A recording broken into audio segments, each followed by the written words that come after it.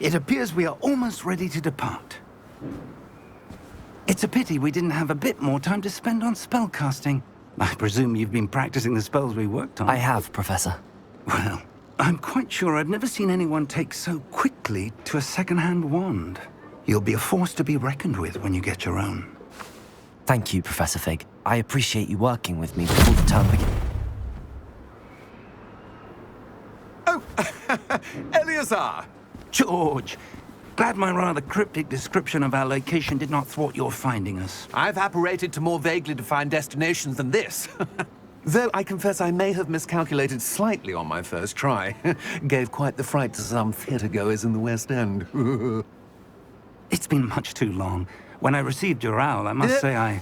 Best not speak here, Eleazar. Of course. Why don't we speak en route to Hogwarts? We have a start-of-term feast and a sorting ceremony to get to. Wonderful idea! As long as your young charge here doesn't mind me tagging along. Not at all, sir. After you. Ages since I've been to the castle. Would be good to see the old pile of rocks.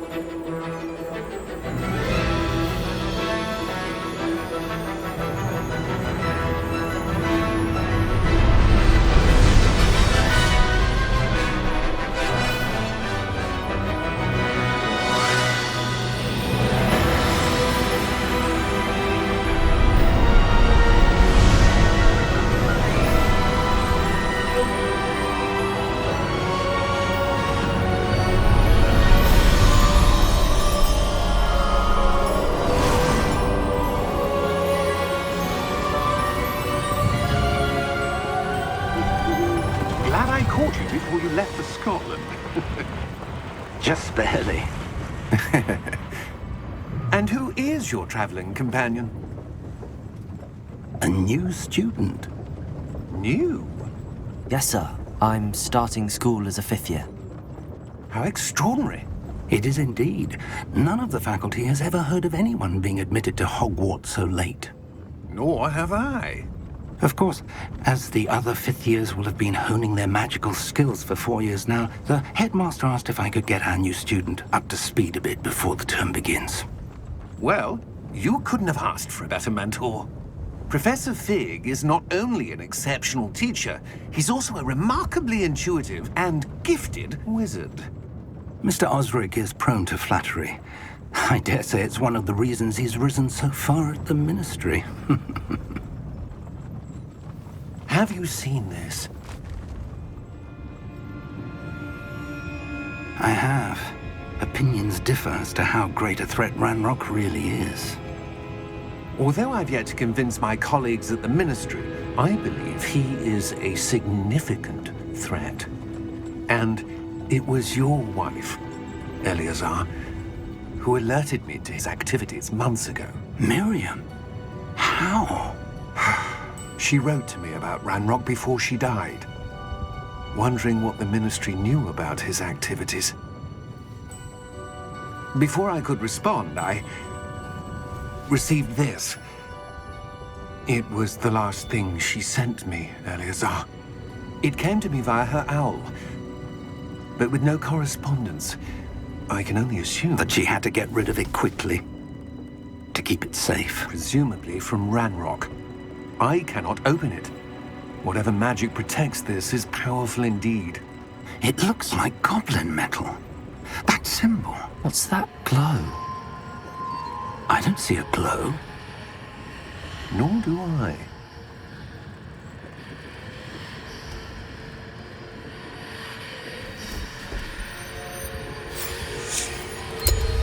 Merlin's beard. How did you... Wait! We do...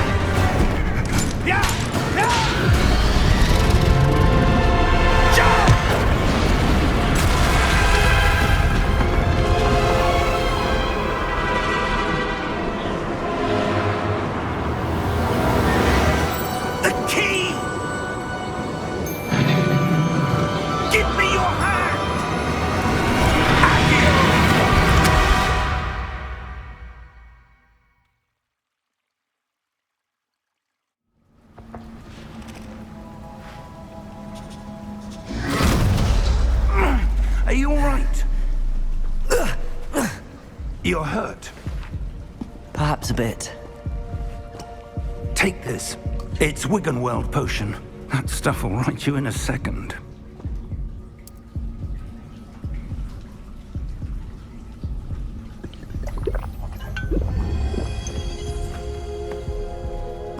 What happened?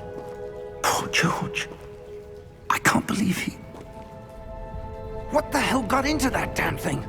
Attacking a carriage mid-air? A typical dragon would never... Professor? Sir, where are we? I'm not sure. But that key you discovered was clearly a port key. Port key? An item enchanted to bring whoever touches it to a specific place.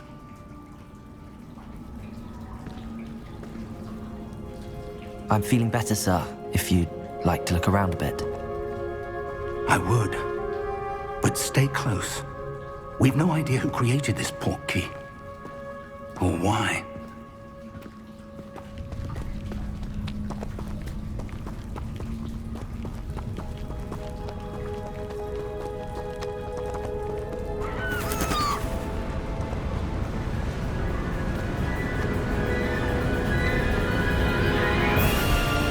How far did that port key take us? Farther from London than the carriage traveled. We're somewhere in the Scottish Highlands. Sir, those ruins. Do you The think... port key was meant to lead us there? I do. This has not been the day either of us expected. But Miriam sent that port key to George for a reason. And I believe that she, and now George, died in pursuit of whatever it was meant to lead to. If you're sure you're all right, and wouldn't mind indulging me, I'd like to have a look around. Absolutely, sir. Good. Let's see if we can find a path, however faded it may be.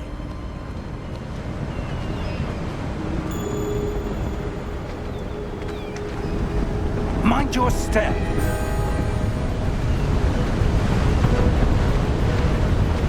Where do you suppose your wife got the port key that brought us here? A good question. Miriam spent years searching for evidence of a long-forgotten form of ancient magic.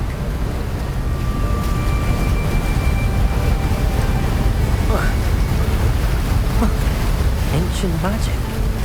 Yes, a powerful magic wielded by a rare few that seems to have been lost to time.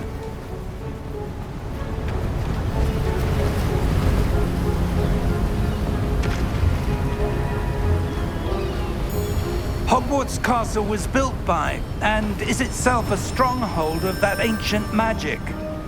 I don't know where she came into possession of the port key, but I am certain it was to do with that search. Ah, there's the path down below. This way.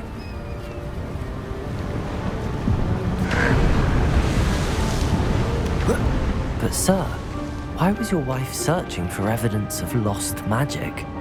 Miriam wanted to understand why such powerful magic disappeared from the wizarding world. Spoke of the good it could do. But magic is no different than any power. What really matters is the one who wields it. Is that ice? It's not cold enough here. It appears to be a sort of enchantment. Someone wanted to block this path. Let's see some of that wand work you were practicing. Focus on the center.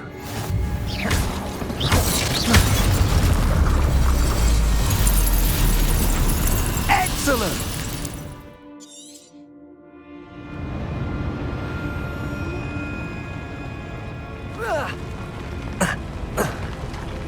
That was a bit rougher than I'd expected.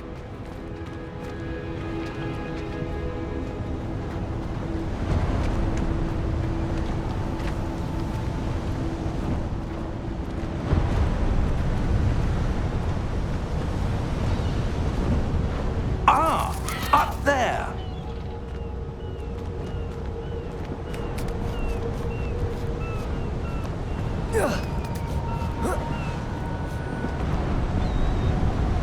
We're close now. It's just ahead.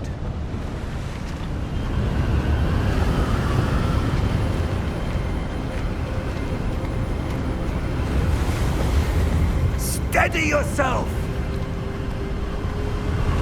Reparo!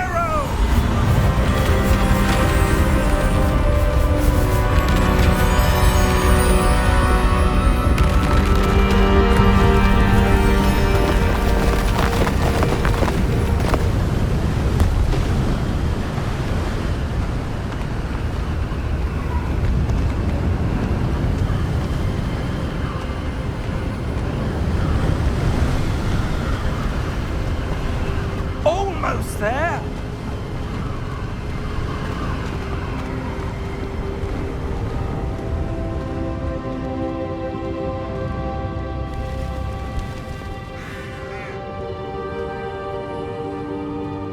Why would someone have built this here? I suspect they valued their privacy.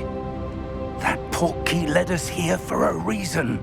Let's have a look around for anything that seems out of place.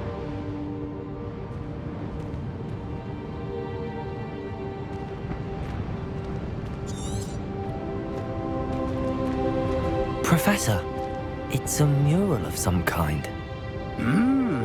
Perhaps our host was a noted seer. Interesting.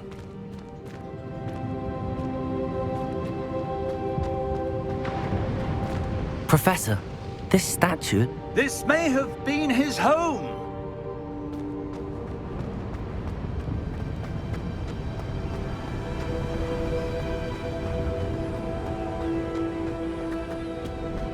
That enchanted crystallized stone again. But what could it be blocking? What's this? Professor Fig!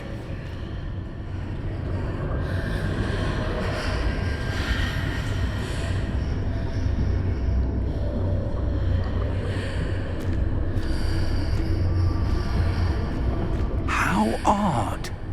Why would someone have conjured that enchanted stone here? And how is there a room behind it? What room? I don't see anything. There's that glow again, like the glow on the portkey container.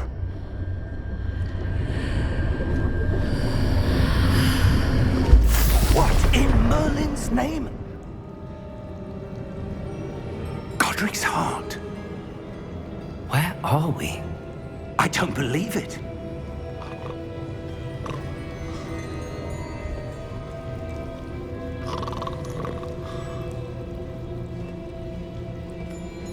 Hello?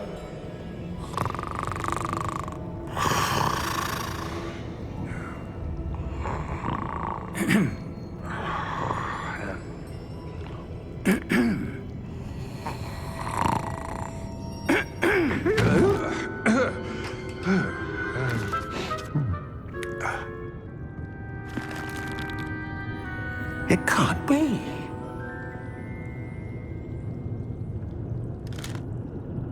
Just a moment. Oh. Wait a minute here.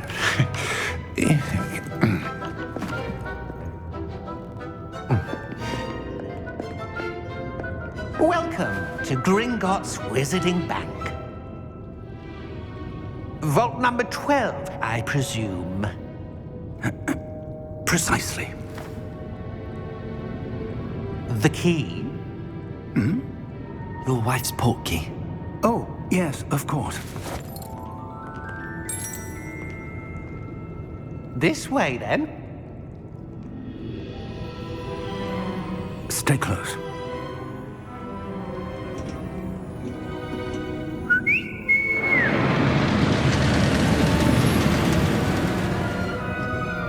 After you.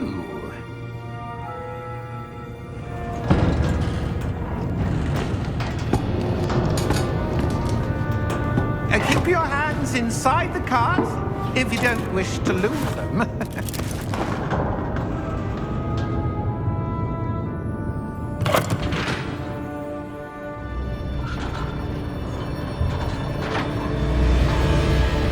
How many vaults are there in Gringotts? Hundreds. In fact, you'll see quite a few on our way to vault number 12. As we speak, we're just beneath the main lobby. The vaults you see now are the newest. Are private entrances to the bank common at Gringotts? They are most uncommon. Only one with great wealth or power, or both, could have arranged for such a service. You'll want to take a breath. A what? That waterfall washes away all enchantments. It's a security measure. Experienced the thief's downfall before, have you? Heard of it? These are the lower vaults that we're passing now. How deep are we going? Vault number 12 was commissioned shortly after Gringotts was founded over 4 centuries ago. It resides in the deepest part of the bank. Settle in. We've quite a distance to go.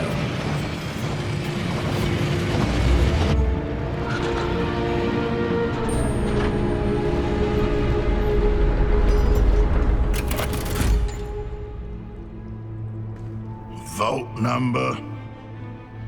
Vault 12. Momentous day. On your way.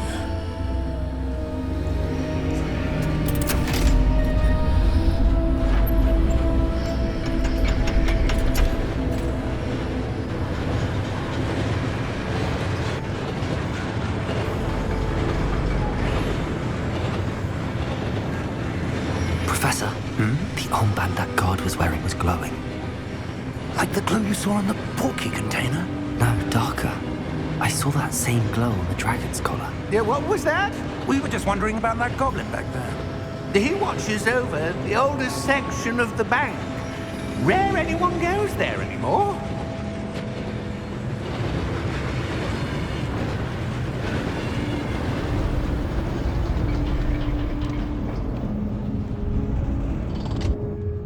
Here we are.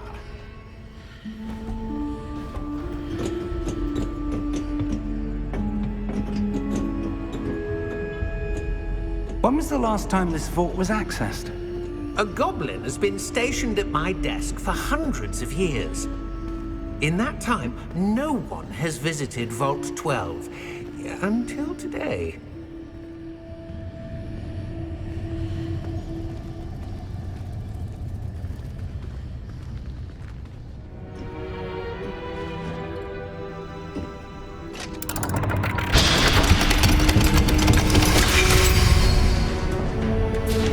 Vault 12. Thank you for your help.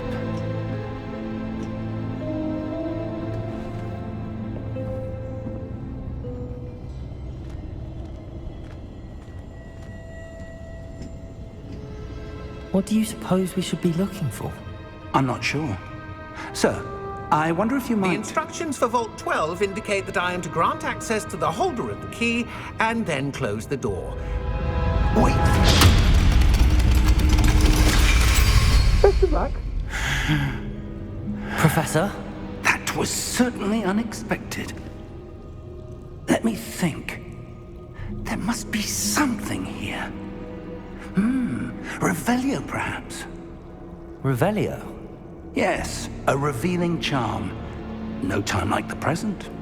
Let's see what we're missing, shall we? Ready your wand and focus.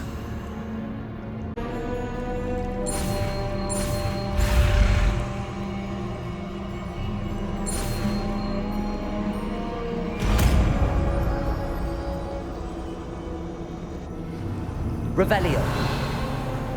There! I saw something. Move a bit closer and try again.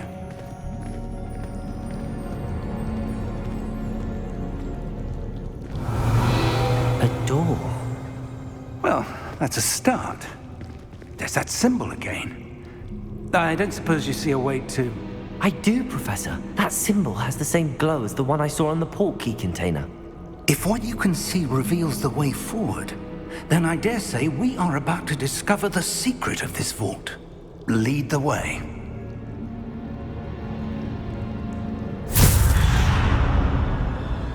Lumos! This is no ordinary vault. I suspect we will need to earn our way out of here. What do you mean, earn our way out? Do you think this is some sort of test? I do. But to what end, I can't say. Stay close.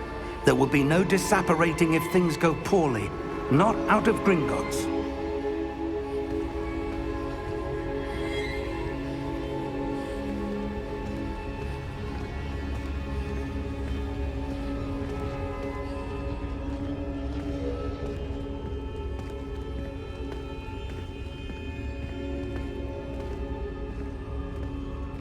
see something up ahead. What is it? That glow again, but on the floor.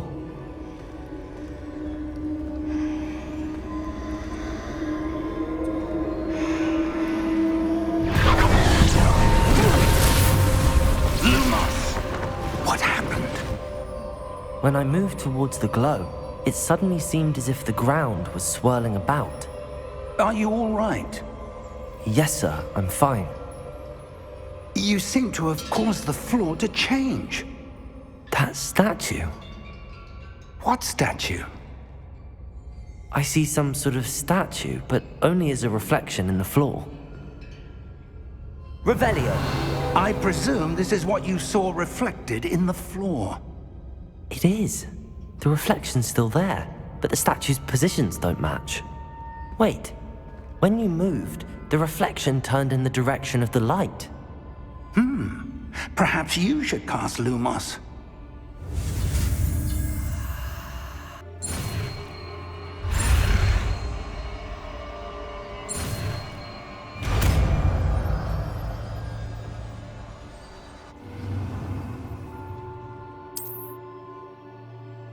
Lumos! Well done. Now the reflection is turning towards me. It does follow the light.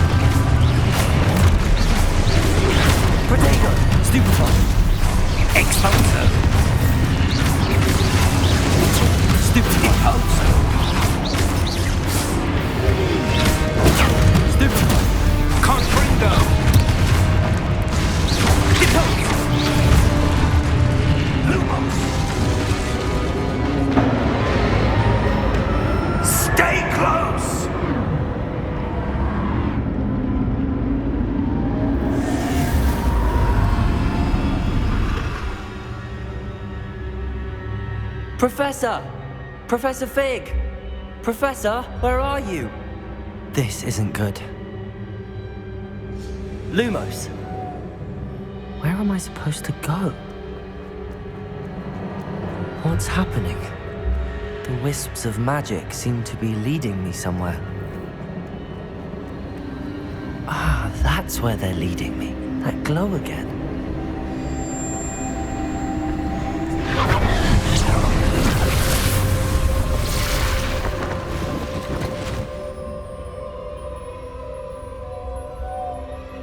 Revelio. I suppose I'm on my own this time. Lumos.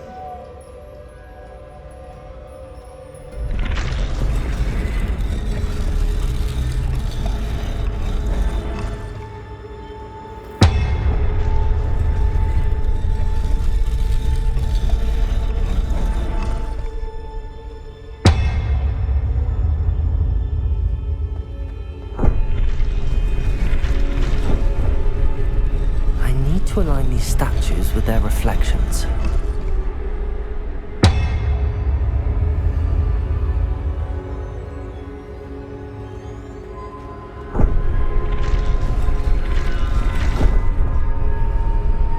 It seems I have no choice. I'm going to have to fight my way out of here.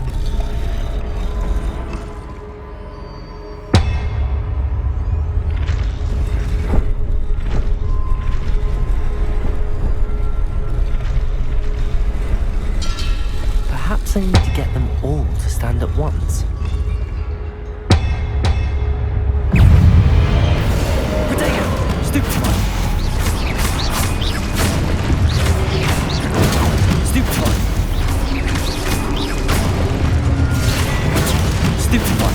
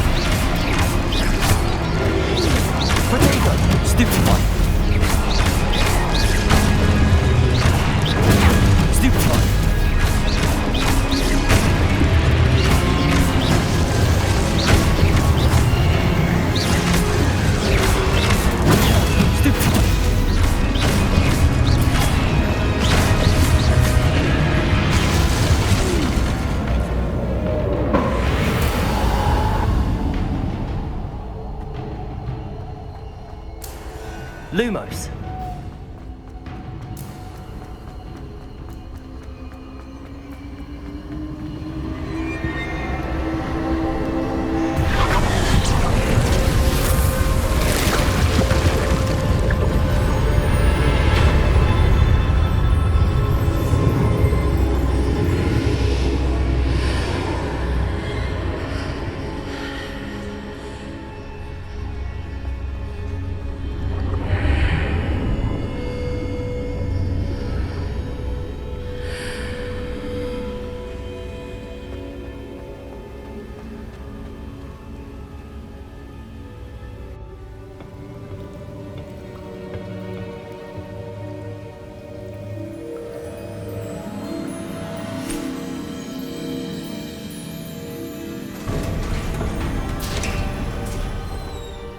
There you are. How did you... What is this place? I don't know. But I found this floating above that basin. That is no mere basin. That is a pensieve for viewing memories. I wonder...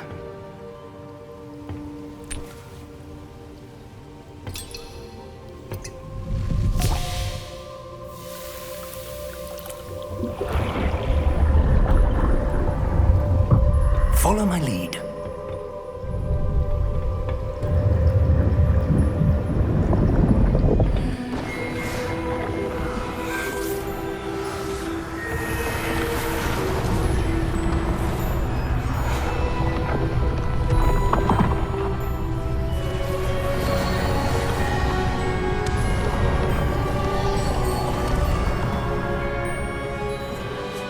All is in place. The portkey is well hidden. Perhaps too well. I wonder if the path we've created... May be impossible to follow. It will only be impossible for one who cannot see traces of ancient magic as I can. Your ability to see what others cannot will not be enough, Percival. We are entrusting the one who embarks on this path with powerful secrets, with knowledge others will do anything to obtain. Yes, and if we are correct, Charles, the witch or wizard who completes the trials will have proven themselves worthy of that knowledge, and the responsibility that accompanies it. We've done all that we can.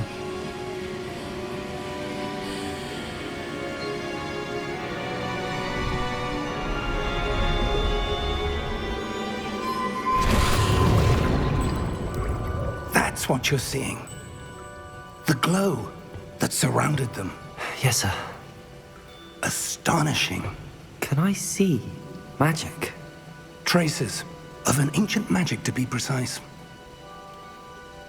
The magic that Miriam had always believed existed, but could never. Miriam, and perhaps George, died in pursuit of knowledge that has been dormant for centuries. And you, it seems, are the key to understanding why. We will... It all looks rather different than it did a moment ago. Someone's coming. Who were they? I don't know. But, sir, you shouldn't be in here. I was right. Ranrok. Seems my reputation precedes me. I was beginning to think no one was ever going to visit Rackham's vault. And why are you here? No need for that. Just give me whatever it is you found here and we can let bygones be bygones.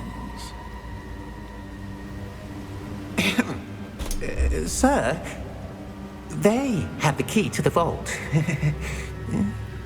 Choose your next words wisely. I only meant that the instructions to Vault 12 were quite clear. Sir, I must insist. I was to grant access only to one with the key, and you didn't have...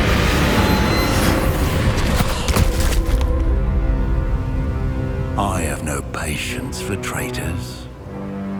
Now, where were we? I'm not giving you anything. Well, perhaps your young friend here will be more helpful.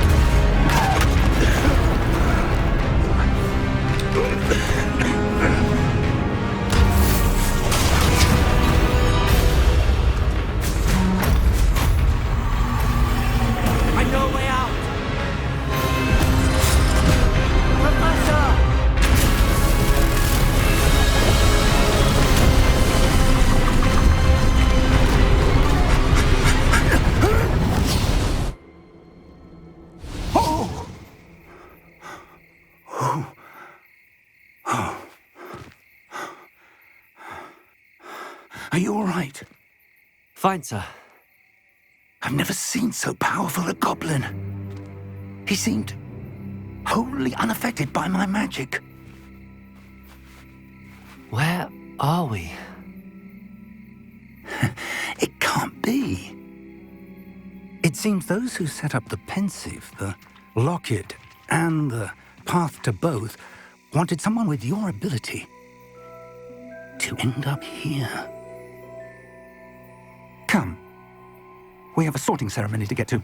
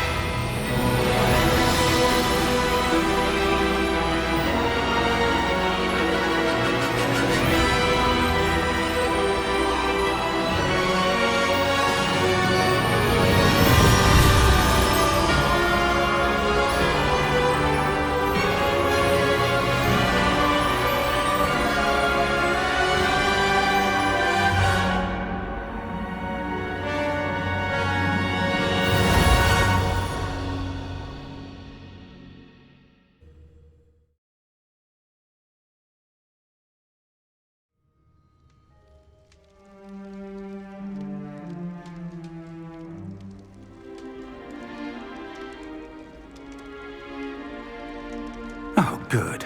We haven't missed the sorting ceremony. I'm no expert, but that seems more appropriate. Now, I need to study this locket as soon as I can, but first I must contact the Ministry. They need to know what happened to George and be warned of Ranrok. For the moment, I ask that you keep all that's happened this evening between you and me. Of course, sir. Thank you. Ready for the sorting ceremony?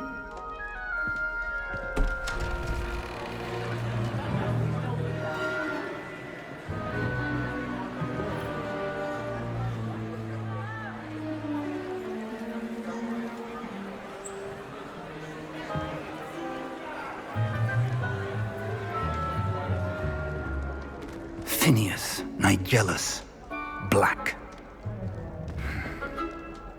Prepare yourself to meet the headmaster. Fig, nice of you to join us. The sorting ceremony's over. There were complications. Complications? It seems the goblin problem has... Enough! Goblins. I've no time for rumors, Fig, and I'm rapidly losing whatever patience I had left.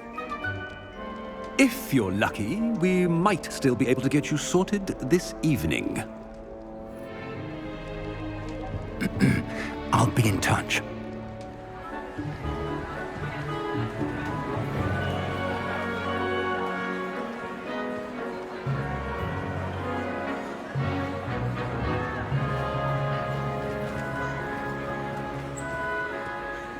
Professor Weasley, we've one more to be sorted.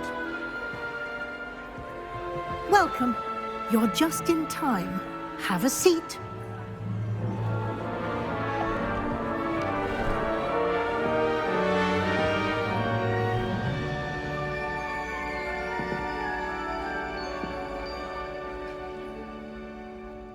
Ah, yes. A bit older than the others, aren't you? You come here with preferences and preconceptions. Certain expectations.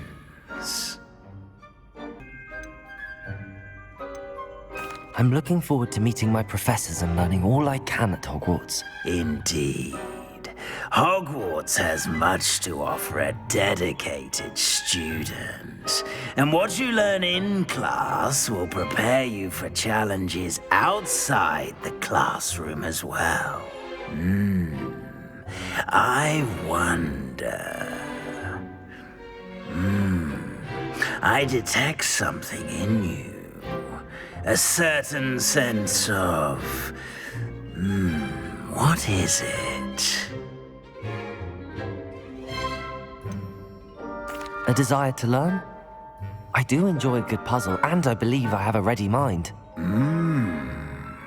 You're clever indeed. You have the ability to reflect clearly on that which puzzles others. And you've a ready mind, quick to learn. Perhaps you belong in Ravenclaw.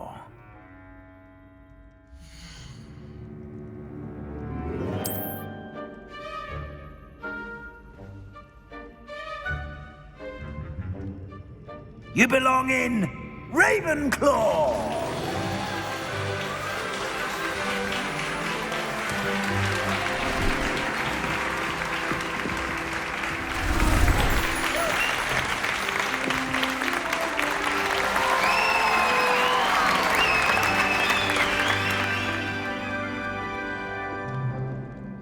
Oh, and one more thing. Due to the unfortunate injury on the pitch in last spring's final, this year's Quidditch season has been cancelled.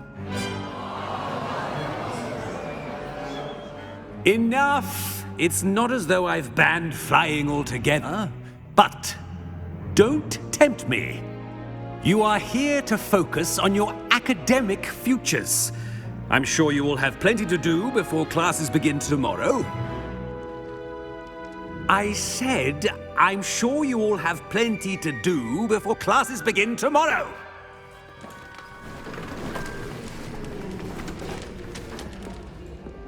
Quite an entrance. It's lovely to meet you. I'm... Professor Weasley, would you be so kind as to show our new student to their common room? I shall see to it, sir. As I was saying, I'm Professor Weasley. Pleased to meet you. Nice to meet you as well, Professor. As Deputy Headmistress, it is my distinct honor to show you to your common room. Right this way.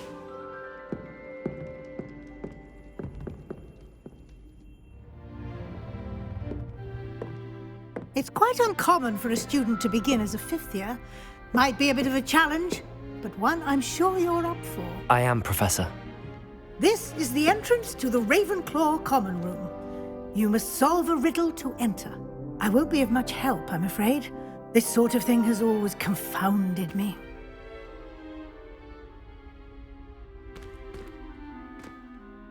Who lived longer? The ghost or the poltergeist? A ghost or a poltergeist? A non-being can never have been.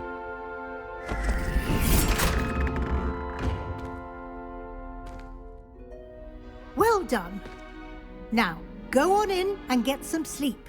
You have a big day ahead of you tomorrow. I shall be back in the morning to collect you for your first class. Thank you, Professor Weasley. You're welcome. I hope you enjoy your first night at Hogwarts. Sleep well.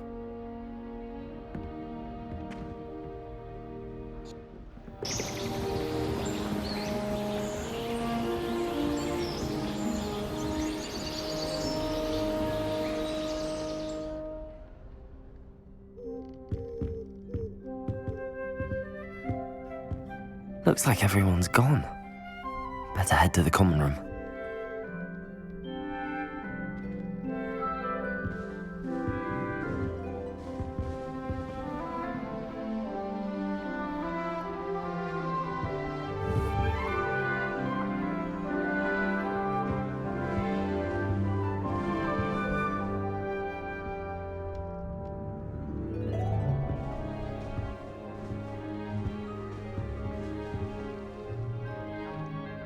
I suppose some introductions are in order.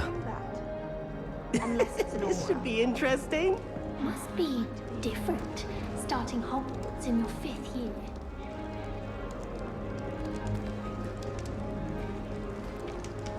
I'm not sure this is the right spot. Never a dull moment when I go home for the holidays. Last year, my mother swore she heard a banshee. She couldn't sleep for fear that... All right. Deep breath.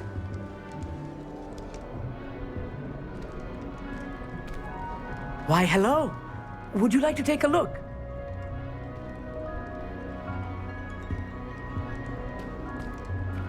Can't see too much in the day. Well, except for stars like Sirius, Canopus, Vega, and Arcturus. I'm Amit. Pleasure to have you in Ravenclaw. Never met someone who's been so close to a dragon before. Can't say I'd recommend it, frankly. It's nice to meet you, Amit. I take it you like astronomy? Oh, yes. So much to be learned from the stars. Also, there's something about the open air and night sky above the tower. It's invigorating. You will adore astronomy. Professor Shaw is incredibly knowledgeable. I hope astronomy's on my schedule. Sounds interesting. I have good news for you. You are most definitely taking astronomy. It is required for all 5th years. You will be enthralled with the tower. Plus, a quality telescope can show you things you never dreamed of. I suppose I'll see you in class then. Yes. Oh, and speaking of class, better get to my first one of the year. Nothing like the smell of fresh parchment, is there? Be seeing you!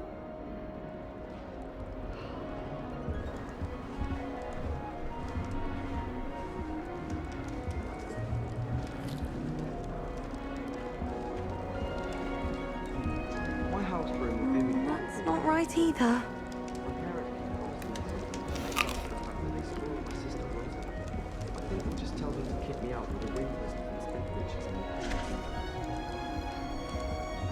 I want him to be in the perfect place. A place he'll be happy with. But I can't seem to find it. Great golden gobstones! I want him to thrive here. Golden gobstones? My own little expression. I bought this Dittany seedling from home and I so want him to feel cozy. Dittany is amazing, isn't it? So much healing power in such a little plant. I have a bit of a thing for plants, as you can see. Pleased to meet you. I'm Samantha. Nice to meet you, Samantha. Is Dittany used in Wiggenweld potion? It is. Looks like someone's been studying up on their potion making. Actually, Professor Fig told me about the Wiggenweld potion. Of course. I heard you were studying with him before term. He's an enigma fig. Teaches about theory, yet seems to know a lot about practical magic. He did teach me a few things before term, but that's all I can tell you.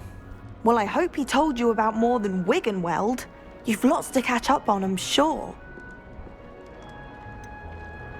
An affinity for herbology is more typical of a Hufflepuff than a Ravenclaw, isn't it? Ordinarily, perhaps, but it runs in my family. We've a full plot of these little fellows back home. I suppose you could say herbology is in my roots. Is it common practice for students to grow their own ingredients? Oh, yes. In fact, our herbology teacher, Professor Garlick, encourages it. And I don't think Professor Sharp, our potions master, cares where you get your ingredients as long as your brews are all perfect. It was nice to meet you, Samantha. Good luck with your dittany. Thank you. And good luck to you too on your first day.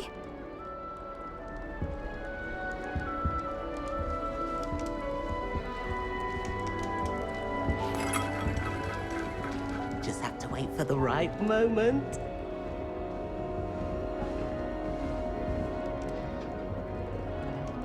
One moment. Watch this. Ugh! What is this? Someone threw a dung bomb. Let's get out of here. That wasn't quite the reaction I wanted. Oh well. Right. What did you hope would happen? I suppose I hoped it would lighten the mood. Ravenclaws can be a bit on edge the first day of class. I'm Everett, by the way. You seem downright calm next to some of these characters, and you survived a rather harrowing trip here. I'm glad to be here. Ready for classes to start. Good. Glad to hear it. Truly, there's no reason to be nervous. Most professors are firm but fair. I mean, not all of the tricks I play are as simple as a tossed dung bomb, and I'm still here. Wait, did you say most professors are firm but fair? Ha! I did. But probably best I let you judge for yourself. I do tend to push their limits. I should wander off before someone traces that dung bomb back to me. Nice meeting you. You too, Everett. Hey there, new Ravenclaw. Professor Weasley is looking for you just outside. You'd best not keep her waiting. It's that new 5th year. I wonder where they're from. Can't imagine starting a new school this late.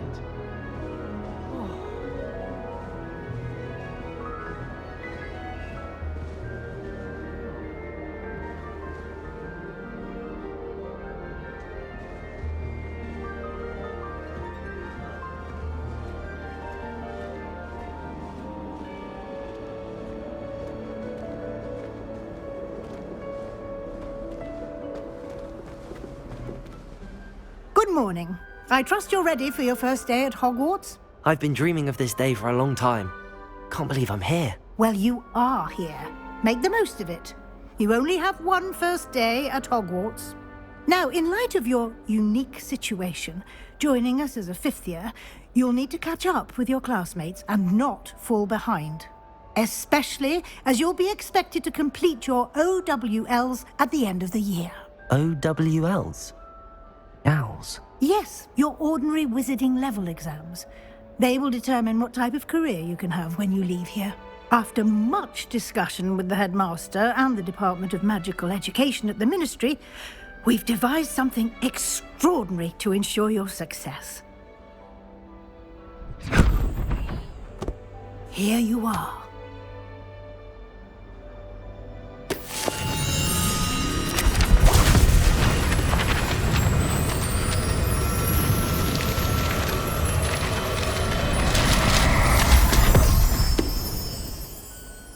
What is it?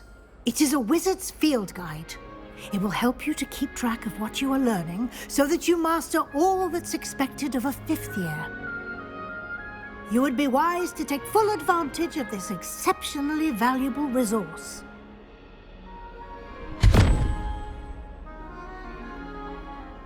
Thank you, Professor, but what do you mean it will keep track of what I'm learning? Perhaps seeing it in action will answer any questions you may have. Walk with me and we shall put it to the test.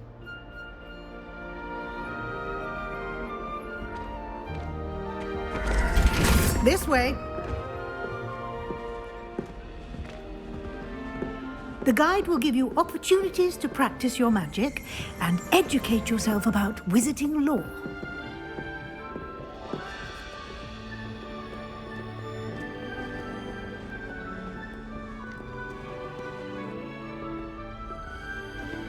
I certainly would have appreciated something like the field guide when I was a student.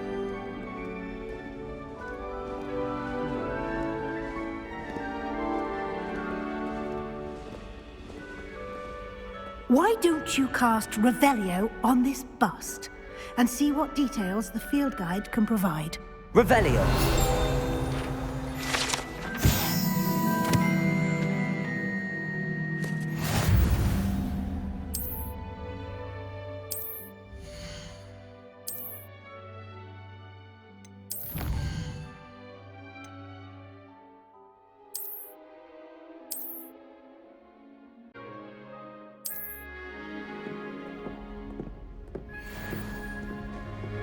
Clever, isn't it? Keep your eyes open for more opportunities like that, inside and outside of the castle.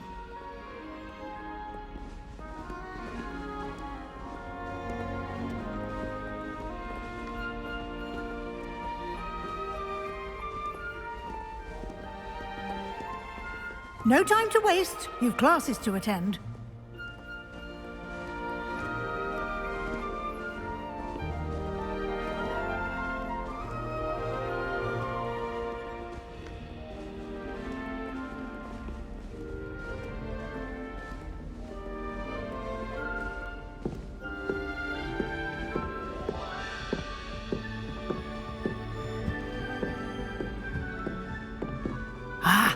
Good timing.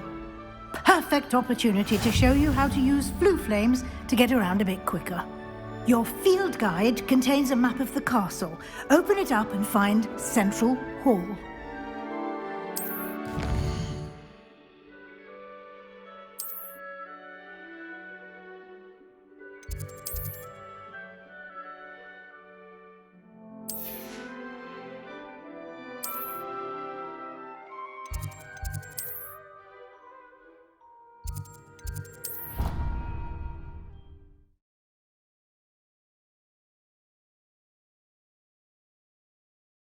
And here we are. Quite the time saver. These stairs lead directly to Central Hall.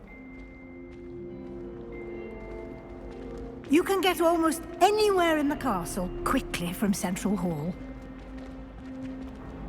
Always something happening here. It's the heart of the hive, our King's Cross station, so to speak.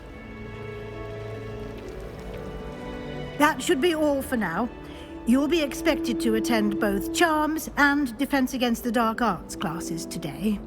And I'd like to be sure you get to Hogsmeade as soon as possible to replace the supplies you lost on the way here. What will I learn in Charms class? Exactly what you might expect. Spells, charms, jinxes, all terribly useful. I think you will enjoy Professor Ronan. He's a clever and entertaining wizard, and a talented teacher. Can you tell me more about the Defense Against the Dark Arts class? Defense Against the Dark Arts, as the name implies, focuses on how to defend oneself against the evils that lurk beyond these walls. A mastery of Defense Against the Dark Arts is required for those who aspire to become auras. Fortunately, we are lucky to have the ever-gifted Professor Hecat in charge of our students' education in that regard. You mentioned Hogsmeade, Professor. Hogsmeade is the only all-wizarding village in Britain, and is home to an array of shops and pubs. You should be able to find all of the school supplies you require in Hogsmeade. You will also, I imagine, enjoy many a butterbeer there with friends in due course. Thank you, Professor Weasley. A lot to absorb on your first day, and you have much to learn. Happily, your professors have agreed to create additional assignments for you outside of class. You'll be up to speed in no time. Judging by your adept use of Revelio earlier, I'd say Professor Fig succeeded in at least showing you the basics. He did, Professor. He's been terribly vague as to the events preceding your arrival, specifically about what happened after that awful dragon attack. My suspicion is that there's more to the story than a search for belongings and an extended trip up to the castle. I'm sorry, Professor, but I'm afraid that's all there is to it. Almost precisely what Professor Fig said. Speak of the devil, Professor Fig. Your ears must have been burning. Oh? Yes. You seem to have provided our new fifth year with a solid foundation in the basics of spellcasting. Ah, I'm afraid I can't take all the credit there, Professor. They've a rare aptitude for magic, it seems. Well, I'm just glad you both arrived in one piece. Perfectly good boats and carriages to Hogwarts, and you chose to fly in the path of a dragon. I wouldn't say I chose the dragon's path, Professor. Rather unfortunately, it would seem that it chose us. Very well. Enough chit-chat. I need to get to class myself. Might I rely on you, Professor Fig, to explain the details of the field guide's map? Of course. Thank you. Good luck today. And remember to use your field guide. It will be invaluable to you. And invaluable to me, as I'll be using it to keep up to date on your progress. Yes, Professor. Come and find me in my classroom after you've attended both classes today, and I'll explain more about those assignments I mentioned. And we'll see if we can't get you to Hogsmeade for those supplies.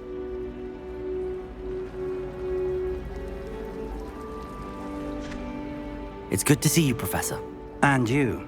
I was hoping our paths would cross today, before you immersed yourself in studies.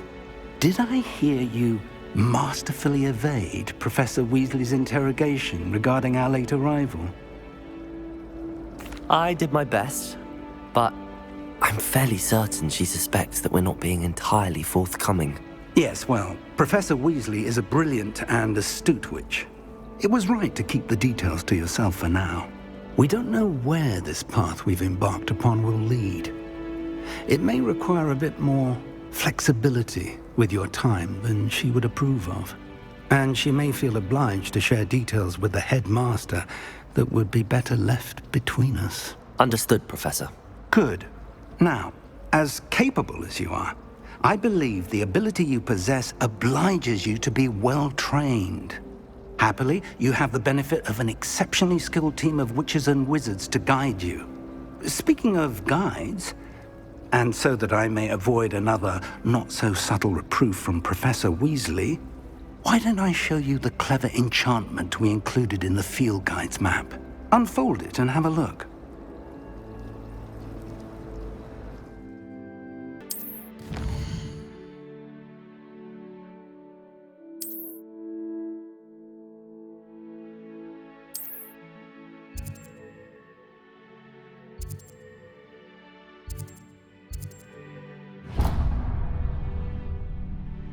The map is enchanted to help you find your way. This will be incredibly helpful.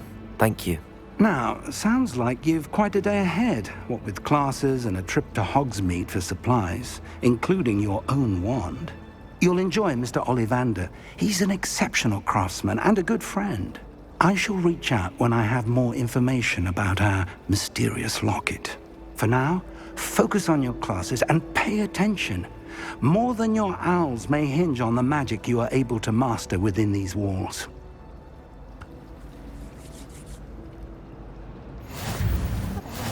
Every week asking about classes. I'm wondering if I've made any new friends. Dread this. Every time our owls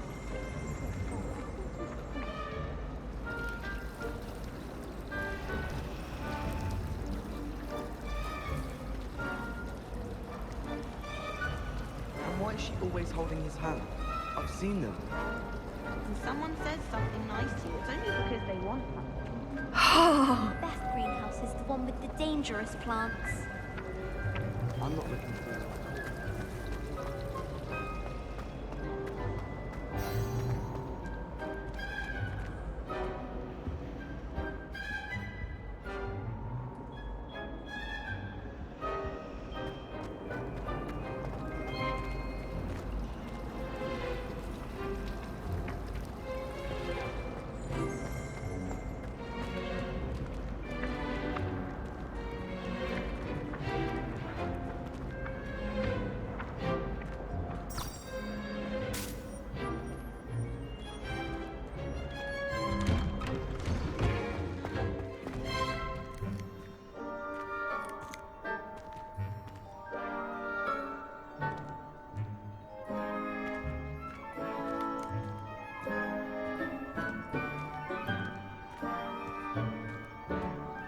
Revelio.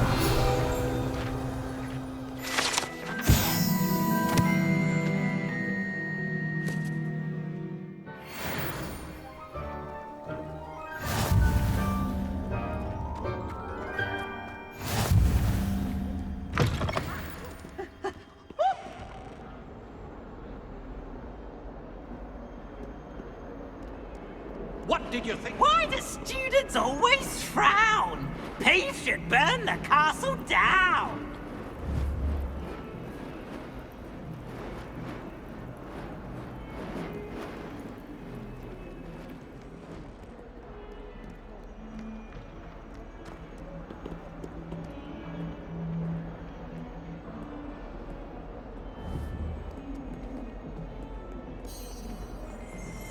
Revelio.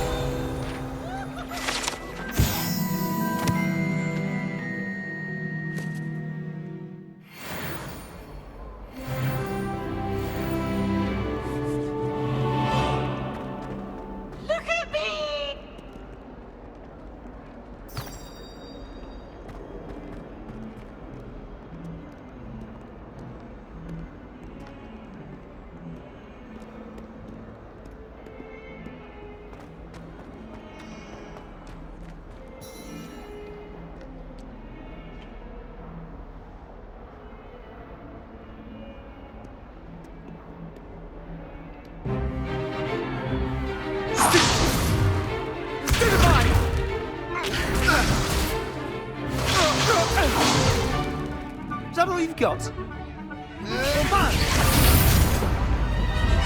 Levioso! Professor Hecat! Perhaps you'd be good enough to blast each other to pieces on your own time. I get new students every year, but I only have one Hebridean black skull. It was a token from the Great Poacher Raid of 1878. No doubt you've heard of it. Now, you may be asking yourself how an old woman like me single-handedly took out the largest poacher ring in eastern Wales and lived to boast about it. Knowledge. To the wise, age matters very little. Today we will review a spell that has saved me from death at the hands of dark wizards more times than I care to remember. Levioso. Levioso? A levitation charm? Levioso! A surprised opponent is a weak opponent. Care to defend yourself, Master Pruitt? No? One thing I've learned as an unspeakable is the value of simplicity, especially in the heat of battle. Now, let's practice what we've just learned, starting with something small.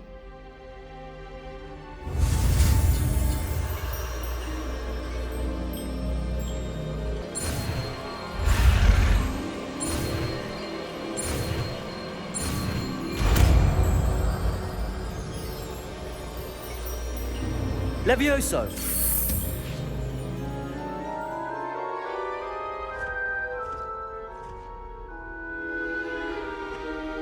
Now, let's try something a little larger.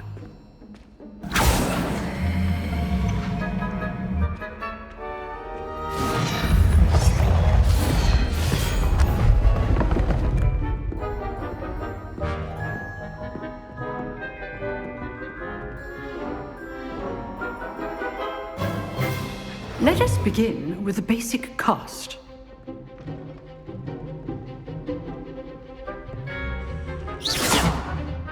See how the dummy deflected your cast? This time, cast Levioso first, then the basic cast. Remember, a surprised opponent is a weak opponent, as Master Pruitt so artfully helped me demonstrate earlier. Levioso. Good. Now, the basic cast. Well done.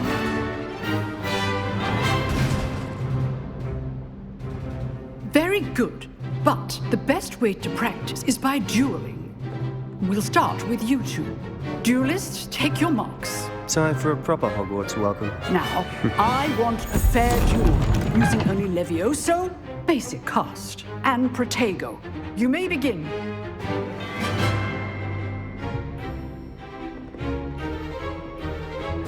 This should be easy. Protego! Stupid Protego! Complicates things. Levioso! Good form. I know.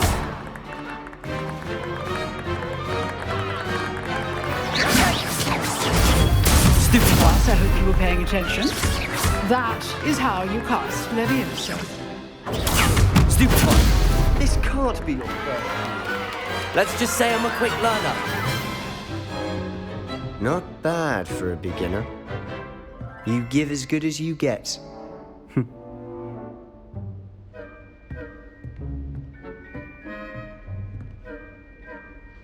I put you on the spot, and you rose to the challenge. Points to Ravenclaw. Thank you, Professor Hecat. Glad to have the opportunity to practice. If what I've seen today is any indication, we can expect great things from you.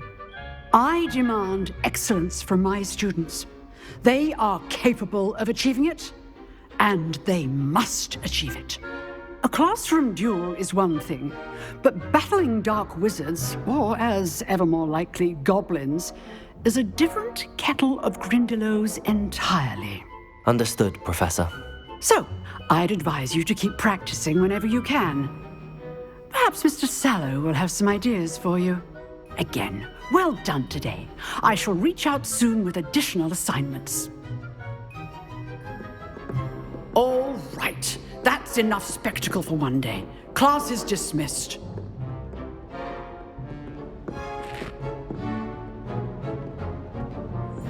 Oh, I'm not much for dueling. I prefer to keep things friendly.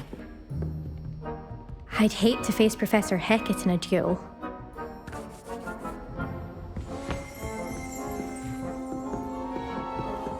If you know the right spells, it's dark wizards that'll fear you, not the other way around. You dueled Sebastian. He's strong competition. Well done.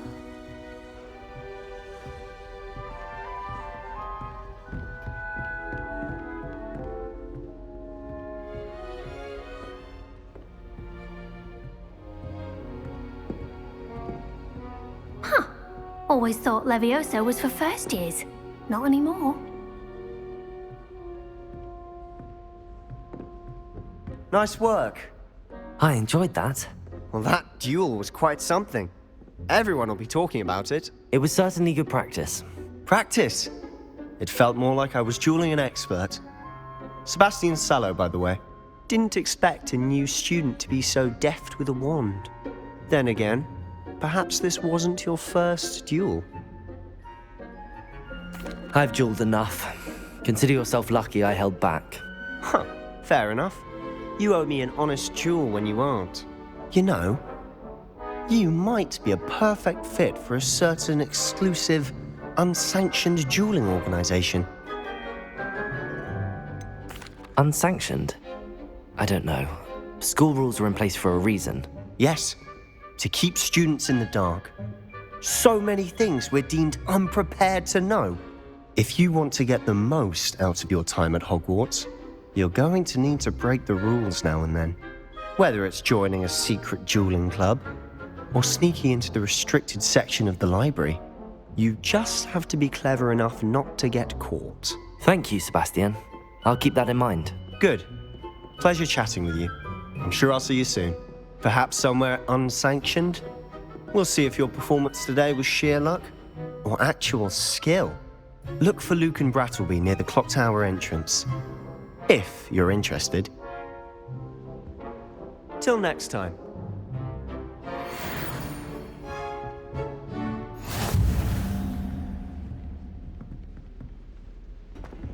Professor Ronan tends to go on a bit. We sometimes have to remind him to finish the lesson. Some of us don't necessarily want him to get back to the lesson. Ugh.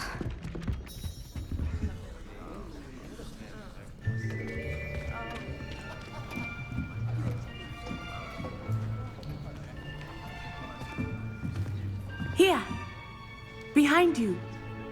There is an open seat here. Thank you. Hello, I am Nettie. So you are the new student. Have you met Professor Ronan yet? Shall we begin? welcome to Year 5 of Charms. Now, this will be a crucial year in your education on the art of charm work, but I am confident that we will take hold with the passion and rigor requisite of such a challenge. Right, now, everyone, please open your textbooks to page 517. But before we begin, can anyone here tell me the difference between the incantations of the color change and growth charms? Anyone? Anyone? I am afraid it is too late to study now. My, the summer months must have really taken a toll on you all. By the looks of it, you all spent your holidays practicing Obliviate on one another. Do you even remember how to perform a basic summoning charm?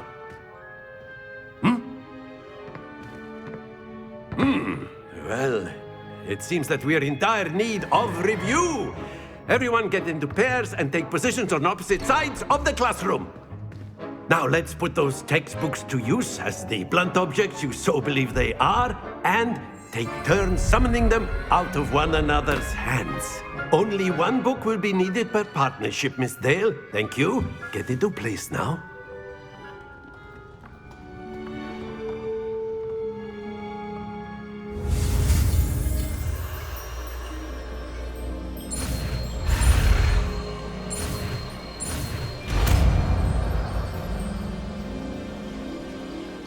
Accio! That is not bad. You are a swift learner. I see a lot of potential, but remember, potential is nothing without practice. Keep at it. You might just rival Miss Onai here.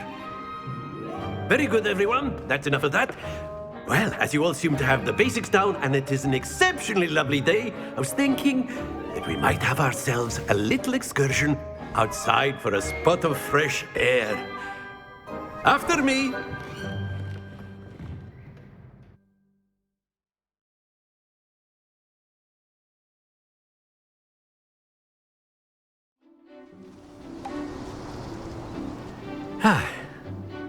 I've always found that fun goes hand in hand with mastery, as I'm sure the Quidditch players amongst us would agree. So, what better than a bit of sport to put our prowess with the summoning charm to the test, right?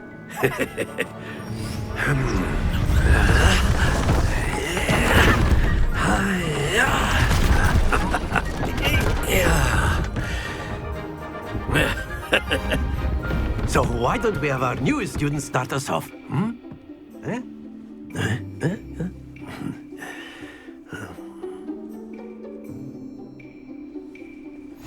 Very simply, cast Accio on one of the spheres and relinquish your charm at the last possible moment. Now, think of this like Gobstones, if you will. But instead of throwing the marbles out, you are summoning them toward you. The trick is to pull the sphere as far as possible, but not a bit more, or it'll fall, yes? Now, I could keep talking about theory all day, but practice is the best professor. Show us how it's done. Accio! That's it!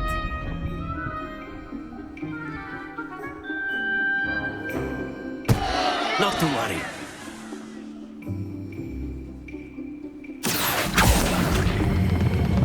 Excellent control there.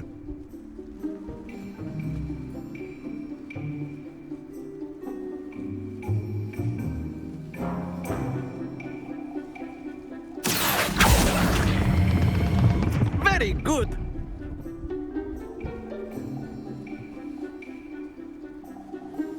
Very good. Points to Ravenclaw. But there's certainly no sport in playing without some friendly competition. Miss Onai, would you care to give our new student a bit of a challenge? Come on up. You'll be the blues, just as before, and Miss Onai, you are playing red. Clear? Yes, sir.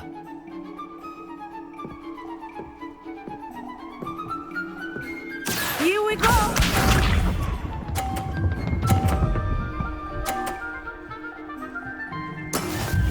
how it's done.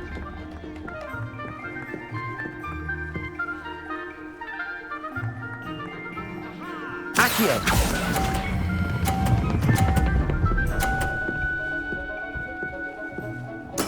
Splendid! Let us see this.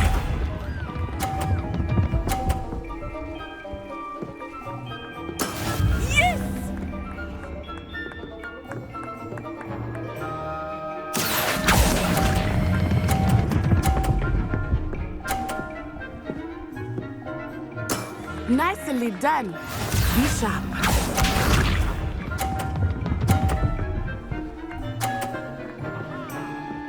Phew.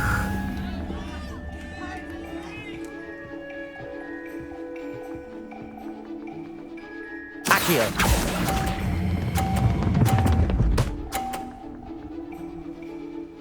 A perfect score! Remarkable!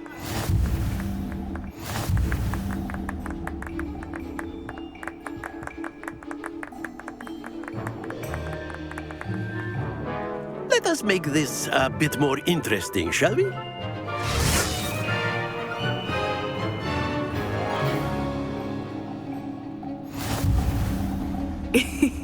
I think we are well past interesting at this point. I'll say. Enough chatter. Focus now. You will need it. This round settles it all. Here we go!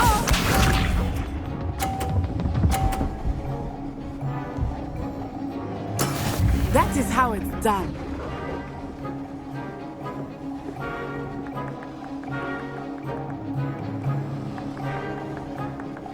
Accio!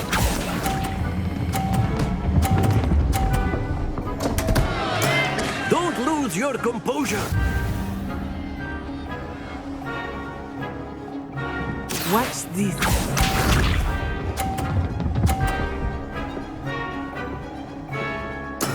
There we go.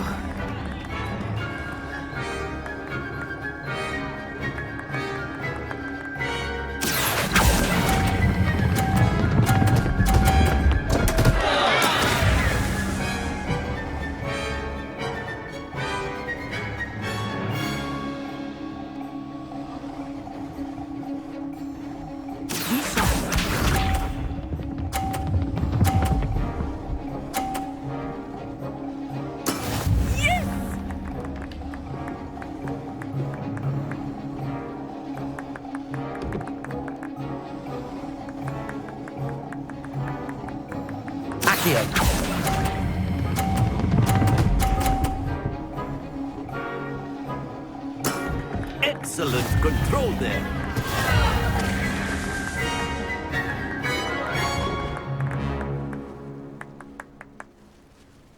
Very good, both of you. Well done.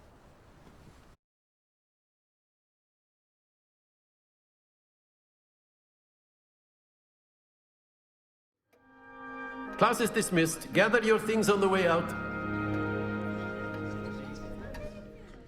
Well done back there. You took the loss in stride. Didn't want to go too easy on you. Took me weeks to become proficient with Accio. Took weeks for me to get anything right when I transferred here. It gets easier, I promise. That's good to hear. It's a lot to take in all at once. To put it lightly, I remember how I felt when I first arrived. I transferred here from Wagadu just before my 4th year. My mother received an offer to teach divination here. Before I knew it, we had left Uganda and were halfway around the world at a new school in a new country. Is Wagadu much bigger than Hogwarts? Wagadu School of Magic is the largest wizarding school in the world. So yes, bigger than Hogwarts. But it never seemed intimidating or overwhelming to me. It always felt like home. Is Wagadu a castle, like Hogwarts? Its address is Mountains of the Moon. It is not so much a castle as a beautiful edifice carved out of the mountainside. I remember the first time I saw it, the mist was so thick I could hardly make out anything at all. And then it just materialized before me, this enormous school that seemed to be floating in midair. This may seem an odd question, but is magic the same there as it is here? Mostly, yes. But I did have to learn how to use a wand when I arrived here. Hardly anyone at Wagadu uses one. You can cast spells without a wand? Oh, yes. I find wandless magic to be much more instinctive. Not to mention quite convenient if one is without their wand. I must admit, however, that I am growing quite fond of using a wand. It seems very dramatic. It's nice to learn about another wizarding school. Thank you for asking. I do miss Wagadu, but I am glad to be here at Hogwarts. I think Professor Ronan wants to talk to you. Better not keep him waiting. Until next time. Of course, you can use Accio on humans, if you're so inclined. Well. After my brother learned the summoning charm, it was constant Accio this, Accio that. Cutlery flying everywhere. Quite unsafe, really. A word, if you would. You wanted to speak with me, Professor? I did. I trust your first charms lesson lived up to expectation? Well, an outdoor competition wasn't exactly the lesson I was expecting, sir. What charm is there in the expected? Miss Onai is a talented witch. Take it in stride. One often gains the most from the battles one has lost. Of course, Professor. It was a challenging match. Miss Onai is always a fierce competitor, though I sense that she is a bit distracted of late. Now, Professor Weasley has asked that your professors give you instruction outside of the ordinary curriculum. Expect to hear from me soon regarding a special assignment that I am preparing for you.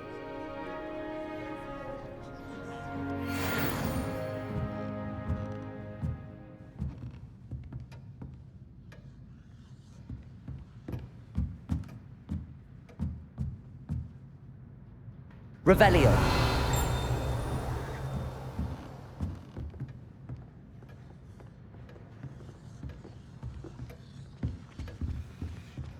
Hello. How was your first day coming along? Hello, Samantha. Nice to see you again. I wondered how your first day was going. You certainly seem to hold your own in charms. I've been fortunate. Beginner's luck. My brother William would tell you not to be so humble and to trust your abilities. Then again, he tends to be overconfident in his. Well, better see to my charms homework. I'm afraid I can't count on beginner's luck to impress Professor Ronan.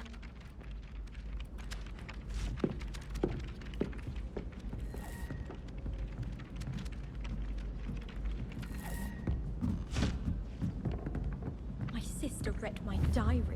Oh, entirely unfair that my mother wouldn't let I've been meaning to ask you. You wouldn't have an extra forehead tomorrow, would you? Do you think I have a big forehead? You can be honest.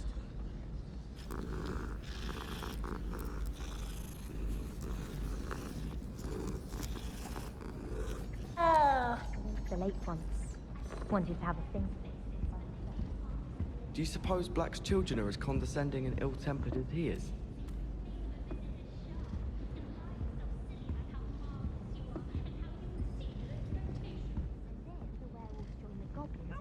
Werewolves, where were you? In the Goblin Rebellion of 1752? And by the end of it, the Minister for Magic was Albert Boot.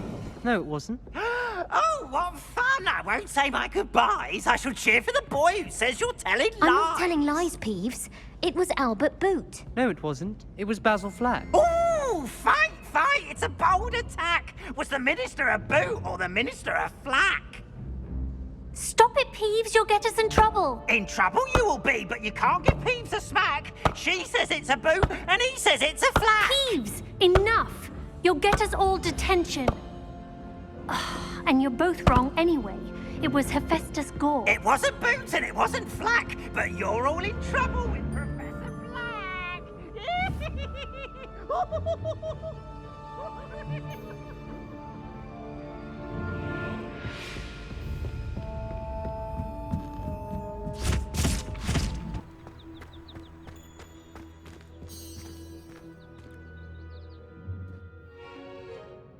What about the room, Professor? I was thinking the same thing, Deke. Perhaps you could help. Oh, excuse, Deke. Ah, there you are.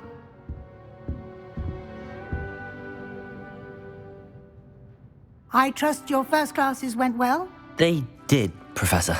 I heard as much from Professors Hecat and Ronan. Seems Professor Fig taught you quite a bit before you arrived. I'd wager there's a good deal more to your travels here than what you've told me. Isn't there? Have you and Professor Fig not discussed my training? He continues to be reticent about the details, mentioning only a few spells. Revelio, was it? And Lumos? That's correct, Professor. I see. Like trying to get a sonnet from a streeler. Regardless, you must continue to build upon what you've learned. In that regard, I've asked your professors to help hasten your progress with some extra assignments. Professor Ronan did mention something about that. In fact, Professor Ronan will meet you outside momentarily to assign your first one. Now, regarding the trip to Hogsmeade I mentioned earlier, we've arranged to replace the supplies lost on your way here, including seeds, potion recipes, and spellcrafts. Thank you, Professor. And Mr. Ollivander will connect you with the perfect wand. You've managed your classes well with a borrowed wand, but you'll find the magic you cast with your own wand to be far superior. Can you tell me more about the potions shop, Professor? J. Pippin's Potions stocks a wide array of potions ingredients, although they rarely sell recipes. Professor Sharp asked that they have a couple of particular recipes on hand for you. I've never heard of a spellcraft before, Professor. What is it? A spellcraft is a recipe of sorts used when conjuring objects. I shall explain more about them when you begin working with transfiguration magic. There's an Ollivander's in Hogsmeade. There is. Most people are familiar with the shop in Diagon Alley. We're fortunate to have someone like him nearby. Mr. Ollivander is a genuine craftsman and highly skilled wand maker. I would trust no one else to pair me with a wand. I'm eager to get to Hogsmeade. Very well. I'd like you to make your first visit to the village with a classmate. Help you get your bearings. Perhaps Sebastian Sallow or Natsai Onai. I've noticed you spending time with them.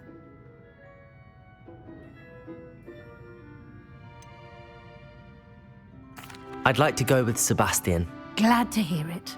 Mr. Sallow is a capable young wizard, and he knows the area. He'll keep you well clear of any of Victor Rookwood's undesirables en route. Rookwood? A rather unsavory local. Best to avoid him and his associates, including his right hand of sorts, Theophilus Harlow, if you can. Once you've finished Professor Ronan's assignment, your friend will meet you at the castle doors. No time to waste. The sooner you complete your work, the sooner you can enjoy a butterbeer at the Three Broomsticks.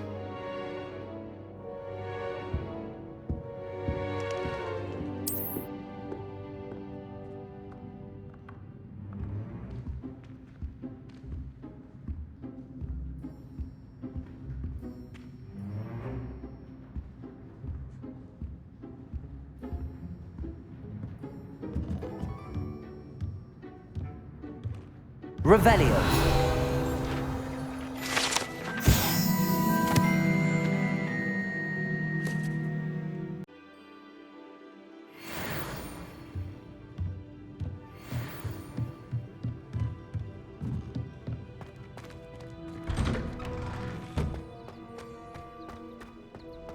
How do owls know where to deliver?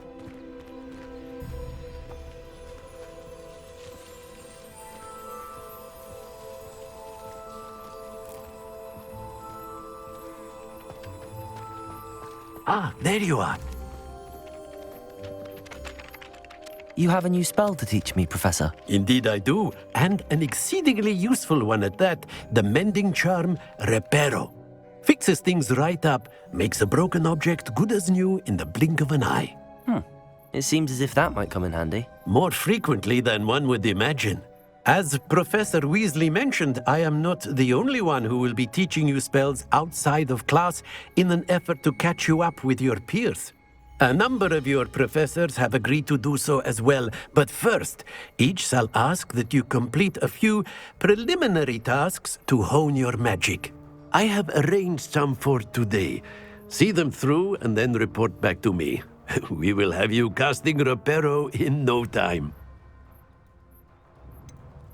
Why must I first complete tasks to learn Reparo? No lesson or lecture can compare to first-hand experience, and these tasks should provide you with just that. Such experience is invaluable when mastering any new bit of magic. I'll start on the task right away, Professor.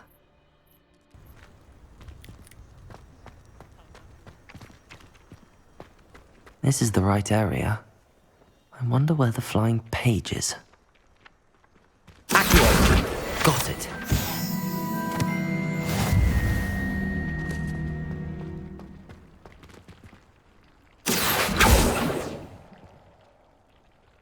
Levioso!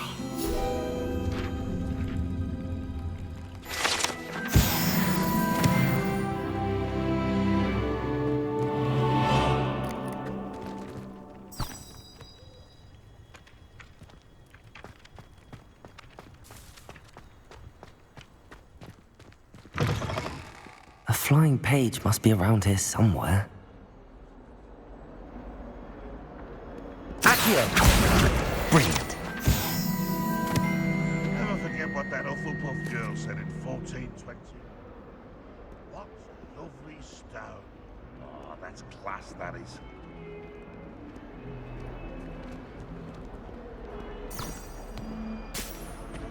If Hogwarts survives the reign of this headmaster,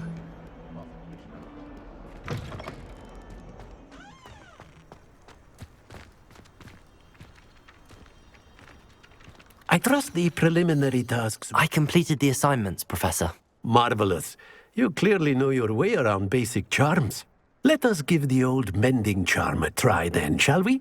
Remember to be deliberate in your enunciation and movements. I want to see some vigor. Now, wand at the ready. Yes, sir. Remember, your wand is a conduit of your magic.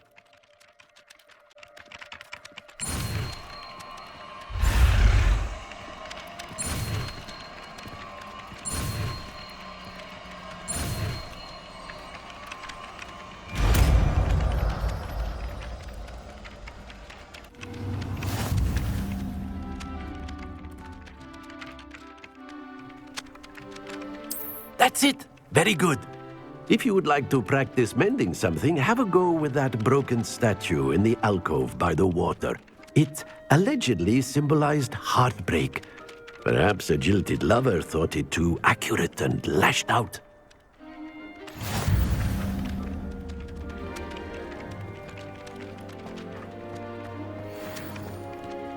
Lumos.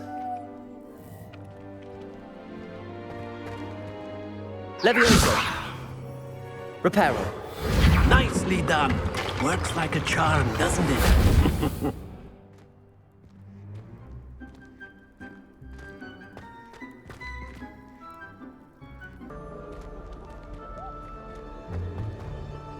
Well, fancy meeting you here. Hello, Sebastian. Ah, my new charge. I'm told you're in dire need of supplies, and I'm to accompany you into Hogsmeade for them. Is this your first foray into the village? It is. I haven't left the castle since I arrived. Well, I shall endeavour to be the very best of guides, then. Hogsmeade's a charming little place. Self-contained, too. We should be able to find you everything that you need. Shall we?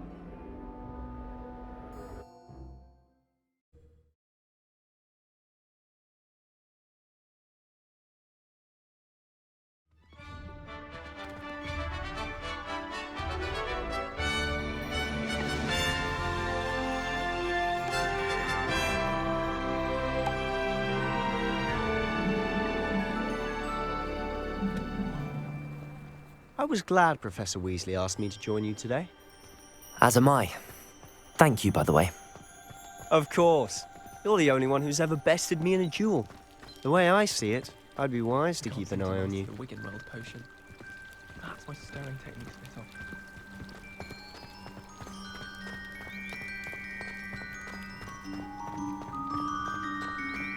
Speaking of Weasley, she seems to have taken quite a shine to you. Has she? That's nice to hear. I'm still surprised that a professor would entrust me with anything, given my detention record. Spend a lot of time in detention, do you? Just enough to keep me well-rounded.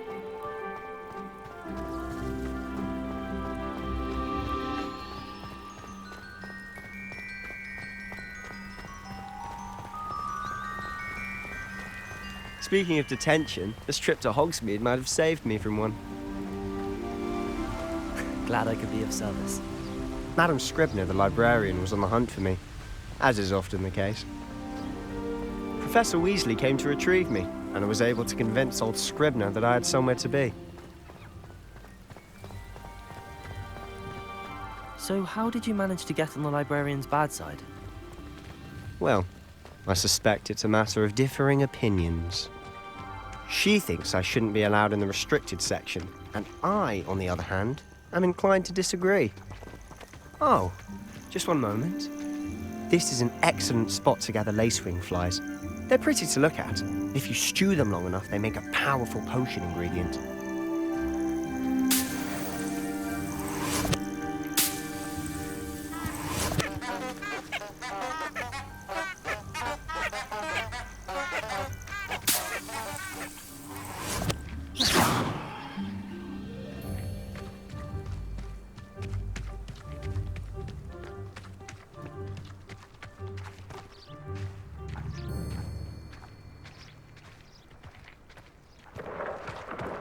Merlin's beard from the Forbidden Forest. Look!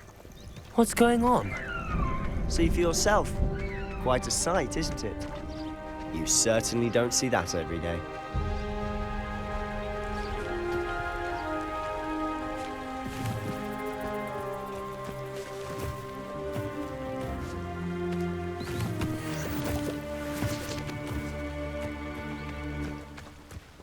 Do you think Poppy's already seen the hippogriffs? Absolutely. Likely already named them too. Prance, Hoof and Sugarfoot.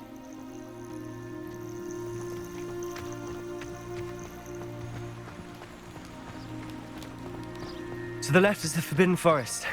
Out of bounds to all students. Oh, hence the name. Precisely.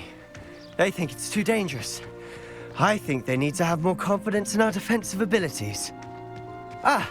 You can see Hogsmeade just past those ruins up ahead.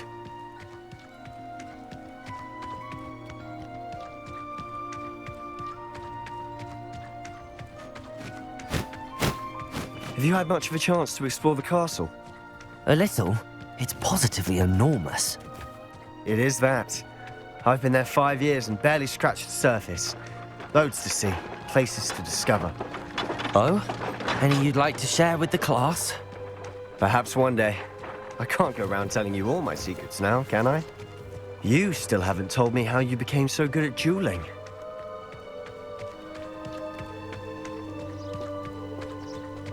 I've always thought Thestrals pulling a carriage a bit grim.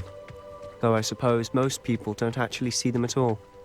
But you can see them. Unfortunately. But you've seen quite a bit yourself firsthand too. Most notably that dragon attack. Hopefully the rest of your year isn't as eventful.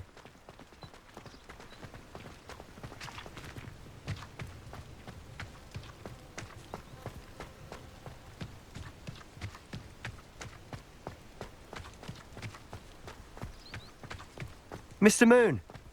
He's the Hogwarts caretaker. Looks a bit worse for wear. Hello, Mr. Moon. Huh? Have you met our new 5th year? Pleasure. You might want to turn back, Mr. Sallow. Turn and run. Is everything all right, sir? Oh, look right at me. Eyes big as saucers. What did, Mr. Moon?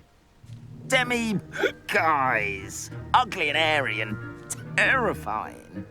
I shall be at the castle where it's safe. Good luck to both of you. A demi-guise. I don't know what he's putting in his pumpkin juice, but he's obviously had too much of it.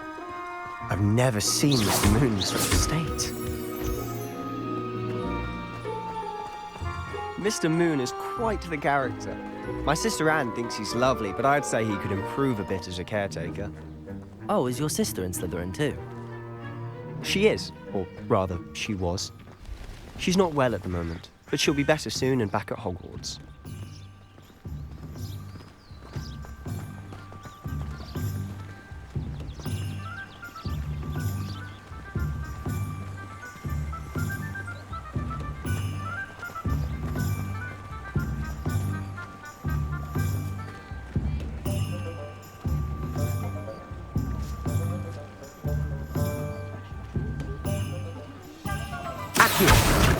Honestly, if one could bottle the magic of this place.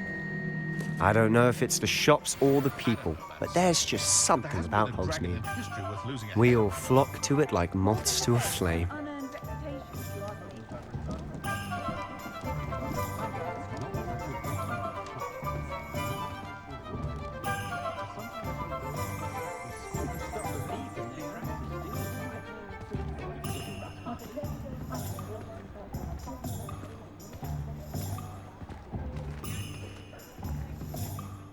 So how would you like to do this? Weasley told me you had a list of things to get, a wand and some other bits.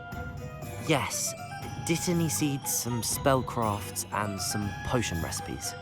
Perfect. Can't wait to see what you do with the new wand. And a short list gives you plenty of time to poke around the village. I just have to pop into a shop to find something for my sister.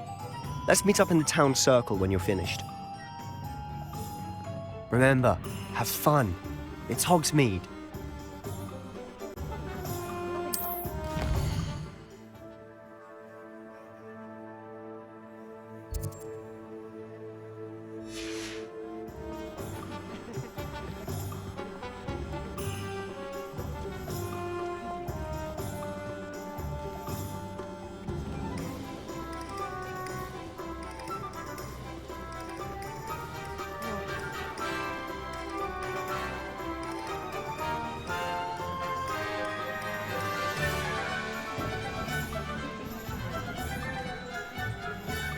Revelio.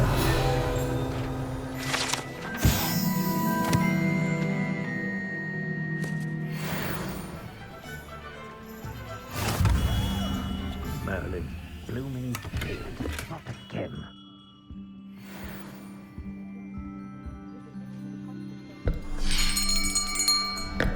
I'll be right with... it's you. Just a moment, please. Hello, sir. I'm looking for... For a new wand, yes. It's about time. Yes, about time? Well, you're our new fifth-year student, are you not? Oh, what am I saying? Of course you are. Gerbold Ollivander's the name. But of course, you'll have heard of the Ollivanders, I'm sure. Finest wand makers in the world. It's a pleasure to meet you, truly. Now, come with me. Let's find you the perfect wand, shall we? No, not you. Yes. Powerful core. 10.5 inches. You might do. Here, give this one a try. Well, go ahead, swish. How odd.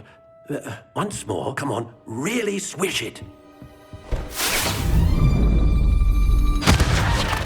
Oh dear. Well, this isn't a good match at all, is it? We'll find you something, not to worry. No, not you. Perhaps... yes. A rare wood, 13 3/4 inches, dragon heartstring. Let's give this one a try.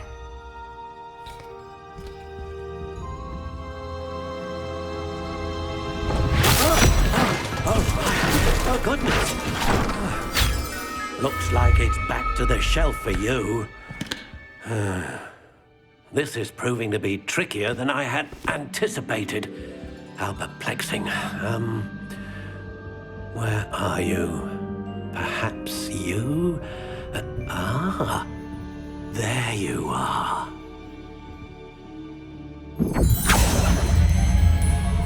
Yes, I think you might be the one.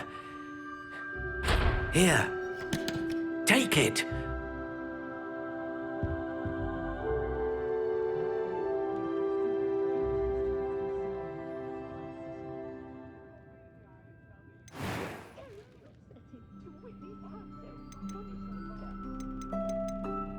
Curious indeed.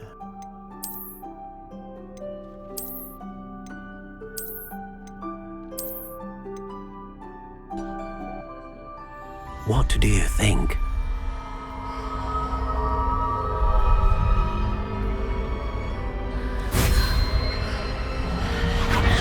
Extraordinary.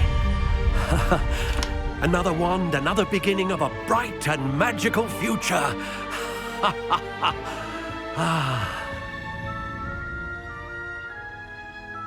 Now, how did that feel? Good. Different. I sensed a sort of surge of some kind. A match. Your connection seemed particularly powerful. The right wand will learn from you, just as you learn from it. I'm eager to try it out. I would imagine so. A wand with a dragon heartstring core is capable of dazzling magic. And the bond between you and your wand should only grow stronger. Do not be surprised at your new wand's ability to perceive your intentions, particularly in a moment of need. That sounds wonderful, Mr. Ollivander. I'll let you get to it. Do come and see me again if ever I can be of further assistance.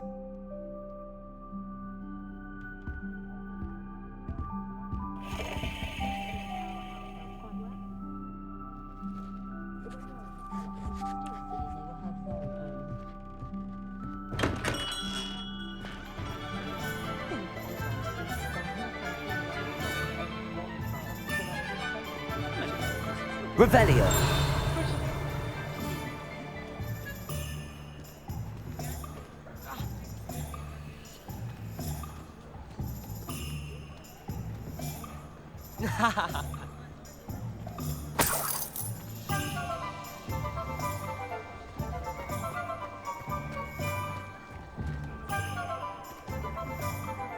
Who needs keys when you know Alohomora?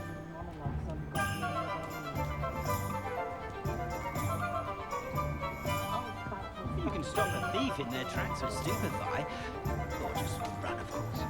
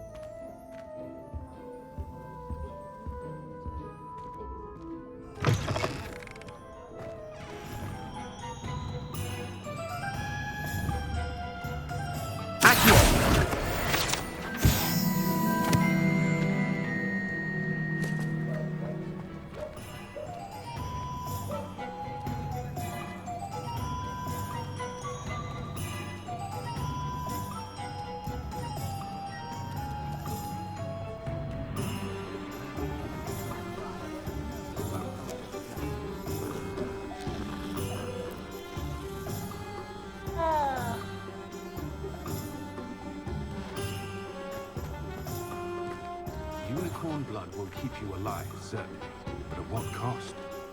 It's not one thing, it's the other.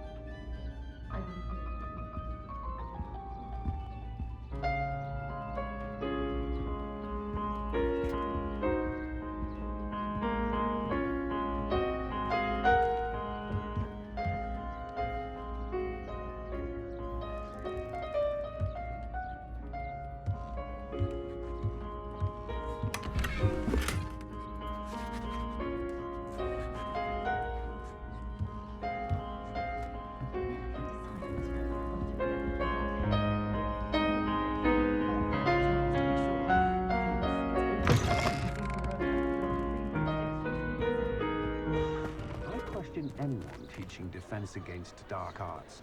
Why take such an interest?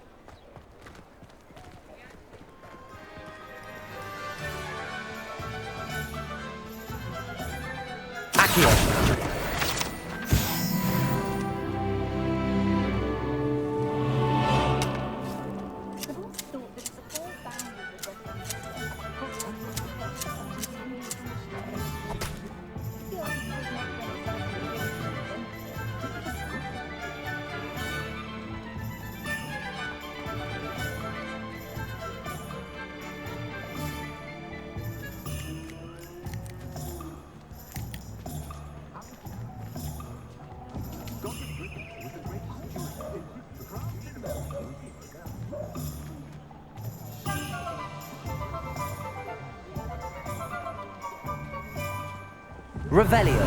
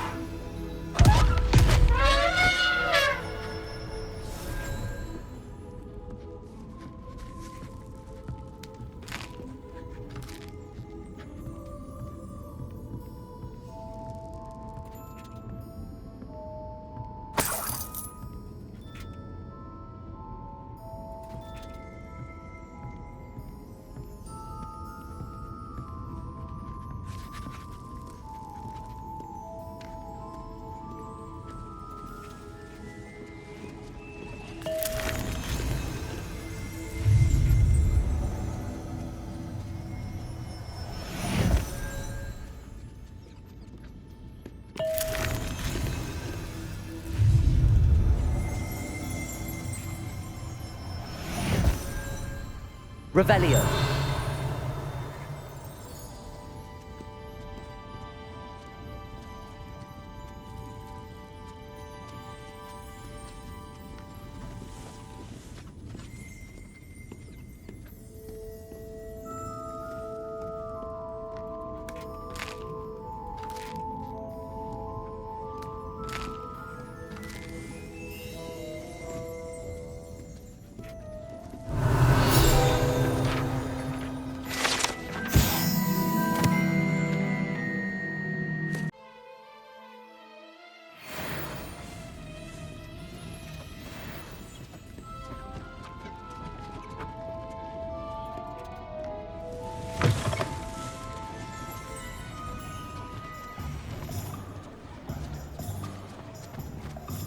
House elves are Isekai's best friend. Always happy.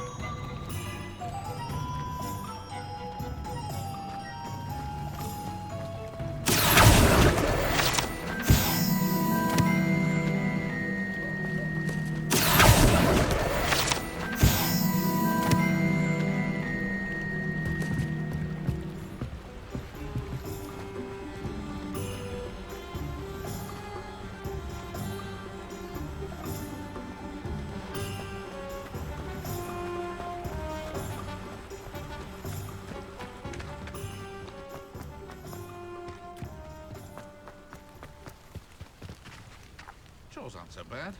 I don't mind the odd one without magic. What's the point of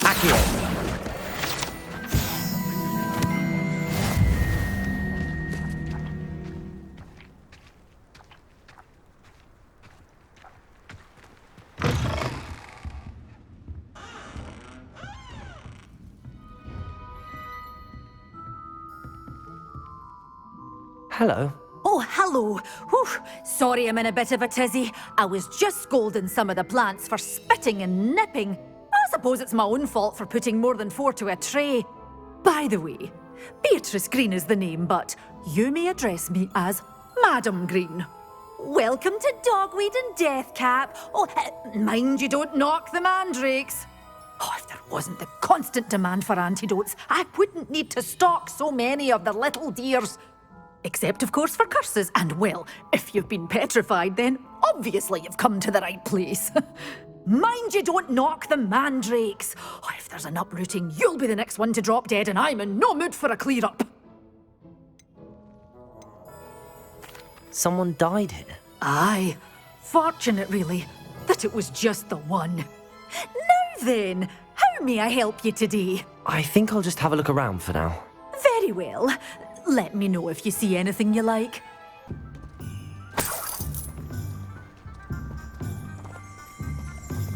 Revelio.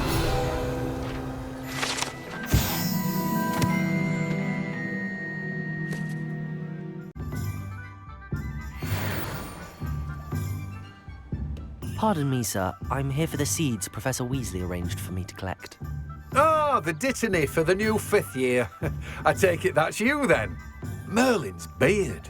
Starting Hogwarts as a 5th year. You must be positively reeling from it all. Not at all. I'm choosing to see it all as one big adventure. Well, bravo.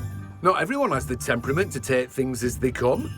Name's Timothy Teasdale, by the way, and this is my shop, the Magic Neep. I keep the cart out here because I like a good chat. Can't very well be in the thick of things if I'm hidden away inside now, can I? I suppose not. In addition to seeds, I have plenty of plants. Grow everything myself. My speciality is potion ingredients. Even Pippin purchases from me.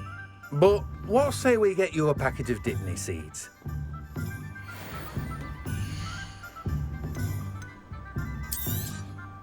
Do have a look around. Plenty of ingredients to pique your interest, I'd wager.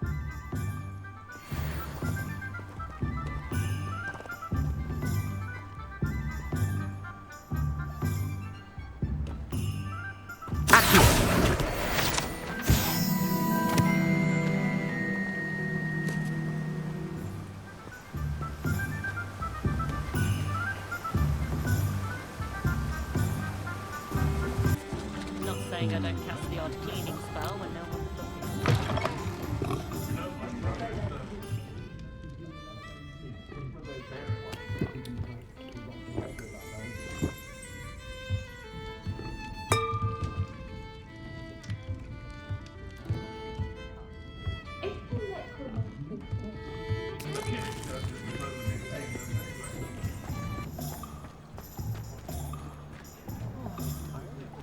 I used to help out at the Three Broomsticks when I was younger.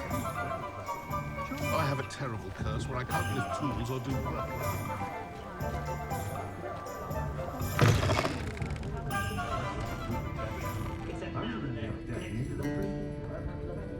Hogsmeade Owl gives them something to say.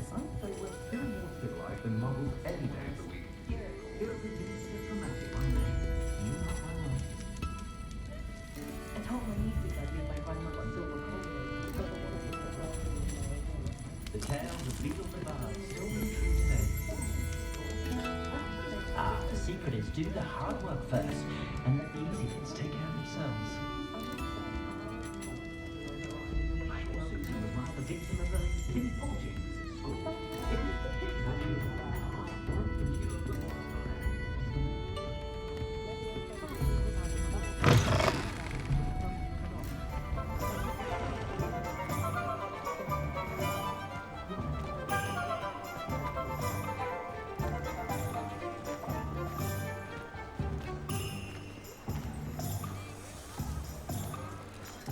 Revelio.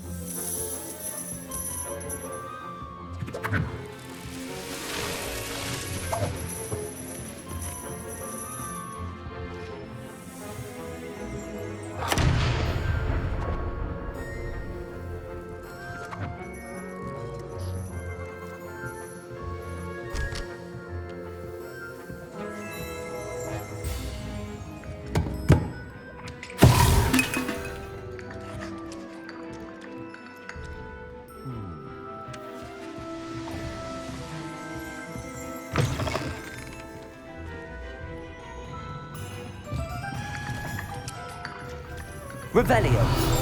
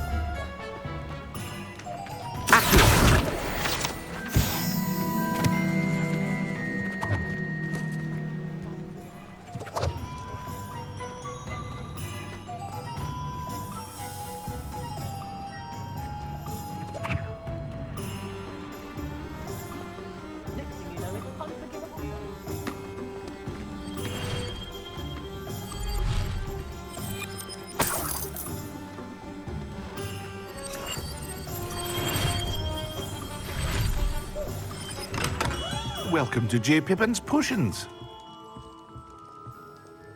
Pardon me, sir. Oh, thank goodness. When I heard the bell, I thought you were Miss Lawang. Not that she deigns to come here. Though, I don't believe I've seen your face here before, either. It's my first time in Hogsmeade, actually. Is it really? Well, Parry Pippin at your service. And this is J. Pippin's Potions. Potions for all ailments.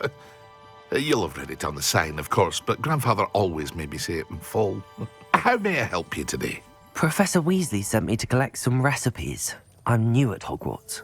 You're the student she sent the owl about. I set your things aside immediately. I suspected if you're anything like I was at your age, you'd want your potion supplies. Is it not the most fascinating art, potion making? Rivals anything you can do with a wand, I've always said. Are potions really that versatile? They may not be as showy as spellwork, but make no mistake, they are just as powerful. They can heal, destroy, protect.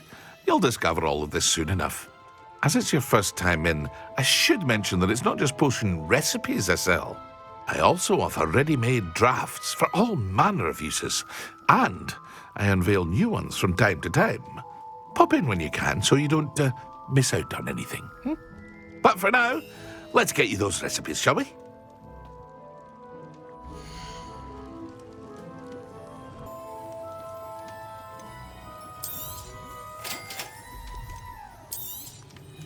Feel free to take a look at the rest of my inventory, or come back another time if you're in a rush today.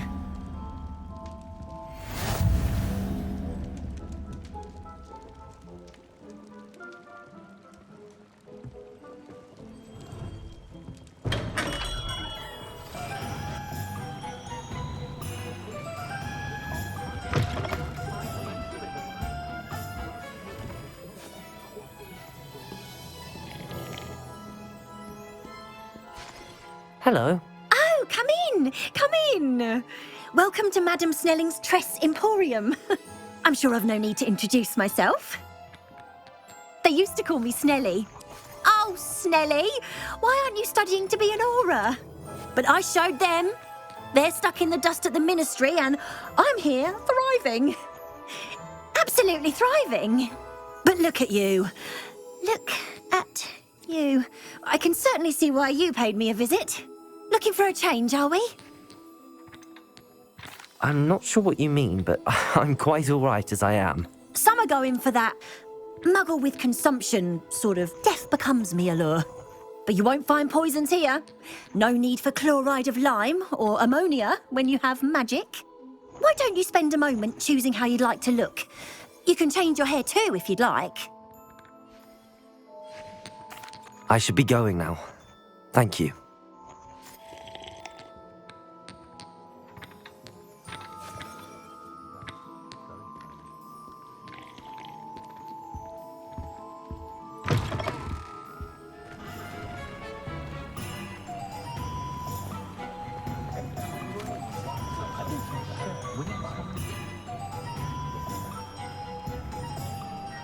Oh, did you want to watch me practice?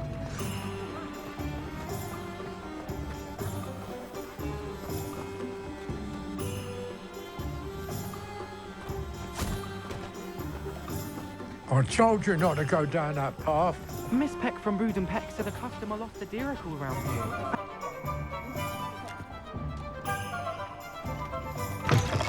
An inquiring mind.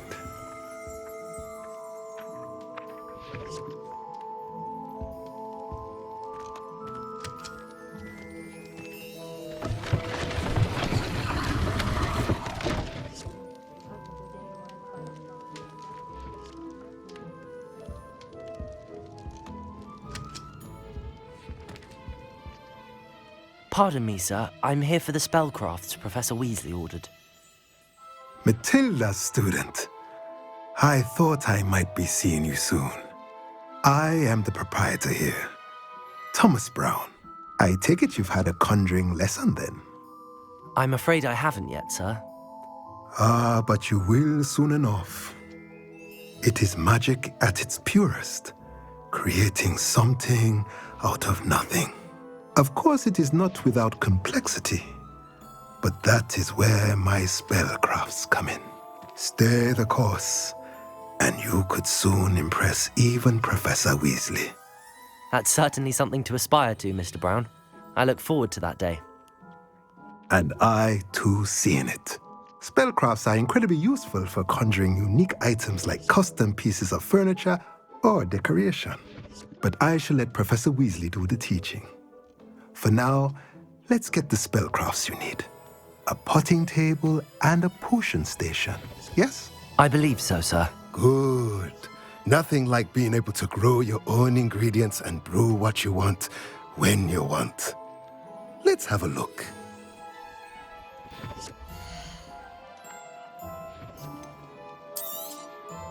Nothing like finding just the right thing.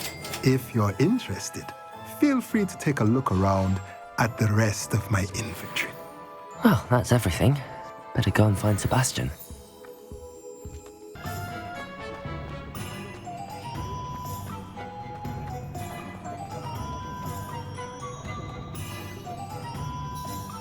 I officially have all of my supplies. Excellent. Did you get what you needed for your sister? I did. So I suppose the world is our oyster now. Let's see what else we can get up to.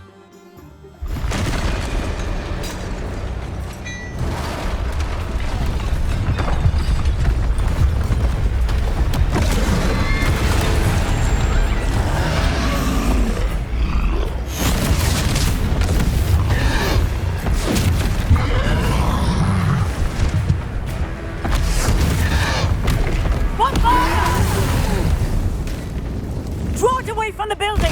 Away from the village!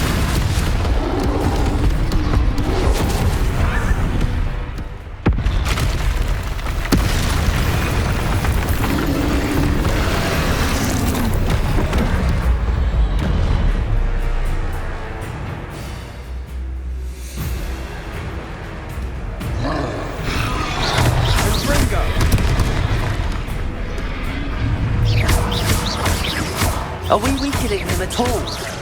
Keep at it! We'll wear him down eventually. Accio!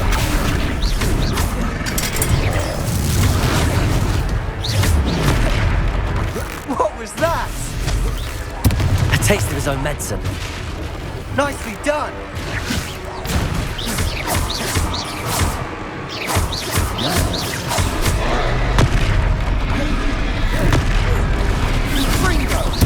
That's right, you lumbering lout. He's faltering. A few more hits should do the job.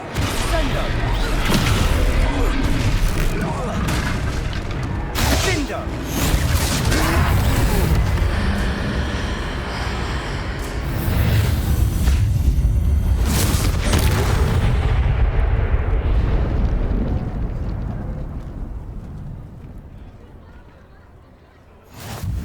Goodness! A second troll. Did you two take on a fully grown troll? By yourselves? I suppose so. It's all a bit of a blur, to be honest. Merlin's beard. Are you all right? We are, and we were glad to help. I'd say help is a bit of an understatement. Nerve like that. The makings of an aura, if you ask me. If you are unharmed, perhaps the two of you wouldn't mind helping me put a few things back to where they were. Of course, officer. Singer. Officer Singer. And thank you, again.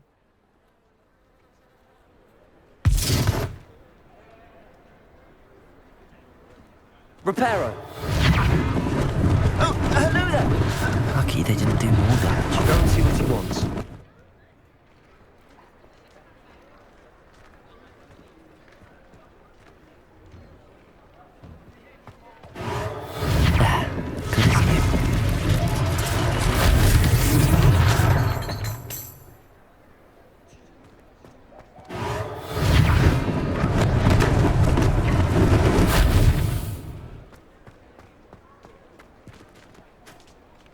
Reparo.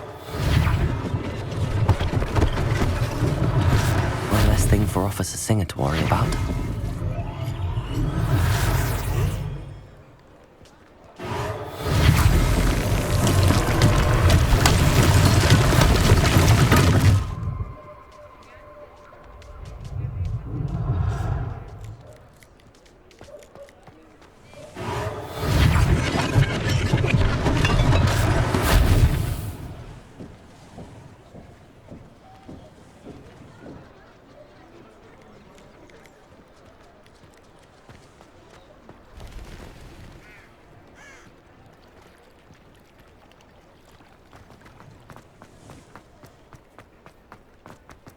Reparo.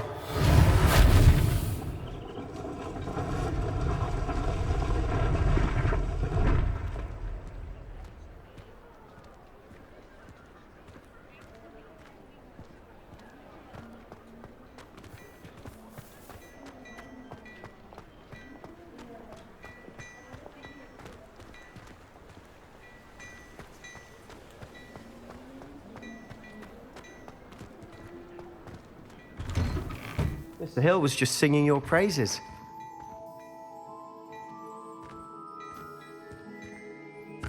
Hello, sir. I don't believe we've met. Allow me to introduce myself, Augustus Hill, clothier extraordinaire.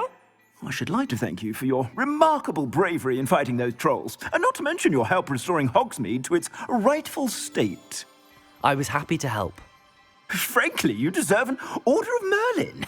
But I can offer you something much more useful. I own Gladrag's wizardware, and among my inventory are some unique items that afford certain protections, as it were. Life-saving protections. And as I suspect this won't be your last dangerous encounter, I'd like to give you one such set of robes, in thanks for what you did today. Thank you, Mr. Hill. That's very generous of you. It's the least I can do. Now, let's try this on for size, shall we?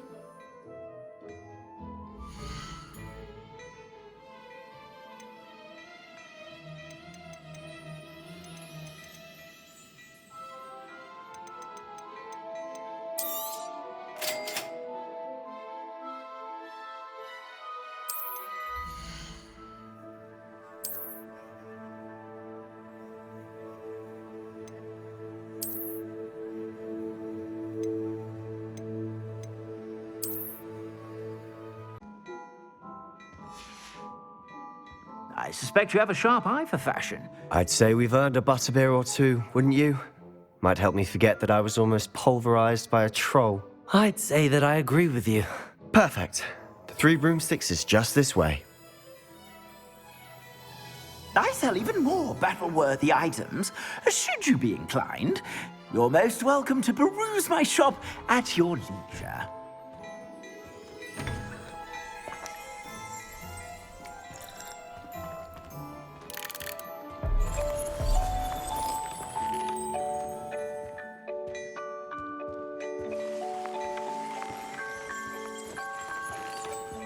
Revelio.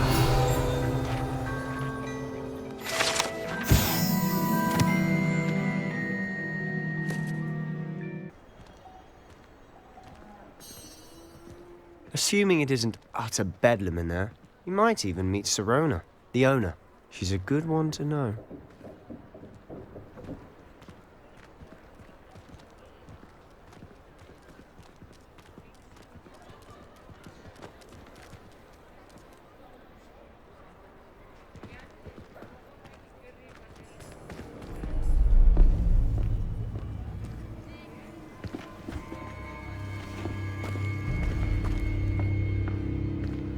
You said you could get to the child when they came to Hogsmeade. That all you needed was a distraction. I gave you a distraction. I just watched a student take down your distraction.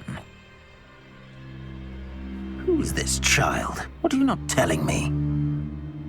All you need to know is that if you cannot get to the child, then you have no value to me. Let's go.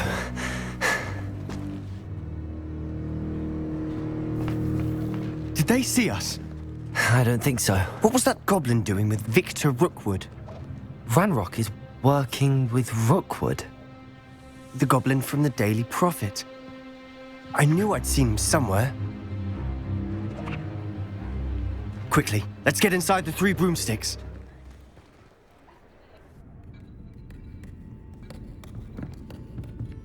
It's a treat to see you, Lodgok. I shall let you know if I hear anything. Thank you, Sirona. You be well.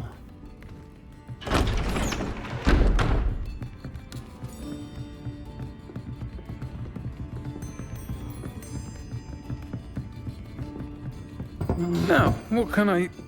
Oh, there's a face I haven't seen before. It's my first time here. Welcome. Butterbeer's on me. Heard about the attack. I shall be looking in on the other shopkeepers and residents shortly. Glad to see you two escaped injury. Thanks to this one. Single-handedly took down a troll. Is that right? Well done. Thanks for this. My pleasure. I will say, trolls in Hogsmeade. That's never happened before. Something's not right. The only brutes we usually have to deal with are... How timely. Was that Lodgok I saw leaving just now? Your clientele's not what it used to be, Sirona. Not to worry, Victor. Once the 2 of you leave, the caliber of my clientele will greatly improve. I wouldn't do that if I were you, Theophilus. Come now. No need for theatrics. I'm only here for this one anyway. My friend is enjoying a well-earned butterbeer. Only want a quick word. Perhaps you didn't hear me. I said, my friend is busy. One would think you all had enough bloodshed for one day. Come, Theophilus. The 3 broomsticks isn't what it used to be. Let's take our galleons elsewhere.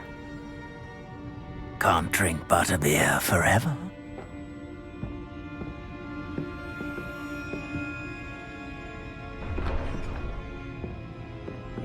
Seems you've made an unfortunate enemy. Watch your back. Rookwood and Harlow are worse than any troll you might encounter. Trolls? Ranrok and Rookwood? What are you not telling me? I promise to tell you everything, but it's perhaps best I do that later. And on that note, I think we should head back to the castle.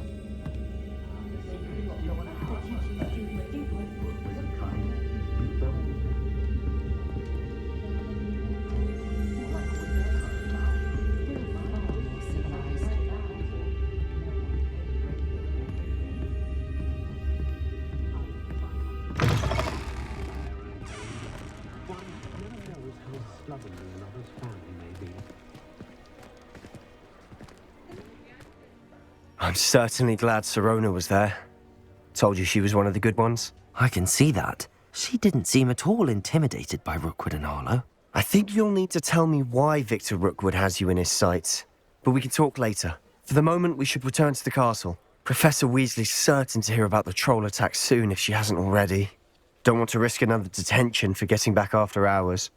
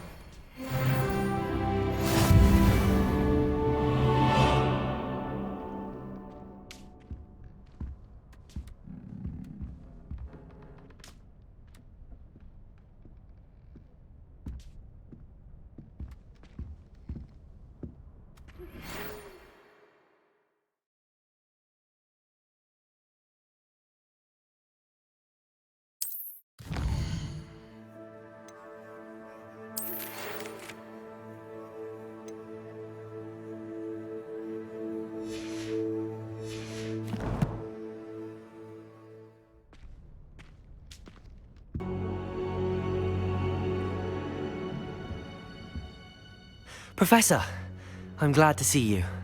And I you. Thank Merlin you're in one piece. I heard about the attack. Trolls in Hogsmeade? Sir, the trolls were wearing armor. It had that dark glow like the dragon collar. Goblin silver! Ranrok used it to control the dragon. But how? And why send trolls to... They were there because of me. I overheard Ranrok talking with Victor Rookwood. Ranrok was in Hogsmeade? With Rookwood? The trolls were Ranrock's distraction so that Rookwood could get to me. And he would have, had Sirona and the patrons at the Three Broomsticks not intervened. This is grave news indeed. If Ranrock's goblins and dark wizards are after you, they want what we found in that vault. Speaking of the vault, do you think that Ranrok is working with any of the goblins at Gringotts? I do not. Gringotts goblins aren't typically the friendliest of beings, but they have a great deal of integrity. No, I dare say after what happened to that poor banker, the goblins at Gringotts are no followers of Ranrok. They're after the locket. You said you discovered something in it. Yes. I discovered an inscription. When I read it aloud, this map appeared. Clever enchantment. It's a map of Hogwarts, to be sure, but I do not know where it leads. It leads to the library. A restricted section, to be precise, and a bit beyond. I see traces of magic there on the map. I suspected you would see something. Shall we go? I appreciate your enthusiasm, and I'm eager to discover what we may find there as well. But if our experience at Gringotts, let alone what happened to Miriam, taught me anything, it's that the path we're on is terribly dangerous. I'd like you to work with Professor Hecat a bit before we continue. But sir, how dangerous could the library be? Perhaps we're only after a book. Perhaps we are only after a book, but we should be prepared for anything. Once you've honed your defensive magic further, come and see me. I'll let Professor Hecat know to expect you.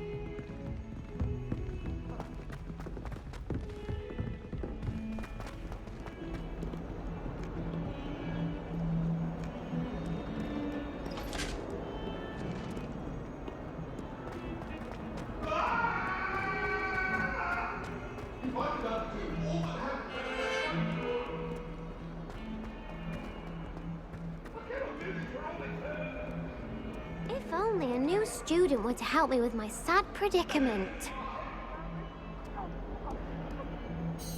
Are you alright? Don't you know who I am? Zenobia Noak, the girl whom everyone at school hates for no reason.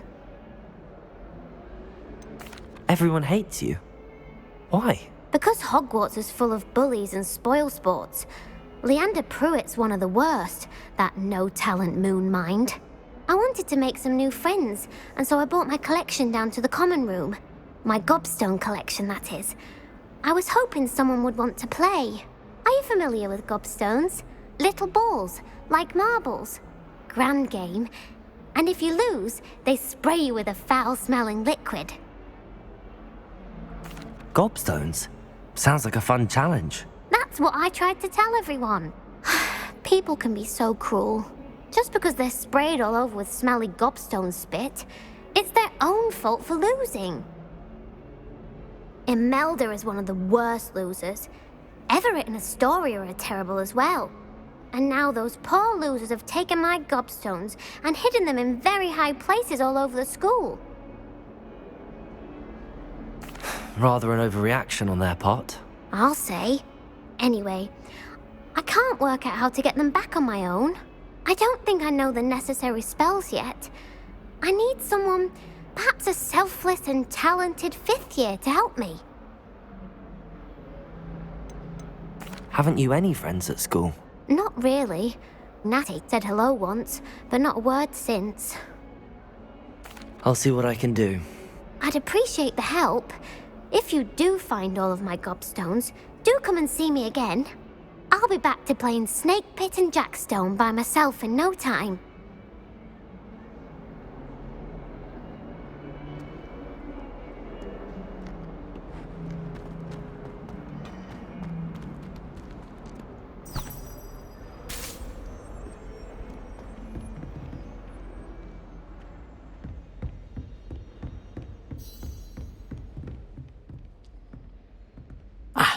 I'm here about the new spell you wanted to teach me, Professor. Good. Professor Fig indicated a certain urgency to you completing your defensive magic assignments. As such, you are to learn Incendio, the fire-making spell, handy for lighting torches, burning away spider webs, and, when necessary, defending against those who would wish to do us harm. Sounds versatile. Quite. But before we get started, I'd like you to complete a few tasks. You may be surprised by some of them. Astonishing how much students don't think their professors know. When you're finished, come and see me. Then we shall begin working on Incendio. You know where to find me once you've finished. Whee! Oh, not again. Here I've come from the toilet bowl where she said I could swim, did you praxia mole? As long as 'twere only one time per week, I can plunge the boys' lavatory, not for the meek. Please, Peeves, you'll make me late. He tried to stop me, did rancorous carp, sought to trap me, confine me inside of a jar. But he failed, as did his containment charms, so I took my revenge to wreak havoc and harm. It was granted my privileges be handsome indeed, or I'd fire up the cannon, and so she agreed. Or have a contract with her, not with him, that if I behaved, I'd have 1 week. Revelio.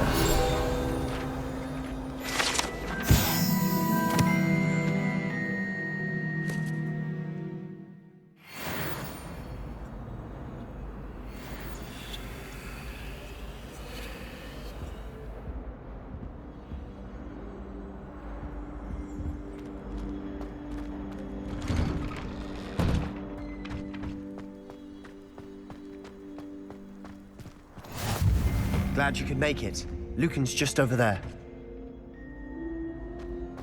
Levioso!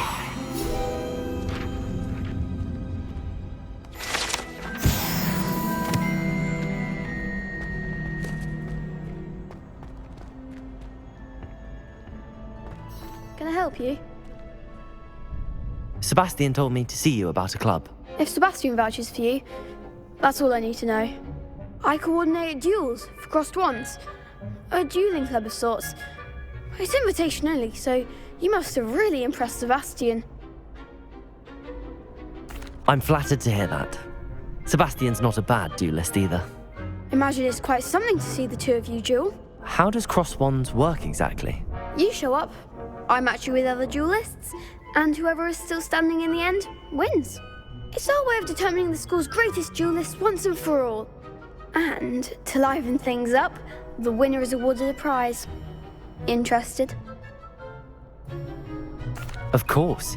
Dueling's an entertaining pastime. I agree. Besides, in crossed ones, you could duel with a partner if you like. Your first time I'll pair you with Sebastian. Next time, you'll need to bring a partner along, or duel alone. So, care to step into the ring? Get me in the ring. Spectacular! Let the fireworks begin! We'll make you regret signing up.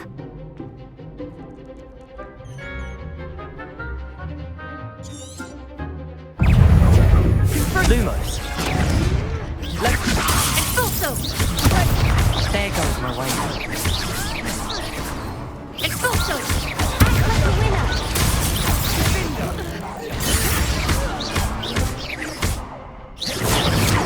Leviosa.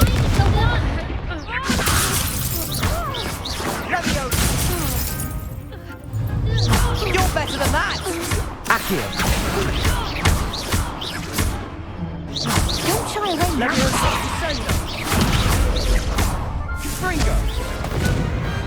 What to do?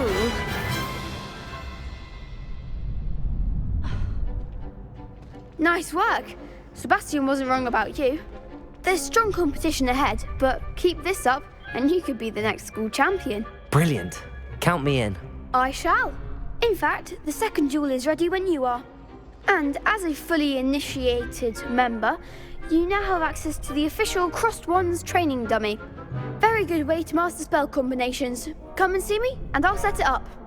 Again, congratulations on your first Crossed Wands victory. Well fought.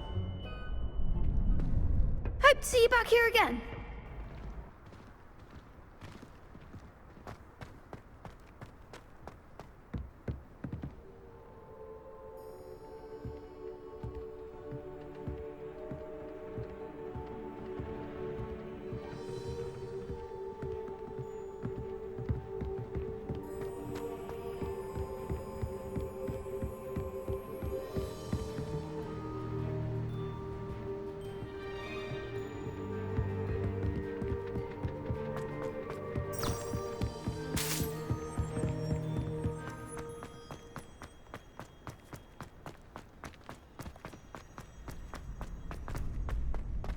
Ready for another round? I think so. We shall see who shows up. There's no one in the school I'd be afraid to duel. I know, Sebastian, I know. Glad you're back.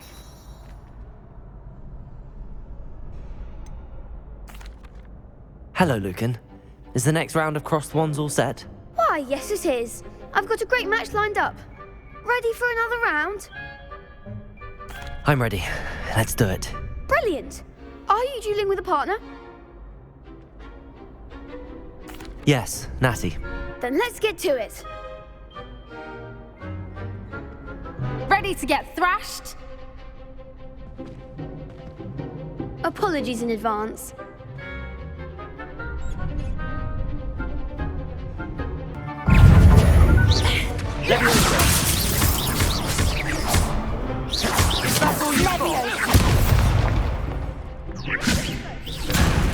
Come on!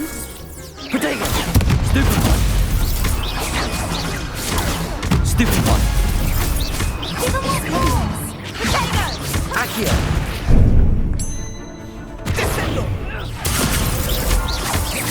Act like a winner! Leviosa! Don't shy away now. Leviosa! You're better than that! Accio! There goes my way.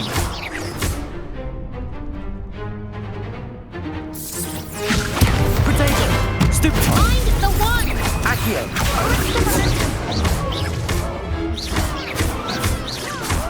Leviosa! I could never duel like that.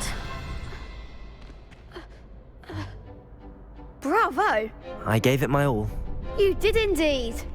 The other duelists have already taken notice of you, but after that last round, they'll really have it in for you. You'd better keep practicing if you want a chance at winning, or at least surviving the next round. I'll let you know when we're ready. Hope to see you then. The next round is for all the Gobstones, so to speak.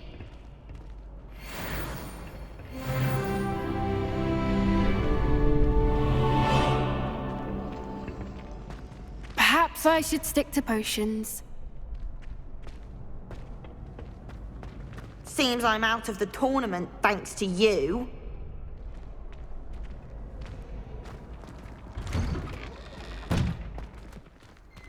You could have gone a bit easier on me.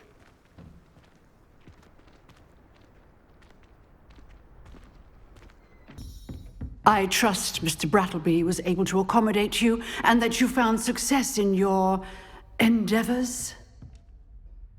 I finished all of the tasks you gave me, Professor Hecat. Glad to hear it. Then you should be ready to learn Incendio. Should be, Professor. Yes. I'm sorry to say, I visited enough careless colleagues at St. Mungo's to assure you that fire is a fickle servant.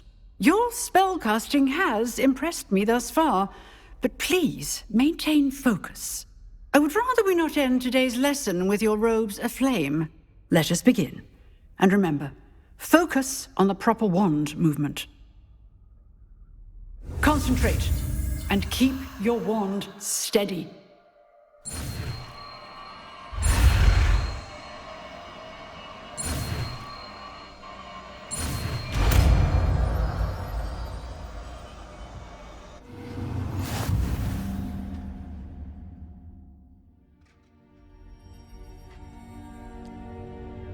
Good work.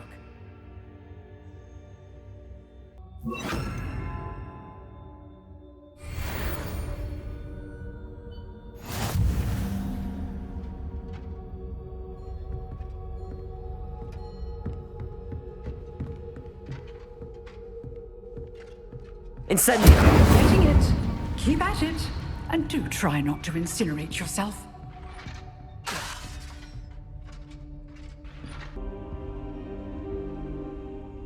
Hello, sir. You'll be pleased to know that I worked on my defensive magic with Professor Hecat.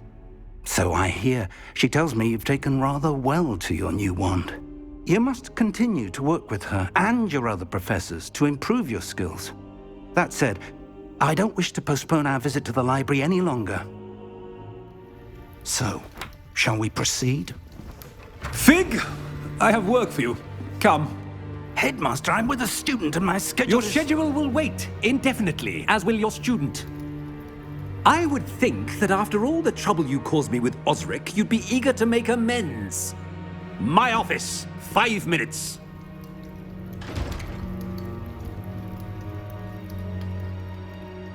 That man is exasperating. Unfortunately, our trip to the restricted section will have to wait a bit longer. But, Professor... We have no choice. It would be unwise to provoke our illustrious headmaster further. I shall find you when I've completed whatever toils I must endure.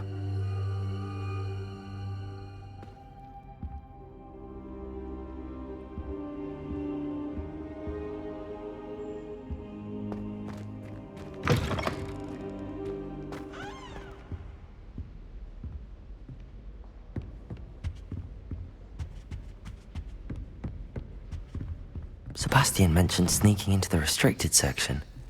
Perhaps he'll have an idea.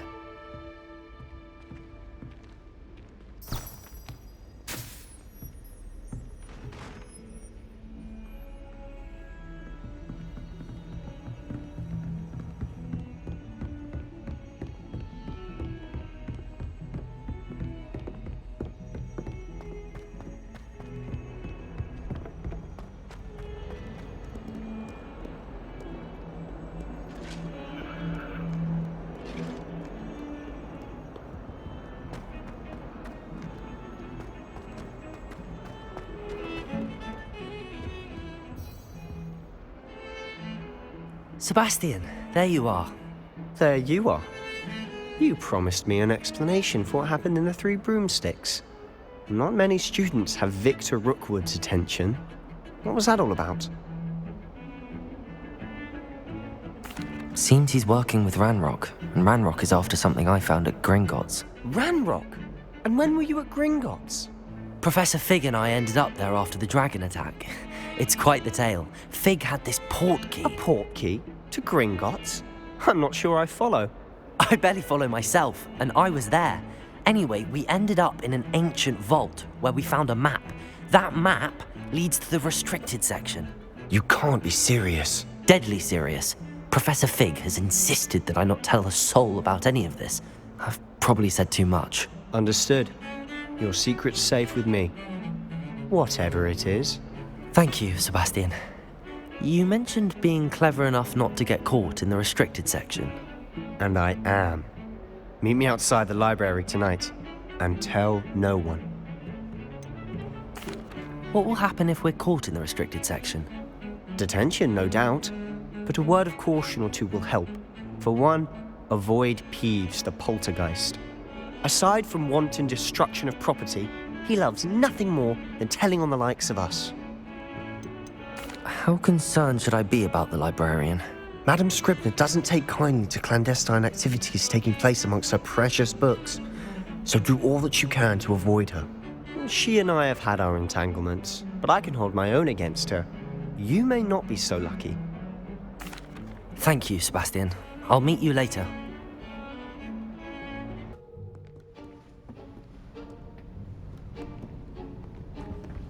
See there? That's the door we need to reach. And those annoying prefects would love nothing more than to rat on us to Scribner, so don't let them see us. Understood? I can be sneaky. Let's go. Hold on now. There's a spell you should know. The Disillusionment Charm. Good for getting places you're not supposed to be. Cast it and you'll appear as little more than a trick of the light, just as long as you keep your distance and stay quiet. You mean I'll actually be able to turn invisible? Something like that. It's not as foolproof as a cloak, but those are expensive. And spells are free. Give it a try.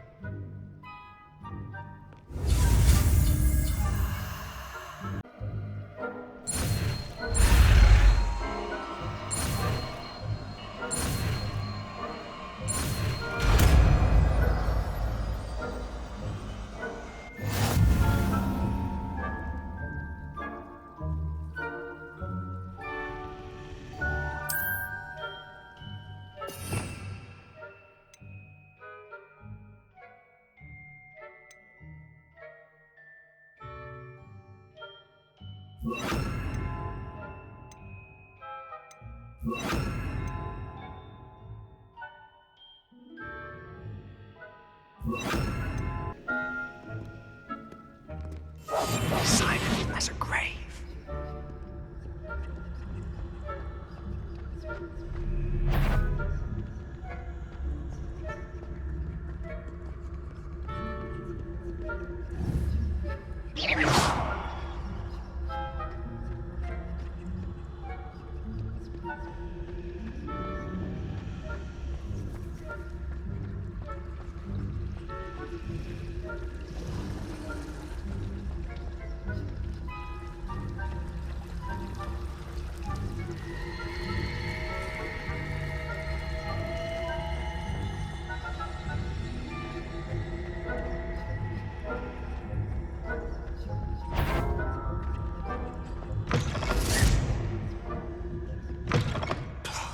Librarian's still here.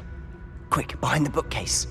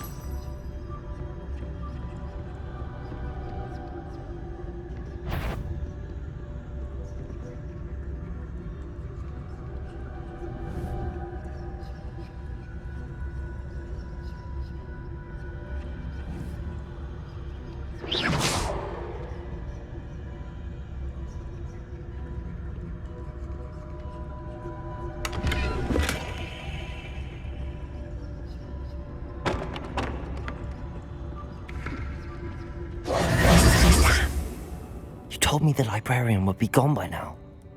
I said usually, but it'll still be all right. Do you see her desk behind me?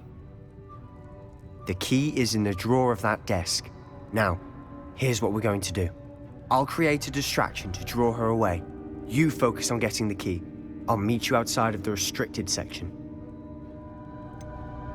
Wait, why do we need a key? Isn't there a spell for this? Alohomora. That's how I always used to get in.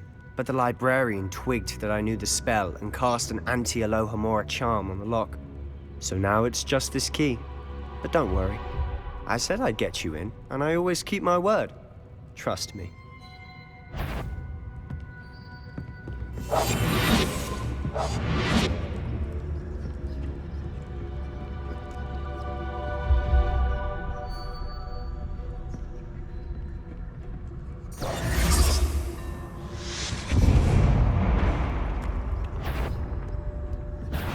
Is someone there?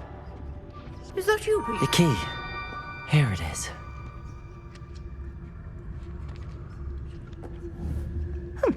Must have been one of the books wandering about.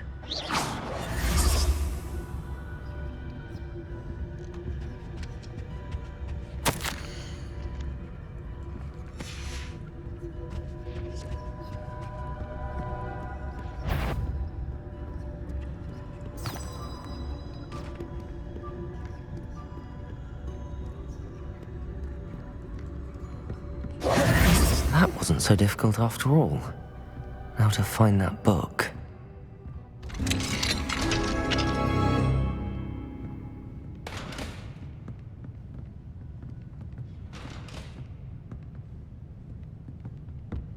Oh, that one's charmed to look more useful than it is. It's fooled me twice. Never judge a tome by its cover, I say.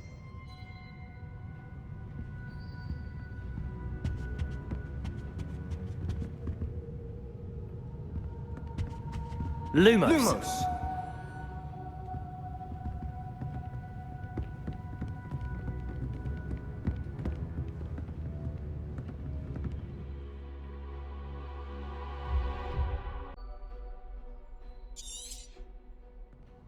Ghost, don't let her see you. Quietly now.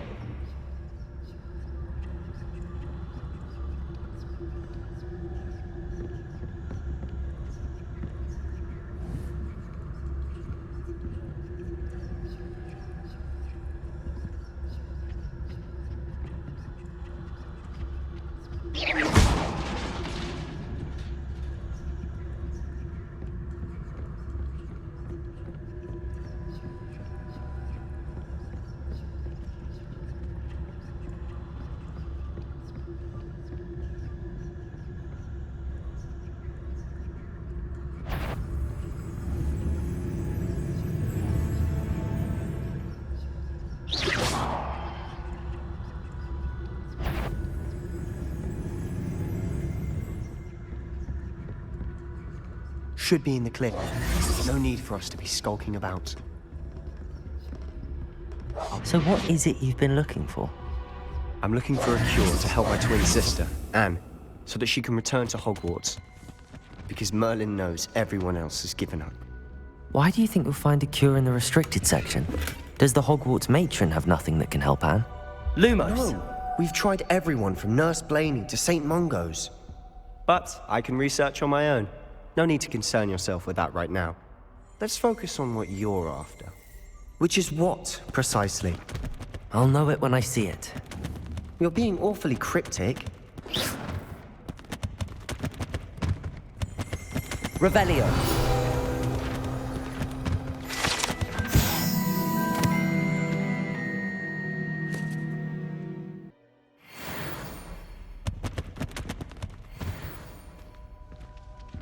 Lumos.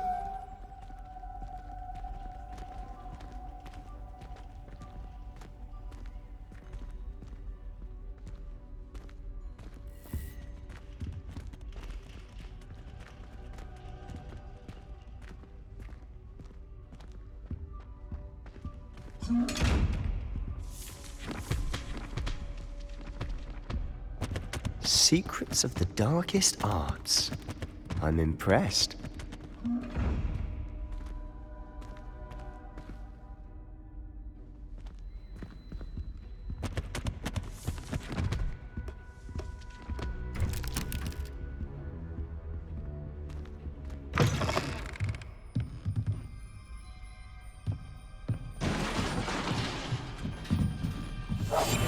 must remain unseen.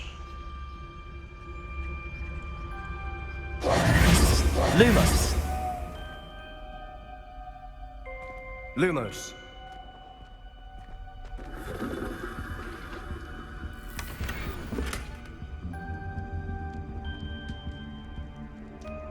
Incendio!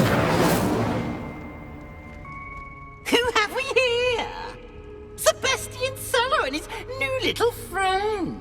Out exploring where they shouldn't be. Naughty, naughty, you'll get caughty. Peeves, don't you... I'm going to tell, I'm going to tell, I'm going to tell. Oh, blasted Peeves! I've got to stop him, or at least get to the librarian with a good excuse for all of this. Wait, I don't want you getting into trouble for me. I have a way with the faculty when it comes to disciplinary matters. Besides, I like having friends who are in my debt. Now go. Good luck in your search.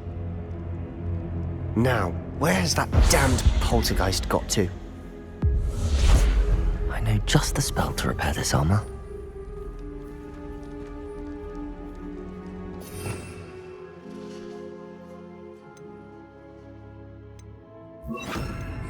Reparo!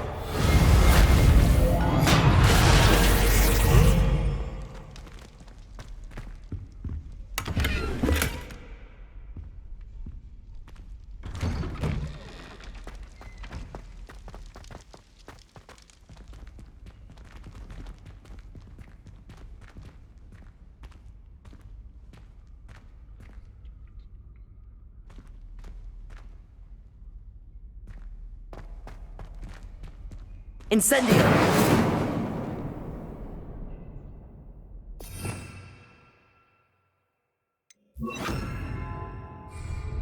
Lumos! Of course, traces of ancient magic. There must be more to this room. That's it!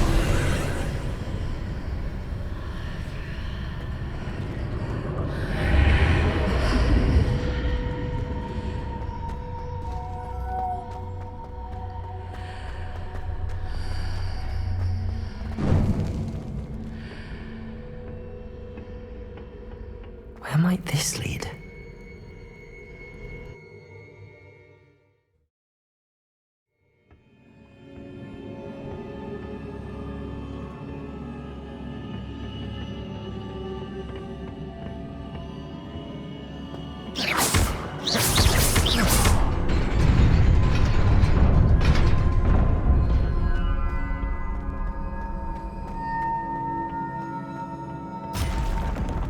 Not surprising. Guards at the ready.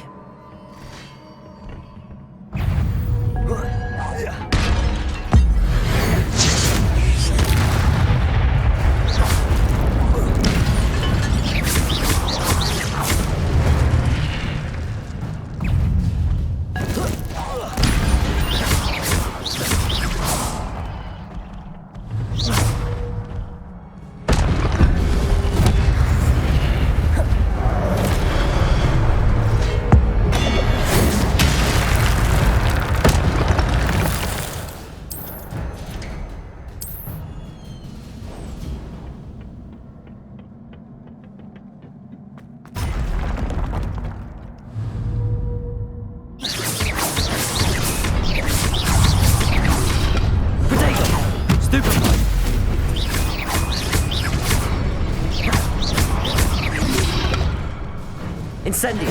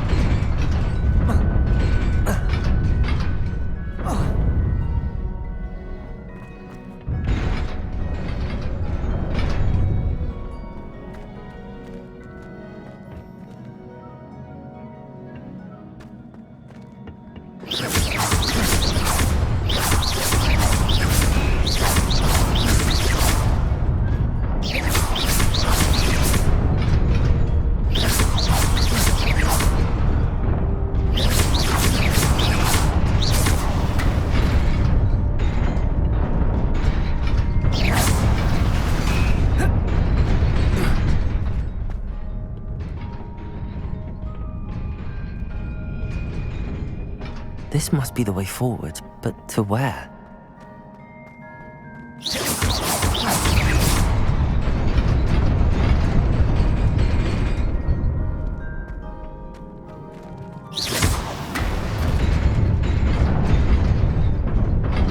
Nearly there. Best keep my wits about me.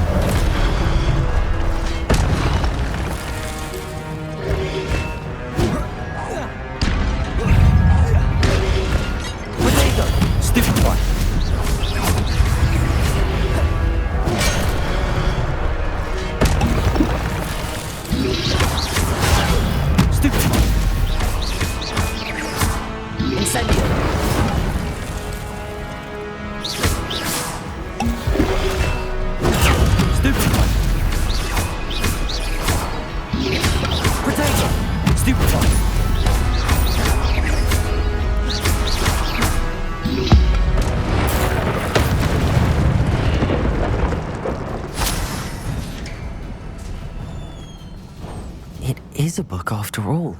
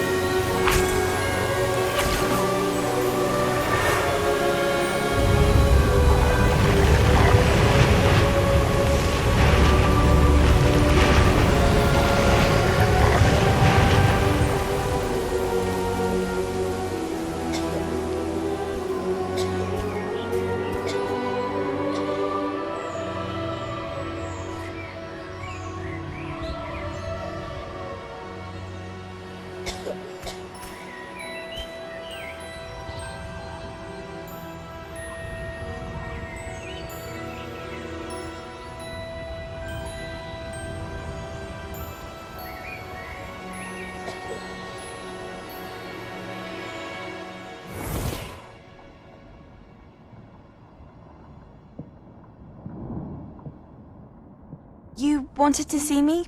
Headmistress Fitzgerald, Professor Rackham. Miss Isadora Morganach, welcome. Professor Rookwood, Professor Bakar. We understand that you are adjusting well to life at Hogwarts. I am. I am glad. Especially in light of your unusual situation, starting as a 5th year. As it happens, I was also admitted to Hogwarts as a 5th year. I've never heard of another like us. Miss Morganach, when we spoke yesterday after class, you asked about the beautiful swirls you saw years ago when we visited your hamlet. I recognized you all immediately. I cannot thank you enough for what you did. We were glad to help. And yes, I did see swirls of magic everywhere that day. My father insists it was my imagination running wild, but it was certainly real to me. It was not your imagination. Percival, Professor Rackham can see them too. But we've never known of another who could.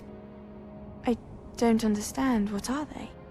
The whispers or traces that appear when a particular form of ancient magic is wielded. Ancient magic? Few are capable of wielding it. Hogwarts itself is a stronghold of ancient magic.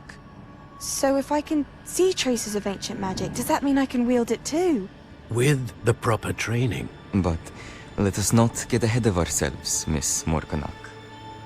Before I can train you to wield such magic, you must first master all that Hogwarts has to offer.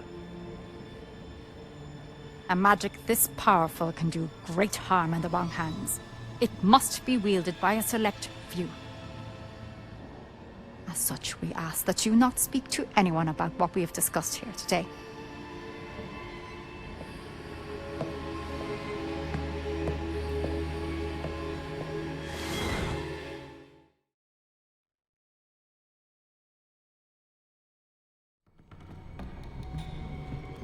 Sebastian.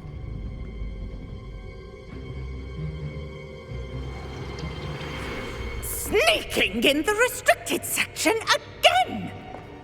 I had thought we were through with this mischief. Clearly detentions are insufficient.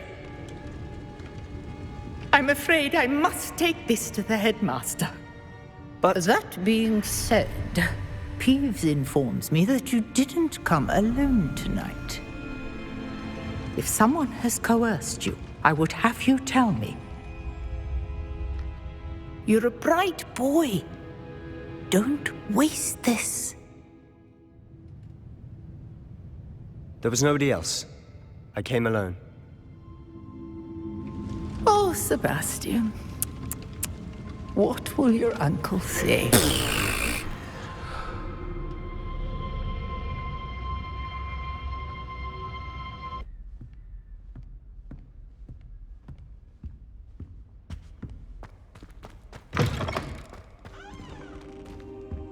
You cannot be serious.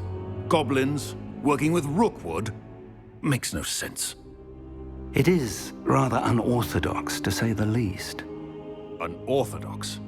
It's inconceivable. It's... Ah, Fig. You have a visitor. I'll see what I can find out. Sir, I was able to search the restricted section while you were with Professor Black. It was a book we were after. What? That's... Wait. You accessed the restricted section? But how? Thinking on it, perhaps it's best you spare me the details. Fair enough. In fact, the book was below the restricted section as it appeared on the map. I want to hear everything. First, let's have a look.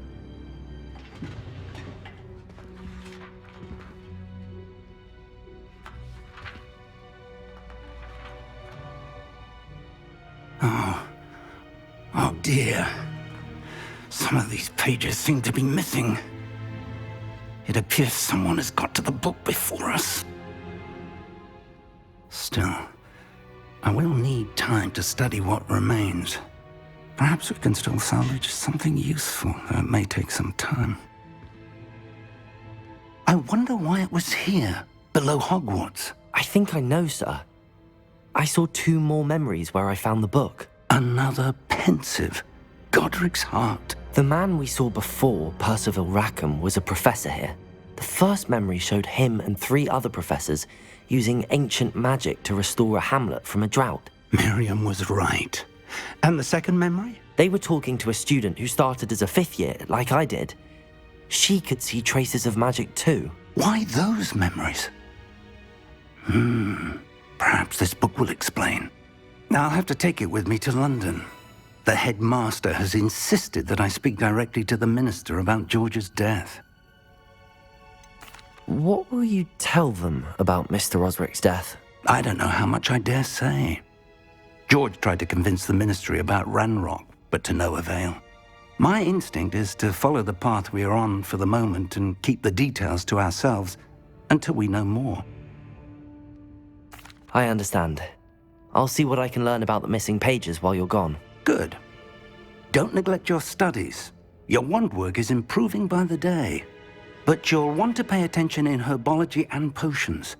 There's more to magic than spellcasting. Plenty to keep me occupied while you're gone. You've done exceptionally well. I look forward to seeing all that you've accomplished when I return. Oh, and don't neglect your friends. You may be surprised by how much you can learn from them as well.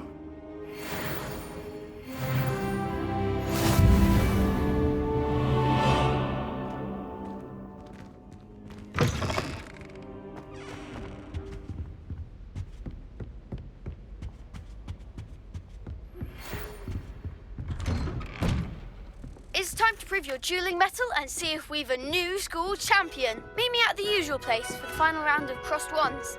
Also, the training dummy is still available. Meet me in Lower Hogsfield as soon as possible.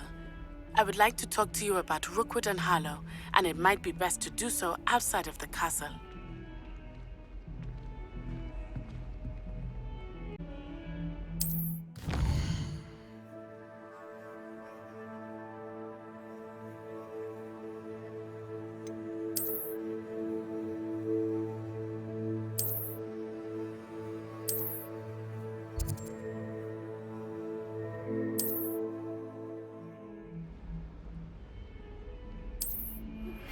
Professor Fig and Weasley have asked that I teach you an additional defensive spell. Please complete the assignments I have given you, and then proceed to see me in my classroom.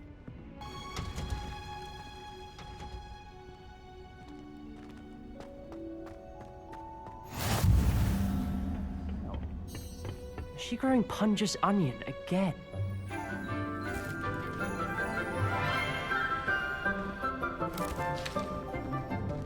Good morning, Professor Garlick. How wonderful it is to see you again, Lenora dear. Oh, here. You'll need these for today's class. A little treat for your auntie. Ah, hello. Class, please welcome the newest rose in our garden. We do look forward to growing together. How thrilling it is to have everyone back together again. This year will be filled with enchantment and excitement, but the most important thing cultivated in herbology is knowledge. The prudent herbologist is no more afraid of the venomous tentacula than the bouncing bulb.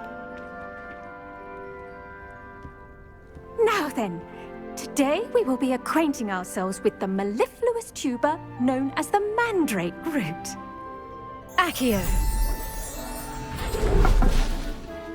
Let's see if we can't make our fibrous friends a bit more comfortable, shall we? First, let's protect our ears.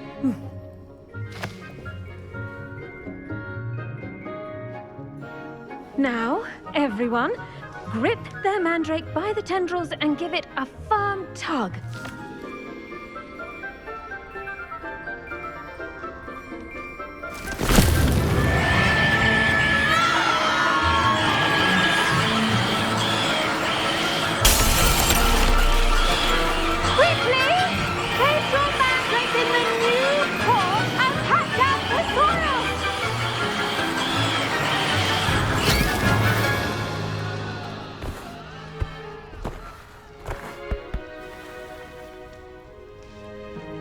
The soil should envelop the root like a warm, dirty blanket, putting the mandrake right at ease. Reparo! I'm very sorry about that. Yours was a bit mature, I'm afraid. All right then, off you go. Splendid work, everyone. Now, for our next task, we'll be planting dittany at our potting tables. You can all get started. The best time to plant a seed is last season. The second best time is now. I wonder if hippogriffs like knotgrass.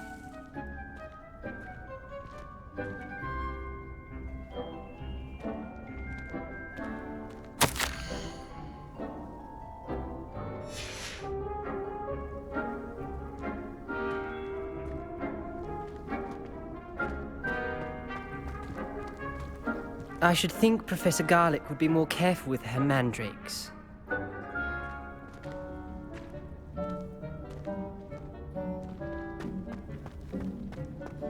I do wonder about Professor Fig. He's hardly ever in his classroom. Most strange. Did you know that you can use the mandrake to defend yourself? Why, the very idea.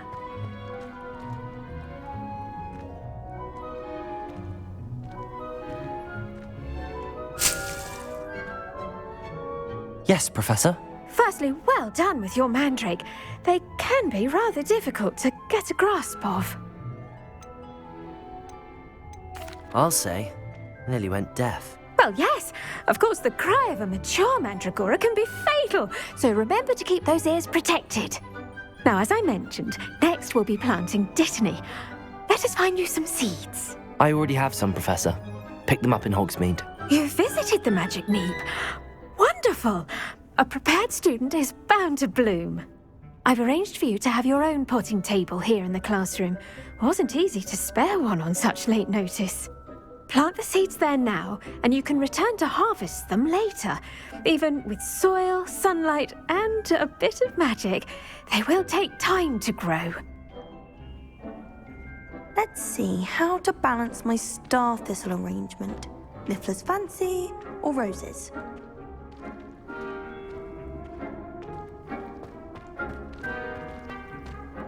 Pardon me, Professor.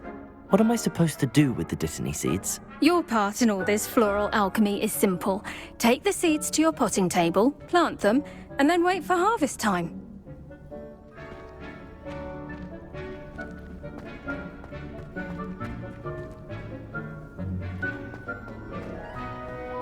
Dittany's restorative properties make it a vital ingredient in the Wiggenweld potion, as you all should know from Professor Sharp's class.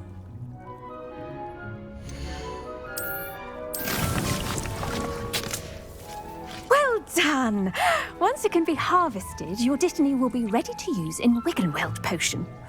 I'll let Professor Sharp tell you about that. Now, what say we branch out? Introduce you to a different sort of flora, the Chinese chomping cabbage.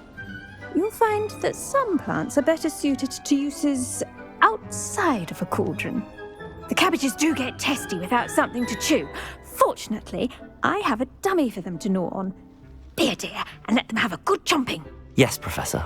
They're in the other greenhouse. It's just at the end of the footbridge leading out of this room. Your classmate, Mr. Pruitt, has kindly offered to accompany you.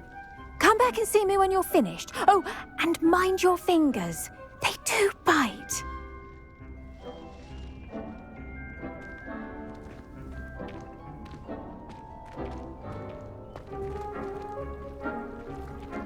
Now remember, a wand is not a trowel.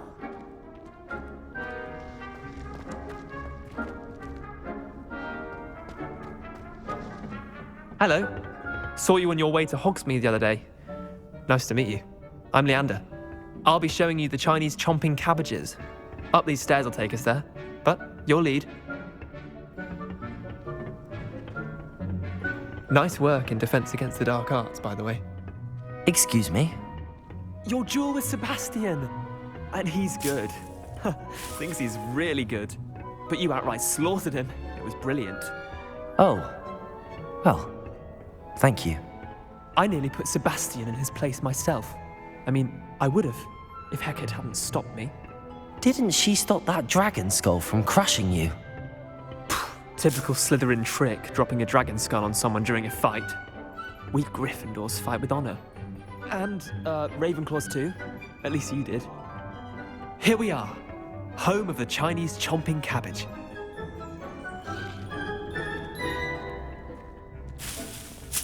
Go on, grab a few of those cabbages. Just mind your fingers. I almost lost a thumb once. Don't worry. Now, see that dummy? Just toss the cabbages at it, and they'll do the rest.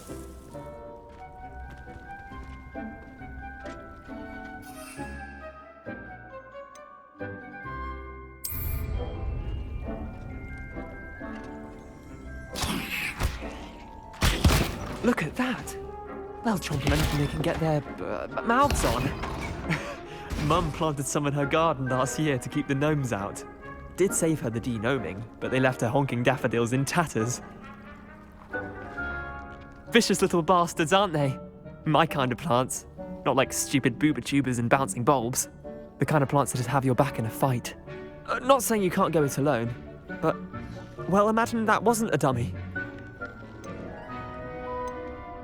Trust me, Leander. I was imagining it the entire time. You were? I mean, of course, you're, not someone to be trifled with. I see that. Dogweed and deathcap has more of them, if you're keen. Other plants too. Ones your parents wouldn't plant in the garden. You get the idea. Anyway, we probably ought to head back to class. Take your time. I'll see you back in class.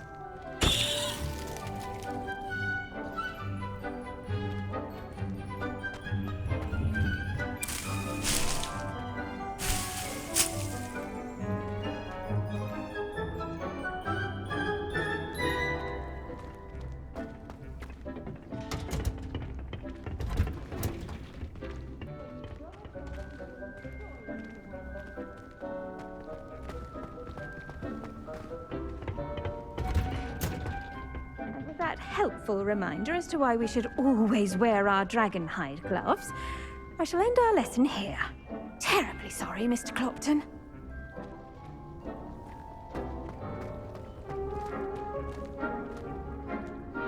I tended to the Chinese chomping cabbages, Professor. Remarkable plants, aren't they? I hope they weren't too much trouble. Oh, don't see any bite marks or missing digits. And good, as you do seem to be quite green-fingered. Oh, I'm eager to see your skill in the soil continue to blossom. Magical plants have so much to offer. I'm eager to learn more. I'm glad. Herbology is a bounteous subject. Tend to your garden, and it will tend to you. Well, I suppose that's everything. Do come by for a chat sometime. I so enjoy checking in with my new students. Hope those mandrakes are really relishing their new pots. Only cost me my damned hearing. To make anything grow, we must first understand it. That goes for plants as well as friendships. Kindness and concern are as necessary in the greenhouse as in the Great Hall.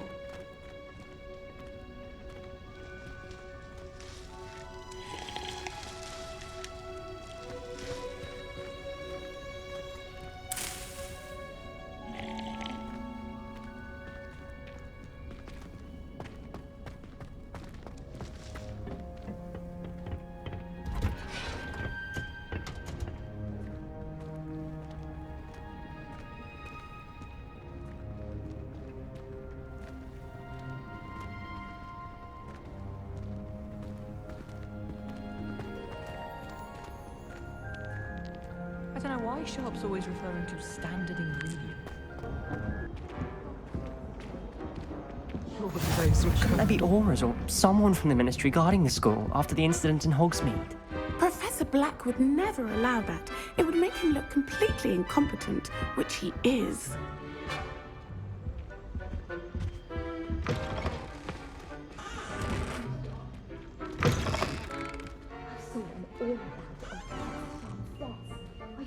He knows more than he's letting on about the Goblin Rebellion.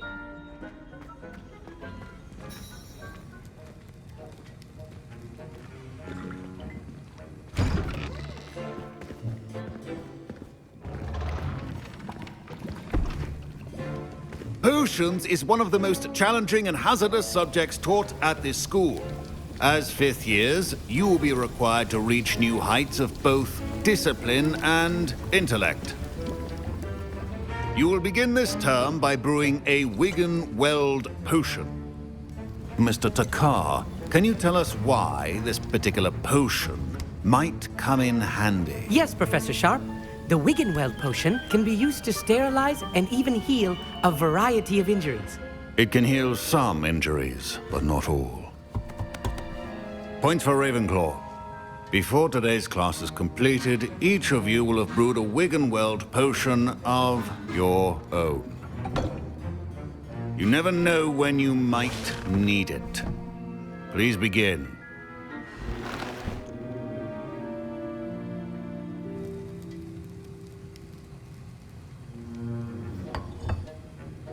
Use a strong, even motion when crushing your ingredients.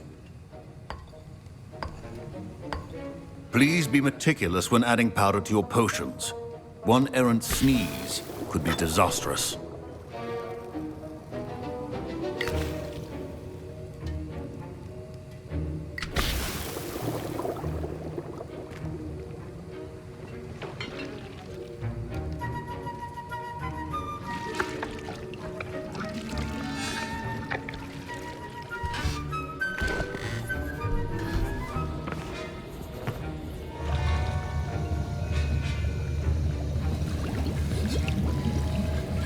I see most of you have not forgotten how to stir.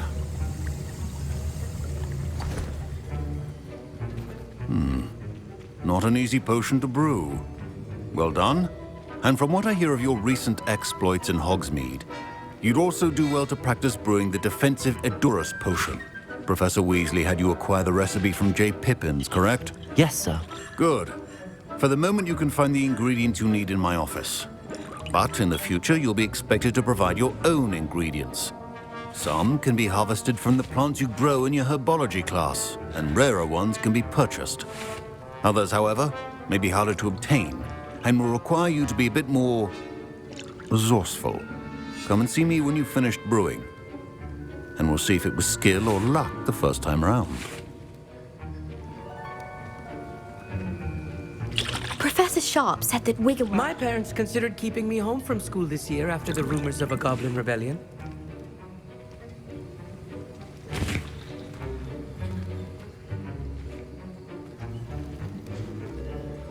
My Wiggenweld potion's utter rubbish. Wish I could just replace it with one from J. Pippin's. Don't fret if you run out of ingredients. I simply grow most of what I need.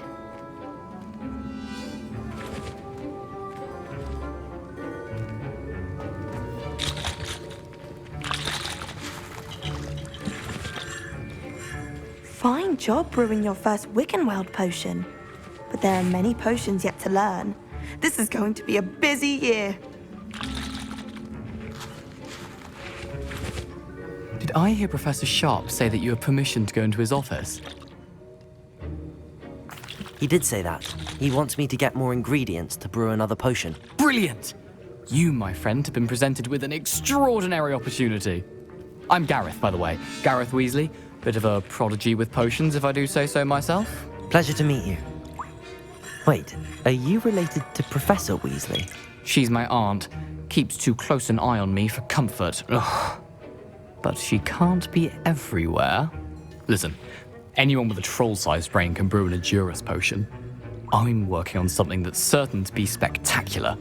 I'm just missing one tiny last ingredient that will add that extra spark. I suspect that's where I come in. You're as clever as I'd hoped. I simply need a single Fwooper feather. As you'll already be in Sharp's office with his permission, perhaps you could grab it for me. I'll get you the Fwooper feather, as long as you're certain Sharp won't miss it. I assure you he won't. Fwooper feathers aren't that valuable. Wait until you see what I'm brewing. Hurry back to me when you have the feather. Can you remind me what you needed again? I was hoping you could get me a Fwooper feather from Sharp's office. It's the last ingredient I need to complete my potion. Professor Sharp must have learned a lot during his time as an Auror. I wish he talked about it more. I was impressed that you were able to answer Professor Sharp's question about the Wiggenweld potion. Oh, thank you. That means a lot coming from a fellow Ravenclaw. And I've never seen anyone brew such a flawless Wiggenweld potion on their first try. Well done. Professor Sharp didn't seem as impressed as you are. Don't take it personally. Professor Sharp wouldn't be impressed by a troll reciting the tales of Beetle the Bard backwards. And in gobbledygook. A fascinating language, by the way. Neither here nor there, really, but I am a self-taught speaker. Merlin's beard, good conversation is the enemy of free time. I must return my book, Gateway to the Far Stars, before my next class. Speaking of stars, we'll be in astronomy together. You'll love it. Professor Shaw is firm, but quite clever. See you soon, no doubt.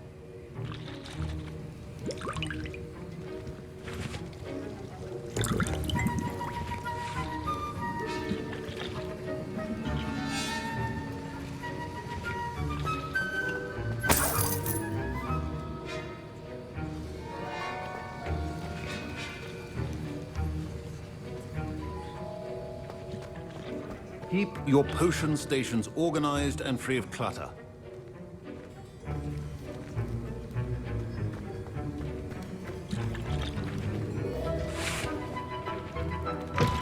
A well-prepared ritual.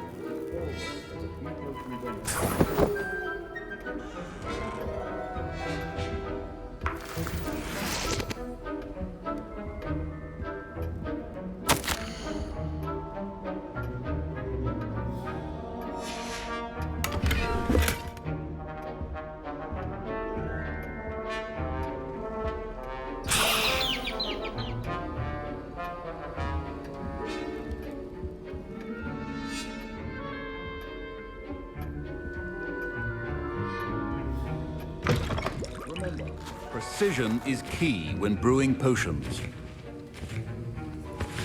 Here's the flopper feather you wanted. Brilliant! Thank you! This is going to take a moment to brew. You should get back to brewing your Endurus potion, and I'll tell you when this concoction's finished. Proficiency in potions are two things that cannot be rushed. Have patience and be thorough.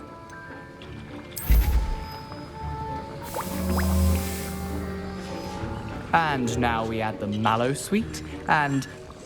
That's odd. What's happening? Wait, it's not supposed to... Ah! Get it! Dragon Dog! What happened? Well done, Gareth.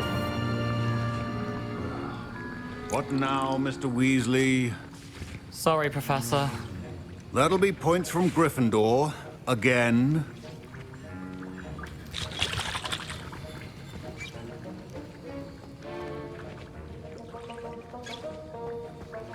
Mr. Weasley did not do this on his own. His accomplice will answer to me as well.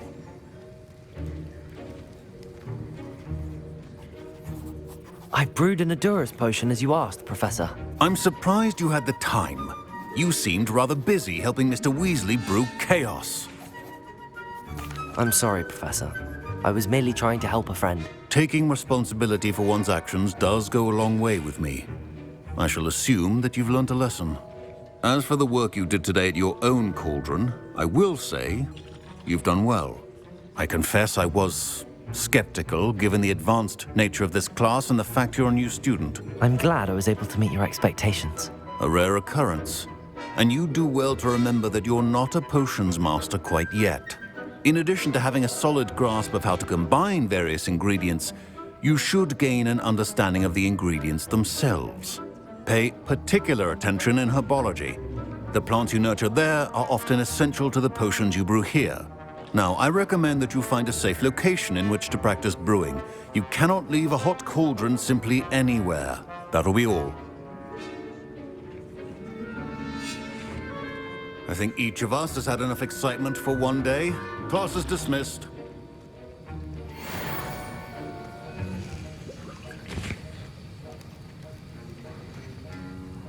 That was an interesting class.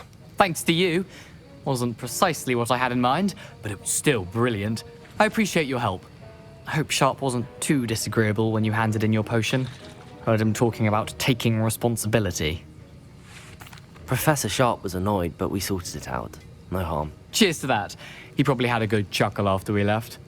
Sharp may seem gruff, but I'd bet a few galleons he blew up a potion or two in his day. Best be off. Next time we talk, I promise, fewer explosions.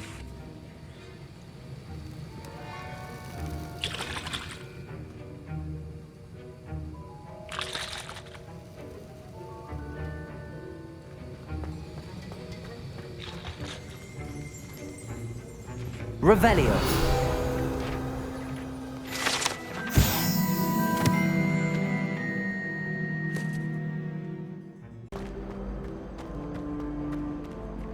I really have made a mess of things. Is everything all right? Oh, hello. Thank you for asking. I'm Cressida, by the way, and I'm afraid everything's not all right. I may be in a spot of trouble with the librarian. You see, I'm fond of creating my own charms. Thought I'd perfected my light as a feather charm to use on my library books. My arms get so tired carrying them around all day. But I must have confused the Latin word for feather with bird in my incantation, because when I opened my bag just now in the library, they literally took flight. That sounds brilliant, actually. Thank you. Somehow I don't think the librarian will see it that way. I collect the books and remove the charm myself, except this isn't the first time one of my charms has threatened the peace of the library.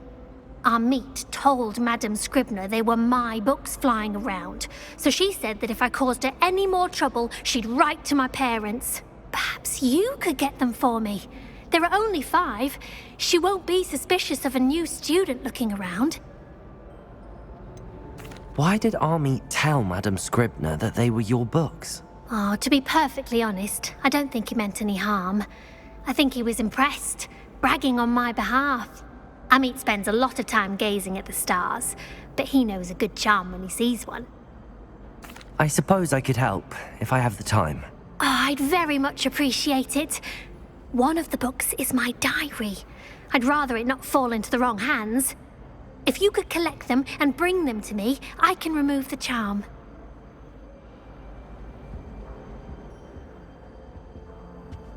Incendio!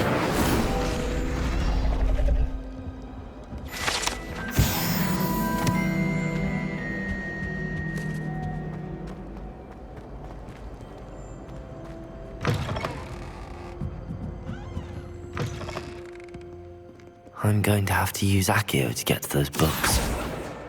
Got it. Only 4 more to go. Accio!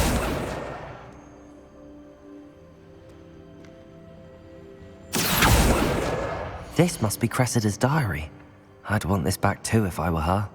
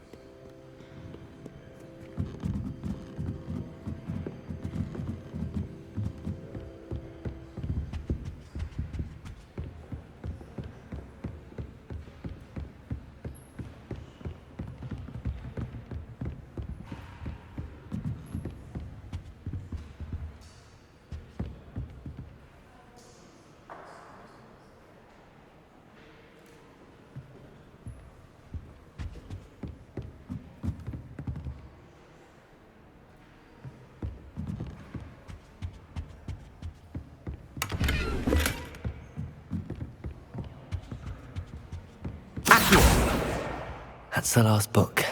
Now to take them back to Cressida.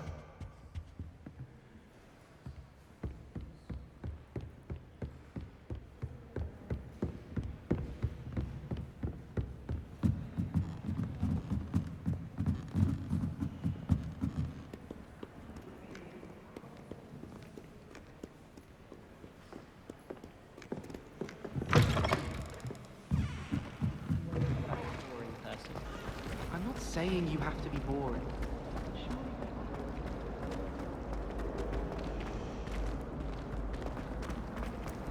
Going to harvest some knot grass.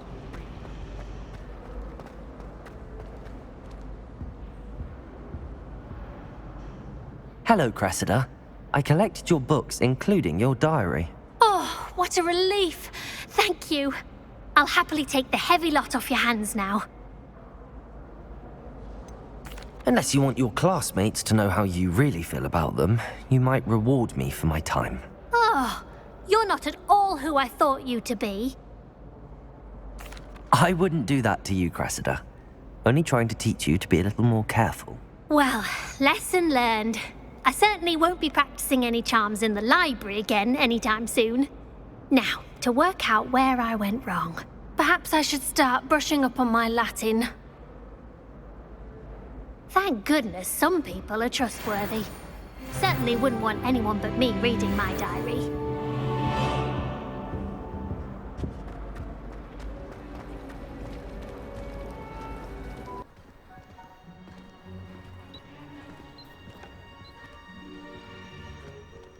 I hope to have an owl of my own one day.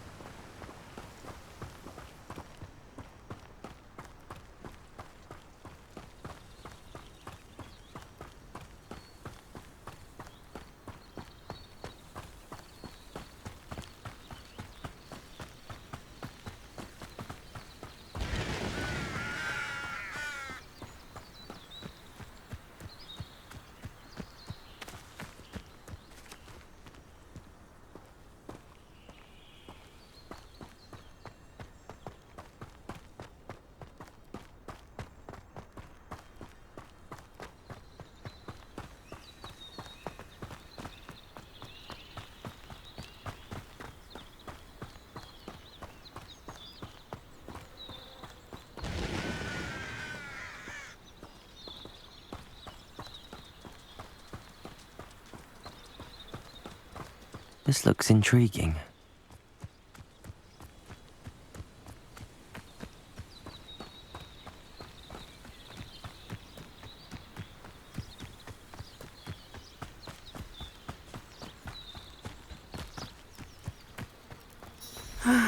It is good to see you, my friend. Hello, Natty. How are you? I am well, thank you. I was there, and I saw what happened with Rookwood and Harlow at the Three Broomsticks. I have been worried about you. I'm all right at the moment. If you don't mind my asking, why were they looking for you? I've never met Rookwood or Harlow. Perhaps they mistook me for another student. A bit odd. The two of them pursuing a Hogwarts student so intently. But whatever the reason, you were clearly in danger. For now, it is safe to say that Rookwood and Harlow are a threat to both of us, to all of us. Which is why I wanted to speak to you.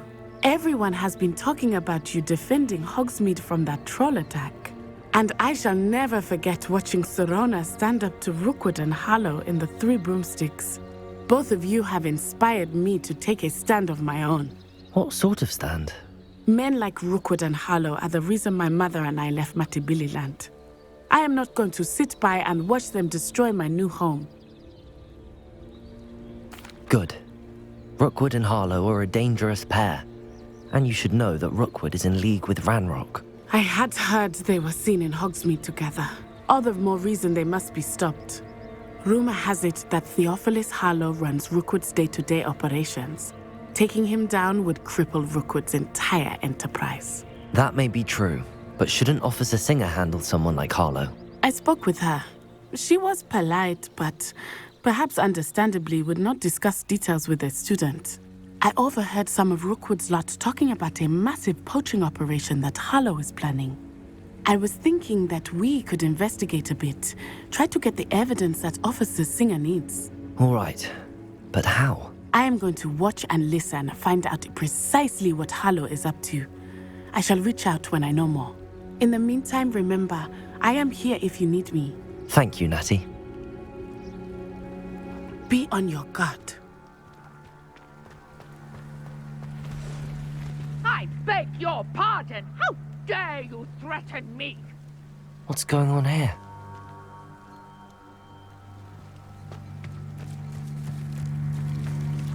They must have come this way. Think! I've no idea who it is you think I might have seen. I've been busy with my research. I do not have time to... Victor Rookwood don't give a doxy's nip back your time. Oi! Speak of the devil. Mr. Rookwood would like a word with you. A student? You can't be... Enough out of you. Leave her alone. Stupefy! You should never have come here.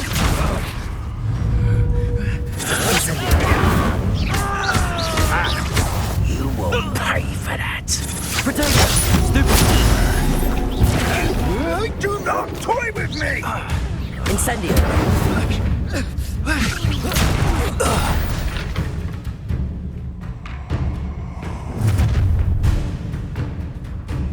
I'll watch the light go out of your eyes.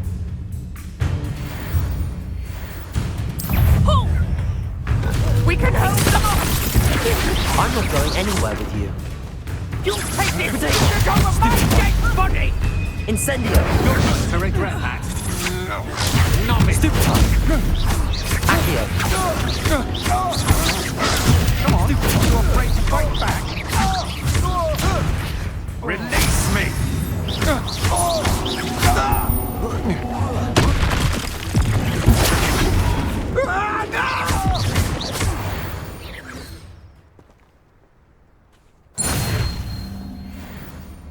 What on earth just happened? I've never been accosted in such a manner, and so close to Hogwarts. Are you all right? I am, thanks in no small part to your excellent defensive skills. Care to tell me why two Ashwinders were ready to dispatch me to get to you? Ashwinders? Victor Rookwood's thieves and extortionists, his little cronies.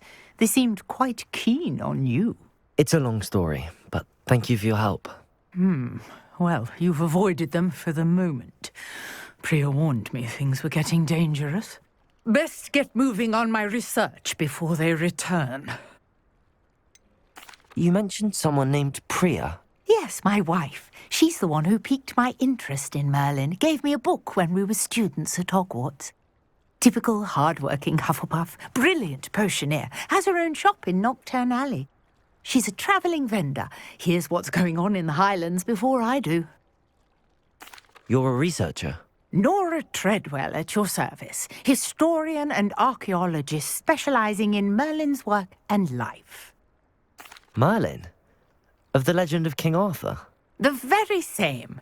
Merlin attended Hogwarts, you know, and I'm studying some curious fixtures he left here centuries ago. Fixtures? These vine-covered pillars, dozens of them, all around the area. I've taken to calling them the Trials of Merlin.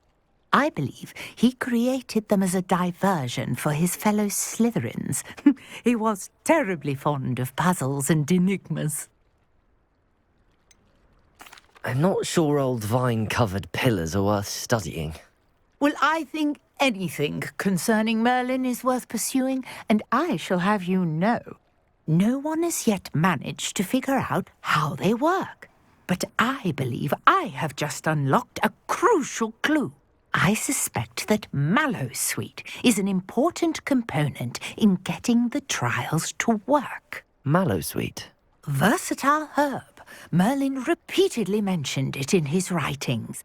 I had just arrived to test my theory when I was so rudely interrupted. You see, each swirl in Merlin's writing has a symbol in the centre. That started me thinking, what if... The Mallowsweet is meant to be placed at the centre of the symbols. Precisely. Would you care to do the honours? We can see what comes of our little hypothesis. I brought a trunk chock full of Mallowsweet with me. It's just over there by my tent. This trunk? Yes, take plenty, even if you already have some. I have the Mallowsweet. Lovely. Now, notice the vines on these pillars here, as well as a stone swell on the ground. Each trial has these features. Place the Mallowsweet on the swell, and we'll see what happens.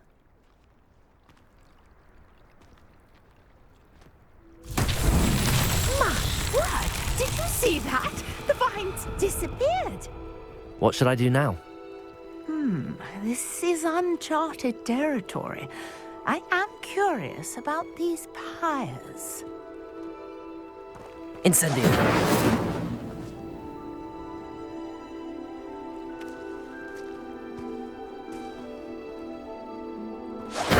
Merlin's beard!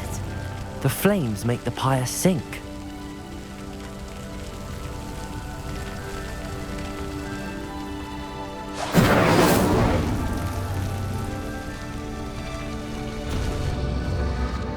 Curious. The pyres are back where they started.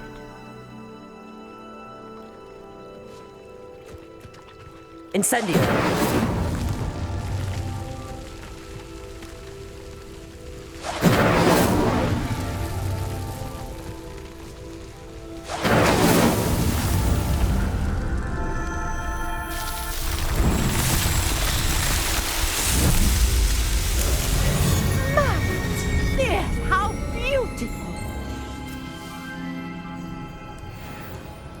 What a day! I can hardly believe it.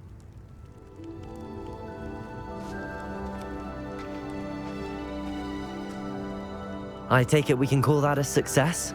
We can indeed. However, I now have even more questions. How does it work? I must review my notes. I may have missed something. Are all of the trials like this one? Oh, not precisely. Well, I think each has those telltale vines and the swirl on the ground. You should feel free to solve them as you come across them. I believe I have what I need to continue my research. My guess is that each will also require Mallowsweet, which you can find in Hogsmeade should you need more. I really must be off. Such a pleasure to meet you. And do be careful out here. Now I've got what I needed, I shall return to the safety of my notes and books. Yes.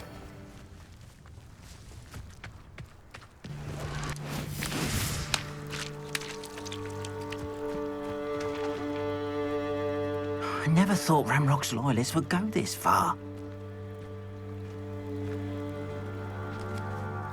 Pardon me, is everything all right? Hardly. I've just lost my business and almost my life. You'd best look elsewhere for wares. I've nothing to sell now.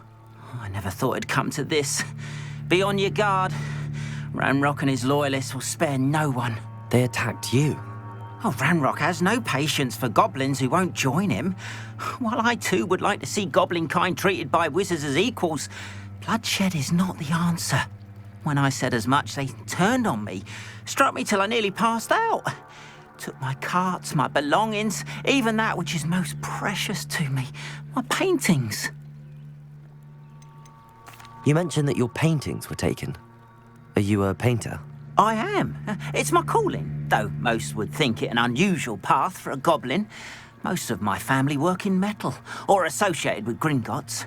I'd wager my finest brush that Ranrok's lot have no appreciation for any of my work, and it'll be tossed aside for kindling. Without my carts and my livelihood, who knows when I'll be able to paint again? Has Ranrok's lot ever attacked you like this before? They've been taunting and threatening me for a while now, but they've always believed that violence is the only way to get what they want. Things have taken a much darker turn of late. Ranrok is getting more powerful, and his loyalists know it.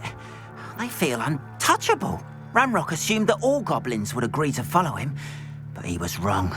Many of us would like a diplomatic end to the discord with wizard kind. I'm sorry this happened to you. I shall certainly keep an eye out for your carts. That is very kind of you, but I think they took them to their camp southwest of here, just past some ruins. Too dangerous to try and retrieve them. I did enchant the carts to return to me if I ever lost them, however. Slim though the chances may be, I'm holding out hope that some of what was taken is returned to me. It was nice meeting you. I wish it had been under better circumstances.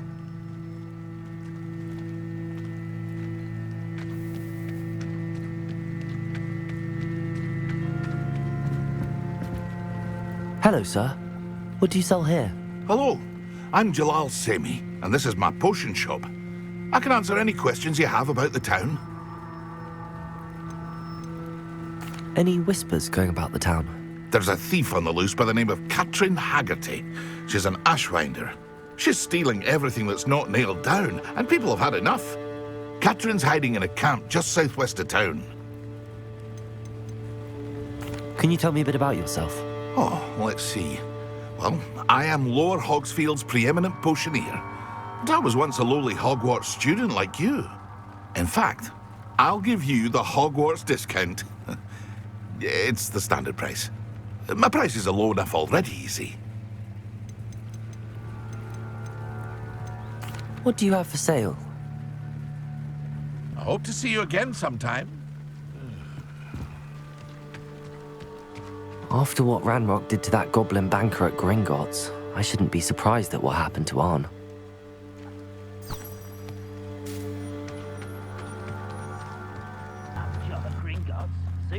An encampment. This must be it.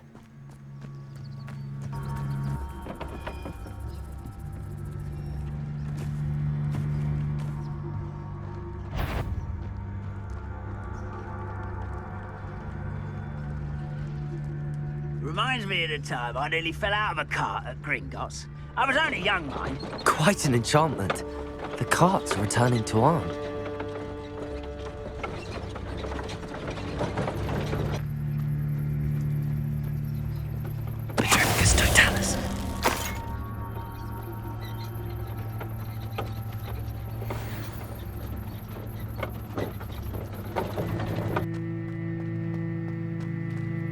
If you're here for my wares, I'm afraid I still don't have my carts. Arn, I have good news. Your carts are on their way back. I don't know what to say. Any hope I have of getting my belongings back was quickly fading. Ranrok's lot called me a fool for believing in the good in wizard kind. Thank you for proving them wrong. I managed to free your carts fairly easily. Oh, I'm glad you're all right. Oh, I can't wait to have my things back, especially my paints. You know, you've inspired me. I've been dealing with witches and wizards for years, and we've always got along just fine. Perhaps my next piece will be a tribute to all that is good between us. What a nice idea, Ron. I wish you luck with it. Oh, I can't wait to get started. Thank you again for all you've done.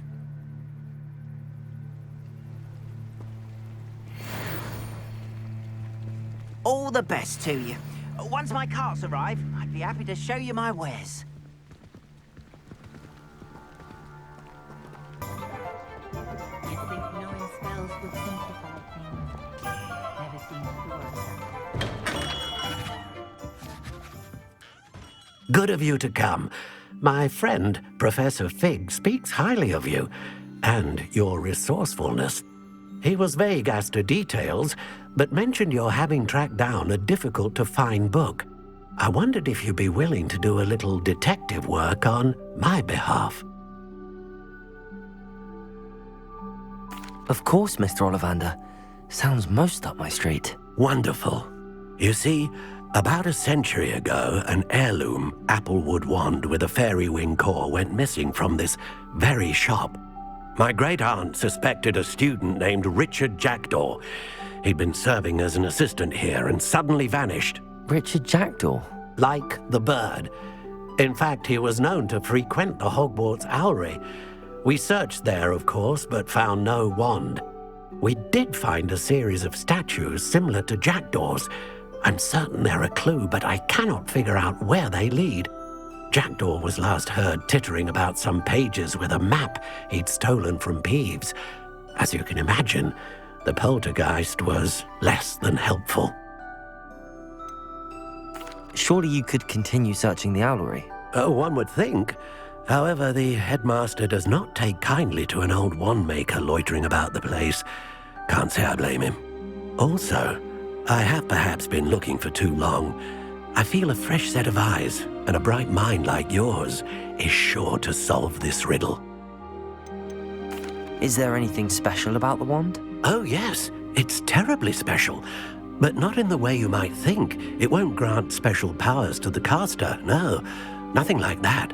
But it will ease the hearts and minds of the Ollivanders to know of its return, and that power is immeasurable. Why would the thief have taken the wand? I must admit I have no idea. From what I can gather, he fancied himself an adventurer of sorts. Always looking for trouble. In fact, after he went missing, rumor had it his ghost was seen in Hogsmeade. Never heard much about him after that, but it seems as if his adventurous spirit may have got the better of him. Perhaps he thought that the wand had some special power simply because of its esteemed lineage. Astonishing how misunderstood the art of wand-making is. I'll have a look for you. You've certainly given me plenty to go on. Ah, you've brought hope to this old wand-maker's heart. Professor Fig was right. You are a remarkable student.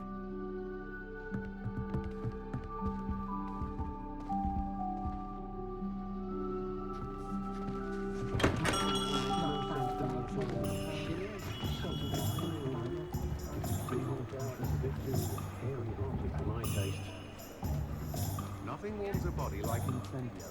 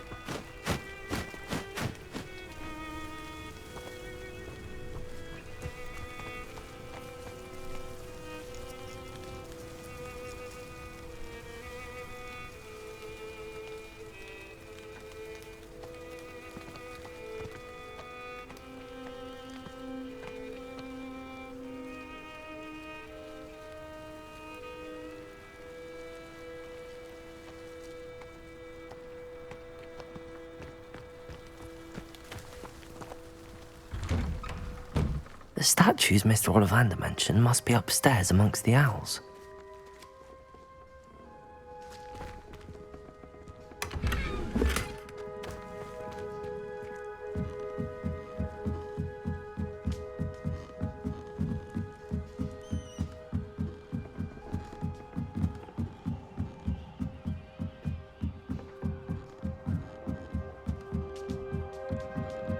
Don't mind me, owls. I'm just here to help a friend.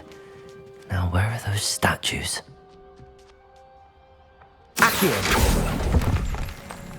Huh, I recognize those handles. The summoning charm should do the trick. I'd best keep looking.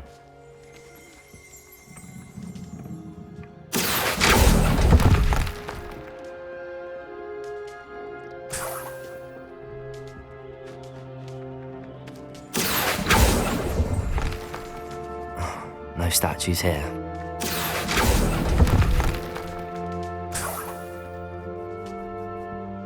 Empty perches. Could be the right size for jackdaws. All statues of jackdaws. Nothing.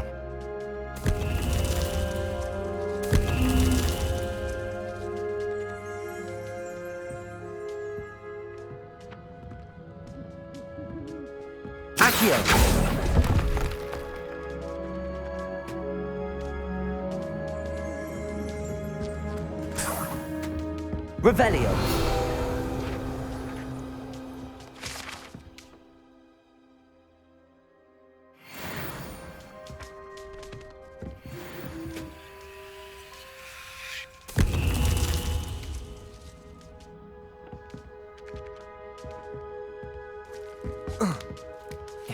Birds aren't afraid of heights. Perhaps I should look a bit higher.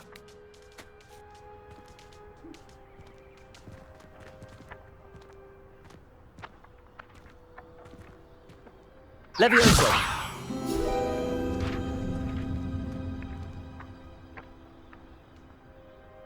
Accio.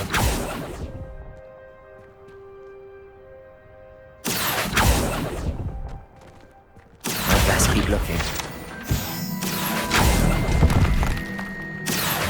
No statues here. Nothing. This'll do nicely. I'd best keep looking. No statues here. I'll take that, thank you. Accio. Nothing.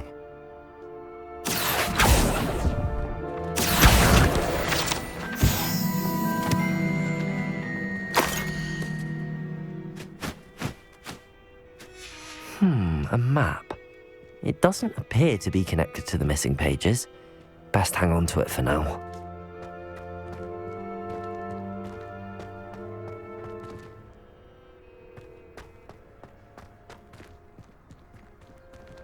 Accio.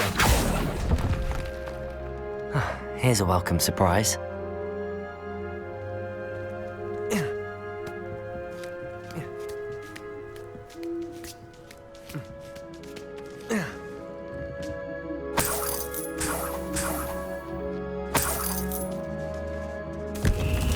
What's happening?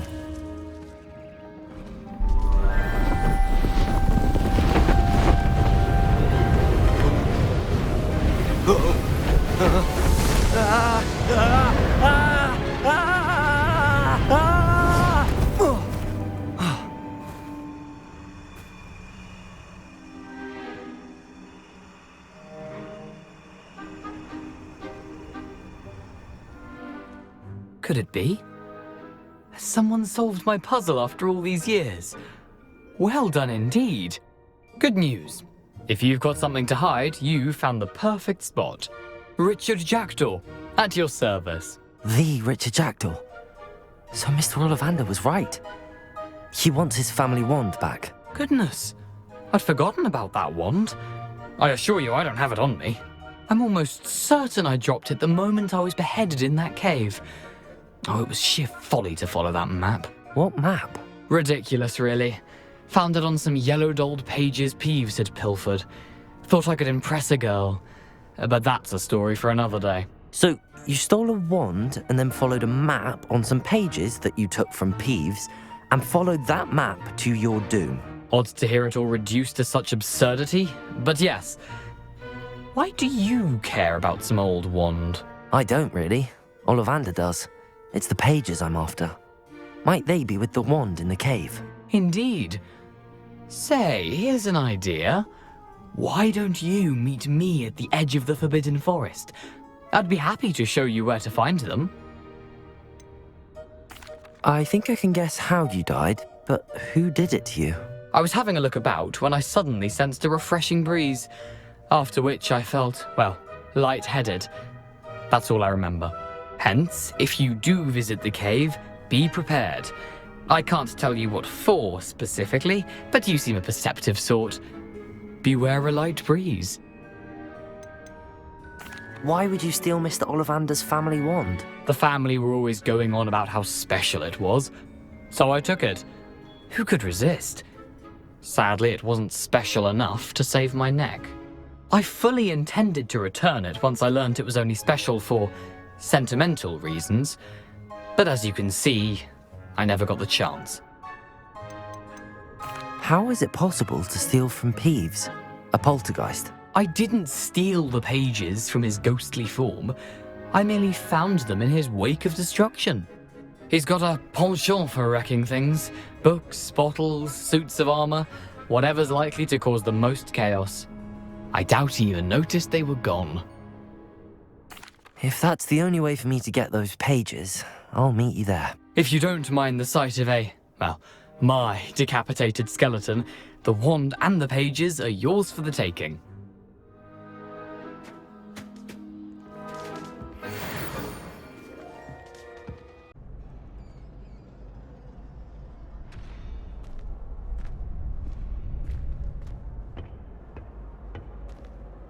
Future champion coming through.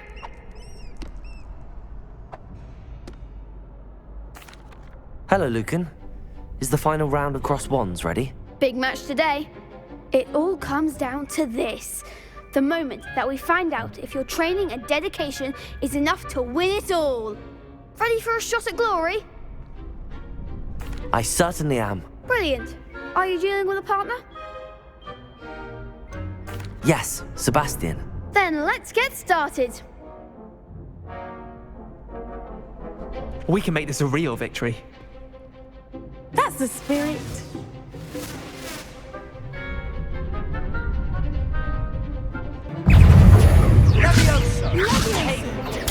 Stupefy.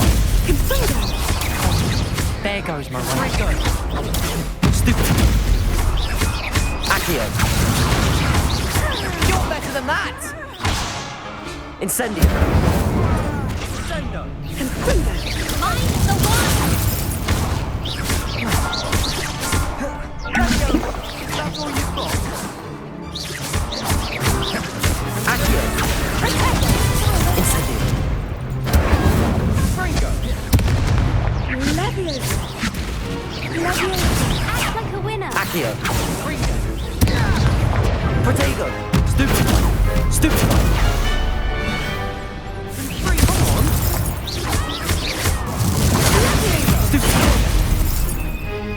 Incendio!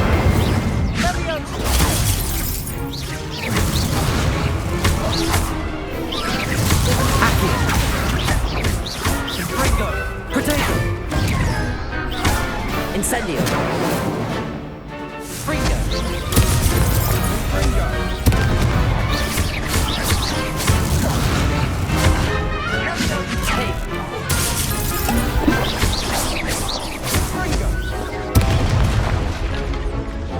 Incendio!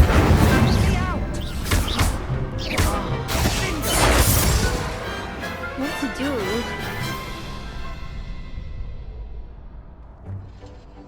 What a victory! You've won the tournament!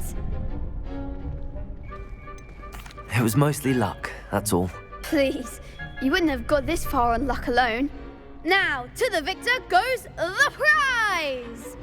And so it is my great honor to present you with this simple yet elegant token of supreme dueling accomplishment. Thank you. It's been an honor. You earned it! You are a duelist to be reckoned with. Now that we've definitively crowned the tournament winner, I suppose I should get back to my schoolwork. Wonder how my herbology plants are doing. I haven't tended them in ages.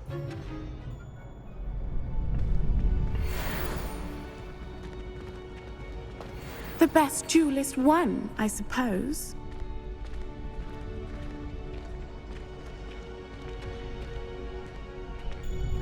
Shame it's over. I was just getting started. You can't be beat, can you?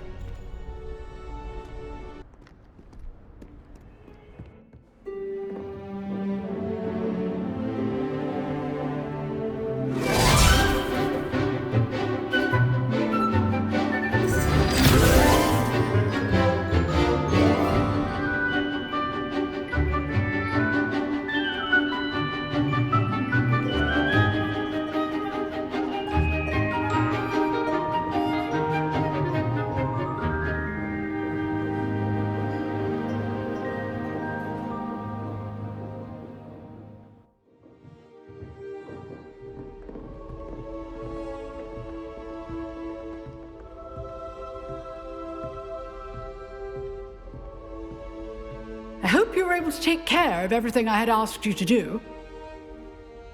Professor, I completed all of your most recent assignments. Well done. Then you're ready to learn Expelliarmus. Pay close attention. The disarming charm may often be all you need to defeat the most powerful dark witches and wizards you might encounter. Spellcasting requires a focused mind.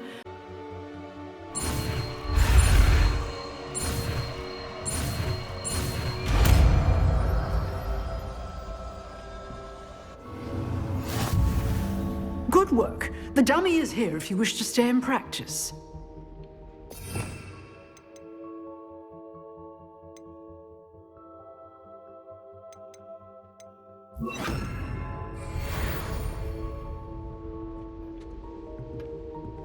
Expelliarmus! You seem to have the right end of the stick, but keep practicing. Expelliarmus may save your life one day. Professor, do you have a moment? I do. What is it? I wondered, did you attend Hogwarts? I did. I am a proud member of Ravenclaw House, like you. Why do you ask? I was curious as to how Hogwarts has changed over the years. I see. Well, the castle itself, as I'm sure you have surmised, is full of surprises. I dare say more than the staircases change around here. As for the students, well, they seem to get more capable every year. Although, we got up to just as much mischief in my day as you seem to now. I used to look the other way at all sorts of roguery when I was head girl. I can tell you, however, that I did once admonish a certain Phineas Nigellus Black for enjoying a sugar quill during a lecture. I hadn't realized that you and Professor Black were, students here together. Appearances can be deceiving. You see, I was once wounded by time itself. Time itself? I never would have imagined such a thing. Ah, well, it was the risk I took with my prior position. You may or may not have heard that I was an unspeakable at the Ministry for years. An unspeakable? What does... As you might suspect, I cannot speak about what we did. Suffice it to say, the job was not without its hazards. Now, I hope I've satisfied your curiosity for the moment. You have. Thank you for speaking with me, Professor. Keep up with your wand work. One must always be prepared for mischief, both inside and outside of the castle.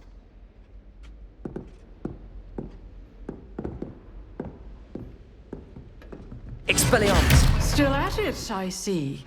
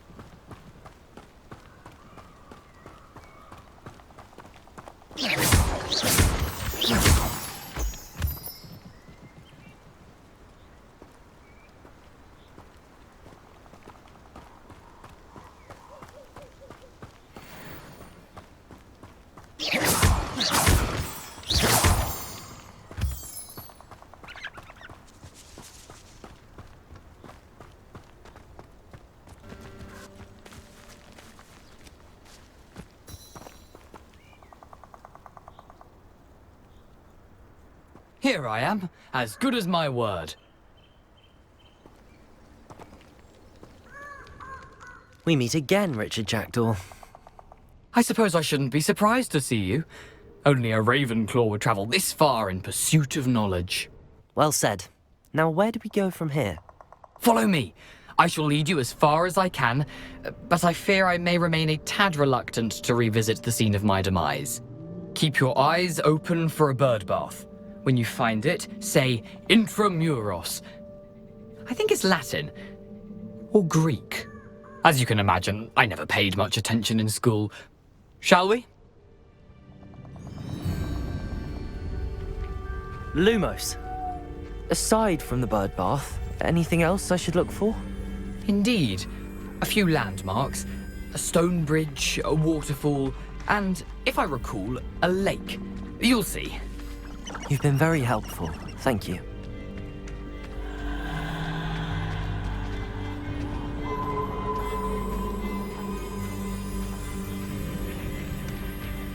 Surprising how much of this is, rather unfortunately, coming back to me.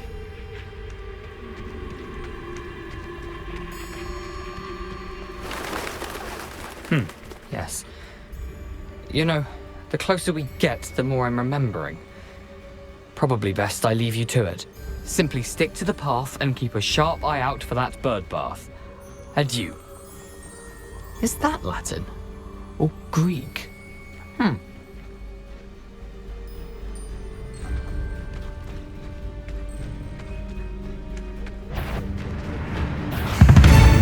Expelliarmus!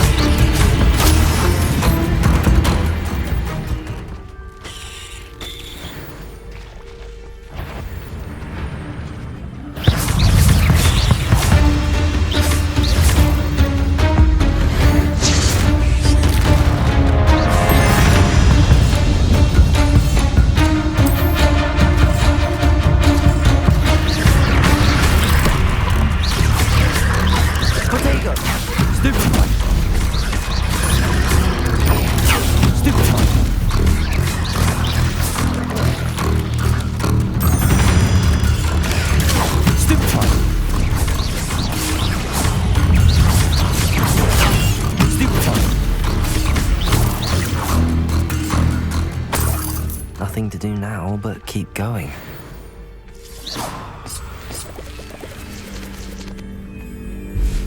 Lumos.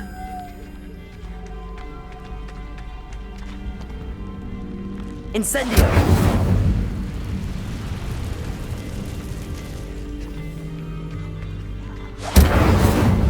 Lumos.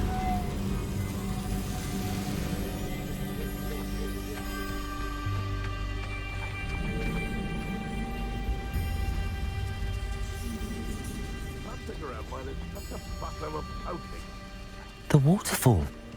For a thief, Jackdaw's surprisingly as good as his word.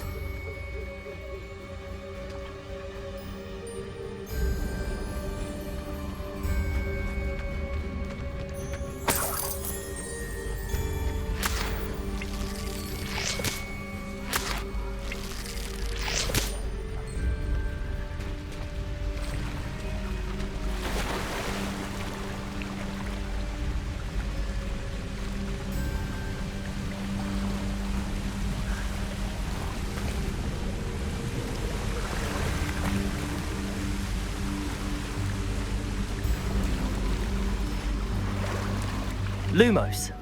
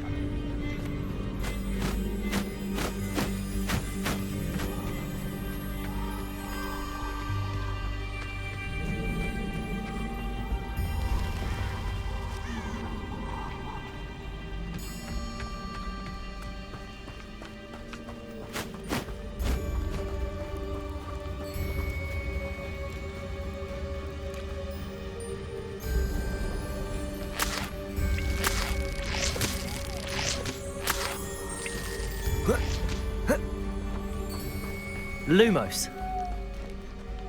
Something oddly solemn about this place.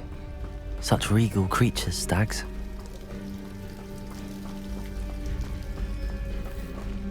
There it is, just as Jackdaw described.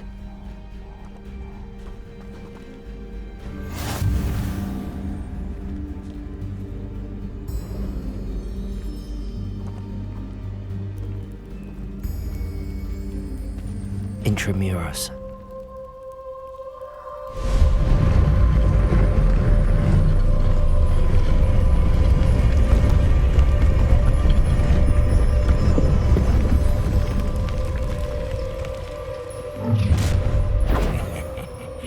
Aren't you a little far from home?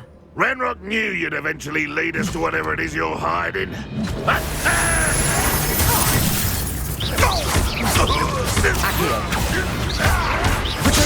Stupid one.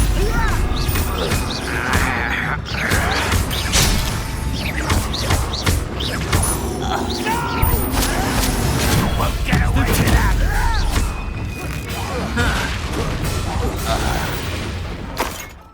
No risk those loyalists will report back to Ranrok now. Let's see where Jackdaw has led me.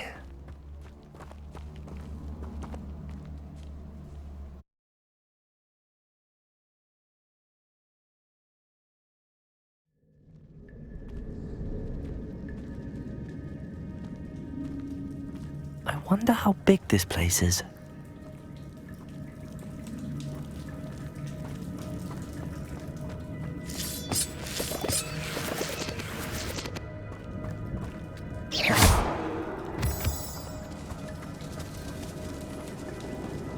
Incendio!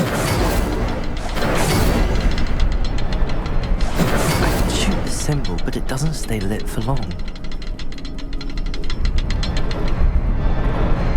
I need to light all three before they time out on me.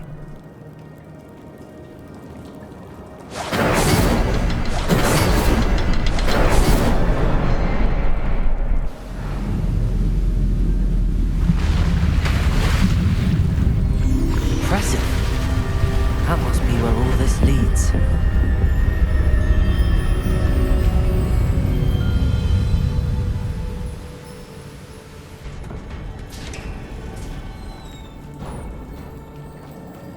Someone didn't want casual visitors down here.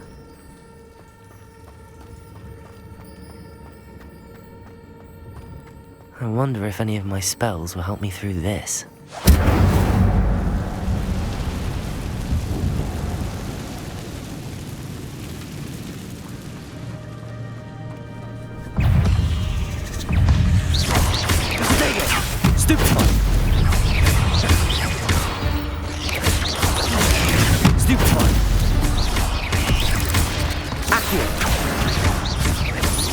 Incendio! Stupefy! Incendio!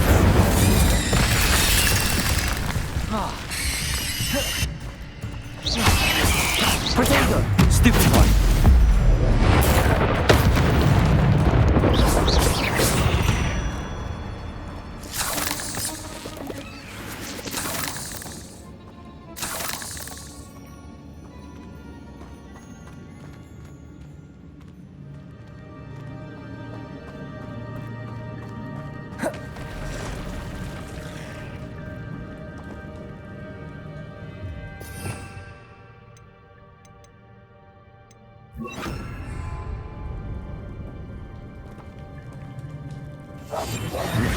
touch those.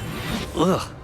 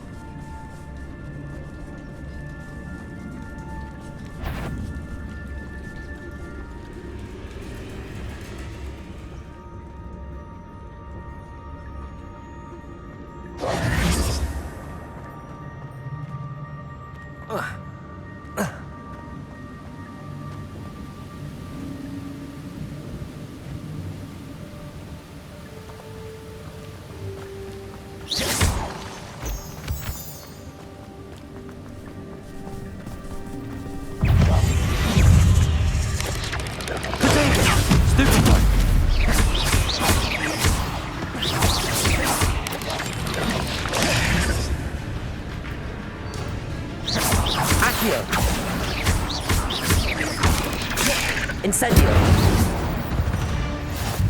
Another puzzle. Well, if Jackdaw could solve this, so can I.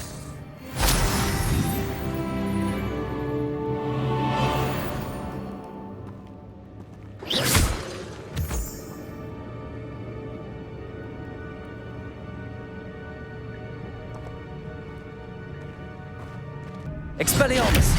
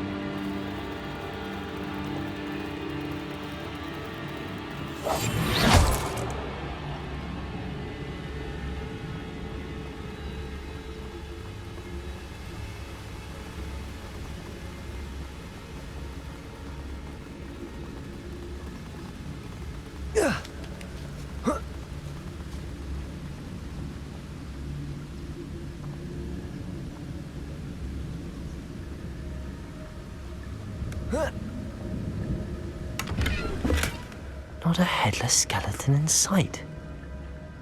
But I may as well help myself to this.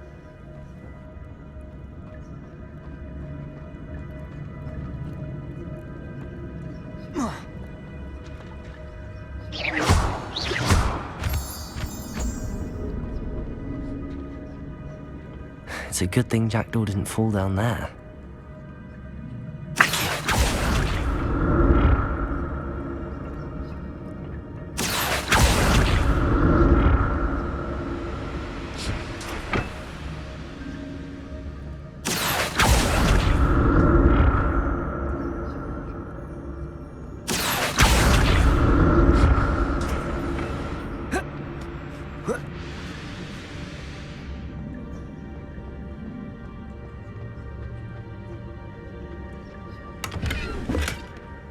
Untouched chest.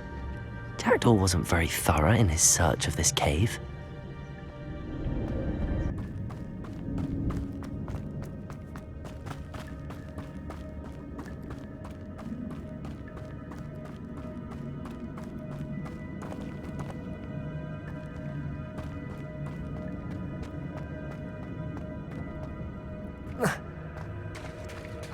There it is. The bridge, it's almost complete. More spiders. These can't be what the heck with a Jackdaw. Protego! Stupefy!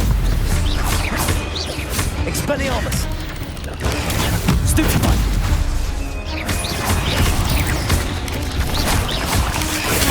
Stupefy!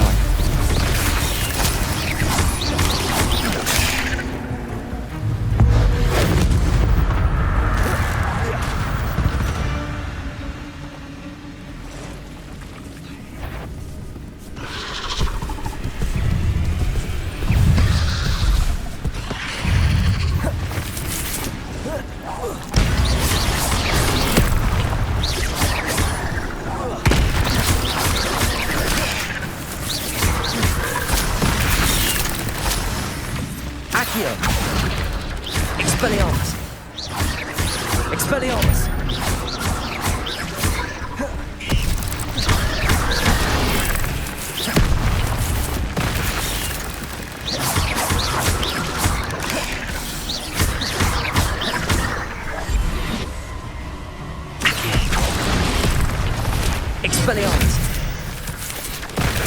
Potato! Stupefy!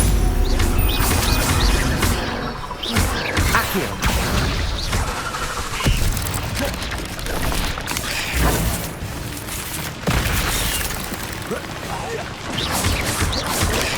Stupefy!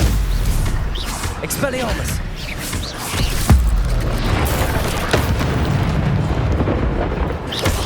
Potato! Stupefy! Stupefy!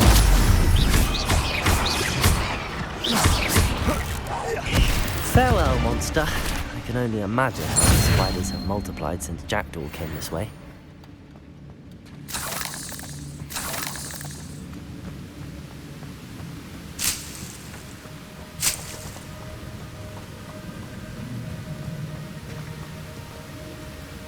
Lumos.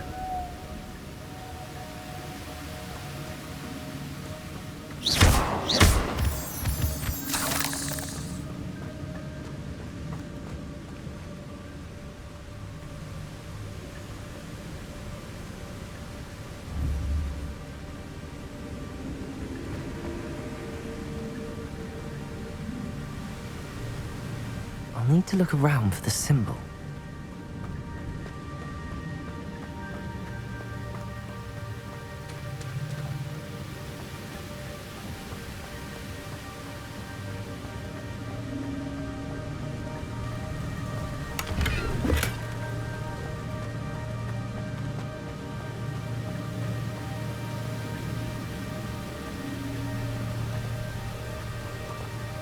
Expelliarmus!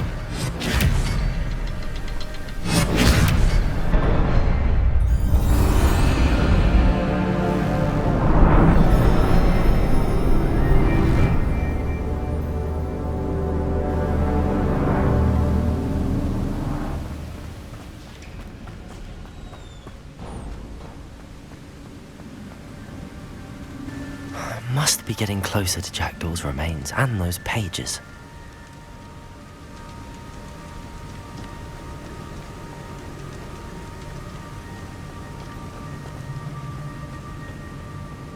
We meet again, Richard Jackdaw. Ah, shame. Those splinters must be what's left of Ollivander's wand. At least I can take the pages. Here it is, the map that brought your doom, Jackdaw. Is there something beyond this room?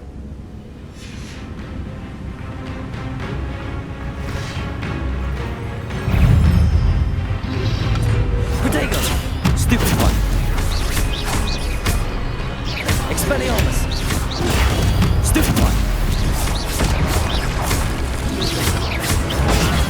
Stupid one!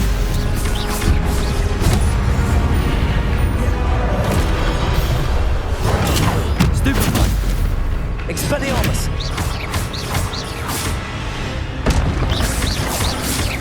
Accio! Expelliarmus wants to disarm you brutes. Potato! Stupid one!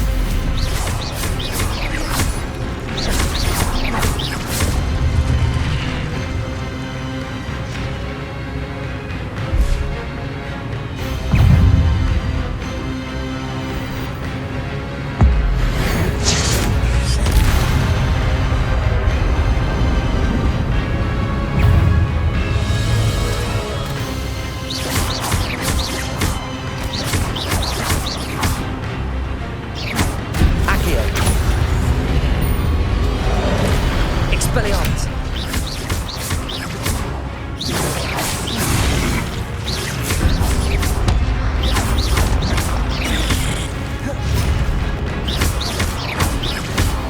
Expelliarmus!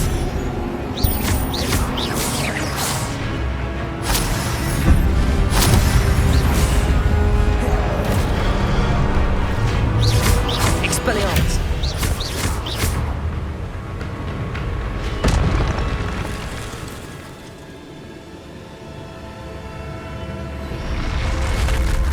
What? That's unnerving. What's happening?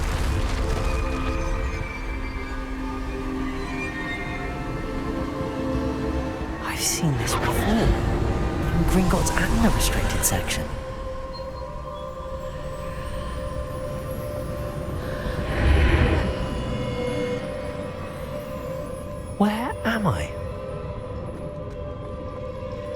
Oh no!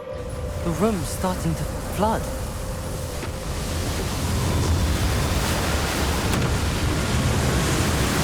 How am I being protected? What sort of magic is this?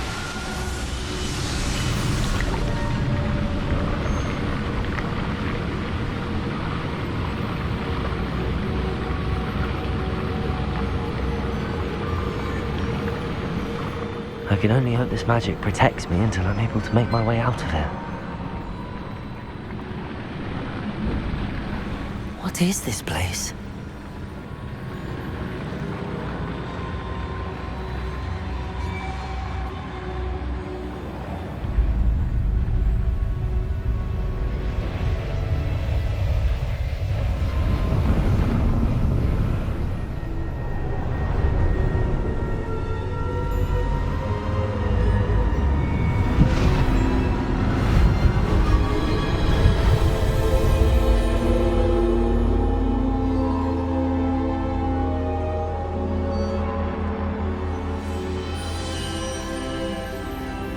Can it be?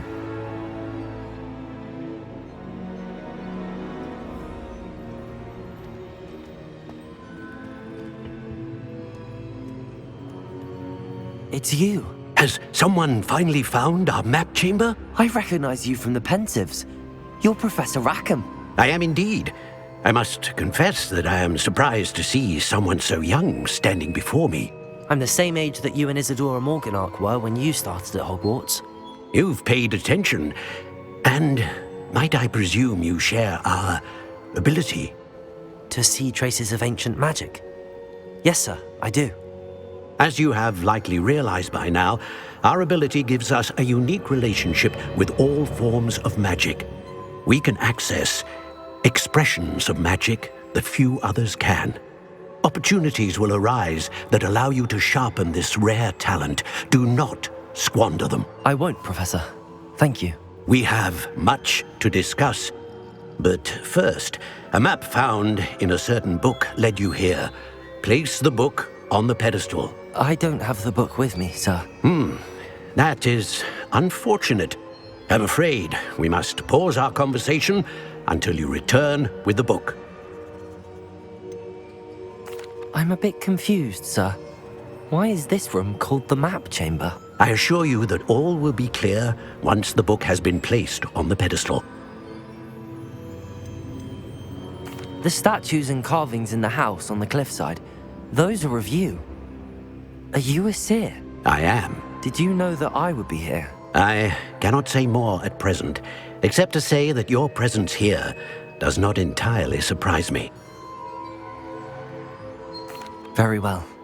I'll retrieve the book right away. Good. We shall speak again once the book is in place. I found the pages and the map chamber. Why would I need the book?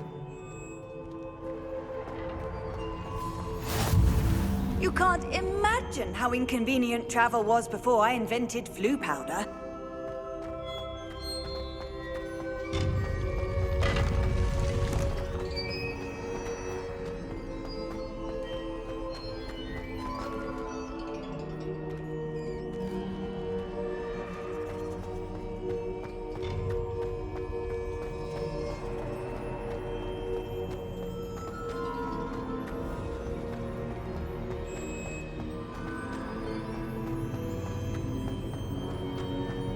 I'm back at Hogwarts. I wonder when Professor Fig will be back. I did promise him I wouldn't neglect my studies while he was away. Suppose I have enough to distract myself with till he returns with the book. Accio!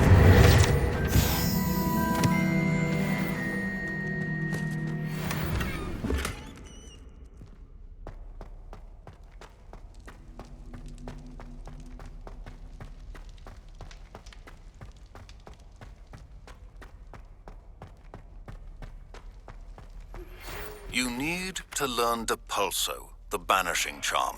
Useful for pushing objects or adversaries away. Complete the required tasks and meet me in my classroom.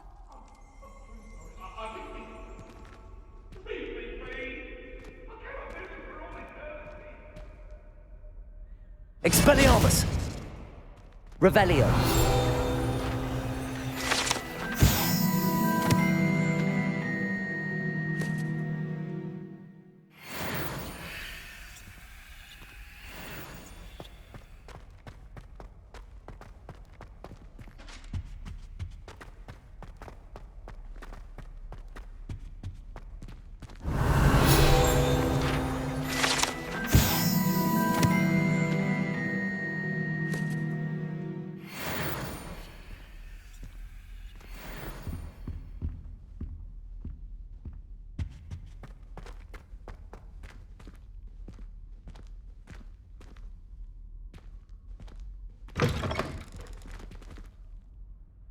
Lumos.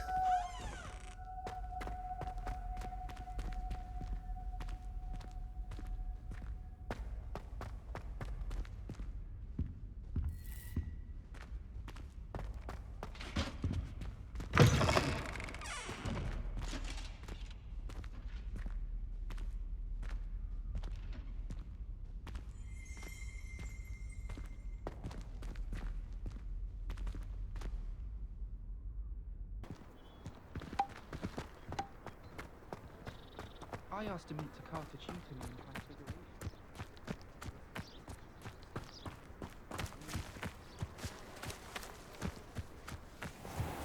Who do you think will fall from their broom first? I adore spending sunny afternoons in the Viaduct courtyard.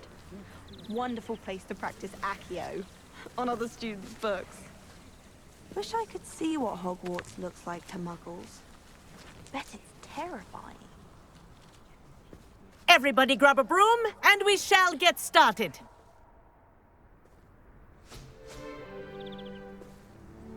Mr. Clopton, your attention, please. Sorry, Madam Kagawa. Everyone, please welcome a new student to our flying class. Welcome. Hello. The goal of today is to remind all of you how to maneuver on a broomstick safely, as broom flight is, first and foremost, a means of transportation. This, I fear, some of you have forgotten. Diving, rolling, and loop-the-loops will not be taught or in fact tolerated in this class. We'll leave that to professional Quidditch players, like the Toyohashi Tengu. Not a fan, I take it? Now, let's see how well everyone kept up with their practice over the summer holidays. For those who need a refresher, step up to your broom, say up firmly and clearly, then kick your leg over and rest your weight on the seat. Up! Thank you. Now, your turn. Up! Up! Up, you stupid ratty school broom! Up!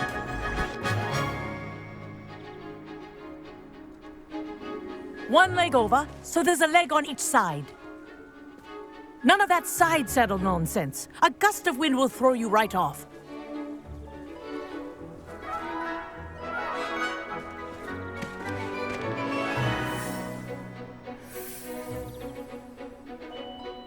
And if you hear my whistle while you're in flight, ground yourself at once. Good. Now, for your first lesson, fly through each ring in the courtyard. Do take care.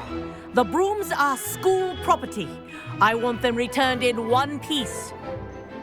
Wish I had my own broom.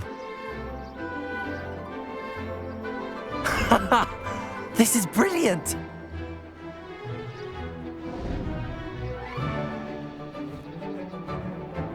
Well done. Now that you're acclimatized to your broom, let's see how well you manage with a more advanced exercise, shall we?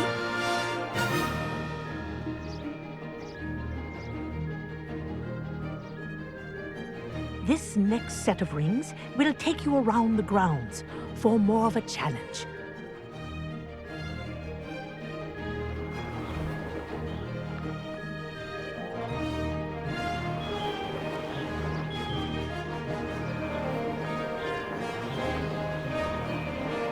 What a view! Hello! Nice day for a flight! Ha! That wasn't too bad.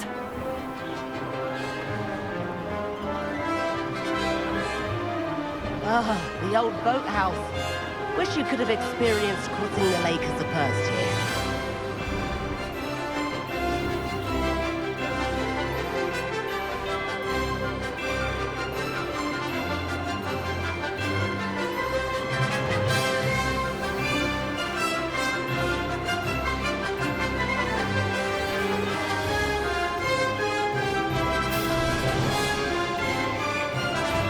Whoa, our aquatic resident likes to make an appearance once in a while.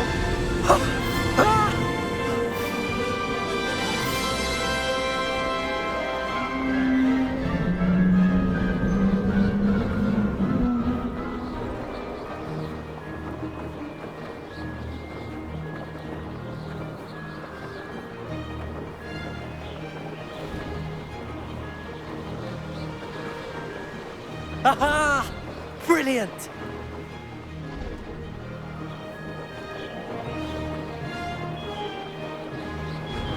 Oh, well done!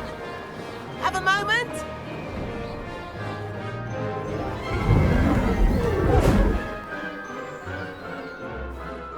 I say, I watched you fly through those rings. You seem to handle yourself on that dusty school broom well enough.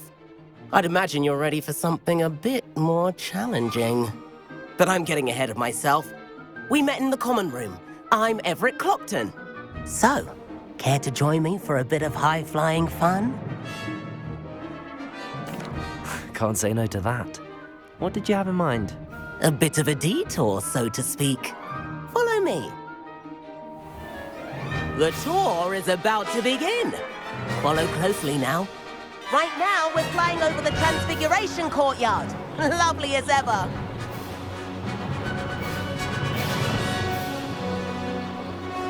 Let's hope the headmaster isn't having tea by the window today.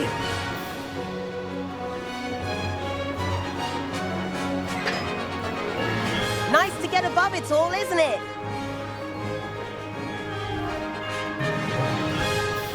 Ahead of the gardens. The Hufflepuff common room windows just peek out.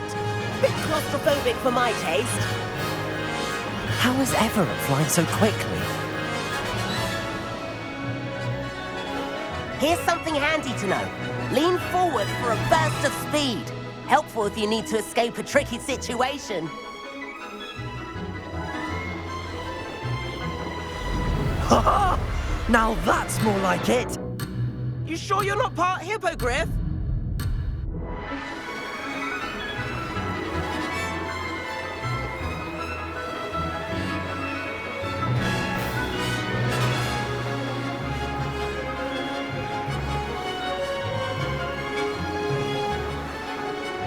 There's the famous bridge. Think of all the magic holding it up. I mean, look at it. And Meowlery. That's a bit of solid architecture, isn't it? Flying tips and a jaunt around Hogwarts. This is quite the tour, Everett.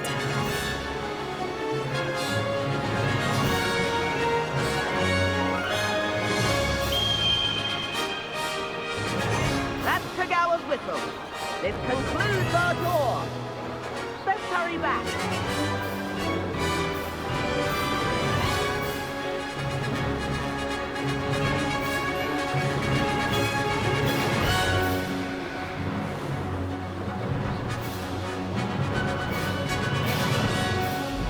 Dismount here. And where have you two been? Oh, hello, Professor. We were trying to get a bit of extra practice in. Hefty points will be taken from each of you for not following my instructions. Mr. Clopton, I'm disappointed in you. You're in this class because you're still not showing yourself, or frankly, your broom the proper respect. But, Professor... Enough. Class is finished for the day.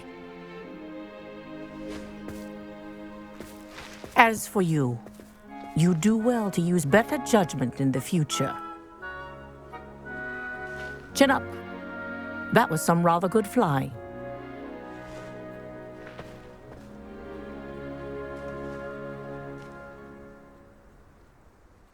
Sorry about that business with Kagawa, but you have to admit, those views were worth it. It was worth losing a few house points for that detour. You seem at home on a broom. Bet if you had a fancy model, you could fly laps around Imelda. She's Kagawa's favorite. I could show her a thing or two if I had my own broom. Hate having to return the school broom after class. Perhaps I have to purchase a broom then? If you can, you should. Wish I could. I recommend visiting Albie Weeks at Spintwitches in Hogsmeade. He's always looking to test new models. I'll keep an eye out for you in the sky. If I could afford the new Bright Spark broom at Spintwitches, I'd be on it now. Spintwitches is opened in Hogsmeade. All the latest brooms, I hear. Not that I need one. The broom I have at home's the latest model. I wish I could afford my own. How did you fare? Feel keen for some illicit spell practice? Meet me outside the Defense Against the Dark Arts classroom. I know a discreet place near there. Good day to you. I require assistance with a delivery and thought you might be interested. Please visit me at J. Pippin's Potions if you'd like to earn a few coins. I'd wager the Hufflepuff common room's the coziest of them all. Please meet me in the 7th floor corridor as soon as you can. I have an idea for somewhere you can focus on your studies, away from prying eyes and distractions. I do like Madame Kagawa. She's been tutoring me after class. Although she is very strict when it comes to broom safety. It's awful if you're sat near someone and they're trying to pass notes about. Half the time Madam Kagawa, about what happened in class. No need to discuss it further. Losing points for Ravenclaw should serve as a deterrent against future escapades. Now, Professor Weasley has asked that I teach you a few additional spells, so please keep an eye out for an owl from me. You're also welcome to drop by any time with questions.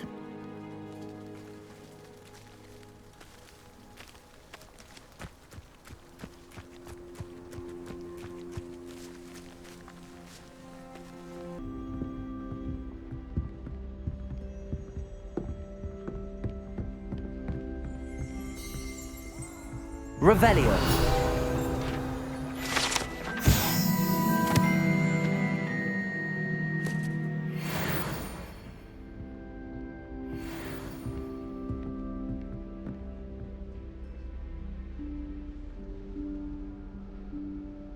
Professor Weasley?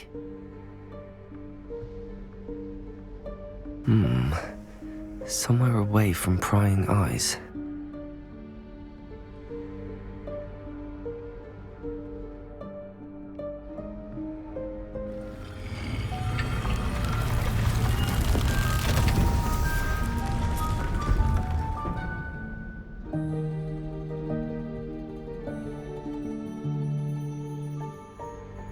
Forgive me, the headmaster stopped me and Merlin's beard. I see you've wasted no time. Well done. Shall we? After you, Professor.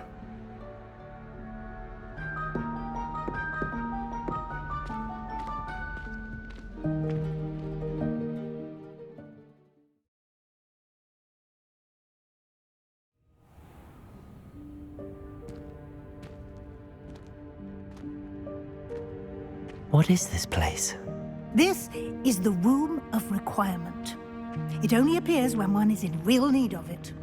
Ordinarily, a student might stumble upon this room entirely by accident, if ever.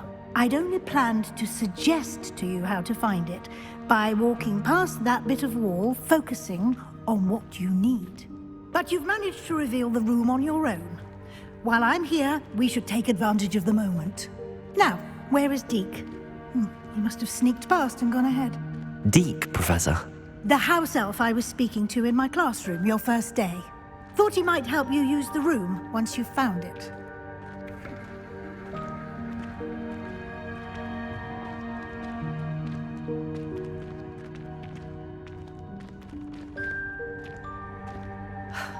There's no chance I'm clambering over this mess.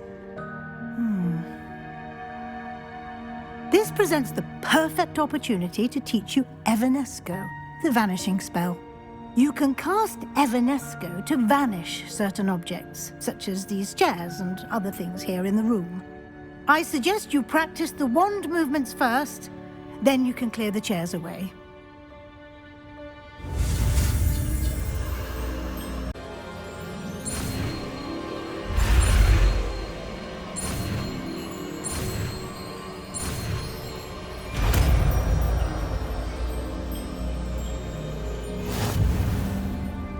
Splendid. Now, cast Evanesco on those chairs.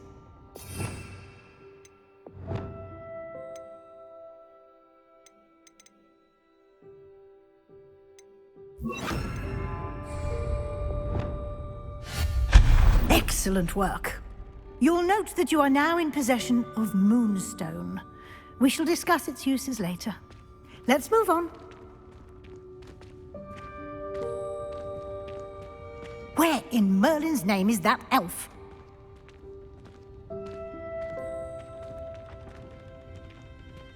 Is that... Goodness! My old school bag. I wondered where that had got to. I can't believe it's still here. I'll just take a quick look at this. Give you an opportunity to explore on your own until we locate Deke. Yes, Professor.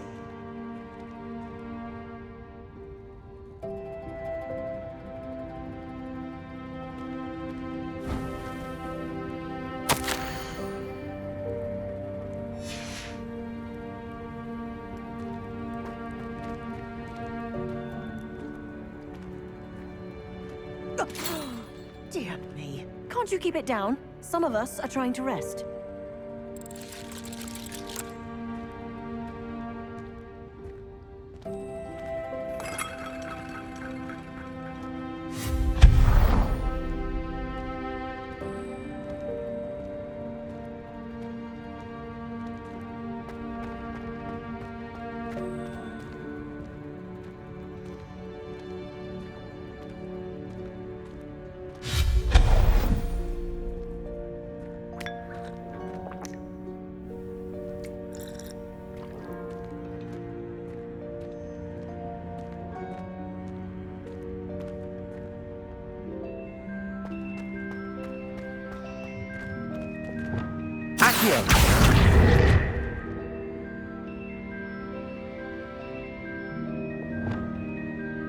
Levioso!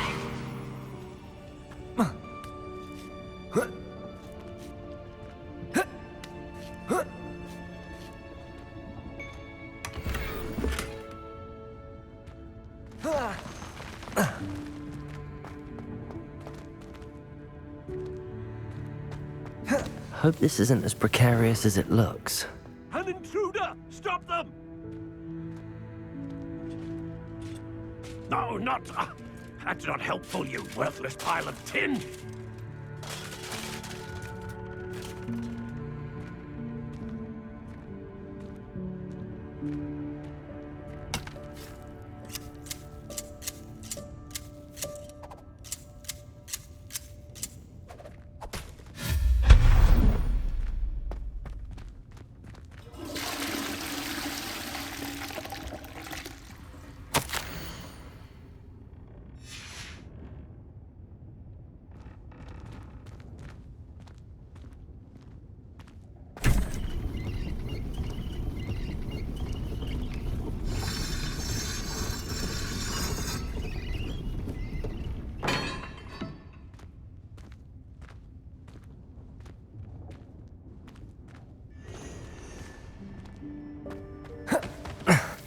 How does anyone other than a house elf manage to get around in here?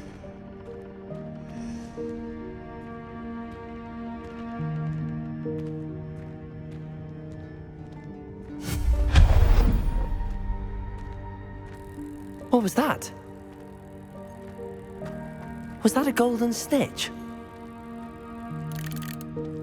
Perhaps you should summon your wits and find out.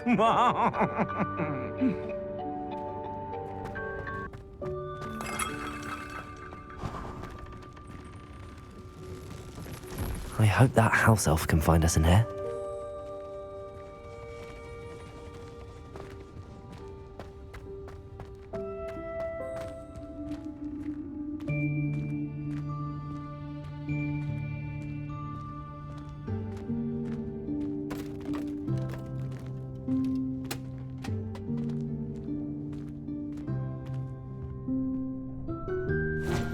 spikes! Careful! Huh?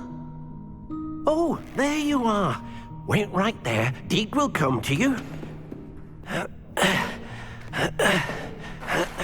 Hello. Ah, Deke, we've been looking for you. Apologies, Professor Weasley. Deke was looking through some of what's appeared in the room since Deke was last here. Is this the student? Indeed it is. Deke is honored to meet you. Deke has been a friend since I was a second year. We discovered this room together. I mentioned you to Deke. We believe that you might be able to benefit from this room like I did. Deke, would you be so kind? Of course, Professor Weasley. The Room of Requirement will always be equipped for the Seeker's needs. It's unplottable, so won't appear on any map. Most happen upon it by accident, if ever. Deke's seen students in need of an extra file for potions stumble upon the room filled with them. You seem to have accessed it in its form as the Room of Hidden Things. I was thinking about needing a place away from prying eyes.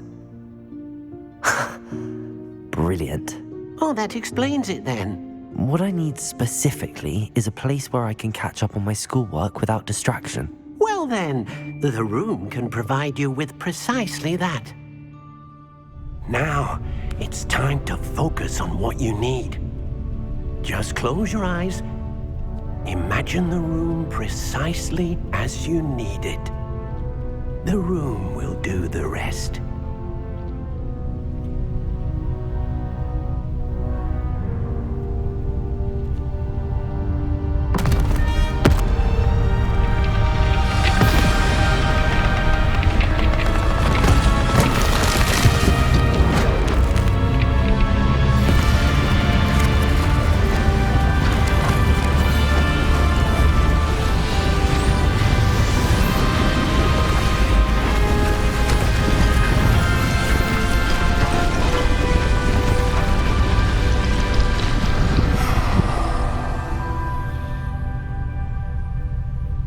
You've given yourself quite a canvas to work with.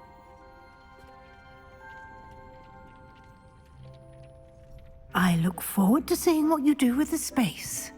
Ah, and it seems the room has provided you with a desk of description. Excellent. It can identify unfamiliar items of clothing. One should always understand the effects of anything in which one is clothed.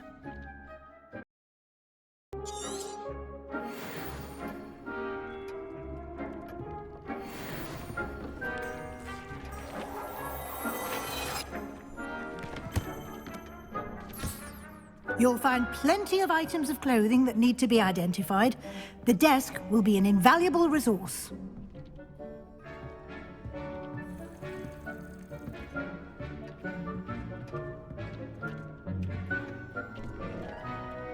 I imagine the desk of description will come in handy. It will. I hope you'll take advantage of it. Now, I'll give you a brief lesson in conjuring. The room might not provide everything you need on its own. Conjuring? Yes, the magic of creating or conjuring objects. I'll teach you.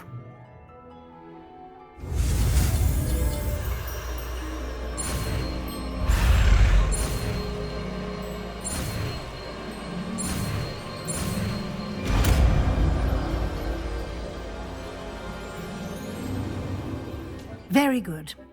When conjuring more complex objects, you'll need what's called a spellcraft. Spellcrafts are like recipes. They list the ingredients or resources needed to conjure a particular object. You should have acquired some for a potion station and potting table from tomes and scrolls in Hogsmeade. I did. Where can I find the resources I need? While resources such as moonstone can be obtained throughout the Highlands, it's much safer and easier to purchase them. They can also be collected by vanishing objects in the room, such as the chairs you vanished earlier. In fact, you should have enough resources for now. I see. Can I regain resources by vanishing something I've already conjured? You can indeed. Quite perceptive. Why don't you give it a try? Go ahead and conjure the potion station and potting table. You should find both familiar, since they'll resemble the ones you've already used to study magical plants and brew potions in class.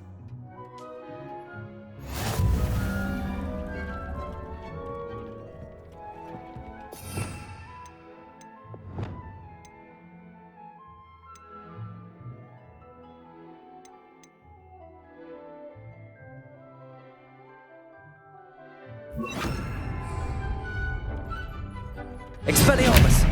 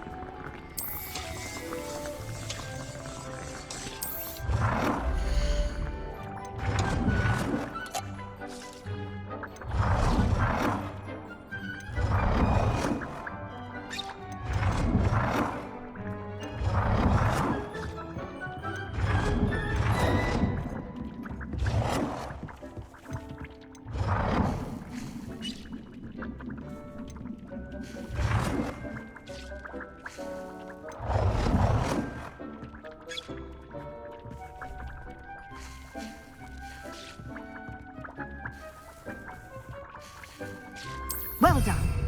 You can use these whenever you need to brew potions or grow plants. Presuming, of course, you've collected any seeds or potion ingredients you need in Hogsmeade or outside the castle grounds.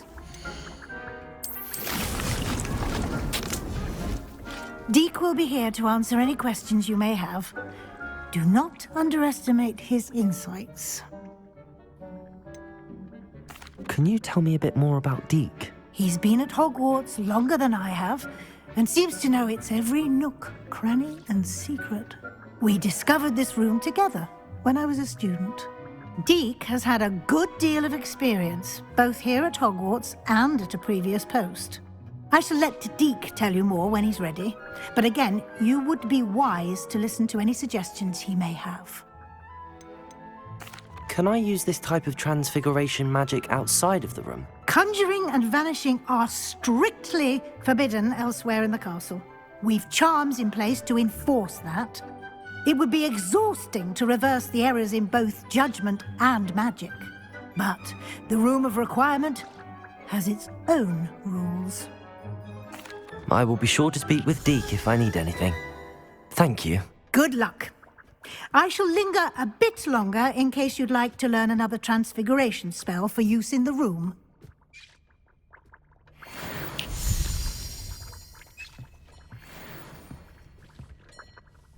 I'm ready for the next lesson, Professor. Very well. First, you'll need to gather some moonstone. You can acquire it by vanishing items here in the Room of Requirement, or you can gather it carefully outside of the Hogwarts grounds. Return to me once you've gathered enough, and we shall begin the lesson.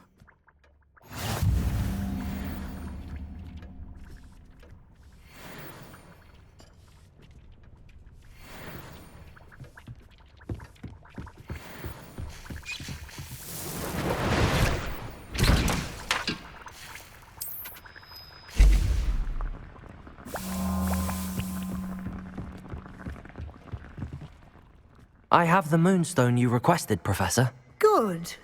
Then we may begin your lesson. You can conjure more than potions and herbology tables. Conjuration can be used to decorate this space to your liking. Why don't you try it on the walls and floor?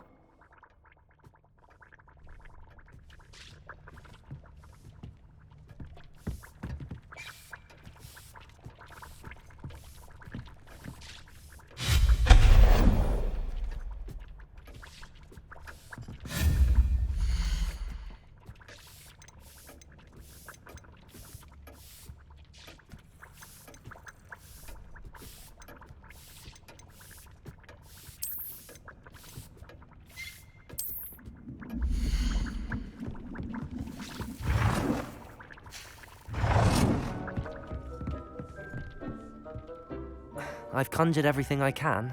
What's next, Professor? I think you're ready to take on alteration. The altering spell will allow you to customize any conjured item. You can change the colors, patterns, and styles of your furniture to suit your taste. Let's get started, shall we? Watch closely as I demonstrate how to perform the altering spell.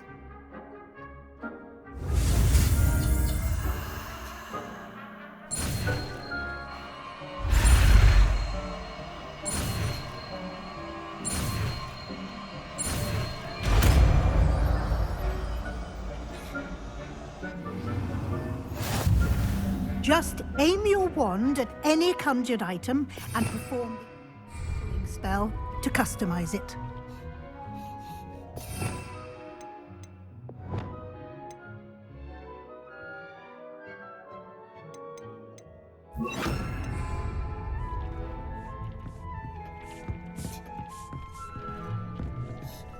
Accio!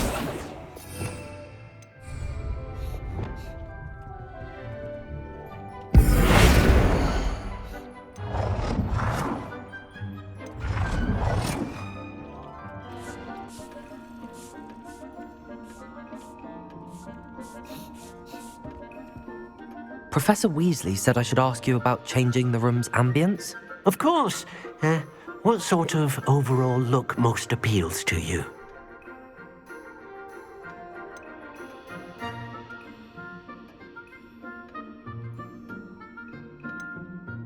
I would like the room to feel as if it's being lit by the moon. Oh, sounds perfect.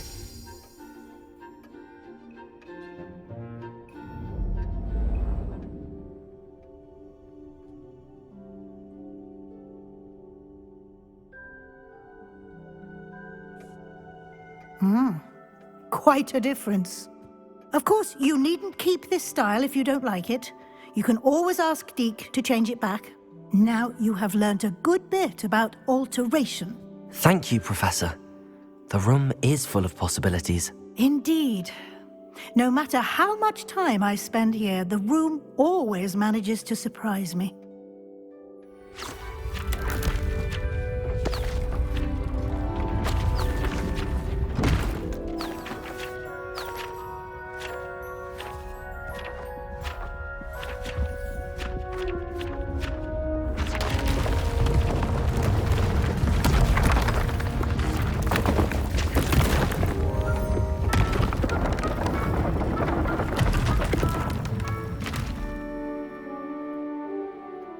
An even bigger space.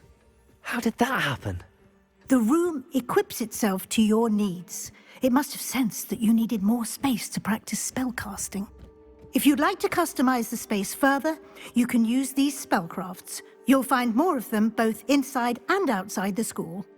Thank you, Professor. I shall keep an eye out. Good. I'll leave you to it. This is your space now. Use it wisely.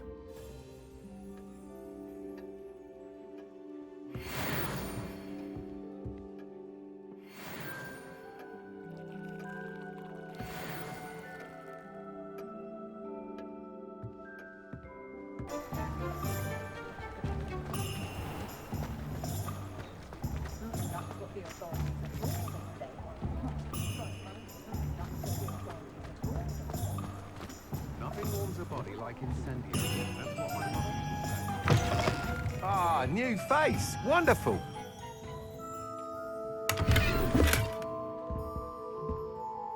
Hello, Mr. Weeks, is it? Albie Weeks at your service. Welcome to Spintwitches. Apologies if you came by before and weren't able to come in. Shop's been closed since trade routes were disrupted. Had to travel as far as London to meet with my supplier. And I've only just returned, thankfully with inventory. I presume you're in the market for a new broom? Got a few rare U-weavers available. Ember Dash, Silver Arrows. Wind Wisps too. No matter what broom you choose, you'll be pleased. They're all exceptional, both in quality and performance. You said disrupted trade routes caused you to close Spintwitches? Terrible it's been. Trade routes reported as unusable. Evidently criminals were overtaking roads, threatening hamlets. I can fly safely almost anywhere, but you try flying with an inventory of brooms on your back. No easy feat. Right then, back to work. If a particular broom takes your fancy, just let me know. Do you mind sharing more about your brooms? I have a passion for them. Every detail of every model. Take Wind Wisps, well known for their quality ash handles. U-weavers are rare because some fear flying them, likely to do with the U-wand's darker reputation. Then you have the Ember Dash, known for its handsome appearance. Working with brooms every day makes me practically giddy. It's one of many reasons I cherish running this shop. Sounds quite the array of brooms. I'll have a look around. Thank you.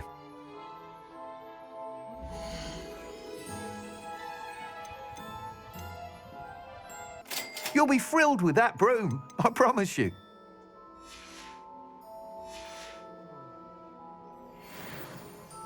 Whilst nearly any broom will certainly be a step up from the practice brooms in Kagawa's class, they all have their limitations. You seem to be a flyer who might be interested in, say, some enhancements? Go on. Ha! Knew I was right about you. I think you'll be quite happy with the performance of any broom at lower altitudes. But you may notice that speed consistency tends to falter as you rise. I believe I can remedy this issue. I have some ideas for enchantments, upgrades, if you will, that will improve the performance of any broom you fly. What I need is someone to conduct a broom flight and report back to me so I can perfect the upgrades. As it happens, another Hogwarts student, Imelda Reyes, is using abandoned broom courses for time trials. Clever girl. An ideal situation for collecting flight statistics. If you were to compete for the best time and succeed, then report back to me with how your broom behaved, I could complete work on my first upgrade. What say? How long have you had a passion for brooms? Since the moment I saw my first Quidditch match. Seeing flyers manoeuvre the way they do. Oh, some people continue to have their doubts about me and my ideas. I hope that won't dissuade you from helping. I know I'm onto something. Why do you need me to report to you on this broom flight? I did try to get Imelda to help, but she has some flying habits and quirks that made her difficult to collaborate with. I need a flyer with no bad habits and the knack for flying. Your classmate Everett said you're a natural on a broom. He's forever in here studying the newest models, almost as passionate about brooms as I am. If your rumoured talent for flying can help you beat Imelda's times, then having you assess the broom will be invaluable. Sounds as if you took Kagawa's class. I did, but my focus on the technical elements of brooms rather than the art of flying drove her mad. She thinks it fitting I run Spintwitches now. I don't reckon either of us ever pictured me batting away bludgers for the Cannons or Puddlemere United. And I find a certain satisfaction in winning over the naysayers who think I may be too young to run this shop. With your help, I can continue proving myself the most knowledgeable purveyor of wizarding sporting goods around. That sounds intriguing. I'll see what I can do. Thank you. It'll be worth your while. If I'm right, the new upgrade ought to enhance brooms in every regard. And I can give you a special price. The time trial should be a bit of fun too. Go to the Quidditch pitch and Imelda Reyes will sort you out. Once you've beaten Imelda's time, be sure to let me know.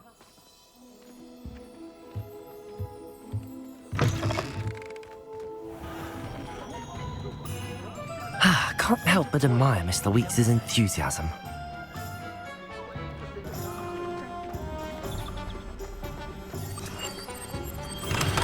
We have everything a young student might need when it comes to potions. Have a good look around.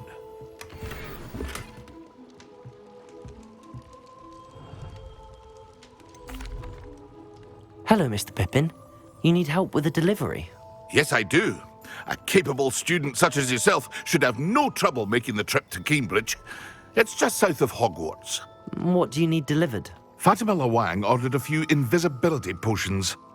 I used to go myself, but lately Fatima has taken to turning every visit into an argument. Constantly complaining about the quality of my stock. But how can I maintain excellence when she orders so often, giving me no time to brew?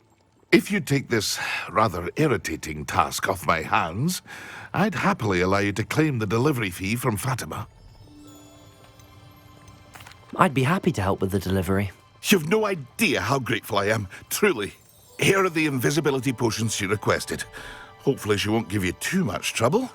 She's a talented potioneer in her own right. I dare say I wouldn't mind having a look at her potion recipes one day.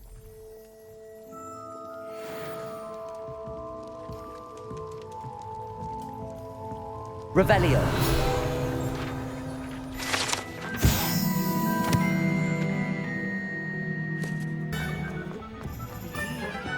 How is that?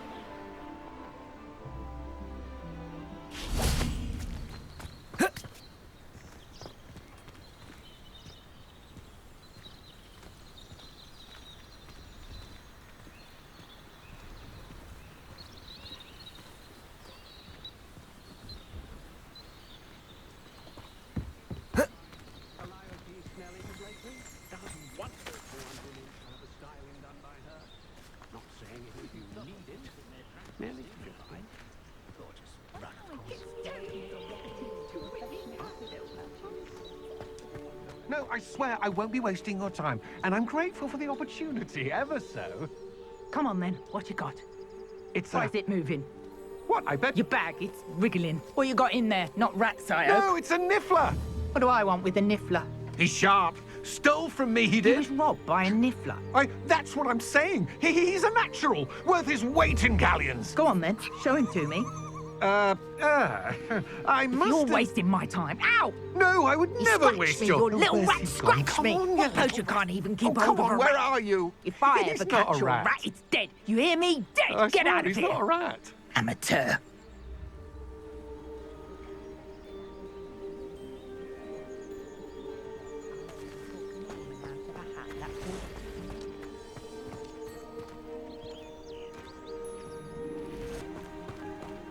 That Pippin should have been here by now. Is a bit too hairy-hearted for my taste. Madam Lawang, I have a delivery from J. Pippin's potions. Sent a child to do his work for him, did he? Always cutting corners and taking the easy way out. Did he have you brew them for him as well? Doesn't matter. You could probably do it better than he can anyway. Why do you keep ordering from him if you think the quality to be inferior? It would seem I have more and more customers who are trying to stay out of sight. I'm not one to judge. You can simply imagine the stress I'm under to deliver quality products. Unlike some vendors, I strive to keep my customers satisfied. Here are the potions you requested. You think it's so simple? I know Pippin is always trying to cheat his customers. Cutting corners to save some galleons for himself at the expense of quality. You'll not be getting a canut out of me until you prove the potion works. Drink it. Seems simple enough. I'll do it. I should think so.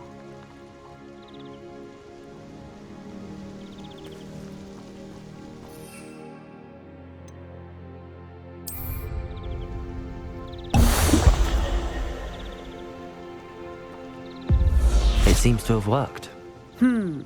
Well, I suppose that will do. If the demand for potions is as high as you say, have you considered being easier to work with?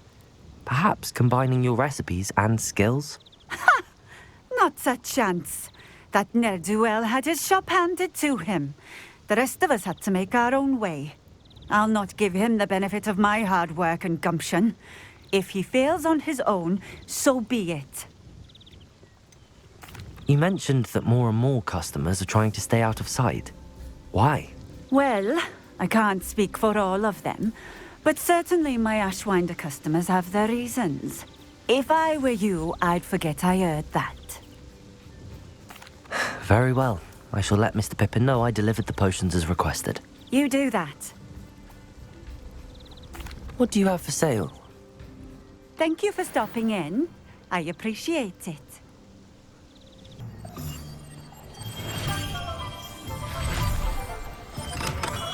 Hello there.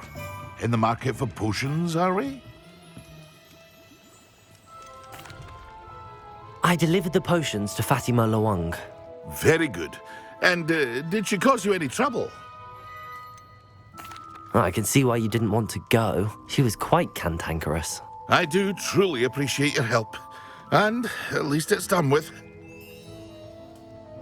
It was a pleasure doing business with you, Mr. Pippin. Likewise. Worth every bit of that delivery fee to have someone capable deal with that witch. Best of luck with your potions, Mr. Pippin. Do take care.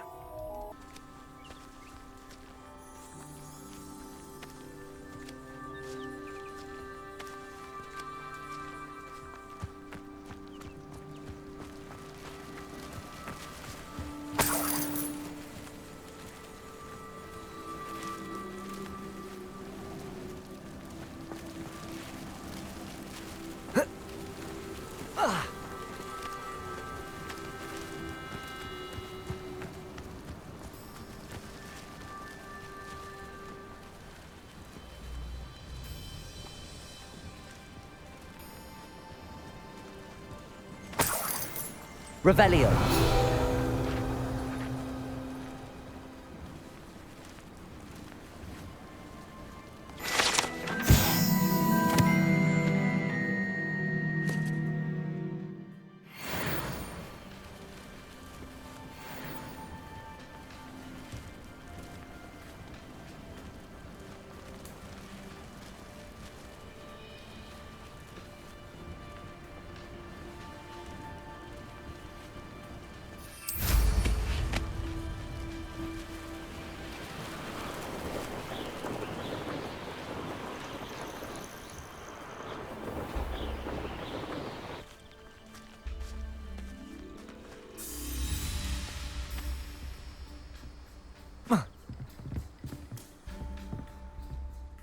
What are you doing out here? Challenging you to a game of Summoner's Court.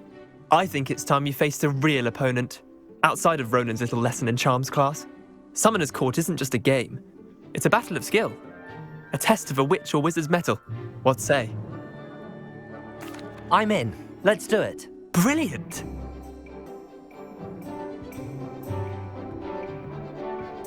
Summoner's Court. The ever-changing game. Accio.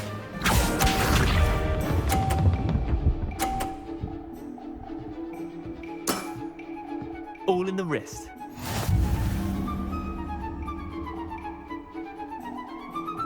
Accio.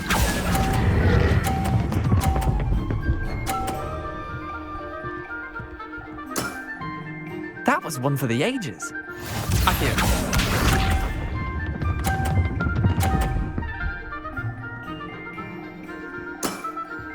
Try to beat that.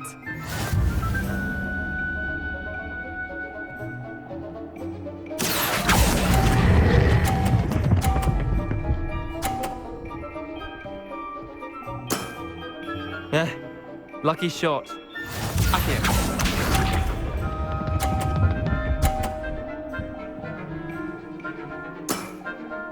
Nothing to it. Accio.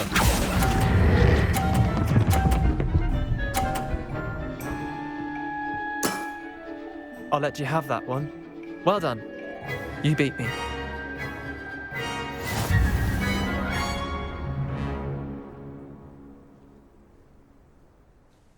Bit of good luck, that's all. Come now, Leander. There's no need for that. Fine, you're good. Better than I am, at least. I'll let the others know you're good enough to keep playing. The others? I lost 7 matches in a row to Samantha Dale. The others who play Summoner's Court thought that if you couldn't beat me, you wouldn't be enough of a challenge.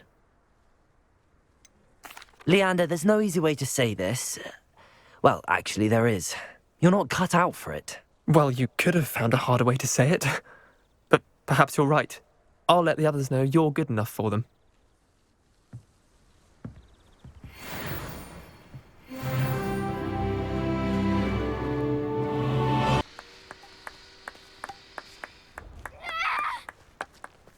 Oh. Ah! Shut up. Wait. Accio. Ugh. He's ruined my entire school year. I hope a puffskein goes up his nose and snatches his brain. It'd poison the poor beast. What sort of headmaster doesn't allow sports? Deserves to be in Azkaban. That's Ah, Black was an Azkaban. Hey you, Ravenclaw. Imelda Reyes? Albie Weeks sent me. Did he now? Still tinkering with his broom upgrade, no doubt. I tried to help him once. He nitpicked my flying technique, and that was the end of that. The nerve. Why is he roping you into his broom testing silliness? You've barely started flying from what I know. Caught wind of you showing off in flying class with Clopton.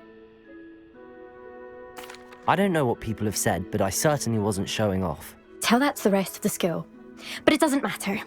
Everyone knows that class is only for beginners, troublemakers, and bumbling baboons. But for some reason, now people think you're competition. Ugh, I can't be having that. Perhaps I am competition. You're not even Slytherin. Could be a useless squib for all I know. Enough of this. Only one way to find out who's the better flyer. I hold one of the fastest times on this course. Let's see if you can beat it. Slytherin versus Ravenclaw. Can you tell me more about these courses? Stalling, 5th year. Fine, I'll humour you. This course demands focus. Requires you to anticipate speed and height before every turn. The others test stamina. 3 courses in all, built ages ago by former students. Since Black cancelled Quidditch, it was these courses or nothing. I made them popular again. Got the whole school hungry to compete. So, let's see what you've got, 5th year. Actually, why not? I can beat your record. I'm so looking forward to seeing you lose.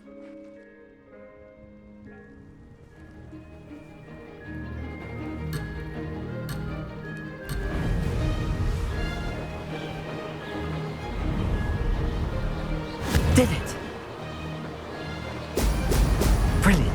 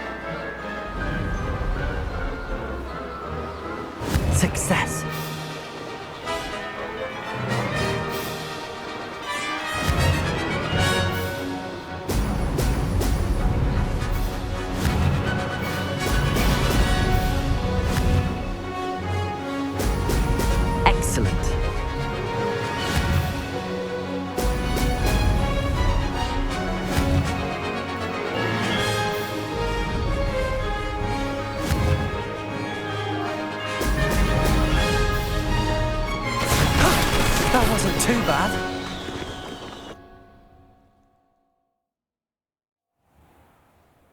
Ugh, that's not... You must have cheated, you... Ugh! Fine. You won. Ugh, don't think this is over. You can't determine skill from one single trial. Surely my win means something. You're not terrible, but you're still going to have to prove yourself if you want to earn my respect. I don't want respect from the likes of you. All you do is insult people. You and everyone else need to get a thicker skin. Anyway, I'm moving on to the next course. It's near Irondale and offers a much tougher challenge. You can try to prepare by racing this course again. Just check in at the podium, where the leaderboard is. You can check your time and start the race. We'll see next time if your win here was more than just a fluke. Whilst on an errand for Albie Weeks.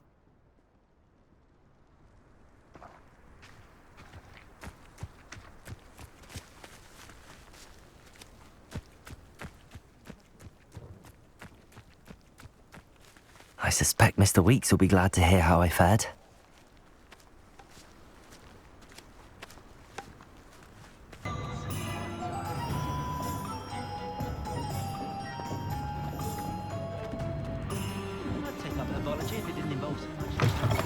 Oh, you're back! With something to report, I hope?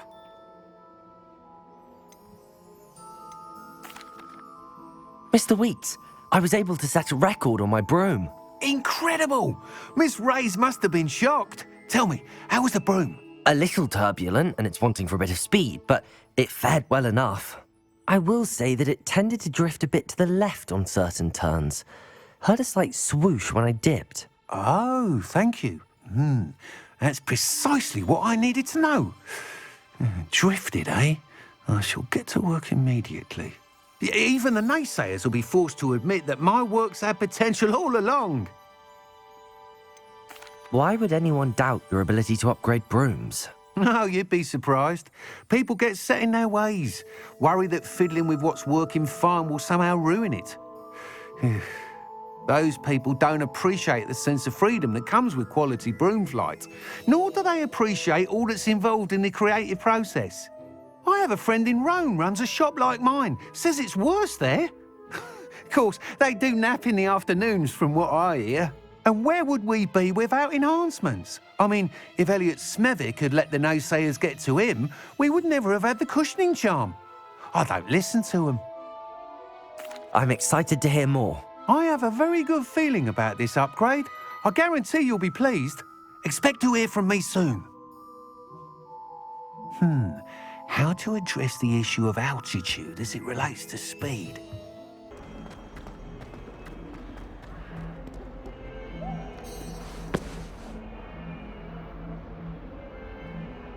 Over here.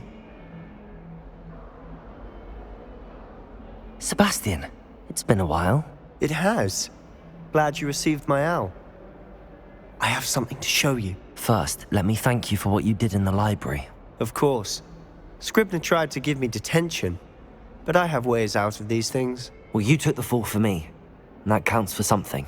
Did you find what you were looking for? I did, but something was missing. I'm not sure here is the best place to discuss it. Understood. We can talk more in a moment, in the Undercroft. Not even the professors know about this place. This way. Lumos. There's a secret passage just here. It's well disguised.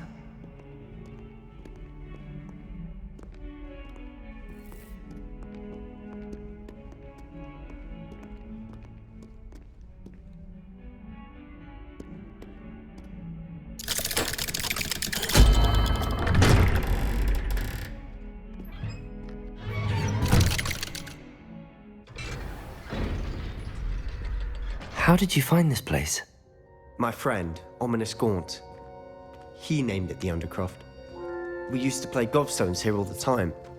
With my sister, Anne. She loved that infernal game.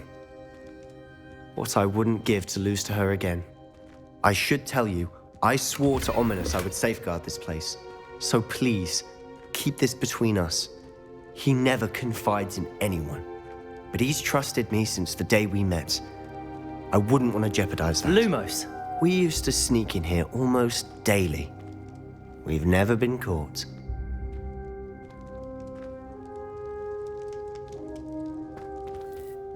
I think I've seen Ominous in potions. Or was it Herbology? I've noticed that he uses his wand to navigate the castle. He does. No idea how, though. Ominous was born blind, and no spell could reverse it. His wand seems almost sentient. Not surprising, I suppose. Ollivander always says, the wand chooses the wizard. Is that how he found this place? No, someone in his family knew about it. The Gaunts are full of secrets. I've never heard anyone else speak of it, and I've certainly never seen anyone else here. Again, mention this to no one, especially Ominous. He has no love lost for his family or their secrets, but this place is special to him. Understood.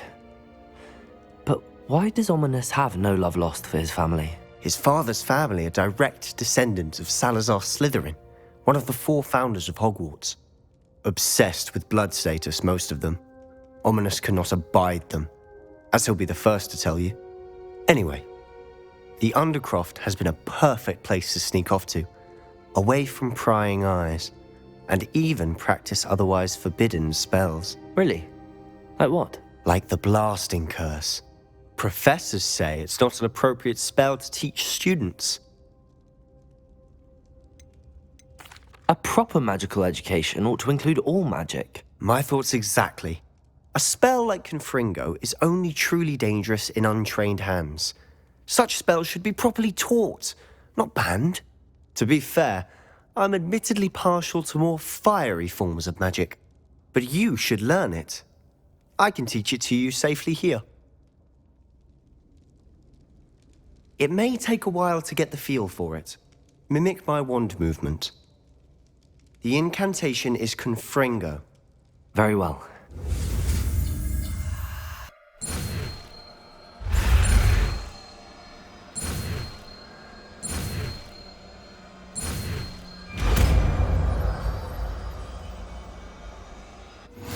You're getting it. Ready to actually try it out? Stick to the target.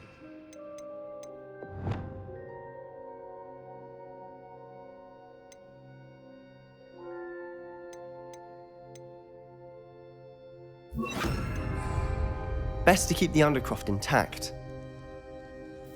Have a go at those candelabras. Both have their uses, but I think you'll find that a Confringo cast travels a bit farther than that of a spell like Incendio. Lumos. Confringo. Nice work. How's it feel? It's a tad hot. You'll get used to it. That's it! I think I've got it.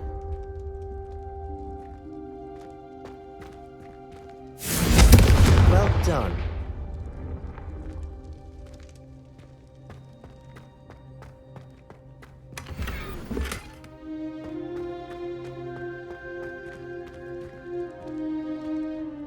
I have to say, I enjoyed that. The first time Ominous and I practiced Confringo, we singed our eyebrows. I would have paid to see that. I swore we'd never live it down. To this day, there's something about that spell that's addictive.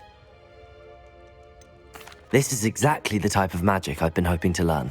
There's more where that came from. Been practicing similar spells here for ages. Although, I didn't tell Anne and Ominous about every one. Haven't been here in some time. It's not the same without Anne. I'm sorry about your sister. If there's anything I can do... Perhaps when I next head to Feldcroft, you could come along. Meet Anne. She could use some cheering up.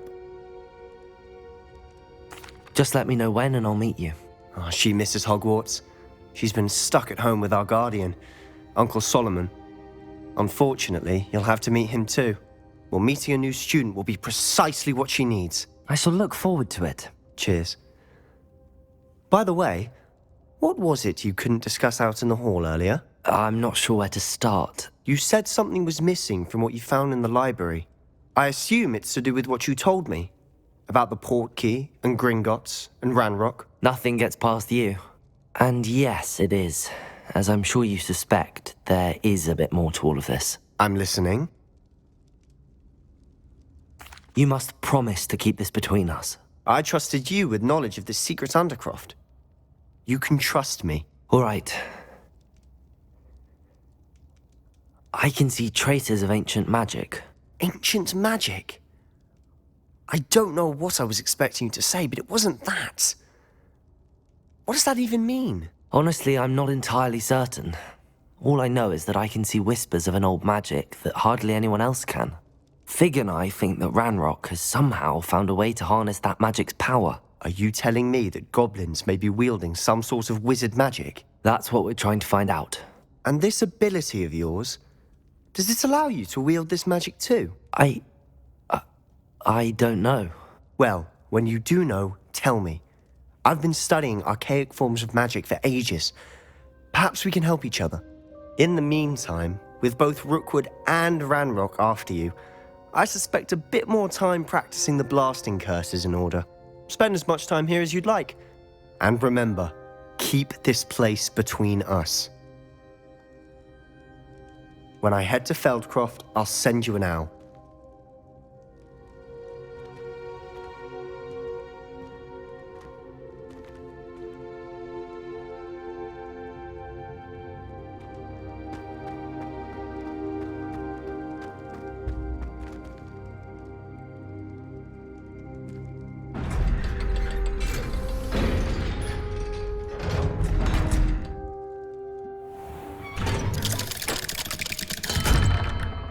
Hello, Sebastian.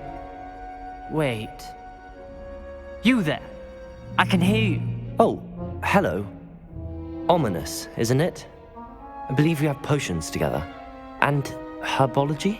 I recognize that voice. Heard you talking to Gareth Weasley in potions class. You're the new 5th year. Did you just come from the Undercroft? How did you get in there? That room's called the Undercroft. Ah, well, I was exploring and then suddenly found myself in a strange passageway. Don't lie to me. No one stumbles upon that room. Sebastian told you, didn't he? You breathe a word about this place to anyone, and not even your precious Professor Fig will be able to help you. My father is friends with the headmaster. I am not afraid to exploit that connection if I need to. Trust me, Ominous. I won't say a word. And Sebastian is a good friend. You shouldn't immediately assume the worst of him. I don't need you to tell me about my oldest friend. Thank you very much. Ominous, I just meant... I know what you meant. Sebastian gets himself in enough trouble. He doesn't need your help. Sebastian is going to get an earful about this.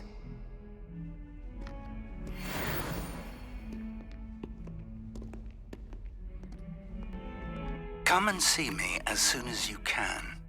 I've returned from a rather unproductive trip to the Ministry, hoping your time has been more fruitful than mine. I would like to teach you Wingardium Leviosa. It can be used to levitate objects for a short time. Once you've completed a few prerequisite tasks, do see me after class.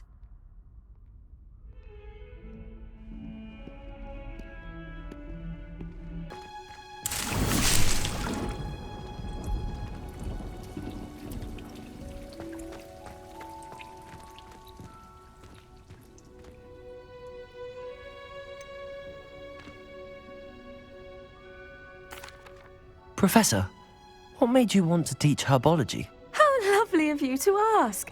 I've always had an affinity for greenery, so this situation is a bit of a dream come true.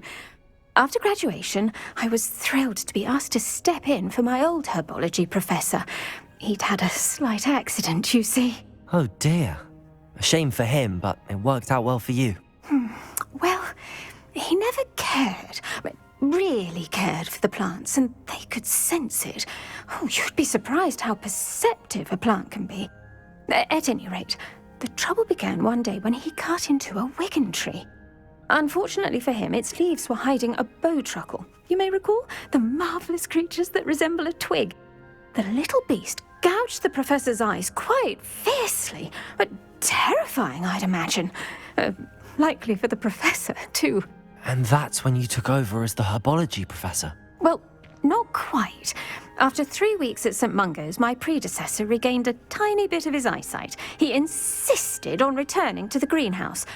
Within a week, he claims by accident, kicked a Chinese chomping cabbage, so it was back to St. Mungo's for him. A fair bit of bad luck there, I'd say. Well, I felt awful for him, but I dare say I felt a bit more sympathy for the cabbage. Upon his discharge from the hospital, his indifference to plants had turned to utter disdain. He lost what little patience he had left with a particularly temperamental venomous tentacula and, well, his resulting leave of absence continues to this day. I had no idea. How awful. Last I heard, he'd gone to Romania. As rumour would have it, he developed a sudden interest in dragons. One can only hope he found more happiness working with them than he did with Flora. Lovely speaking with you. Have a wonderful day. Oh, and remember, be kind to your Wigan trees.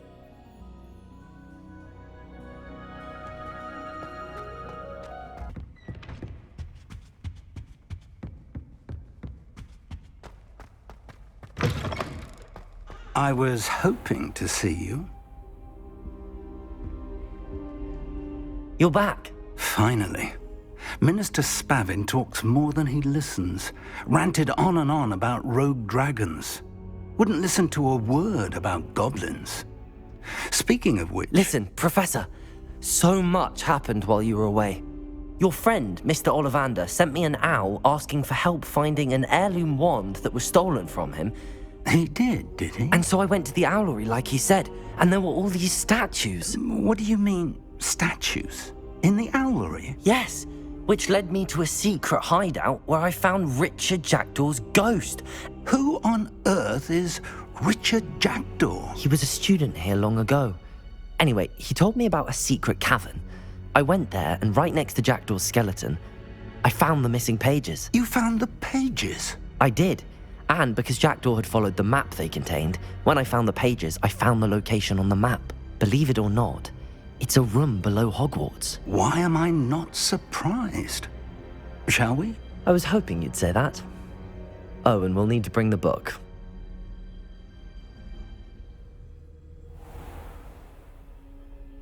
The room is called the Map Chamber, by the way. And a portrait of Percival Rackham awaits us there. Professor Rackham. I look forward to meeting him. How did this Jackdaw get the pages from the book? Evidently, Peeves stole them, and Jackdaw stole them from him. Oh, Peeves. Lumos. Lumos!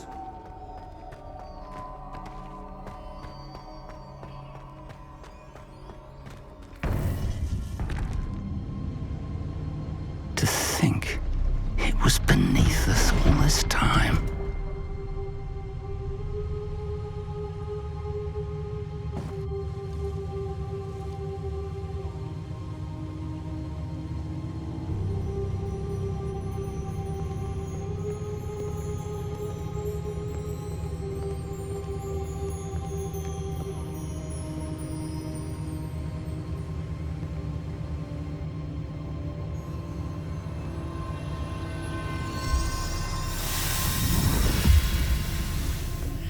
This looks promising.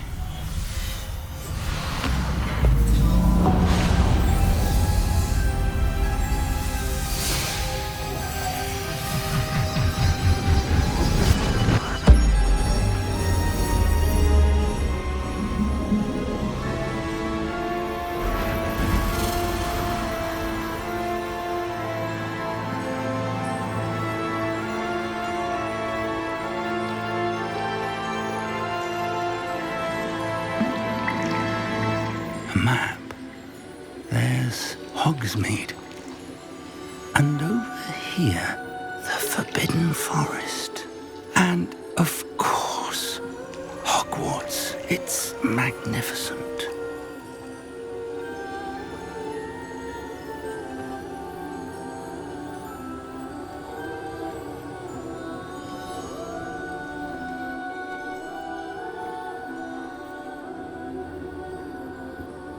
If only you were here to see this.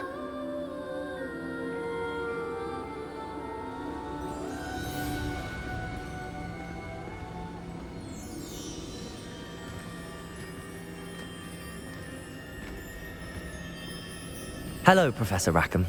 We've placed the book on the pedestal as you asked. And this is my mentor, Professor Fig. How do you do, Professor Fig? And you, my young friend, see now why you needed to return with the book? I do. I also see why you refer to this room as the map chamber. That you have come this far tells me that you possess extraordinary magical ability, the potential and power of which will unlock should you prove yourself worthy. The location of each of 4 trials will, in time, appear on the map. Trials that will test you and give you access to invaluable knowledge. Trials that you must complete on your own. Do you recall the pensive memory you viewed in my vault in Gringotts? I do recall seeing the memory, but I don't remember all of the details. My friend Charles and I spoke of the portkey and of trials we'd created for one who could see traces of ancient magic. Charles is another of the keepers, a designation we gave ourselves centuries ago, in light of the knowledge that we have been bound to keep hidden. Until perhaps now. So, the passage from your ruins to Gringotts, everything in the vault, the restricted section, finding this room, none of these was a trial. They were an important part of the journey, but they were not trials themselves. The fact that you have come this far, however, bodes well. The trials were designed to ensure that the power and knowledge we have kept secret for so long does not fall into the wrong hands. They will test your abilities, both innate and learned. But of equal importance, everything you witness as you complete the trials will inform what you choose to do with all that we share. You will need patience. The trials have much to teach you. It will take time. I'm afraid we don't have the luxury of time. We have waited this long, Professor Fig. Surely a few more. Respectfully, sir, while I do not know the secret you keep, I do know that our young friend here has seen traces of a powerful dark magic being wielded by goblin kind. And we encountered an uncommonly powerful goblin wielding such magic as we prepared to leave your vault at Gringotts. We may already be too late. This is grave news indeed. Young friend, do you trust Professor Fig? I do. Then, in the light of your considerable skill and all you have already accomplished, we shall begin. You will find the location of the first trial marked on the map below you. Whilst Professor Fig may assist you in locating the trials, they may be completed only by one with our ability. Shall we have a look?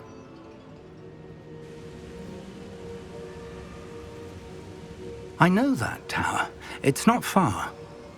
You may have seen it yourself. It looks familiar. Perhaps your young friend is more well-traveled than you might think. As your mentor, the least I can do is go ahead to make sure it is safe. Join me as soon as you can. You said that you know that tower. What can you tell me about it? Not much, I'm afraid. I've passed it dozens of times. It's north of Hogsmeade. My recollection is that it seems abandoned. Clearly, however, the tower conceals more than meets the eye. I'll find you at the tower as soon as I can. Until then, be careful, and do not tell anyone where you're going.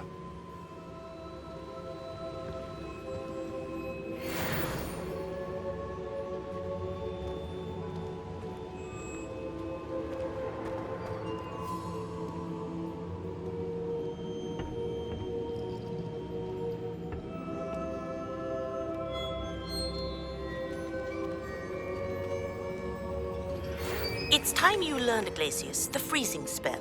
It is an efficient way to cool down a heated situation. But first, I will need you to complete a few tasks. Once you have done that, come and see me.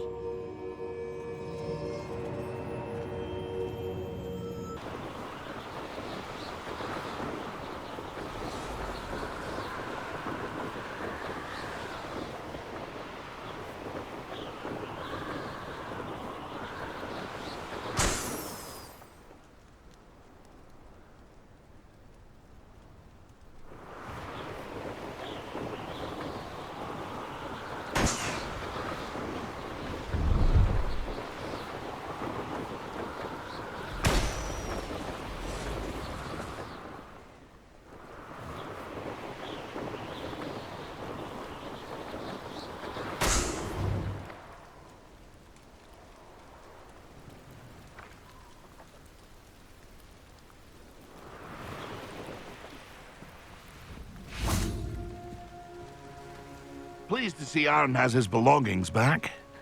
Ranrok and his loyalists will think twice before trying that again. Hello.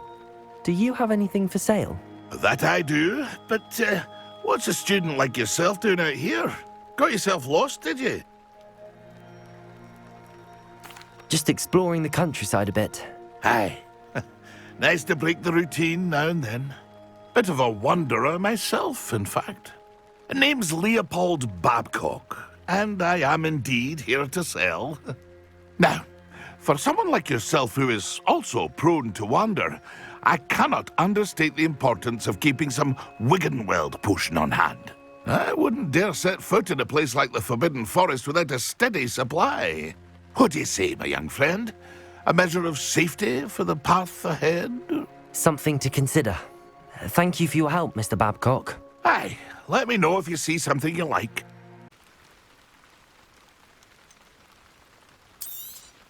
Thank you for your patronage.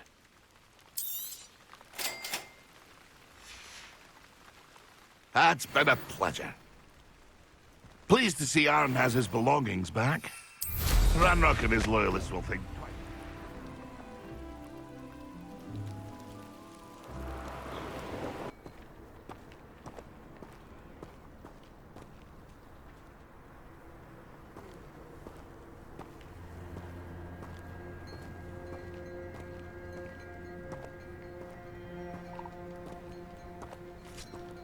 I met a girl once. Looked like an inferior.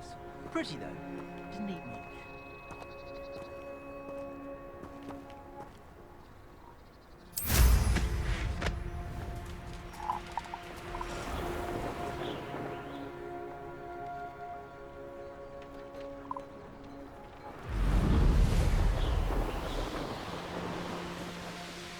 I should investigate.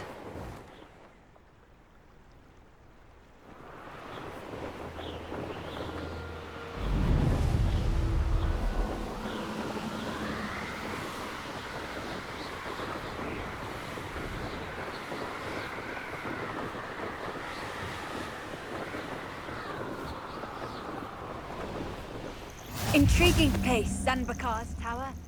Lovely view, I'd imagine. No idea who this Bakar is, mind you.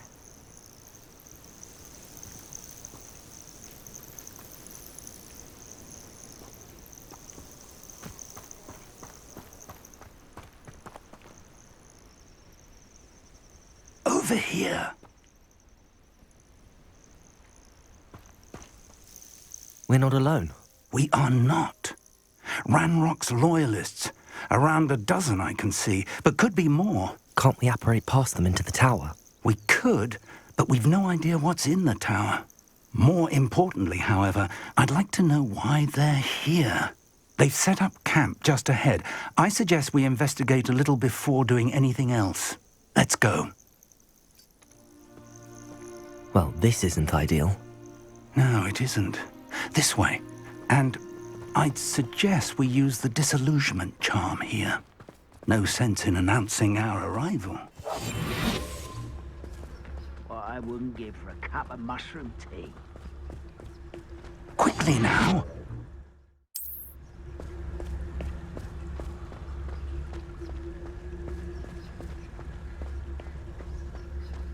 Stay hidden and cast Petrificus Totalis. Petrificus Totalis. Well done.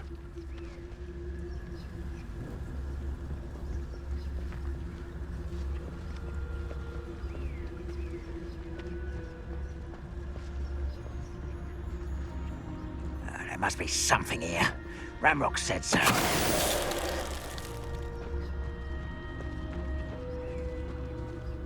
Nothing over here.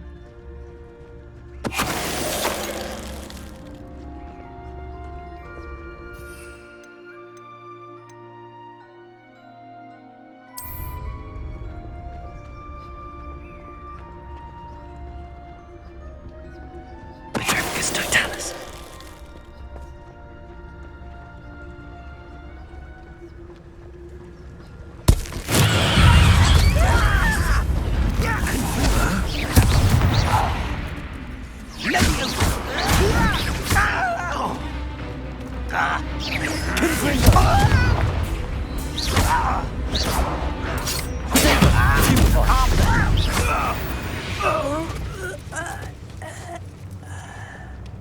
Revelio.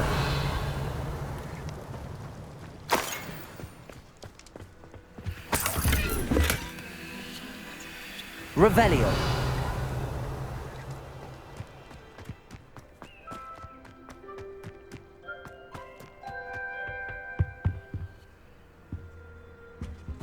Orders. Directly from Ranrok. These orders indicate that they're after something to do with names. What names? And why here?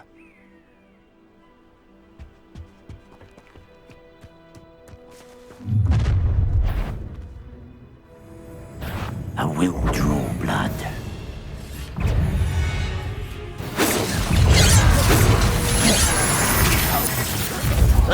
Let's get it.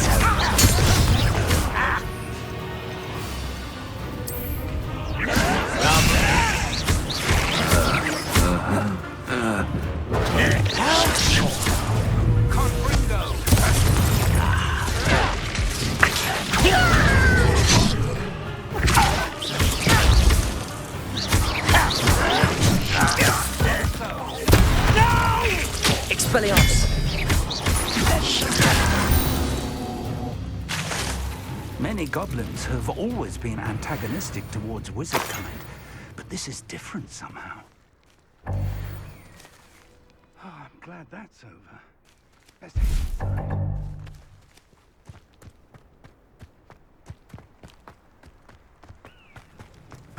Looks like we found the entrance.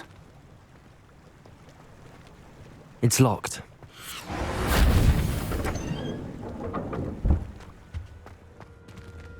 An unlocking charm.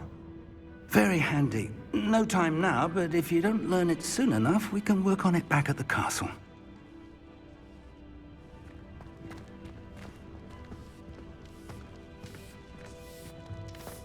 I wonder who this is. With robes like that, it could be anyone.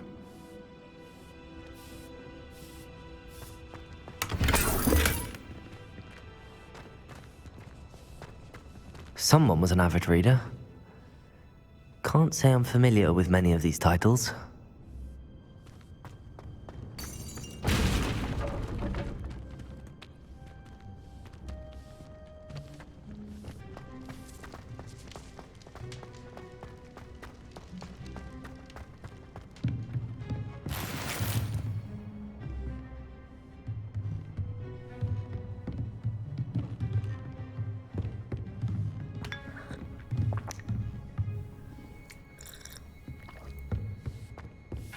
I imagine these brooms have been enchanted for centuries. Never seen an enchantment last this long.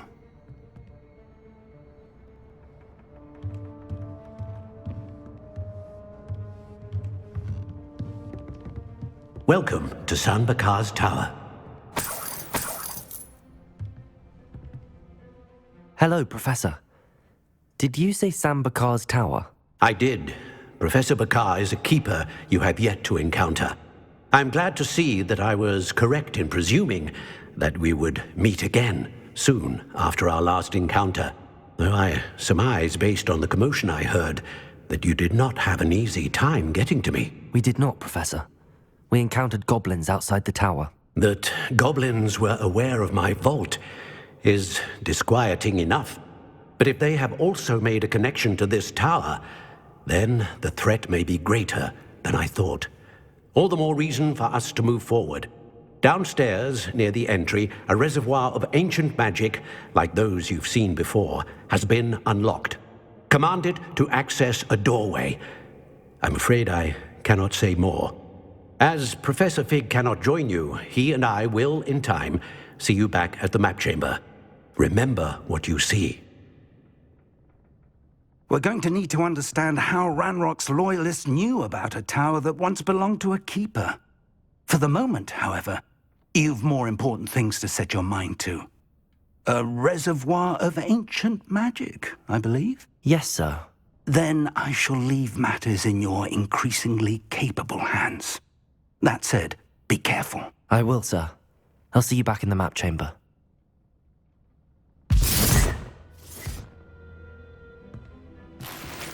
A reservoir of ancient magic, downstairs, near the entry.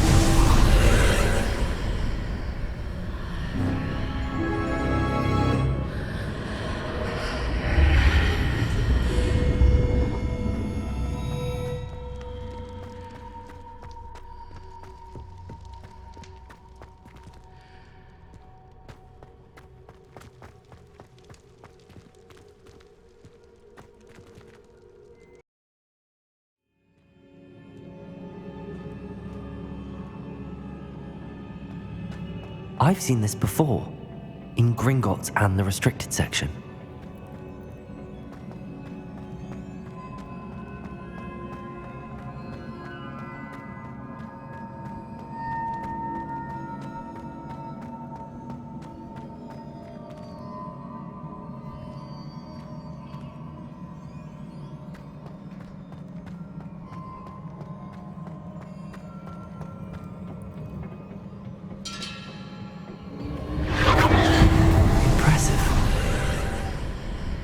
That must have done something. Best have a look around.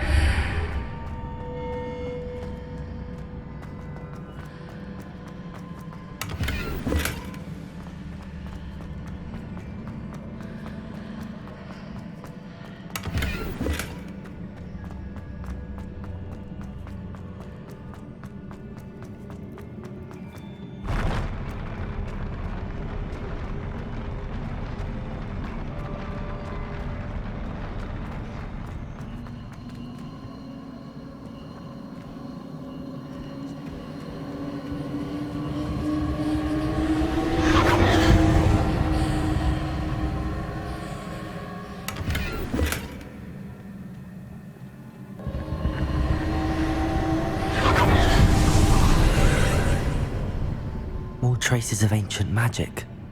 Something must be different.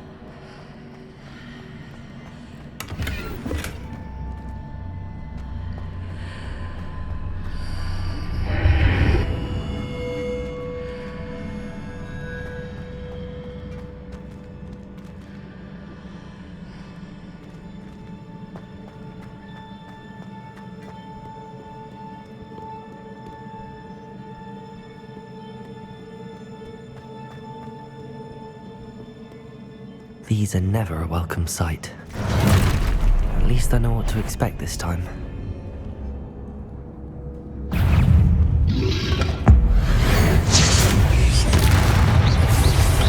Predictor! Stupid one!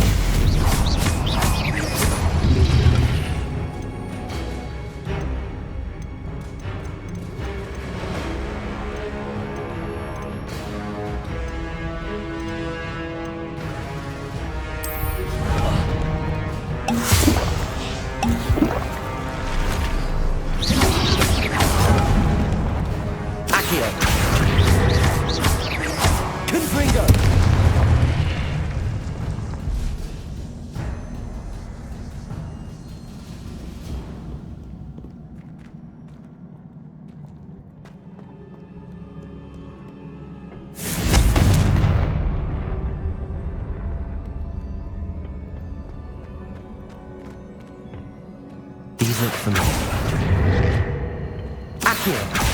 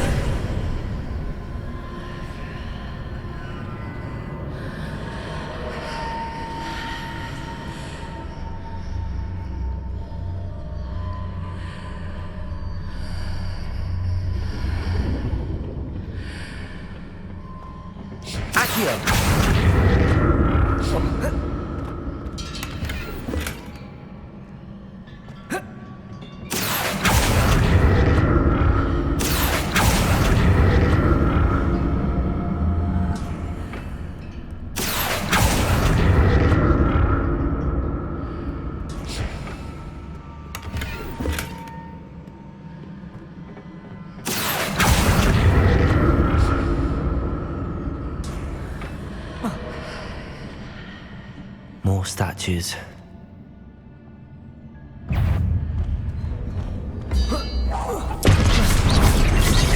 Confringo! Accio. Expelliarmus.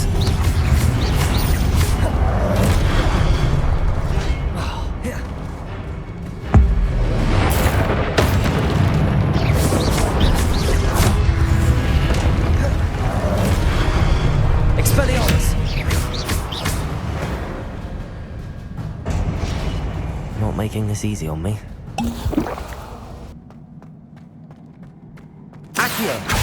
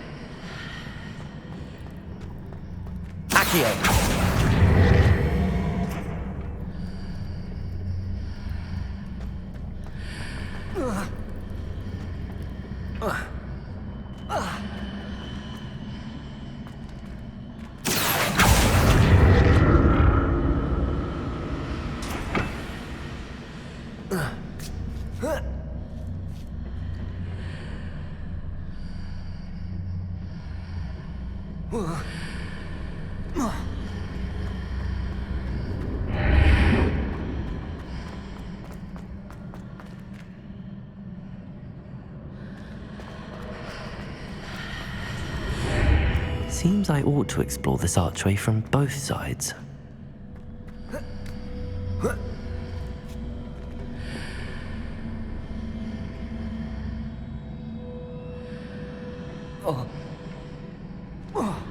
What did that burst of magic change on both sides of the archway? Something must be different.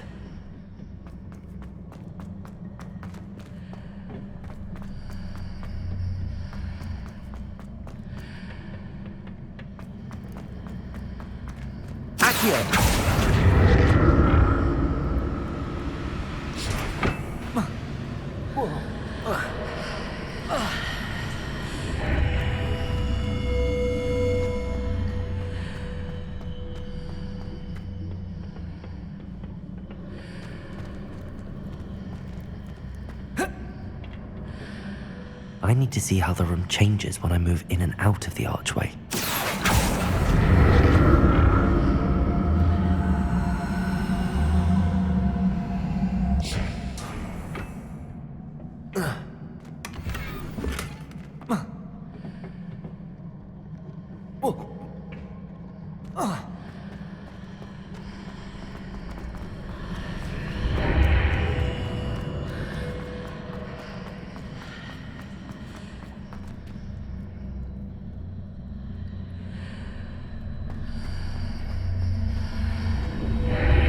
So that's it. I need to use both sides of the archway to get the platform to the other side of the bridge.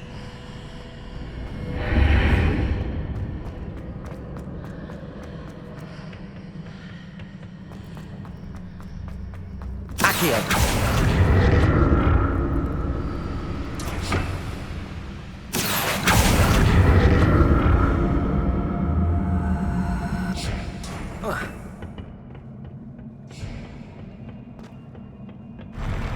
I'll never get used to these floors.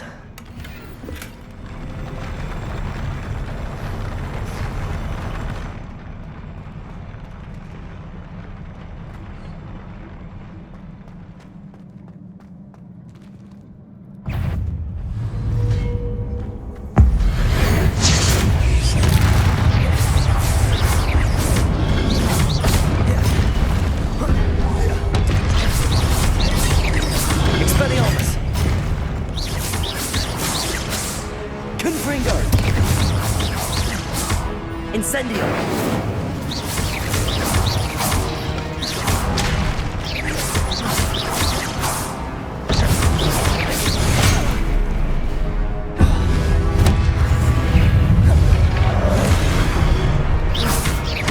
Expelliarmus! Incendio!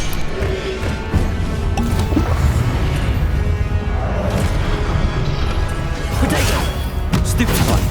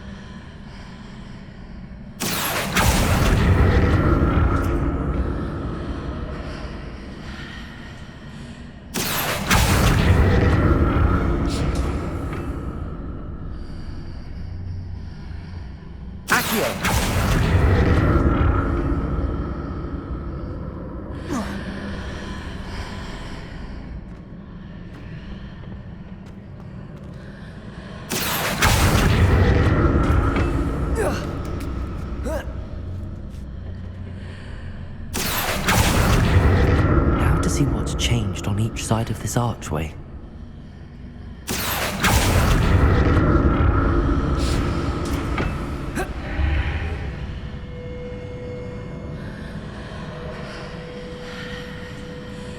Accio!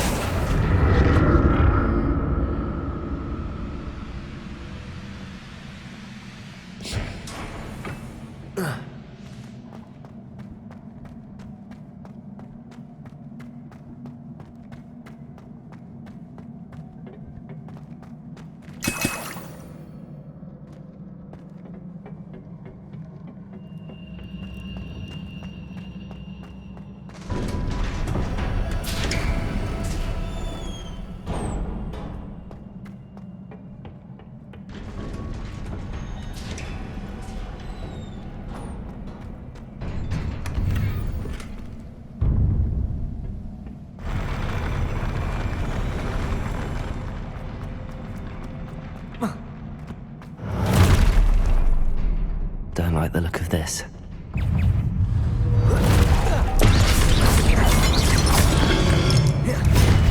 Expelliarmus! Incendio! Confringo!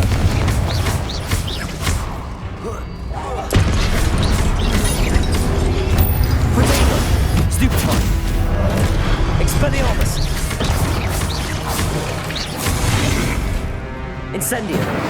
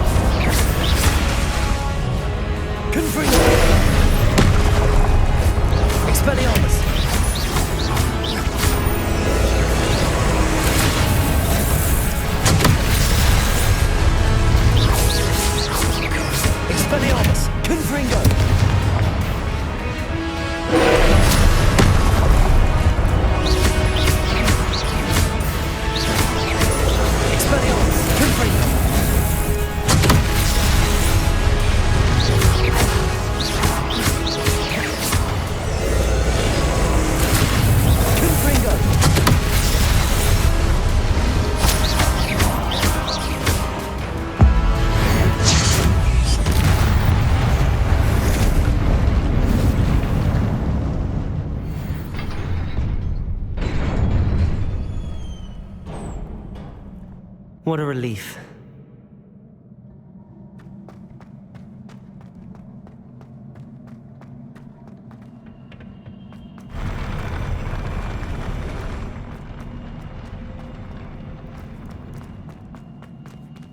Another Pensieve.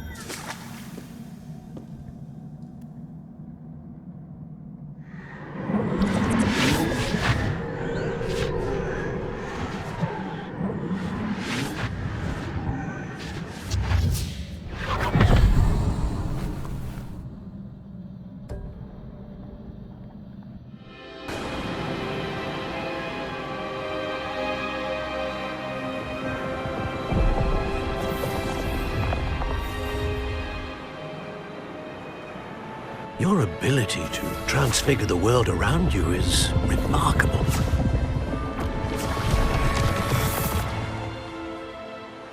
What is it? My father isn't getting better. I don't think he'll ever recover from the death of my brother. It is agonizing to see those we love suffer. The drought was years ago, but the pain of losing him is as deep for him now as if it had happened only yesterday. He doesn't need pretty pillars, he needs peace. What if I could help him, Professor? You do so much for your father already. It's not enough. I want to take away his pain. It is tempting, I know, to use this magic that you're mastering to transfigure more than the physical world. But human emotion is a potent force unto itself. Even the most well-meaning and competent witch cannot possibly know the consequences of irrevocably manipulating it. So I'm to watch as my father's pain destroys him. It is not your pain to take.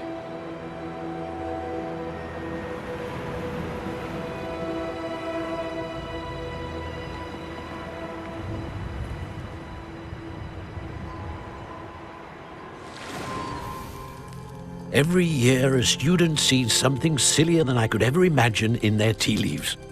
Oh, Miss Morganach, welcome back to Hogwarts, Professor. That's going to take some getting used to. Professor Rickwood? I was so pleased to hear that you had accepted the position of Defense Against the Dark Arts, Professor. Sit, Isadora. Tell us about your travels. I was actually hoping that you and the others might join me at my home this evening. There's much I'd like to share with you. That would be delightful. We shall let the others know. Very well. I shall see you then.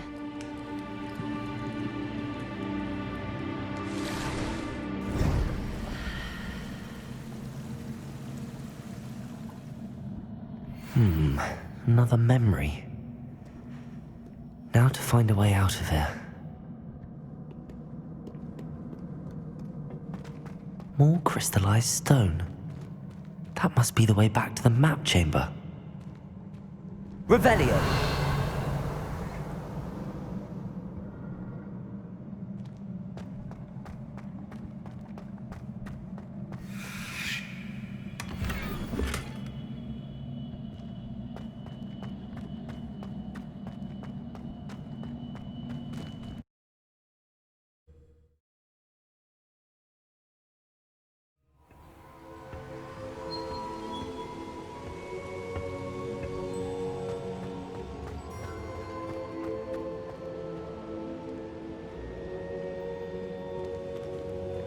What have we here?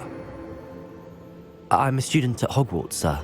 And this is Professor Fig. Professor Charles Rookwood at your service. Has someone completed the first trial? I have, Professor Rookwood. You look familiar, sir. I imagine you saw me in the first Pensieve you accessed, in Gringotts. So, you found the port key to access Professor Rackham's vault, and you deciphered the map within the locket you found floating above that Pensieve. I did. I found something that I can't identify floating above the last Pensieve. Ah, yes. You will find a similar artifact in each trial. You must take care to keep them safe. You will need them to complete the journey we have set forth for you. Once you have them all, we will tell you what to do with them. Very well. Are you able to tell me anything about the next trial? Before you proceed, I would like to speak with Charles regarding the urgent situation involving the goblins. The goblins? The student has seen traces of a powerful dark magic being wielded by goblin kind. They and their mentor, Professor Fig, not only encountered goblins lurking outside of Sanbakar's tower, they also encountered a powerful goblin in my vault at Gringotts. I'm afraid it would be wise to halt the trials until we know more. We shall defer to you in this matter, of course. Now then... Wait, Professor. The name Rookwood. Do you think... that there's a connection to Victor? Perhaps, but we can't be sure of its significance, if any. For now, tell me what you saw in the Pensieve. Before the witch from the last Pensieve, Isadora, became a Hogwarts professor, she argued with Professor Rackham about using magic to remove pain. Hopefully the next Pensieve provides more context. For now, we should learn what Ranrok knows. I will be honest, I've no idea where to start. Actually, I might know of someone. I saw Serona at the Three Broomsticks speaking to a goblin once. They seemed friendly. Well, it's worth a try. See what you can find out. Of course, don't forget... My studies. Yes, sir. Before you go...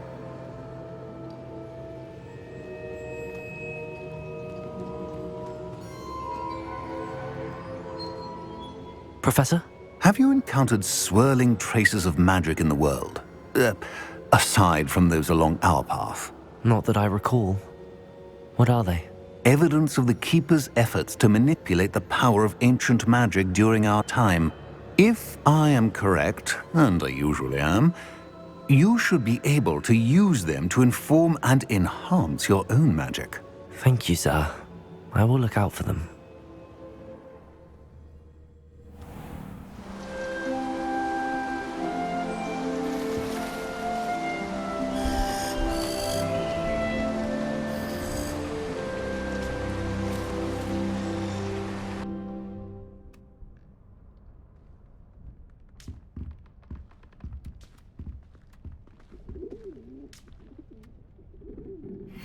Assignment's all finished.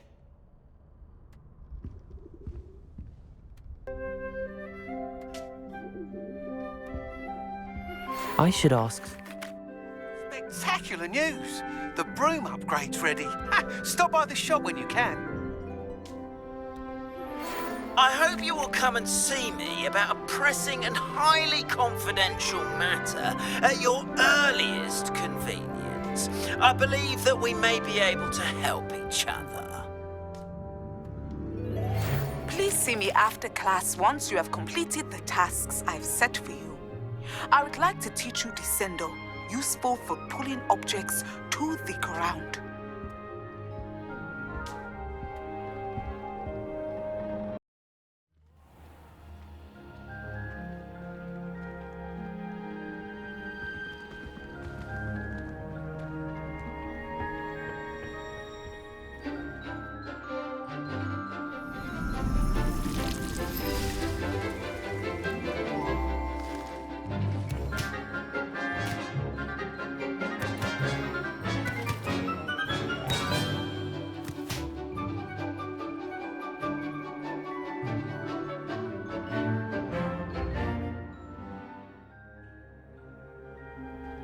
Wonderful to see you again.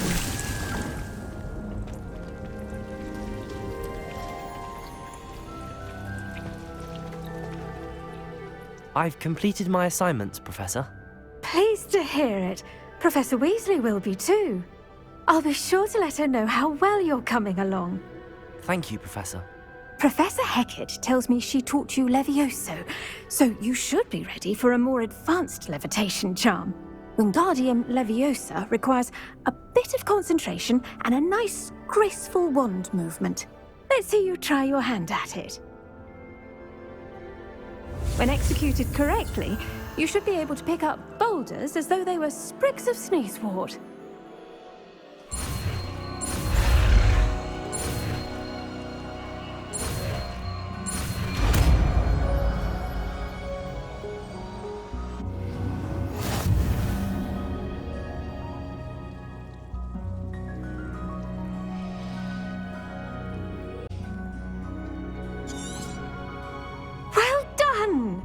Feel free to practice Wingardium Leviosa here in the greenhouse. I've set some crates out for you in the next room. Professor, I was wondering where you're from. What's your background? Oh, how nice of you to ask. Well, let's see, I grew up in London, right on the Thames. Forgive me. I was sure you must have been raised in the countryside. I used to dream of just that. But it wasn't until I came to Hogwarts that I felt truly at home. Mind you, it did take some time, and whilst it is my fervent hope that each student eventually feels as at home here as I do, it is not always the case. I suppose that makes sense. Well, we each bloom differently, don't we? Some of us, like Devil's Snare, thrive in the shadows, whilst others crave the attention of a bouncing bulb. And we each grow and thrive according to our own plan. Oh, I was terribly nervous when I arrived at the castle. You see, as a child, I knew nothing of witches or wizards. You can imagine how astonished I was to receive my letter from Hogwarts. I spent a good deal of time alone in either the greenhouse or the library my first days here. I'm sorry the other students weren't more friendly. Oh, but I've given you the wrong impression. On the contrary, I was shown great kindness. In fact, a 7th year took me under her wing during those first days. She remains one of my dearest friends. How fortunate. I was indeed.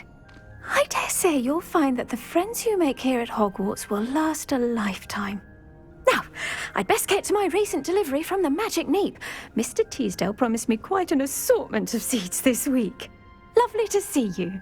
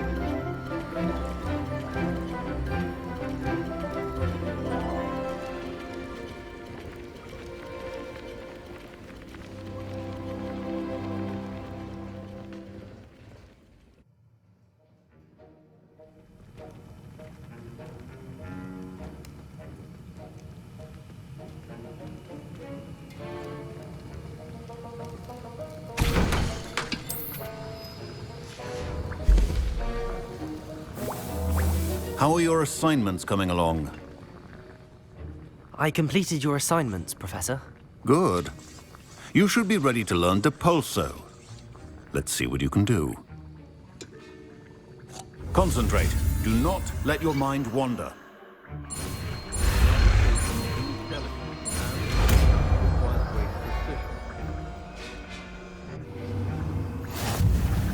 You've got it now.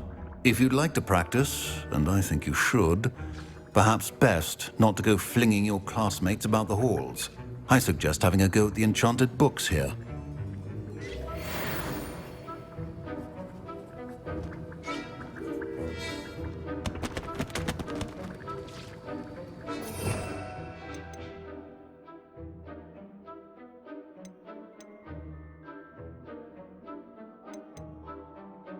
Wicked World potion is not a cure, and no salve is a substitute for common sense. Depulso! Well done. I'm glad to see that you seem staunchly determined to master your spellcasting.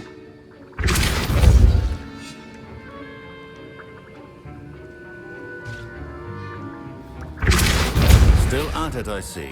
Well, repetition can be an excellent teacher.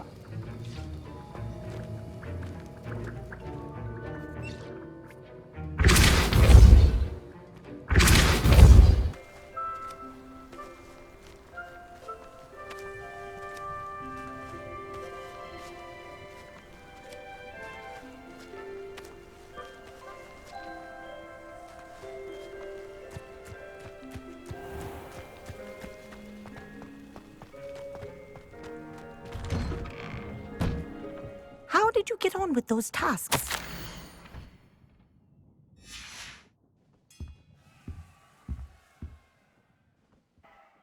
Madam Kagawa, I completed the list of tasks you assigned.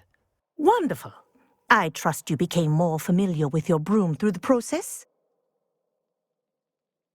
Yes, Professor. That's good to hear. Keep it up, and perhaps one day you'll have a spot on the Quidditch team. If Black ever permits Quidditch again. Well, with those tasks out of the way, let us get started. Glacius. Pay attention to your wand work.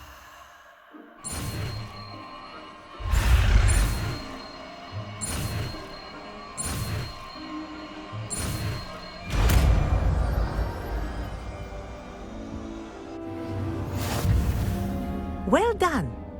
I'd recommend that you practice your new spell here in my office before taking it out into the world.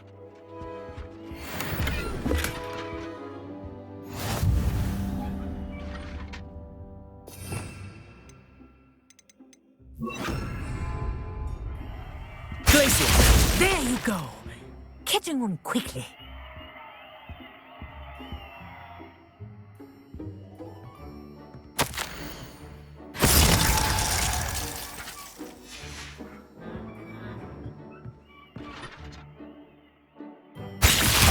I think it's learned its lesson, but do continue to practice as long as you like. Kinesthesia is a powerful learning tool.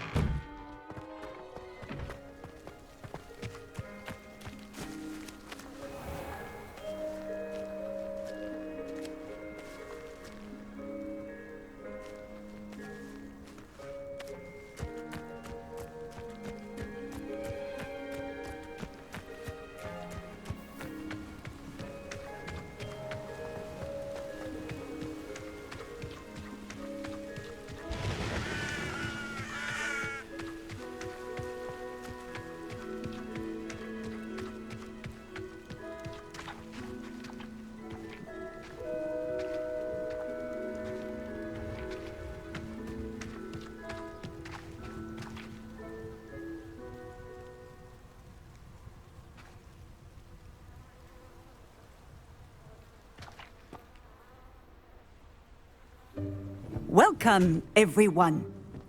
I see you've already met some of the many beasts we study in this class.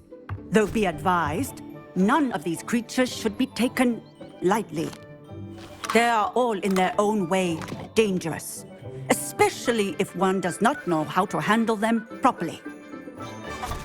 Now, it seems many of you are out of practice. Let's take some time to review the basics of how to care for a beast, shall we? Miss Sweeting, would you please assist our new student with the lesson today? Yes, Professor Howen. Hello, I'm Poppy Sweeting. Don't worry about Professor Howen's speech. She over-exaggerates sometimes. All the beasts in class are perfectly safe. Oh! Miss Sweeting, pay attention, please. The tongue of a puffskein can be a slippery devil. Yes, Professor. Here, you can practice on Gerald. Just keep an eye out for his tongue. You can use my brush. Just be gentle. Oh, and think pleasant thoughts. I like to think it enriches his experience.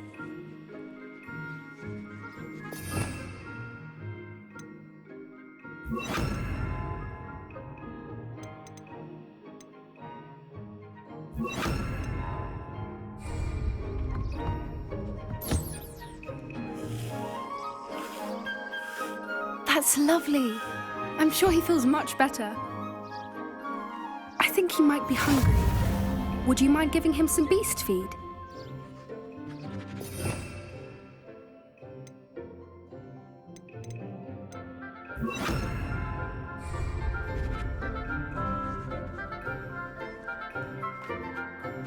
What do you suppose the pellets taste like to Gerald? Pudding, I like to think. I think we can safely say that Gerald likes you. That's good news. He seems very nice. He is.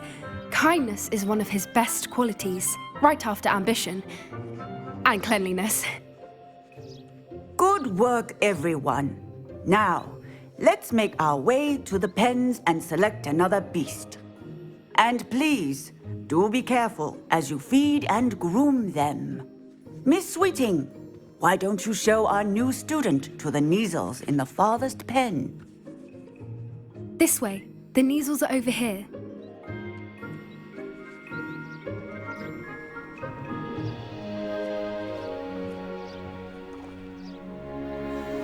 Oh, couple of Neasel whiskers ought to get me a few Gringotts at least. Enough to buy something from Honeydukes.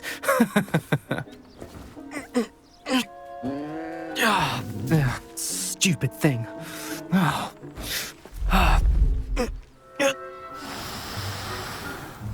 What in Merlin's name are you doing? Tuss, peculiar Poppy. Worried about a worthless little rodent. Her name is Persephone! Her name is Persephone! That's really not funny.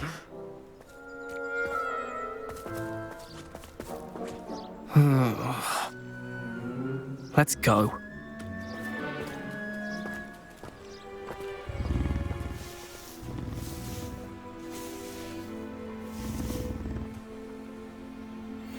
Those two don't belong anywhere near this class. Poachers in training. Persephone was onto them instantly. Thank you for your help. Let's carry on. Feed and brush the Neasels just as you did with Gerald.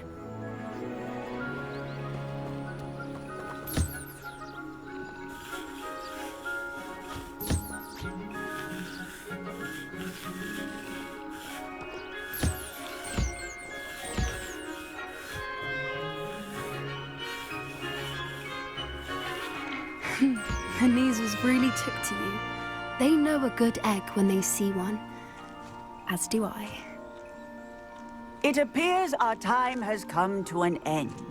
Please close the pens and see yourselves out. Now, where is our new student? Ah, there you are. I would like a moment, please. Hello, Professor. You wanted to speak with me? I did. How did you find your first beasts lesson? It was wonderful. I believe I'm really going to enjoy this class. Good. You seem to understand that when beasts are properly controlled, they can play a vital role in our lives. Some provide us with magically imbued materials, if cared for correctly, which does not include torturing them for whiskers. Well done, by the way. Probably best to let me handle it next time. Yes, Professor. They're nearly as bad as the Savagers in Rookwood's poacher pack. Sadly, we're the ones who suffer, stumbling over dead beasts. Terrible waste of resources. Surely the poachers can be brought to justice by someone. The Ministry, perhaps? An optimistic idea. Now, why don't we focus on more immediate matters that we can control? Professor Weasley has asked that I prepare some assignments designed to help you catch up to the other fifth years. Be on the lookout for my owl. Meanwhile, I also encourage you to study as many beasts as you can on your own time. Hey, over here. Come on.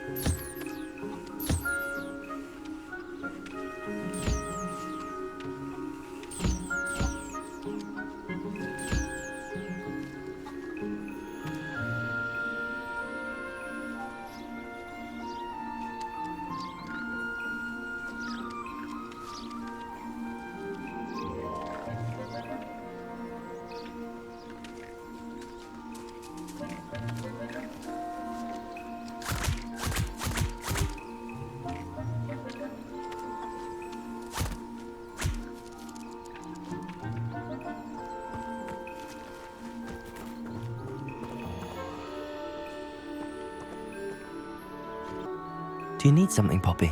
Thank you again for saying something to those brutes so that I didn't have to. You were an augury at noon in the desert. I certainly hope that's a good thing.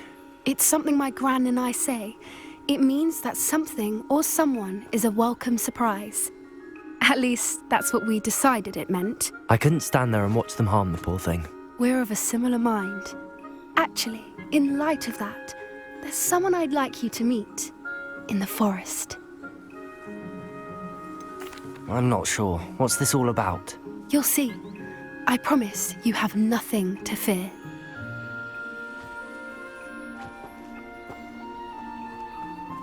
I wouldn't take just anyone there. In fact, you're the first. Really? Well, thank you, I think. As I said, we think alike. Pleasant surprise.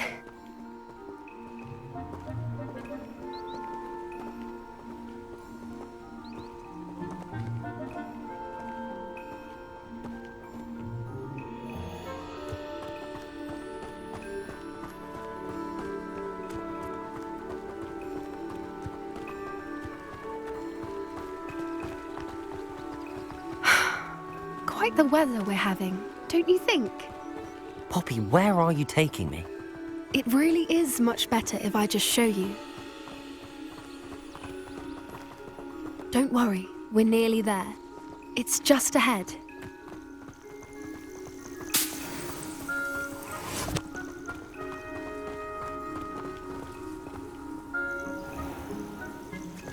Stand back.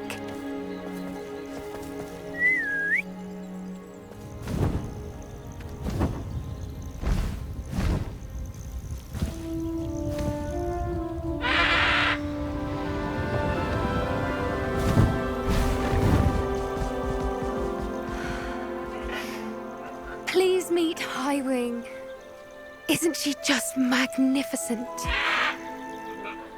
Go on, introduce yourself to her. But be careful. You must always show hippogriffs the proper courtesy before you approach them.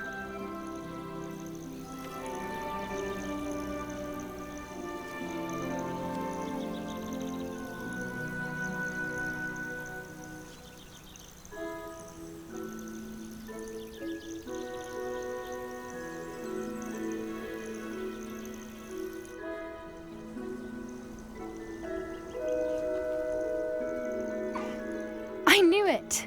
I don't think I've ever seen a hippogriff take to someone this quickly. You can feed and brush her if you'd like. I come and check on her every once in a while. Bring her pasties, tell her what's going on in the castle. You wouldn't know from looking at her, but she's a dreadful busybody.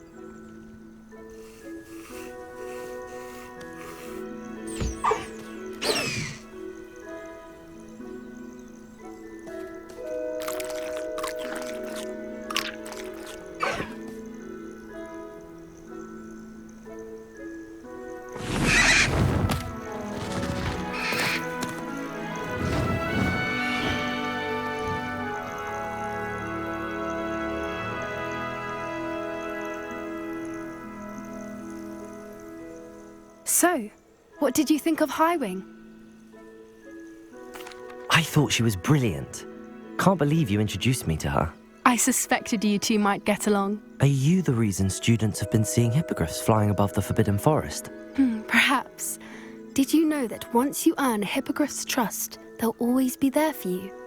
I've seen it firsthand with her. How exactly did you and Highwing cross paths? It's a longer story, but I rescued her from poachers a few years back.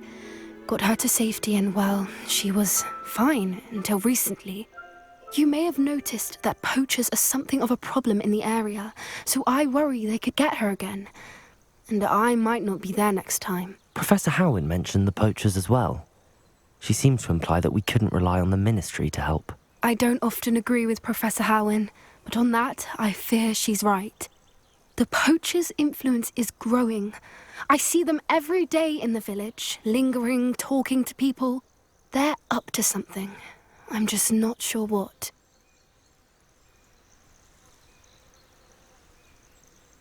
That does seem strange. Sounds as if they're planning something. Exactly. I think I'm going to look into it. Find out what's going on. what they're doing. I think that's a fine idea. Information is power. And the more I know, the better I can keep Highwing safe. You seem undeterred. Will you let me know what you find out? Oh, very well. I will. I should be going, but we'll speak again soon, I hope.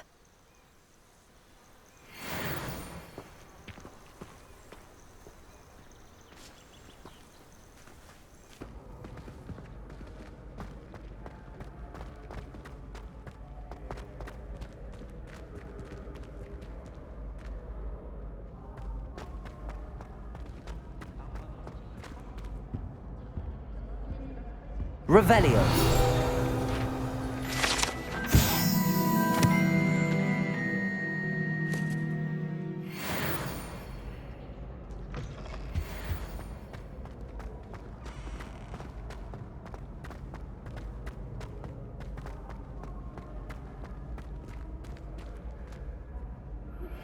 How would you like to learn the knockback jinx flipendo? Once you've completed the necessary tasks, come and find me in the greenhouse.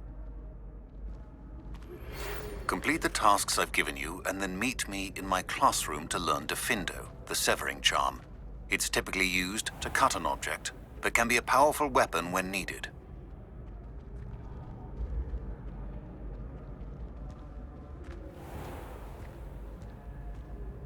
Hello again, Mr. Moon. Oh, I was hoping to see you again, my young friend. Gladwin Moon, Hogwarts caretaker, at your service. First, please allow me to apologize if I seemed a bit unsteady when we last met. I'm afraid I had a rather disconcerting encounter. Although I hear your visit to Hogsmeade was even more eventful than mine. I suppose you could call it eventful. I certainly wasn't expecting a troll attack. Oh, of course not. And from what I understand, the village was lucky you were there. In fact, my recent visit to Hogsmeade is the reason I was hoping to bump into you. I could use your help with something. Do you see that curious statue over there? Watch what happens when that light changes from day to night.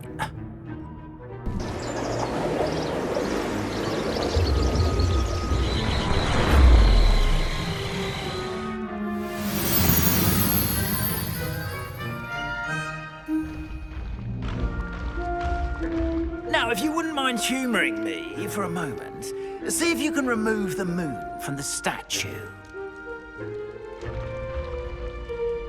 Oh, odd little contraptions, aren't they? It seems the statue vanishes once the moon is removed, which, incidentally, can only be done at night. Why don't you hold on to that one for now, and I'll explain more as we walk. Ever since that fateful day in the village, those curious statues have begun appearing about the castle. A fair number have been strewn around Hogsmeade. Someone, it seems, is trying to torment me. You see, that day in Hogsmeade, I turned a corner and came face to face with a boggart, or shapeshifter, if you will, which takes the form of whatever scares you most. This one took the form of a demiguise. A demiguise? Yes! Terrifying creature that can see the future. Lumos. Wholly unnerving. I encountered one when I was a lad in Korea. Terrible experience. Those statues are demiguises. The moons, I assume, are an uninspired play on my name.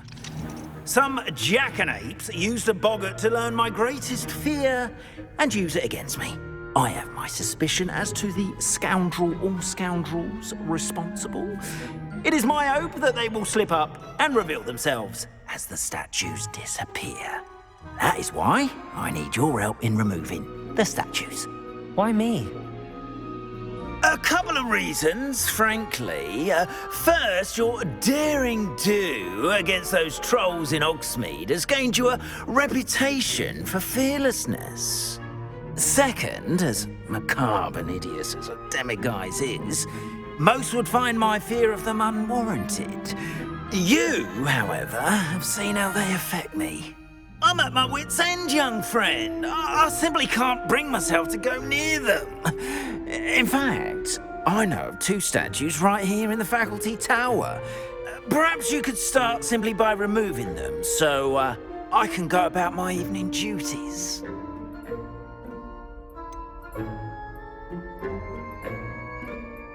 The faculty tower. I'm not sure I should be going in there. Oh, you needn't worry. You'll be perfectly fine if you simply mind you're not seen. First, you know how to cast a disillusionment charm, correct? You'll want to do that before wandering the tower at night. Next, you'll notice that the door is locked. However will you get in? Alahomora, that's how. But what about curfew? Curfew? Oh, tosh. I sense you're a bit like me when I was your age. Oh, the school was my oyster. And I took advantage of it. Oh, everyone loved me for it. Oh, those were the days. Now, you'll find one statue in the prefect's bathroom and the other in the hospital wing. Good luck. Oh, and thank you.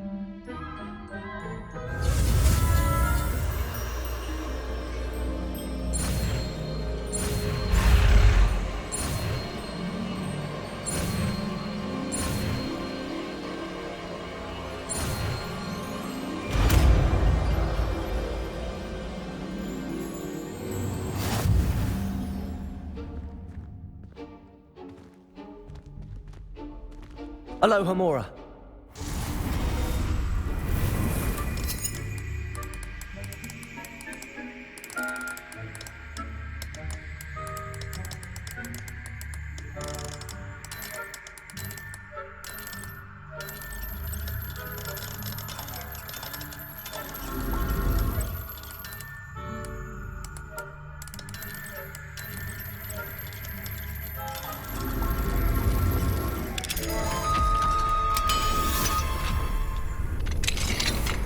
Well done! You're in. Remember, use a disillusionment charm so no one claps eyes on you. This is a restricted area of the castle, after all. I have a few questions about the demiguise statues. Whew, just hearing the name sends chills down my spine. Oh, very well, if you must. How do I remove the demiguise statues? They each hold a moon that can only be extracted at night. Once removed, the statues simply vanish.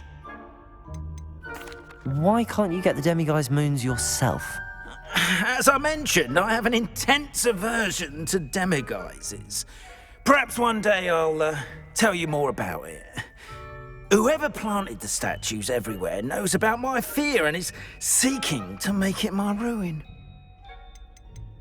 Do you know who is behind the demiguise statues? No, but I suspect the motive is jealousy. People have always been jealous of my skills, popularity, and dashing good looks. No one is above suspicion. I have nothing more to ask. Come and see me once you've found the 2 moons.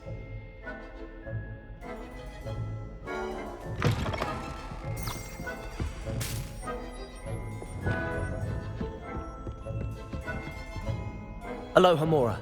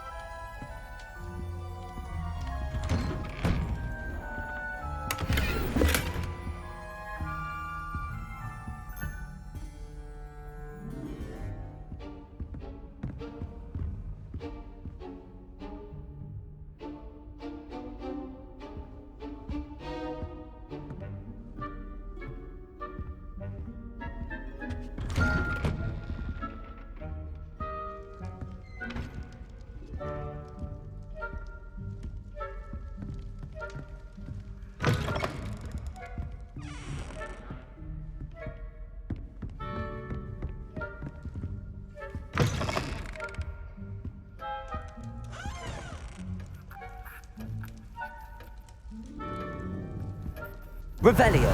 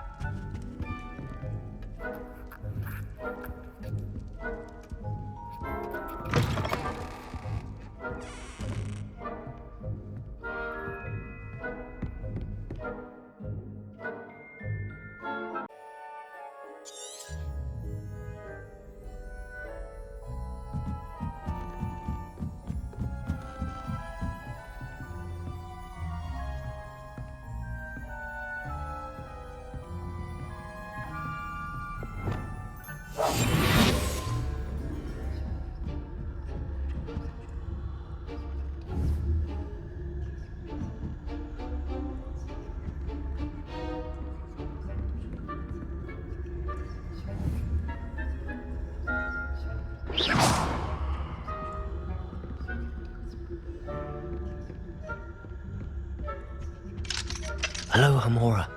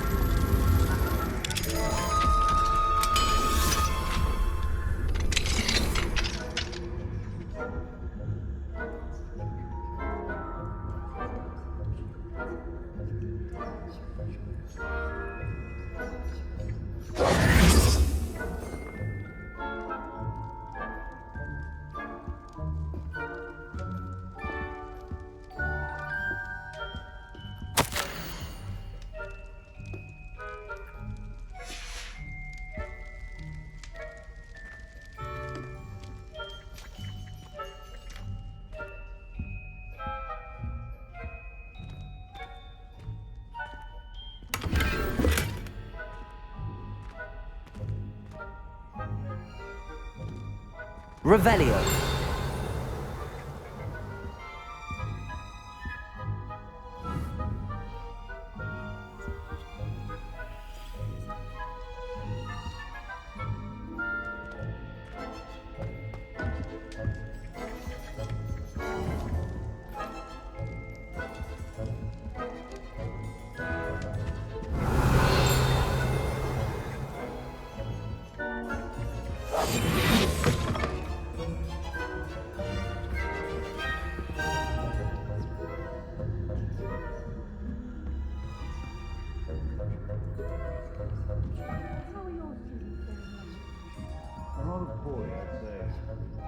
Is that so?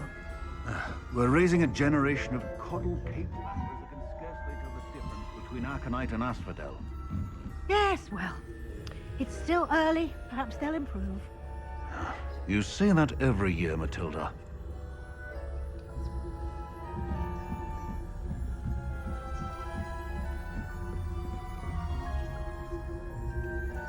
Revelio.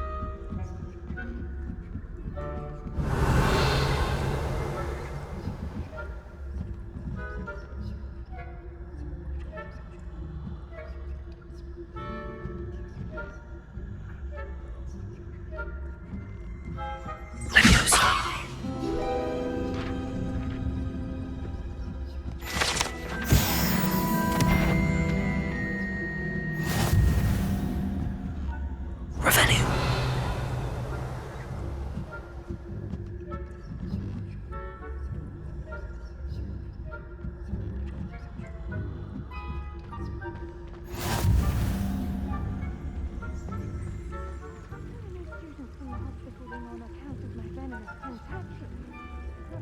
will. Plenty of other perils and pitfalls to send them my way, though. Well.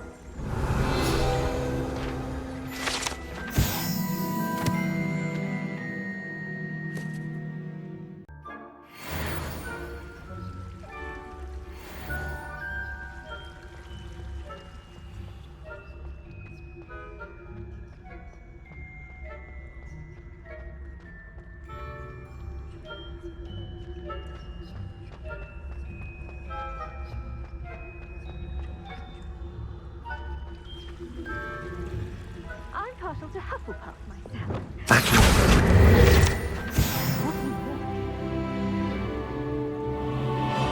Perhaps not. Anyway, I had high hopes for Hufflepuff. I was finally going to learn the Quidditch rules. It's a majestic sport.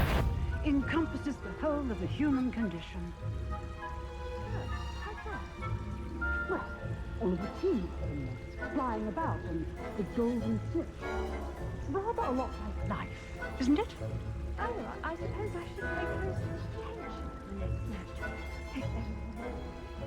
I suppose you should.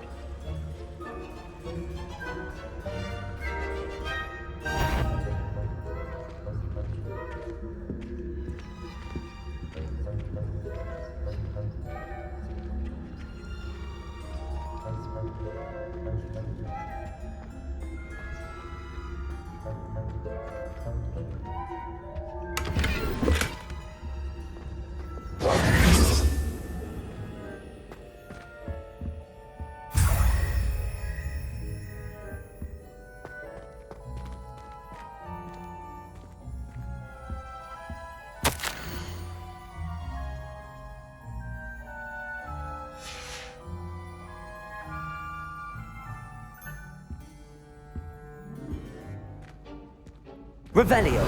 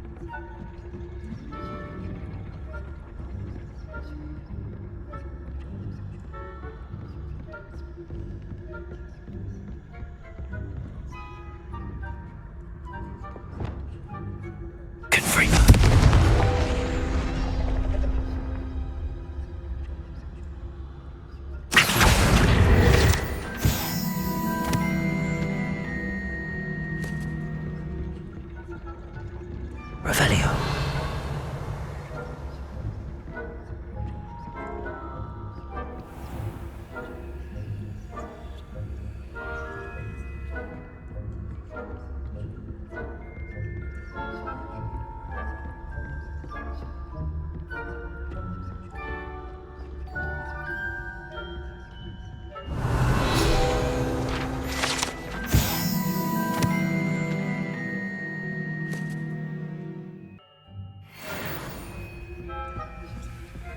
This must be the prefect's bathroom.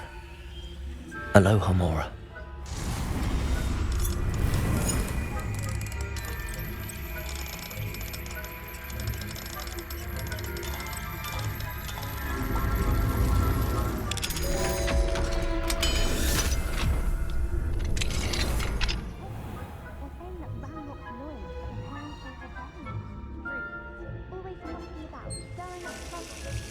Ranrok and his lot wouldn't be combative if the minister would allow them to have wands.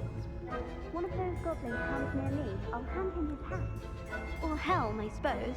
Anyway, goblin rebellion. My mark. I don't think that's what that plan is for. He's right. Why don't we leave goblins alone, troll? How dare you speak to a prefect that way? I'm a prefect too, you twit. That's it. 50 house points. You know you can't do that.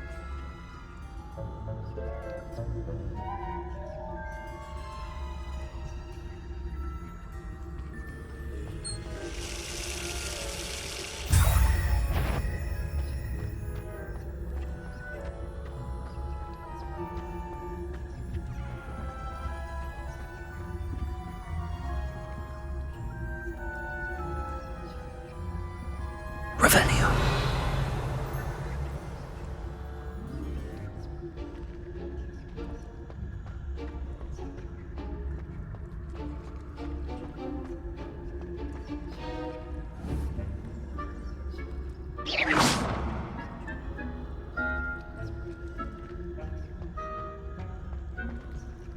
Revelio.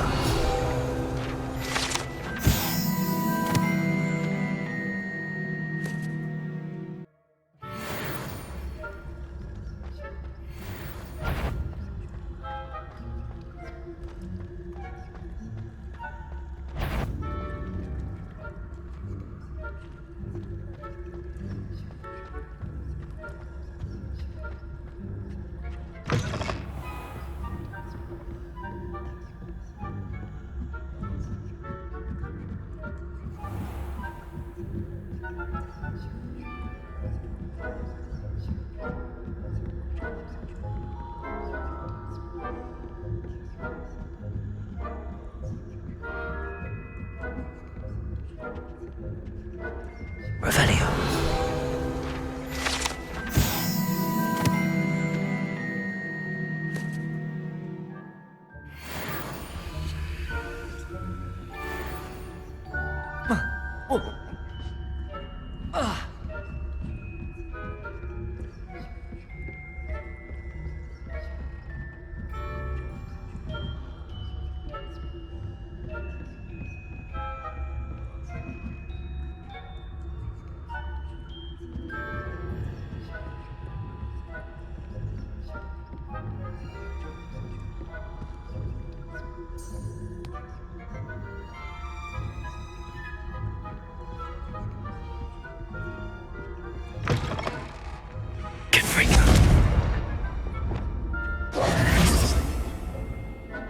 Hello, Mr. Moon.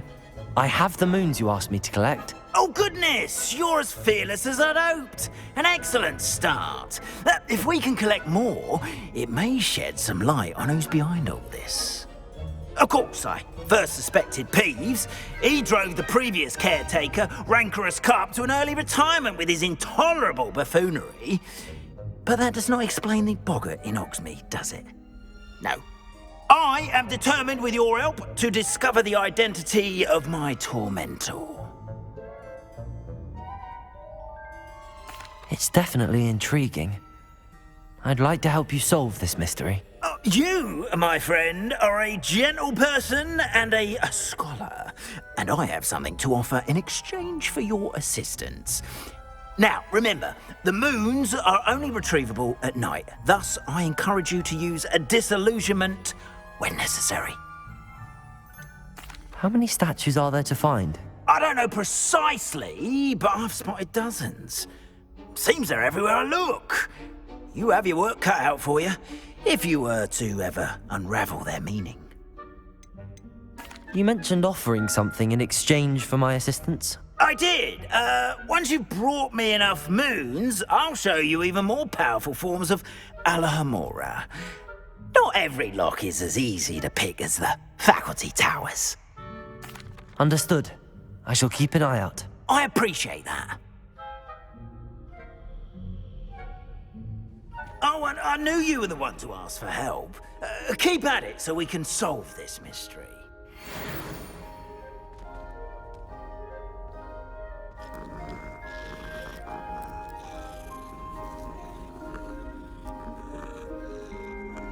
I really should look into gillyweed, although I'd still need to swim.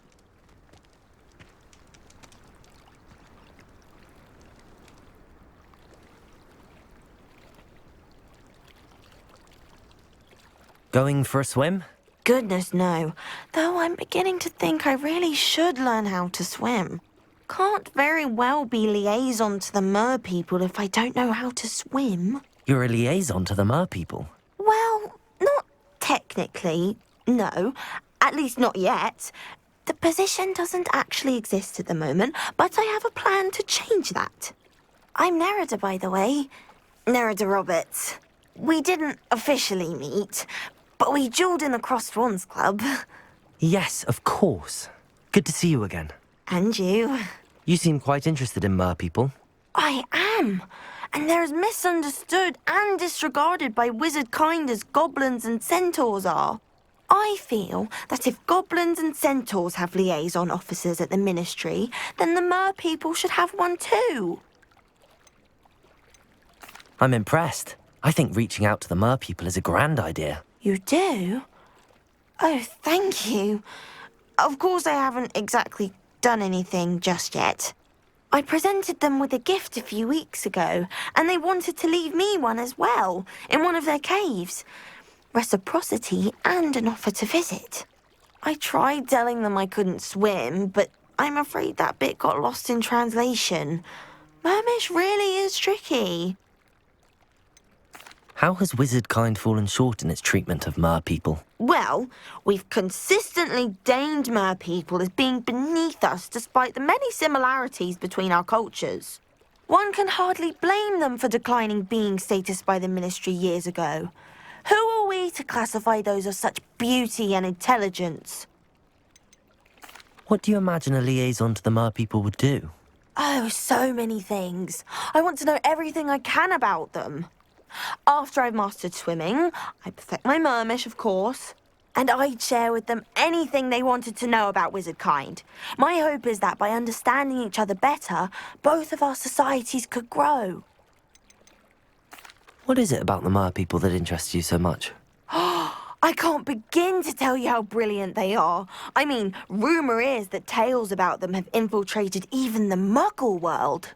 The oldest known mer people, sirens, come from Greece. And of course Scotland has Selkies and Ireland is home to Merrows. I could go on for ages about them. Their glorious underwater communities, domestication of sea life, their art and music. It's a travesty how little is understood about them. Well, I can swim and could help you if you'd like. You'd really do that? Oh, thank you! Thank you, thank you! The last thing I want is for them to think I'd shunned their gift. Diplomacy is a delicate dance. Now, if I'm not mistaken, I think you can dive down to their cave from just there in the water. I can't wait to hear about what you find. One day soon, I'll see for myself. I just know it.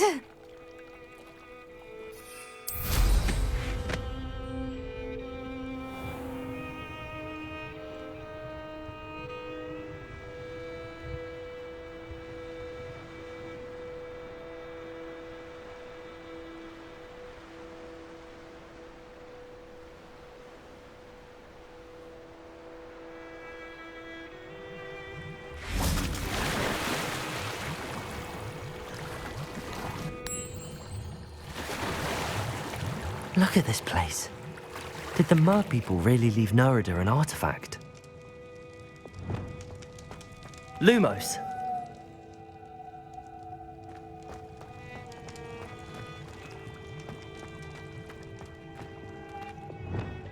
Incendio! Now then, I'll need you to come with me.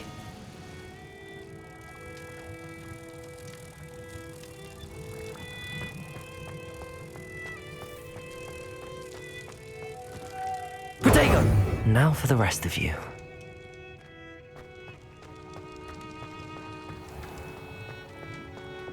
Incendio. Lumos.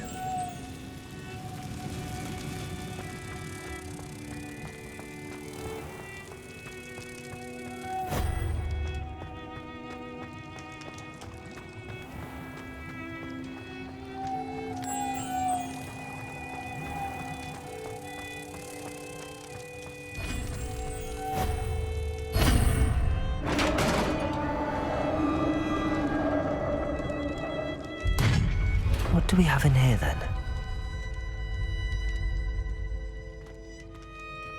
Nerida will be happy about this.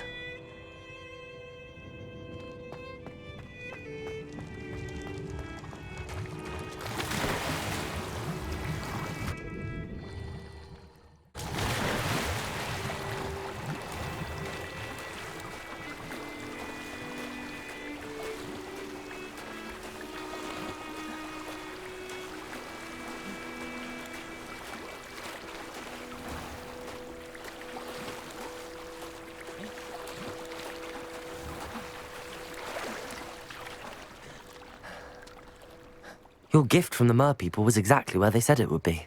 Oh, that's wonderful news. I was so worried I'd left it too long and they'd seen it as a slight. Our relationship with them is already so tenuous. Then I'm glad we helped to foster some healthy diplomatic relations. Merlin's beard. It's marvelous. I'm going to show it to everyone, including the Ministry. Should I hand deliver it or send by owl? Thank you again so much. You may have just helped improve relations between wizard kind and merpeople for decades to come. I can't wait to study this.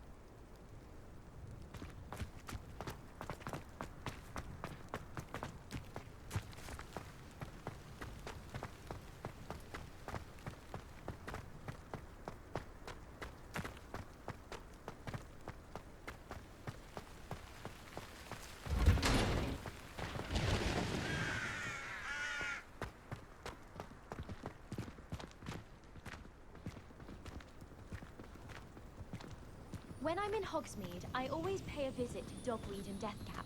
Although Madam Green can be a little fiery sometimes, so you definitely want to stay on her good side.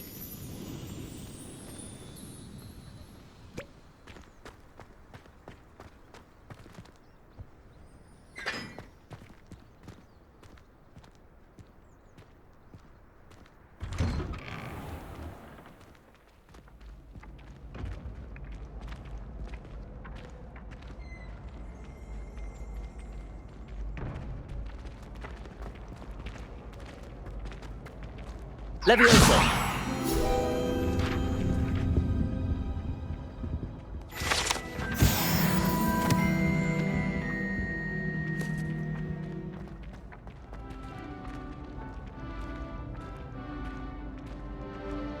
Hey, it's me, Gareth.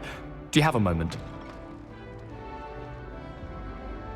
Were you calling me, Gareth? I was. After you helped me with that Fupa feather and potions, I reckoned you might be just the person I need. You see, I have an idea for a fizzing Wisby-inspired beverage, but I'm missing a key ingredient. You and your concoctions. I don't know how you come up with these things. It's a gift, truly. So, I suspect the key ingredient in fizzing Wisbies is dried billywig stings. I heard there's a store of them in Honeyduke's cellar. I'd get them myself, but my Aunt Matilda has her eye on me. Thinks I need to focus on potions class for a while, not for my own brews.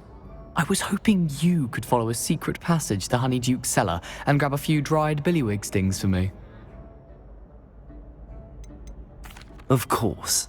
You never know when you might need a quick means of escape from the castle. Brilliant, thank you. But you should know that it's not exactly quick. It's the secret bit that's helpful. The passage is hidden behind the statue of a one-eyed witch in the third-floor corridor. Just tap it with your wand and say, Incendium. Couldn't you have someone buy the dried billywig stings? They're not for sale, and you never know when the cellar's going to be locked. So, the reliable way in and out is through the secret entrance. Are you asking me to steal from a shop? Goodness, it's not as if I'm asking you to rob Gringotts. Honeydukes is more than enough, and I only need a few. It's a sweets ingredient. They won't be missed, trust me. I'll see what I can do, Gareth. Fair enough. You shall be the first one to taste my newest brew if you can be of help. Perhaps I can convince a meat to help me with my potions homework, get my aunt to loosen her reins a bit. I'll need to get those dried billywigs things for Gareth if he's to finish his latest concoction.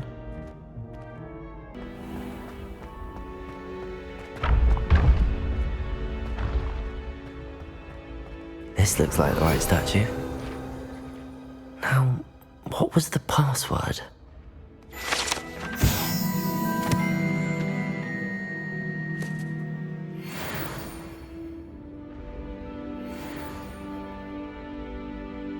Incendium.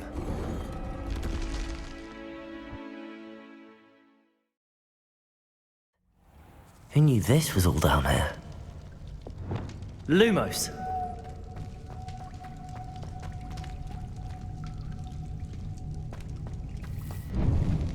A lift. Must be how I get down. Looks broken though. Repair.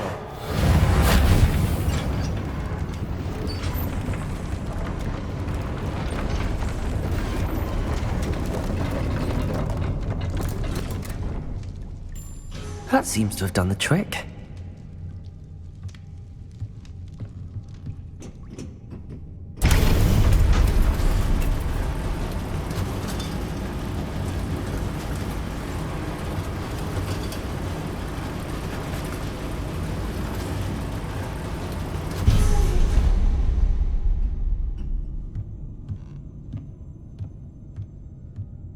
This castle will never cease to surprise me.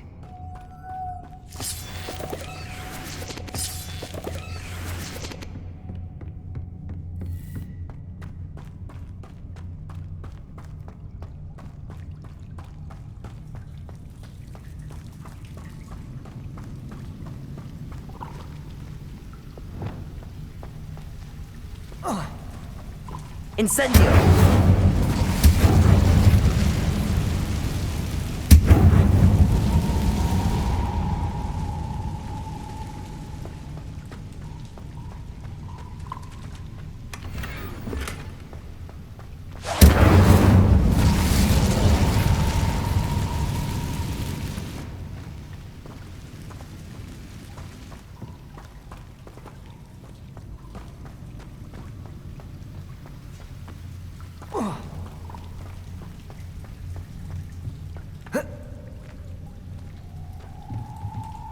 I'm trapped.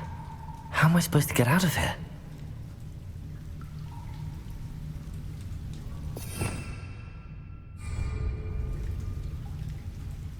Leviosa!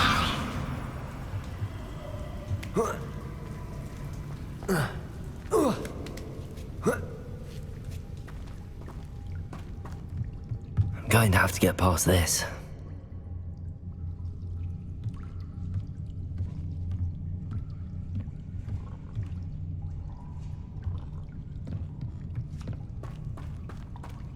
Incendio!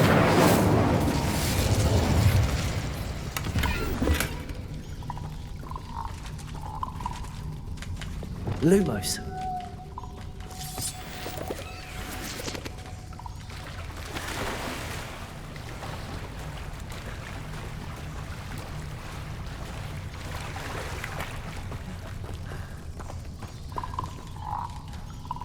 Reparo!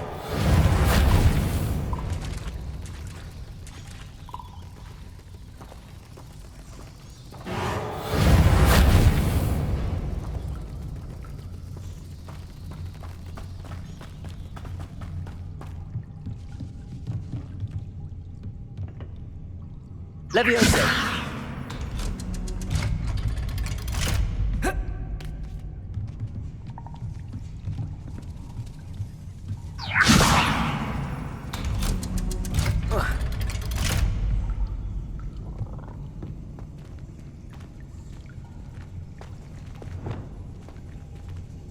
Incendio!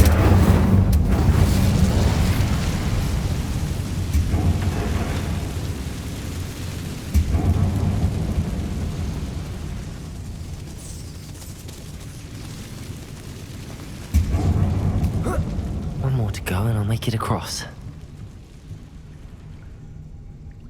Accio!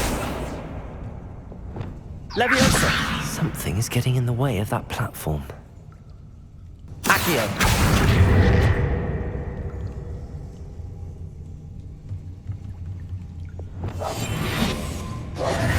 Leviosa! Aha, got it.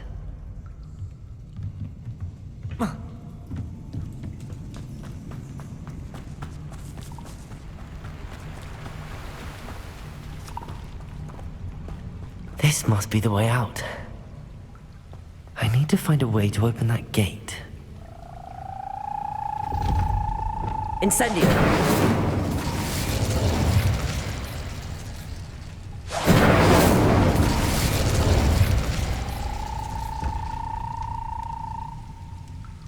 Revelio!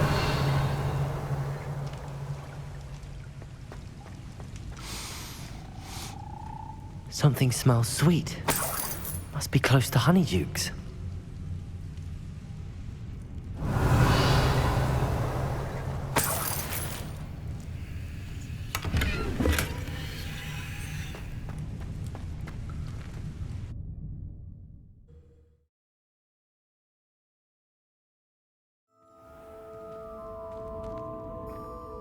Honeydukes. I can smell the chocolate. Now, where would I find the dried billywig stings for Gareth?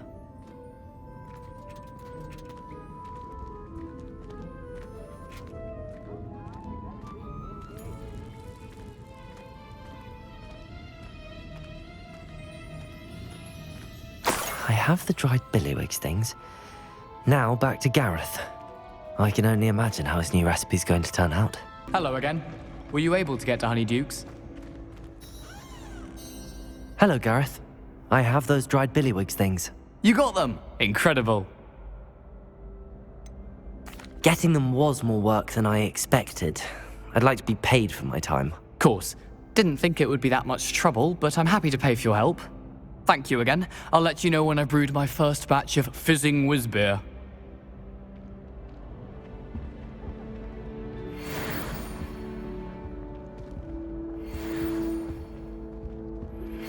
I believe you are ready to learn Arresto Momentum, the slowing charm. It allows you to freeze objects or people. Simply complete a few tasks and then come and see me.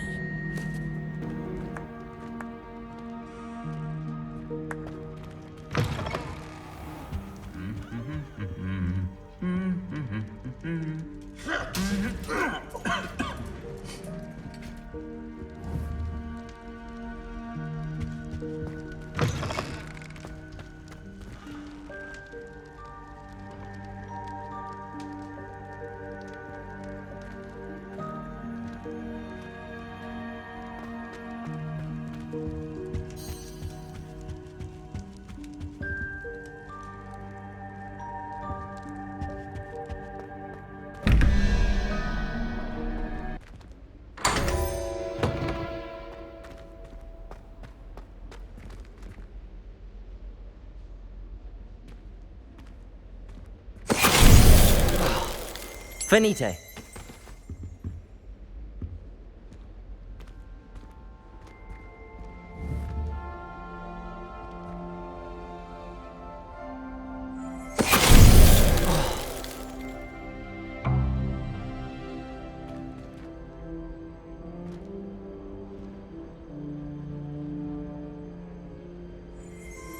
Revelio.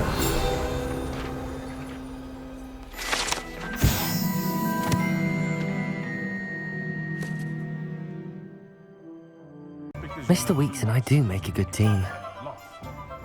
Nothing warms a body like Incendio. That's what my mother used to say. Suspecting it's an interesting story.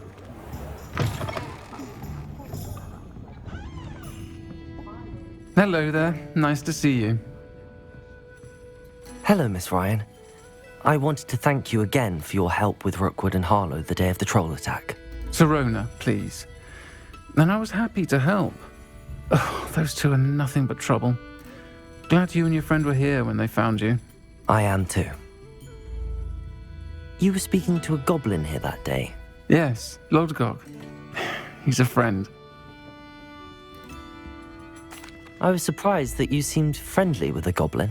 I've known him for years. We met when I was waiting tables here as a student, well before I bought the place.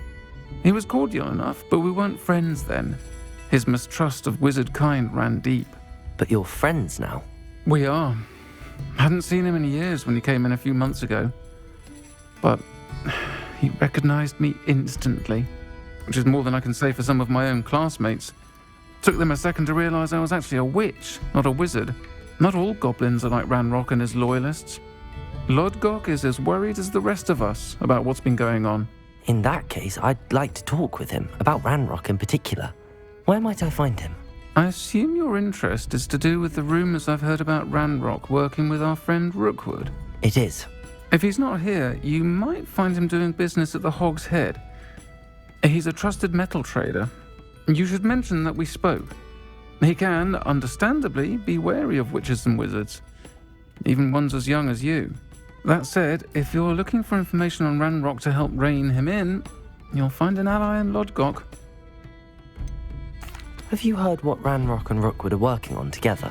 Not much more than the fact that they seem to have some sort of uneasy alliance. Friendship between wizards and goblins is rare enough, but between those two, they each want something the other has. I can guarantee it. That said, I fear they're like a two-headed serpent. Both will need to be taken down to stop whatever scheme they've been plotting. You seemed unfazed by Rookwood and Harlow the other day. They don't scare you. They're bullies. Plain and simple. Never tolerated them in my own life, and certainly won't tolerate them going after my friends. Don't misunderstand me. They're dangerous wizards and shouldn't be trifled with. They should, however, be confronted and reminded, whenever possible, that the rest of us have each other's backs. Thank you, Sirona. If you find Lodgok, please give him my best. I don't know what you've done to make such powerful enemies, but please, watch your back.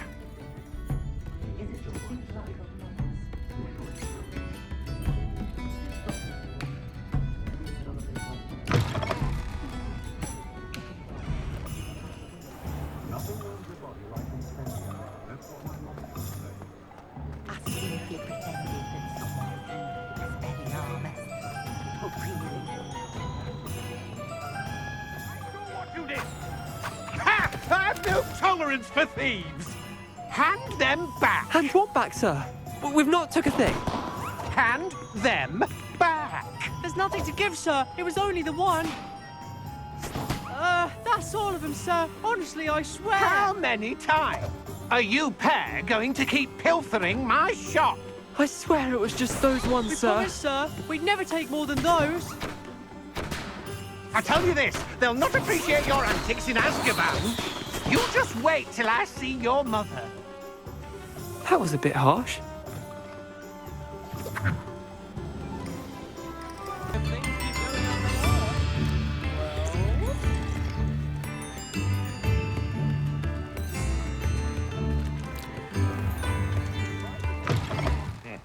Welcome to the Hog's Head. Any empty seat is yours.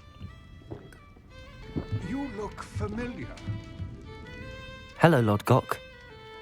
Sirona said I might find you here. She did she? Did she send you with news? No, actually, I wanted to speak with you. It's about Ranrok. Now I remember. The 3 broomsticks. Day of the troll attack. You're the student he's after. I am, and I need to know what he and his loyalists are up to so I can stay a step ahead. Let's say I did know. Why should I trust you?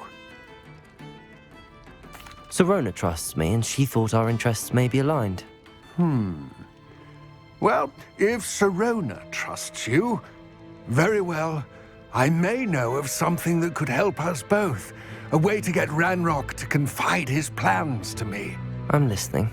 Years ago, a heinous witch stole a sacred goblin relic.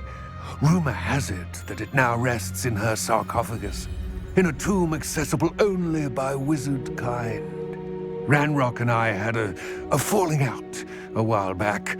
The relic could well repair the chasm between us.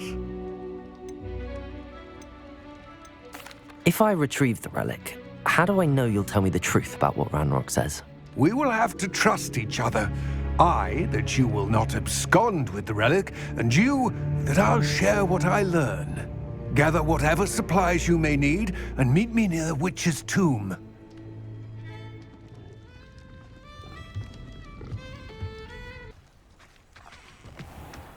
I'm ready. Good. There's no time to lose. Lumos! What precisely is the relic I'm to retrieve? A valuable heirloom known as the Helmet of Urtkot. The witch considered herself a collector and purchased the helmet as a trinket. She cared not what pain she caused the goblins. Goblins believe that the rightful owner of any object is its maker, not its purchaser. Wizard kind see things differently. It's a wonder goblins and wizards have ever been able to work together.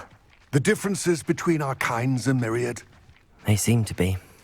It may surprise you to know that I do not believe those differences always to be insurmountable. It is the reason I find myself traveling with you to this tomb today.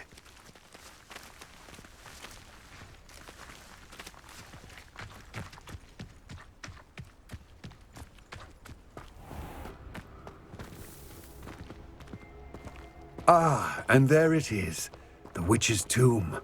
Dreadful looking place, isn't it?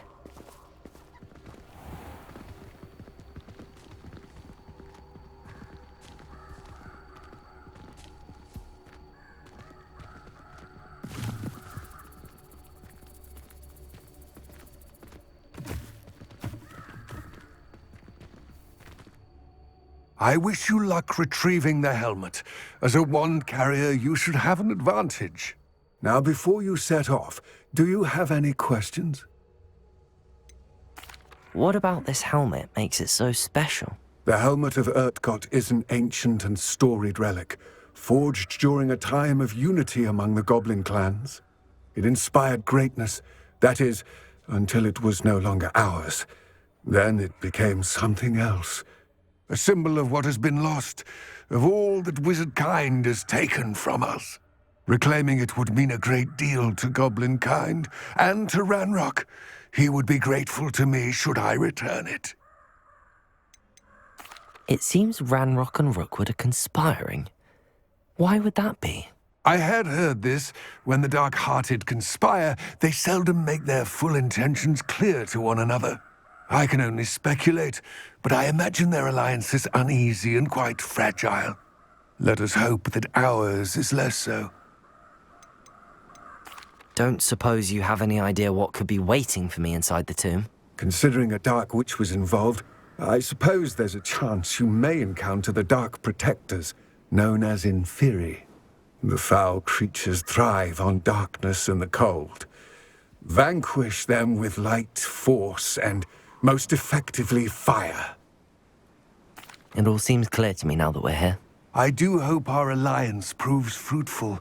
Again, I wish you luck. I will remain here, eagerly awaiting your return. Please, be careful.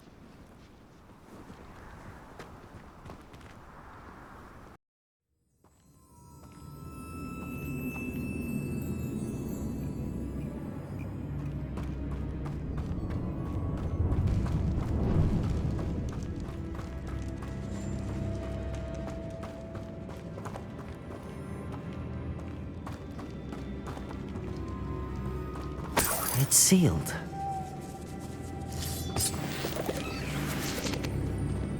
Lumos. Moths. Curious.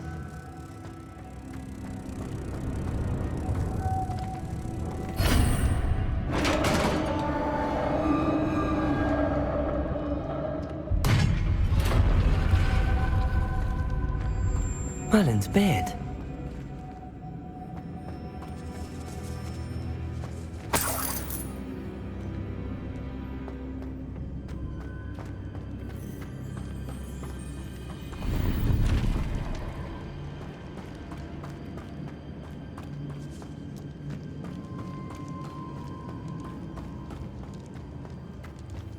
This can't be the witch's tomb.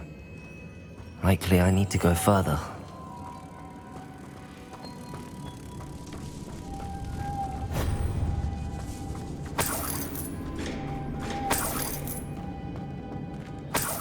Lumos.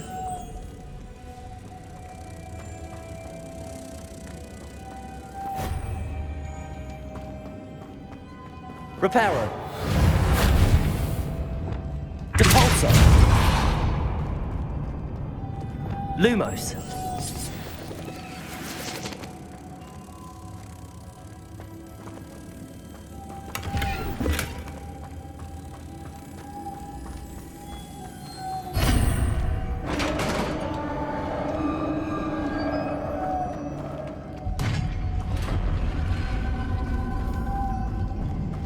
I have a feeling I'm not alone here.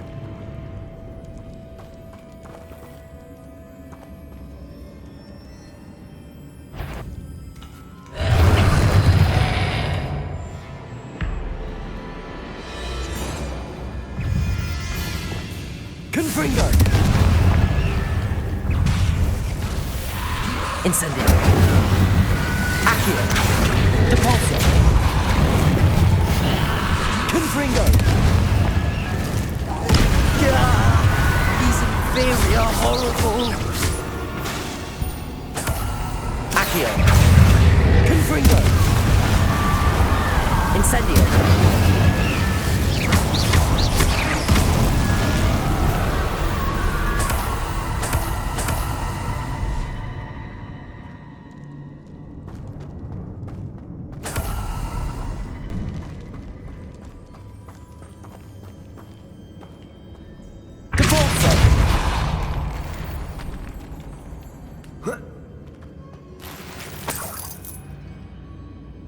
Lumos.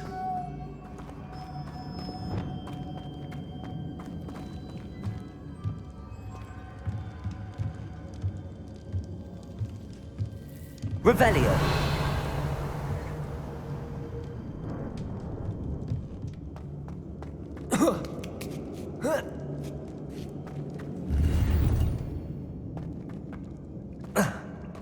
Lumos.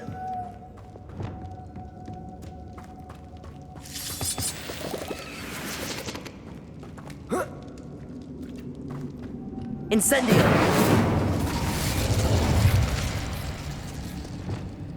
Lumos.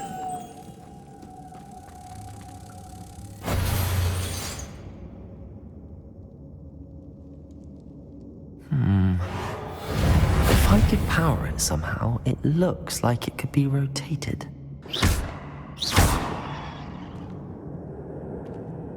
Depulsor!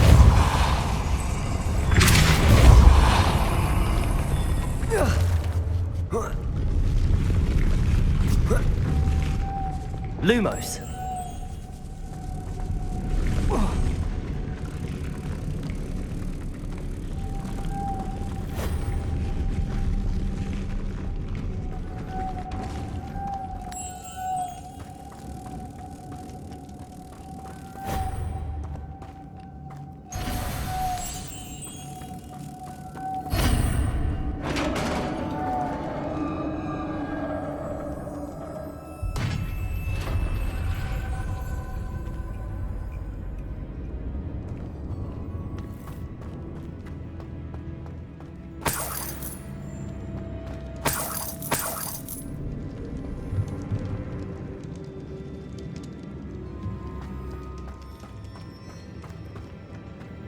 What's that hanging there? Looks precarious. Down I go. No other way. Lumos!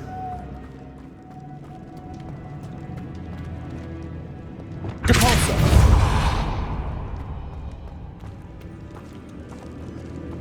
Lumos!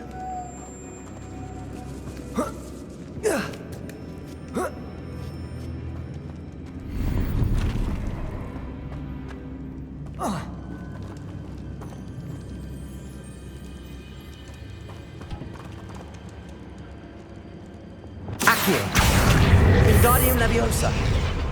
Accio. Wingardium Leviosa.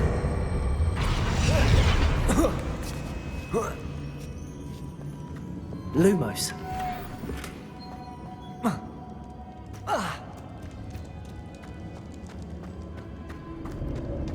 Oh. Oh.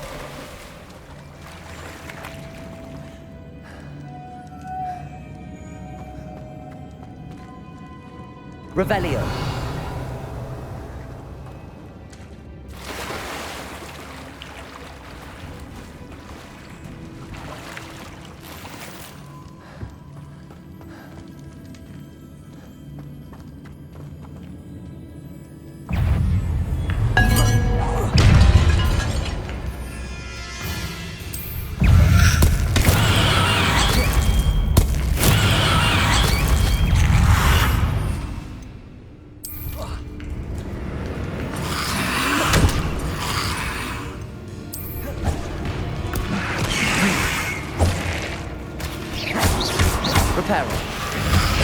Revelio. Incendio.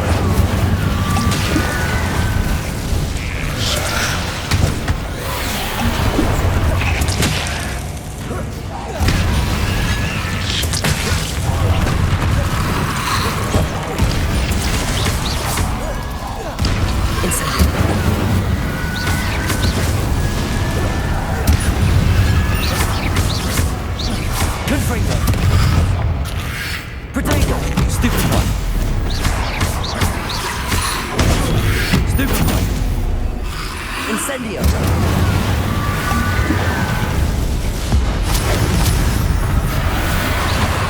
Confringo!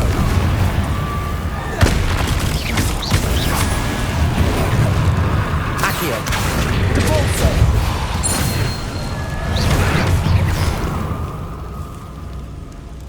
Lumos! Incendio!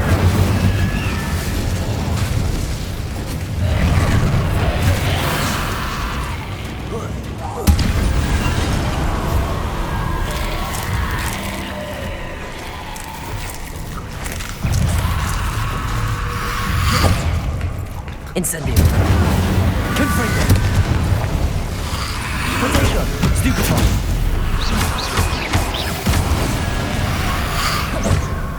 Incendio.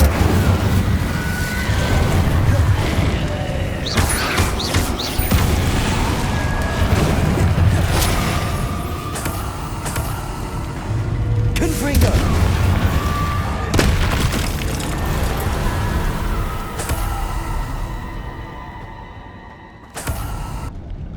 Lumos.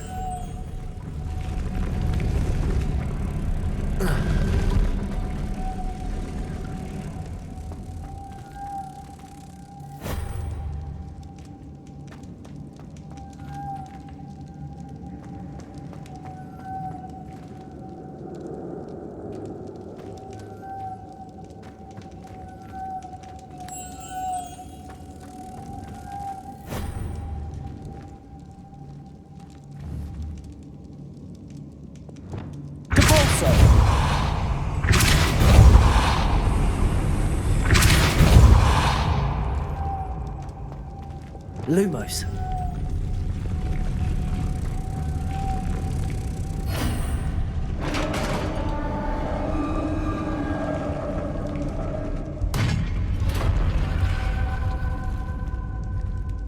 The witch's final resting place. Lodgok said the helmet was in her sarcophagus.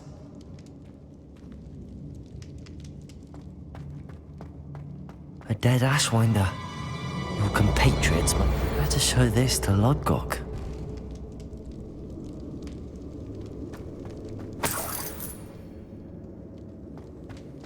Revelio. There must be some sort of mechanism for this doorway.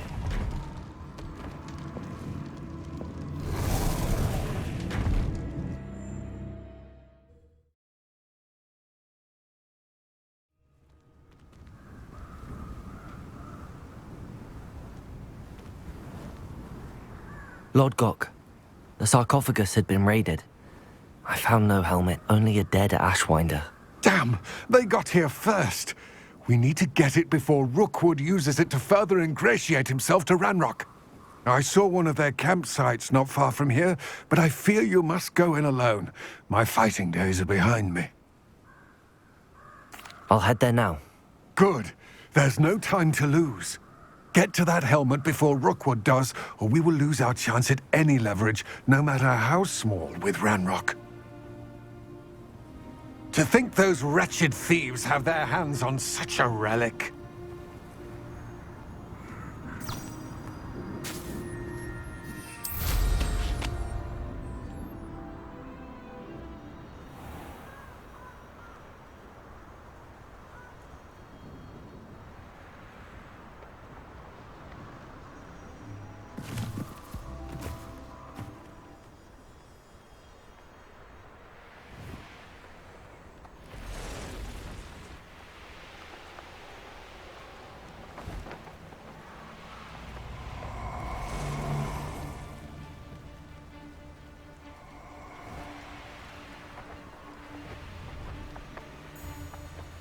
Allow me to put you out of your...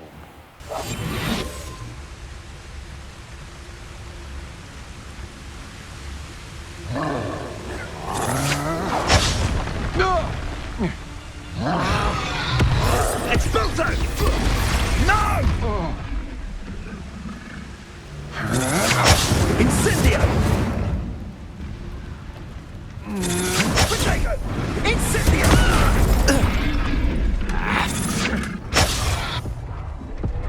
You've made a grave mistake.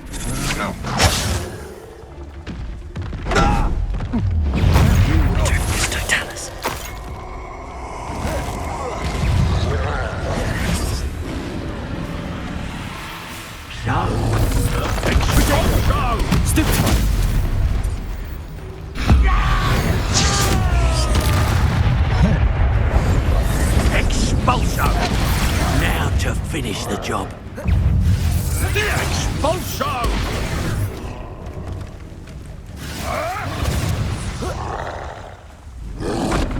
Potato! Stupefy! Confringo! Expulso! Expulso! Expulso! Quite conductive, aren't we? Expulso! Stupefy! Levioso! Expulso! Death from above! Confringo!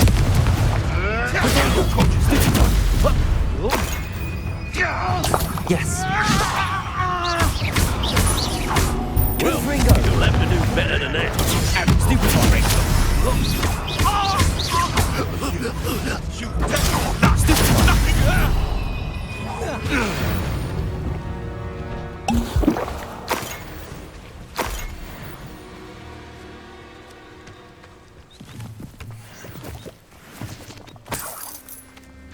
Revelio.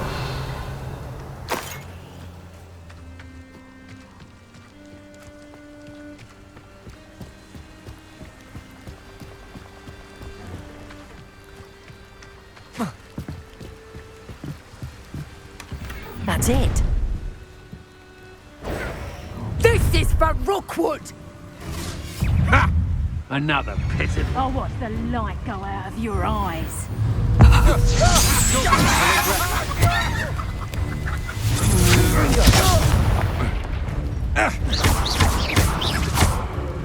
Incendio! Potato! That's a stupid one!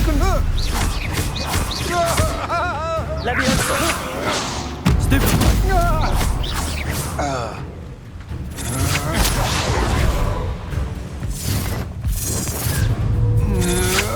I know you're stupid one! Confringo!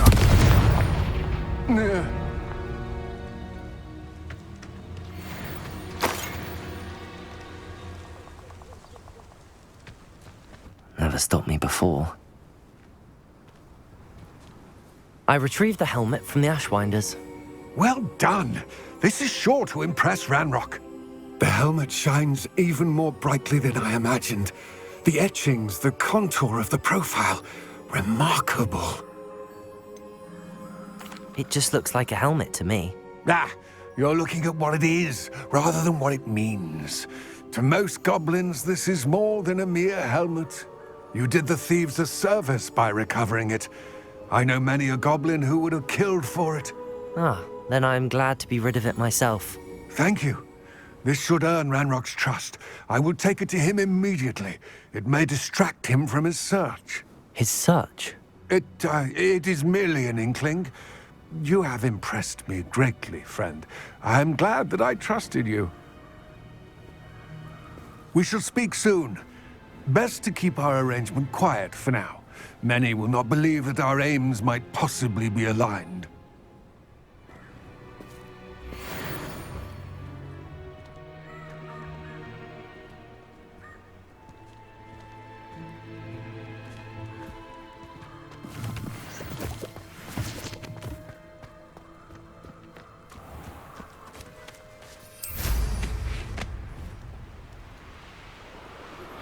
Hello, friend. I wonder if you might stop by the 3 Broomsticks when you can. I would like your help with something. As I mentioned, my sister Anne misses Hogwarts, and she hasn't been herself lately. I'd like to take you up on your promise to visit her with me. I'm heading to Feldcroft soon, so I'll look forward to seeing you there. It's just south of Hogwarts. By the way, hope you're faring well with the blasting curse. It's still one of my favorites. Now that you've attended Beasts class, I've asked Deke to assist you in using the room to further your studies in that regard. Please meet him there when you can.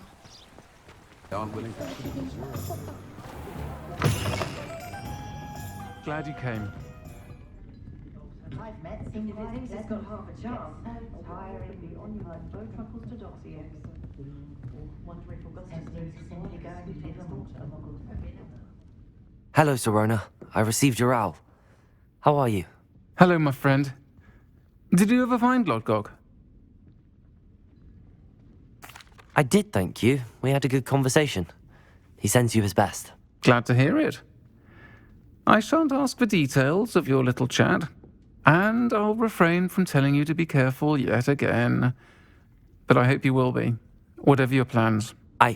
Of course. Your owl mentioned you're needing my help with something? I do. I thought you might be just the person to do a favour for my friend Dorothy Sprottle in Upper Hogsfield. I don't believe I've met Mrs. Sprottle. She's lovely. Her late husband Aidan was a friend of my father's. In fact, I'd stay with Dot and Aidan the summers I waited tables here as a student. I've seen her a few times since Aidan passed, but the pub's been so busy lately, I've not been as attentive as I'd have liked. I wonder if you might pop in and see her. She may need some help collecting ingredients for her supply of Wiggenweld potion. And you could retrieve something of mine in the process. A box, full of old letters and such. Why does Mrs. Sprottle keep a supply of Wiggenweld potion on hand? Dot's a skilled potioneer. She's been supplying travelling vendors with Wiggenweld potion. An ordinary precaution that has, unfortunately, become a necessity, what with Ranrok's loyalists disrupting the trade routes. Why did Mr. and Mrs. Sprottle have your box of letters after all this time? It's one of a few that I had when I was young. Dot found it when she was clearing out a closet. Can't imagine what's in there. Probably terribly theatrical. The ramblings of a teenage witch and her friends. You're welcome to take a peek inside, if you do find it.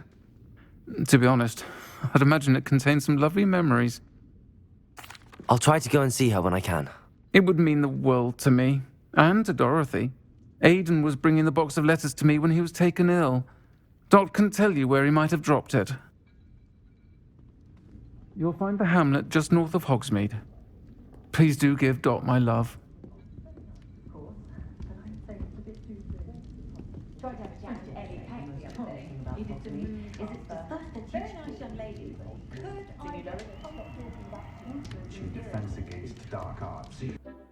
Ah, Deke is so happy to see you. Deke noticed this bag in the room the other day. You must need it to help with your schoolwork. Deke has seen one of these before. Deke calls it a knapsack.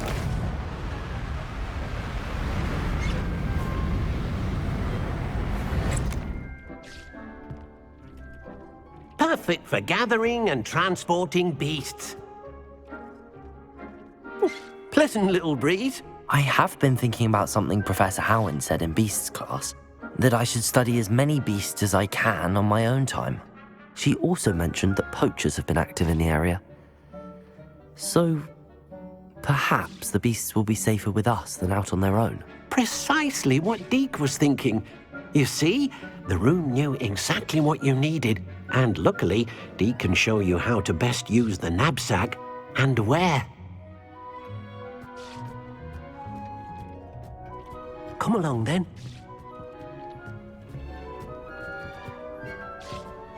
Our first stop will be beyond the castle grounds. We can leave now, or you can come and find Deke when you're ready to go.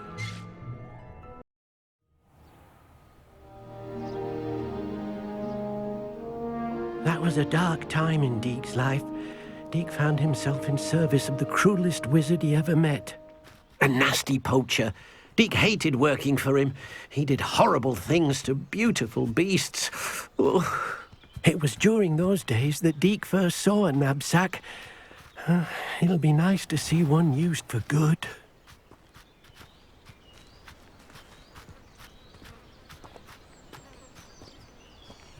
We have arrived. Deke enjoys coming here to watch the beasts, especially the potful of puffskeins nearby. It will be nice to keep them safe. All you will need to do is get close, direct the open knapsack toward the puffskein, and in it'll go. All right.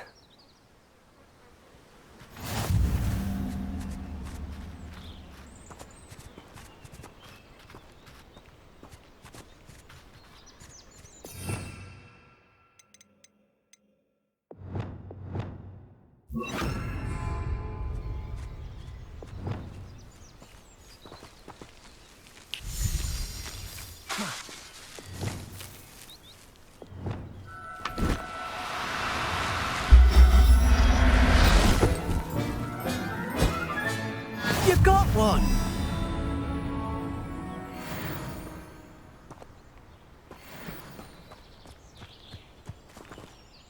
I managed to rescue a puffskein. You can rescue as many as the knapsack will hold.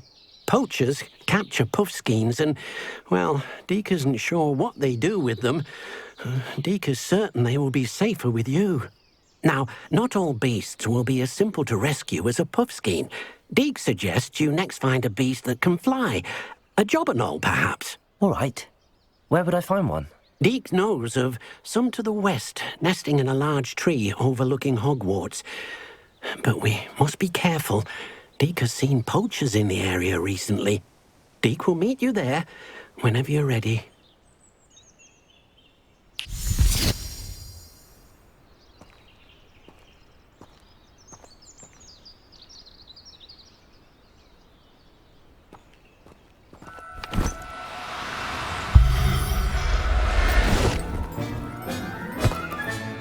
Professor Howard will never believe this.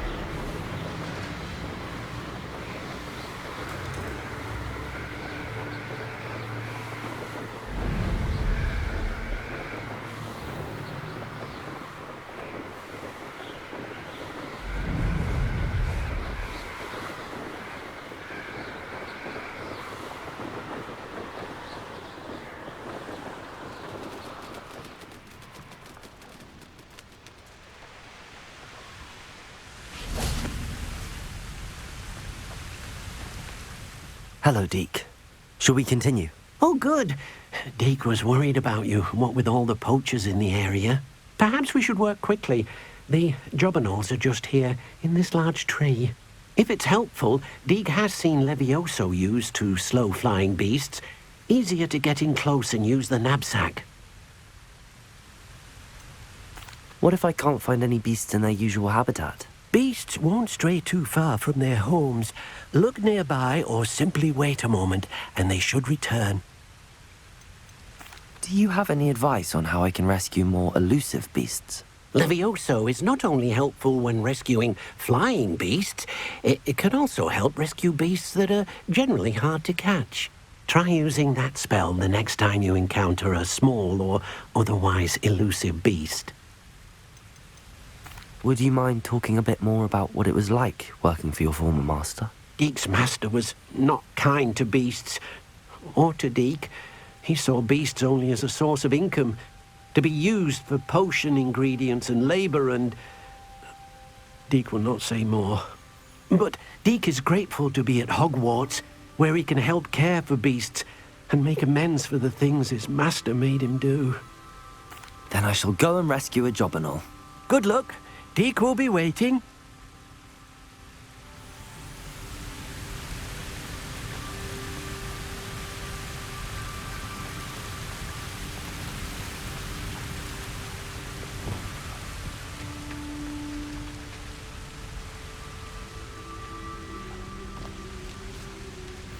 Levioso!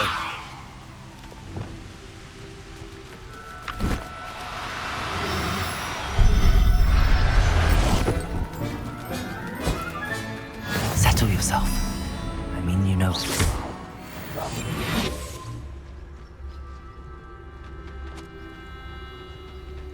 Levioso.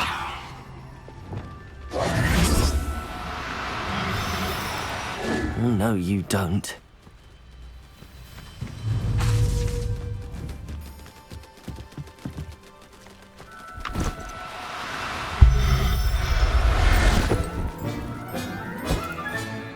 I'll look after you. Revelio.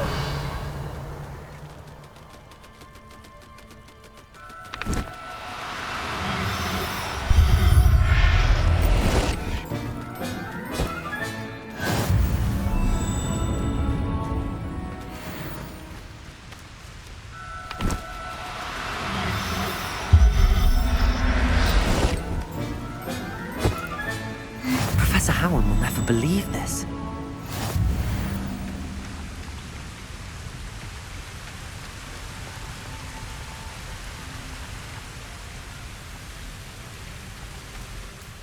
I rescued a Jobberknoll. Deek hopes your Jobberknoll finds the knapsack nice and cozy. Poachers want them for their feathers, and are not kind when they gather them.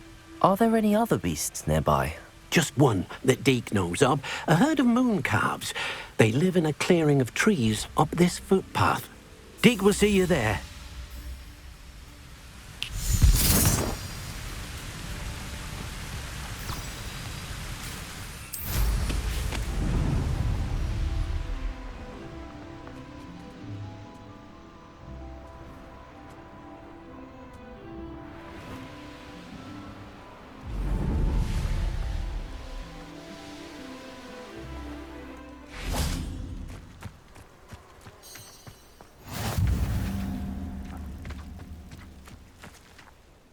Hello, Deek.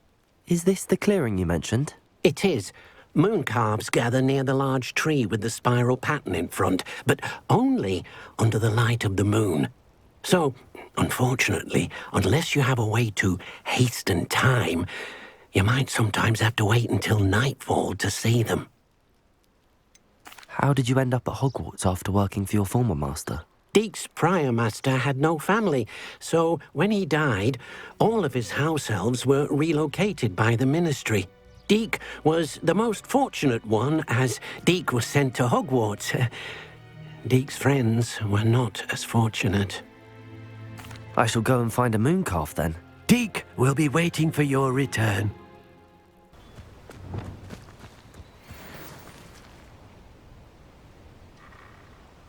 Levioso!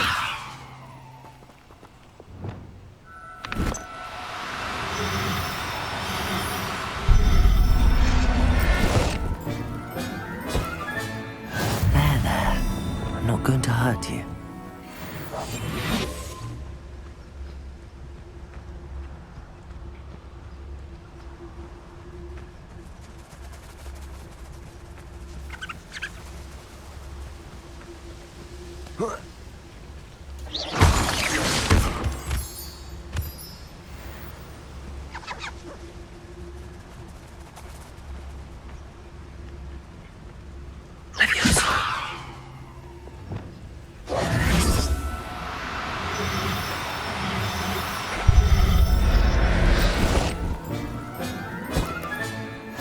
everything's all right now.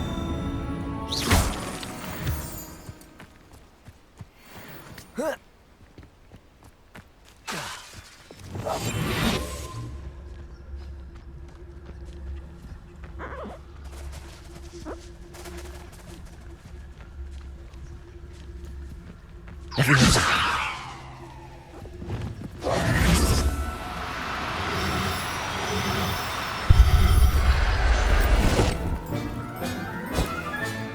settle yourself. I mean you no harm.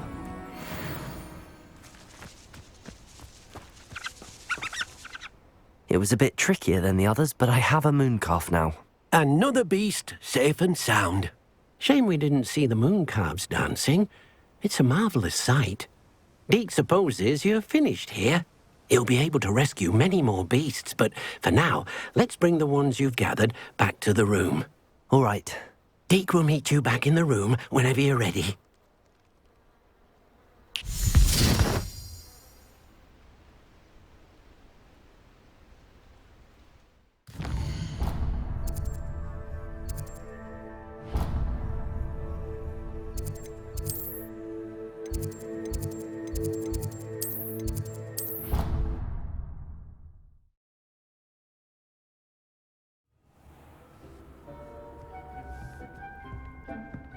There you are. Now, we need to show the beast you rescued their new home. But, not enough room to let them out here. Imagine all those beasts running amok. That wouldn't do at all. Perhaps if you focus on what your beasts need, the room will provide.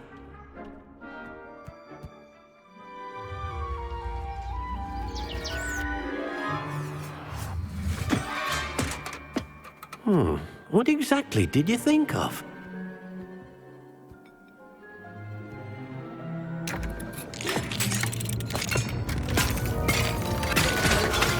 Heavens!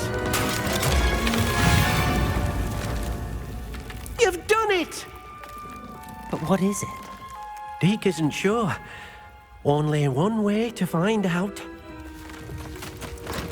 Meet you inside when you're ready.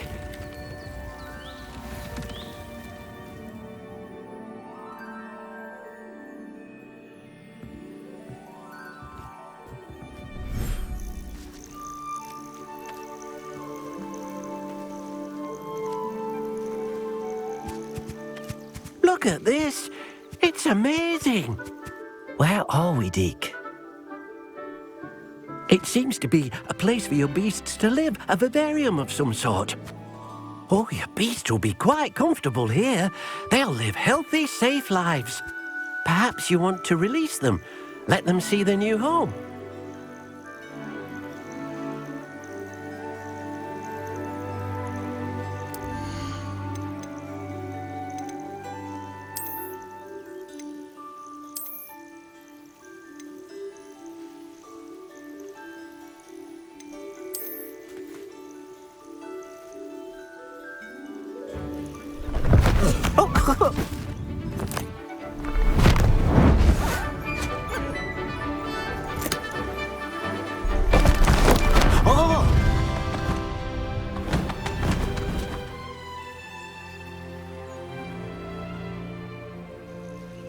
Deke thinks the vivarium will be a fitting new home for your beasts. Indeed. I only hope we'll have enough space for all of them. Deke hopes so too. But if you do run out of room, Madam Peck at Brood and Peck in Hogsmeade will help to find safe homes for them. Any beasts that the room can't hold? Yes, she's well known for helping to care for beasts in need, and she'll give you a fair price for them. Speaking of care, beasts that are well fed and groomed will provide you with valuable magical materials, such as puffskein hair, for example. If you gather some magical materials from your beasts, Deke can show you how to use them. Very well. I shall let you know when I have some.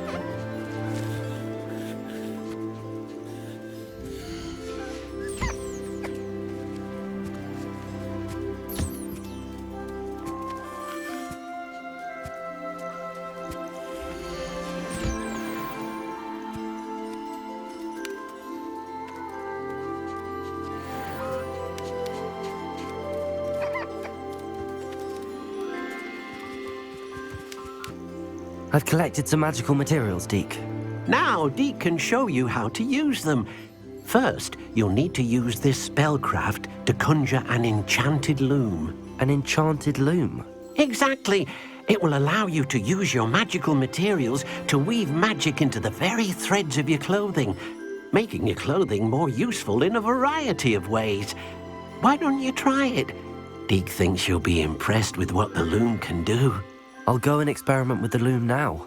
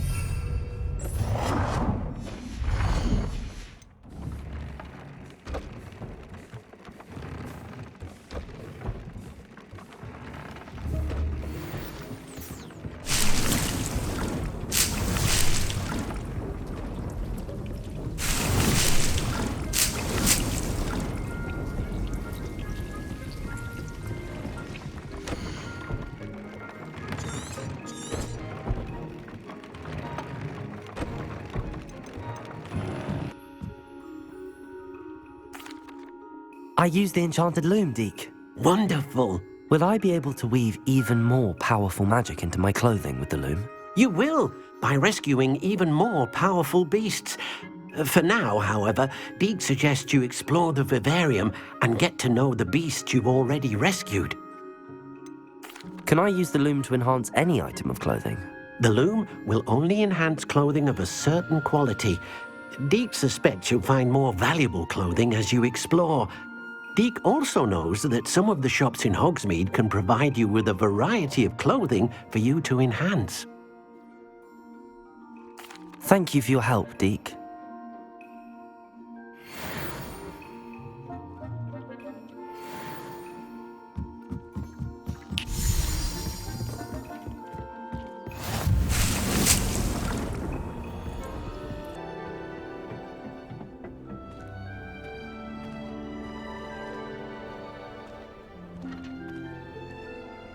I've finished the activities you assigned me, Professor Garlick.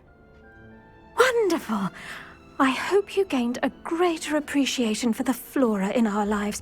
I am forever enraptured by it. Just yesterday, I spent hours pruning my self-fertilizing shrubs and flutterby bushes. Didn't realize how long I'd been at it until the sun began to set. Well, if there's one thing I love to see more than my plants thriving, it's one of my students doing the same. Now, ready to learn Flipendo? Chin up, keep a light grip, and it's all in the wrist. Let's see you give it a go. You will want to focus with this spell. Nothing as mortifying as knocking back a colleague when all you wanted to do was move a few pots.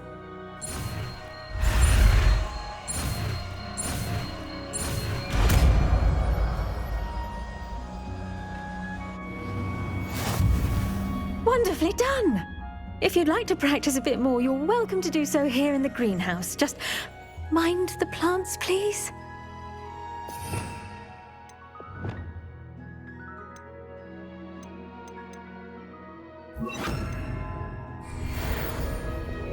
Look at that! You're a natural.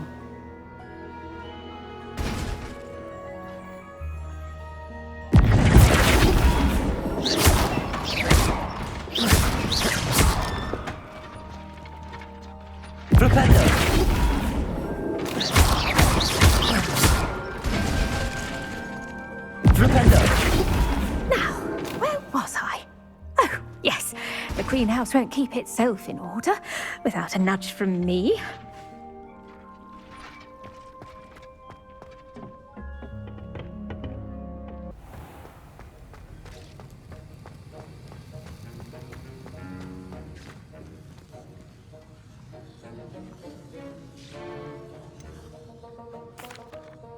Professor, I saw an aura badge on your desk. May I ask about your time as an aura? Observant. I suppose I could indulge you for a moment. Spent years tracking down reprobates who dealt in artifacts of dark magic origin. That sounds positively exhilarating. Exhilarating? It was at that. While it lasted, at any rate. I enjoyed a great deal of success as an aura. However, success can make one complacent if one's confidence is not tempered by humility.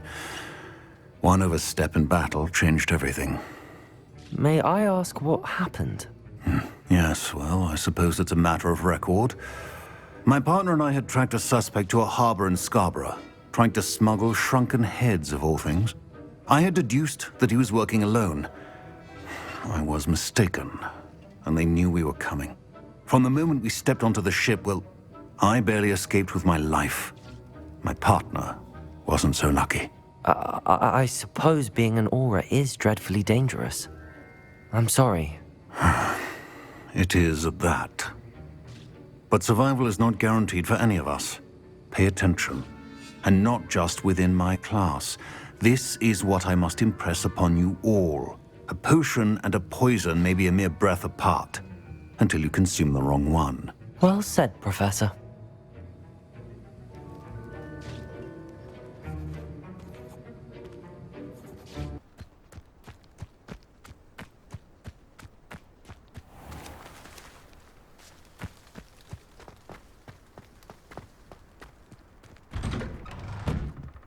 Welcome back.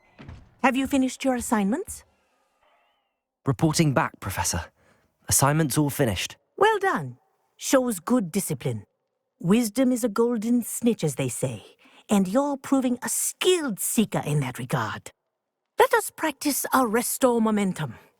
A charm, incidentally, created to stop quaffles from plummeting straight to the ground during a Quidditch match. Precise, deliberate movements.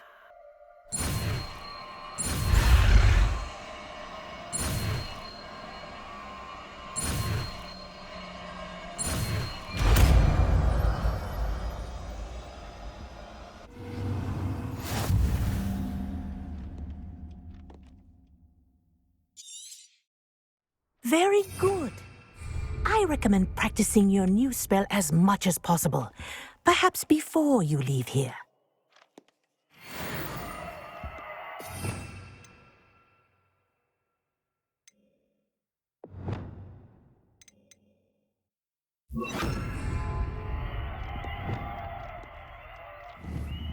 Arresto momentum. That's it. Keep it up.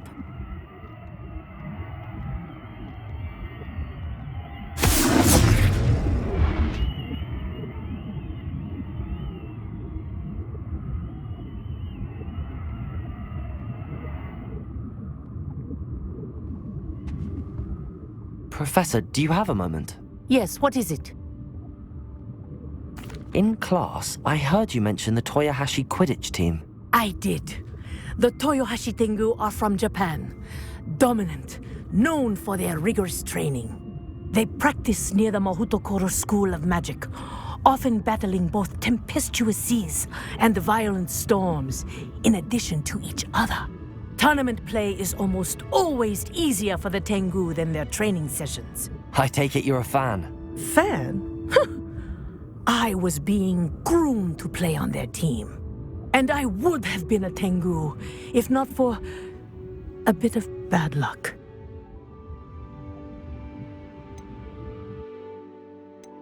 I know that feeling. Some things are simply out of our control. And some things are in it. I should have known better. I made my own luck. I was betrayed by someone I trusted. Myself. I did not see clearly, and I paid a dear price.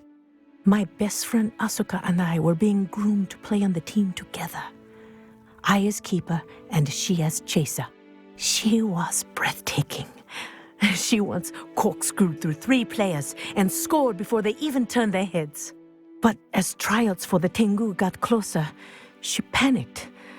I did not realize the extent of her panic until it was too late. She wanted so desperately for both of us to play together that she had slipped Felix Felicis into our tea before we were to show them our skills. What is Felix Felicis? A potion? Also known as liquid luck. And it is illegal in all wizarding sports. I knew within minutes that something was different. I had never played so well. And Asuka was playing more beautifully than I had ever seen. When I confronted her afterwards, she admitted what she had done. I withdrew from consideration immediately. But it wasn't your fault. You didn't know about the potion in the tea. It does not matter. My flying that day was not my own. I could not live with myself. So, I withdrew and explained to them why. I burned my broom in disgrace. What happened to Asuka? Did she burn her broom as well? Asuka played for the Tengu for 2 seasons. You didn't report her? Tell them what she'd done? Her fate was not mine to decide. My fate is in my hands, as your fate is in yours. Thank you, Professor. I shall remember what you've told me.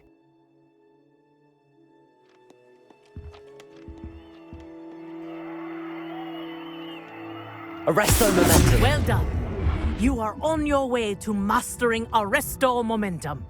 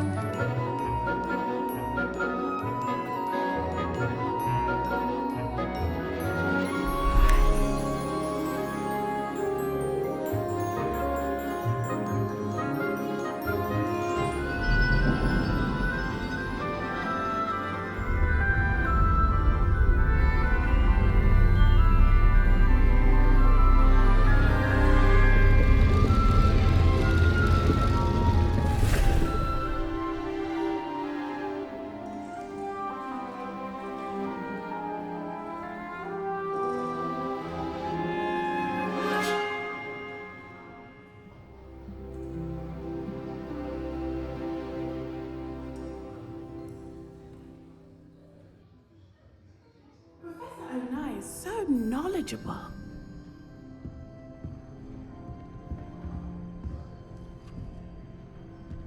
Revelio.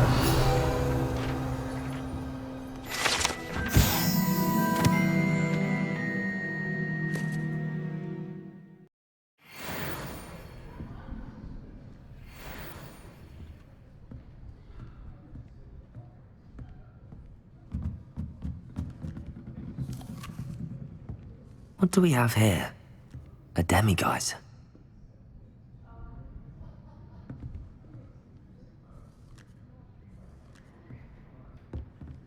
I hope those assignments were challenging enough for you. I've completed all of my tasks, Professor Onai. Very well done.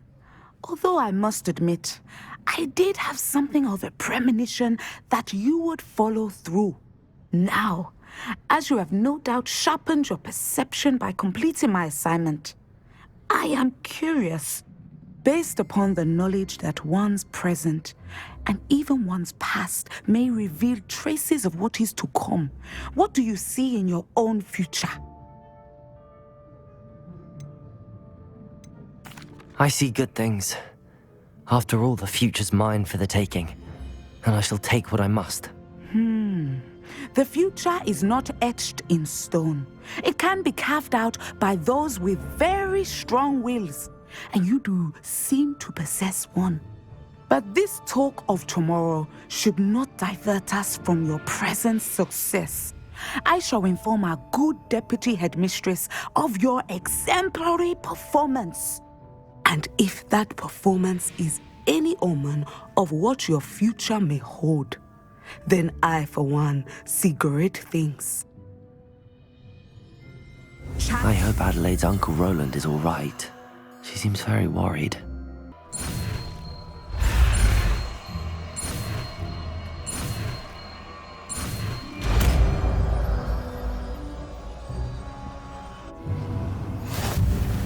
You have it!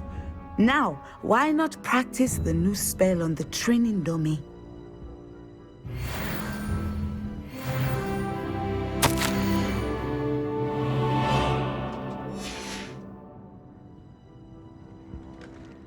Professor, do you have a moment? I do. I was wondering how you decided to teach divination. Ah, the art of divination is an important yet often misunderstood branch of magic. Those of us who possess the sight are rare, and, as is often the case with the unique among us, we can frequently be misread, even feared. When I was granted the opportunity to teach others about my gift and the good it can do, I was most grateful. I see. Natty told me that you and she moved here from Uganda, where she had attended Wagadu. Yes, Natsai and I both loved Uganda and Wagadu, but we are happily settled here now. I had foreseen such a change, but did not know the details until it occurred. I was glad of the outcome. You would be wise to remember that the consequences of our actions are complex. And so, divining what is to come is not as simple as gazing into a crystal ball or studying the bottom of a teacup. I find it truly intriguing, even if I don't fully understand it. Intriguing. That is one word for it. And I'm certain you will come to understand many things more deeply in the days ahead. You are a student at Hogwarts, after all. It cannot have escaped you that we in the Wizarding world are forever navigating the seemingly inexplicable. Of course, Professor. Now, I know that we both have places to be. Not because I have the sight, mind you, but because I am a professor and you are a student. I have enjoyed our conversation.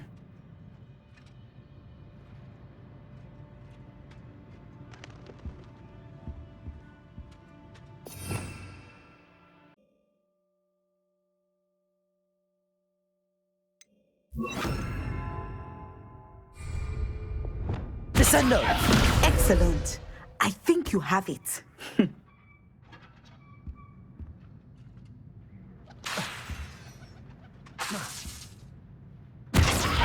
At some point, you must stop preparing and put your newly honed skills to the test outside of the classroom.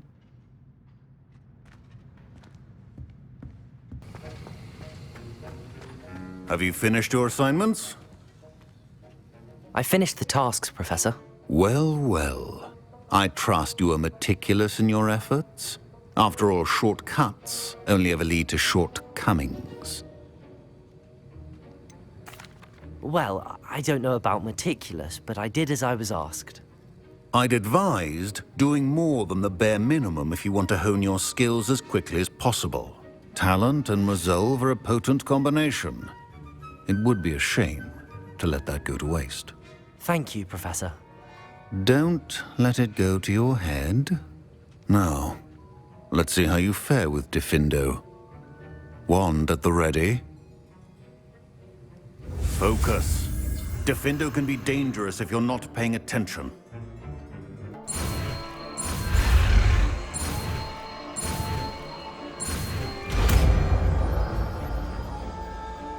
The art of potion making is done, and... Very good. It seems you have a grasp on Diffindo. I would encourage you once again to practice here in the classroom, for your sake and that of everyone else.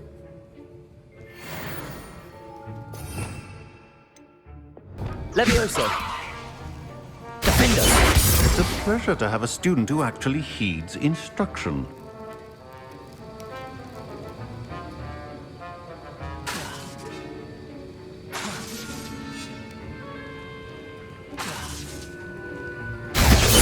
As I mentioned earlier, Diffindo can be versatile but dangerous. Good to see you continuing to practice.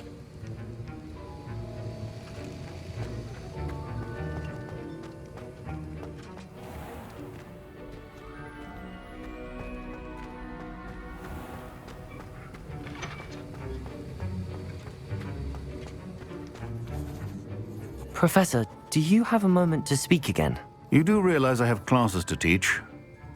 Very well. How may I assist you? Why did you leave your position as an Auror to come to Hogwarts? Perhaps you haven't heard the myriad rumors they think I don't hear. Was it due to an injury suffered during your time with the Ministry? I would still be in Aura today if my injury hadn't precluded it. The Ministry was all too ready to keep me on. Buried under parchment, of course, helping run the Aura recruitment program. But if I'm meant for a life confined to a desk, well, I might as well share my expertise while searching for a way to heal my blasted leg. And the Hogwarts Library is not to be underestimated. You're seeking to heal the damage done to your leg? As I said, lest you think for a moment that fear played any role in my departure, allow me to enlighten you. It was not fear, but fate that steered my hand. If it truly is fate, seems there's not much you can do about it. Fate is what one makes of it. It may determine a path, but not one's choice in how to travel it. Indeed, sir. Thank you for your time. And I do hope you find a cure for your injury. Yes. Well, I'm certain you have an empty cauldron waiting for you somewhere. Yes, Professor. Of course.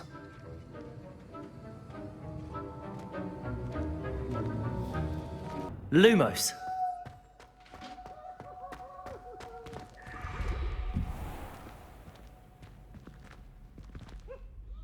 Hello, Mr. Moon. Oh, greetings! Any luck removing some more of those demiguise statues? I actually have some moons for you. Oh, my mind feels lighter already knowing those statues are gone. I did promise to show you how to improve casting Alahamora once you'd brought me enough moons. With that knowledge, you'll be able to break open even stronger locks. However, we don't yet know who's behind these statues. Still plenty of the foul things lying in wait to torture me. Oh. If you bring me more moons, I'll show you how to cast the most powerful form of Alahamora known to wizard kind. At least known to me. Keep looking for those moons, You'll save my sanity and we may get to the bottom of whoever's behind all of this.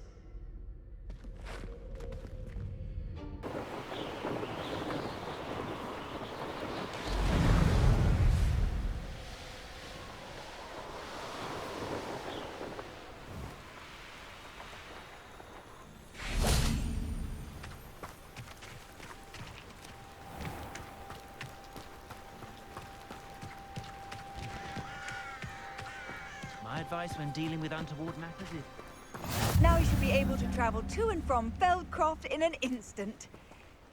If you see dear Anne Sallow, please do give her my best. You made it. Enjoying the view? Keeping an eye on things. Feldcroft isn't what it used to be.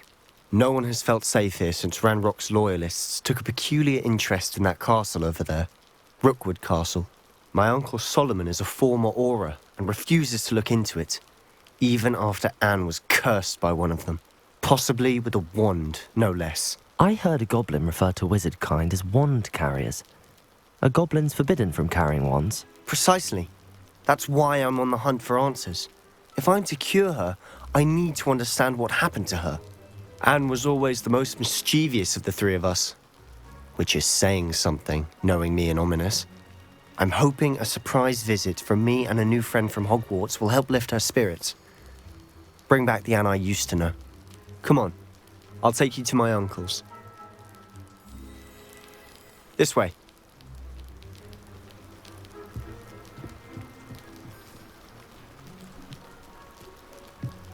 Feldcroft used to be a lot livelier.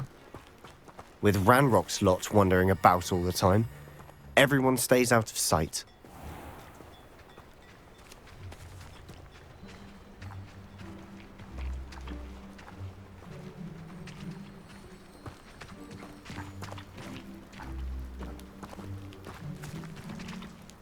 Here we are. My sister should be just inside.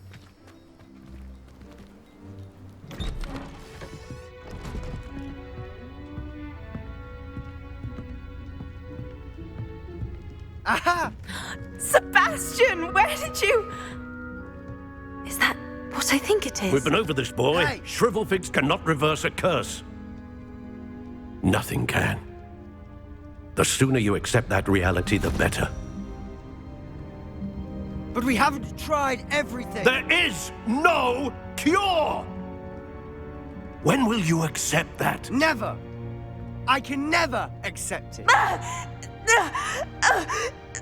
Now look what you've done. I'm sorry. Leave.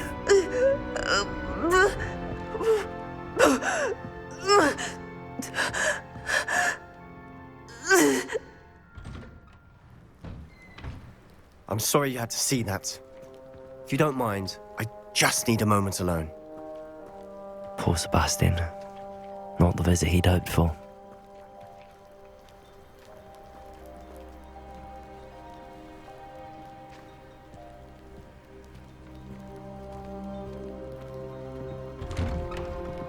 I'm sorry about earlier. Those bouts of pain are difficult to bear. Are you all right, Anne? I didn't mean to intrude.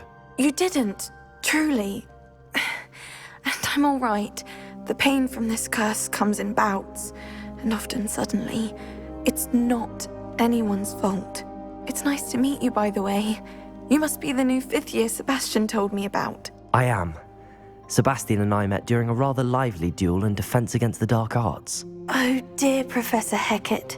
She's a powerful witch. And she knows how to keep students like my brother, and me, in line. I do miss Hogwarts, but I wouldn't mind being in Feldcroft really if it wasn't so dreary now. Between the goblins at the castle and my uncle fighting with Sebastian whenever he's home, it's not the cozy retreat it once was. Sebastian mentioned something about your uncle being an ex-Aura, but refusing to go after Ranrok's loyalists. I must say, I wasn't prepared for him to be as angry as he was. Uncle Solomon is frustrated by what happened to me, and by Sebastian for thinking he can fix it. They both mean well, I know they do, but my uncle is right. This curse cannot be undone. I can feel it. Sebastian cannot take away my pain. Perhaps you can help him to understand that. I'll do my best. I can promise to speak with him about it. Thank you. His search for a cure is futile, I'm afraid. I'm getting tired. I should probably rest. Thank you for stopping by. I wish you well.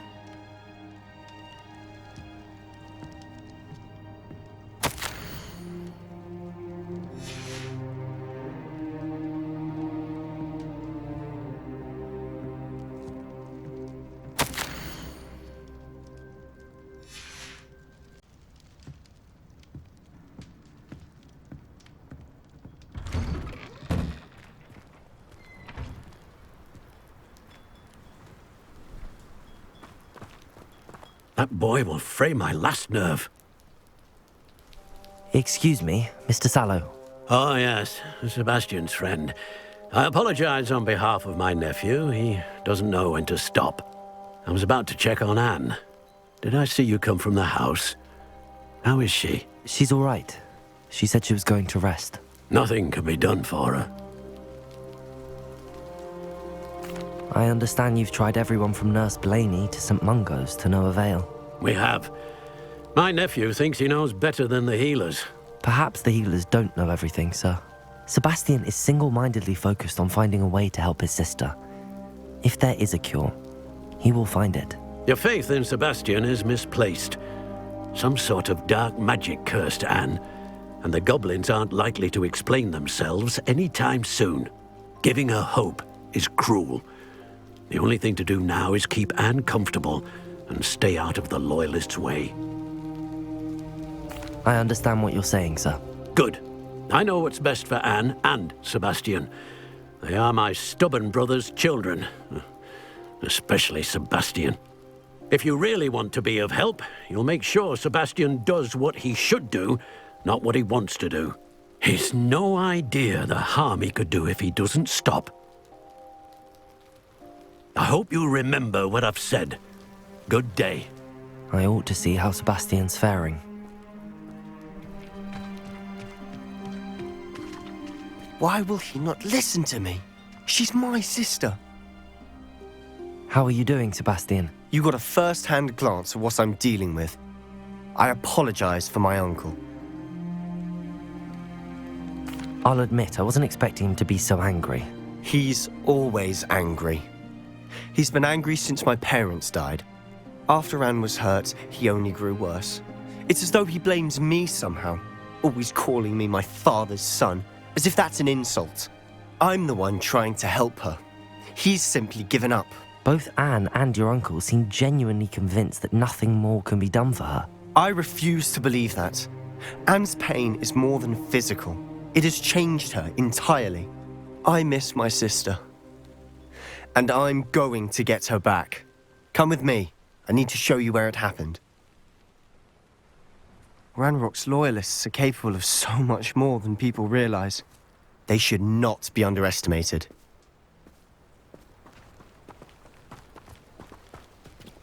All the debris you'll see is from whatever's going on at that abandoned estate. They've been digging for something.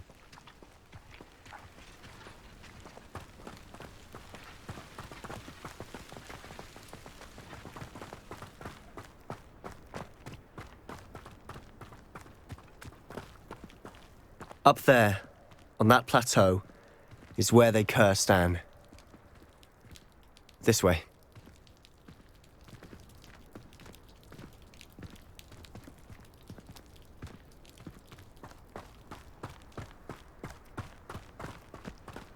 How much longer are we expected to dig through this rubble? Ranrok knows what he's doing. It's an honor to be a part of it. Only the wizard is a dead wizard in my book. Rather unwise, someone. Incendio. Defender. I won't rest.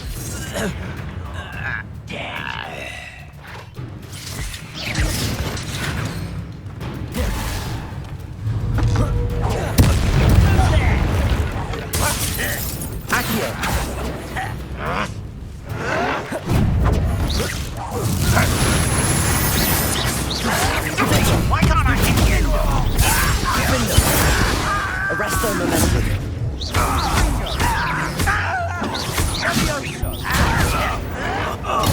Stupid one.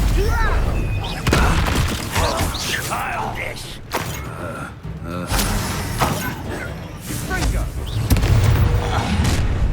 You've made your last mistake. Are you sure you're not a mother? It's such arrogance. Stupid one. Arrest their momentum. One less human to worry. Incendio. I won't rest. Stupid.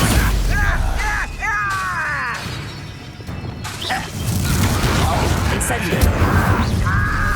Arrest their momentum. Stop by. Accio. I won't rest until well played. I'm a goblin, not a toy. Stupid one. Sendo.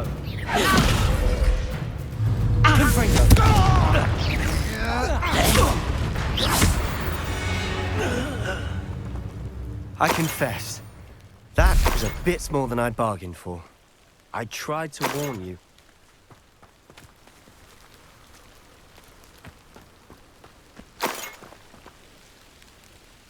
Expelliarmus. Reparo.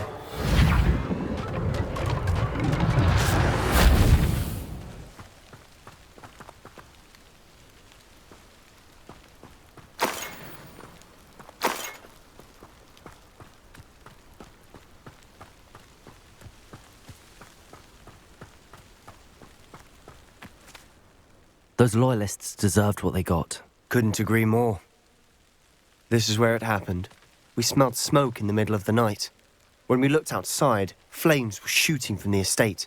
Before my uncle and I could stop her, Anne rushed out, racing towards the fire, worried someone had been hurt. She came face to face with a horde of goblins, frantically trying to stamp out the flames. Suddenly, an icy voice drifted out from somewhere in the smoke. Children should be seen and not heard. A blinding blast followed. They didn't even give her a chance to run. It sounds as if the loyalists attacked Anne without cause. I wouldn't put it past them. but I'm convinced that they were trying to hide something. It may be grasping at Billywigs, but I keep thinking that there might be something here that could lead me to whoever cursed Anne. Might be the only way to learn what type of magic harmed her, which could help me find a cure. Perhaps you're right. The Loyalists are everywhere, but they do seem to be spending a lot of time here, and it's likely they're hiding something. And at Rookwood Castle. Shall we have a look around? They seem to have set up camp here for a specific reason. They have stations for everything. Whose home was this? Been abandoned long since I've lived here. Rumour was a Hogwarts professor lived here once, centuries ago. But that's all I ever heard. Revelio.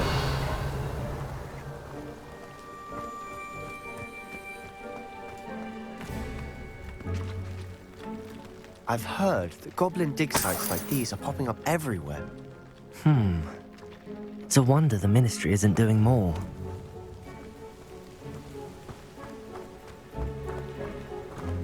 Always armed and ready for a fight, Ranrock's Loyalists. It might be worth taking a closer look at the house itself.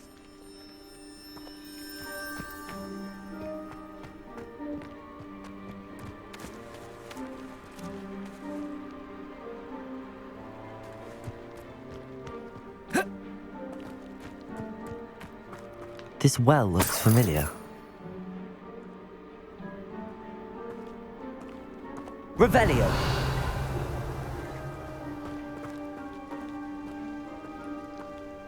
Sebastian, I've seen this before. This house, the well, the view. What do you mean? When? Give me a moment. I'll explain in a second.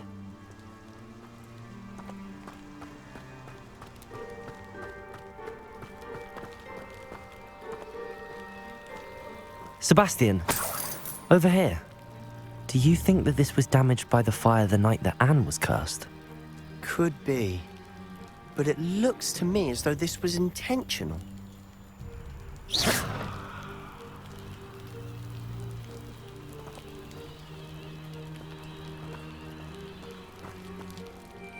Sebastian, this house did belong to a Hogwarts professor, hundreds of years ago. Who? What do you... I found a Pensieve that day in the restricted section with a memory that showed this house. There was a little girl and a drought. The keepers have shown me other memories as well. The girl became a Hogwarts professor. Her name was Isadora Morganach. She was one of the keepers. The keepers? Like in Quidditch? And you found a Pensieve in the library? I'm not following you. I realise it's a lot to take in. I'm not even sure I understand it all yet. And no, not like Quidditch. They call themselves keepers because they're protecting some type of knowledge. It has to do with the vault at Gringotts. Let me see if I've got this straight. You have Ranrok and Rookwood after you because of something you found at Gringotts where you ended up via a port key. You can see traces of an ancient magic that you think Ranrok is trying to harness. And now you've been witnessing memories left by keepers. Oh, and this house belonged to a Hogwarts professor who was one of these non-Quidditch keepers hundreds of years ago. If I didn't know you, I'd think you were pulling my leg. It is all a bit much, isn't it, when you put it like that? The point is, we both have good reason to search this house. You for answers about what happened to Anne, and me for answers about the keepers. Look at this. Someone piled this here for a reason. Is it blocking something? Only one way to find out. A stairwell.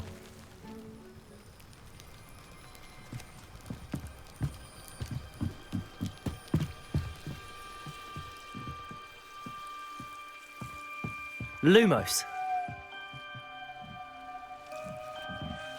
Why bother blocking a stairwell? There might be something here worth a closer look. They've left all of this simply strewn about. Tells me they're after something bigger.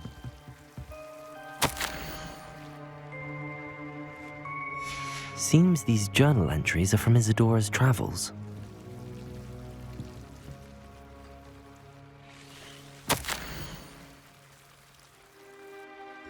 A journal entry of Isadora's.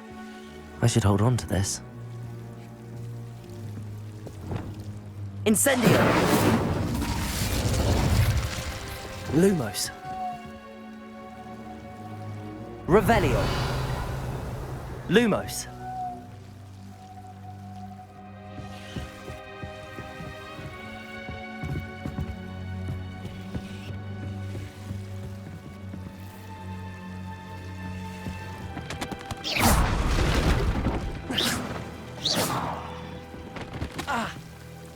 Lumos. You're not going to believe this. I can see the Undercroft. What? A daydream? Because that happens to me too.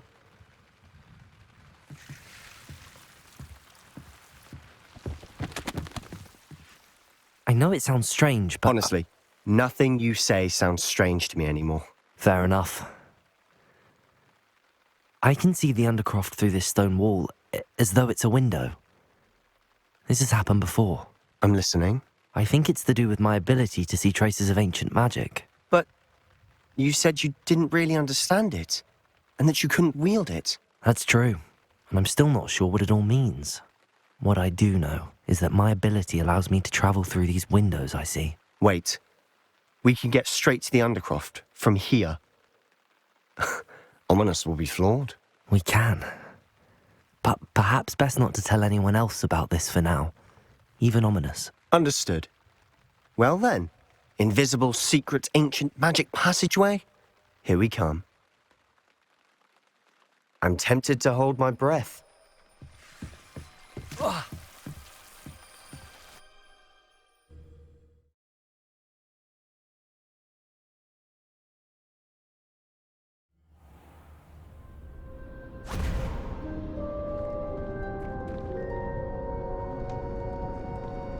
Why would the door lead us here?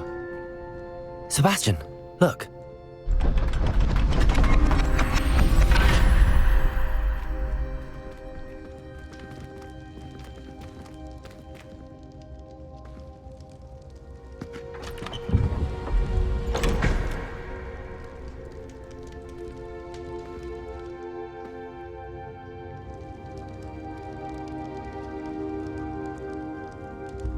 Why hide a triptych here?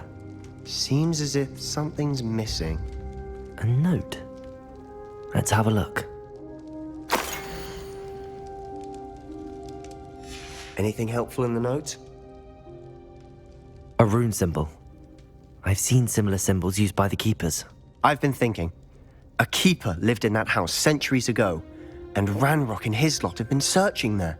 You said that goblins may be wielding some form of this ancient magic. Do you think Anne was cursed by ancient magic? I can't be sure, of course, but I don't think so. I didn't see any traces of it around your sister. Very well. But that doesn't mean it's not ancient magic. There's still so much we don't know about it. True. Perhaps this triptych will lead us to answers. Then we'll have to unravel what this all means. But now I need to see Ominous. Don't worry, I won't tell him anything. Did I mention that, apparently, Salazar Slytherin had a secret scriptorium here, in Hogwarts? You did not? Sounds worth looking into. Any idea where in the castle? No idea. Ominous just learned of it. I'll let you know what I find out. I had no idea our visit to Cian would unfold into all of this. My head's an utter mess. But I'm glad you told me everything you did. I'll be in touch. Till then. Meet me near the ruins of Falbaton Castle. After dark. Do not tell anyone.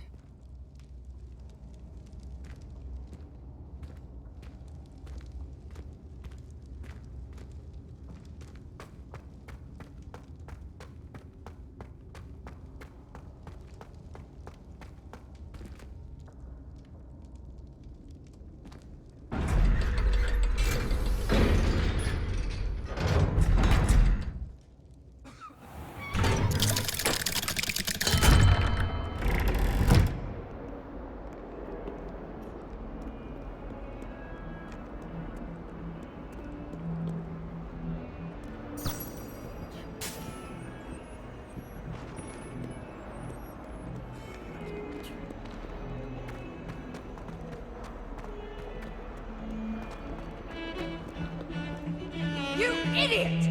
Lolly has served our family for 5 generations, and you go and give her clothes? Now I will have to cook and clean until we can replace her with another elf. Did you think of that? Or do you hate your mother that much?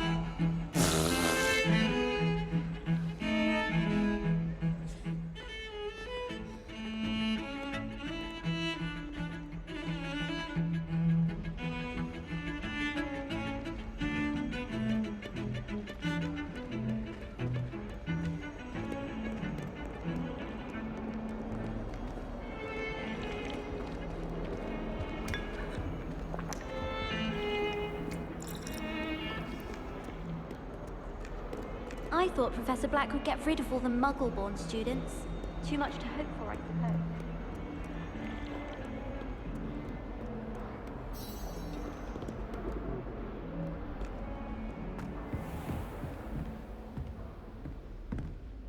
Professor, what can you tell me about your work at the Ministry? Your curiosity is understandable.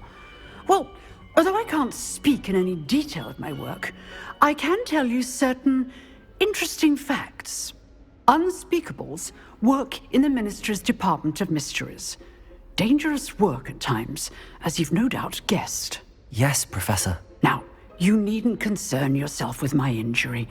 I made peace long ago with the fact that a sprig of dittany, once plucked, will surely begin to wilt. Have you made peace with the time you've lost? But I don't truly know how much time I have lost. Without saying more, perhaps whatever time I've lost was in exchange for time gained. And to dwell on such matters is a waste of the days ahead. At this point, no magic permits us to travel back in time. Perhaps one day. Yes, I can tell you that my years at the Ministry were well spent. And I'm as happy to be at Hogwarts now as I was to be in the Department of Mysteries years ago. If I may, Professor, I'm also happy that you're here at Hogwarts now. Kind of you to say. Speaking of time, perhaps yours would be best spent honing your defensive wand work. Yes, Professor.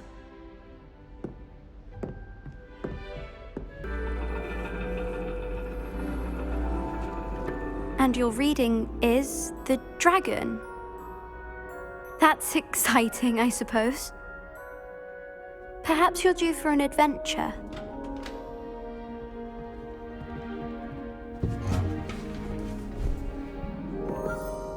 Ladies. Professor Shah. Astronomy is not divination. You won't find the mysteries of the cosmos charted out on your palms or at the bottom of your teacups. Alas, the heavens remain hazy to the starry-eyed. Now, if you were to devote yourselves to persistent and painstaking observation, you just might catch a glimpse. With that in mind, please take your telescopes. Tonight we will be on the observation deck.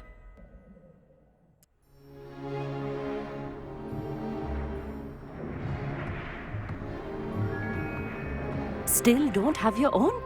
You can't be the new student forever, you know. You can share with Mr. Takar.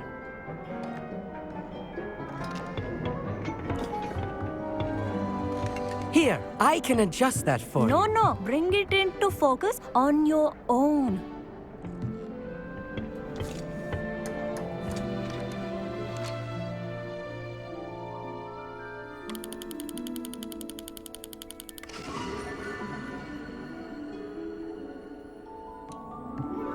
Now, I expect all of you to put in your stargazing hours outside of class.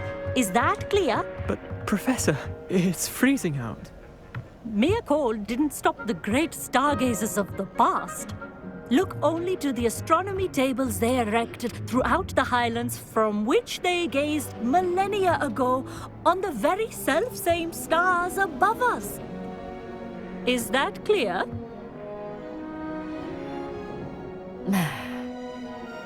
Dismissed.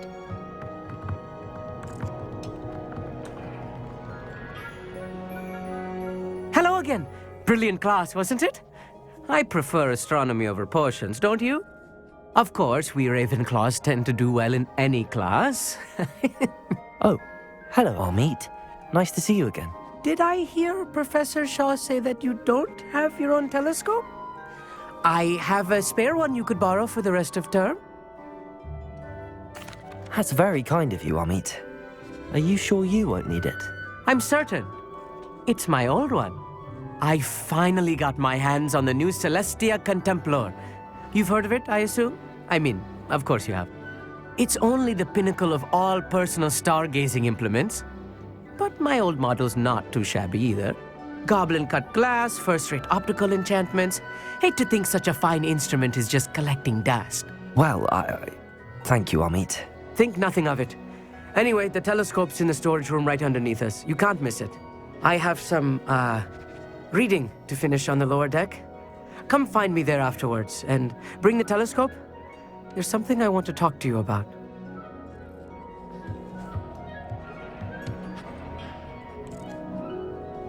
Tried to put off my stargazing as long as I could. A lot of good that did. How am I supposed to find Sirius when my hands are too cold to use a telescope? It's a dog, isn't it?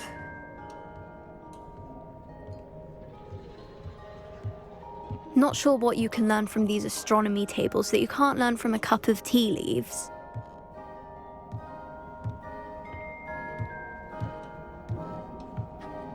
I had heard about these odd stone tables out in the Highlands. Perhaps that's what Professor Shah was talking about. Amit thinks he knows everything. Even told me he can speak gobbledygook. Sounded like gibberish to me.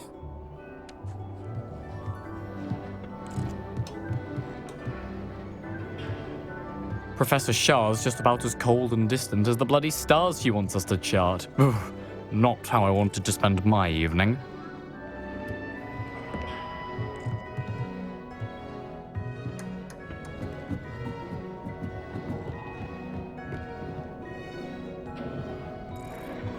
This was his old telescope.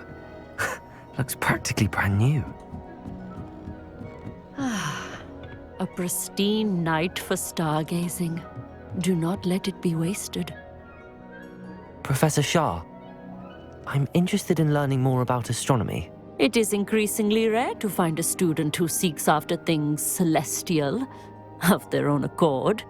But if you truly desire to chart the courses of the cosmos, you must rid your mind of the terrestrial babble of others.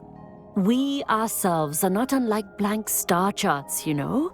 Empty canvases waiting to be inscribed with all that the universe has to offer.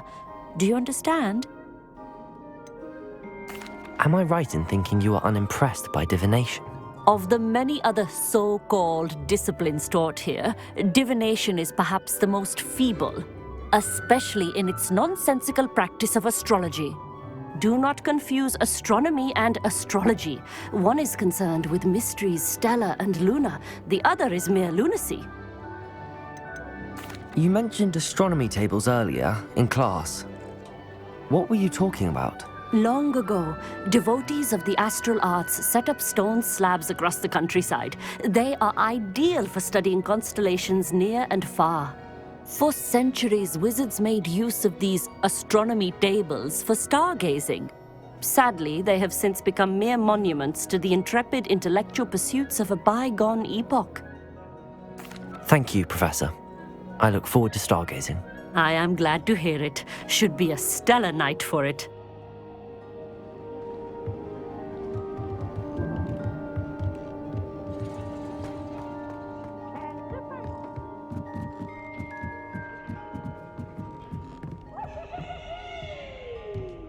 The perfect night for... Oh, hello again. I have the telescope. It's nicer than I'd expected. I would not offer a prospective stargazer a third-rate lunoscope. But there is, something else. Yes, what is it? You remember those astronomy tables Shaw was going on about? It just so happens I've been reading up on them a little myself. And it seems there may be one right here at Hogwarts. I believe we could use it to find hidden constellations. And you need someone to help find it.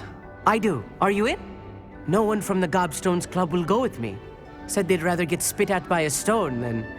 Well, they are cowards. Let us get moving while the stars are still out. I'll show you how to use that telescope once we get there. I promise. No need to convince me. Let's get going. Brilliant. You won't regret it. Shall we?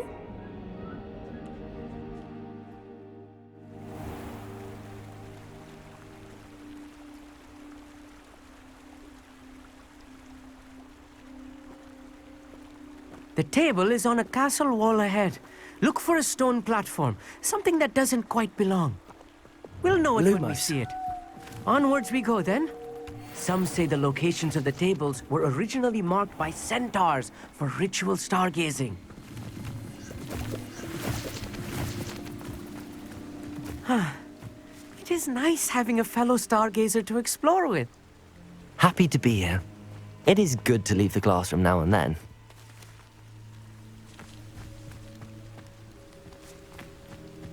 It's not that creepy out here at night. Here I am, charging ahead. Why don't you lead the way? If you're sure. Amit, could I ask you something? Oh, certainly. Why are you so fascinated with stars? I suppose because there is so much to learn about them. I mean, there is plenty to learn about a lot of subjects, but astronomy seems limitless. Always something new being discovered. They are forever discovering new moons and stars. In fact, they discovered a new planet just 50 years ago. Where precisely is the table we're looking for? According to an old astronomer's chronicle I found in the library, it may be somewhere along the castle wall. Actually, that's all I wanted to know. Oh, very well then. Lumos. Lumos! A little foreboding. A few cobwebs and some dust. Nothing to be concerned about. Oh, of course. It's just not as tidy as I expected.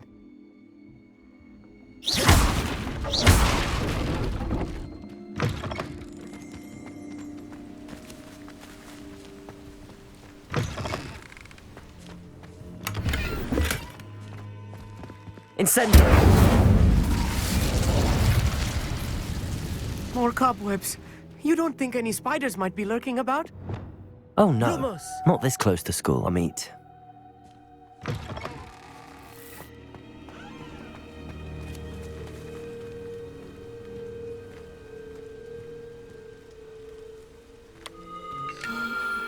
The constellation should appear near the center of your view.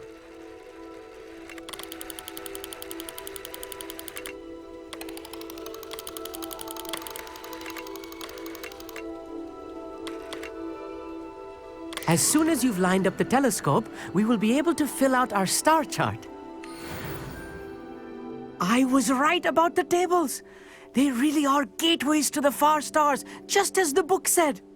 And your contribution was invaluable. Rest assured, you shall be credited in my memoirs one day. Whatever you say, Amit. Whatever you say. Oh, you wait. You are going to be quoted saying just that. This is only the beginning. You will find more tables like this one throughout the grounds and forest, all beckoning to be discovered by a worthy astronomer. And if I have ever seen one, it's you. Oh, and about my old telescope, don't bother returning it. You should keep it. That's quite generous. Thank you. You are welcome. It has goblin-cut glass and a gobbledygook inscription. I'm practically fluent in gobbledygook, you know. It's all in the throat, really, gobbledygook, you know, and how you pronounce your R's. Anyway, glad our adventure was a success. I will see you soon.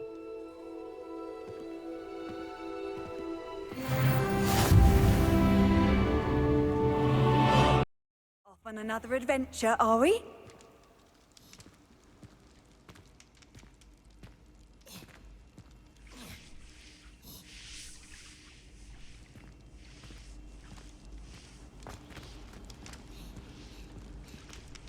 Anything to do with the dark art should be avoided. It's too risky.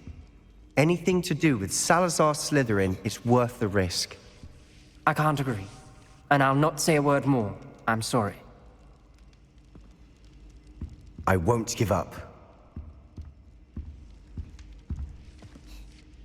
What were you and Ominous speaking about? He's being ridiculous. Apparently Salazar Slytherin had a secret scriptorium here in Hogwarts. Ominous swears it was used for the dark arts, so he wants nothing to do with it. I reminded him that Anne needs a cure. This scriptorium could hold the answers we need. The dark arts do pique my interest. There's more to dark magic than people realize. The Gaunts know this. Better than most. Perhaps I've spoken out of turn. Ominous's family history is personal to him. I'd like to know more about it if you wouldn't mind telling me. I won't repeat it. Very well. But do keep this between us. Ominous learned dark magic from his parents. Are you familiar with the Cruciatus curse?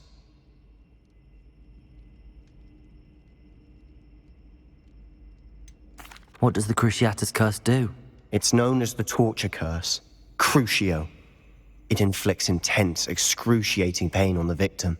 Apparently, his parents and older siblings had no qualms about casting it on muggles for sport. Ominous described the sound of the victim's cries as horrific, so the first time he was asked to cast it himself as a child, he couldn't bring himself to do it. As punishment, his family cast it on him. The anguish was so bad that when asked to cast it again, he relented. I have repeatedly assured Ominous that he did what he had to, but he still hasn't forgiven himself. How horrible. Poor Ominous. He was only a child. He shouldn't blame himself. After that incident, the rift between Ominous and his family only grew. That is until I came along. Every moment he isn't at Hogwarts, he's with us in Feldcroft. Ominous trusts me. And more often than not, he winds up listening to me. I'll remind him of that when I follow up about the Scriptorium. Watch for my owl. I'll have news soon enough. I'll make Ominous understand. He'll change his mind.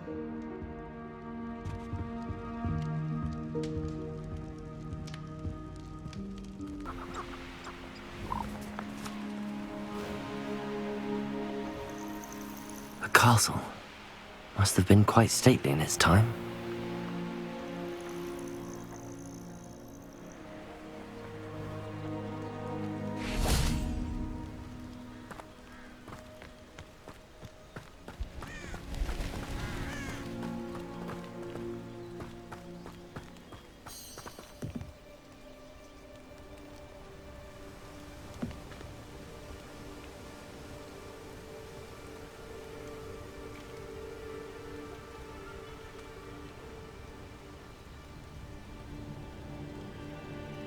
Over here, quietly.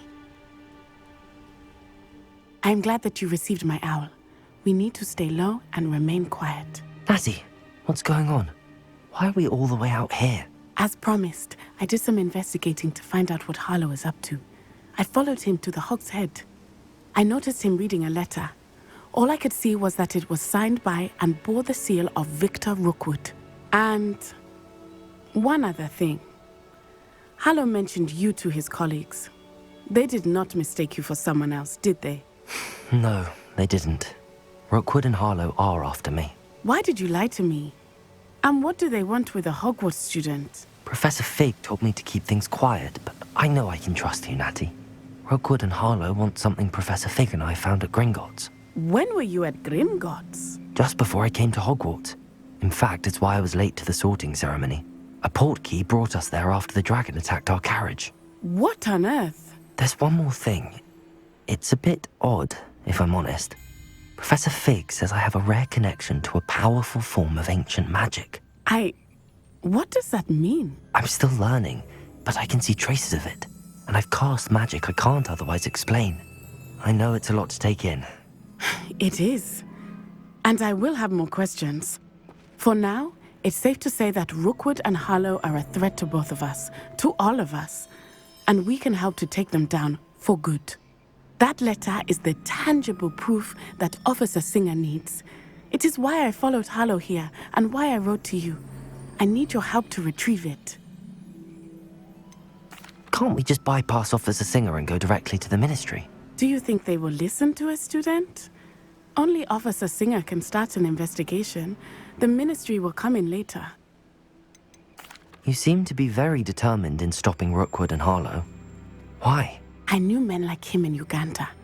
I know how bad things can get if they are not stopped. It's a long story, one I promise to share when we have more time. For now, let's do what we came to do. I'll help you find the letter, Natty. I'm glad to hear it. First, we must access the castle keep. I'll check the main gate, see if you can find another way in. I do not see any guards, but we should still try to be as quiet as possible. Harlow is here after all.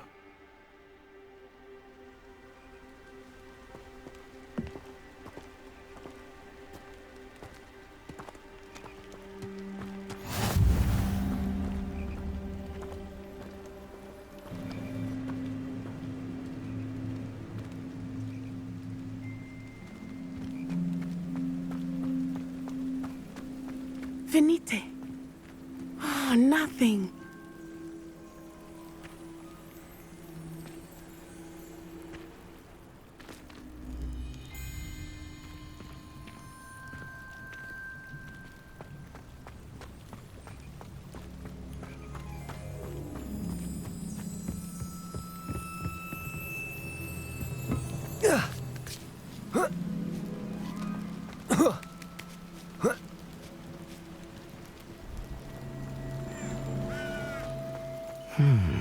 I wonder what that does.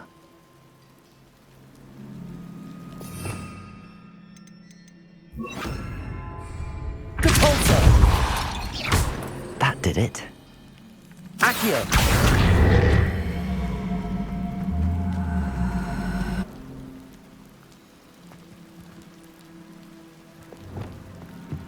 Levioso!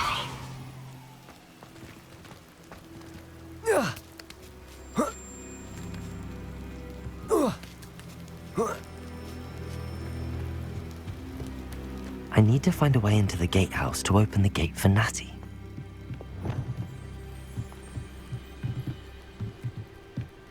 Accio!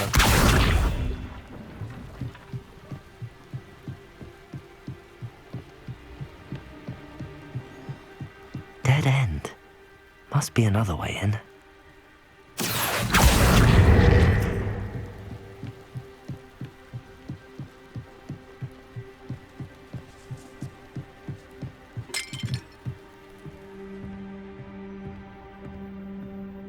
That looks as if it might raise the gate.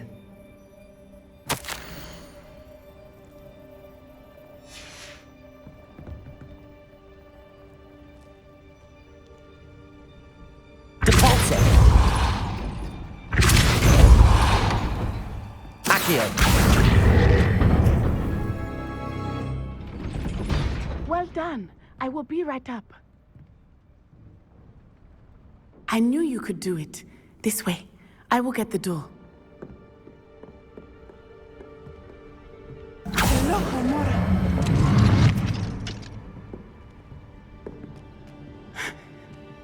That is the main keep. My guess is that we'll find Harlow and the letter inside. We'll need to be careful once we get... I hear them. Yeah! Restrain the beast!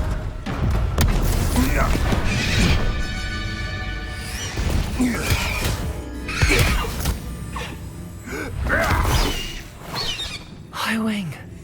Do you know that hippogriff? Get these things back. Very well. New plan. I get the evidence and you free that hippogriff. Agreed? This is our chance. Go!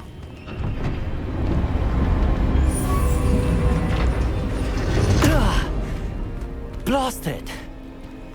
There's gotta be another way to get up to the roof. Somewhere. I hope Natty stays out of trouble.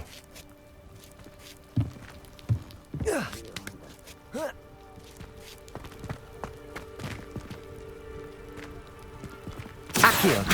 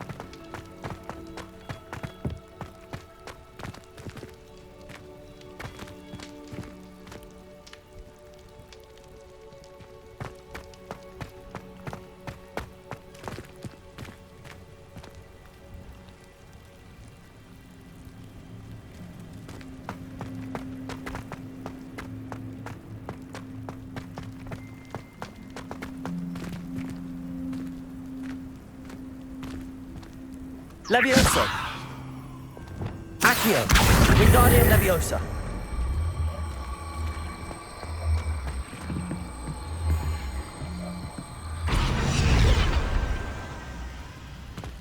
Accio! Wingardium Leviosa!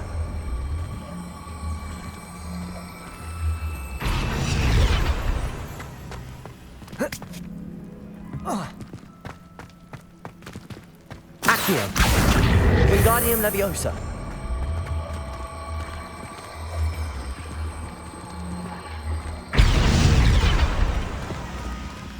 Accio! Wingardium Leviosa!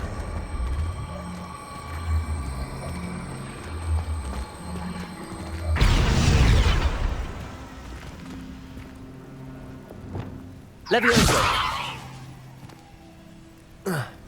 Not the safest place to sneak into.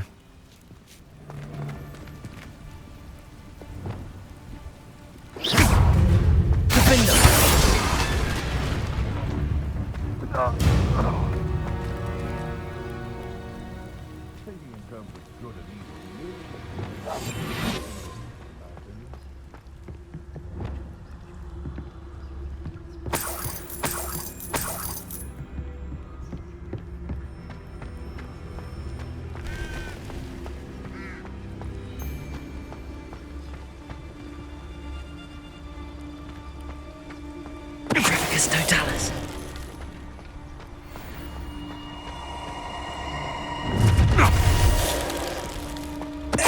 Oh, I'm going to enjoy.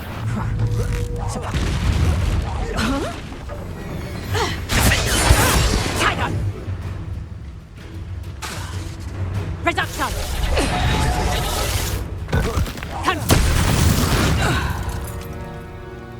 The beasts are safer now.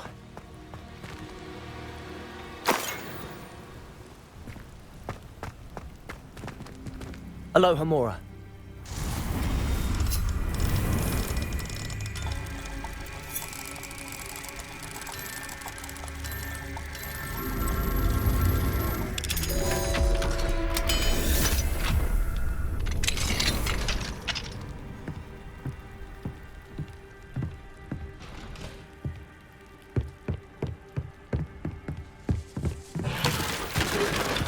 Revelio.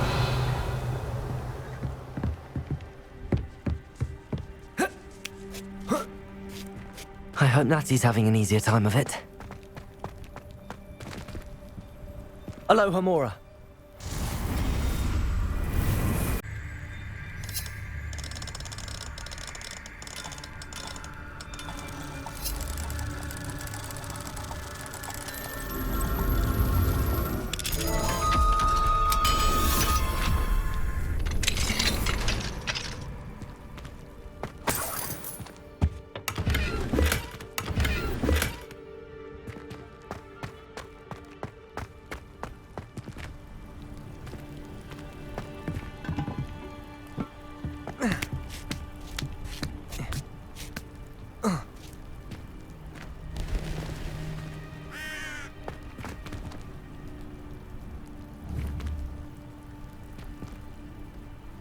Revelio.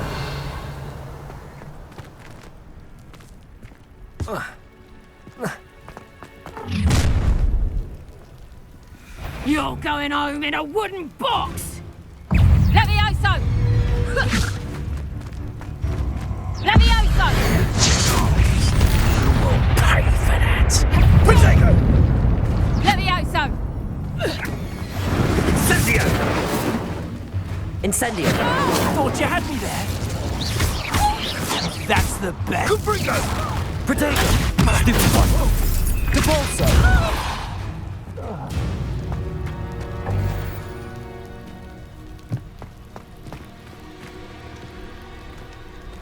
Aloha Mora.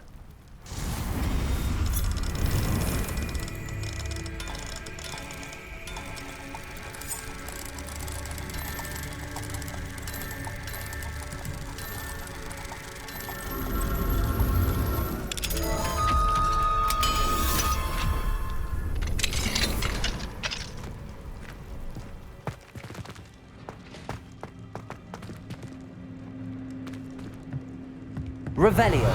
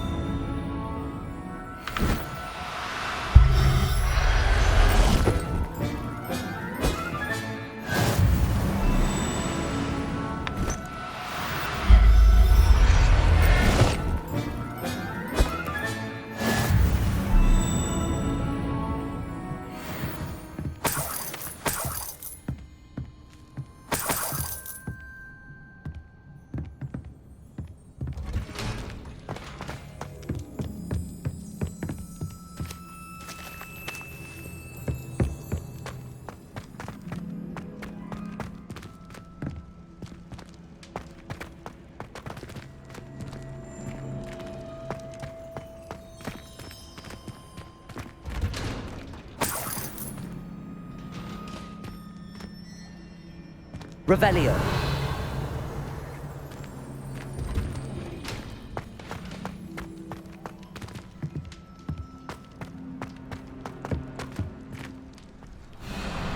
Highwing. It's all right. There we go.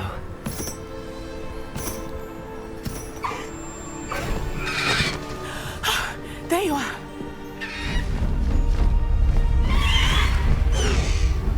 Come on.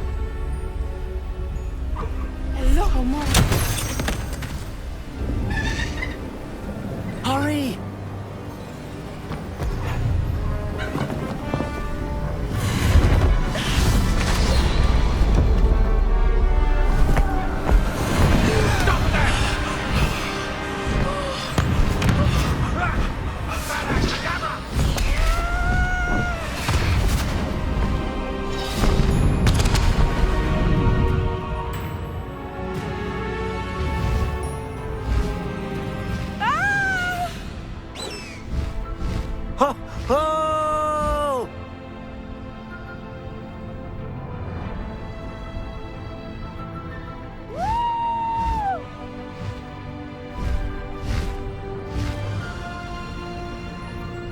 There's the Hogwarts Express. Must be returning from an unscheduled run.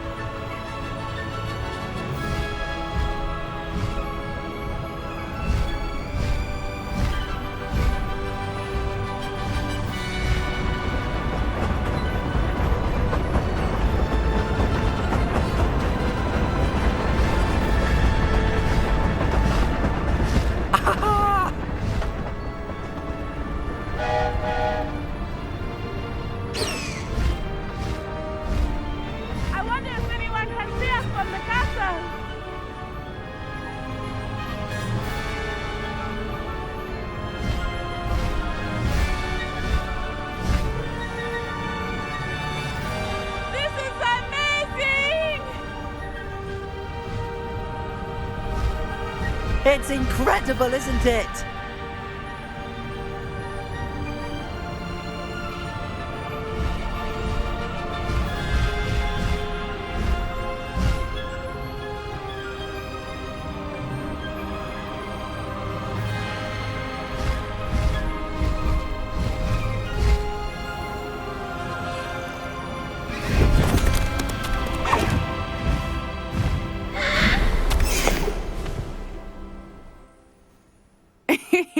How exciting. It was exhilarating, wasn't it?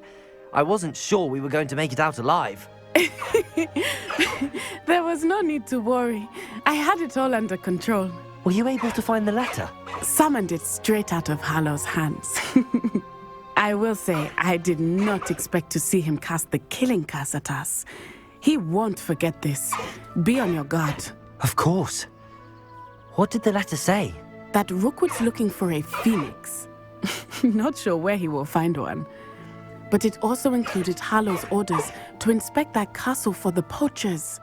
Enough to connect Hallow to the crimes. I shall deliver the letter to Officer Singer. She'll have to do something when she sees it. Now, tell me, where did you meet these hippogriffs? I've only met Highwing before. Poppy introduced us. Poppy Sweeting knows a hippogriff. Of course she does. Poppy will be relieved to know that Highwing's safe. I came to the right person for help. My mother will be worried. I must go.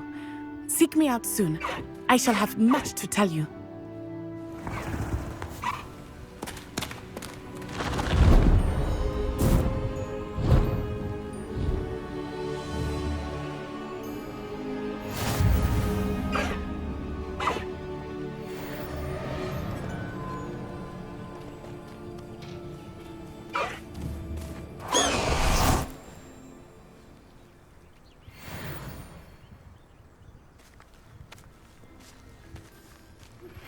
I have learned of a wizard who is being harassed by Hallow. He may be able to provide the evidence we need to take Hallow down. We should speak with him together. Meet me at his home.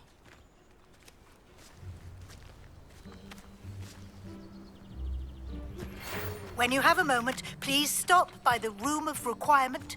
Deke tells me he has something to share with you. I assume you have news regarding the goblin you mentioned. Why don't we meet at the map chamber to discuss that and our next steps?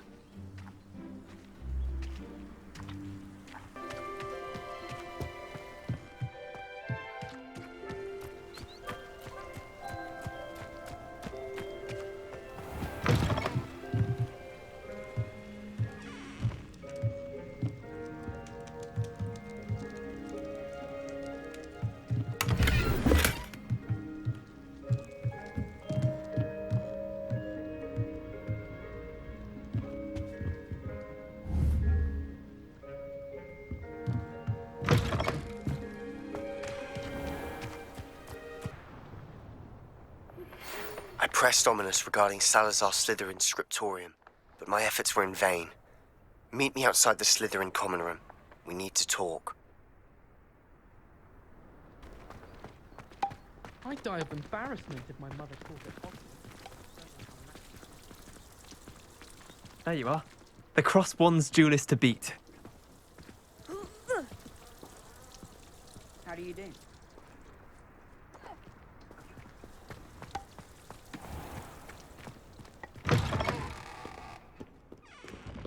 Professor Howin was carrying some pearl dust the other day. Obviously, I asked her if it was for a love potion. Her face just contorted. You'd think I'd just beat her at Gobstones. Is it possible to become an aura and not excel in potions? I think so, wouldn't you? It's all about demeanor, really, isn't it? Being an aura. Having a commanding stature. I think I shall be a force to be reckoned with. Wah! Got you!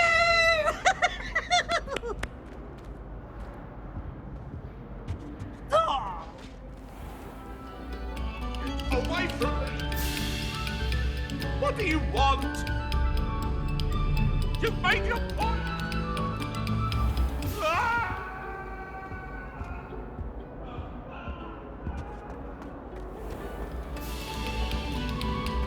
Take a moment to allow our music to soothe your heart.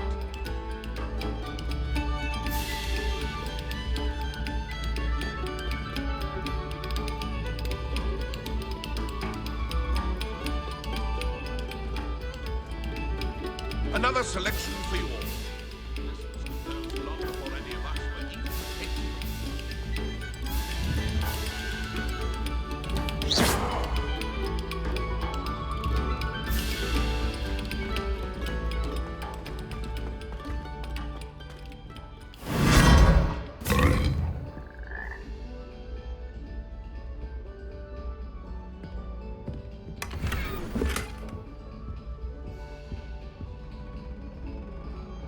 Revelio. We go back to practicing our skills.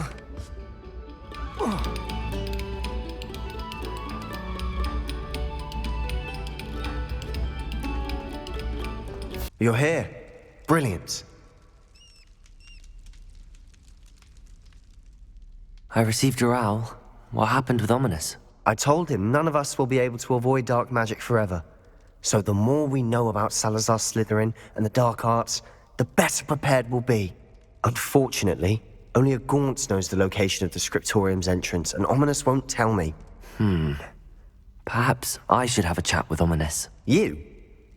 I suppose it's worth a try. But don't get your hopes up. Ominous is annoyingly stubborn. Nothing new.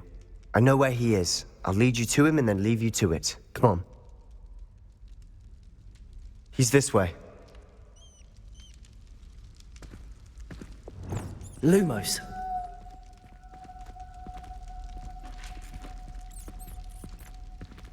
Keep an eye out. Never know who's watching. Although that hasn't stopped us before. Strictly speaking, it has. We were caught. Damned poltergeist. Such a nuisance.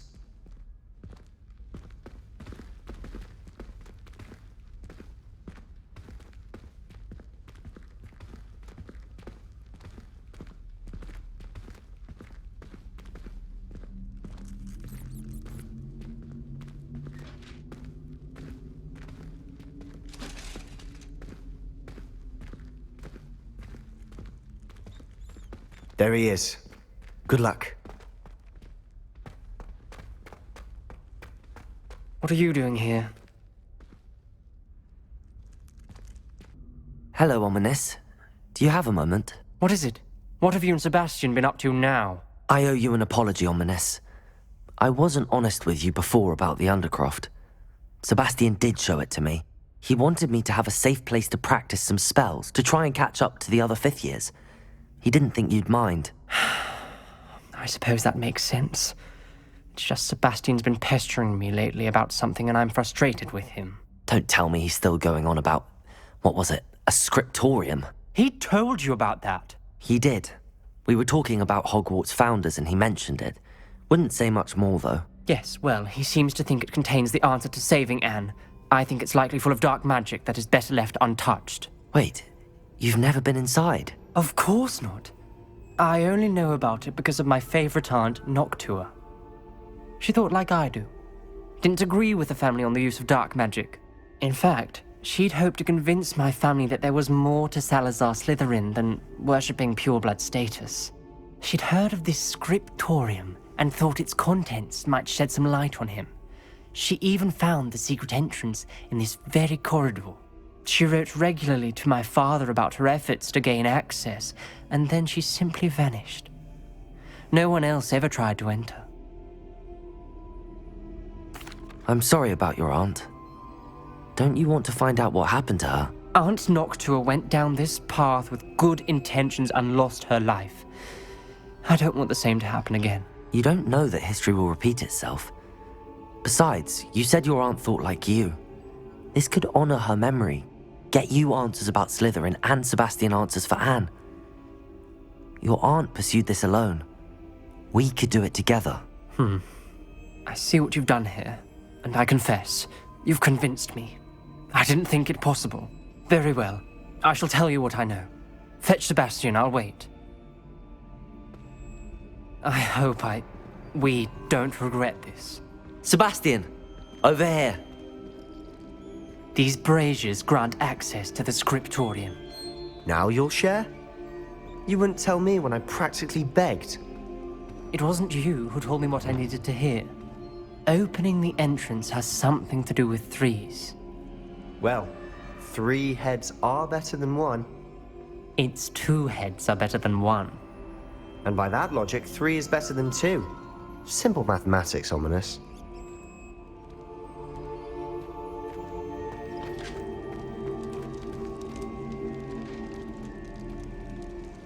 Confringo!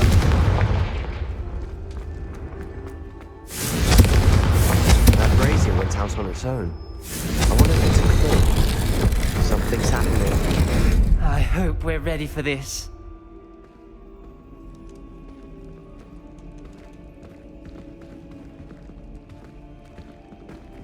Dark, ominous corridors. Lumos. My favorite. No comment. Come on, that was a good one. Looks like a locked door. We may want to look around. A journal entry, signed by Noctua Gaunt. Gaunt? Ominous. Your family was here. I know. She was my aunt. You knew? And didn't tell me? Ominous. The journal mentions many challenges ahead. That's why I said this could be dangerous. Aunt Noctua kept my father informed until she vanished.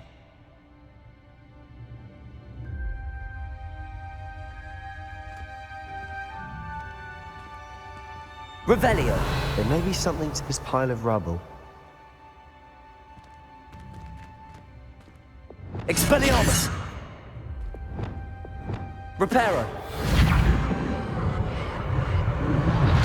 The rubble formed a relief of a person facing a snake. That must be the voice I hear. Lumos.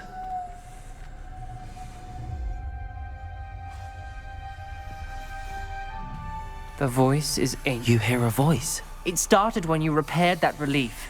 I hear a whisper saying, "Speak to me." I'm a parcel mouth. I can hear and speak to snakes. Nearly all known parcel mouths are descended from Salazar Slytherin. I'd like to be able to talk to snakes. You might not want the ability to speak past the tongue. It's often associated with dark wizards. I haven't spoken it in ages, but I'd wager if I speak it now, the door will open. I'm hoping you're having second thoughts. Believe me, I am having thoughts, but I'm still convinced we should go ahead. It's ironic. When I left home, I vowed to leave the dark arts behind, and yet here I am. Stand back. I can't believe I'm doing this.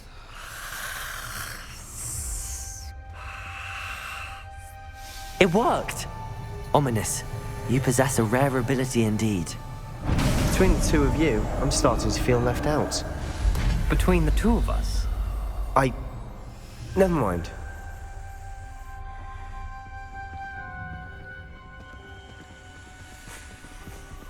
Lumos. There's no clear way forward. Like a maze. Salazar Slytherin most likely wanted this to be difficult to solve. The door we came from, it closed. And there's more than one gate ahead. Then look closely at each gate for clues.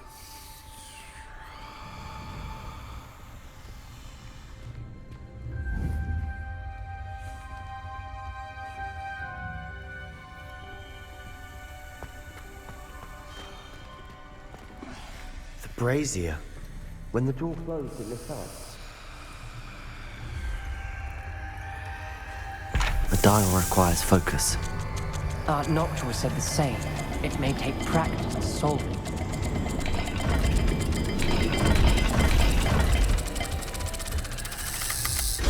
That didn't sound good.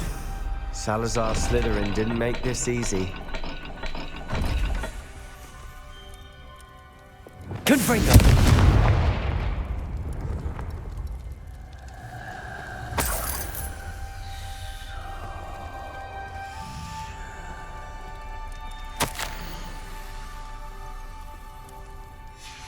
This journal entry, it mentions getting lost and being unwelcome. Lumos! Poor Aunt Noctua.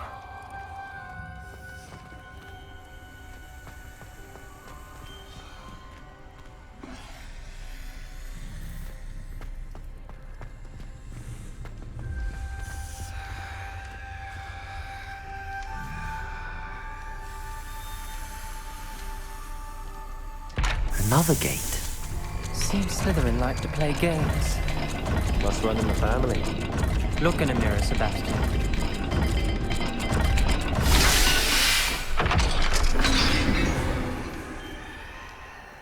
Matching the symbols did open it. Was about to do that myself, but you got to it first. Nice work.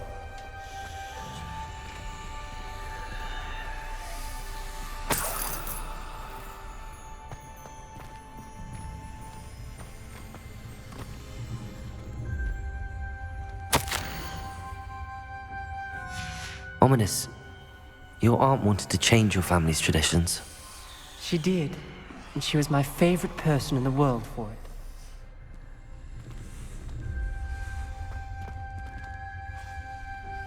Confringo!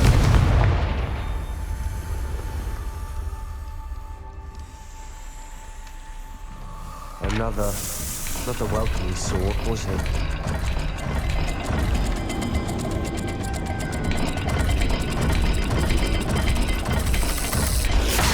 The dial seems to be getting more difficult, but we've made it this far. Don't give up.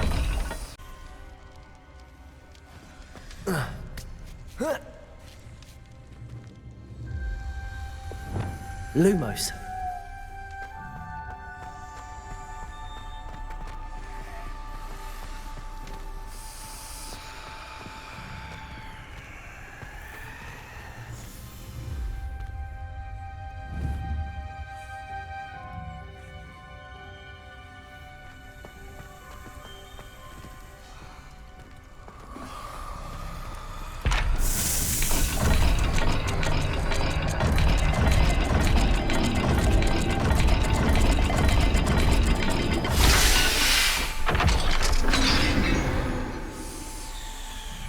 That sounded promising. Another dial solved. Impressive. Nice work.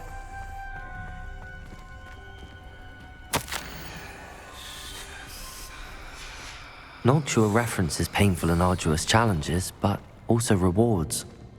Painful. That's the part I'm wary of. All I heard was rewards. Keep going. We've got more to solve ahead. Search each corridor. It may not be obvious which leads where.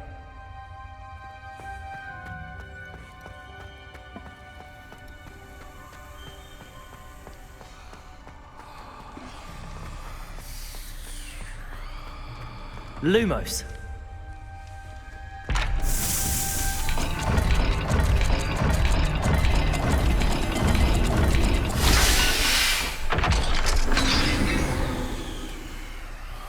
Excellent work.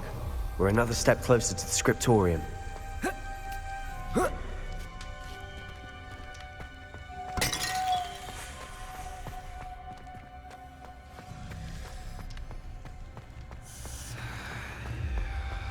I spotted something ahead.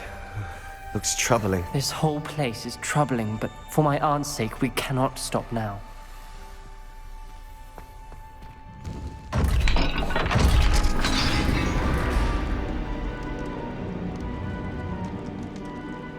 The gate! I think we're locked in. Again. Then Salazar Slytherin is not yet finished with us.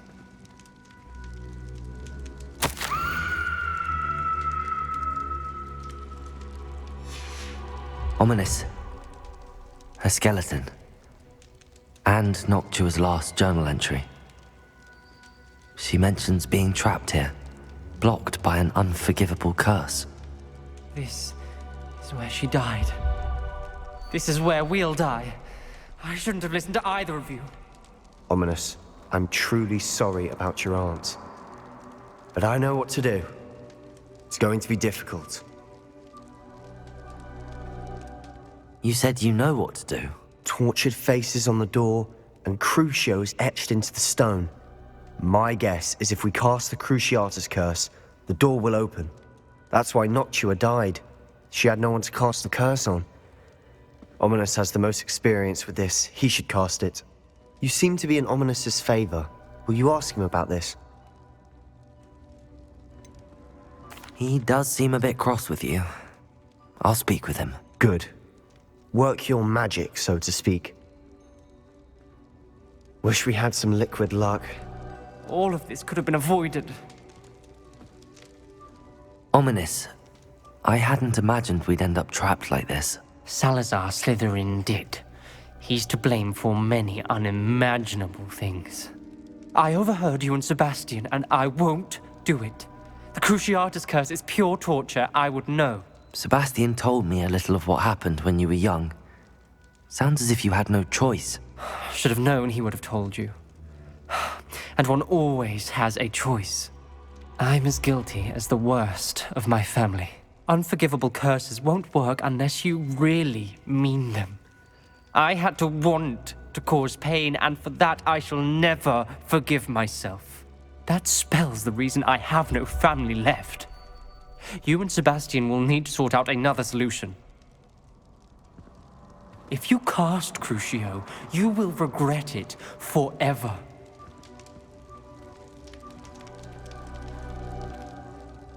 What do we do now? Ominous is not going to cast the Cruciatus curse again. Ridiculous! As if dying in here is a better option than casting a damned spell.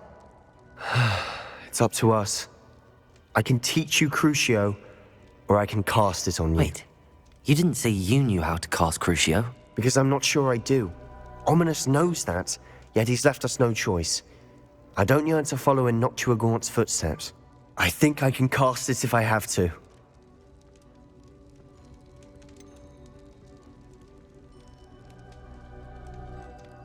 I want to learn the curse, but I won't cast it on you. You need to cast it on me. I shan't forget this.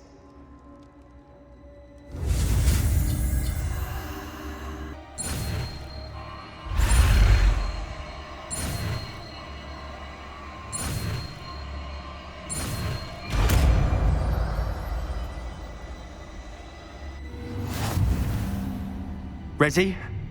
I'm ready. Crucio!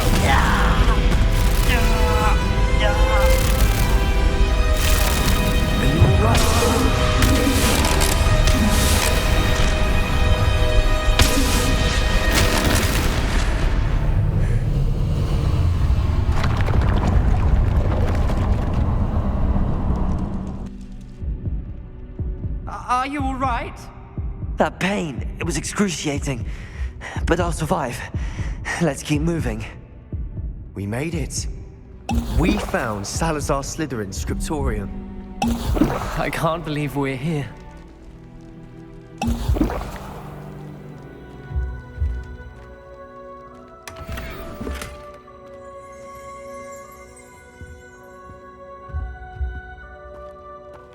Sebastian, ominous. There's a book just here. You found something? You two go ahead. Let me know what's in it. I'll wander around a bit. May I have a look?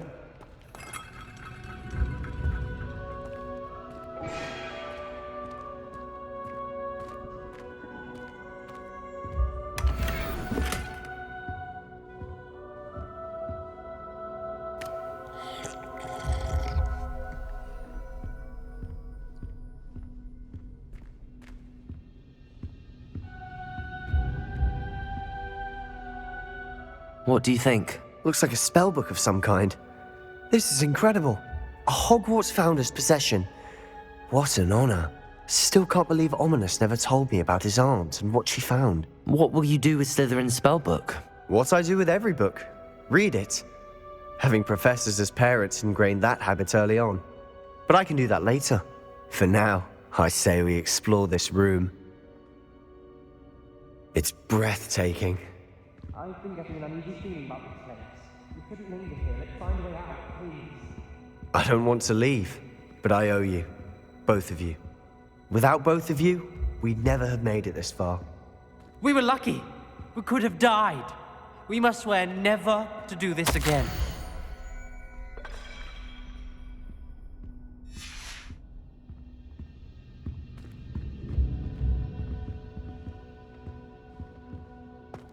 Lumos.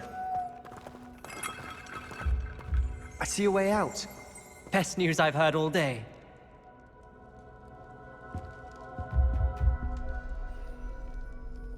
Revelio.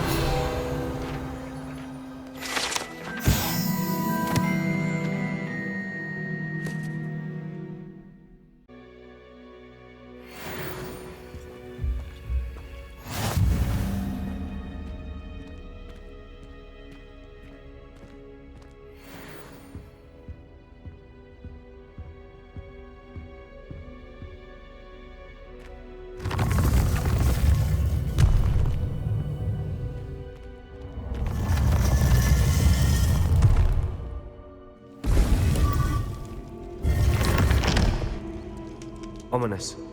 About your aunt. Please, Sebastian.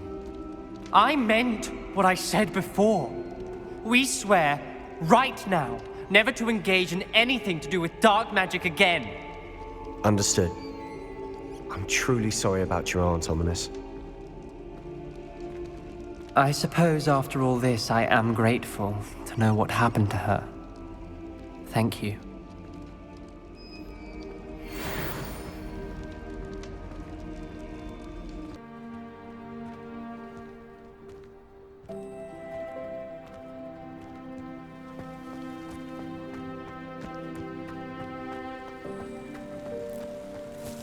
The Dalyan keys are back. Aren't they brilliant? Is everything all right? Yes, I'm sorry. I'm Nellie, by the way. I'm just so excited that the Dalyan keys are back. The what keys? The Dalyan keys. Surely you've seen them flying about. Rumour is that a former headmistress, Professor Moll, conjured them to protect the contents of certain locked cabinets years ago. Professor Black couldn't be bothered to disenchant the keys, and they appear every few years. You should try to catch one. Why would I do that? Each key will lead you to a locked cabinet somewhere in the castle. If you can manage to get the key into the cabinet lock, not an easy task, you may find a reward. Why would Professor Mole conjure flying keys? What I heard is that it had something to do with keeping Peeves out of things. But that may or may not be true. He's a poltergeist. I thought they could go almost anywhere. Surely you will be trying to complete the challenge as well. I've tried, and I can't even get past the first cabinets. Perhaps you'll have better luck. I'd love to know what's in the cabinets. Perhaps I'll give it a go. I hope you do. In fact, I think I heard one of the keys in the astronomy tower. You should listen for them. I hope you follow a few keys at least. If you manage to open a cabinet, I'd love to know what you find, if anything.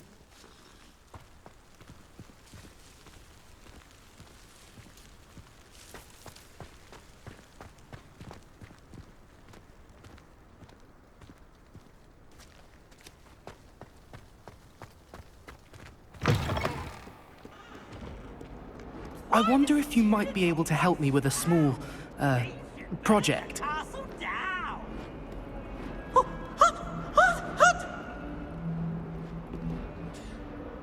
You wanted to speak with me? I did. Hello, I'm Duncan Hobhouse. Pleasure to meet you. I've heard all about you, of course, confronting trolls and dragons. I suppose it must seem that way. I'm not sure it's justified. It's often been a matter of circumstance. I'm going to presume your reputation is in fact warranted, in which case, you are precisely the person I need. You see, we were learning to repel boggarts in Professor Hecat's class, and, well, mine unfortunately took the shape of a puffskein. Surely you're joking. You can't possibly be afraid of a puffskein. It may seem irrational to you, but my experience with them has been most upsetting. They eat bogies, you know. Regardless of how reasonable I believe my fear of puffskeins to be, I'm beginning to get a reputation as a coward. Some have even taken to calling me Puffskein Dunkeen.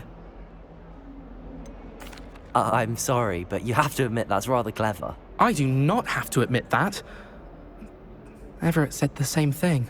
Anyway, to make matters worse, I stupidly blurted out that I must be braver than people think, since I have been in the hidden herbology corridor. The hidden herbology corridor? Yes. Rumour has it that the herbology professor before Professor Garlic kept dangerous plants there. It's supposedly so overrun now that no one dares enter it anymore. I was hoping you could go there and bring back evidence that I could use to show that, well, I'd gone in. Say a bit of an exceptionally dangerous plant of some kind. What sort of plants should I expect in the hidden herbology corridor? I haven't a clue.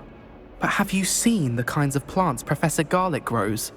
If the previous professor was anything like her, I'd imagine they're not exactly harmless. Very well. If I'm in the area, perhaps I shall take a look. Grand. I'd very much appreciate it. Come and find me if you get the proof. I shall be forever in your debt.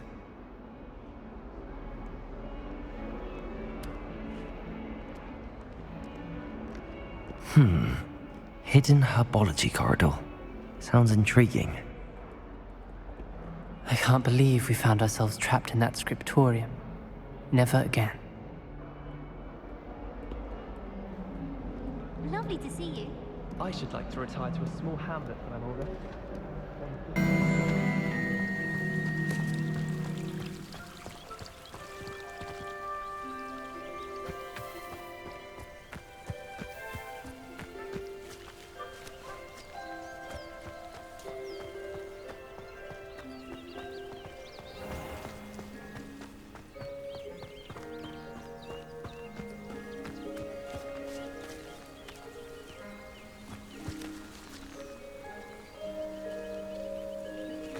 These dry vines are one spark away from becoming kindling. Incendio!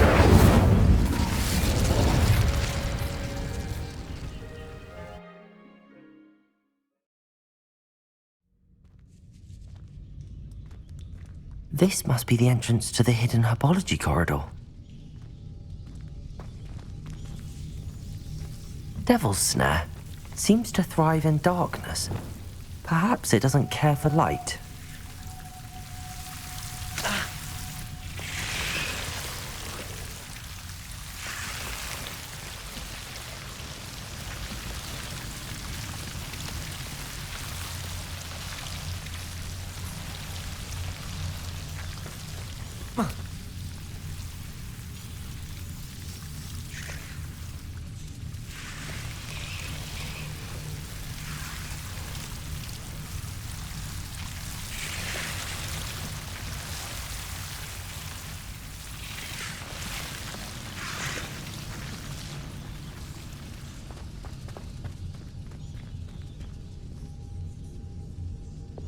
Confringo!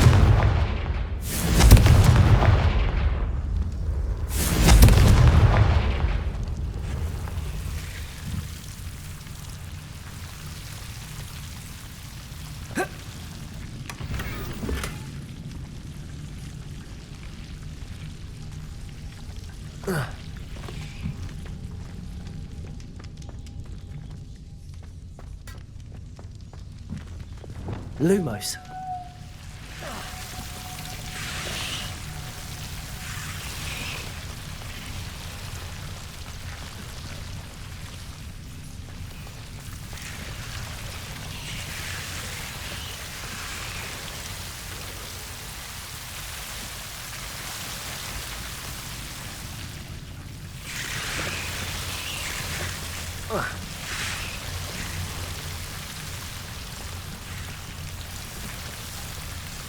Confringo!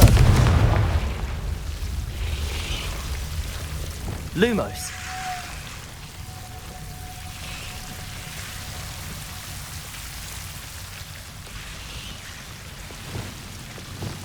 Depulso. Seems the devil's snare was protecting a chest of some kind. Confringo!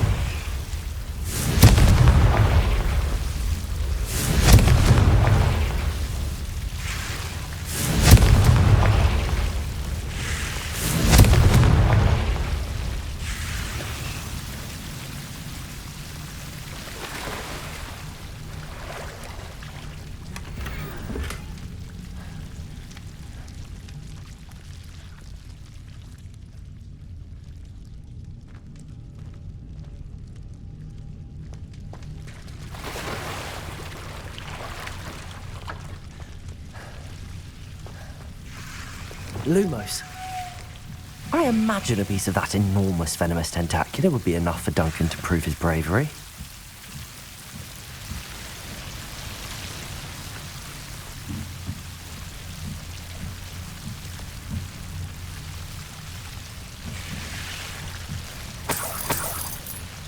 Confringo!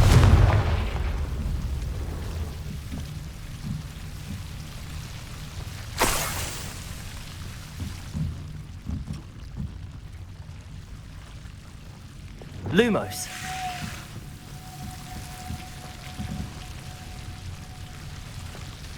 Levioso.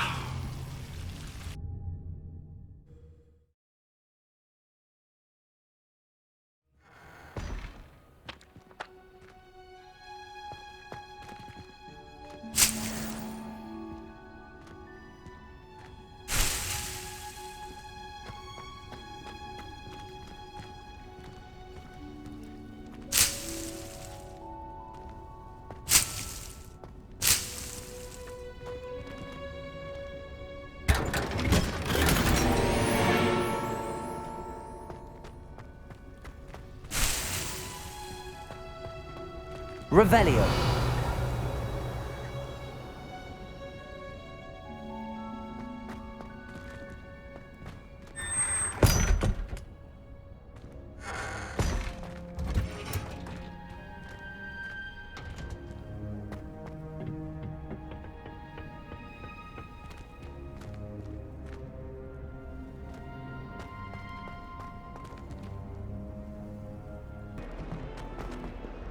Have you found anything to, prove my bravery yet?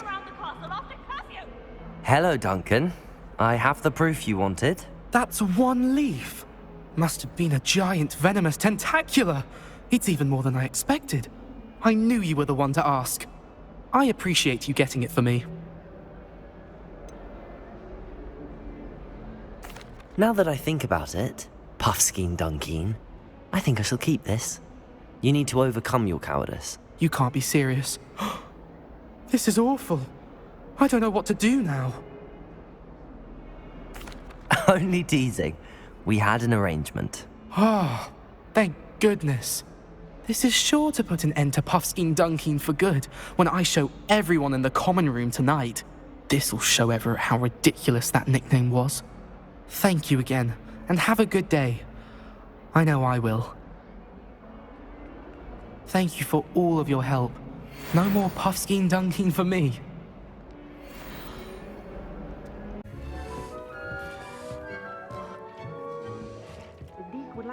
talk with you when you have a moment.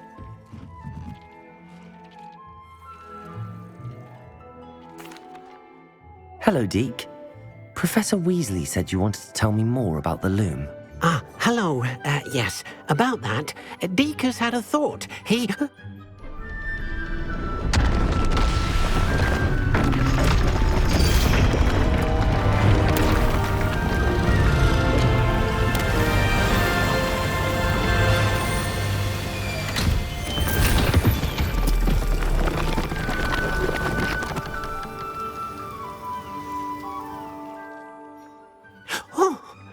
Seems the room thinks you need more space for your beasts. As Deke was saying, he's had a thought. Now, Deke knows how you can test the item of clothing that you enhanced in the enchanted loom. And perhaps help an old friend in the process. What do you mean? A house elf named Tobbs works for his master retrieving leech juice in a cave near Hogwarts. Tobbs' master doesn't let him leave the cave, and Deke knows the cave is infested with spiders. That sounds awful. It is. Deke hasn't heard from his friend for a while now. As the item you wove in the loom has an enchantment that might be useful, Deke thought you could test it whilst checking on Tobbs.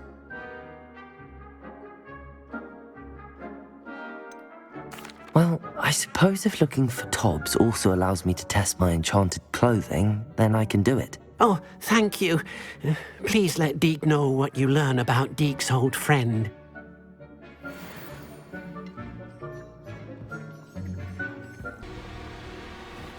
This must be Tobbs's cave. I suppose I should head inside.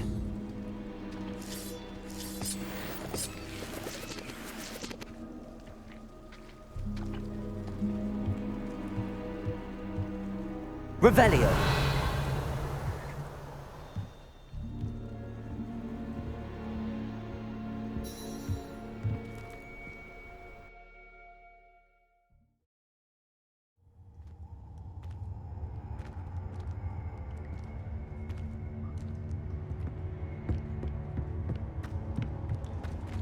Incendio!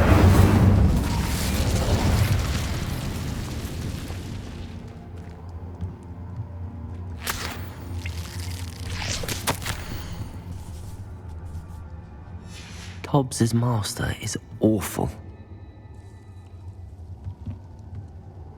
Lumos. Tobbs? Tobbs? Deke sent me. Are you in here?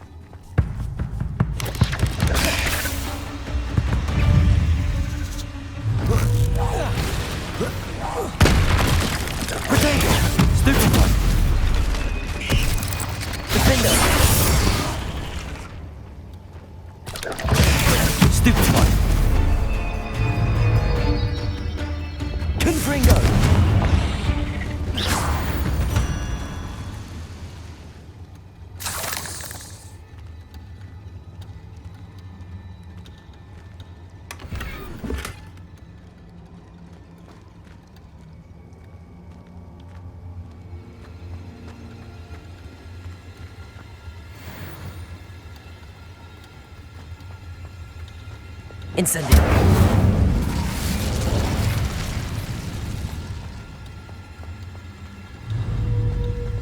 Confringo. Glacius.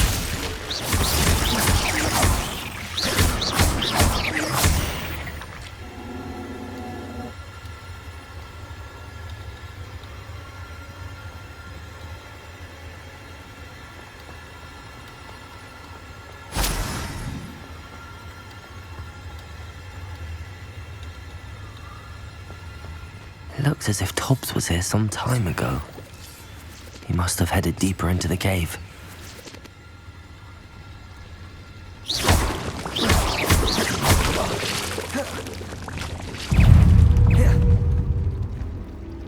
Confringo! Protego! Incendio!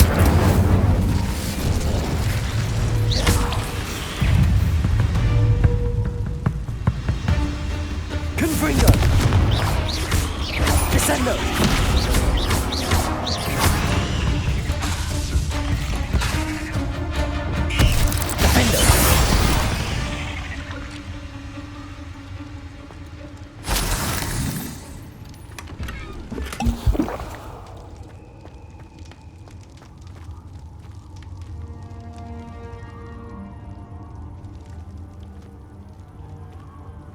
Incendio!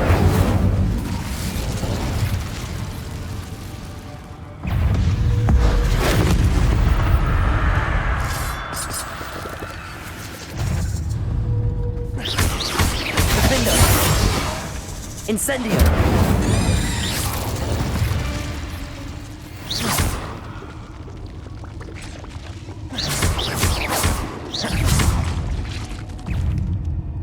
Confringo!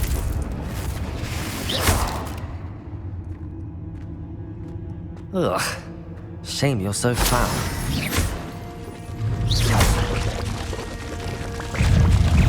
Protego! Stupefy! Incendio!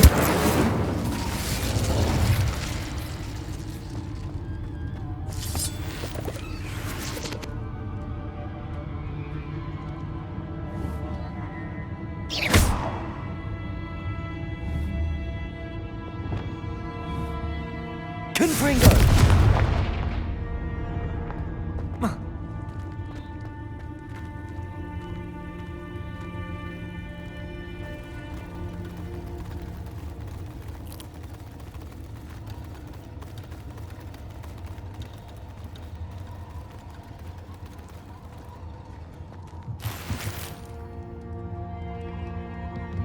Lumos.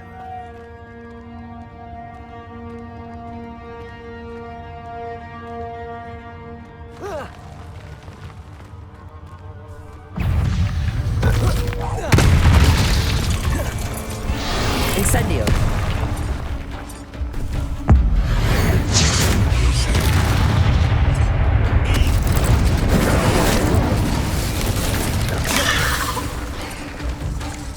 Confringo.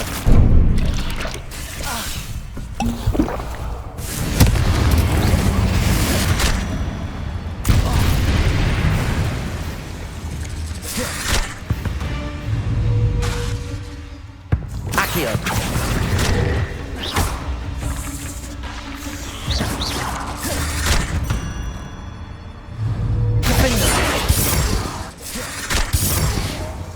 Confringo.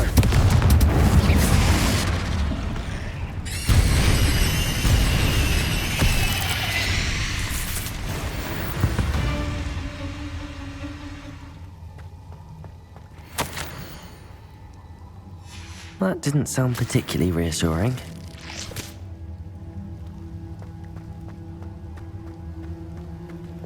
Incendio!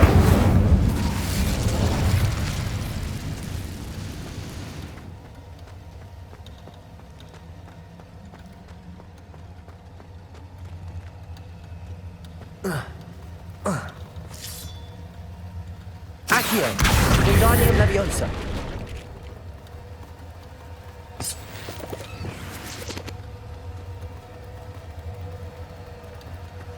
Lumos.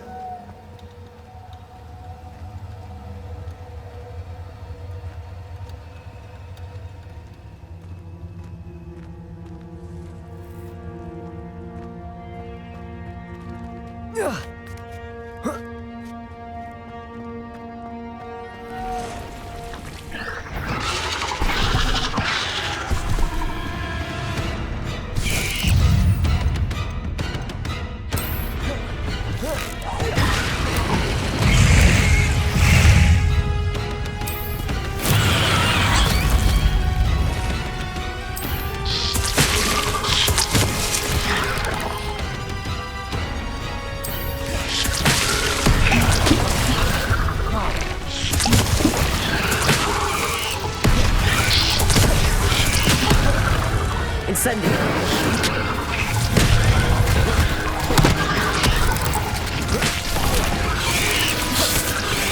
Protego! Stupefy! Confringo! Stupefy!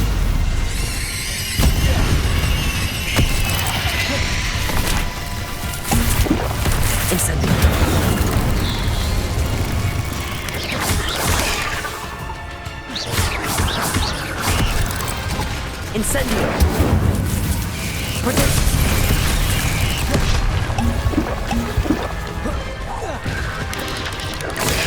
Stupefy!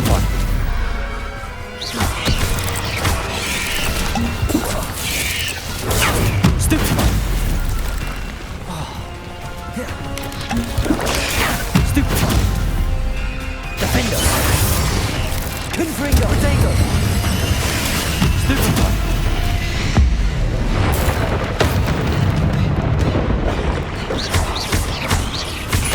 Confringo!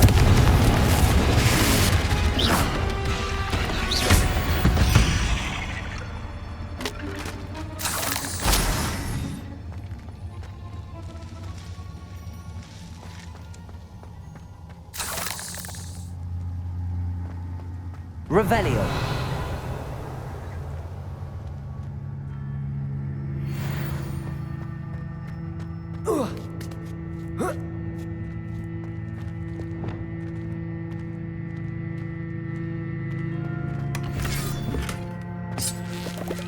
Lumos.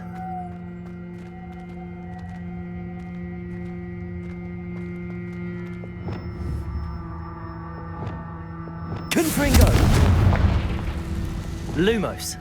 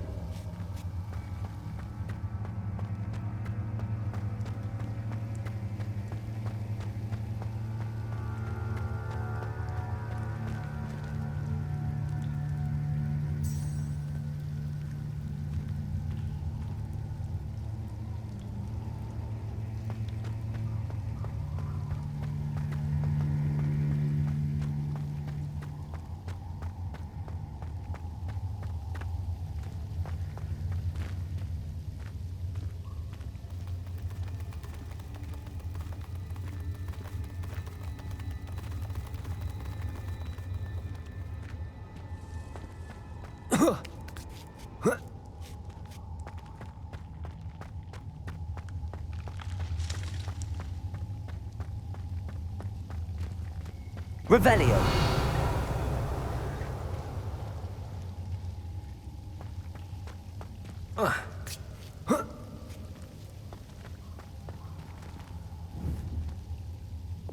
Confringo.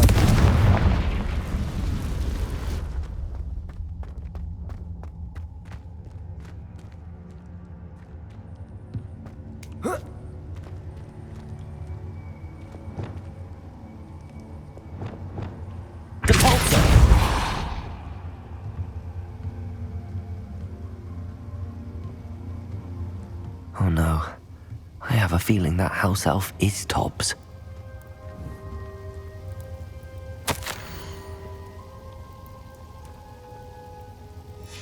Poor Tobbs. Left here alone with the spiders.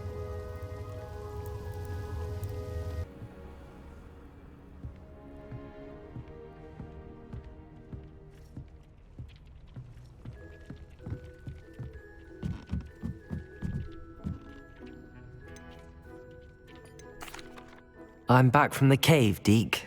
Wonderful. Deke hopes you gave Deke's best to Tobbs. I'm sorry to tell you this, Deke, but Tobbs is gone. It seems he was unable to avoid the spiders in the end. Oh my. Deke was afraid of this, alone in that cave for so long. Oh, poor Tobbs. Deke and Tobbs once shared the same master. When he died, we were separated. Deke always wished Tobbs had been sent to Hogwarts too. Deke feels lucky to serve such kind witches and wizards like you. Deke will miss his friend dearly, and will raise a glass to him with a heavy heart.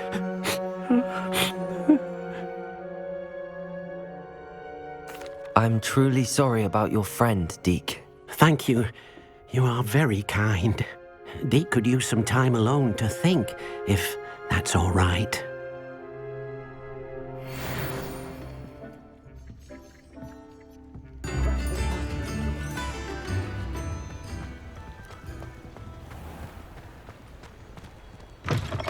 Hello.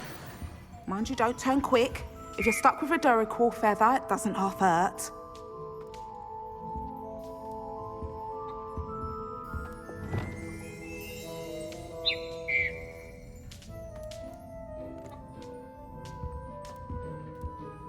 Hello. Welcome to Brood and Peck. I'm Ellie Peck. And before you ask, I'm out of a Braxton hair. The lot of it was bought up by a trader in Ottery St. Catchpole. Made me take it in person, they did. No care that I had to shut the shop. Apparently had a bad experience with someone shipping them hair for my Wampus cat. Must have been someone from America, no doubt, because we don't even have them here. Anyway, what are you here for? Mooncarved fur? Duracell feathers? Always have trouble collecting them myself as the bird keeps disappearing. Cheeky thing. Used to carry them in the shop, Duracalls. But people kept asking for their money back when they'd get home and the blasted things would be nowhere in sight. Seems like a poor choice of inventory. Surely that's obvious. You don't mind sharing your opinions, do you? Despite the fact that we are a wizarding village, doesn't mean these things appear by magic. Takes a lot to round up these feathers. Don't get me started on thwoppers. Most of the suppliers of thwopper feathers may as well be living in St. Mungo's. Perhaps it was your dealings with Froopers that led you to the precarious idea of stocking Duracalls. Oh, you are well and cheeky, aren't you? Don't worry, I don't mind. Never had a still tongue in my head either. And I'll have you know that it's my highest priority to ensure that all beasts are safe and well cared for. Right thing to do and good for business. Anyway, perhaps you should have a look around. Stocks change all the time, and not just because they disappear. Always best to pop in whenever you can to get things before they run out. Which they used to literally do. Thank you, I will. Take all the time you need. And thank you for stopping by. A treat to have you here. You are here. Good. Is this Mr. Bickle's home? I believe so. He supposedly has evidence against Harlow. We need to speak with him. What are you up to now? Where are you, Archie?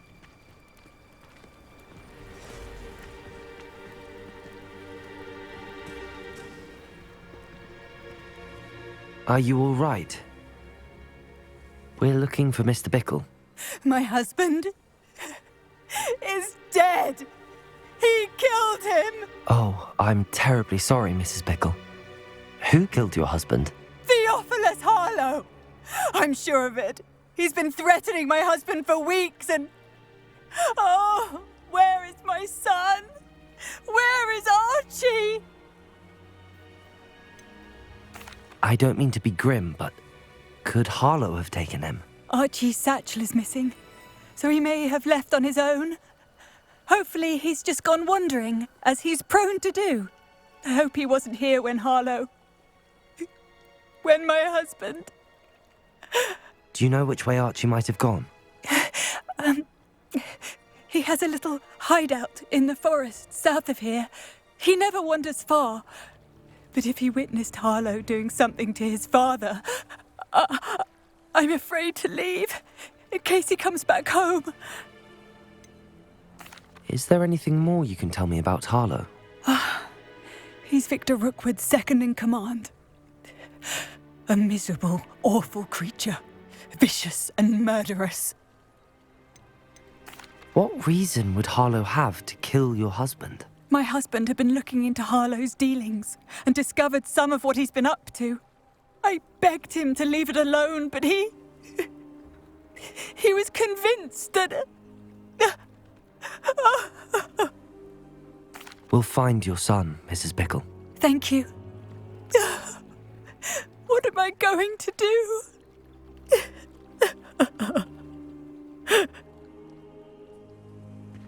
Please do not worry, Mrs. Bickle. We will bring Archie home. Why did he challenge that horrible man? When I took the letter we found to Officer Singer, she told me about Mr. Bickle. He had been doing the same thing we are, providing Officer Singer with evidence to take down Harlow. I had hoped to speak with him about what he had found, but we were too late.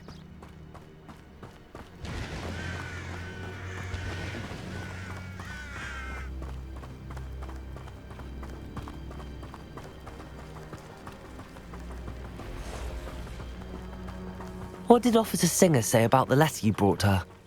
She thanked me, but she clearly felt that it was not enough. It is a shame that hippogriffs cannot speak. Your friend Highwing could provide all the evidence against Harlow that we need. We will need something more.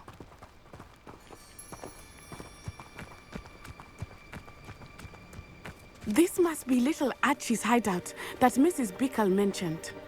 Archie? Archie Bickle!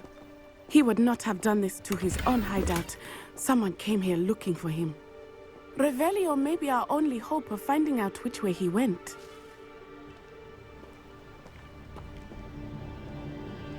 Revelio! There! Archie's footprints. He went this way.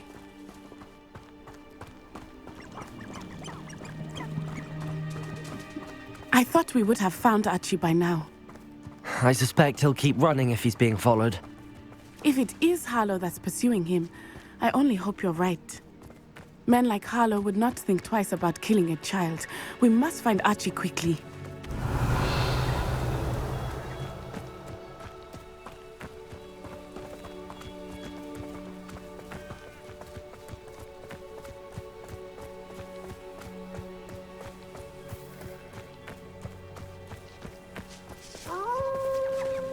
Wolves! Prepare for a fight. Stupid fight! Stupid fight! Expelliarmus! Stupid fight!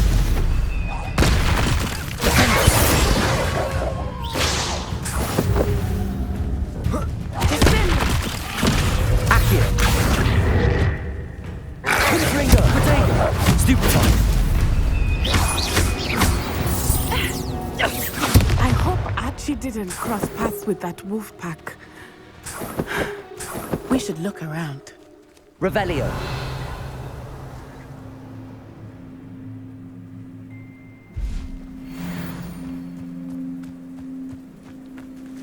Archie's satchel. Why would he leave it behind? He was likely running from Harlow, distracted. This may be a good time for Revelio again. Archie went this way.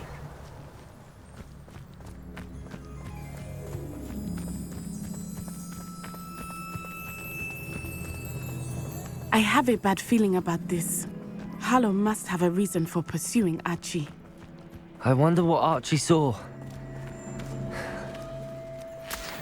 I hope he didn't see Harlow kill his father. He will Revelio! never overcome it. At least not in any way I can imagine.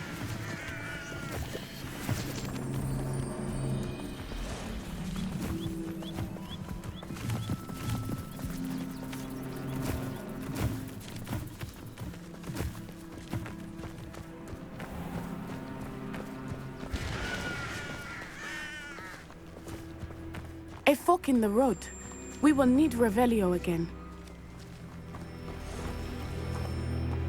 Revelio! Multiple sets of footprints. Oh, Harlow caught up to him here. This is not good. They went this way.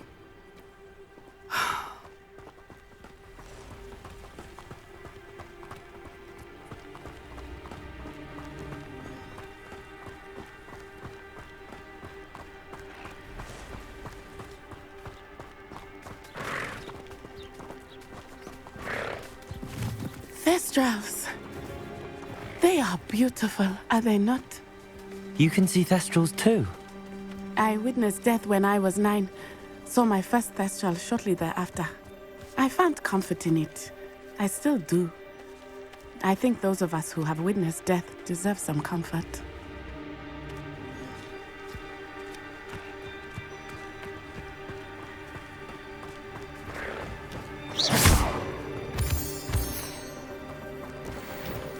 I'm sorry you experienced something like that at so young an age. I was with my father when he died. My mother was away, and I felt quite helpless.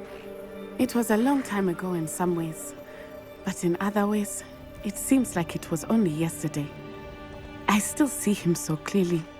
You must miss him. My father was a wonderful man. Let us keep moving. We must find Archie.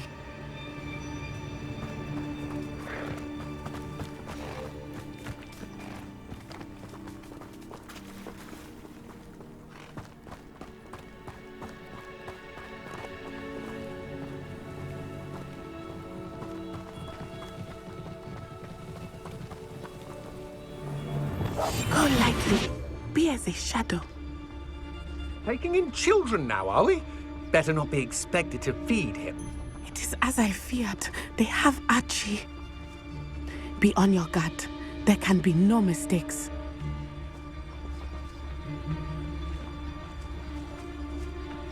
It's Totalis.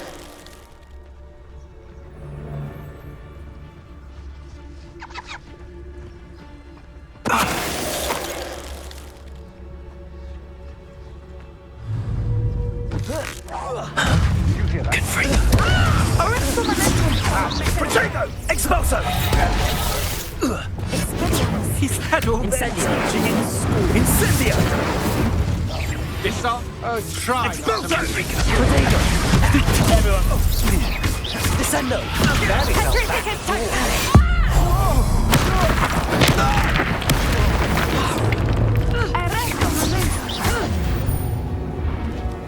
Expelliarmus!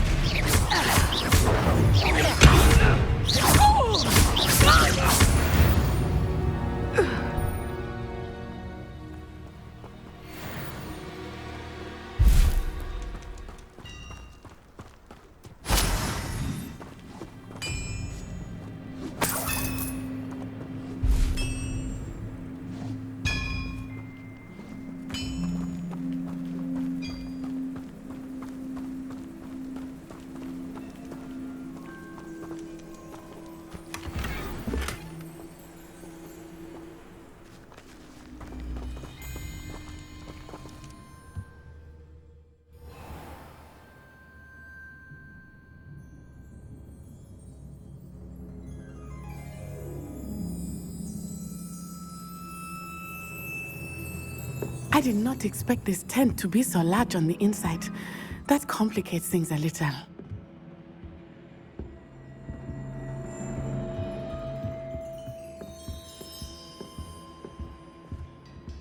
Hush now.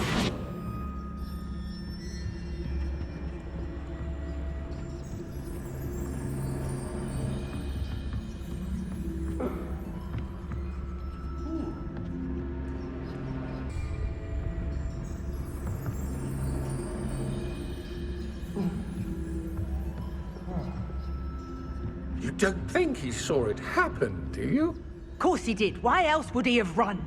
He's just a child. We should release him. This is the sort of thing that could draw unwanted attention. Harlow will decide what to do with him once he gets back. It's Totalis.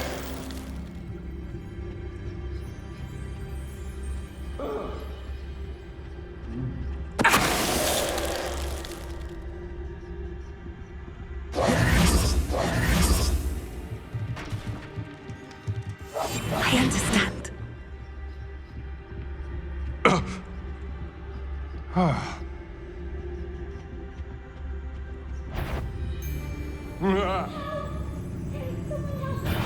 It's Totalis.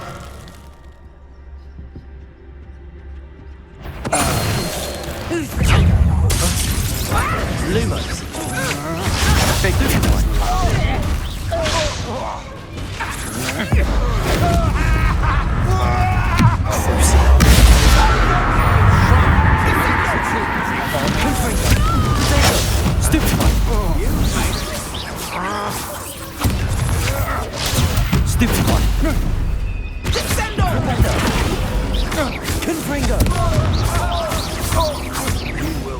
for your graces!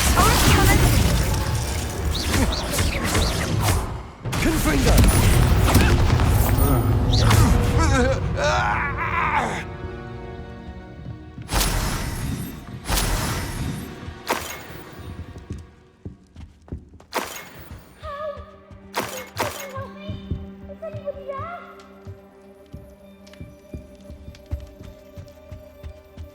Revelio.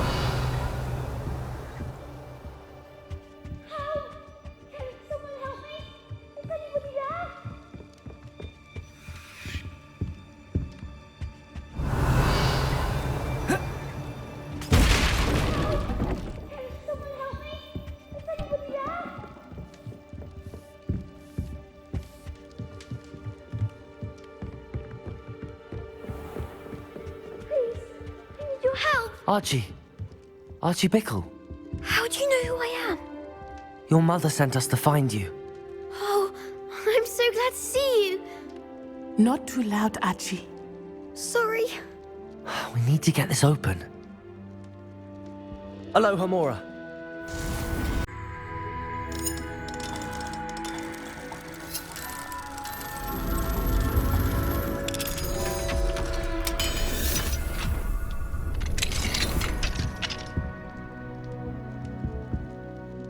A man called Harlow.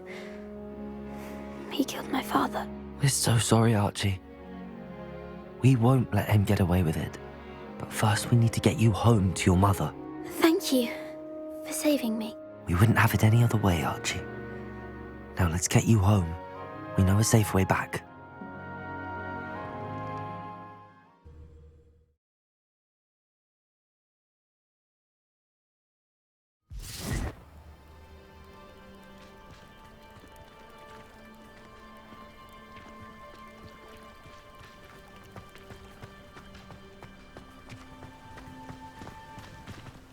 Archie, you're here!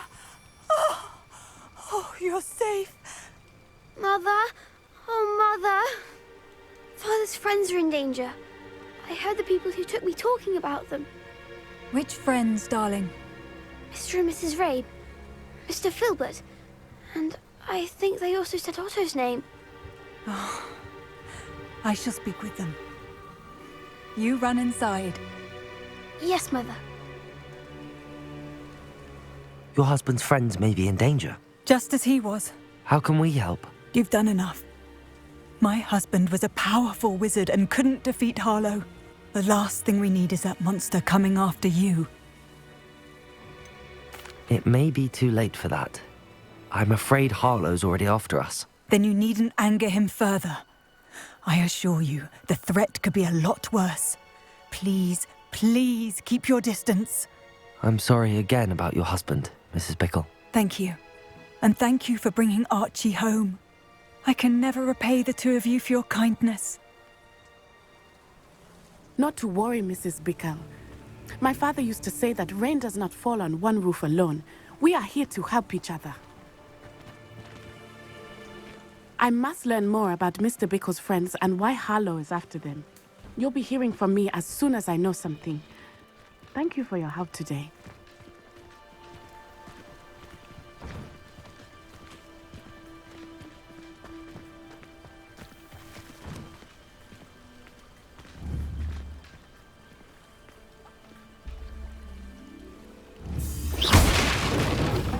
You would be wise not to underestimate this student.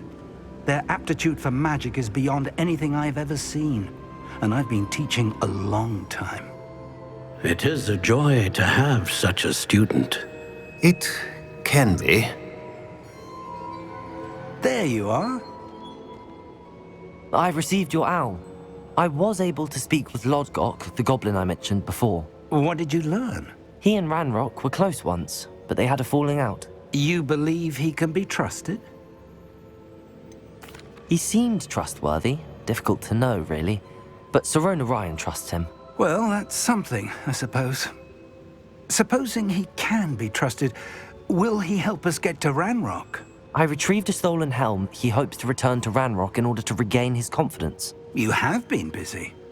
Let's hope your efforts result in our learning something about Ranrock's plans. Lord Gok did mention that Ranrok is searching for something, but he couldn't say what. Perhaps that helm will yield some answers. Ranrok is searching for something? I feared as much. I've heard an unusual amount of activity, goblins and wizards, I surmise, when visiting my portrait at my castle. Rookwood Castle? My former residence, yes. That castle is also the location of your next trial. You didn't see anything? Speak with anyone? I did not. In fact, I did not make myself known. I only recently returned there and did not recognize nor trust anyone that I heard. I stayed out of sight so as not to tempt my portrait's destruction.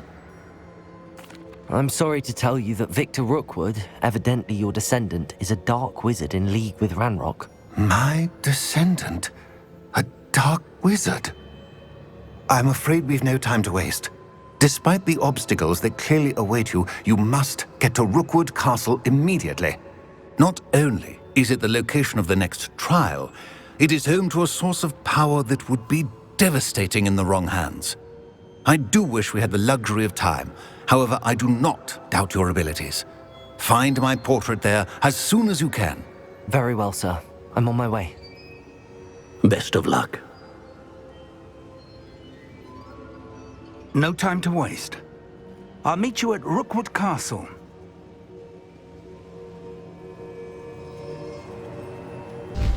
You ought to come back on brewing.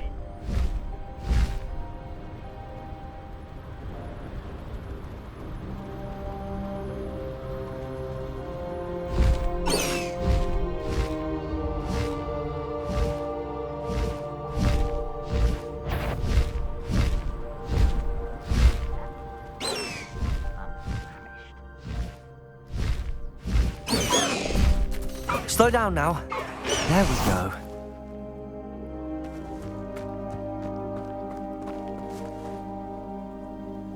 Over here!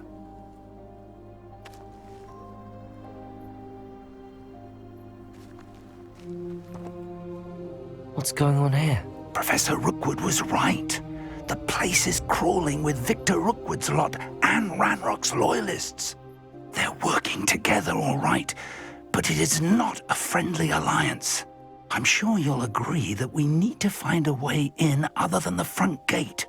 Let's go.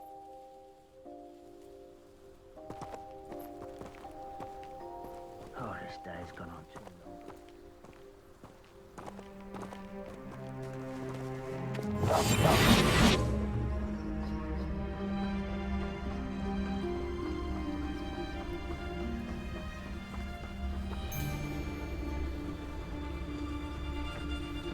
Absurd, isn't it? Ranrok wants us to find the child. But which child? We could take every child we find to Ranrok. Eventually, we may get the right one. Cool. Sounds like a lot of work. Perhaps we just tell him we looked. Well, if he asks. Petrificus totalis.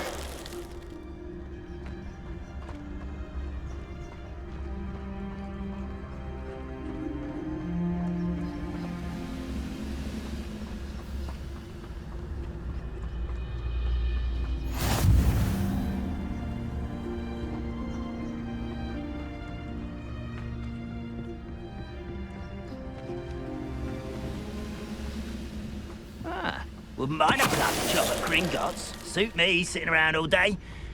Mind you, I suppose it could get a bit boring.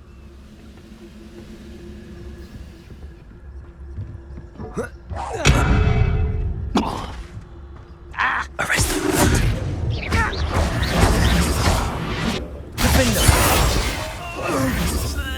Levioso!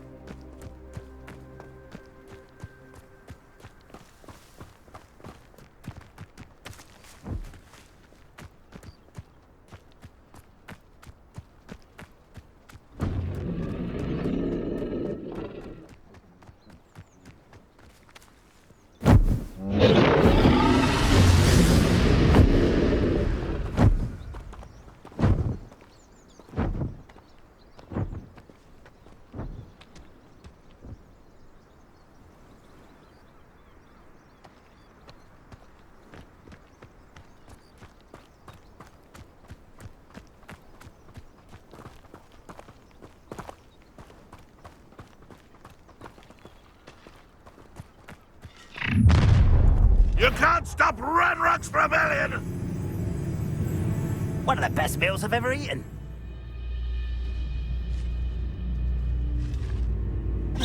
Enjoy suffering, do you?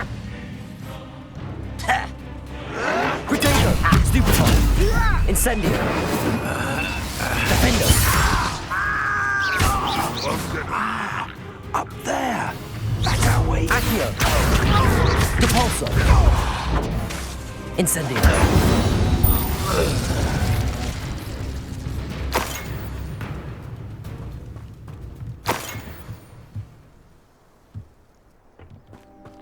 Accio! Wingardium Leviosa!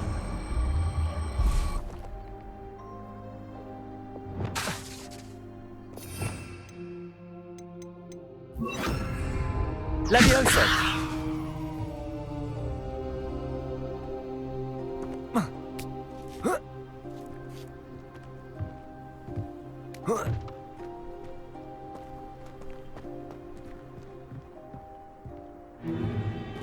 If I'd known your plan was to dig up half the country... I wouldn't have to dig if you could simply manage to bring me the child.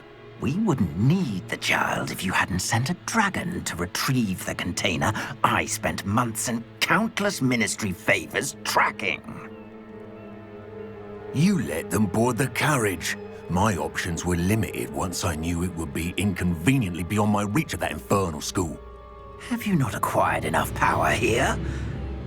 I allowed you to tunnel under my family home. Allowed me? You are here only because you are descended from a keeper and may at some point inadvertently become valuable. We had an agreement. I will share with you the power that I discovered if you locate the stores of magic that are yet to be found. So, unless you want another demonstration of my power, a power that you one day hope to wield, bring me the child.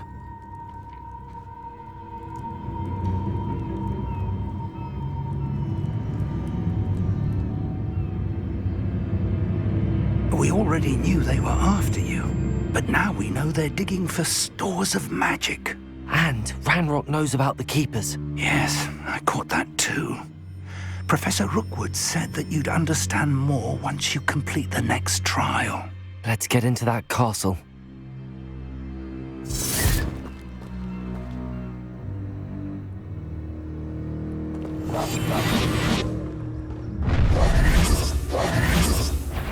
Any special word you want me to pass on to your mum? Expulso!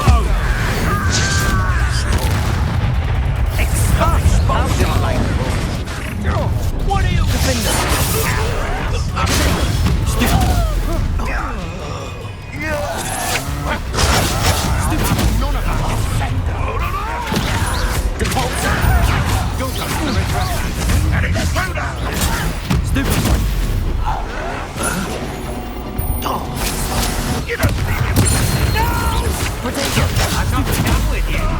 Incendio! You've made a great mistake!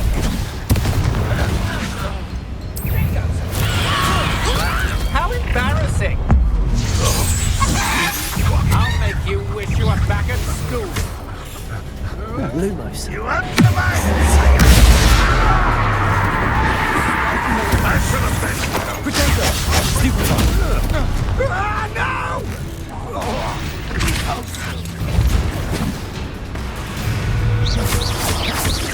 Ranrok will unite us!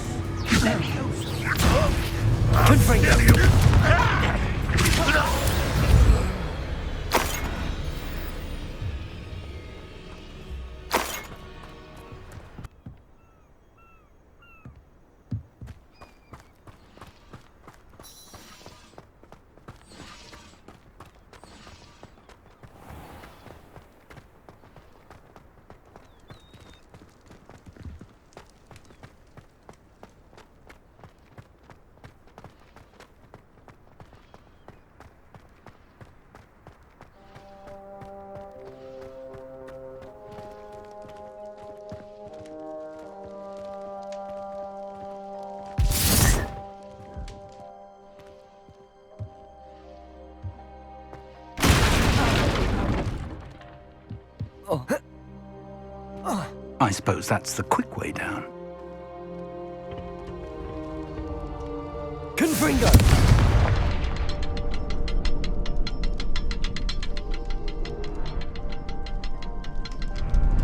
Is there something to those symbols on the walls? There is. I've seen symbols like these before.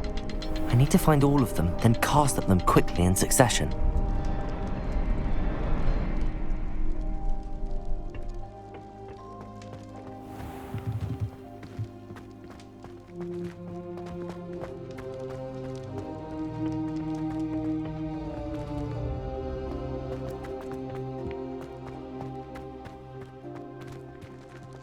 Confringo!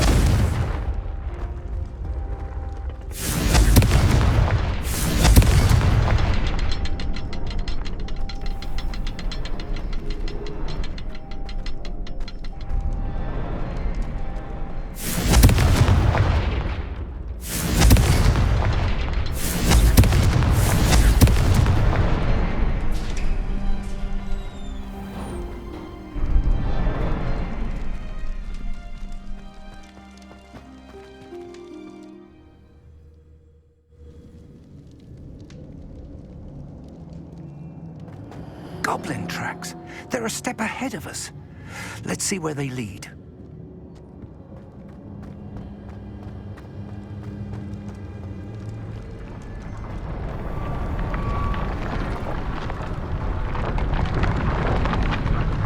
This must be it.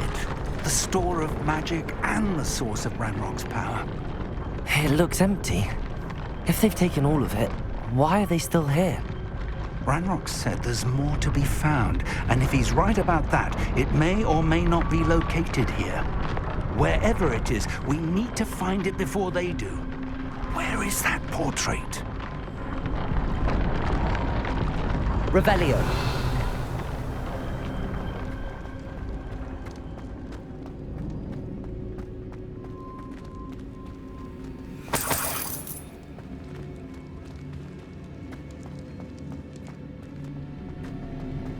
I heard something. I was hoping that was you.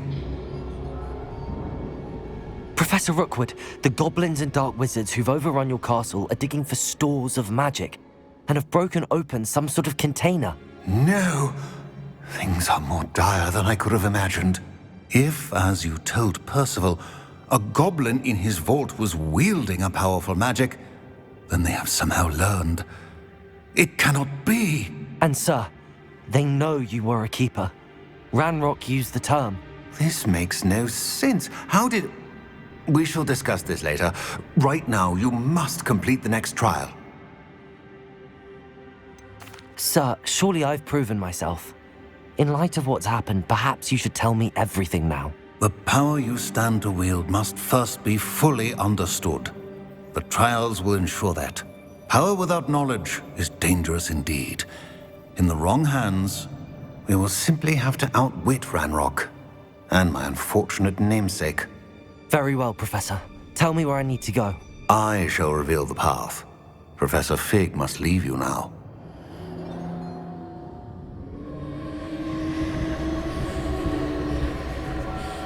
Revelio.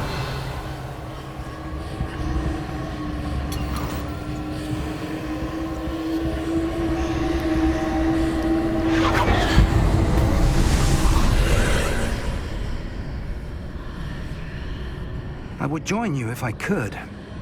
I shall await your arrival in the map chamber.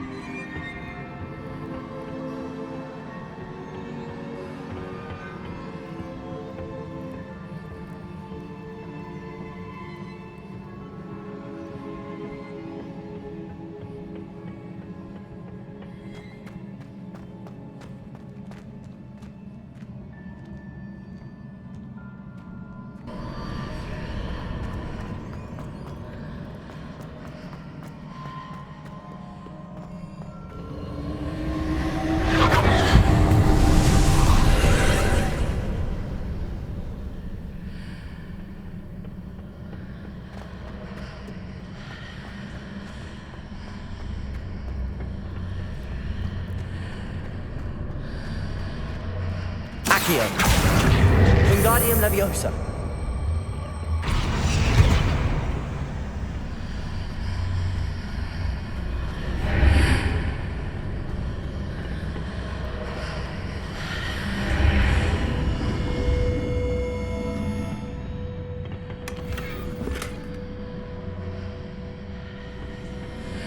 Accio.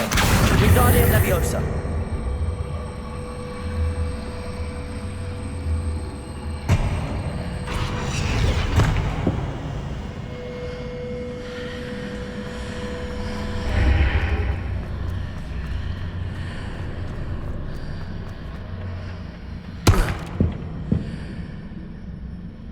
Accio. Wingardium Leviosa. Accio. Wingardium Leviosa. Accio. Wingardium Leviosa.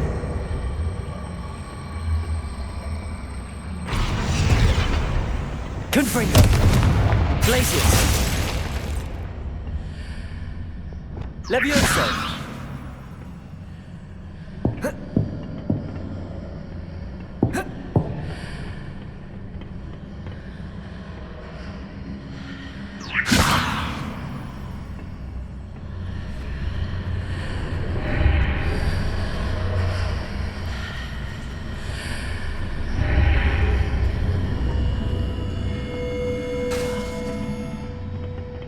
Levioso.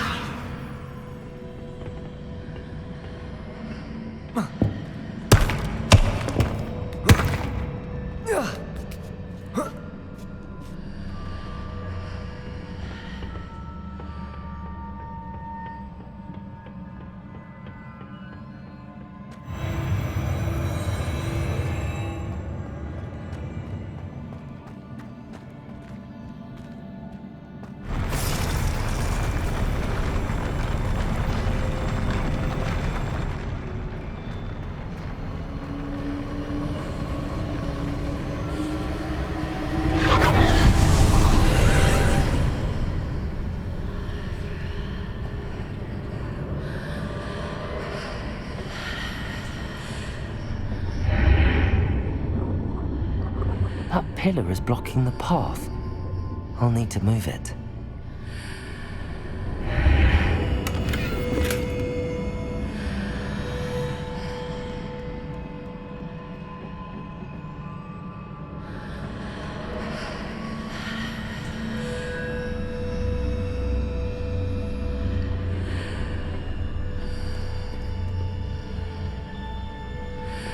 Confringo!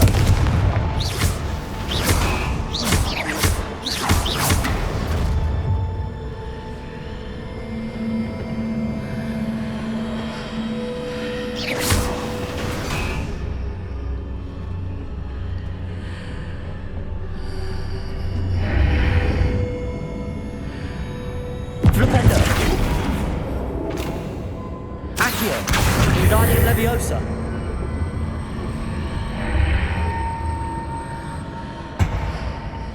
Is there any way to reposition this archway?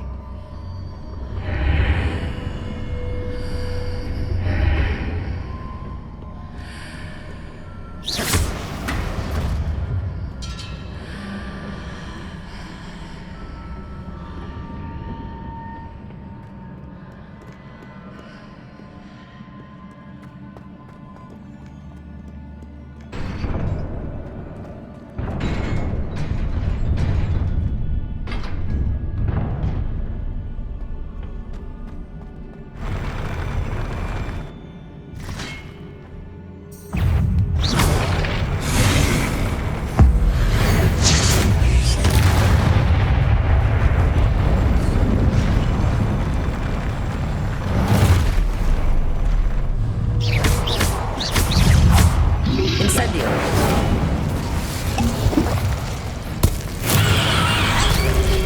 Protego! Stupid one! Accio!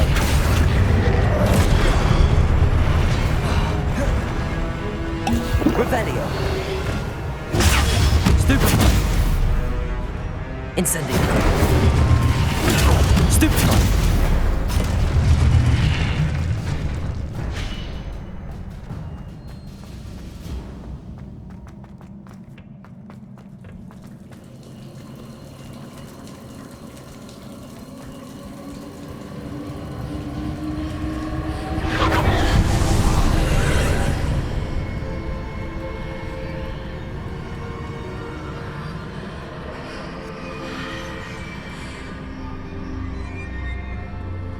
I believe I need to proceed to the left here, but how?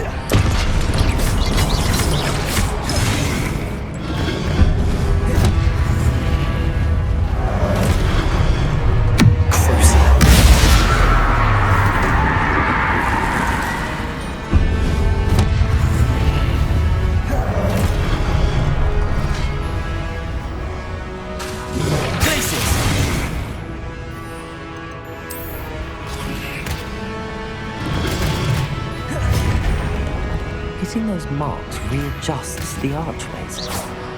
Perhaps there's a way forward from the other side of this one. Crucible! Confirm!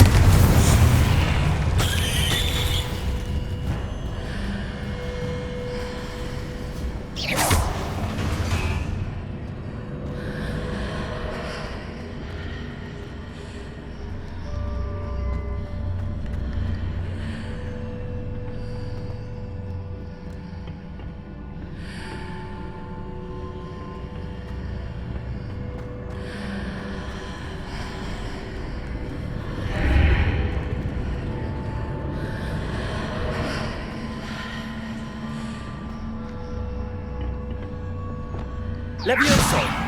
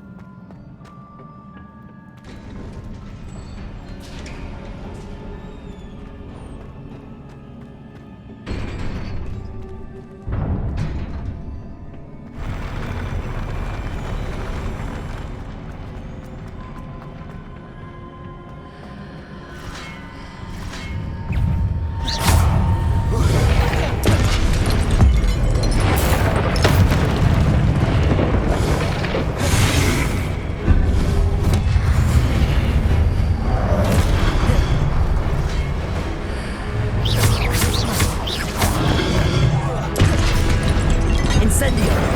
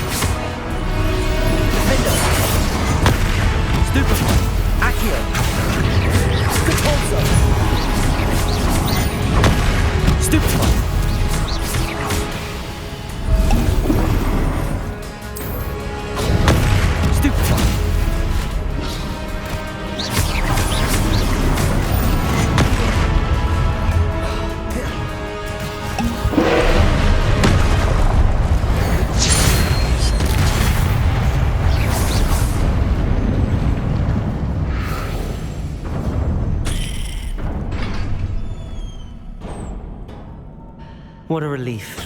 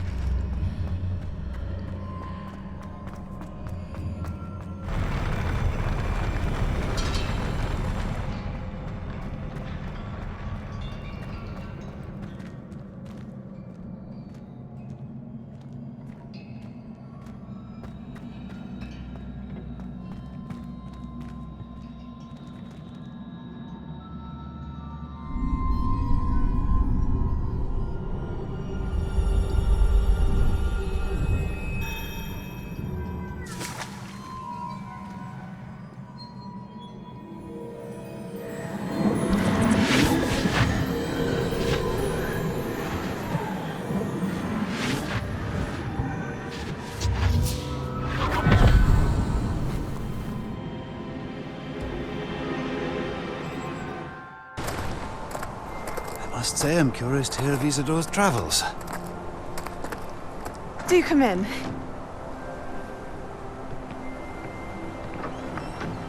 Please, have a seat.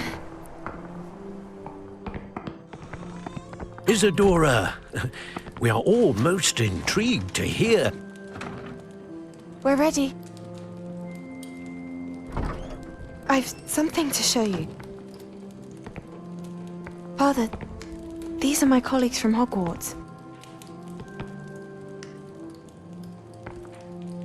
Father hasn't spoken since my brother died. On my travels, I confirmed that which I've always believed. That we have the power to take away pain.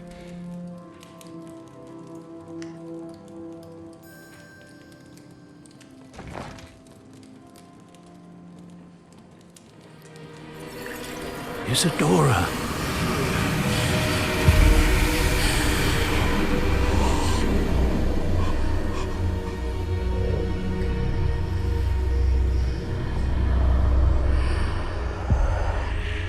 What have you done? I took his pain.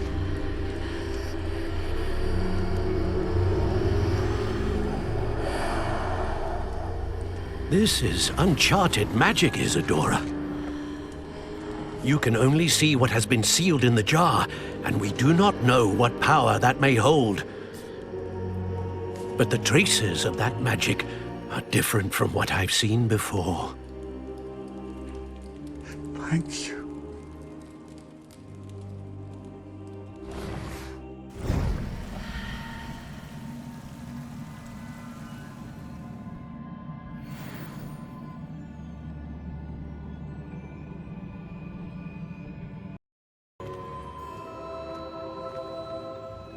It is good to see you again. Professor Rookwood told me about what happened at Rookwood Castle. In light of the dire circumstances in which we find ourselves, it is most fortunate that someone so competent is following this path. Thank you, Professor. I shall keep the second artifact safe as you've advised. Good. Are you ready to move on?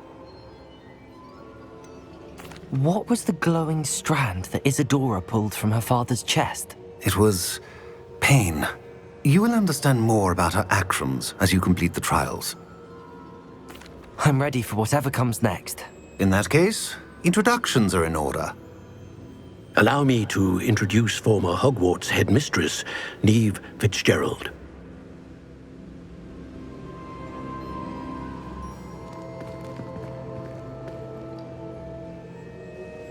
How do you do? I must say that I was not entirely surprised to learn that a student had been completing the trials. I've always believed Hogwarts students capable of anything they set their minds to. Thank you, Professor. It's a pleasure to meet you as well. I am certain that you are more than capable of completing my trial. However, I must first, how shall I say, prepare the location of your next trial. We trust your judgment, Professor Fitzgerald. You should know better than anyone how to manage the inconvenience of, well... A vainglorious and exasperating headmaster? Indeed I should. I shall confirm that everything is in order immediately. Of course. Professor Fitzgerald needs some time to clear the way forward. Until then, you should continue to hone your magic. If you learn more about Ranrok and Victor Rookwood's activities in the meantime, please let us know. Very well, Professor. I know. Continue to hone my magic. You do learn quickly. Hopefully you will soon hear from Lodgok as well, and we shall learn how he fared with the helmet you retrieved. Well done today, as always. We shall speak again soon.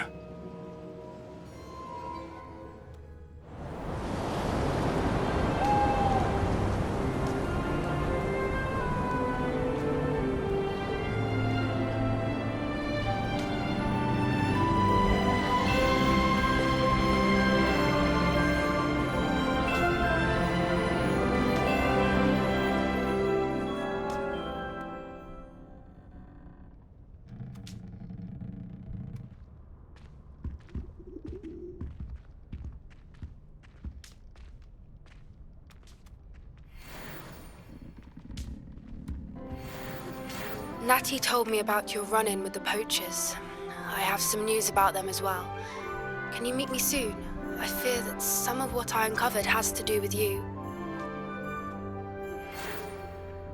When you have a moment, please stop by the Room of Requirement. Deke mentioned you might be interested in learning how to breed beasts. I have been asked to teach you the exploding charm, Bombarda. Once you have completed the tasks I've set forth, speak to me after class.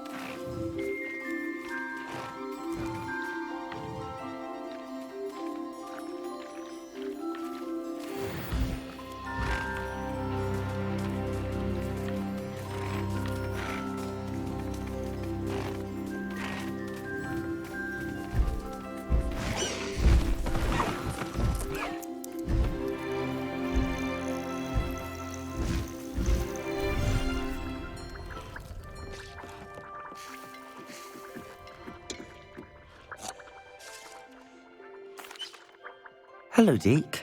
You wanted to talk to me? Indeed. Deek thought you might want to learn how to build a breeding pen so that you can breed beasts. That sounds like a very good idea. Rescuing and breeding beasts go hand in hand. Young beasts are particularly vulnerable to poachers. Breeding beasts here in the room will allow us to keep the younger ones safe. I see. What do I need to do? First, bring a pair of beasts to the room. One male, one female. Deed suggests rescuing thestrals, as they're at great risk from poachers. Noble creatures, but their relationship with death gives them a bad reputation. They're prized by poachers for their tail hairs. I've seen thestrals before, but where would I find a pair of them nearby? Deke has seen some wild thestrals not too far from the Hogwarts grounds. Then you'll need to purchase a spellcraft for the pen from Tomes and Scrolls and gather the materials it requires. Once you've rescued the thestrals and you have the spellcraft, you come and find Deke.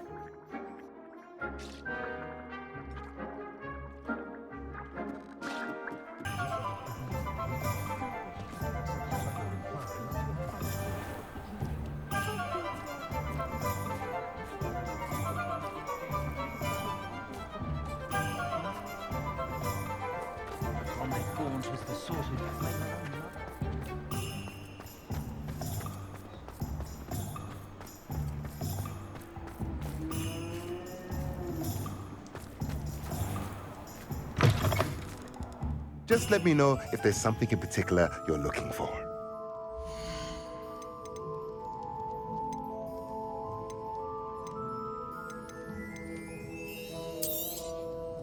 Now I can conjure a breeding pen in the room.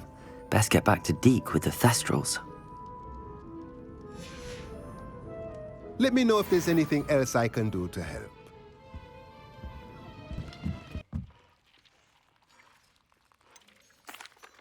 I've rescued the thestrals and bought the spellcraft for the pen. Excellent! Now, to breed your thestrals, simply release them into the same vivarium in which you conjure the pen. Then use the pen to start the process. Come and see Deke when you're finished. I shall. I wonder where I should conjure their pen.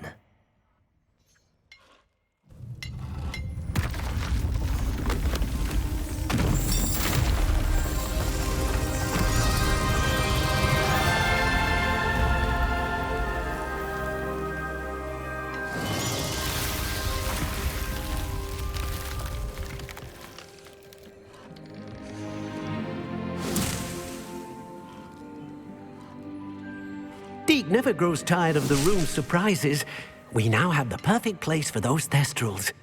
Please let Deke know once you've bred them.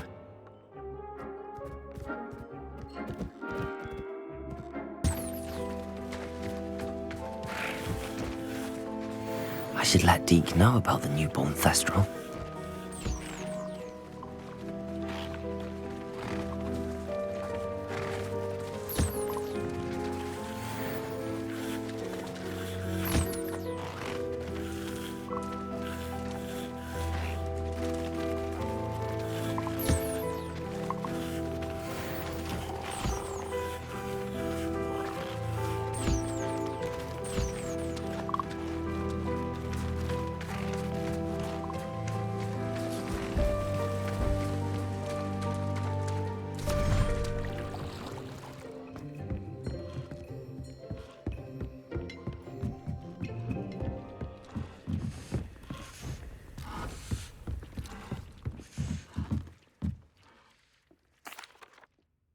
Hello, Deke.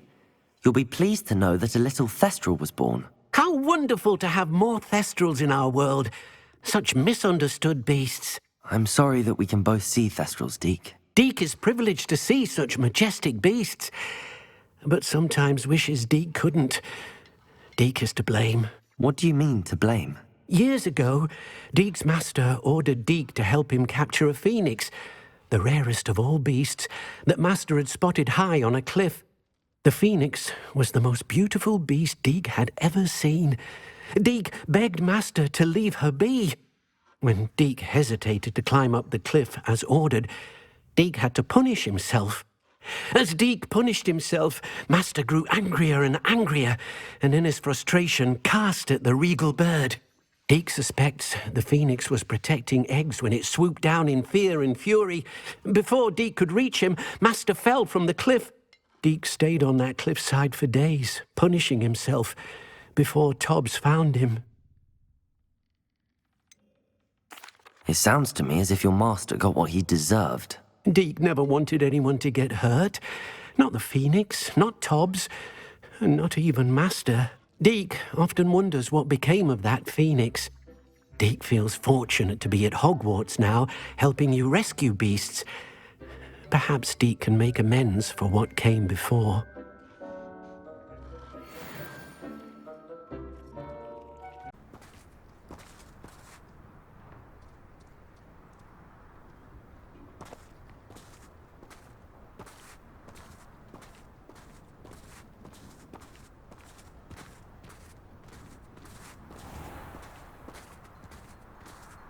Mother's rolling in her grave, she is. Pardon me, sir. Come to stare at the fool, have you? There's poor Ig Haggerty, robbed by his own sister. She's robbed almost everyone now. So, who's the fool? I'm not sure I know what you're talking about. Then you're the only one who doesn't know about Catherine running off with that thief, Victor Rookwood and his lot. Good riddance, I said. Never thought she'd return to steal from me. Us. But I just know it was her. I want her caught and sent to Azkaban for stealing a prize family heirloom. Sister or no. What exactly was the family heirloom that the thief stole? A necklace. Belonged to the first of the Haggerty women. Hundreds of years old. So much history. She'll likely pawn it. Why would Catherine come back to rob the hamlet if she'd already left? Do I look like a criminal to you? How should I know? She always despised this place, resented having to grow up here. Perhaps she did it to spite us. Are you sure Catherine is the culprit? It could be anyone. Thanks to that Rookwood louse, we're inundated with all manner of criminal. I wanted to believe it was any one of them, except Catherine. But she was the only one who knew where the heirloom was hidden, and she knew precisely which homes to rob. I could keep an eye out for the thief, sir. You? Ugh. Nothing to be done by the likes of us. This is a job for the fine officer Singer, or some such authority. Besides, the thief, my sister, only strikes at night. Coward. Long past your bedtime. I should be going now. Thank you. I'd keep an eye on your belongings if I were you. Catherine will steal the eyebrows off your face, she will.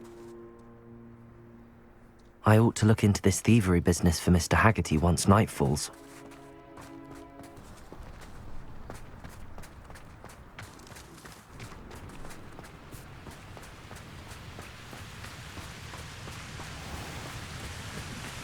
That reminds me, I'm to pick up some cabbage for supper.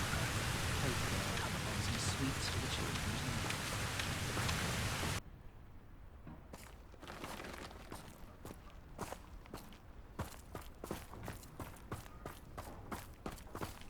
Must have snuck in after I fell asleep. A pile of gold.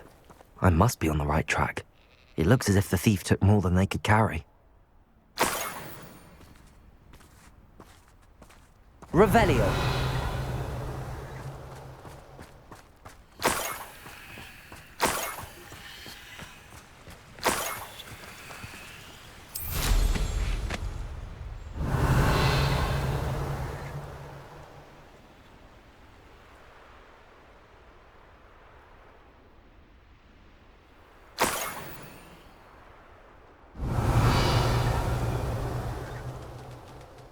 More gold. I must be getting closer. A niffler. It wasn't Catherine Haggerty after all.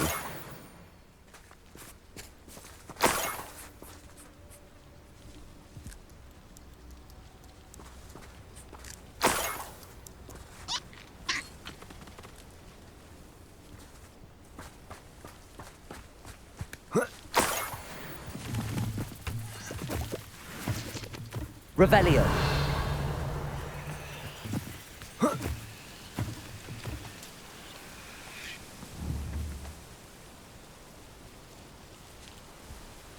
Levioso.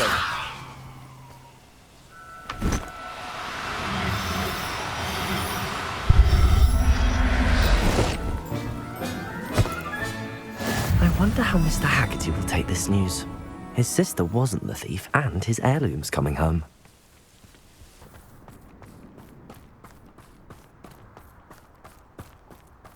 Absolutely shameless.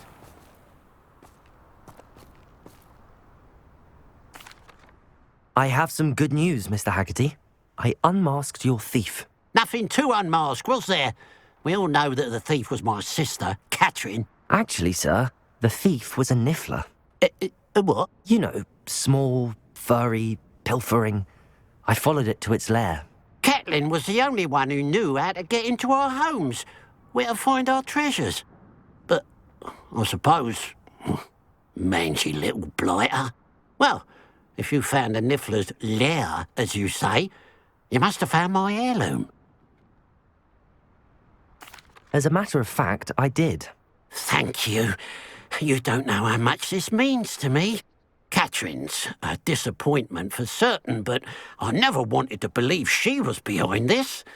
Now, thanks to you, I won't have to. What a strange world we live in. Suppose they can't send a niffler to Azkaban. At least I got my heirloom back.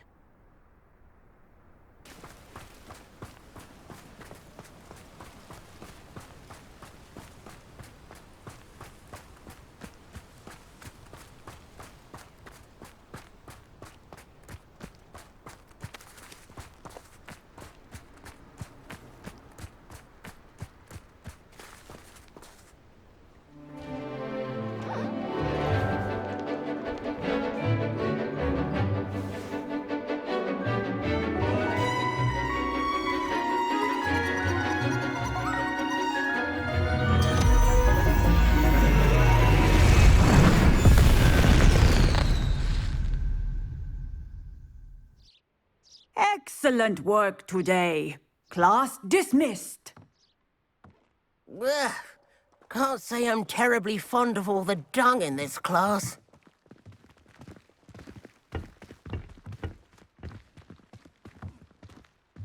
I take it you're ready to learn your new spell. I completed your assignment, Professor. I'm ready to learn Bombarda now.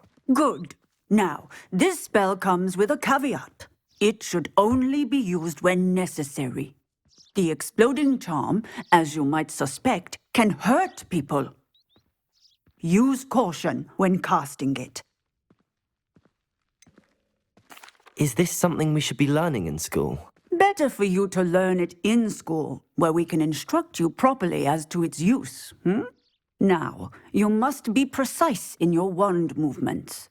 We don't want you blowing your hand off. Go ahead. Nice and steady wand movements. Remember, the exploding charm is highly volatile.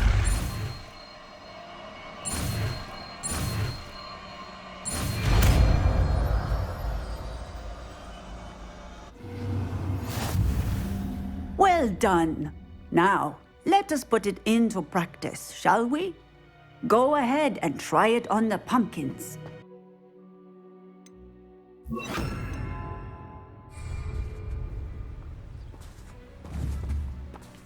Bombarda! Excellent wand work. Cast the spell just like that every time. Assured and in control.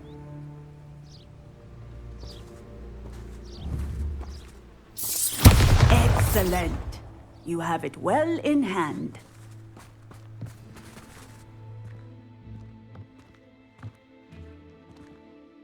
Professor, might I have a moment? Yes. What is it?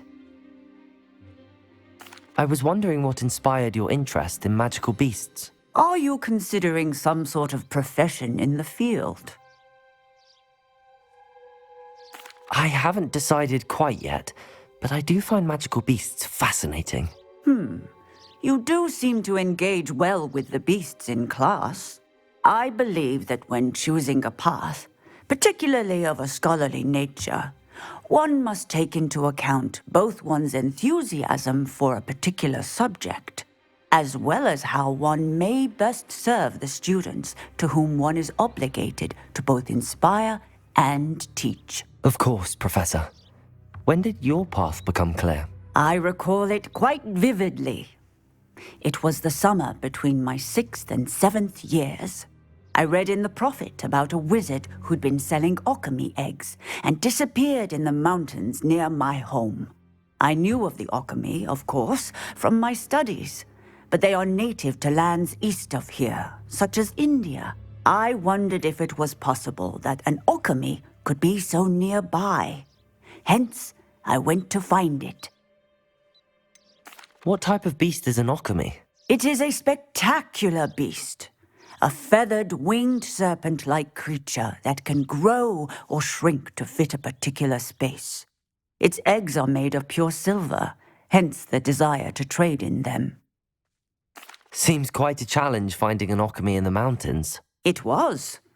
After a few days, during which my parents grew increasingly annoyed at my absence, I found what little remained of the wizard egg trader. He was near a tree hollow. And there, inside, was a nest with 7 silver alchemy eggs. What did you do with them? Nothing. Beasts are to be valued for what they can provide for wizard kind. Protective clothing, potion ingredients, even wand cores. Only poachers see the value in ending a beast's life for galleons. I left the eggs alone. I hid. And moments later, the beast flew right over my head. Breathtaking. She then seemed to all but disappear as she shrunk to fit into the hollow. That sounds incredible. Indeed. I knew in that moment that I needed to understand all that I could about beasts and ensure that wizard kind learned to benefit properly from them. Now, I trust that I have answered your question. You would do well to continue your study of beasts, regardless of your chosen path. Beasts and all that they provide will vastly improve your life, and perhaps one day even save it. I shall remember that, Professor. Thank you.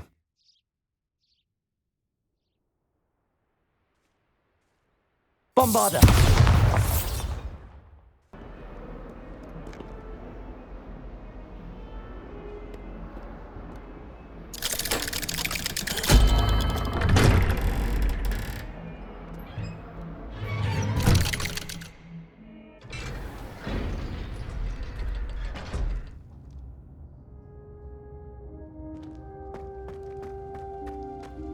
You'll never believe what I've learned.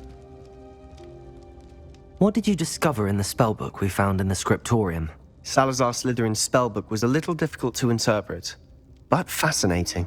Evidently, he encouraged teaching dark magic at Hogwarts. Neither the Imperious Curse nor the Killing Curse was unforgivable during his time. He believed students should be prepared to use dark magic when necessary, not to fear it. That's why we had to use Crucio to gain access to the Scriptorium. He didn't want his knowledge shared with anyone who was afraid of the power of dark magic. It was hard to do, but casting Crucio was our only option. And I'm glad we did it, because in the spellbook I also found something else. References to a lost relic, which, from what I can tell, grants the holder the power to reverse dark magic curses. And you think this relic might be able to save Anne? Precisely. I plan to search for this relic, but I don't think we should tell anyone. Especially Ominous. He wouldn't understand. We need to tell him. He's the reason we found the book, and he deserves to know what you've learned. You've seen how he frets about the dark arts. I promise I'll tell him when I found the relic. When I know more, I shall send an owl. And don't feel sorry for Ominous. Keeping this to ourselves for now is for his own good. I'll decide what's for my own good. Ominous, we were just about to get some air. Care to join? You're a liar, Sebastian. I heard everything. You swore you'd never engage in anything to do with dark magic again. No, I didn't. I said I understood you wanting that. I'd never swear to give up on finding a cure for Anne. You don't know when to stop, do you? I know when not to stop. Leave this alone, Ominous. I'll be on my way.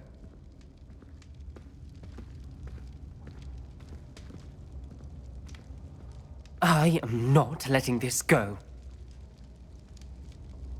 Ominous, Sebastian meant well. I appreciate you telling Sebastian not to keep this from me, but going after that relic is not a good idea. Sebastian doesn't even realize it, but he's as irresponsible and reckless now as his parents were years ago. It's why they died. I knew his parents died, but I never heard what happened. Mr. and Mrs. Sallow were professors. Spent nearly every waking moment in the cellar library. Noses buried in books. Anne and Sebastian were upstairs when it happened. They heard a sudden crash and ran downstairs, but it was too late. Their parents had crumpled to the floor. A defect with the lamp in the cellar caused the room to fill with an undetectable toxin. Sebastian and Anne were helpless. They had no magic yet. What a horrible story. It is. That's why I can't understand Sebastian's recklessness. I've practically lost Anne. I cannot lose Sebastian too. Please avoid anything to do with that spellbook. Those references in the book seem promising. Everything to do with Salazar Slytherin seems promising until it's too late.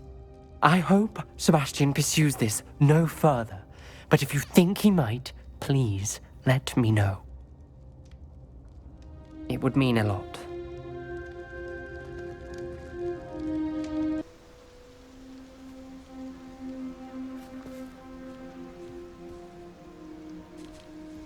Highwing's fine. I'm keeping an eye on her. She's safe, Poppy, I promise. Good. Whatever the poachers are up to, I want Highwing far from it. You said you had news about the poachers, and that some of it had to do with me. It did. I overheard them talking in the Hogshead, and did you know that they have orders from Victor Rookwood to capture you on sight? Does this have anything to do with Rookwood and Harlow coming for you in the 3 Broomsticks after the troll attack? It does, somewhat. But at the moment, I'm more concerned about what else you heard the poachers are up to. Fair enough. But I hope you'll let me know if I can be of help, especially after what you did for Highwing. Does the name Hauntel Hall mean anything to you? I'm afraid not. Why? What is it? The poachers' best kept secret, apparently. The name came up twice, but they never went into detail. I also overheard one of them bragging about all the gold they're making, at the expense of innocent creatures, undoubtedly. The poachers spoke of this area, and I thought if we searched around a bit, it might give us clues as to what they're doing. If you ever meet my gran, this trip never happened. Keeping things from Gran, are we? I normally tell her everything. She might be my best friend after Highwing, but she knows how I feel about the poachers. I think she worries I'll do something ill-advised. Whatever gave her that idea? This way.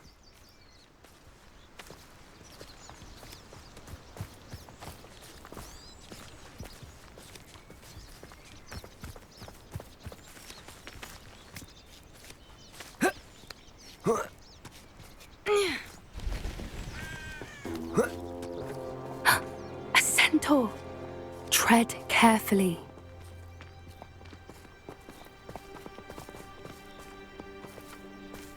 An entire castle to roam, yet you choose to wander here. Please, we don't want any trouble. We're simply passing through. Do you take us for fools? That we do not notice more and more of your kind around here, in league with the poachers? We aren't involved with them. If anything, we want to see them stopped.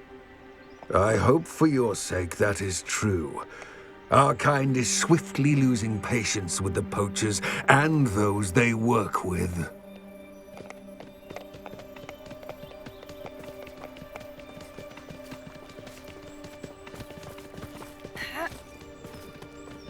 He was certainly a charmer. That could have gone worse.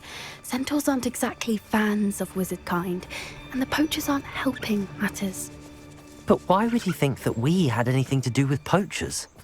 I did notice the poachers talking with a few villagers in Hogsmeade. I'm not sure why. Perhaps that's why the centaurs are suspicious.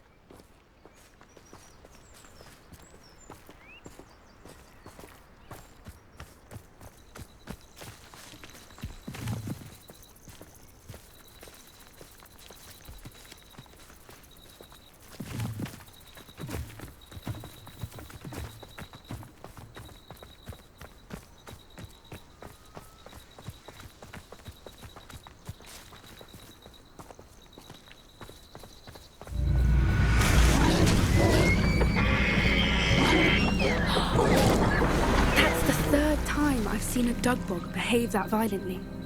It seems that a lot of beasts have been more aggressive than usual lately. I've noticed that too. It's almost like there's something in the water.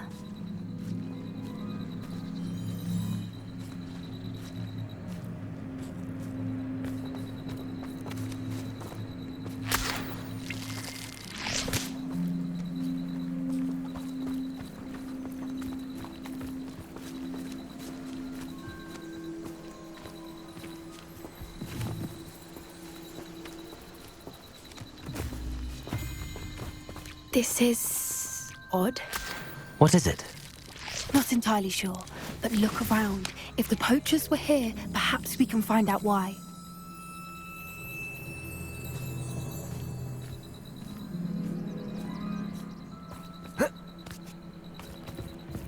Why wouldn't they take their cages with them when they left?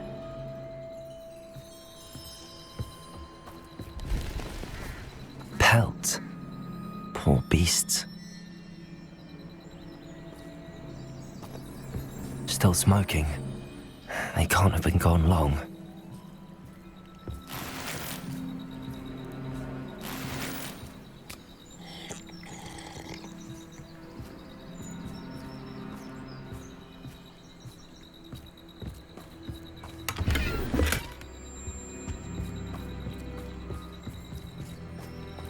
Revelio.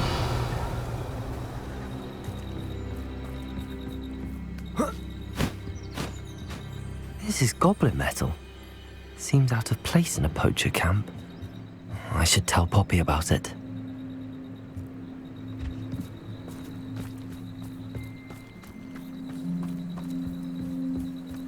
Anything interesting? Poachers were here. All sorts of evidence. But I found something else. It's goblin made. I found goblin armor. Let's keep searching, but carefully. Merlin only knows what's going on here. I don't have a good feeling about this. How do goblin and poacher interests align?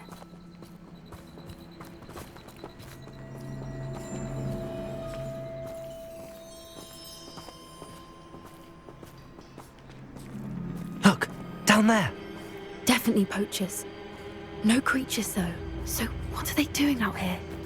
Let's take a closer look. They won't be happy to see us. Should we use disillusionment? Or perhaps a less discreet approach?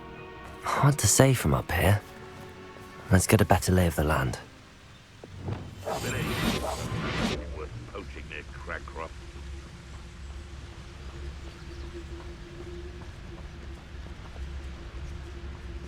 Who says crime doesn't pay? Why, I'm practically swimming in gas. How unfortunate for you. Leviosa! Bombarda! No! What have you done? Accio! Leviosa! Shall we finish what we started? Flipendo! Leviosa! No! Arrest the momentum. Looks like someone paid for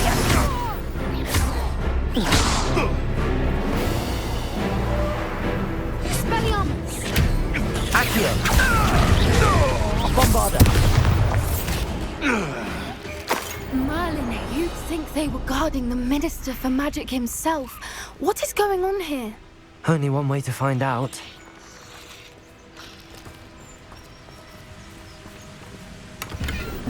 Revelio.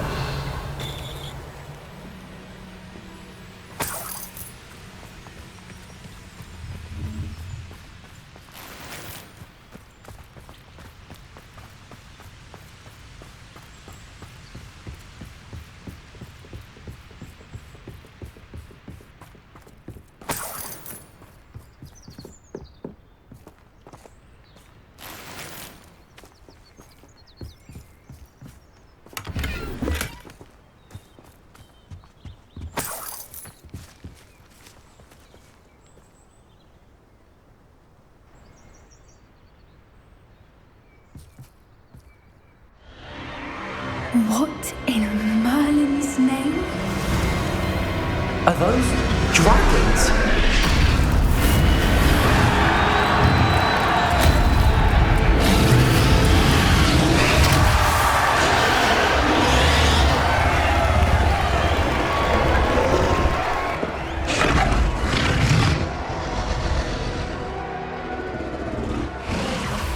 It's a dragon fighting ring. This is Hauntel Hall. The name makes sense now, and the secrecy. No wonder the poachers were in Hogsmeade so much. Likely taking bets and spreading the word, given how crowded it is here. How could they possibly enjoy this? The centaurs have every right to be disgusted with wizard kind. There must be more dragons here. The poachers are far too greedy to run a fighting ring with only 2 dragons. We should take advantage of most eyes being in the fight and look around. But be discreet. You especially can't afford to be spotted. All flavour would like to be up in the dark arts. Don't know what Victor was thinking, striking a bargain with him. Focus, don't tell us.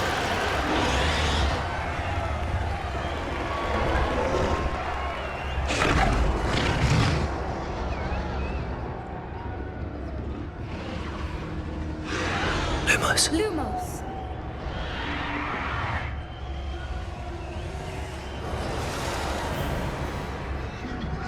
Have you heard from your family? Has either of your brothers come round to our way of thinking? Will they join us? Nah, they say we go too far. The violence is gonna get us what we want. I say, if every last wizard is run through with a blade, then violence is gonna get me precisely what I want. Sickens me to work alongside any of them. Don't know how Ranrok's stomach's being near Rookwood. Foul beast. Not much longer now. Soon our necks will be out from under wizarding boots. Wizard kind will pay for what they've done. Hello? You find this hell? On board. Potato! Stupid fighting business! Arresto momentum. Confringo!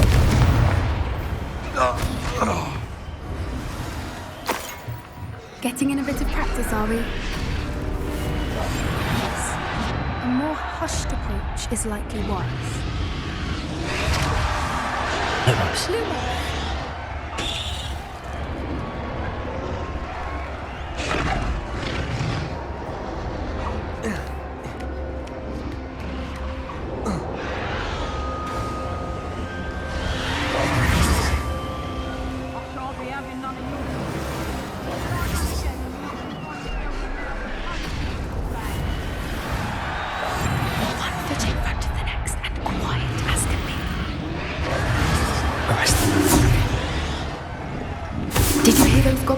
Ranrok and the poachers must be working together.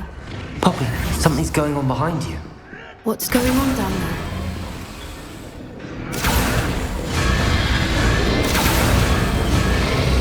They must have only just captured her. She's putting up quite the fight. Not a fair one, though. Not with her chained up like that. Let's even her odds, shall we?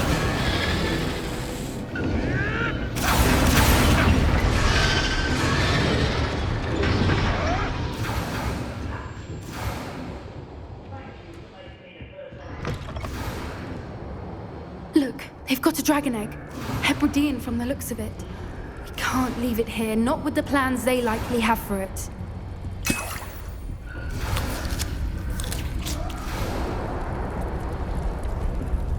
Aloha, Mora.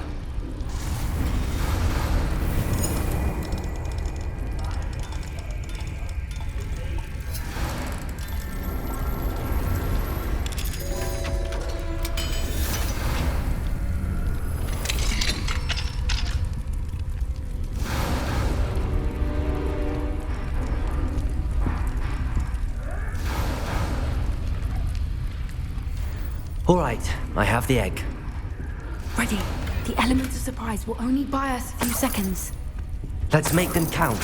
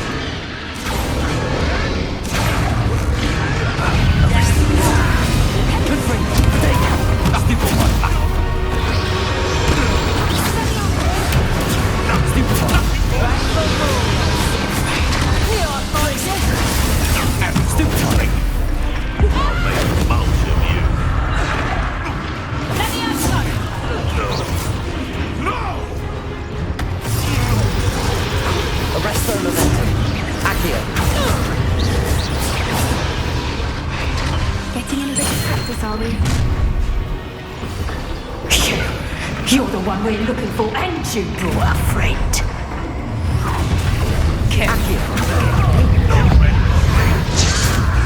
No one takes one of my own and gives them Shall we start? Back for more. Stop it! Stupid one. Are you alright?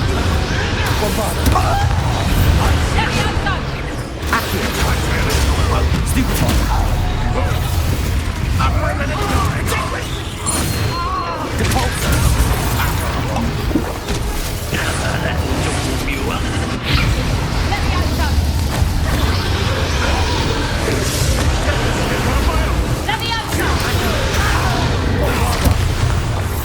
What have you done?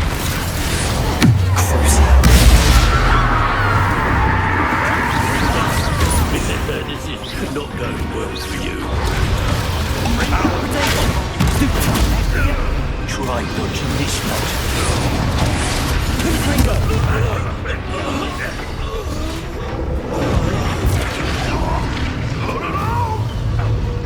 Expelliarmus!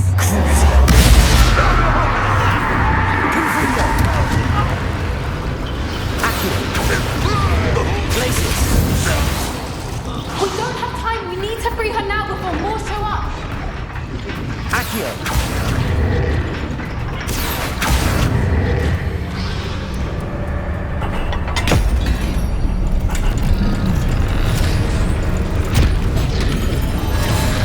This may have been a bad idea. I suppose we'll find out.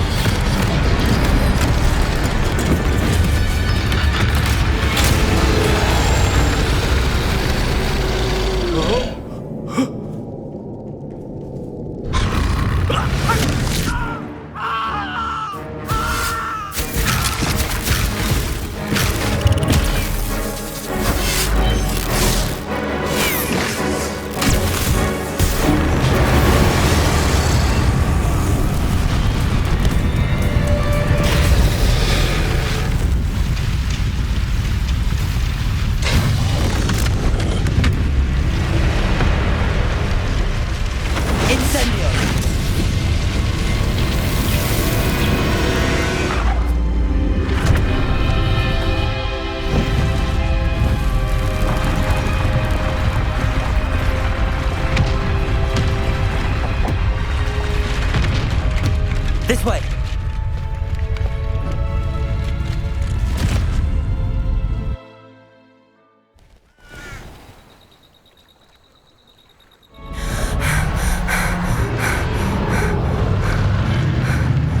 That was a Hebridean black. I'm guessing the egg we have belongs to that dragon. I don't think she knew they had her egg. She wouldn't have left without it. What now? She didn't exactly leave us a calling card. I don't know. Nothing about this day was expected. Not the goblins, and definitely not the fighting ring. The last thing I planned on was a dragon egg. And the poachers saw us, which cannot be good. Since the dragon we freed flew off, does that mean we get to keep the egg? I'd much rather we have it than the poachers, at least for now. But I don't think we should keep it indefinitely. It'll be hard hiding something like this from Professor Weasley for long. Should we expect trouble from the poachers, given the trouble we just caused? It would be foolish not to expect it. They're not a forgiving lot. I'm sorry to say that you likely have a larger target on your back now because of what we just did. We aren't helping ourselves standing here. Let's get to safety. We can sort this out later. You're right. If there's anything the poachers are good at, it's tracking their prey. And right now, we're it. Be careful, won't you? I shall see you back at the castle.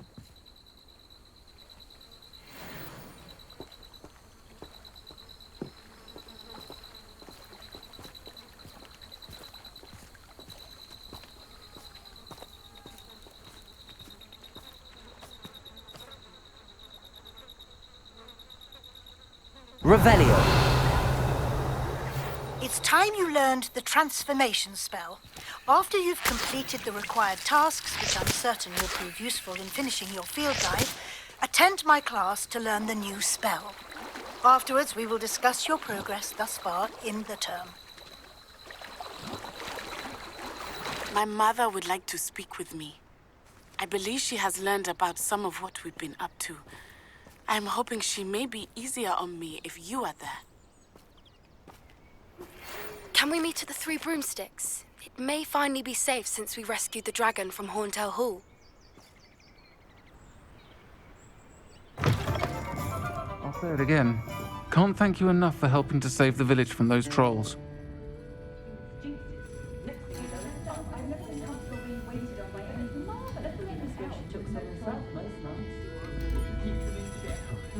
Over here. This is a change of pace from our last outing. Don't remind me.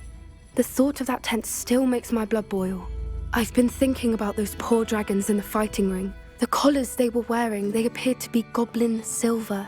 I think a collar is precisely what we found at that poacher camp. I've never known poachers to use anything like that before. The dragon that attacked my carriage was wearing a collar, and Professor Fig was genuinely baffled by its behavior. That attack always did strike me as a little strange, seemingly coming out of nowhere. Surely you aren't suggesting that the collars somehow control the poor creatures? Exactly. Merlin, I don't think the dragon we set free was wearing a collar, but we should check. And if we can find her, we can return her egg. That's a good idea. We need to see this through. I'll start looking into it right away. There was something else that I wanted to discuss with you. I didn't want to press it before. It seems I may have caused you more trouble with Victor Rookwood. Why is he after you? Rookwood is working with Ranrok, and Ranrok is after something I found at Gringotts. Fig had a portkey that led us there after the dragon attack. It's a bit of a long story, and Fig had asked that I not speak of it yet. Goodness. Well, that certainly helps to shed light on what we saw at the tent. Don't worry, I'll guard your secret as if it were my own. I shan't press for more details. In fact, I should probably be going. I'd like to track that dragon down as soon as I can. I'll let you know when I have news of her location.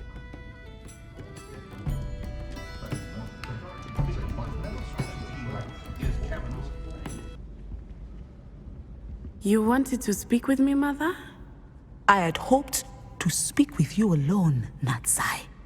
Your message mentioned your concern about an unusual creature that was spotted in the woods near Hogsmeade. That could have been anything. You know what it was, Natsai. I am allowed to leave the castle. I am always careful, Mother. Careful? Officer Singer disagrees.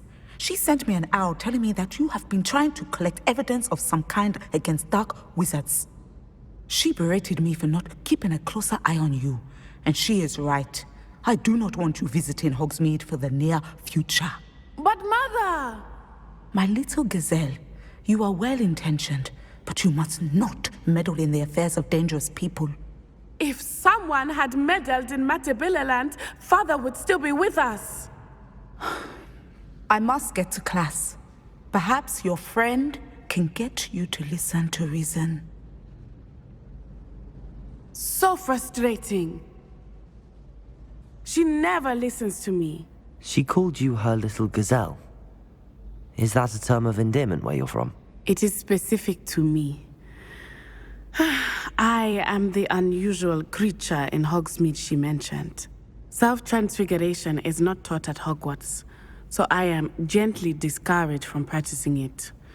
However, I am an animagus, and it is in my gazelle form that I have been able to wander the highlands rather freely until now, much to my mother's chagrin.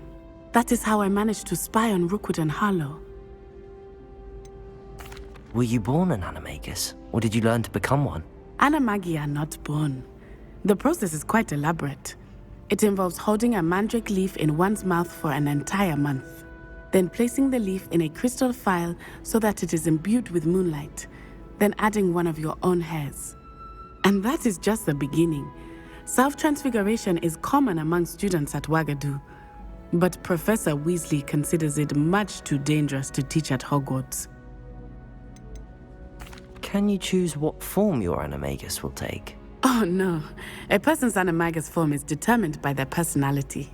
My mother is convinced that my form is a gazelle because I adapt well to any situation. I believe it is because I can sense danger and keep my wits about me. How does it feel to transform into an animal? Well, the first time it can be a bit unnerving. I felt a kind of searing pain and a strong double heartbeat. But it gets easier the more you do it. I no longer feel any pain, and I must say, I find a sense of comfort in the double heartbeat. And I love being able to view the world from a different perspective. Now the nickname makes sense. What an extraordinary ability to have. It is. I love transforming, but Mother is less enthusiastic about it. She says that no creature, especially one as rare as a gazelle, should be bounding about where poaching has become so prevalent. She claims that she has foreseen tragedy befall me in my gazelle form. But she has used her sight to control me too many times. I no longer believe it. She's concerned for your safety. It may be best for you to stay away from Hogsmeade for now. That may be safe, but I do not believe that it would be best. Do you? You could have fled the moment you discovered that Rookwood, Harlow, and Ranrok were after you, but you did not. I choose to act as you have. I must deal with Rookwood and Harlow, not hide from them. My mother cannot know where I am all the time. Thank you for being here during that rather awkward conversation.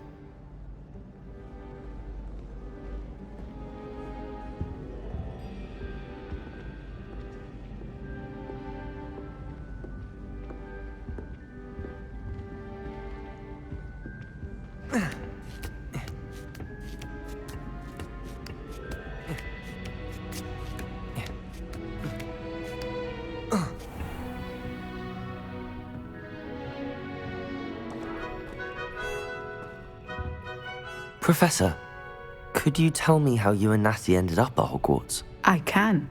That is an easy question. We are here because of Professor Weasley. You knew Professor Weasley when you were in Uganda? I knew of Professor Weasley.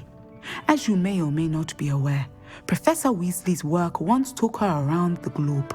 Without providing detail that is not mine to share, I can say that she was well known in our wizarding community for, well, sharing magical knowledge between countries. Professor Weasley seems quite knowledgeable, so I'm not surprised to hear she'd do that sort of thing. Indeed. Although I suspect there is much about each of your professors that would surprise and impress you.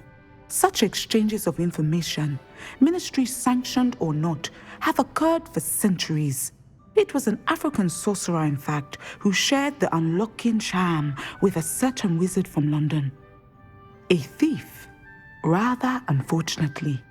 I see. But, back to your original question. Professor Weasley had heard of my work and life in Matabeleland and my time teaching at Ouagadougou. She was deputy headmistress at Hogwarts by then, and when the position of divination professor became available, she contacted me. Her timing was perfect. I'd just foreseen a change in Nat's size and my circumstances and knew that we needed to leave Uganda. Natsai was as ready as I was for a new adventure. So, off we went. Natty has spoken of your move. She was quite kind to me my first day here, in Charms. That sounds like Natsai. I'm glad she has found a friend in you. Now, I must return to my work. As I've told Natsai, do be careful. I had a vision earlier this year of her with a friend, flying on winged beasts. Perhaps unsurprisingly, she will neither confirm nor deny my visions, unless it suits her.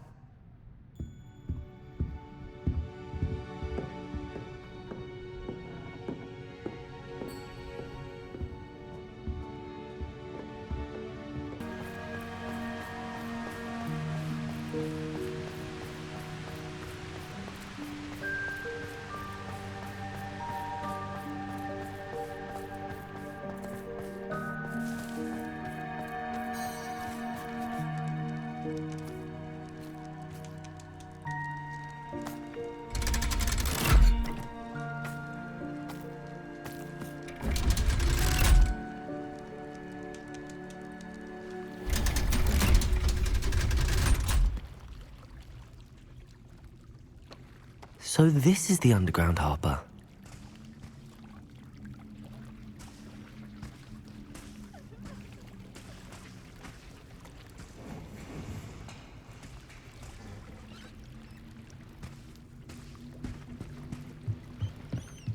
The Grey Lady. I'd say hello, but she doesn't seem particularly social.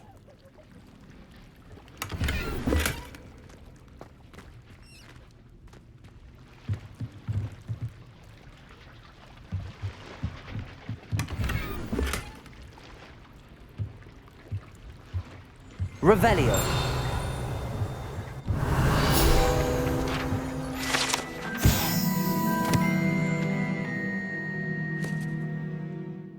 Professor Weasley's tasks are complete.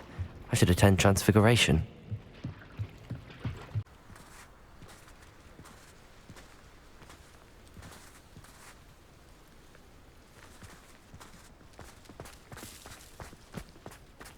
Everyone falls off their broom at least once. You just have to get back on. I heard Professor Weasley transfigured the book with all her test answers into an owl to stop students from cheating. Taking owls a bit too literally, if you ask me.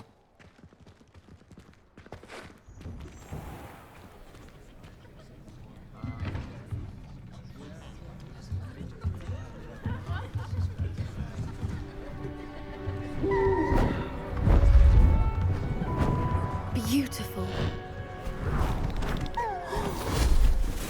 Goodness. Settle down. Settle down. Transfiguration, as you may be weary of hearing me say, is an exact science that can take a lifetime to master. But we needn't be daunted. Almost anything can be transformed if you can just perceive the potential within it. As I see in all of you, tremendous witches and wizards, every one of you. Or it could just be my eyesight. Now, you all know what to do.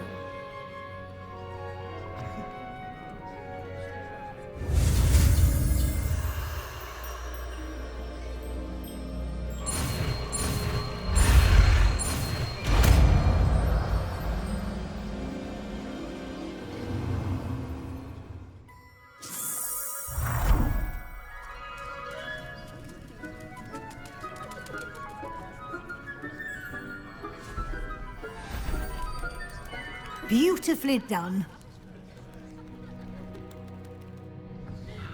Class is dismissed. And remember, now is not the time to ease off your studying. OWLs will be here before you know it.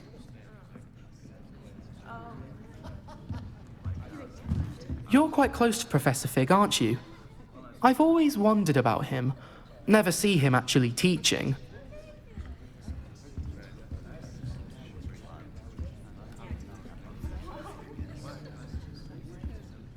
You wanted to discuss my progress so far this term, Professor? I did. You seem to have had no trouble in getting up to speed. And frankly, excelling in your schoolwork this year. Thank you, Professor. The extra assignments have been helpful. As I suspected they would be. Now, it seems you've been making excellent use of the opportunities presented by your field guide. Of course, the guide isn't the only measure of success. I've heard that you were able to grow a venomous tentacula. Growing such a magical plant is an accomplishment of which you can be quite proud. Thank you, Professor. I will say I'm especially impressed with all you've accomplished in light of the rumors of your extracurricular activities. Was your extended conversation with Mr. Ollivander after you'd obtained your wand, or subsequent search of the owlery, connected in any way to Professor Fig? Professor Fig has encouraged me to explore when I can in an effort to complete my field guide. I see. I admire your penchant for learning, but do remember that your classwork and field guide are designed to educate you thoroughly. It'll be the end of the year in no time, and you'll want to be well prepared for your OWLs. I'll provide a final assessment at that time to ensure that you're ready for your exams. Until then, well done. You are dismissed.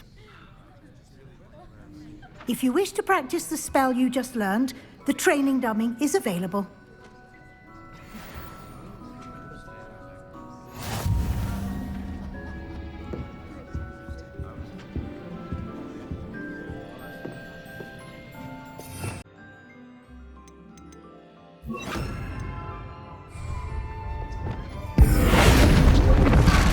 Glad to see you were paying close attention. Something dawned on me about the triptych. Meet me at the overlook, just north of the Forbidden Forest, and I'll explain. My plan with the helmet failed, and I have another idea. I think we may be able to find what we need at a goblin mine south of Hogwarts. Meet me there, and bring someone who speaks gobbledygook. I remember our meet mentioning something about gobbledygook.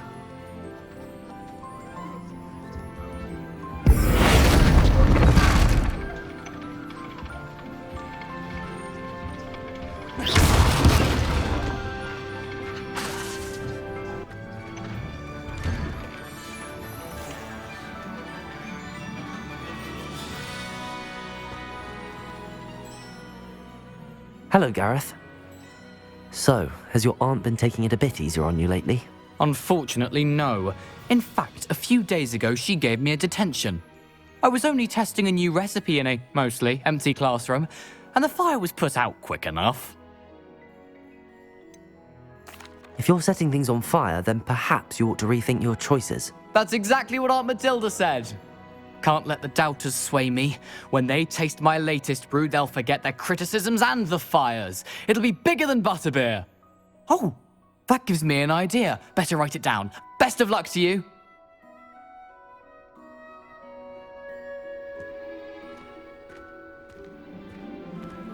You can't imagine how inconvenient travel was before I invented flu powder.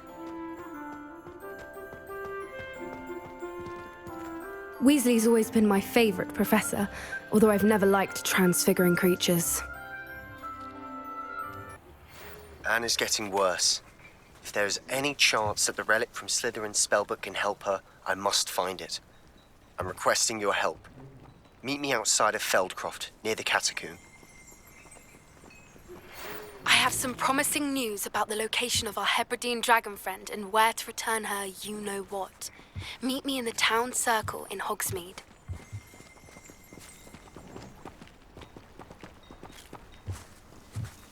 Revelio.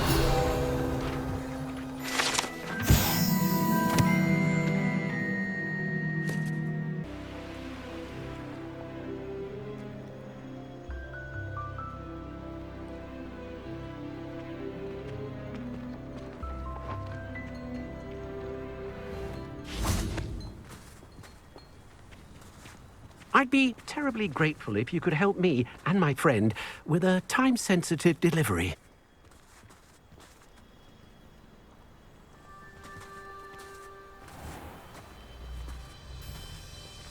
Revelio.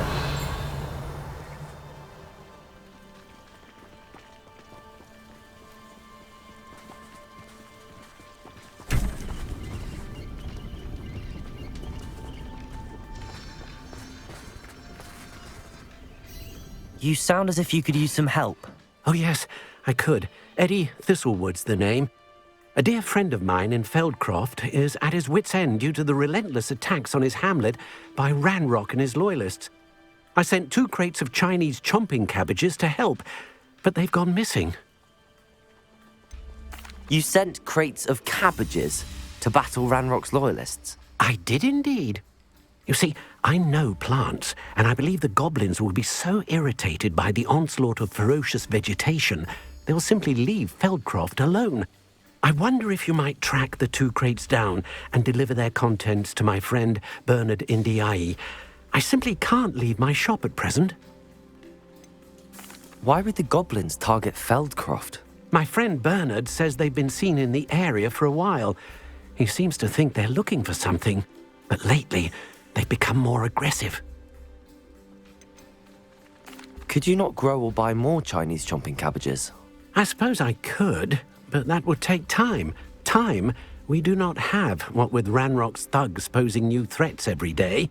Besides, It's the principle of the matter. I grew those cabbages, and they are extraordinary. Any idea where I might find the crates? Yes. From what I hear, one was spotted south of Feldcroft. The other, so I hear, is south of Brockborough, near the river. Very well, sir. I shall keep an eye out for 2 crates of Chinese chomping cabbages. Oh, thank you. I shall let Bernard know he might be receiving those cabbages after all. What do you have for sale? I'm convinced that Feldcroft will be much safer with Chinese chomping cabbages defending them. Sounds like Feldcroft's in trouble. Perhaps I should try to help. Thank you. I hope to see you again soon. Hello there. Do you have this special delivery from my dear friend Eddie? Hello, Mr. Ndi? Eddie Thistlewood sent me. Yes, he told me to expect you. Do you have the Chinese chomping cabbages? I have them right here. Marvelous. This will go a long way towards protecting the hamlet from Ranrok's loyalists. The same foul curs who, I'm willing to guess, intercepted them in the first place, along with Rookwood's lot. Feldcroft owes a debt of gratitude to you and Eddie. Thank you for your help. Do you have any idea why the goblins are attacking Feldcroft? No clue. I used to think it was because of its strategic location, but now it's as if they were looking for something. I will admit, however, that I don't know what they could possibly be looking for. How do you and Eddie know each other? We met at Hogwarts. Been friends and business associates ever since. I wasn't surprised to get his owl about his Chinese chomping cabbage scheme. He was always one to go out of his way to help another. You're welcome. Happy to be of assistance. At last, some reinforcements. Hopefully this is enough to thwart the goblins. Sebastian, that relic you mentioned... I believe one of Slytherin's students stumbled upon the relic during an assignment to study sarcophagi in this catacomb. From what I read in a report by the student, they weren't permitted to take it with them, so I must assume it's still here. As I mentioned earlier, this relic grants its holder the power to reverse dark magic curses. If it's in this catacomb, I have to find it. For Anne. I need to see her. I'd be interested to know what else the student discovered. Have a look. Unfortunately, there's no name on it, but I suspect if it was important enough for Slytherin to stash in his spellbook, it's worthy of further study. I'm ready to explore the catacomb. Perhaps we can visit Anne when we've finished. Perfect. By the way, Ominous has been asking about you. You didn't tell him what we were doing, did you? I didn't. I promise. Good. Ominous would be livid if he knew what we were about to do.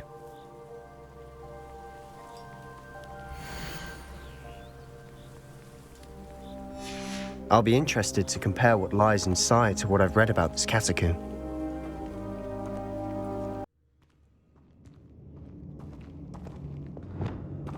Lumos. I'm sure that foul smell is the scent of success. Try not to lose your nerve just yet.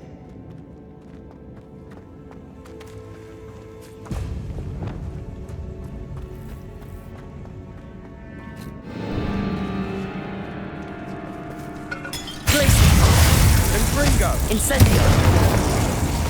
Confringo!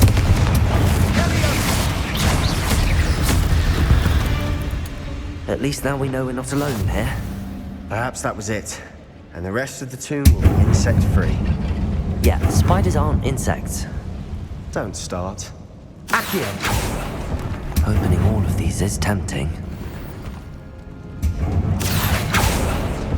We're here for a reason.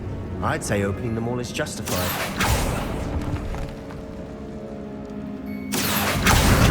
Wingardium Leviosa. This room is taller than it looks.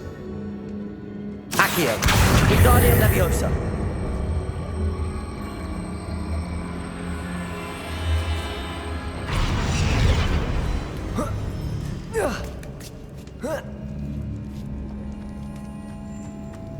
Finding a chest in an inconspicuous loft. Brilliant. Lumos. Lumos!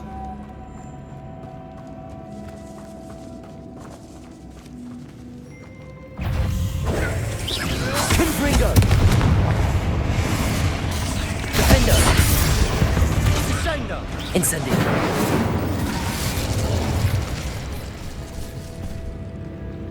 Lumos! Lumos! Incendio!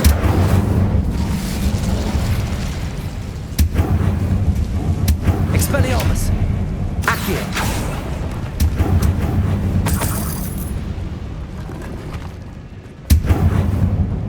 Depulso! Accio!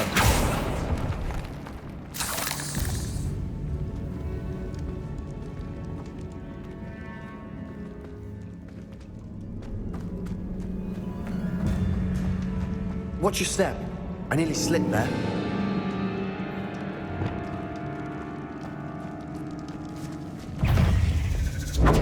Findo! Confringo! Accio!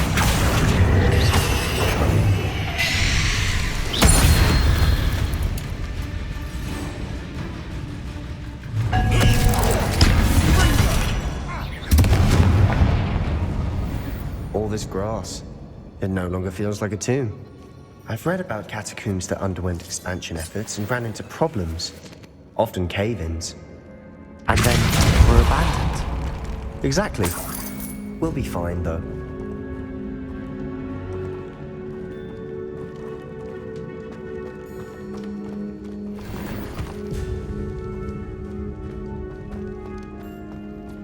Revelio.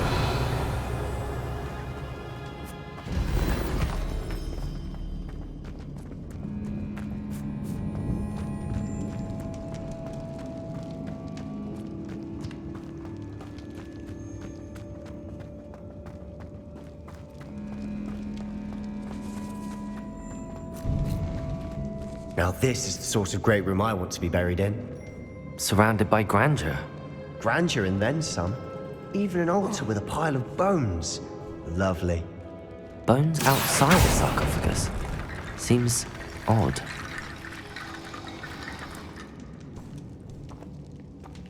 There's something here by the altar. Depulso! Lumos. Did you hear that? We're in a tomb. I assume eerie sounds come with the territory. Accio!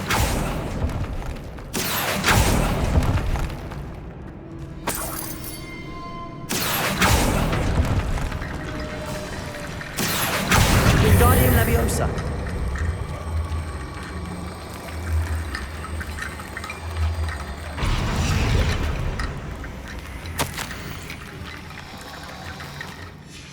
What did you find? Looks like part of a student's diary. It mentions plans to return for the relic and conjuring barricades using bones. Of course. The student's summary referenced a space beyond the Great Room, which means this can't be a dead end. Let's divide and conquer. You work on sorting out the bone barricades, I'll look around and see what we missed. Hold on to that diary entry. There may be more to it. It does mention something else. It says their next assignment was learning the Imperius Curse. Really? Interesting. We need to focus on moving beyond this room. But let me think for a moment. Do you think the pages were left here on purpose? Slytherin mentioned a student who excelled in charms and always carried a satchel stuffed full of notes. They might have been left on purpose, or the student may have simply dropped them. Of course. I'll start to search for those barricades. Brilliant. Depulso! Accio! Wingardium Leviosa!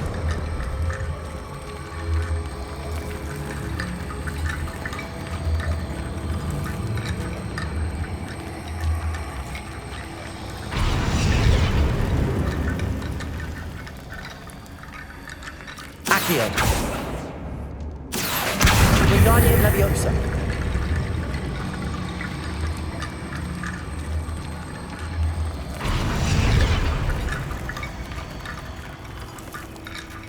Accio! Wingardium Leviosa!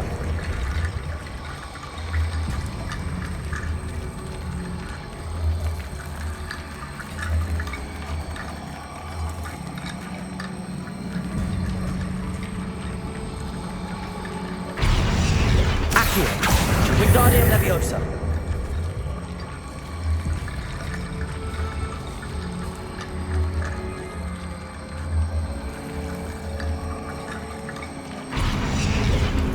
Accio!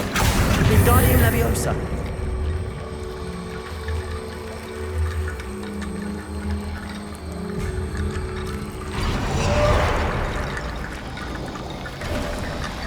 You've done it! I knew we'd get through. I felt it in my bones. Nice.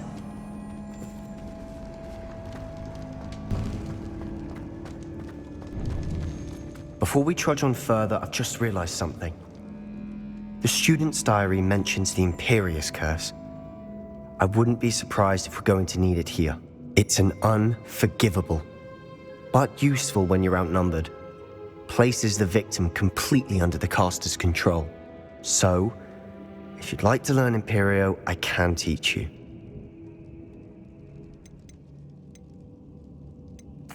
Where did you learn the Imperious Curse? I taught myself.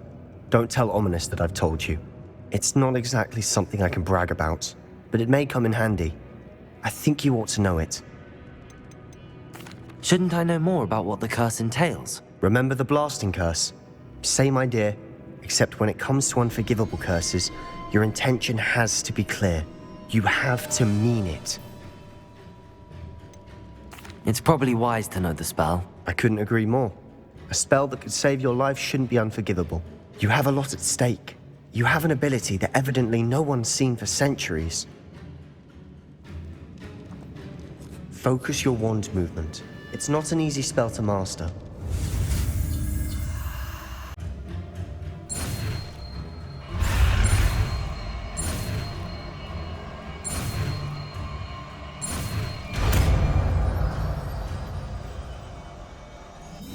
Go.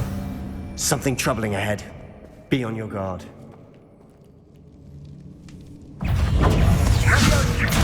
Depulsor! Bombarda!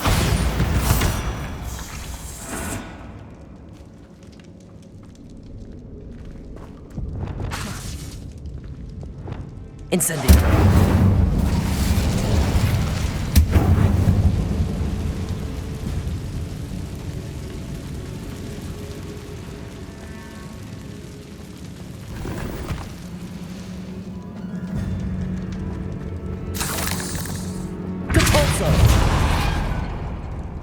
Another barricade. Considering how well you did on the last one, this should be a cinch. How gracious of you. I try. Accio!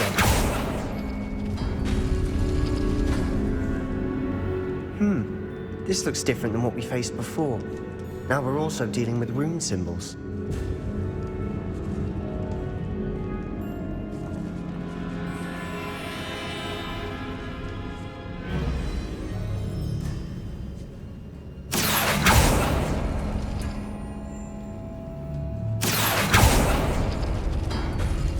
That worked. Keep going. Bringo! Sendo!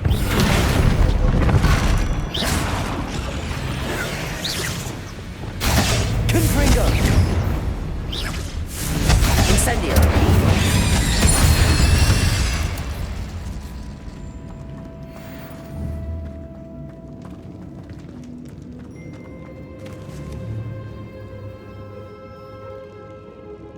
Accio!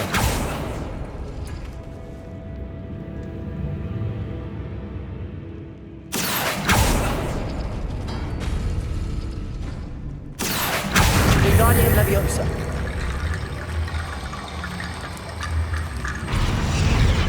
Accio! Wingardium Leviosa.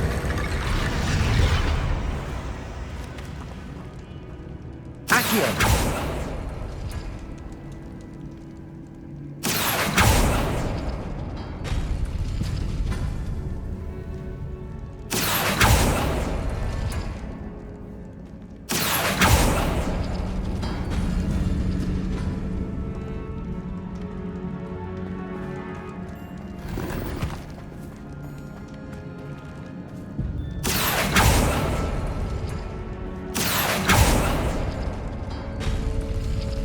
Accio.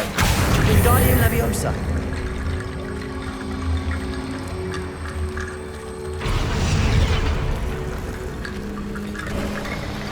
You are head and Lumos. shoulders above these bones. Nicely done.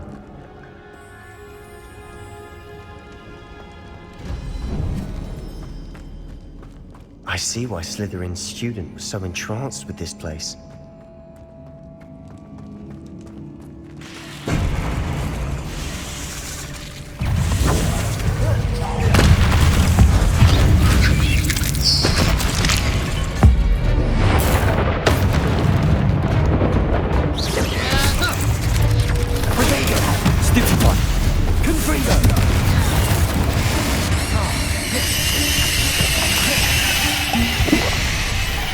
Incendio.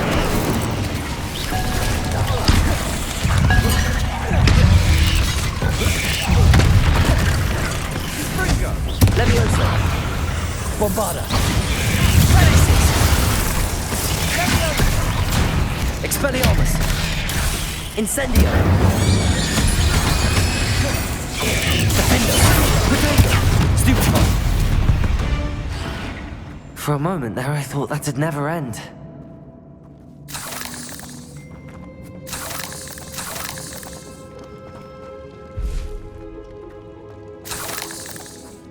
Incendio!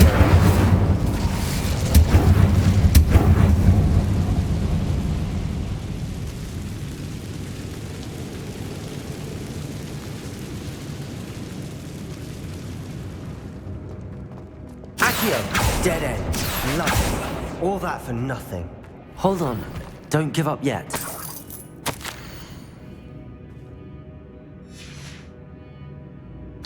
Sebastian! The relic! Look! Could it be? The note and rendition of the relic. It matches. This must be where the student left the relic. I can't believe it. After all this, it lines up. We've really found it. What do you suppose is meant by the dark sacrifice required to realize the relic's potential? I have no idea. But we're here for the relic.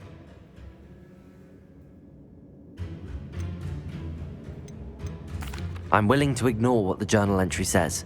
We're taking the relic. Agreed. This is meant to be. For Anne's sake, I'm taking it. Let's get to Feldcroft. I must keep this relic secret, especially from my uncle.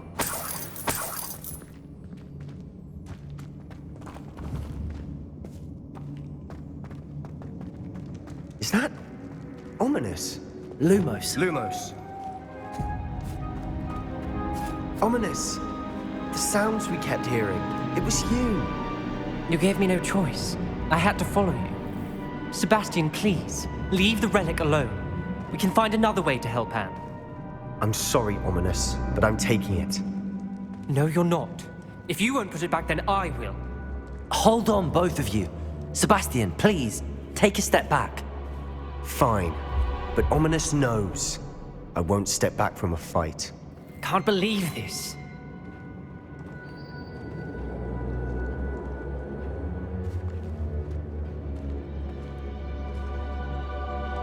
How much did you hear? Everything. I heard you encourage Sebastian to take the relic. Sebastian's done his research. He knows what he's doing. Sebastian makes things sound easy when they could be impossible or dangerous. We need to stop him. And if nothing will change his mind? Something has to. I need your help. You're right. This seems far riskier than Sebastian realizes. Good. We're agreed. We don't allow him to leave here with the relic. I do think we should talk to him, but I fear we won't stop him from taking the relic. What are you suggesting? I'm suggesting we negotiate. We allow Sebastian to leave with the relic under one condition. After this, no more. I feel that's what we agreed to in the Scriptorium. I'm being taken for a fool. You're not, Ominous. This may be the only way to keep your friendship intact. Let's trust him to know what's best. Fine. If I trust him on this, I'm trusting you too. The dark arts seem harmless until it's too late. Go then. Leave with the relic. I'll not say a word more. hope I don't regret this. Sebastian, we're ready. What is it? I haven't changed my mind. Ominous has. Let's go. What? Ominous? I'll explain on the way. Come on. Lumos!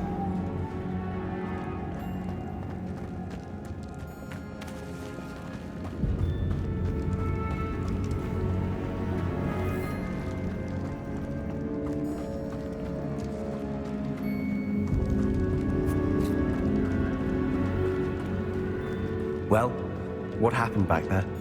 Ominous and I found a compromise.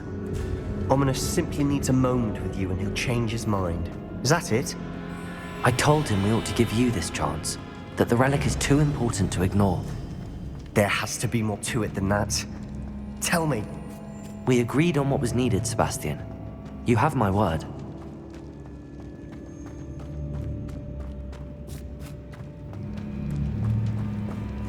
I never wanted to keep all this from Ominous.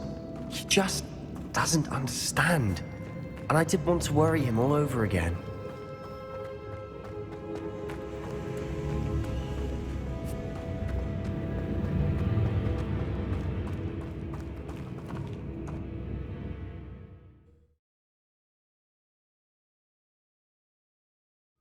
As we were leaving, Ominous wouldn't even acknowledge me. That's not like him. He was troubled, Sebastian. Even though we agreed to it all, it's been a lot to take in. I thought he understood. He knew we couldn't give up. All of this is too important. For Anne. Oh, nice to see you here. Ah, isn't the sea air refreshing?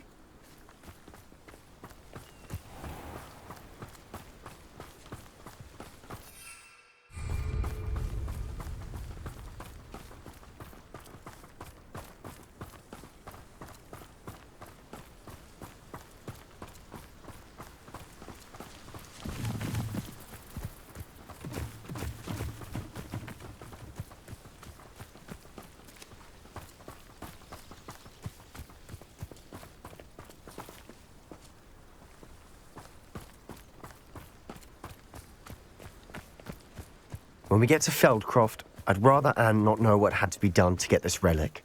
She thinks like Ominous. It'd only upset her.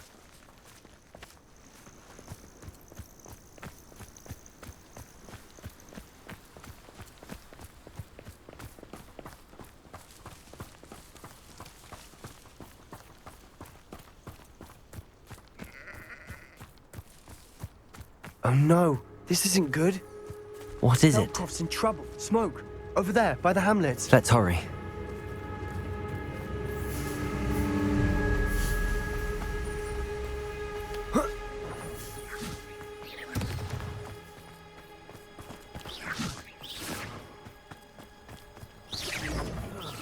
No, that's embarrassing, isn't it? One less human to work. Smells glance off of them. And it's enjoy suffering, do you? Places. It's potatoes. Defend them. Keep up the way.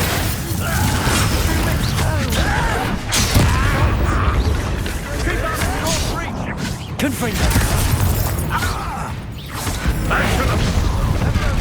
Hit it. Sendo. To the right. Sendo. That was I didn't quite finish. Pringle.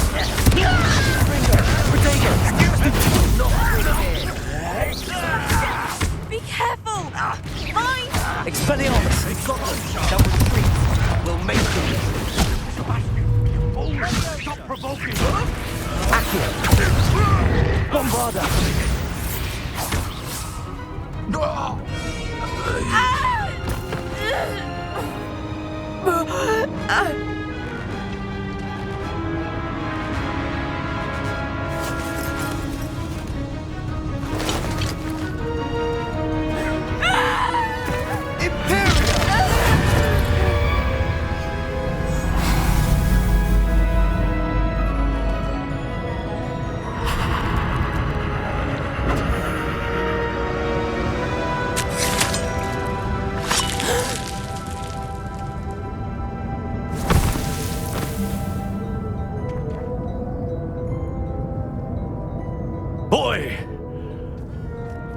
What have you done? Saved my sister. With an unforgivable curse. From that damned book, no doubt. Your father would be ashamed. You've gone too far, Sebastian. Stay away from her. From all of us.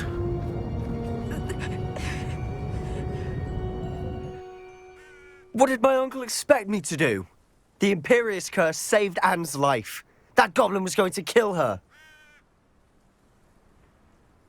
You did what you had to do. If I have to keep proving that to my uncle, I will. He cannot banish me from my own home. From my sister. It might be best to let him calm down a while. May I speak to him? Perhaps I can help to ease the tension a bit. You may be right.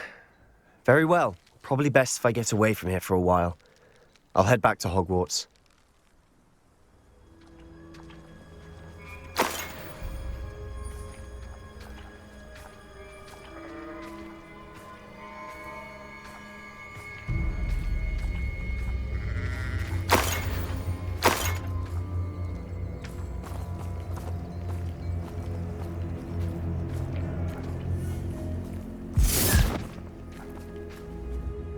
Pardon me, Mr. Sallow.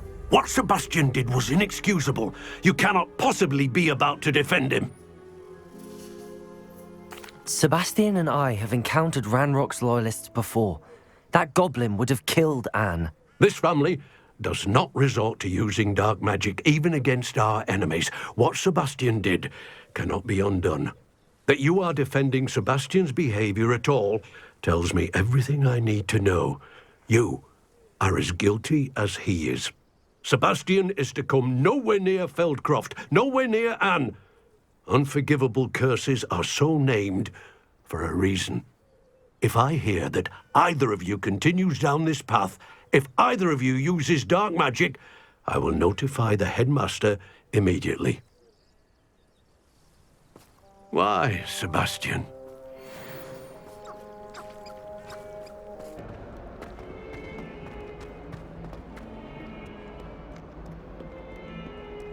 Why is it that whenever I it's to tell me my child has broken school rules again? I'd like to learn that you're receiving good grades, but no! What did I ever do to deserve this? You are ungrateful, ungraceful, and frankly unacademic. I am ashamed.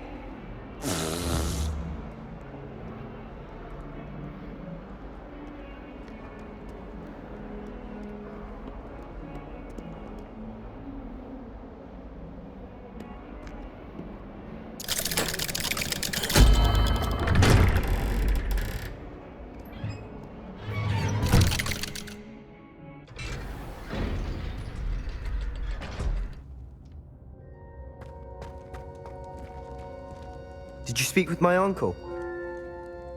I wish I had better news about your uncle and Anne. Well, what did he say? I'm afraid he wants you nowhere near Feldcroft. Nor Anne. I had to stop that goblin from killing my sister. He had no right to banish me from my own twin.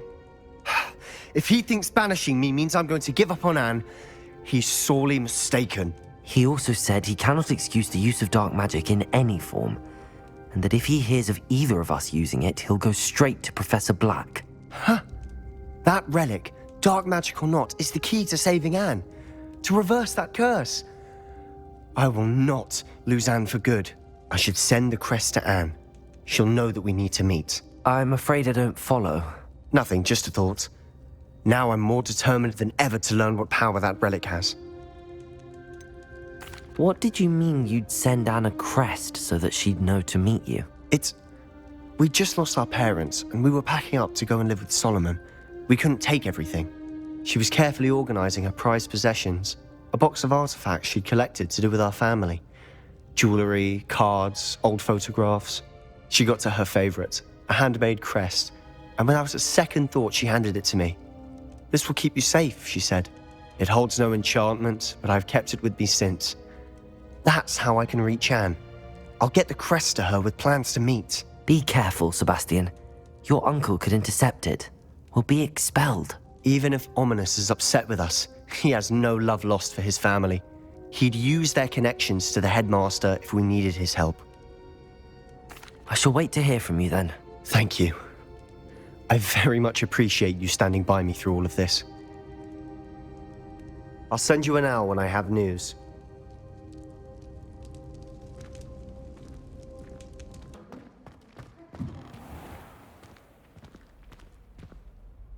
Hello, Mr. Moon. Oh, greetings! Any luck removing some more of those demiguise statues? I actually have some moons for you. Dear me, you have been busy. Incredible, thank you. You're ready for the final Alahamora lesson. With this knowledge, no lock shall ever stand in your way. You have done all I asked. I only wish I knew who put those statues everywhere in the first place. Alas. If you do find more, please feel free to remove them. You'll be doing your caretaker a huge service. And if I ever find out who the bully is behind this cruel trick, I shall let you know. Thank you once again for your assistance and tenacity. Now that you've mastered Alahamora, no lock is unbreakable. But do feel free to keep finding demiguise statues and removing those moons. I suspect you are the one who has been interfering with a rather personal matter. The demiguise statues, and the moons contained therein, were placed as they were for good reason. You should not meddle in the personal affairs of others. I don't think Mr. Pemberton meant to use his own stationery. He knows something about those demiguise moons. He's in Hogsmeade, apparently. Perhaps I shall pay him a visit.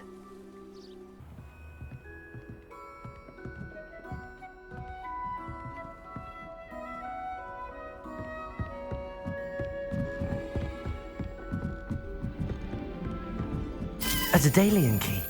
I wonder where it might lead me.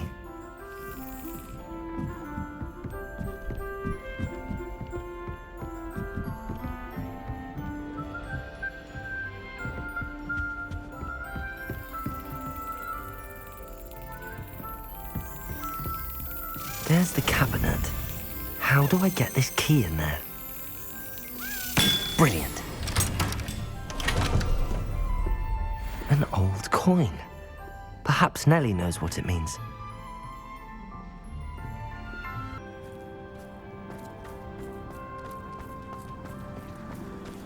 Were you able to follow one of the Dalyan keys? Hello, Nellie. I managed to get a Dalyan key into its lock. Brilliant! What did you find in the cabinet? A curious token of some sort. Looks like some sort of house token. I bet it unlocks house chests. I call them house chests. I've seen the one in Gryffindor and heard they're also in the other common rooms as well. Keep an eye out. I do hope you continue on. For so much effort, the prize must be something grand. I should see this through and find the Ravenclaw House chest. This must be my house chest. I just need to insert the token. Seems I'll need to find more house tokens if I'm to open this. Quite a few by the look of it. I sent a love letter to Imelda Reyes once, but I think she thought I was making fun of her because she's been rude to me ever since.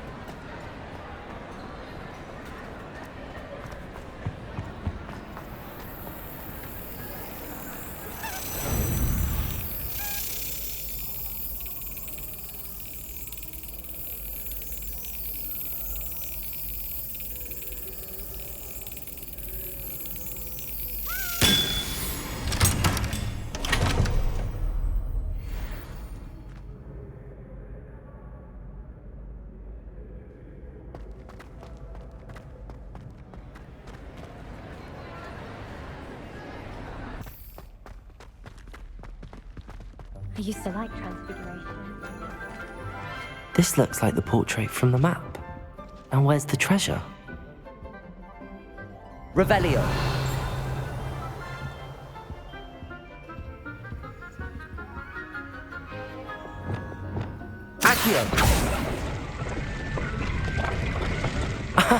There was a doorway hidden within the portrait.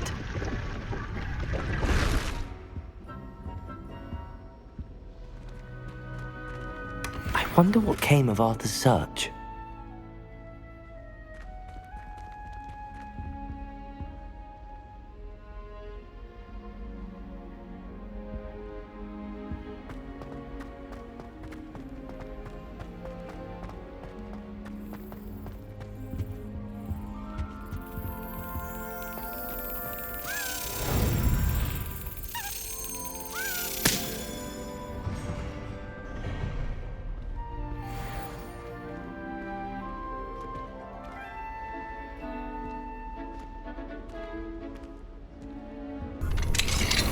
What do we have here? A demiguise.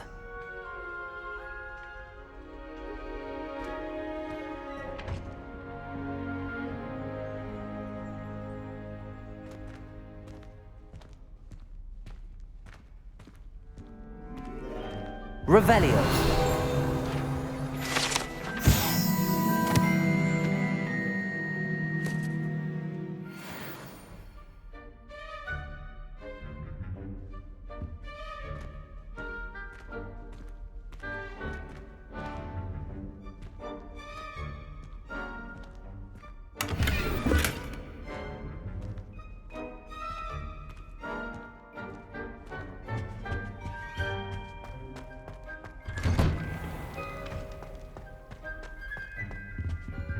Aloha Mora.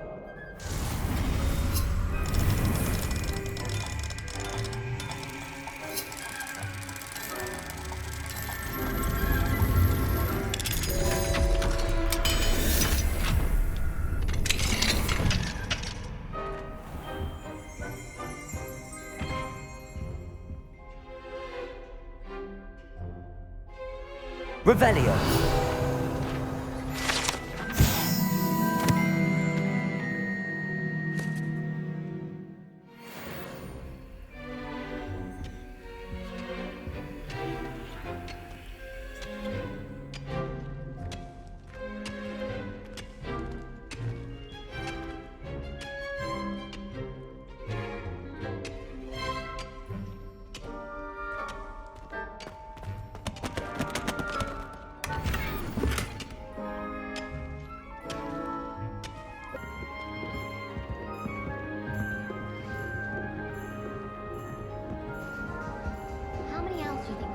That's it.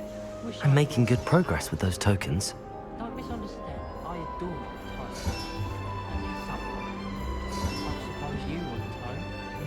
My mother. Another house token for the house chest. Do all of the professors have their own homes? I imagine they must send a lot of letters. This Dalyan Keys challenge is coming along nicely.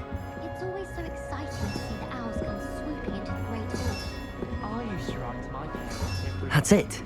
I'm making good progress with those tokens. Wonder if they know it's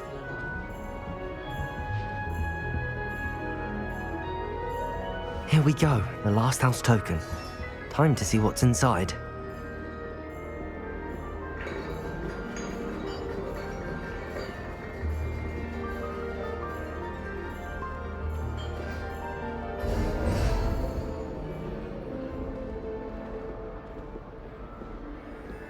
Well, look at that. Thanks goes to the former headmistress, Eupraxia Mole.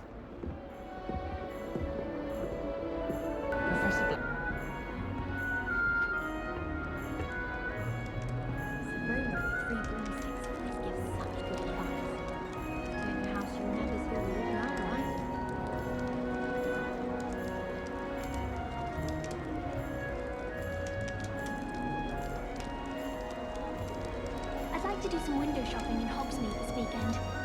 Don't have the galleons to actually buy anything.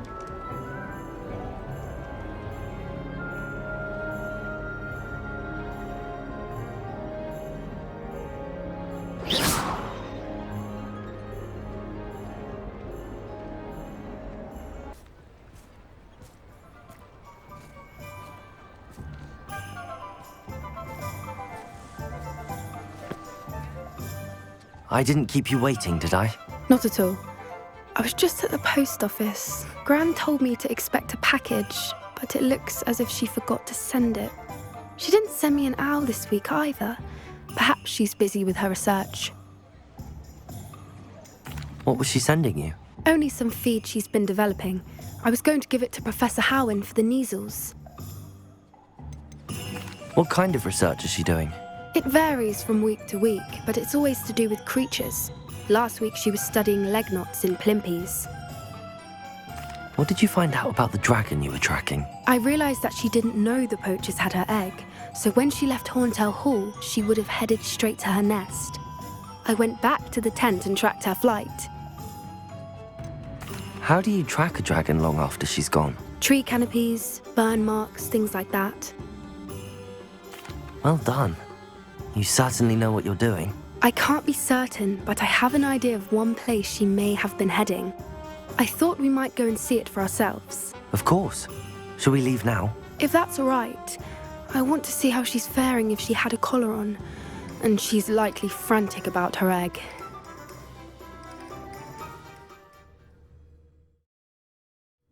Here we are. I do think this is where we'll find her. The terrain's typical of where the breed would nest. I suspect it's how the poachers found her to begin with. They likely camped here and logged her patterns. Perhaps nabbed her first and then her egg. Dragons are hard enough to wrangle, let alone maternal ones. You got all of that from simply standing here? You'd be surprised how easy it is to think like a poacher. Shall we see if she's home? We only need to return her egg. That sounds straightforward enough. We should be in and out. Then we can be finished with the poachers once and for all. I don't suppose you've thought about keeping it, have you? No. It belongs to her. Keeping it will make me just as bad as the poachers. If you're right about finding her here, how do we go about returning the egg? Her nest will likely be in the heart of her den, which she will be keeping guard over. It might also be more charred than anywhere else, I imagine. Well then, let's find our dragon and return her egg. Wonderful. If she sees us flying about, she might take it as a sign of aggression or food. We should stay on foot.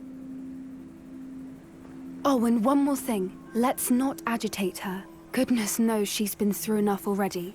I'm ready when you are.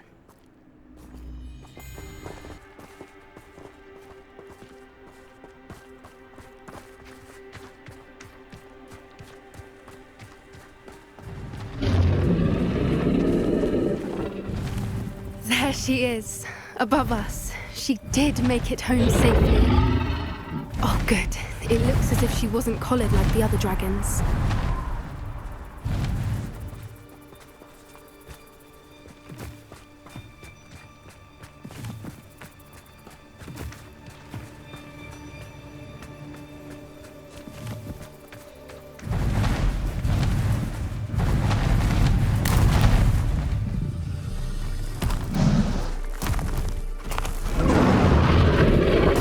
Must be worried sick, wondering what happened to her egg.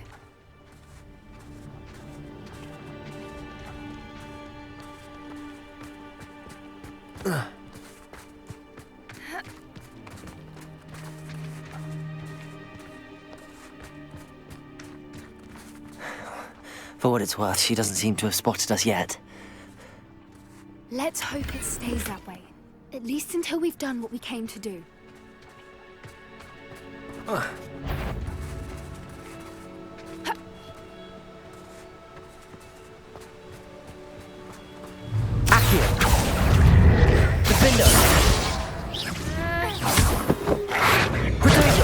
Stupid one!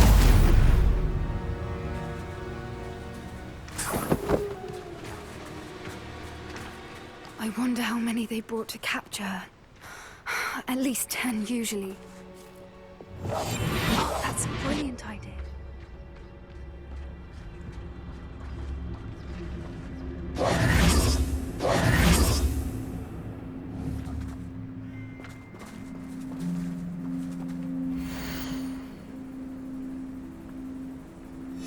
How charming. They keep in touch with each other.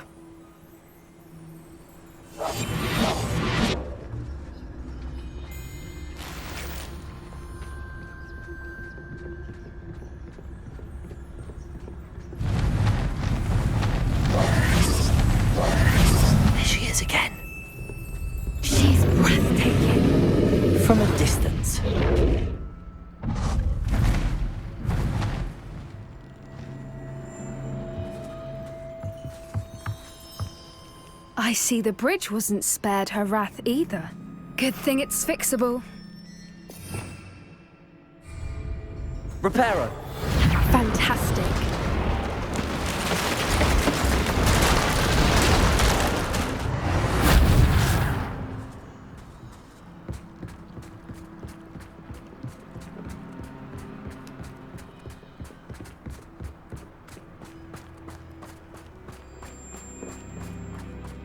I wonder how good her eyesight is. I beg your pardon? I don't imagine the poachers fed her well. And from a distance, we probably look exactly like sheep to her. Hebrideans love sheep. How lucky for us.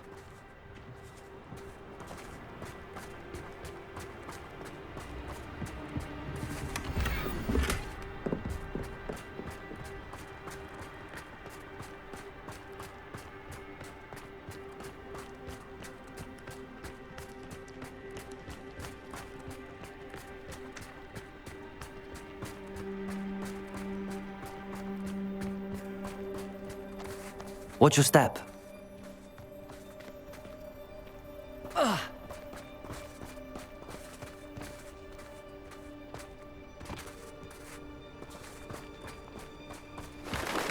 Pity. She must have been starved to pick off a graphorn.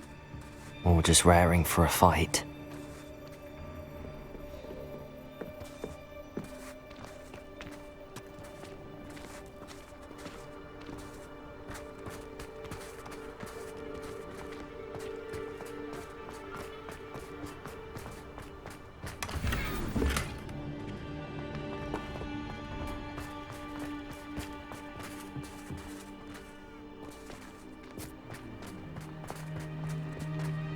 Quiet, what was that?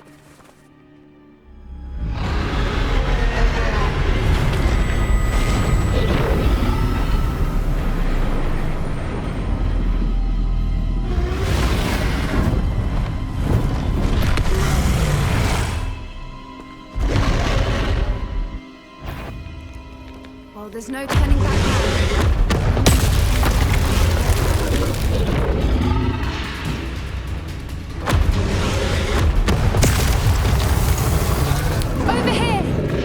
Wait here! I'll run ahead. Whenever you're ready, I'll follow your lead. I'll draw her attention. Follow when it's safe.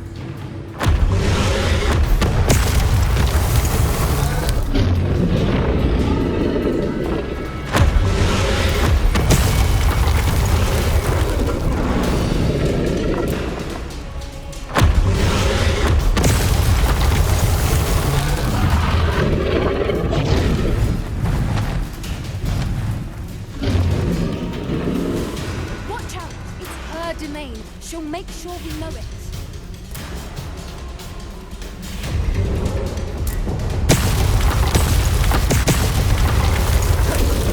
Keep at it. We've just got to make it to the nest. Oh, she isn't making it easy.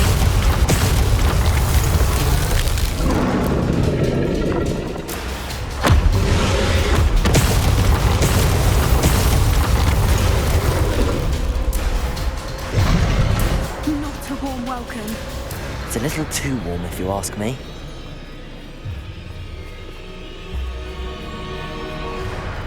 I don't suppose she listened to reason. I'd normally try, but we're well past that.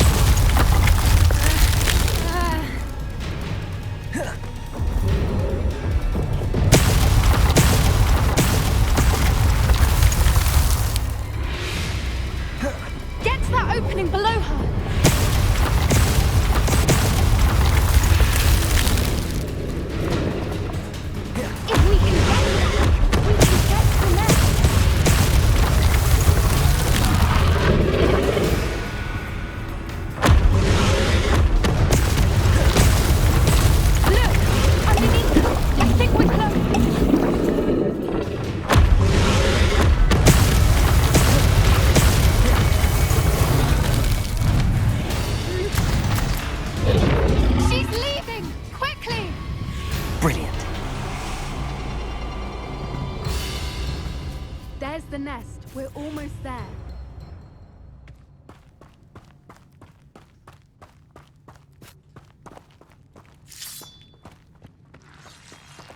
Confringo!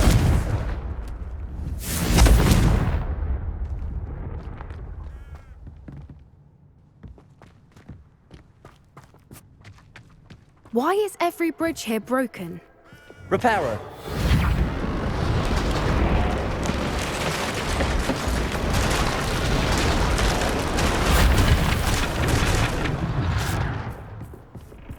Now, if we just return her egg, we can hopefully make it out without too much fuss.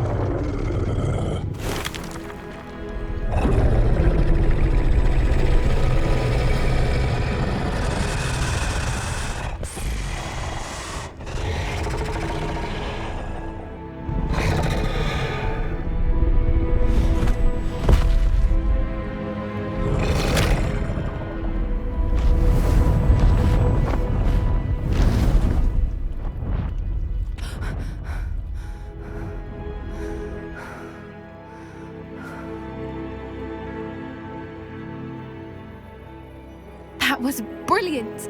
And did you see how clever? She left us perfectly unharmed. Creatures are a lot cleverer than most people realize. That's what Gran always says.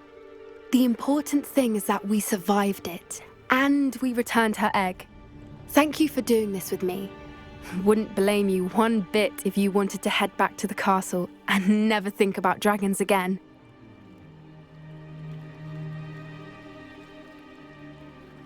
Shall we head back? I'm ready if you are. I am. After our dragon rescue at Hauntel Hall, I half expect to be ambushed by poachers any time I'm not in the castle. Understandable. We did sabotage their fighting ring and steal a dragon egg from them. True. So why haven't they come after us? It's not like them to let things lie. Unless... Unless what? Unless they haven't let things lie. Oh no, I can't believe I didn't see it. We need to leave. I need to send an owl.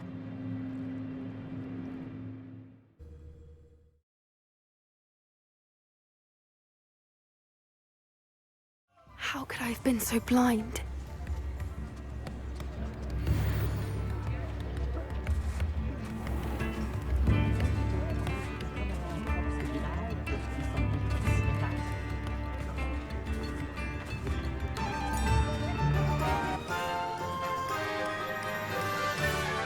Pardon me, sir, but about those curious demiguise statues I've seen. What? Who are you? Why do you ask?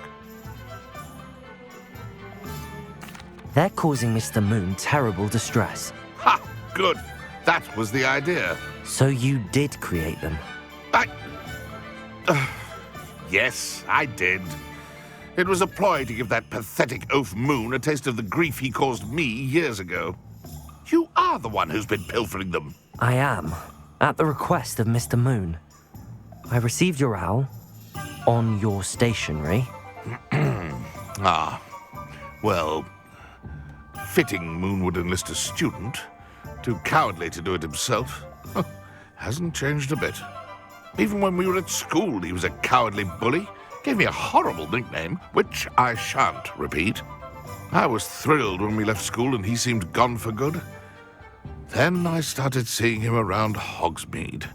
It was too much. Even if I do take satisfaction in that his life's destiny was to be a lowly caretaker. Mr. Moon does a good deal for the school, and he's taught me a lot. He's terrified of those statues. I know. You should have seen his face when that boggart appeared. Oh, priceless. That's when I knew what I needed to do. I simply didn't want to encounter him anymore. So, I shrewdly put a boggart in his path, to learn his greatest fear. I then created the demiguise statues to keep him in his place, so to speak. The moons were an inspired play on his name. It worked brilliantly, until you started clearing them out.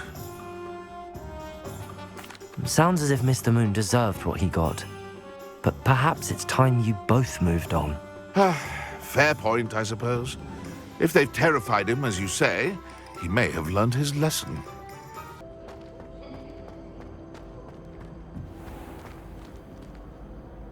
Mr. Moon, I've learned who's behind the demiguise statues. It was a classmate of yours that you bullied, Piers Pemberton. Oh, I might have known. Pigtails Piers. I don't think he likes being called that. Of course he does. Oh, he had such flowing locks, and we used to laugh about them. I laughed the hardest of all. Clever, clever man. I'd no idea he was so devious. I must go and congratulate him. Whatever statues remain seem less terrifying now that I know they were put out by old pigtails. Continue collecting them if you like. As for me, I'm gonna go and pay a visit to my old friend.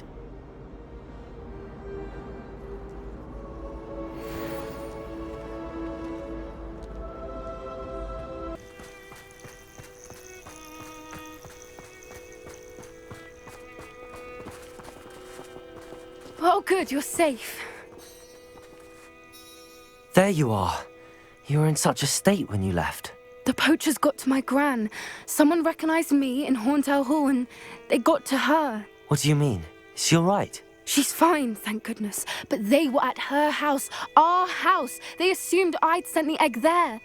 She said they took the whole place apart looking for it, screaming that we'd cost them everything. I'm sorry, Poppy. I'm glad she's all right. I don't think either one of us could have anticipated that. I should have known. I underestimated the poachers. And now another creature's in danger. What do you mean? The poachers refused to leave empty-handed, so they took valuable journals that Gran had discovered when she was researching rare creatures. One of them contained theories about a secret hiding place of the Snidget, long thought to be extinct. Exactly what kind of creature is a Snidget? It's a small bird with golden feathers. It's incredible. It has rotational wings that allow it to dart quickly in any direction.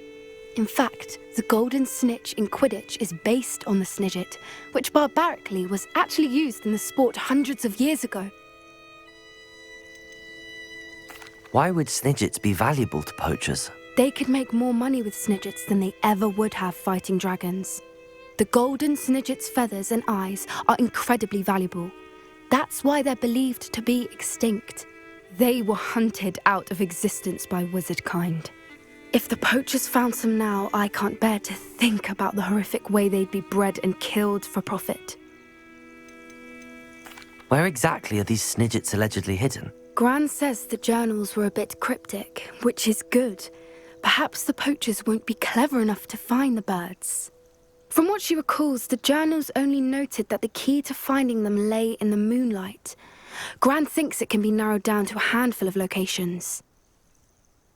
I take it you aren't going to let the poachers anywhere near the Snidgets. Gran wants me to stay out of it, but I know she's devastated that poachers might go after the Snidgets, if they still exist. We had the element of surprise on our side when we saved that dragon, but the poachers will be watching for us now. We need allies. Others who hate the poachers enough to help us, who value creatures as much Merlin's beard! You're a genius! The centaurs! They'd want the Snidgets protected at all costs. Sounds as if we need to go and talk to the centaurs. We'll need to be careful in how we approach them. Tensions with them are high. Still, I think they may be our only hope. Let me think on it. I'll let you know as soon as I have a plan. Thank you for your persistence and cleverness. I confronted Piers about it, and he confessed straight away, the old rascal. We've agreed to let bygones be bygones. Don't forget to say hello the next time you're in the Three Broomsticks. Thrilled to be back there again. Come now, don't be stingy.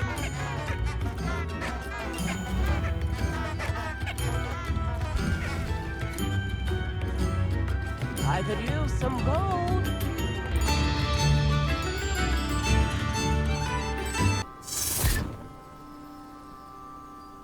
I thought my owl might pique your interest.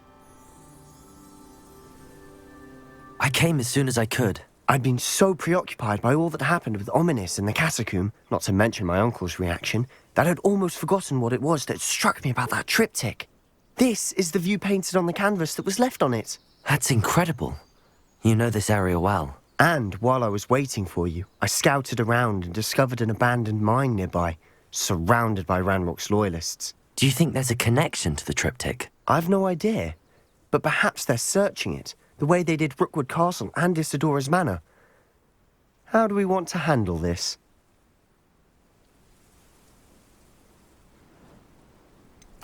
We need to see what they're doing. I say we take them head on. Let's bury some enemies. Very well. And I still have that rune symbol we found on the triptych. If there is a connection, I suspect we'll see that symbol again. After you.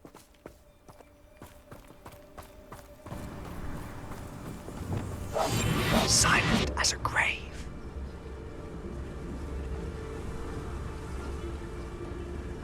There they are up ahead. I'll let you lead. What am I doing here? This patrol is... No one enters this mine. Kill anyone who tries. Ranrok's loyalists are out for blood.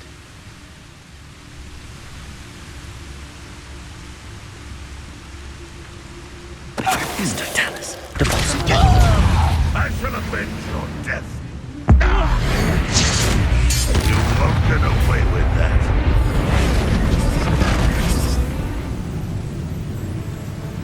Confringo! That's better.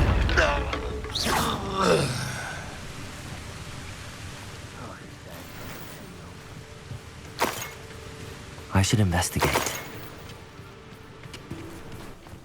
This is going well. We make a good team. We do at that. Once again, we could fight our way through or be discreet. You know which one I'd choose.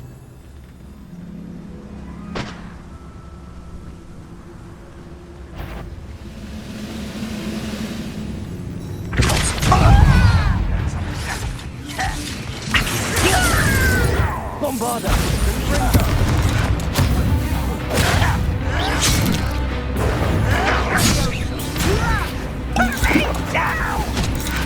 Expelliarmus! Incendio!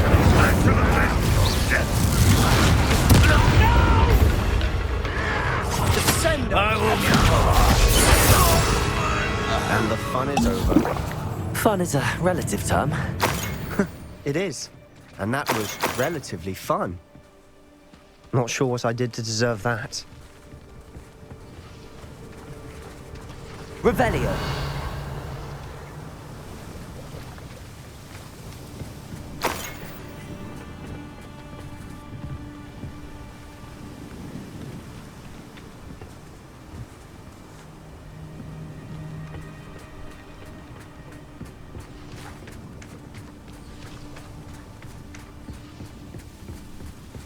I should tell you.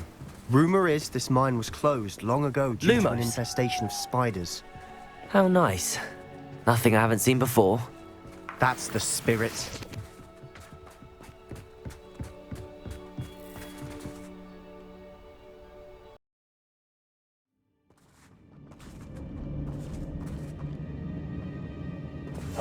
Silent as a grave. For better or for worse, we're in. You haven't had mushroom stew like what my mother used to make. Oh, like heads of lettuce, those mushrooms were.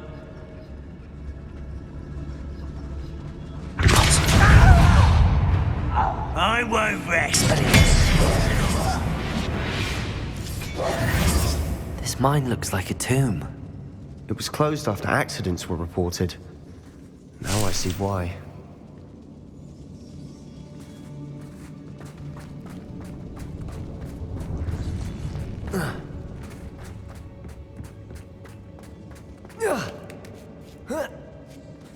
I don't see any goblins in these webs.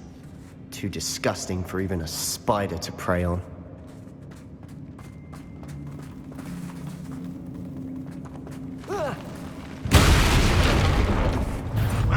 An intruder! This will not go well for you! Accio! I won't rest. Bombarder! Accio! Defender! How many Ranrok's loyalists are in here? Too many. They definitely think there's something here they want.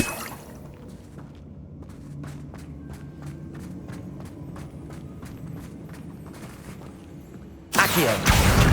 Wingardium Leviosa!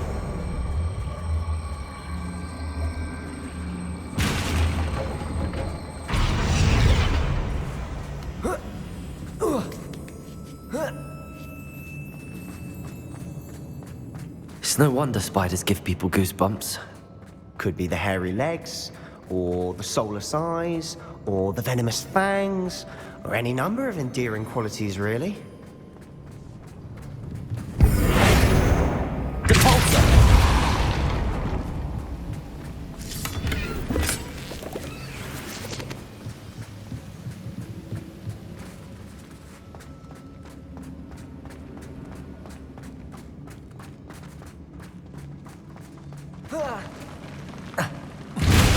Smashing. Should have thought to conjure stairs.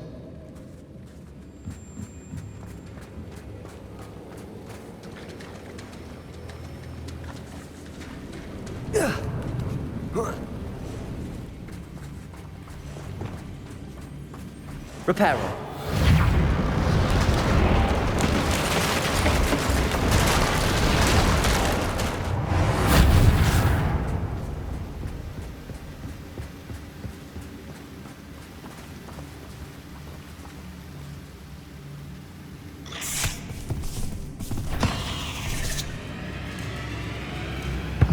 Confringo. Arresto momentum.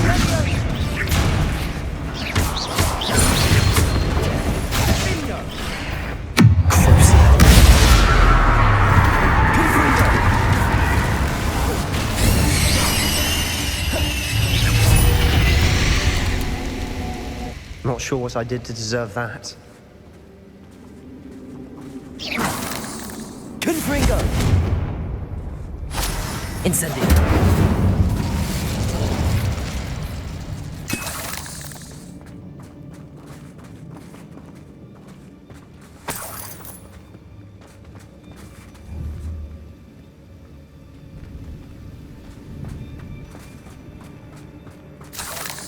We're making quick work of them.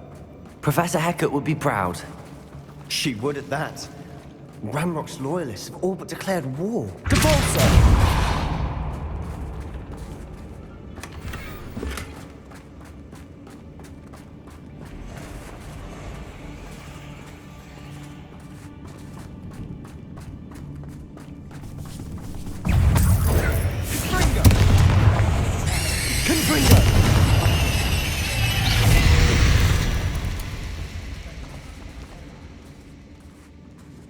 We've still not seen a single rune symbol. I think we're going to be a bit distracted from runes for a moment. An unwelcome distraction at that. We have another fight on our hands. Why am I not surprised? Not quite enough. Arresto momentum. Teaching you,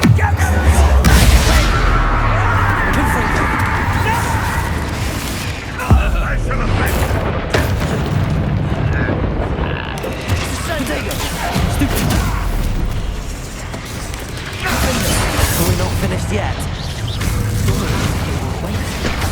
Bombarder!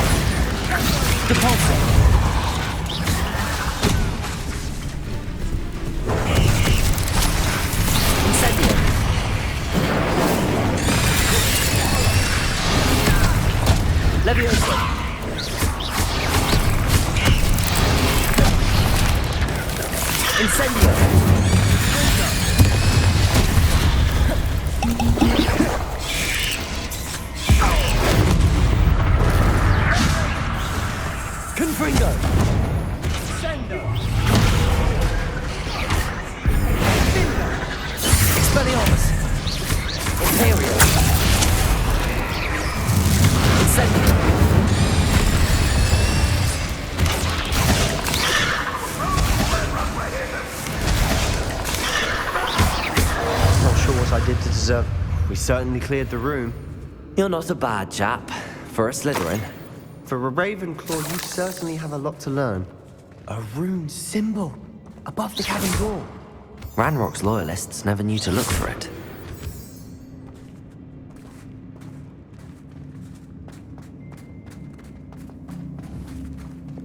Confringo!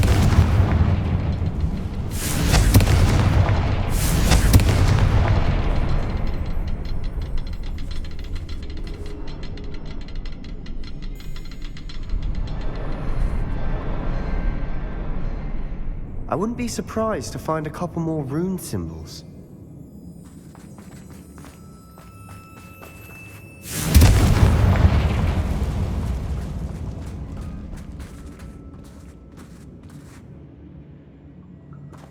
Confringo! Wasn't expecting that.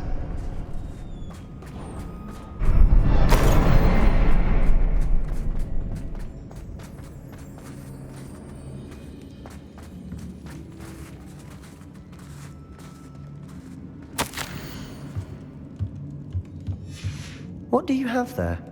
A journal entry by Isadora. Hopefully it will help us unravel more of this mystery. Another passageway. We should search the room first.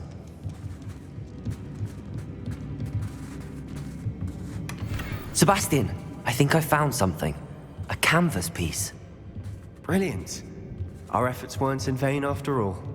Still, something about this place feels odd.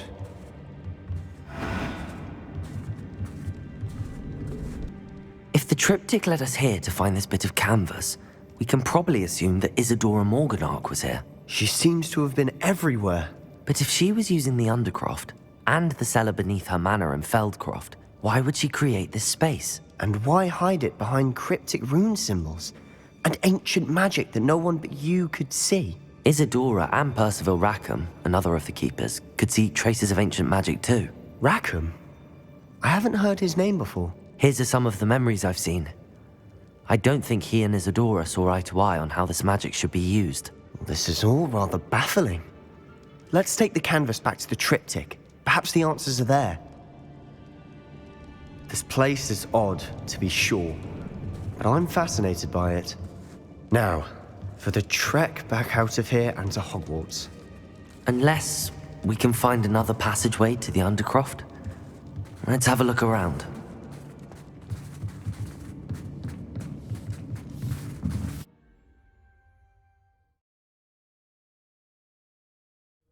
And now for the moment of truth. It has to fit.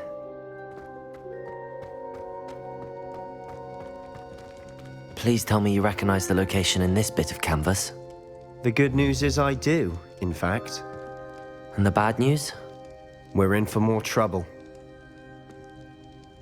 I know that coast. Ranrok has taken over a huge mine in the surrounding area. Mornweem has suffered for it. It's as bad as Feldcroft's become. Should we head there now? We should wait. Why? All this time, we've been a step behind Ranrok. I may know someone who could help us get ahead. Who is that?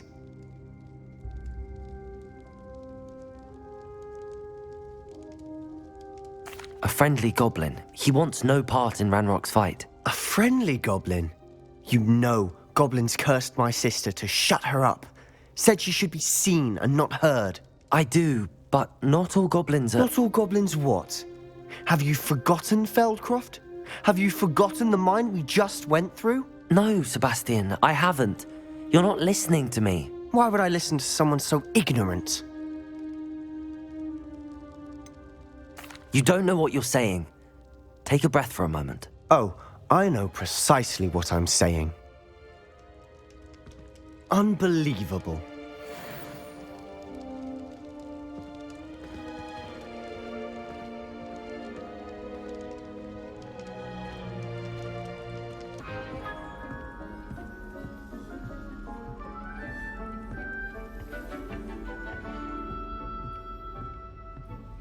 Professor, do you have a moment?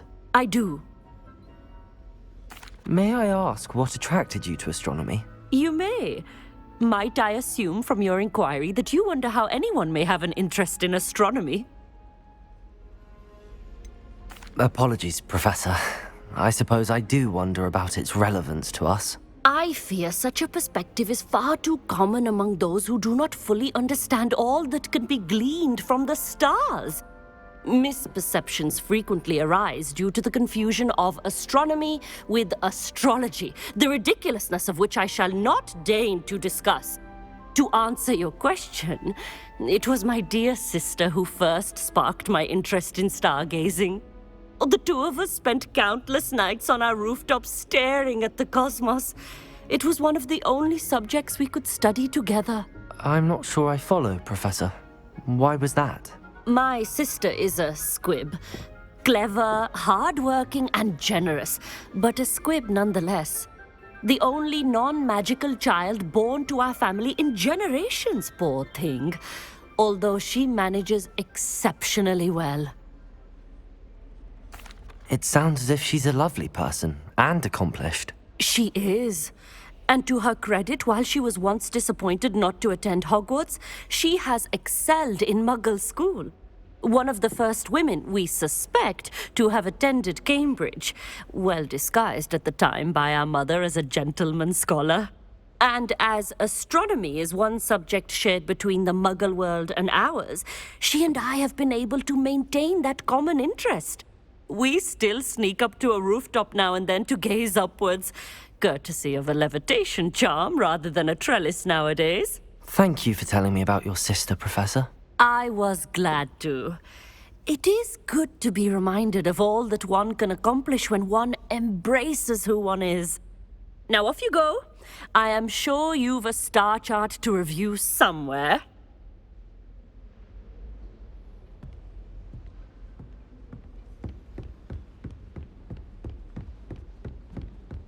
I've always said that travel broadens the mind.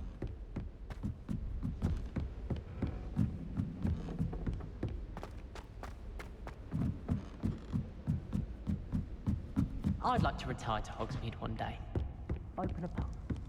For future Hogwarts people who connect with my childhood.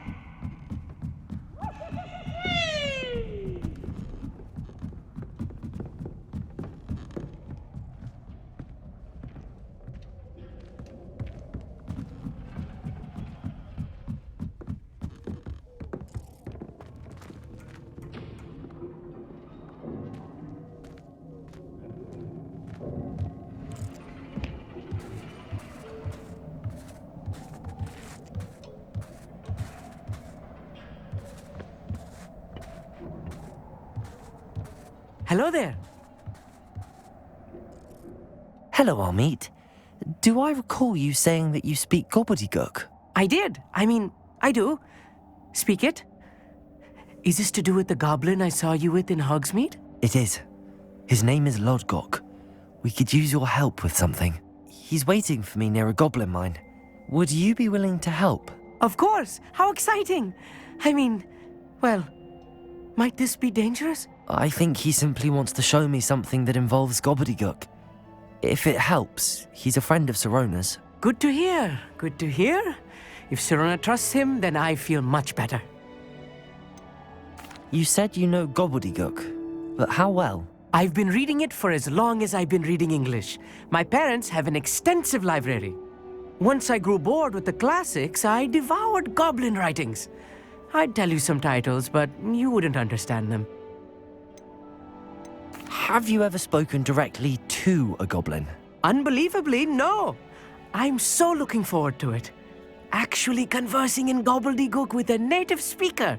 Cannot wait to confirm subtle bits of pronunciation and tone that may have eluded me, being self-taught and all. Lodgok is waiting. Shall we go? Of course. I just want to check the pronunciation of a couple of key terms first. So I will meet you there.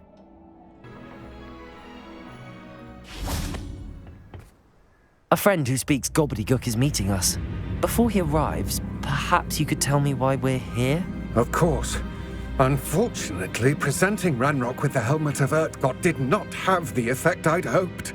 Because he knew the details surrounding its plunder, he presumed I'd had help from a witch or wizard in retrieving it. You said this would repair the chasm between the two of you. How did you not expect him to react this way? I'm afraid we do not have the luxury of rational expectation when it comes to Ranrok. Damn Bragbor and his blasted journals. Bragbor? An ancestor of Ranrock's, renowned metalworker. If we are to work together, I suppose I must tell you more. Not long ago, Ranrok sent me to collect a recently unearthed set of Bragbor's journals. They described repositories that Bragbor had been commissioned to build for a group of witches and wizards. What do you mean, repositories? Large, magically fortified receptacles crafted from goblin metal. Ranrok recruited others to help me locate the repositories. We were to search anywhere that was connected to 5 names mentioned in the journals: Rackham, Fitzgerald, Bakar, Morganach, and Rookwood. Rookwood Castle? That is where we began our search. Why does Ranrok care so much about these repositories? He cares about what they contain. For centuries, wizards have refused to share their magical knowledge with goblins. Your kind will not even let us carry wands. Thus, many goblins, myself included, have spent our lives mistrusting wizard kind. Ranrok was convinced that the repositories contained a magical power that wizards wanted to keep for themselves. He is determined to take it for goblin kind. But Here comes my friend Armid. Probably best to continue our conversation later.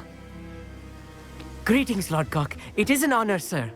You speak gobbledygook. Oh, Bacalio. Enough. Please do not tell me that was meant to be gobbledygook. Well, yes. Perhaps my pronunciation was a bit off. I imagine certain dialects differ. Pronunciation is not the issue. I barely recognize that as language. I trust you can read gobbledygook better than you can speak it? I can, Sir Lodgok. Just Lodgok. Thankfully, we only need someone who can decipher written plans, since I cannot join you in the mine. What written plans? And why can't you come with us? We need some idea of what Ranrok knows or is plotting. I suspect a careless loyalist may have left plans behind. And I'm unable to join you because I cannot risk anyone reporting my presence to Ranrok. All you need to do is not be seen, either by the eye above the enchanted door or a loitering loyalist. What else should we know about the enchanted door? The door will not open while the eye can see you. You and your friend must be invisible to it to gain access. From what I know of wizard magic, that shouldn't be too difficult to achieve. Armid and I can do this. I will await your return.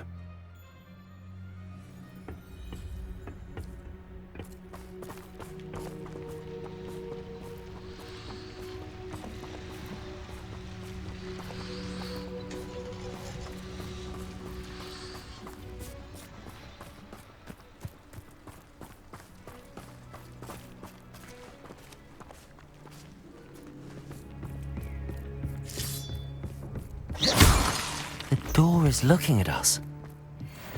Clever.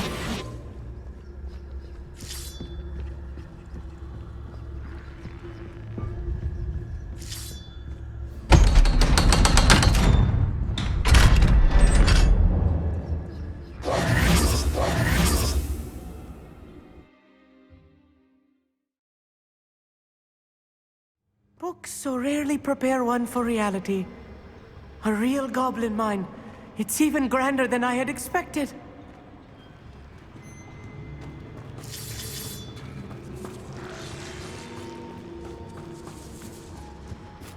I cannot believe I met a goblin. Let's just learn what we can and get out. Look at this lift. Impressive workmanship for so simple a device. Impressive workmanship aside, it's the only way forward.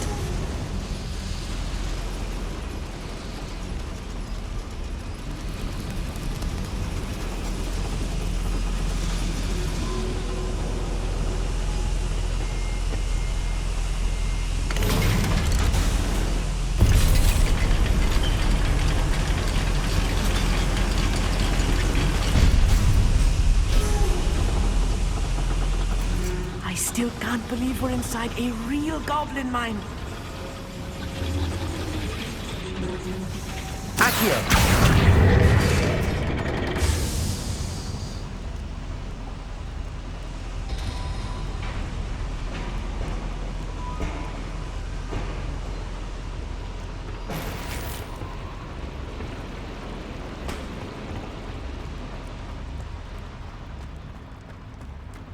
I've read about mines like this, but seeing one is something else altogether. Accio!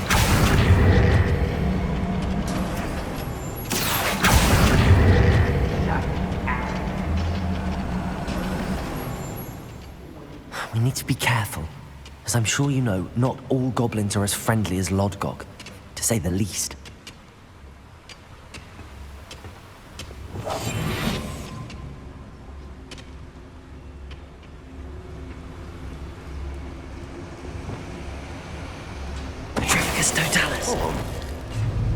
Where are those blood? I had schematic in my hand a moment ago.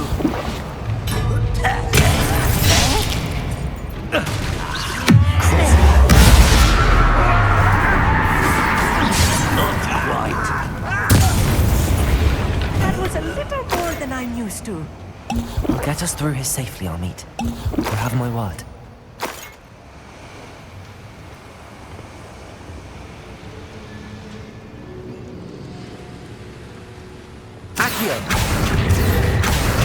Being watched by a door.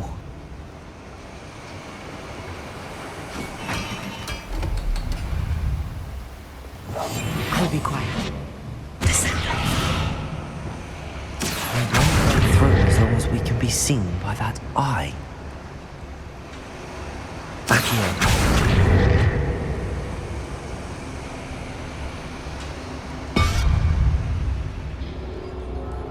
I should use disillusionment. That eye won't see a thing.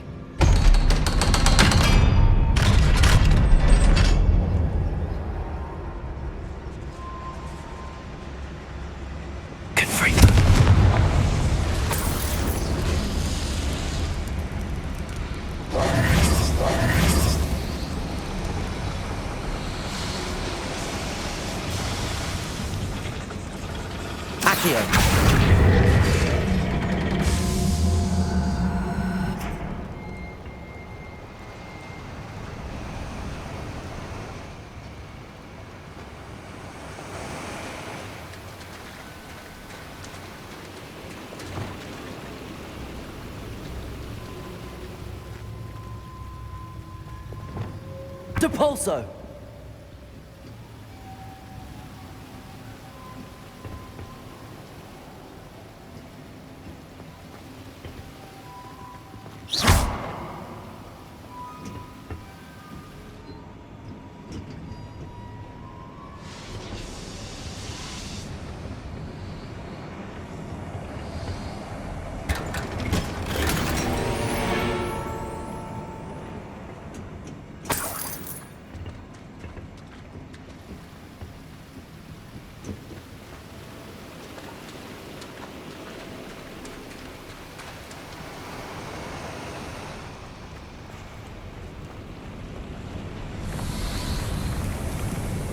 I feel like a character from one of the adventure books I read during the summer holidays. Let's take a look around, Amit. See if we can find any plans. Descender! Bound to be plans around here somewhere. A schematic. They're building something. I can't quite make it out. Curious. There must be more notes around here. What could they be building? Revelio.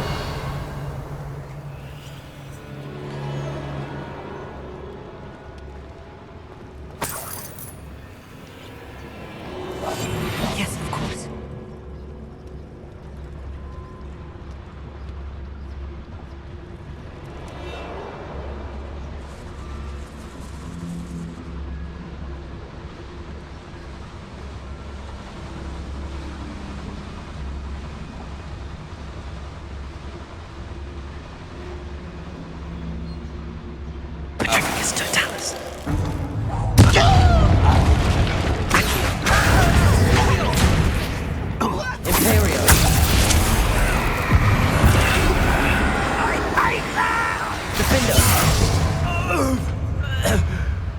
fascinating to see gobbledygook written in a goblin hand.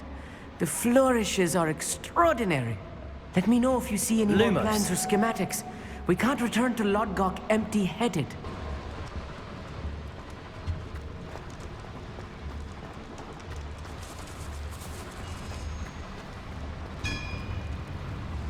If I'm translating this correctly, and I think that I am, they're building something rather large. But what? Let me know if you see any more plans or schematics. We can't return to Lodgok empty-headed. Me at a time, I nearly fell out of a cart at Gringotts. I was only young, mind.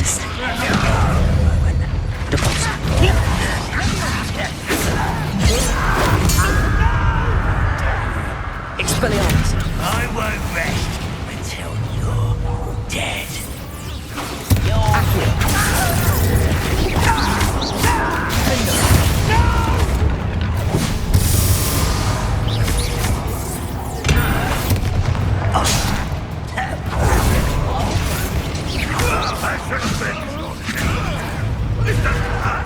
What's the point of this exactly? Accio. Bombard. Let's get this over with. Rubber up wide. What are you doing? What is this? Put me on the ground now! Confringo. Get away with it. Defender. Accio. Oh, this reading is too much. Stay close. I've handled much worse. Another boiler. This place is more complex than I had expected.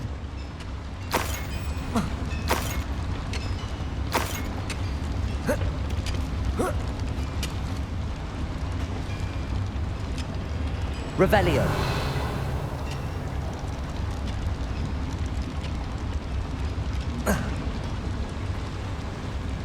Another schematic. What are they going to build? This mine is too small for whatever it is. I will get to the bottom of what they've been building down here.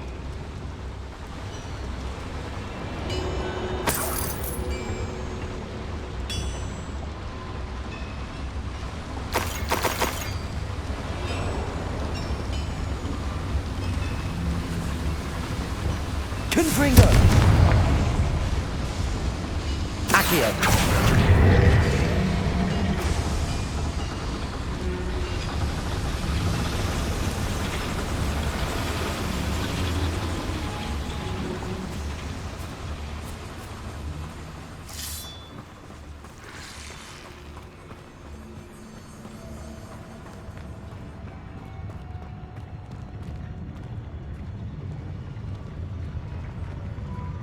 Close to a breakthrough.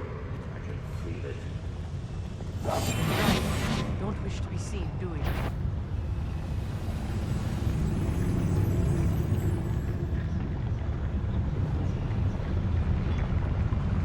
Petrificus totalis.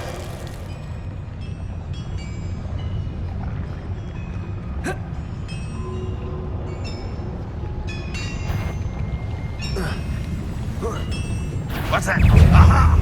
There you are!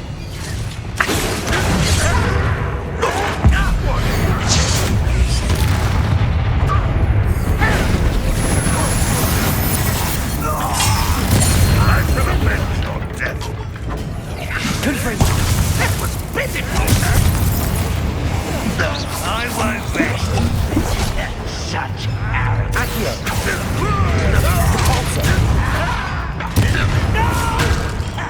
Confringo. Get away! Revelio. Arresto momentum.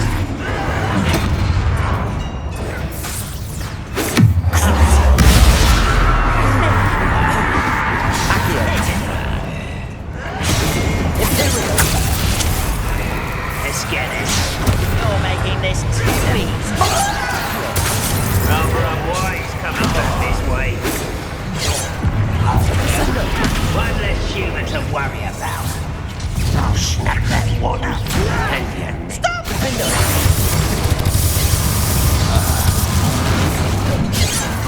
That was meant for me. You can't stop us. Arresto momentum.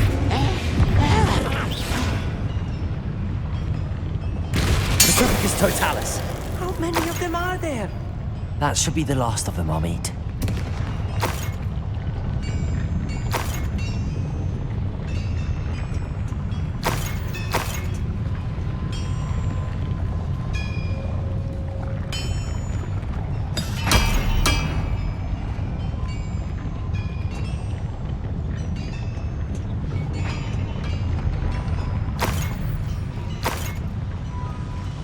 Revelio.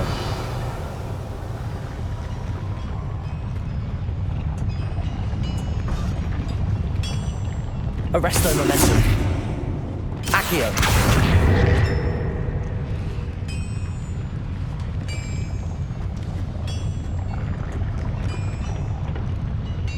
I'll be quiet.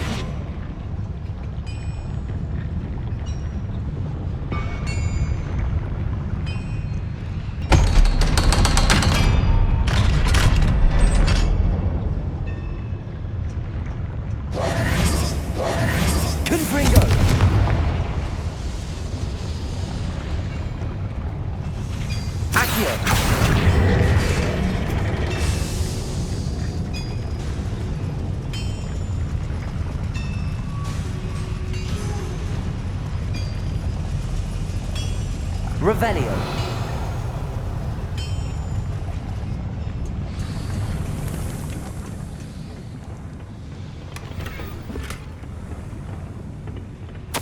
This is not good. They're building enormous drills, bigger than this mine could contain. Let's get out of here and tell Lodgok what we found.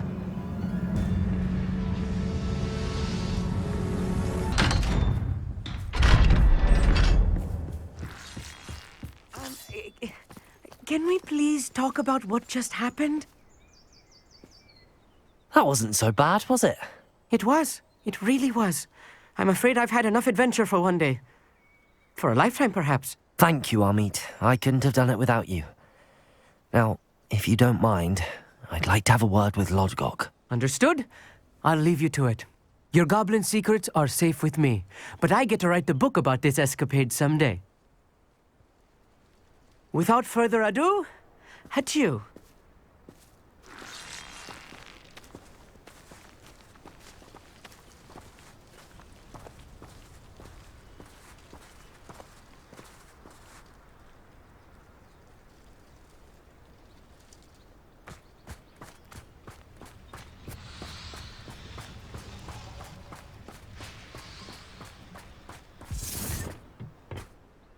They're building enormous drills. We found their plans. Ranrok must be searching for the repositories. I fear you are correct. Other than Rookwood Castle, however, I do not know where else he plans to search. I've been wondering about something else you said before we entered the mine. Yes? If you share Ranrock's views, then why are you helping me? I expected Rookwood Castle to be deserted when I arrived to begin my search. So was surprised to find a witch there who had set up a sort of improvised research site. She was studying something so intently that she almost didn't notice me. When she looked up, I thought she would react with fear or disdain. But instead she did something that I will never forget. Without a moment's hesitation, she smiled and asked me to sit with her. She told me that she was a researcher and showed me a small, oddly shaped container with a strange symbol on it. She was certain it was made of goblin metal, but was unable to open it. She wanted to work together. Miriam. Yes. But how did you... Professor Fig's wife. He told me of her research, and I know of the container. Ah. The reverence with which she talked of goblins and their intelligence and skill, it caught me entirely off guard. I'd never been treated with such respect by a witch or wizard. So, to my surprise, I let her study the container if she would allow me to search the castle on my own. We parted ways, with her promising to share what she'd learned. More of Ranrock's recruits arrived, and we began to dig, eventually locating the first repository. Ranrok was thrilled with our discovery, but furious when I told him about Miriam. Berated me for trusting a witch when I heard she had been killed. You think Ranrok murdered her? I don't want to believe it, but I don't know. After that, something shifted in me. I had seen how the power from the repositories was transforming Ranrok, transforming all of them. I could no longer remain a part of it. Thank you, Lodgok, for telling me this. I tell you all of this so that you understand what is at stake. Ranrok never found all of Bragbor's journals, but the ones he did find suggest that Bragbor at some point built a repository far greater in size than the one beneath Rookwood Castle. What you've discovered here today worries me deeply. If Ranrok learns of the location of that repository, I fear we shall be destined for a great war. I will find out what Ranrok knows. Watch for my owl.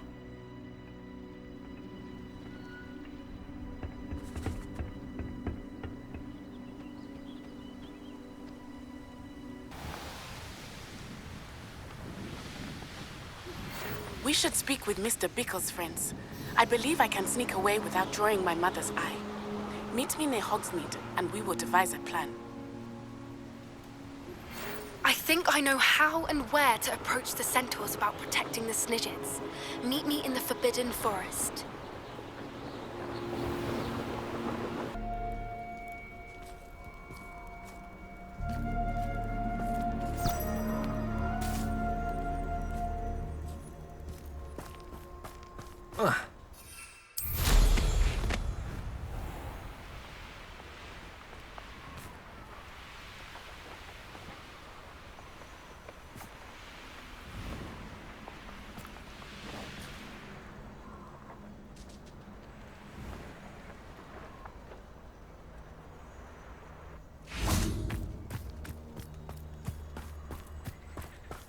I can do this. I can do this. They will want to help. Is this where we're meeting the centaurs? Well, they don't exactly know we're coming, so it's less of a meeting and more of a surprise, I suppose. Once we tell them about the Snidgets, they'll understand why we came and they'll want to help. I hope you're right. Perhaps they'll be able to tell that we're sincere. There's something about them that's so knowing. It's almost unnerving. I suppose they are known for having an air of omniscience. That's exactly the right word. Never mind. What is it? It's nothing, truly. We've no secrets to hide. That's right. We'll simply be honest with them about what we're trying to do. They'll have to help us, won't they? Yes, of course. You're absolutely right. We'll meet with them, tell them about the Snidgets, and I'm sure to all be fine.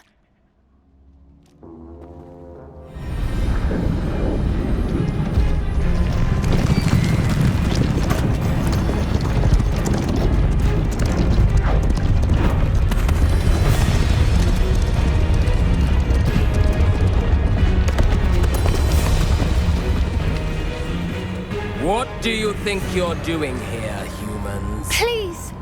We were hoping to speak with you. Ah! I suppose you'd like a tale for your friends of the time you spoke to a centaur, and it spoke back. No, never! We're here because we need your help. Enough! You made a grave error in judgment in coming here, little witch.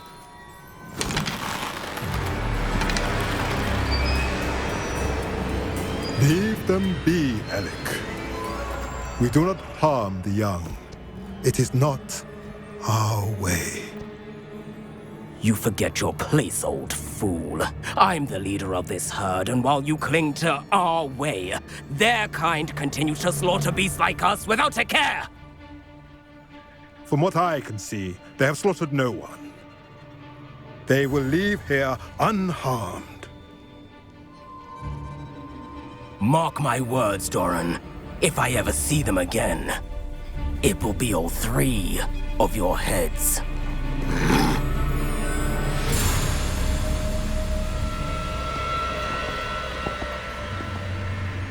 Foolish children. Do you know what happens to wizards who wander here? Now, follow me before Golden Snidgets are still alive, and the poachers are after them. They know that the key to finding them lies in the moonlight, but they don't know what that means, yet. Please, help us find the Snidgets before the poachers do. Could it be?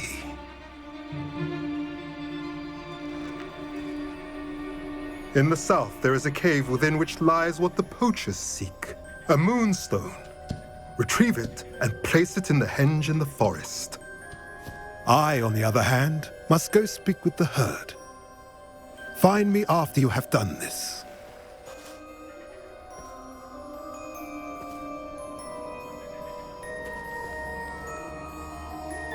I don't understand. So the moonlight mentioned in the journal doesn't refer to actual moonlight, but to a moonstone. What do moonstones have to do with Snidgets? And why was he so certain about where we could find one?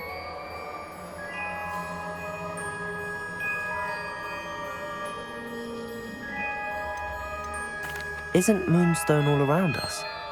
Why retrieve one from a cave? Knowing centaurs, I suspect he's referring to a specific moonstone. We'll likely know it when we see it. I don't know, but I am inclined to believe him, what with his being a centaur and all. I am too. It is a shame how quickly he left. What was his name? Doran? That's what the leader of the herd called him. Well, if Doran knows something we don't, I'd rather act now and ask questions later. I can head to the library and start looking into the cave he mentioned. I'll let you know what I find.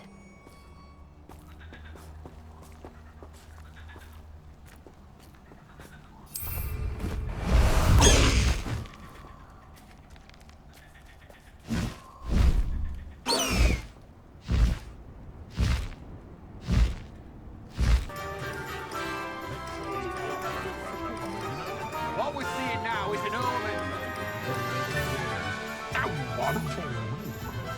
I don't want to be associated with any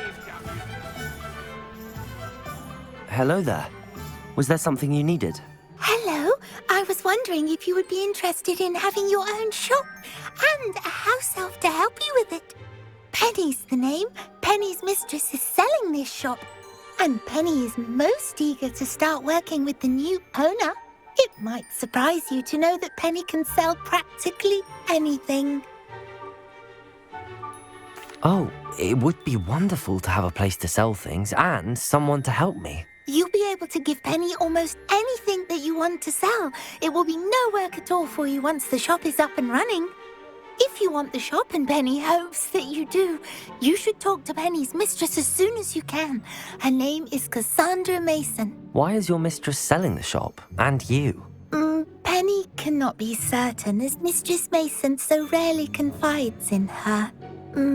However, she repeatedly mentions how tired she has become of trying to let the shop. She has had rotten bad luck with the last few tenants.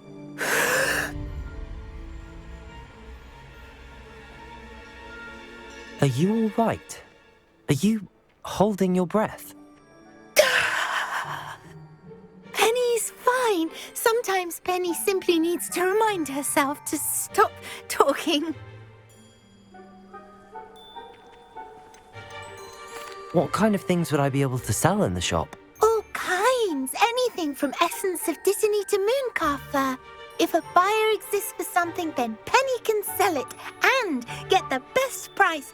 Just ask Mistress Mason. Why are the premises in such disarray? Oh, the previous tenants were not able to manage very well. They seem to have given up rather quickly.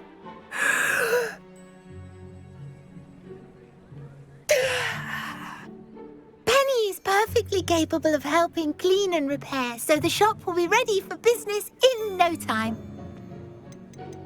How is it you're so good at selling? Seems unusual for a house elf. Oh, before he died, Penny's previous owner, Master Mason, trusted her to do all sorts of things to help him with his shop.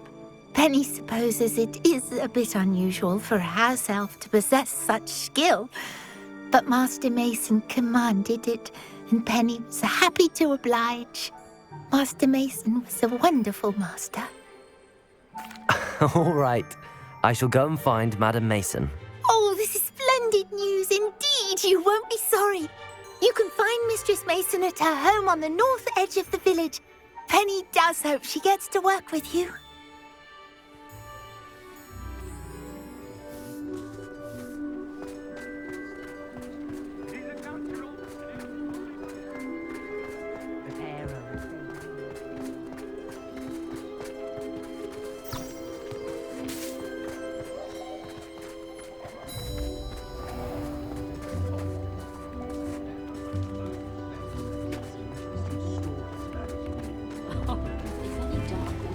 Why, if it isn't my most generous man! This remarkable thing is called an accordion. Look at it!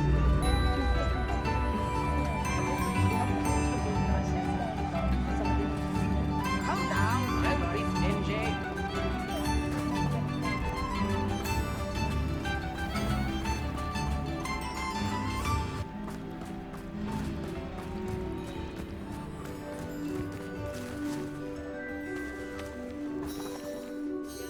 Hello, Madam Mason. I understand you have a shop to sell. Why, yes. Yes, I do. Are you interested? Yes, I am. I've always wanted to own a shop. How marvellous. I think you will find my terms quite generous. But, and do please forgive me for asking, don't you think you might be a tad young to own a shop? I am quite capable of owning a shop, I can assure you. I should think you'd be happy to have a buyer. Well, I reckon you have the confidence needed for such a venture. And of course you'll have Penny to help you. That elf could sell tea to a troll. I assume she told you she comes with the place. She did indeed. I like you. Tell you what, I shall sell you the space for an exceedingly fair price. I think you might just be shrewd enough to make a go of it. An exceedingly fair price for a shop and an elf. What's the catch? You are wise to be wary in business dealings. No catch, really. I simply ask that you allow me to do you the favour of buying the shop back, at a discount, of course, should your efforts fail. The last thing we need here in Hogsmeade is for one bad apple to spoil the barrel, if you get my meaning. Yes. An unsuccessful shop would be bad for nearby businesses, I'd imagine. Quick one, you are. Do we have a deal? What precisely do you mean, should my efforts fail? Honestly, I only mean that if for some reason you're unable to keep the shop going, I could help you cut your losses. That's all. But, as you've implied, the odds of that happening are remote. The shop seems to be in an ideal location. Why has no one purchased it yet? It is indeed. But I've just decided to sell. I've grown weary of being a landlady. My late husband was the one with a passion for shopkeeping and business in general. You'd be wise to take advantage of this opportunity before the offers start rolling in. It looks to be rather a mess. Why haven't other tenants been able to make a go of it there? As you've no doubt considered, running a shop is not as simple as those less savvy might think. The new owner, however, will have something that previous tenants did not. The benefit of Penny's particular prowess. her assistance will make all the difference, I should think, in both getting the shop ready for business and ensuring its success. It does sound intriguing, but I need to consider my finances first. I'll come and find you if I'm interested. Very well, but I won't be able to keep the shop available for too long. If you do want the shop, I'd advise you to return to me as soon as possible. Hello again. You know... Madam Mason, about the shop? Yes? I've decided I'd like to go ahead and purchase the shop. I have to say I'm impressed. You are a remarkably resourceful student. I am indeed. And brave.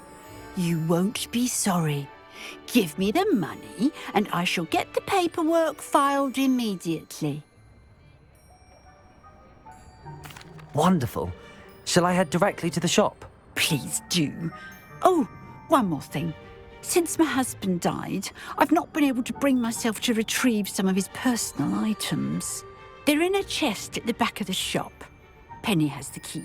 As you get organised, I would be terribly grateful if you could help an old widow and gather his things for me before you open for business. I wish you the very best of luck in your endeavours. Penny will meet you there.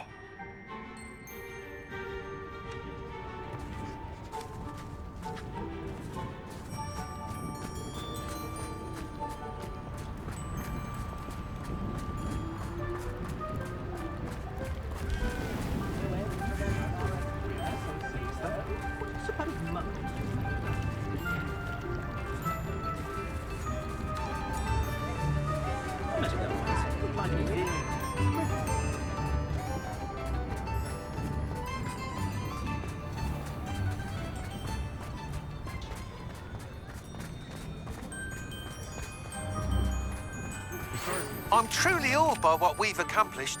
The final broom upgrade is better than even I expected. Stop by Spintwitches when you can. Well, I've done it, Penny. The shop is mine.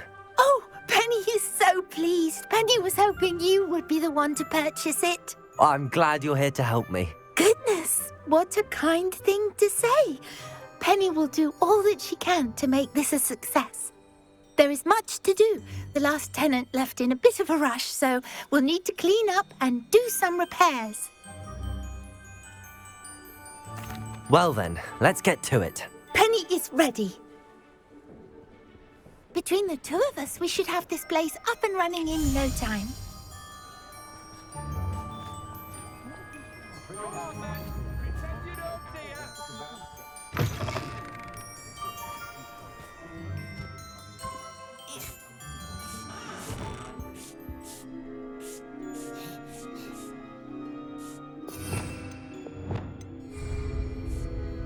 Reparo.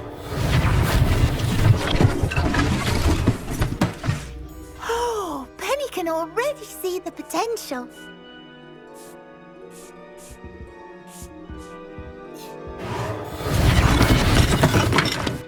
Nothing like a bit of hard work.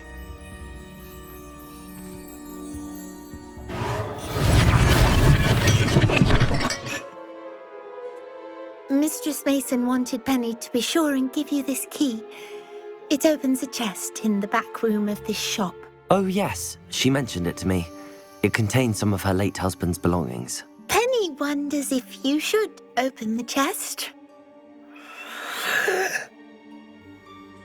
Are you holding your breath again? Penny must get back to work now.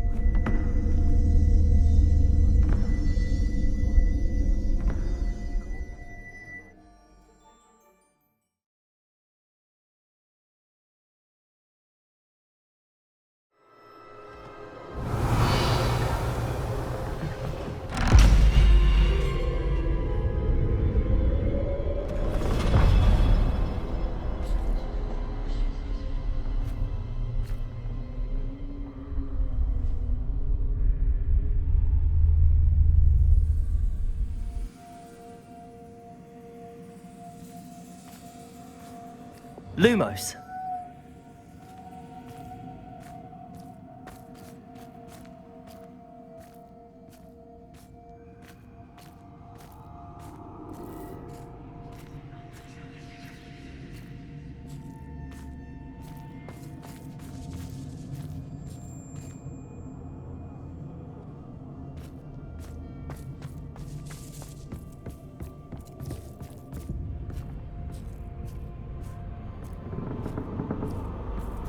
That's odd. Why would someone store one hat in here? Well, that's not very hospitable. Oh, goody! Someone to play with. You seem to have your wits about you. What fun this will be. For me, at least. Lumos.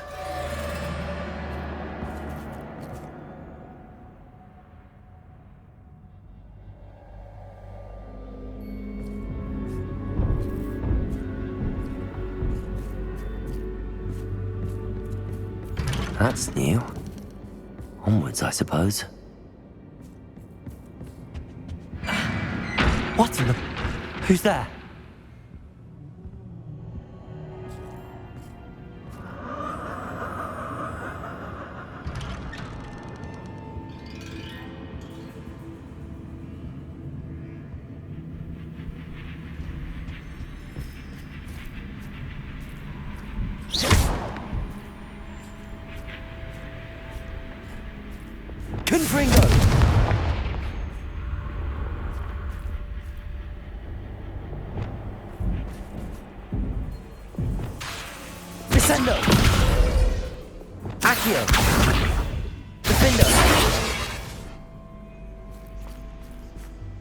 Revelio.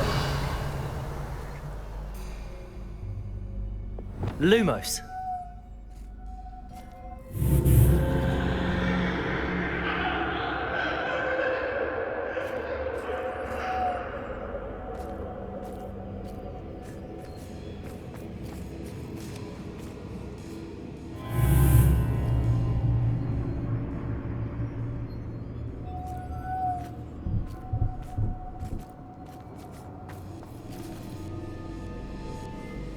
Expelliarmus. Lumos. Bats. Lovely.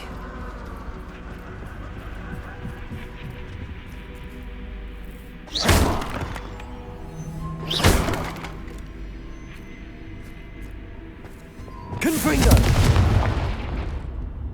Bombarder. Seems as if I should hang something there.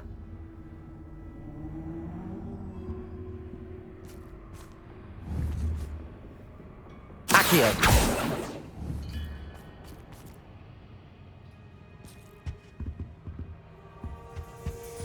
These lanterns must belong somewhere. Wingardium Leviosa.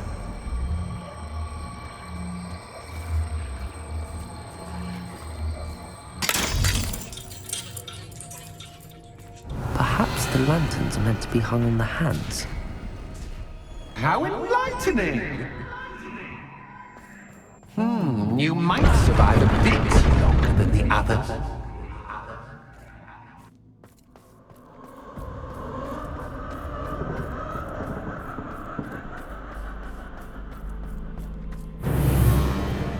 Lumos.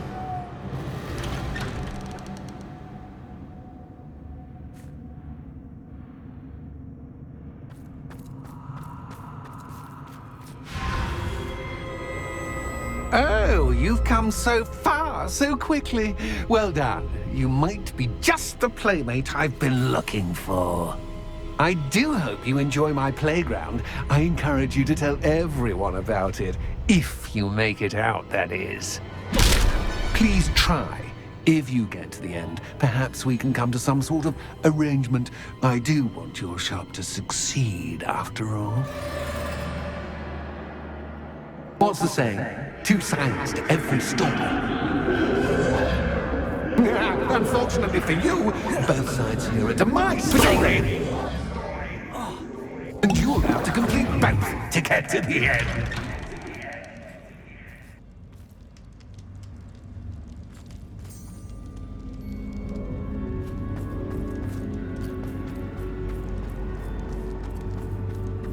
Luma!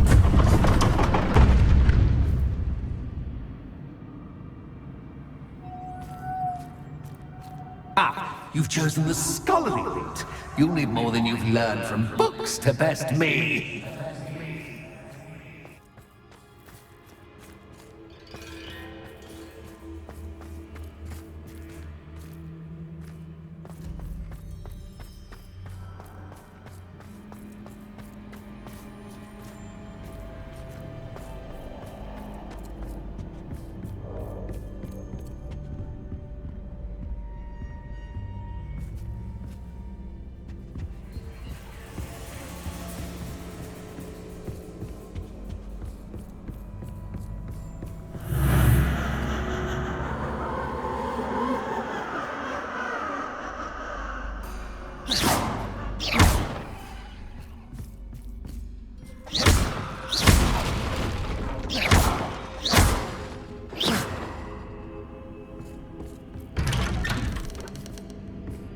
Lumos.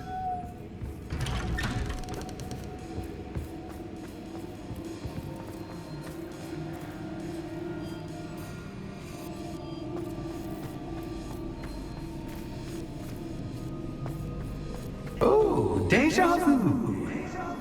Watch it.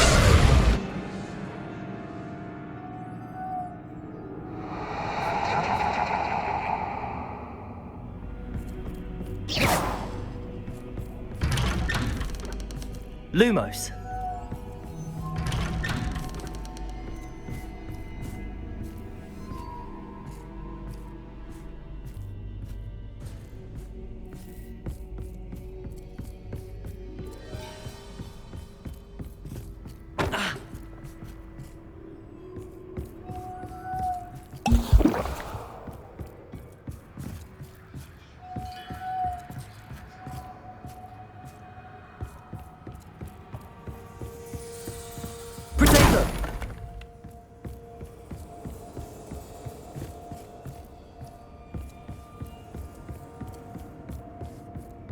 Lumos.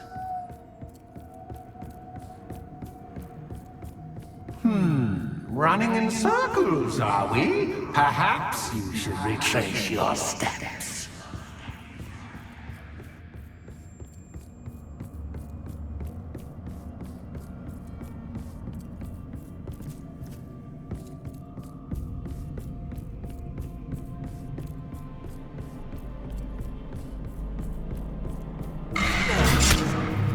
What was that?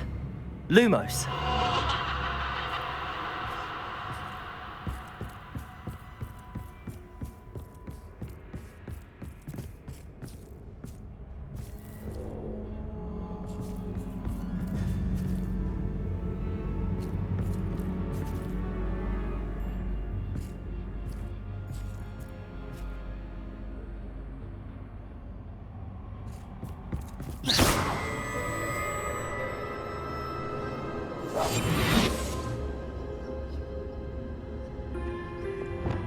Lumos.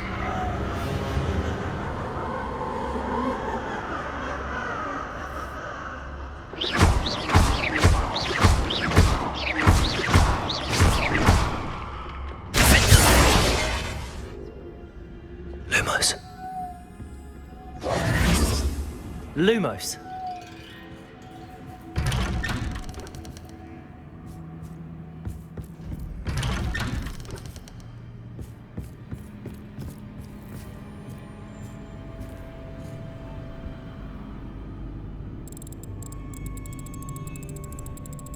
Oh, how nice of him to pop in.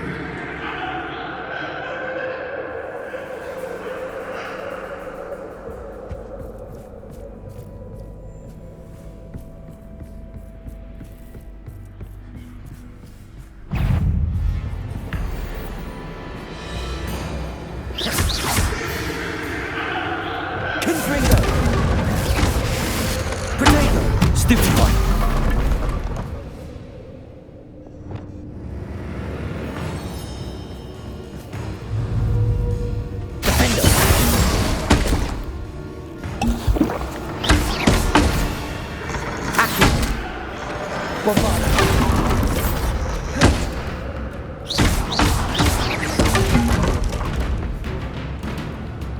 Lumos.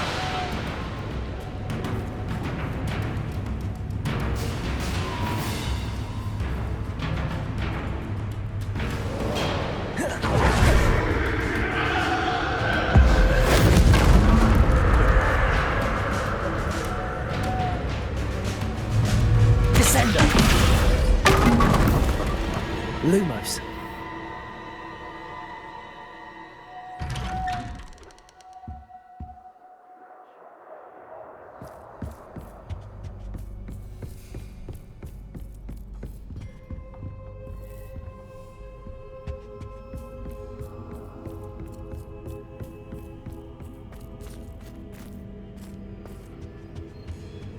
Home, sweet toe. Accio.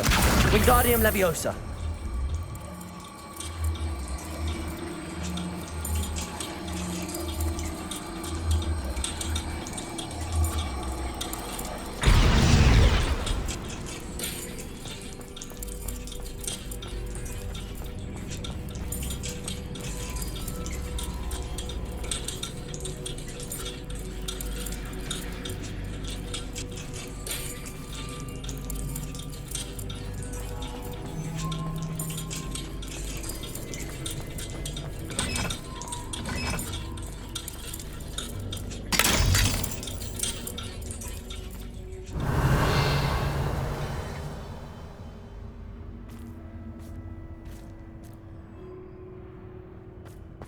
I wonder if I need to place lanterns to open these doors. Lumos.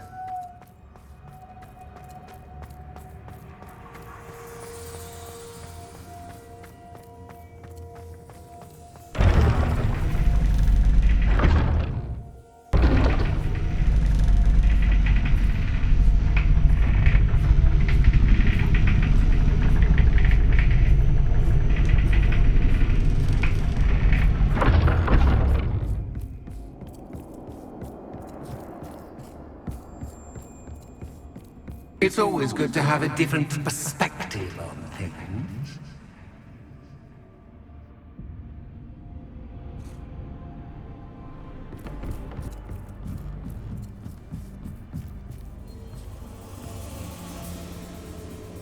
Accio. Wingardium Leviosa.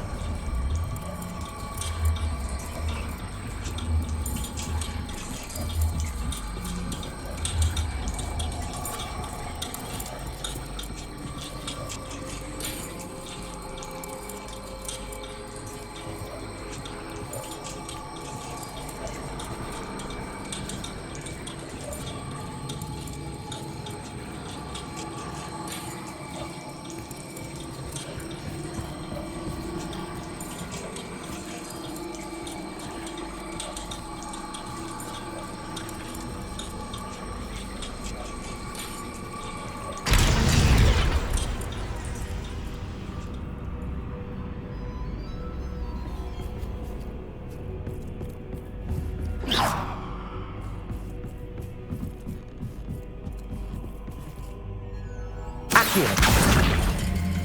Wingardium Leviosa.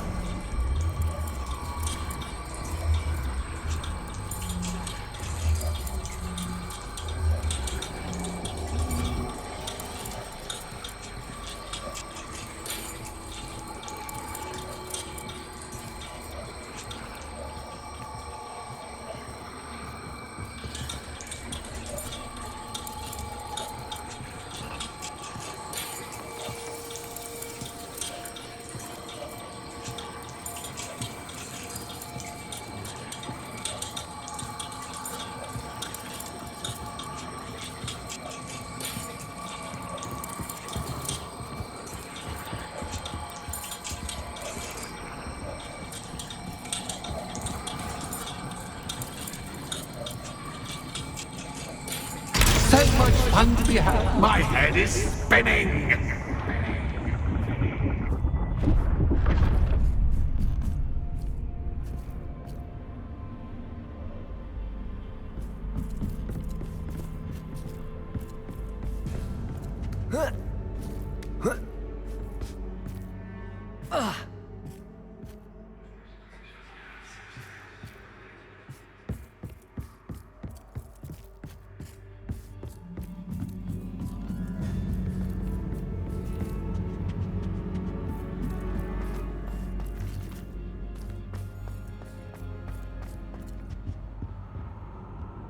Accio.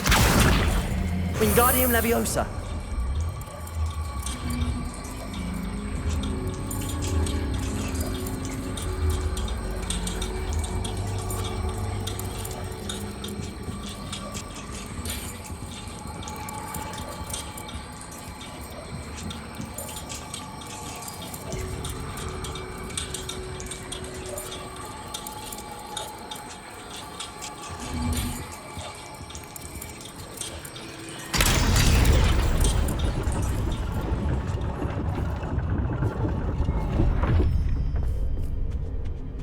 Bombarda.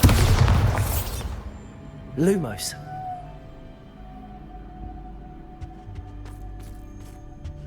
Perhaps I should pull the lantern into this room to cause the room to rotate again. Accio. Wingardium Leviosa.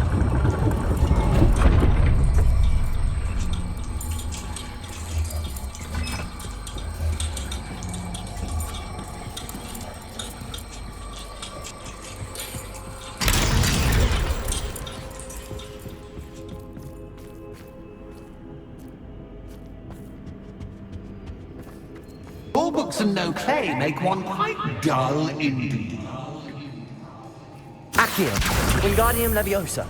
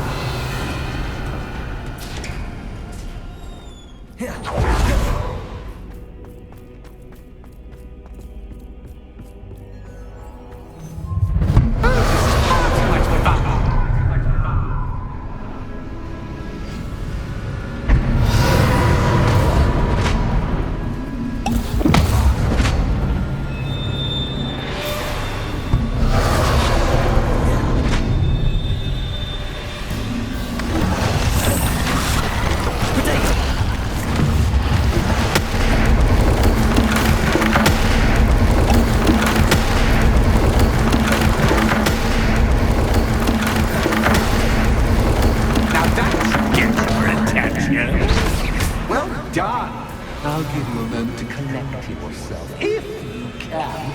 Ta-ta for now!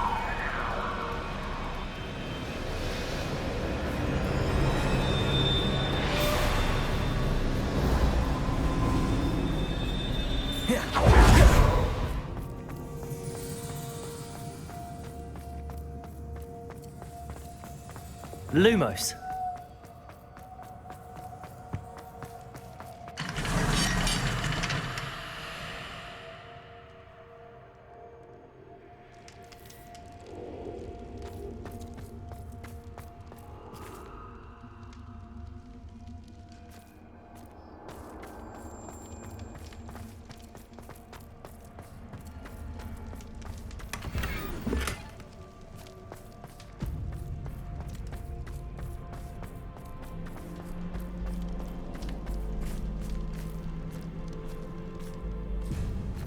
I simply adore this blooming place, don't you?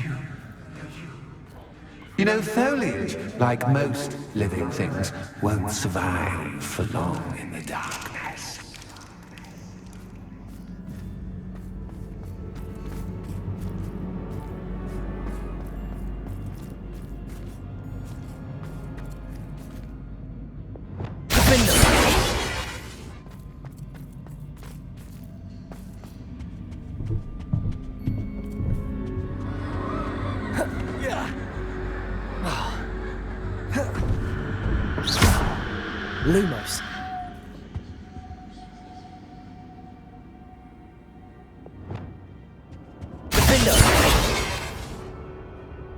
Confringo!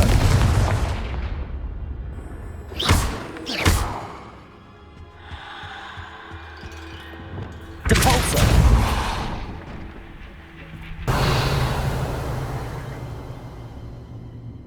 Oh, I'm afraid of the dark. Does it worry you that I can see you, but you Wingardium can't Leviosa! see me? It should.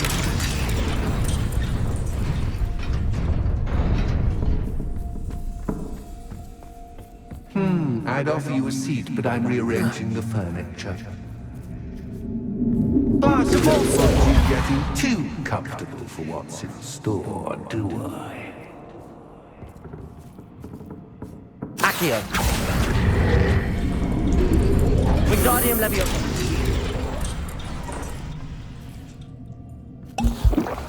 Accio! Wingardium Leviosa!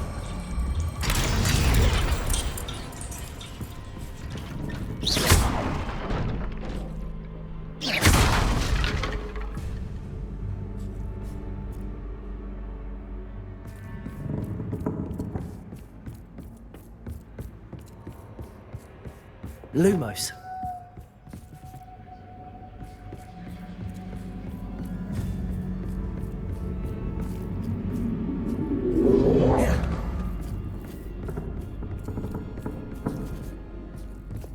Accio. Wingardium Leviosa.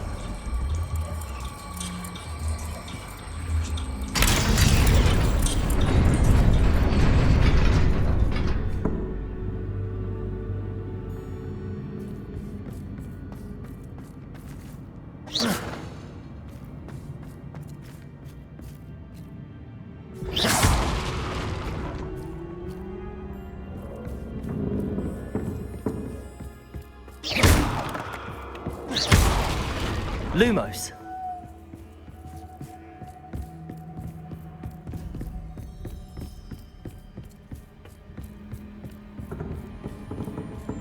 Accio. Wingardium Leviosa.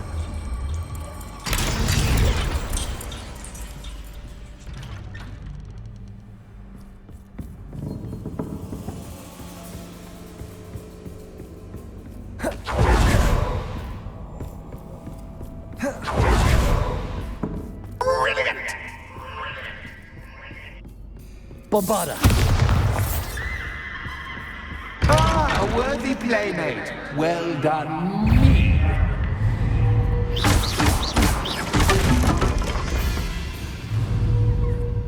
Bombarda. Defender. Accio.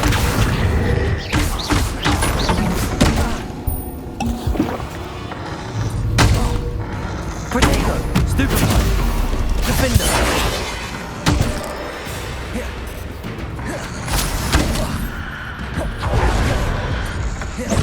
Bombarda.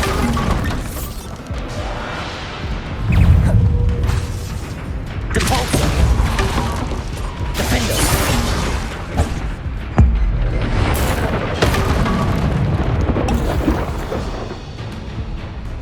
Accio.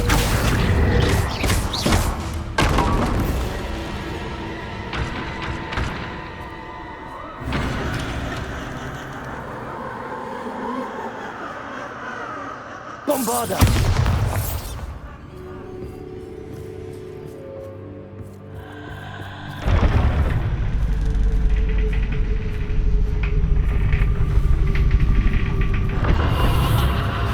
Lumos.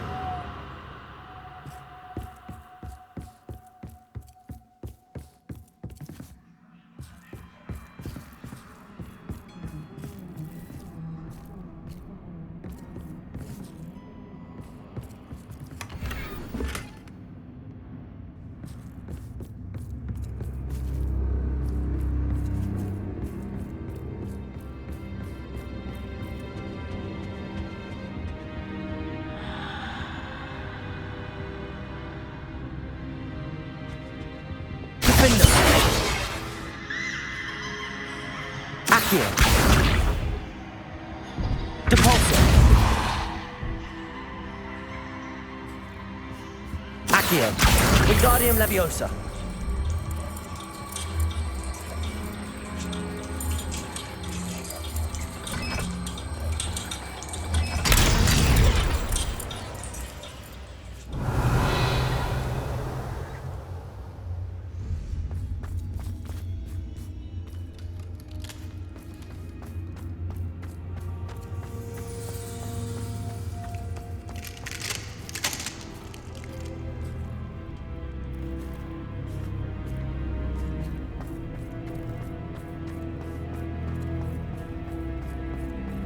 Lumos.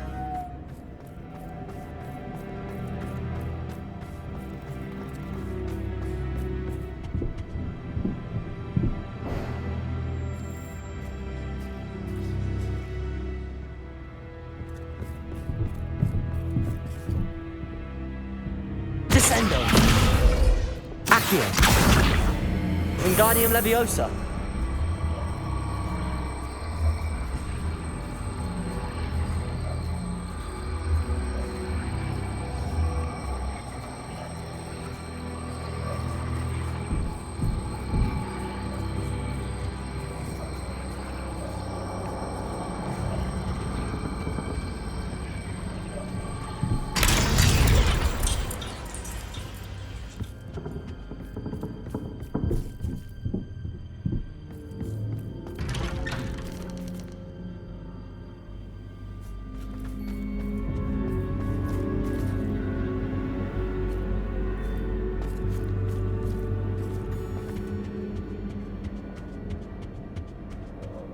What's this?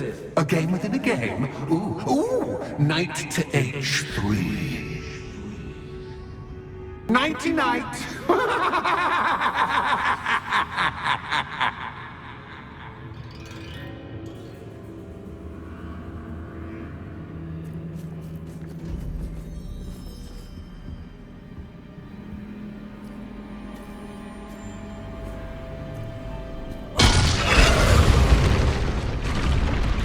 That was the wrong square.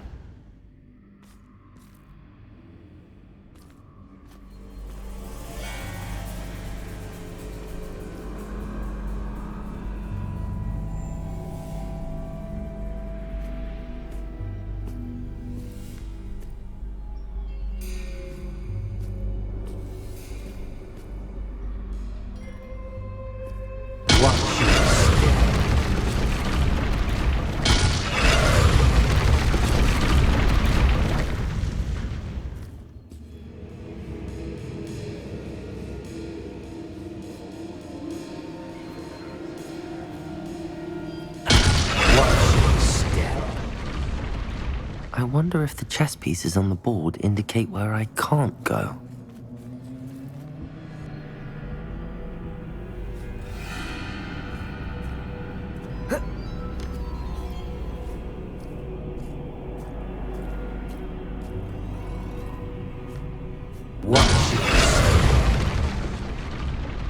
Perhaps I can find a way to reveal the path. Revelio.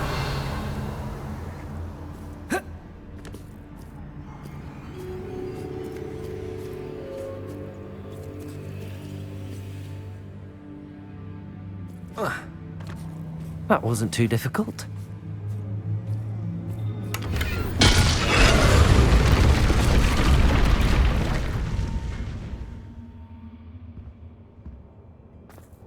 Oh goodness!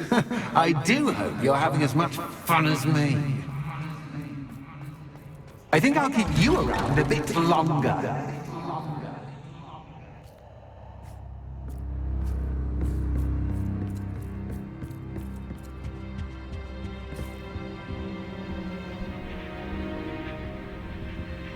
Accio.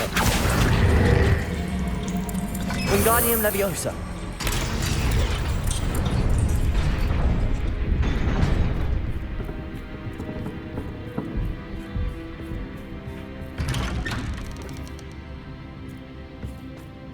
Accio.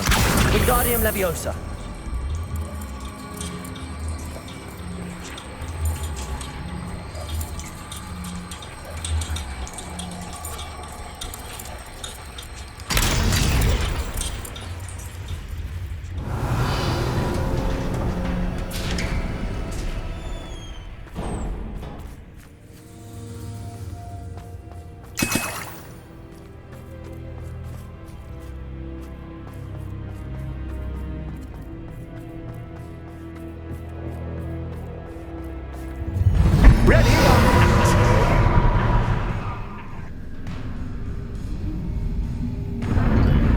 to raise the stakes, so to speak. Where shall I put this? Potato! Where shall I put this?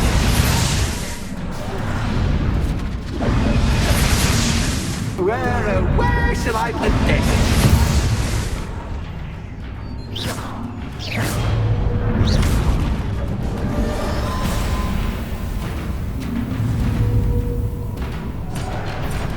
Bombarda. Place. Revelio.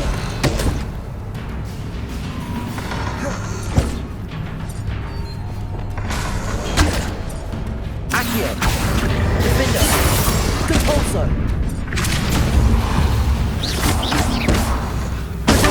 Stupefy.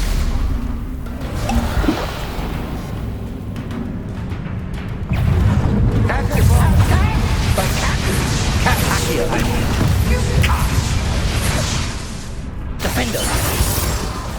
Now that should get your attention. Well, this has been fun. Much to do, much to do. See you in a bit.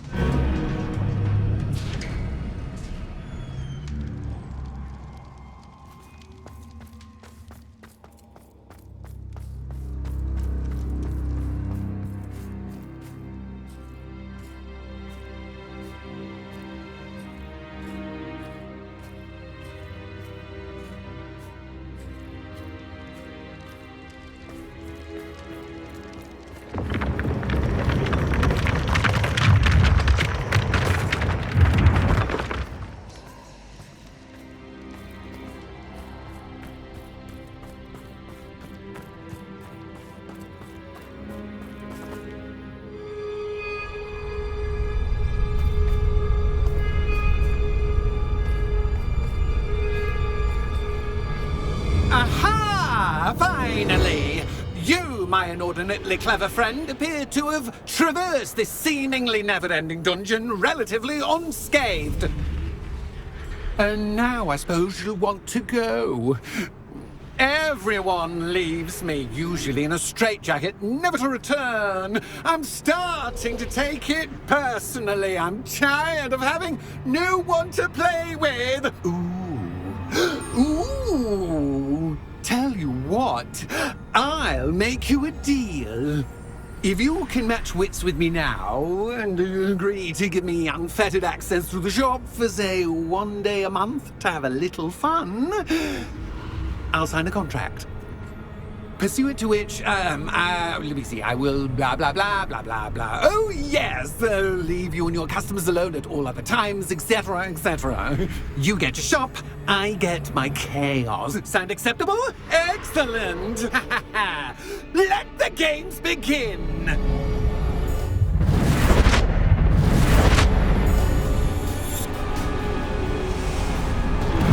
That's just cat, but cat is cat.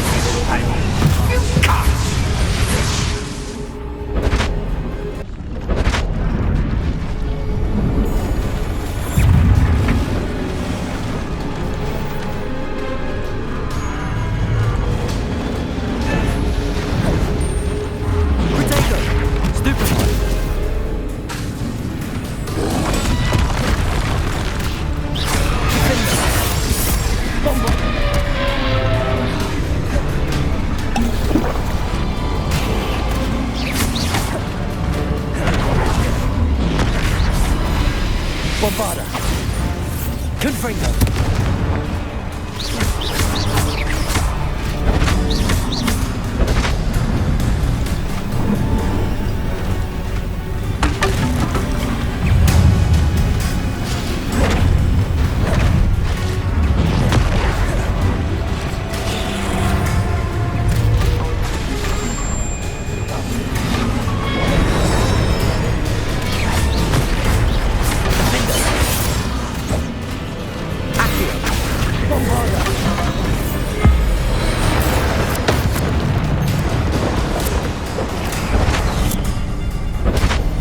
once you've tried seeing things from my point of view.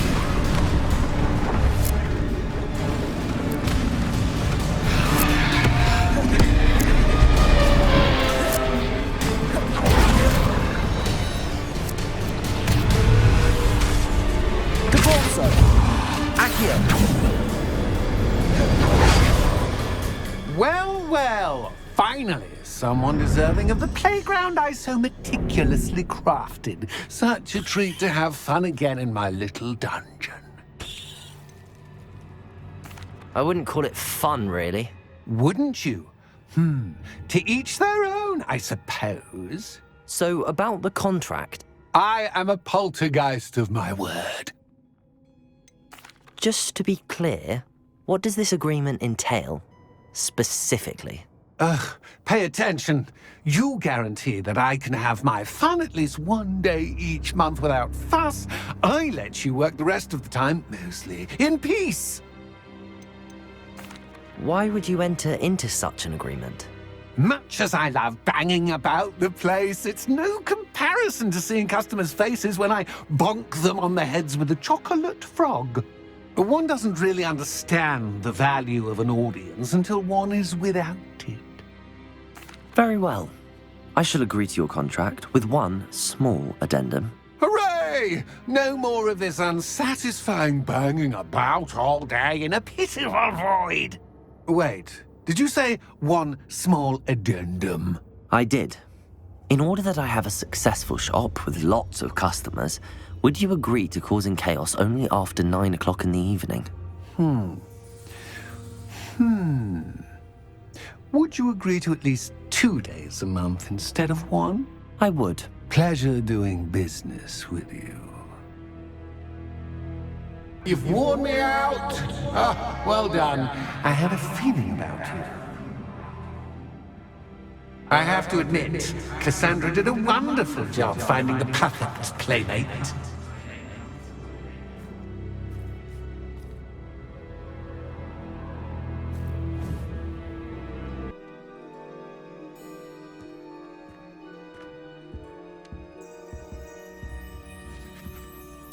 Hello, Penny. Penny is so glad you're back. You knew exactly where I was going when I entered that chest. Penny was beginning to think yet another shopkeeper was going to end up in St. Mungo's. Another shopkeeper? St. Mungo's?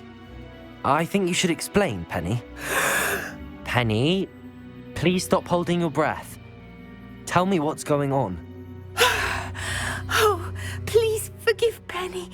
Penny is forbidden from telling you anything. But how can you be forbidden from telling me what's going on? I purchased this shop. Penny is confused. Penny thought that if you came back, you would own the shop. Thank you, Penny. I think I'm going to need to talk to the authorities. Oh, Penny is certain that's a brilliant idea. Officer Singer will know what to do. Penny will wait right here.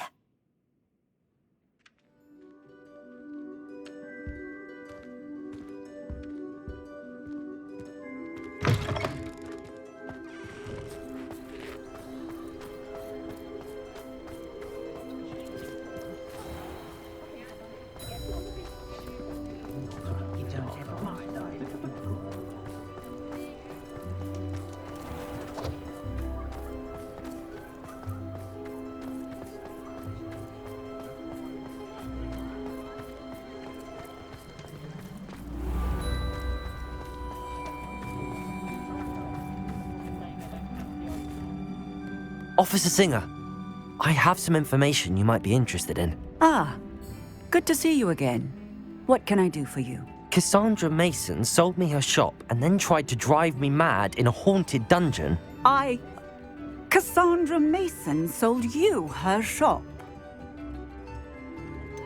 I am perfectly capable of owning a shop.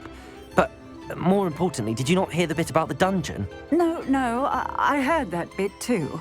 And, according to the house elf that came with the shop, she has done this sort of thing before. Repeatedly. I wondered what was going on. She seems to have had a great deal of trouble keeping a tenant in that shop.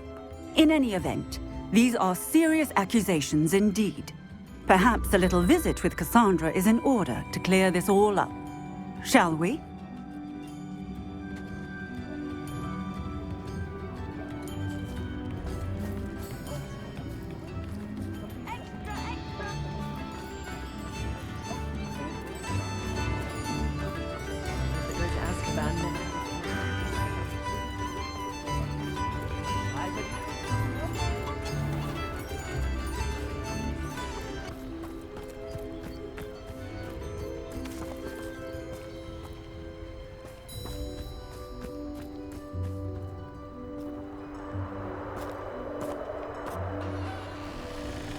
Oh, hello, Ruth. I see you've met my new tenant.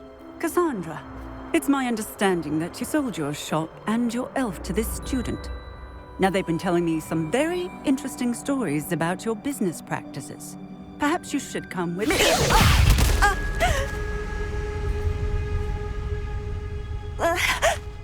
Stop her!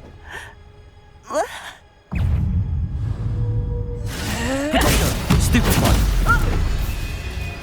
Contorso! Bombarder! Defender! What on earth are they teaching you at that school these days? Protego! Accio! Confringo!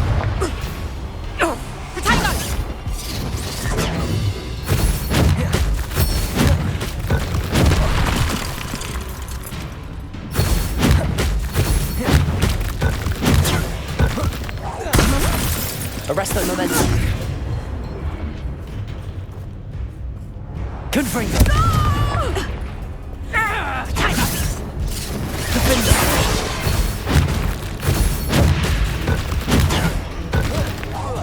Accio.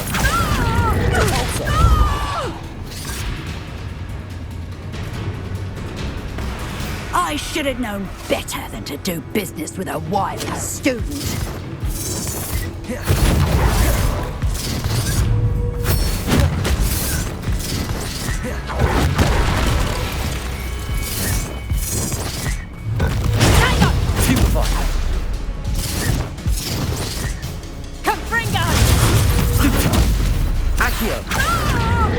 Defender! Bombarder!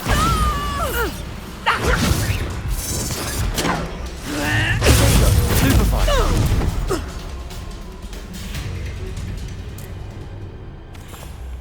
Ah, I'm disappointed in you, Cassandra. Incarcerate! You don't know what you're doing! Don't I? I always wondered why you couldn't seem to keep a tenant in that shop of yours. I must admit, the notion of a haunted dungeon never crossed my mind. Thanks for this. You can head back to the shop.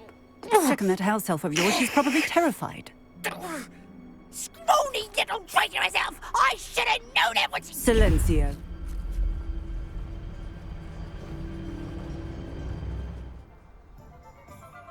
Oh, and not to worry.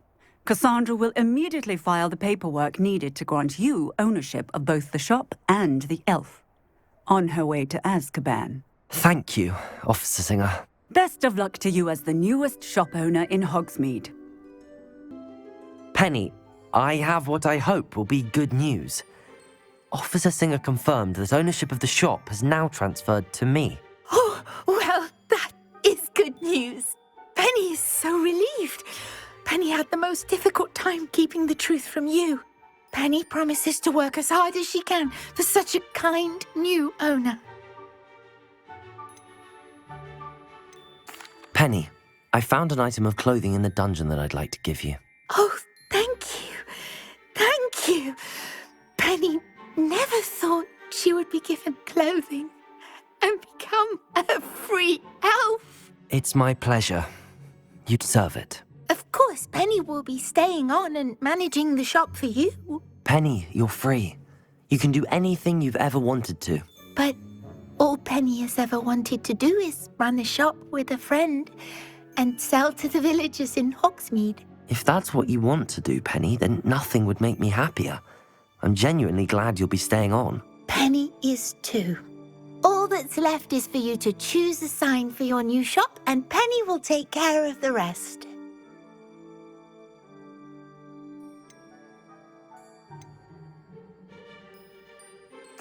I choose stitches and drafts.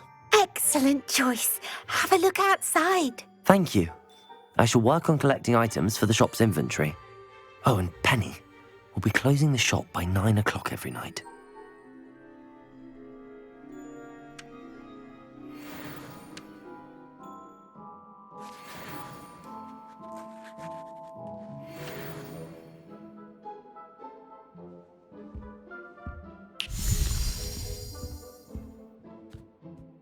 Are you ready to put an end to Harlow?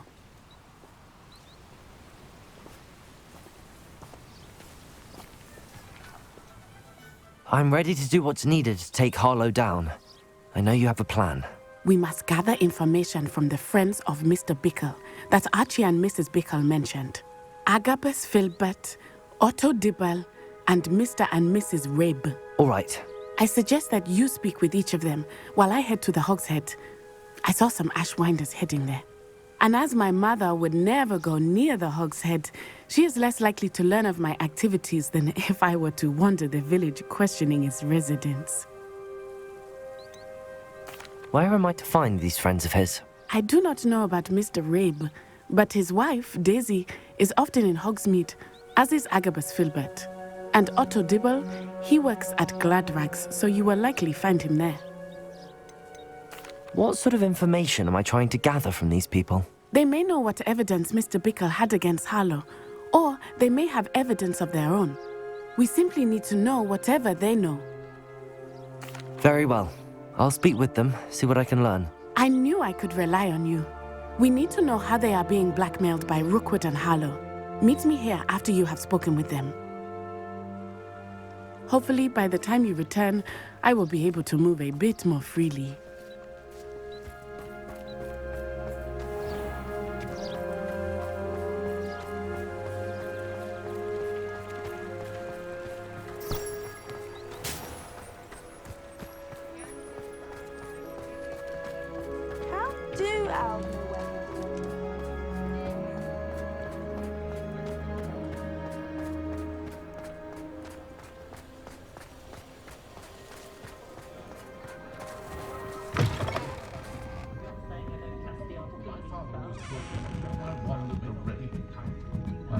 Mrs. Rabe should be nearby.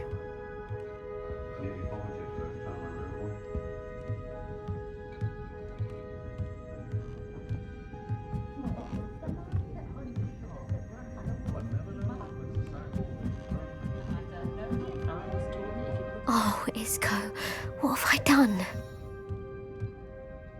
Mrs. Rabe, I wondered if I might speak with you about Theophilus Harlow. I'm a friend of the Bickles and I'm trying to gather evidence against him. Poor Joanna and little Archie. And now Harlow has taken my darling Isco. What do you mean? Why? I'm a security guard at Gringotts, and my husband is a curse breaker for them. Harlow approached me about helping him extort my colleagues into giving him treasures from the vaults. And you declined? Of course I declined. Repeatedly. I thought they'd given up, until I came home one night and found my husband gone, and a note affixed to my door with a knife. The note stated that I only had a few days to reconsider helping with some banking needs, and that my husband would appreciate it if I acted quickly. But the help Harlow wants is help that I cannot give, and my dearest Isco is paying the price. Why wouldn't Harlow extort your husband? Isco's job is even more removed from the vaults than mine. He travels the world for the bank. He could do nothing for Harlow. I'm the one in the bank on a daily basis, which evidently makes me an enticing target for blackmail. Have you helped Harlow since your husband was taken? No, I'm worried sick about Isco, but he'd never want me to compromise my integrity. I also know that he's extremely clever. That said, I was hoping he would have escaped by now. It makes me concerned as to why he hasn't. Are you sure the note means that your husband was kidnapped? What else could it possibly mean? Besides, I came home to find that someone had trampled the daisies in our garden. It may sound silly, but those were Isco's pride and joy. He would never have let that happen. Thank you, Mrs. Rabe. Knowing the lengths that Harlow will go to is helpful, albeit more than disturbing. Mr. Bickle was trying to help us, but now he's gone. I don't know what to do. I shall do all I can to get evidence against Harlow, Mrs. Rabe. Very well. Here's the note I received. You must be careful as well. Please don't put yourself in danger.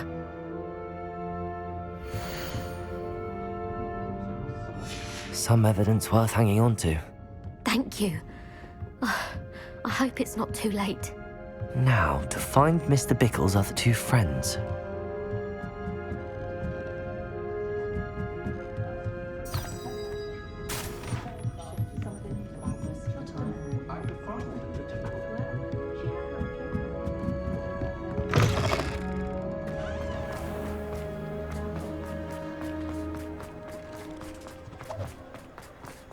Otto Dibble works at Gladrags. I should check there. Please tell me you didn't take it, but perhaps it's been here all along. Mr. Dibble, may I speak with you? It's about Theophilus Harlow. I've nothing to say about him. May I interest you in a stunning cravat today? Please, sir, I'd like to help. I spoke to Mrs. Bickle. You know the Bickles? All right, but we must be discreet. Can't have Mr. Hill hearing this. I know Mr. Hill. He was kind to me the day of the troll attack. Oh, he's a good man, but even he wouldn't understand about Harlow. It started a few weeks ago. I was distracted, reading a note, when you-know-who came into the shop. I hid the note behind the counter and offered to help him. He stared at me for a moment, then asked me to check on an order he'd placed. I went into the storeroom to check on what turned out to be a non-existent order. When I returned, he was holding the note. What was in the note? It was a note from Rosie Hill, Mr. Hill's daughter. You see, we've been, secretly engaged these past 6 months. We haven't told Mr. Hill yet. I dare say he has higher hopes for her. Harlow advised me in no uncertain terms that my relationship with Rosie, not to mention my employment here, depended upon my cooperation. What did he ask you to do? It all happened so quickly. In an instant, he took a very expensive scarf from the counter, pocketed it, and smiled. He said, "Your secret is safe as long as I can supply my lady friend with delightful items like this every so often." I've been able to cover for his requests until now with some creative bookkeeping, but I can't keep it up for much longer. I'm terrified to say anything. I could never live without Rosie. Could you give me a bit more detail about the note? That might help me to identify it should I come across it. It's on Rosie's special pink stationery. It has her monogram at the top, RH. That's how Mr. Hill would know it was real. What have you been doing to keep the extortion a secret? Well, as I mentioned, creative bookkeeping. And I've also been trying to cover the costs with my own savings, but I'm running out of money. Of course, none of this bodes well for my efforts to improve my circumstances and to be worthy of Rosie. I met Mr. Hill the day of the troll attack. He was kind to me. Why don't you just tell him? He's a lovely man. But when it comes to Rosie, I fear he loses all perspective. He'd see this as a grave betrayal. I'd lose my job instantly, and Rosie as well. Thank you for telling me. I'm gathering evidence to take Harlow down. I would love nothing more than to see him rotting in Azkaban, but be careful. He's an awful man and incredibly dangerous. As for Rosie's letter, should you happen upon it, I have committed it to memory. You may destroy it immediately. Understood. Now hurry off before Mr. Hill returns. Where was I? We're on the right track. Now to find the last of Mr. Bickle's friends.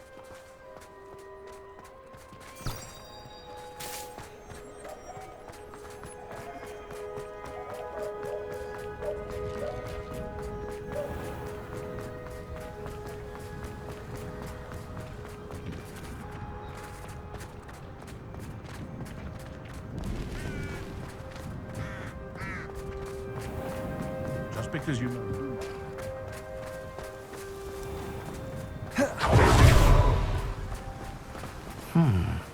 Agabus Filbert must be around here somewhere.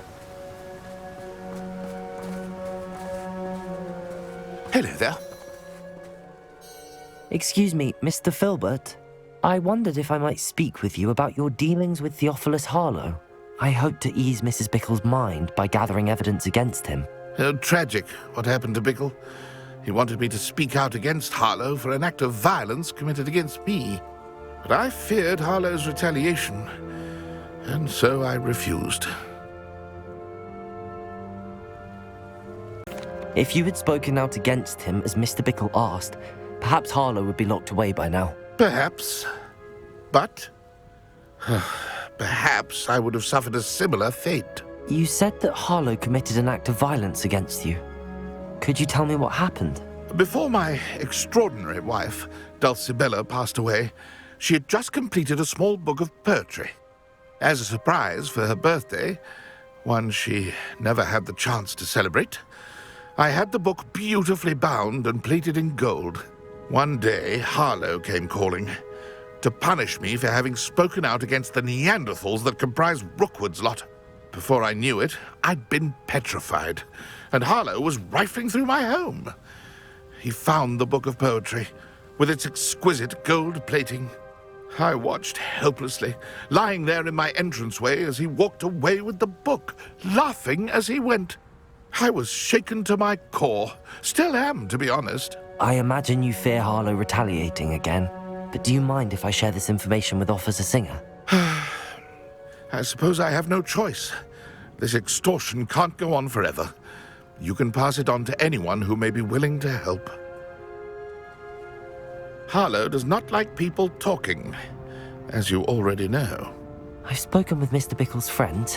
Now to find Natty. Natty must be around here somewhere.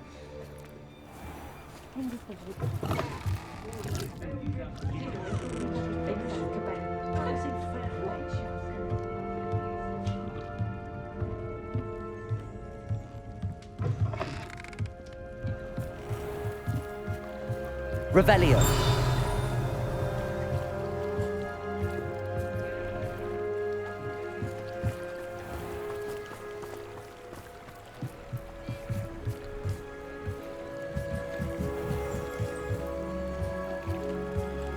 Natty's wand.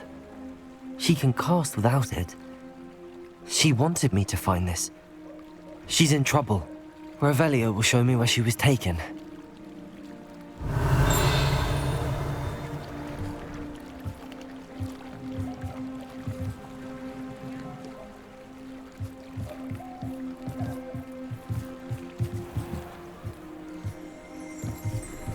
Revelio.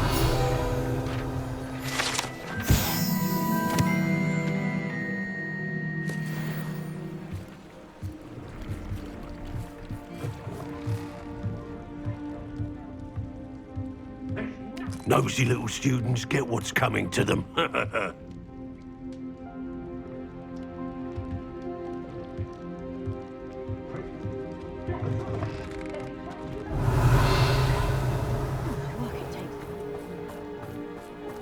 Natty must have been taken this way. I need to find her quickly.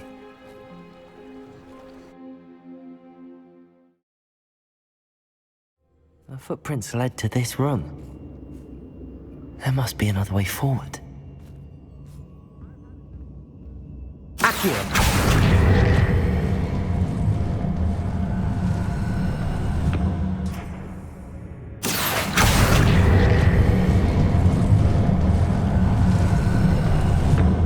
Hidden door. Natty must have been taken this way. I need to find her quickly.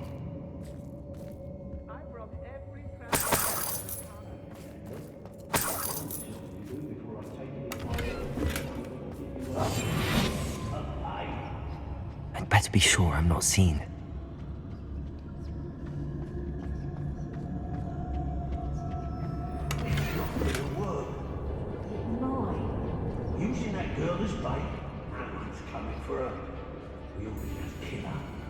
Carlo says her friend has been reckless enough.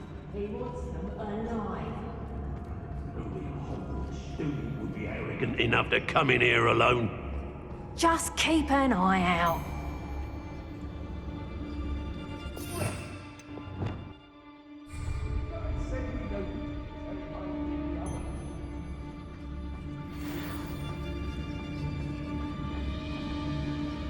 Patrol. About a month. Out there. Bombard. Accio. Expulsion! Incendio.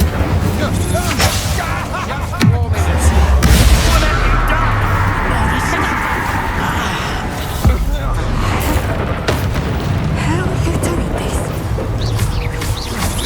Stay to your knees.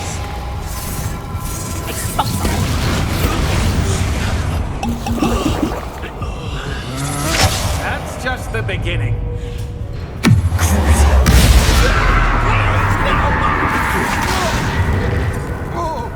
Bombard.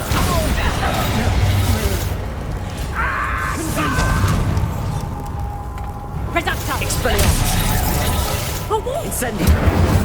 You will not survive this fight!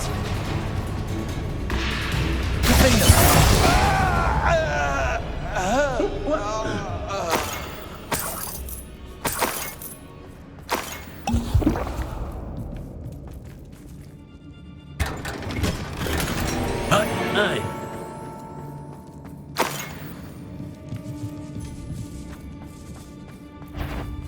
Bombard. Whoever you are.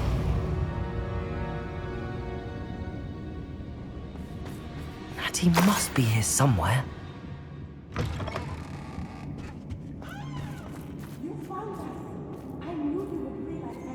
Revelio. Alohomora.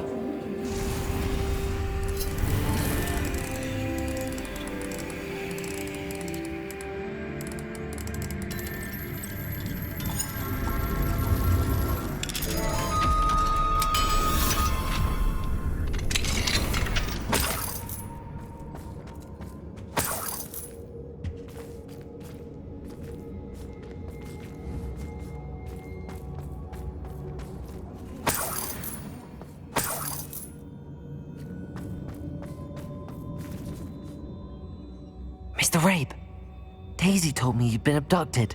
You spoke with my wife. How is she? Worried about you. Are you all right? I am all right.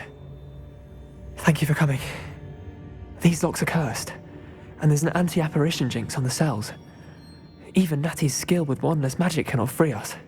I need you to find my wand. Mr. Rabe, I found your wand. Well done. I knew it was nearby. Now, you'd best stand back. One never knows how a curse will react to being broken.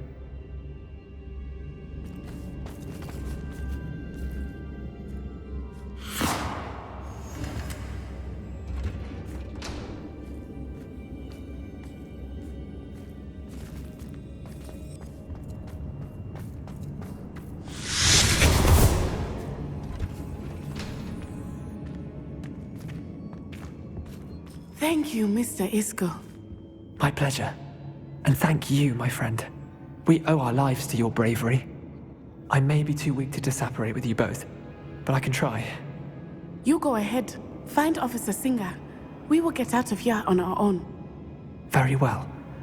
But be careful. Thank you, my young friends.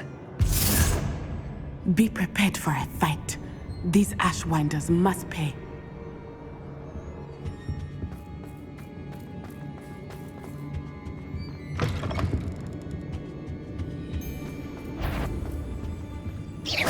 Accio. Bombarda. Defendo. Expelliarmus. No, you're there. Leviosa. Expulso. Have you got? What are you for? Incendio. I hate these things. Overgrown weed. Arrest them, Merlin.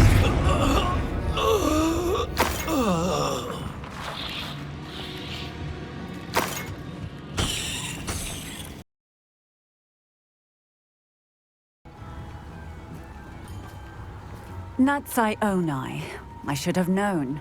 And you, the troll dispatcher. Lumos. Oh, thank goodness the two of you are safe. Isco Rabe told me a couple of students had rescued him. Should have known it was you two. Is Mr. Rabe all right? He is.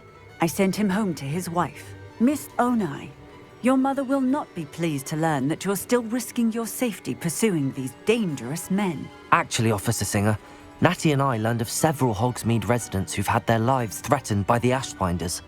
In addition to abducting Mr. Rabe to blackmail his wife and Natty, Rookwood and Harlow have also extorted Agabus Filbert and Otto Dibble. I will look into all of that. As for the two of you, I appreciate what you're trying to do, but you are taking great risk. Next time, please let the authorities handle the Ashwinders. With all due respect, officer, the authorities haven't done much about any of this. There's more to taking down an organization like the Ashwinders than simply storming in and hauling them off based on a few accusations. I must insist that you leave them to us. We shall have no further discussion on this. Natsai, you may wish to speak with your mother about this before I do. My mother will Lumos. not like this. Thank you again for rescuing me. We shall speak soon.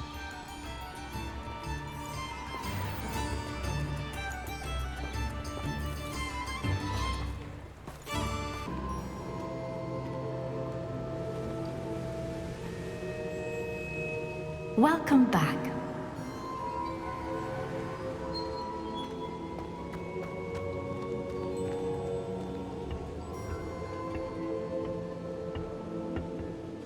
Hello, Professor. I have news. The goblins are looking for something. Another repository. They've built drills to help with their search.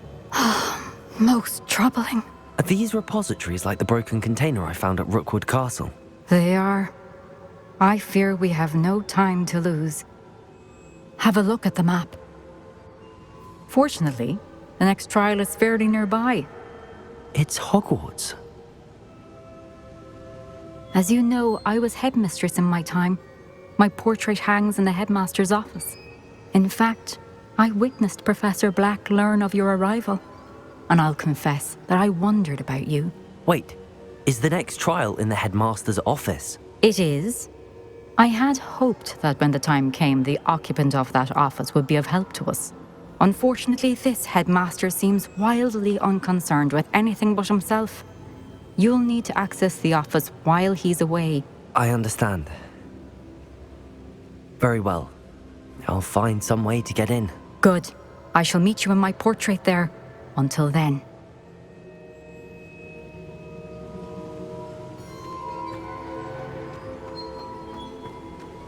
How will I gain access to the headmaster's office? Perhaps Professor Fig will know what to do. You are the talk of the school since you saved Mr. Rabe and I from the Ashwinders. We have come so far. We should discuss the next steps in our plan to stop Harlow. Professor Fig, the Keepers have shown me where the next trial is. Has something changed? Lodgok and I have learned that the goblins are searching for another repository, like the one we saw at Rookwood Castle. And I discovered that they're building massive drills to help in their search. Professor Fitzgerald seemed very concerned. I see. Ranrok clearly knows even more than we suspected. And sir, there's something else. Lodgok knew Miriam. He knew Miriam? They encountered each other at Rookwood Castle. She was doing research. That's where she found the container with the portkey. He liked her so much that he let her leave with it, despite orders from Ranrok. I don't know what to say. She could win over almost anyone. I want to hear more of this. And, in fact, I'd like to speak with Lodgok directly. But we've no time now. Where is the next trial? Believe it or not, it's in the headmaster's office. Incredible. Very well. You'll need the password to get past the stone gargoyle. The headmaster's house elf will know it. I don't know the headmaster's house elf. Will he even speak to me? I imagine he's loyal to the headmaster. He is. So you'll need a disguise. I have just the thing. A polyjuice potion. You'll look and sound like Professor Black. Wait, doesn't Polyjuice Potion require a bit of the person you want to change into? And take ages to brew? It does. So how do you already have Polyjuice Potion to change into Professor Black? One never knows when such a thing may come in handy. Let's just say I felt the need to be prepared for anything after my fruitless trip to the Ministry on his behalf. Now, time is of the essence. Drink up and I shall explain more.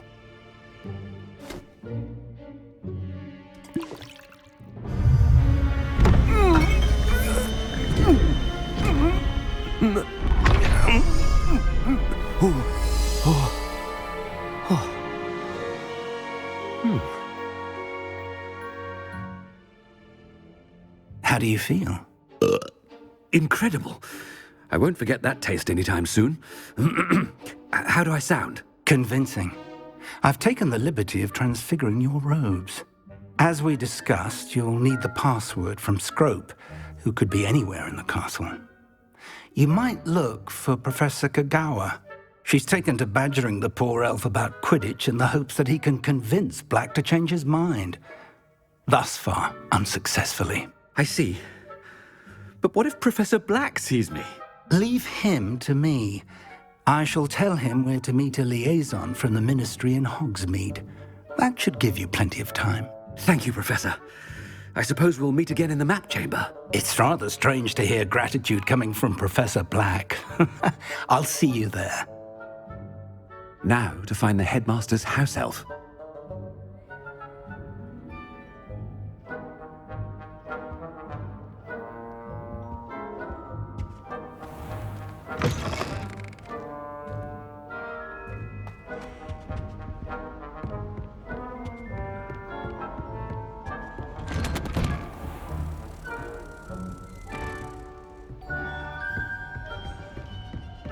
Professor, a moment of your time, please. Professor, I was hoping to catch you. Places to be, Professor Sharp, places to be. Of course, sir. Only, you'd asked me about a particular potion, and I did? I did, yes. Well, spit it out, Sharp. I don't have all day. Probably best not to discuss it here, sir. Really? Why can't we talk about potions here? Seems fine to me. Very well. I've brewed the cure for boils you wanted. I can drop it by your office when it's convenient. Of course, yes. No need for all the cloak and dagger. Simply have a student deliver it. A student? Very well, sir, if you insist. I do. And thank you, Sharp. I just hope you've brewed enough for all my boils. Now, to determine which student gets this rather unenviable task.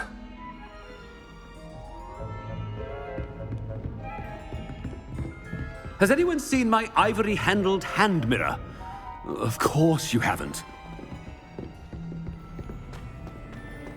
You call that a shine on those boots? Do better!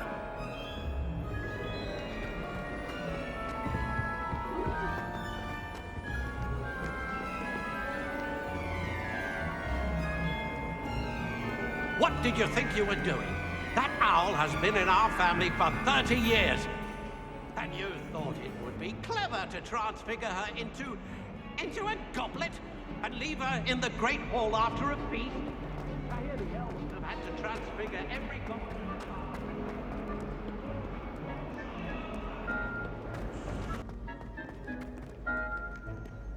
Professor Black, how are you, sir? Mr. Gaunt, where do you think you're going? I beg your pardon, sir. I'm simply on my way outside. Taking the day off, eh? Typical student, wasting the hours away. I have to write 20 inches on Dittany and its uses. Was heading to the greenhouse. Ah, yes. Mixed with bubo tuber pus makes a fine mustache paste. Yes, mustache paste. I find. Are you feeling all right, sir? You don't seem yourself. I assure you I am quite healthy, Gaunt. If I need a medical diagnosis, I shall head to St. Mungo's.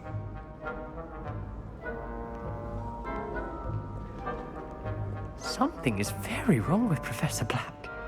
Dittany and Boobertuber Puss. Moustache paste?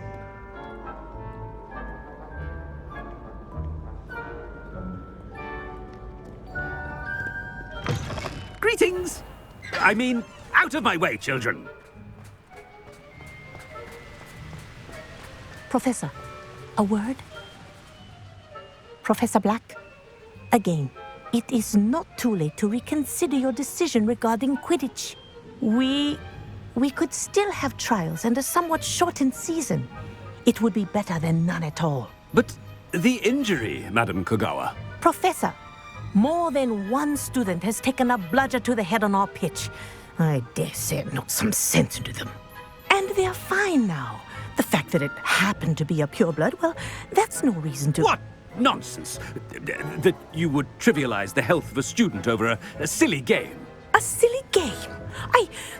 You are quite impossible sometimes. Sir, I've a good mind to write to the Department of Magical Games and Sports at the Ministry about you.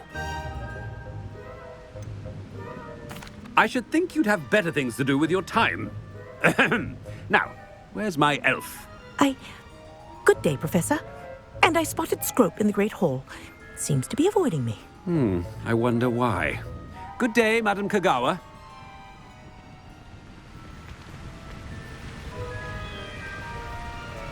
What did we do to deserve him as a headmaster?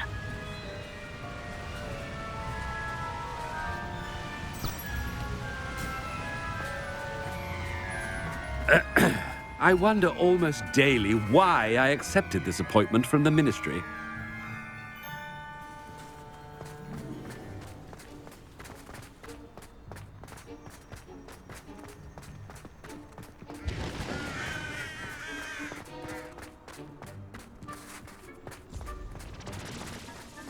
It's the headmaster and he's coming this way. Miss Broom, a word. Oh, Professor, this is an interesting surprise. It's Bloom, by the way. Remind me of your area of affinity, Broom. OWLs are swift approaching. Charms, sir. Non-verbal spells. Might work on one that makes me disappear. Well, keep at it, Broom. And before you know it, you'll be as invisible as that new fifth year seems to be. They're not invisible, sir. I've seen them near the library. In fact, they help me with my, heavy books. Speaking of invisible, where's my blasted house elf?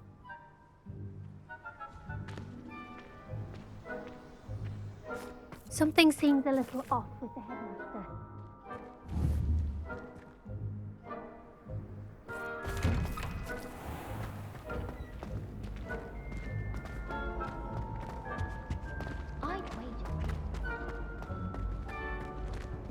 If you must speak with me, consult my secretaries or what have you. Now move along. Professor, a word, please. Hello, Professor Black. Ah, Professor Weasley. How delightful to see you. Sir? Since I have you here, I wonder if I might, speak with you about Professor Fig. Oh.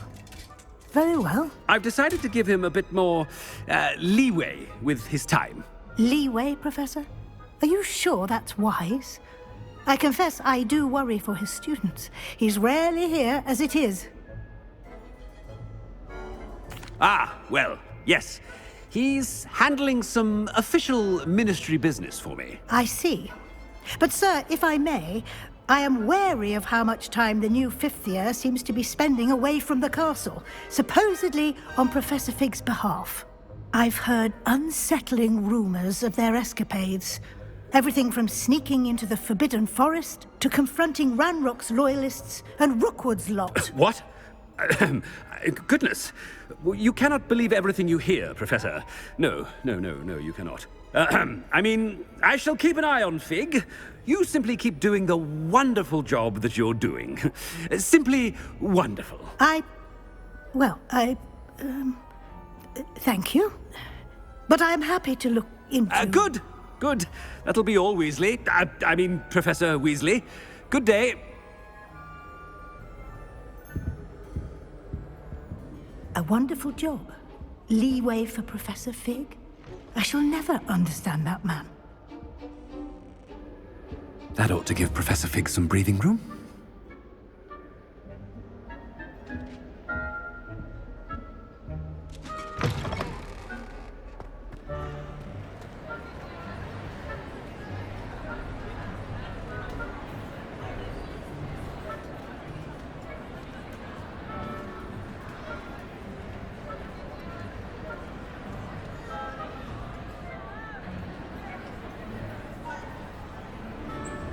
Wait until Master sees what a wonderful job I can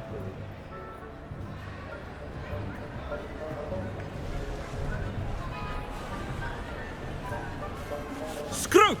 Oh, greetings, Master. Remind me of the password to my office. Oh, but Master made Scrope swear never to tell anyone, even Master himself. How dare you question me? I've a mind to give you a matching set of ears. Yes, sir. Of course, sir. Scrope begs forgiveness. It is the Black family motto, Master. Right. Of course. Master does remember it. It's pure bloods forever, isn't it? Close, Master. Scrope thinks Master is indeed testing Scrope. It is always pure. Obviously. And, of course, as Master knows, in French. Ah! Yes, of course. I order you to pronounce it for me. Oh, but Master knows that Scrope's French is most pitiful. Oh, very well. Toujours pur. Ha! Thank you. Never speak of this conversation with me or anyone else. Of course, sir. Scrope shall try his best to keep out of Master's way. The polyjuice potion's wearing off. I best get out of sight. Attention, students. I hereby decree that the Great Hall be forthwith decorated in the elegant banners of Ravenclaw. I shall be taking no questions at this time. Or ever.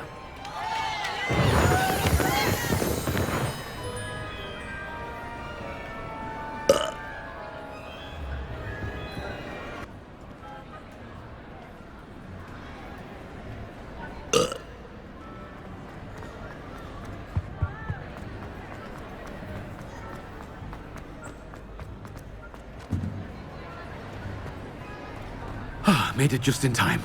It's wearing off. Fig was right.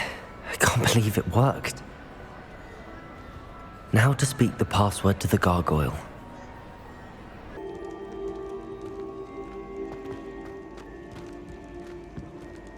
I have been meaning to speak with you. I still can't believe we escaped the Ashwinders. You may not realize it, but you are the talk of the school since you saved me that day. I wonder how everyone knows about it. I told my mother in the hope that she would be more forgiving of what I have been up to if it came from me. She likely told other professors, and news travels quickly.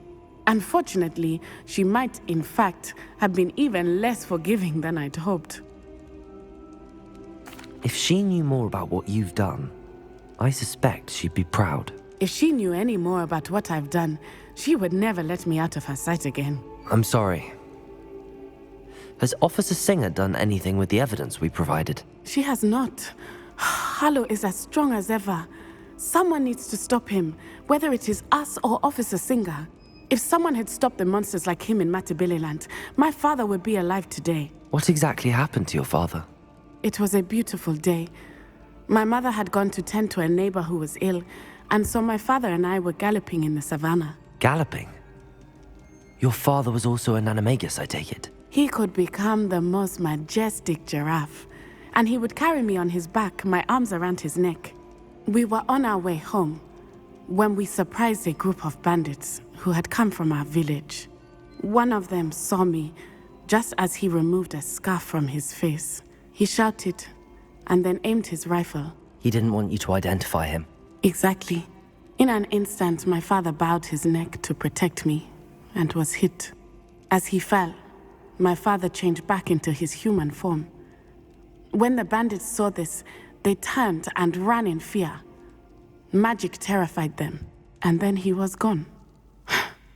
And it was all my fault. Your fault? How so? He died protecting me. If I had been capable of protecting myself, he would still be alive today.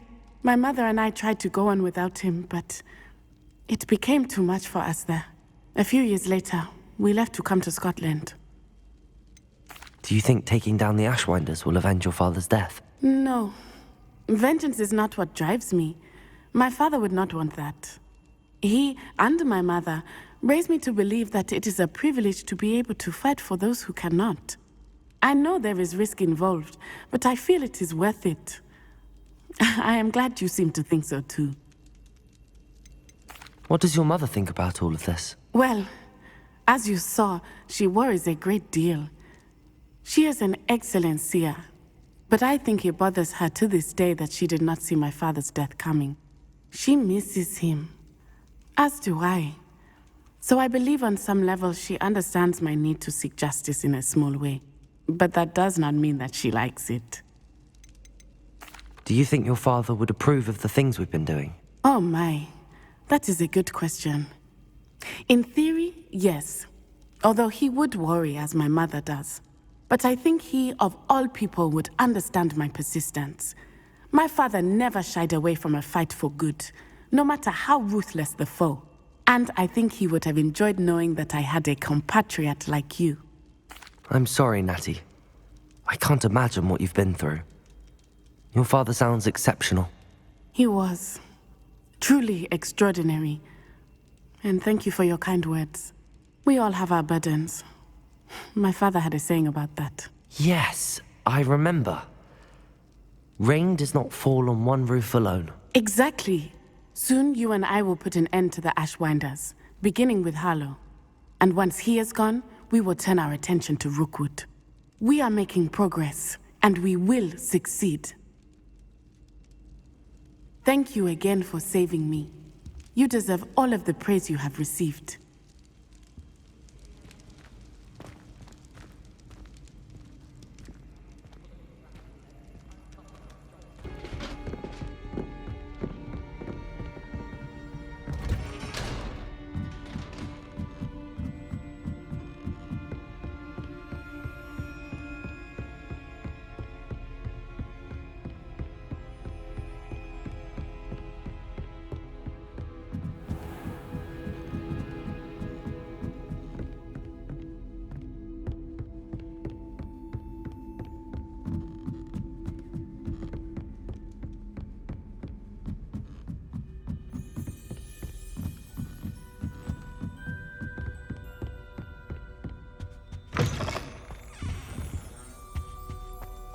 The gargoyle.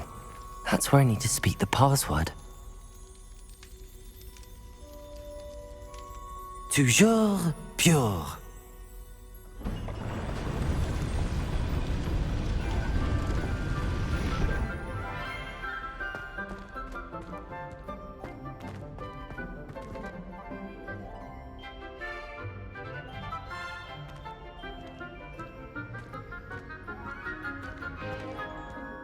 I wonder if all the elite wizarding families have a motto.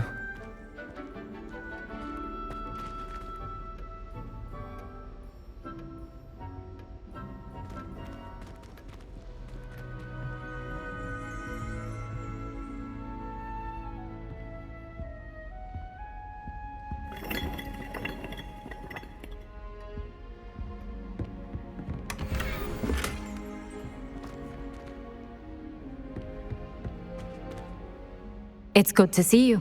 All thanks to Professor Fig's quick thinking. Now what?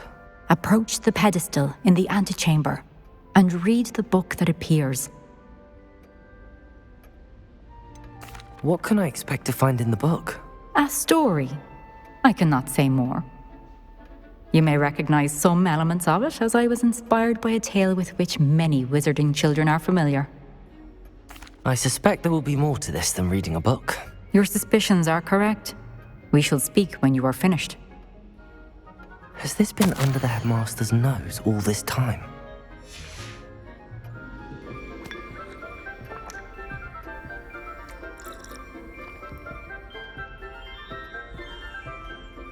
Revelio.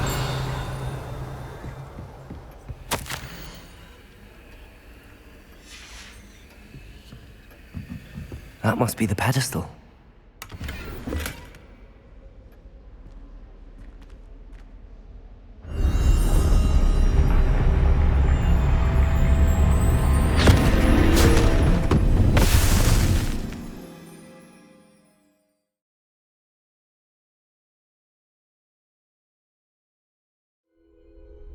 Where am I? Professor Fitzgerald? Can you hear me? I am here. In this place, you may call me Neve. You shall be witness to a fable. Pay attention. Things are not always as they seem. You must move swiftly and cautiously. Use the tools you encounter to find me. The first you will need in this place, as in life, death takes many forms. Avoid each of them at all costs.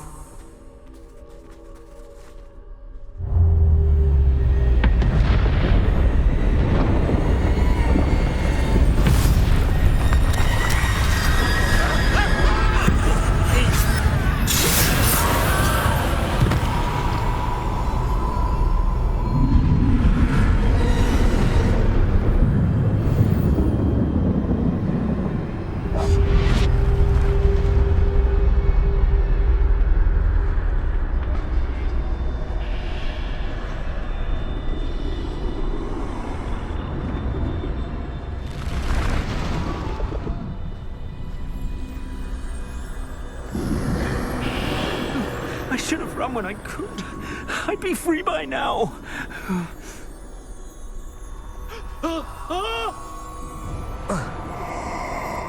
This is my chance. Come on, Neve. I need to time this just right.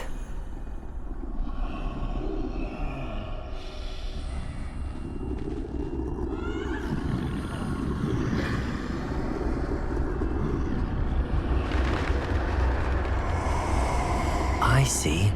A staircase straight ahead.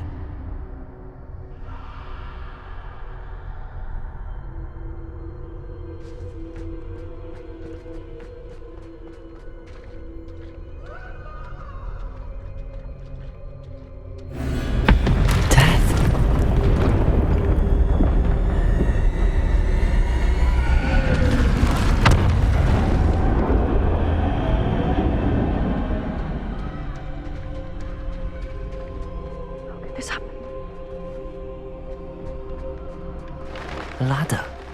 Perhaps they won't be able to find me if I go up there.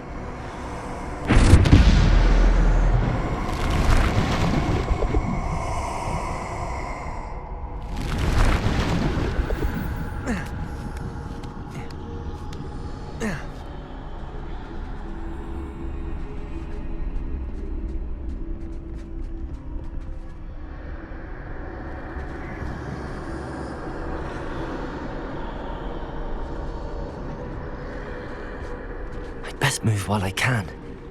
Neve must be here somewhere. Too many. I must cross this road as fast as I can.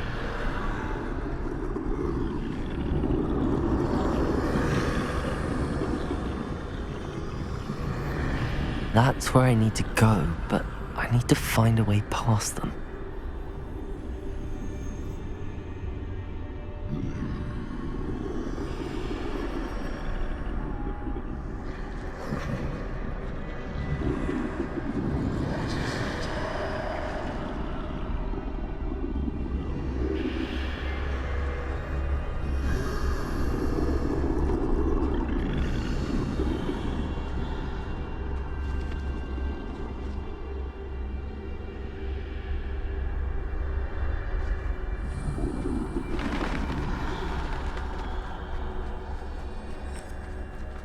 Nothing this way, but more danger.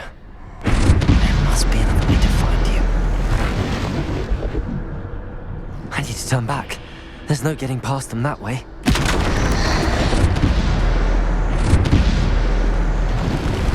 That doorway looks like like the only safe way forward. Closed tight. No way but forward, I suppose.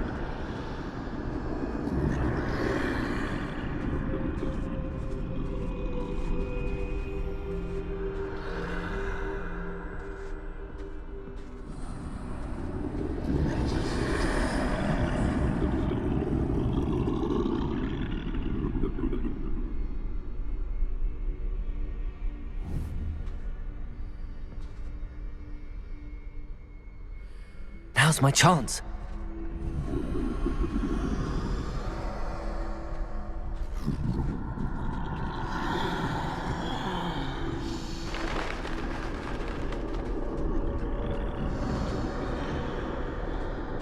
That's the way forward.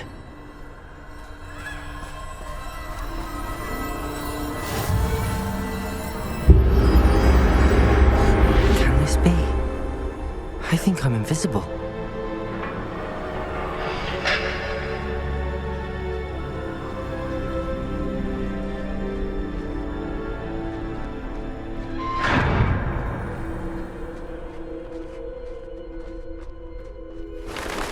They can't see me at all. I can get closer to them.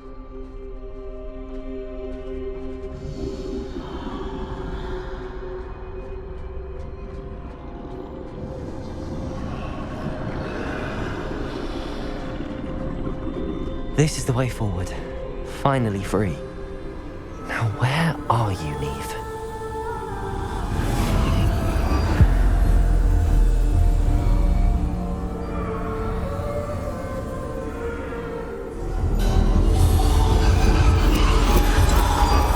You have outrun death thus far, but have yet to find me. Keep searching, but this time you will be unable to hide. Wield the wand you see before you. Do not squander its extraordinary power.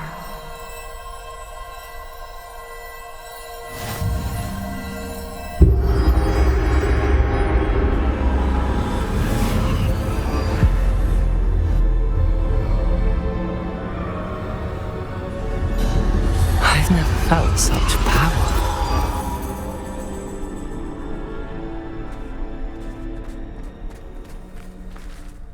Descendo!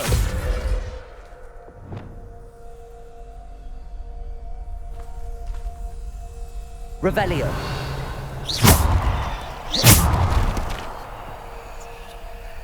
Descendo. Bombardo.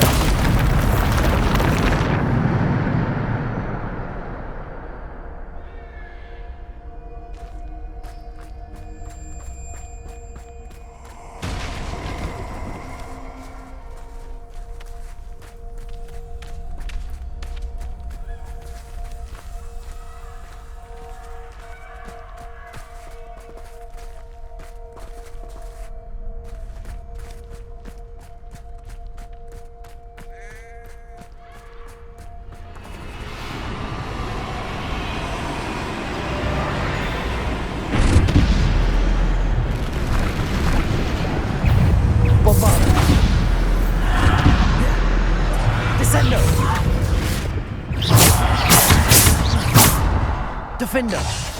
To Bolsa!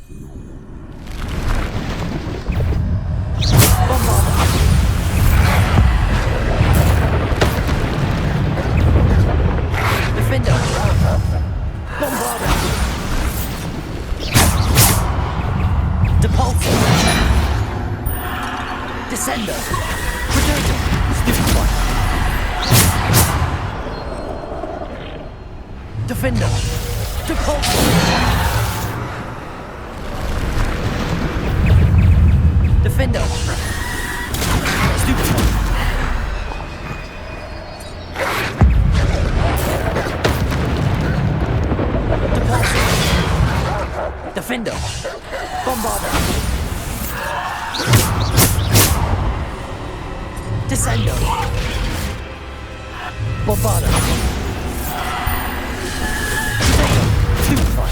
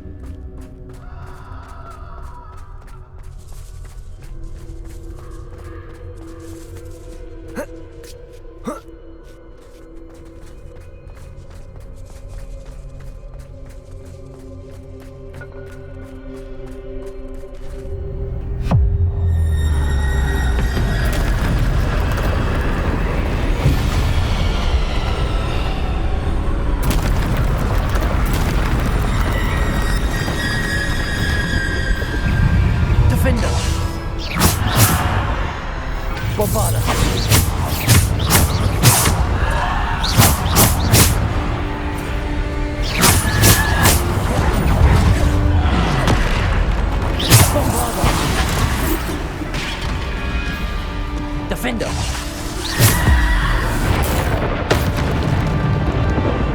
Descender! Revenger! Bombarda! Depulsor! Stupefy!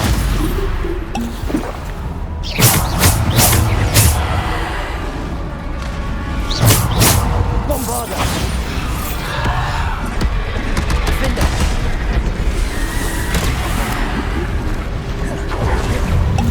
Bombarda! Defender! Descender! Defender! Bombarda!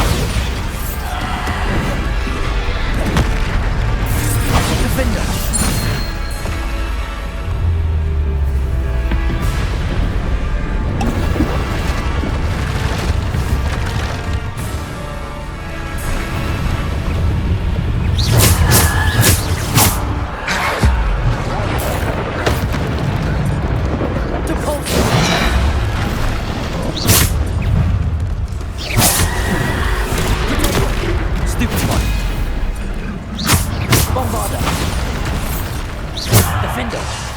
Descendo!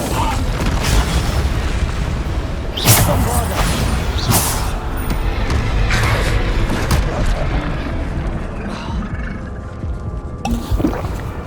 Bombarda! Defender! Descendo! Potato! Descendo! Depulsor! Bombarda!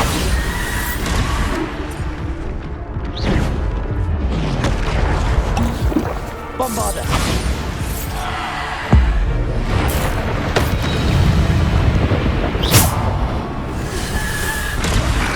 Potato! Stupefy! Bombarda! Depulsor! Descendo!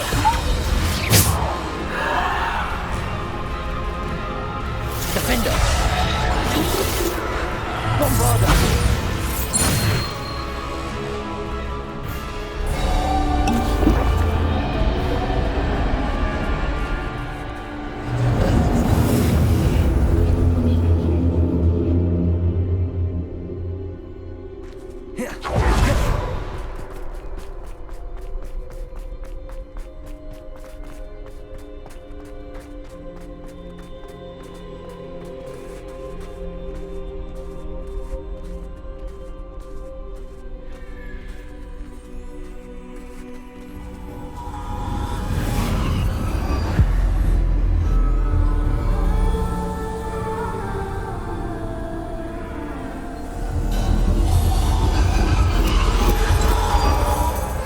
Stone. This must be for me.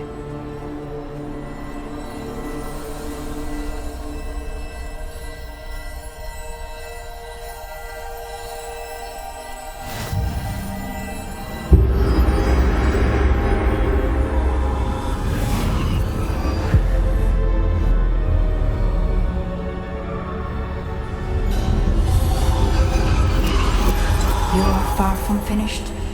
Pass through the mourners ahead. Nothing is what it seems. She's gone. Neve's dead. Oh, poor Neve. Gone so young. Neve! Why? May her memory be a treasure to us forever.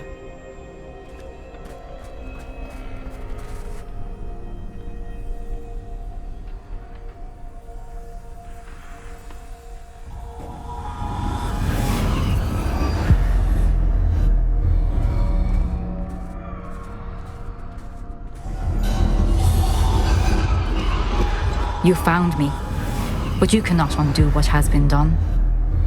The magic of the stone can only conjure a shadow of my former self.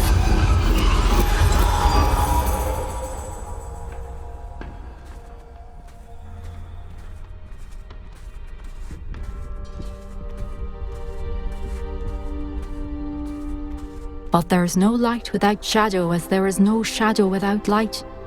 Simply because you can eliminate darkness does not always mean that you should.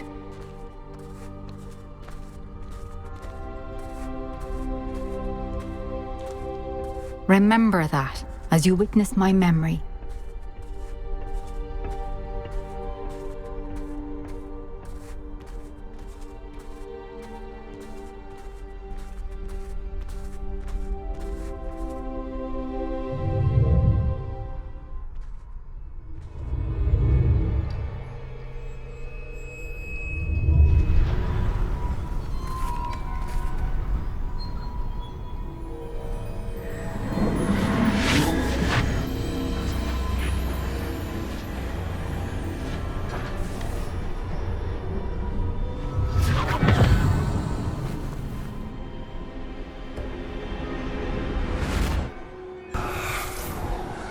Isadora, what you did for your father was remarkable. Well, wasn't it? And Percival needn't worry about the strands of emotion or the traces that this magic leaves. I found a way to contain all of it. You haven't stopped. Goblin silver. You spoke to a goblin about this. Don't worry, he has no idea what we're containing. We don't know what effect any of this may have. The emotions, the dark traits. You sound like Percival. And as it happens, I do know. It is a source of strength, of focus. Somehow it enhances my ability to wield magic. I don't follow, Isadora. I think we can harness it. Power like this is not to be toyed with. In the wrong hands, You saw what I did for my father. Oh, Neve, imagine the good we could do. Everyone is in some kind of pain.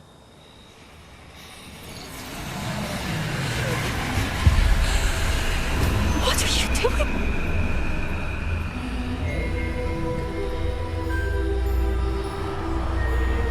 Breathe it in. Can you feel it? Oh, Isadora. This must stop. All of it. You've kept this power to yourselves for so long because you fear it. I choose to embrace it.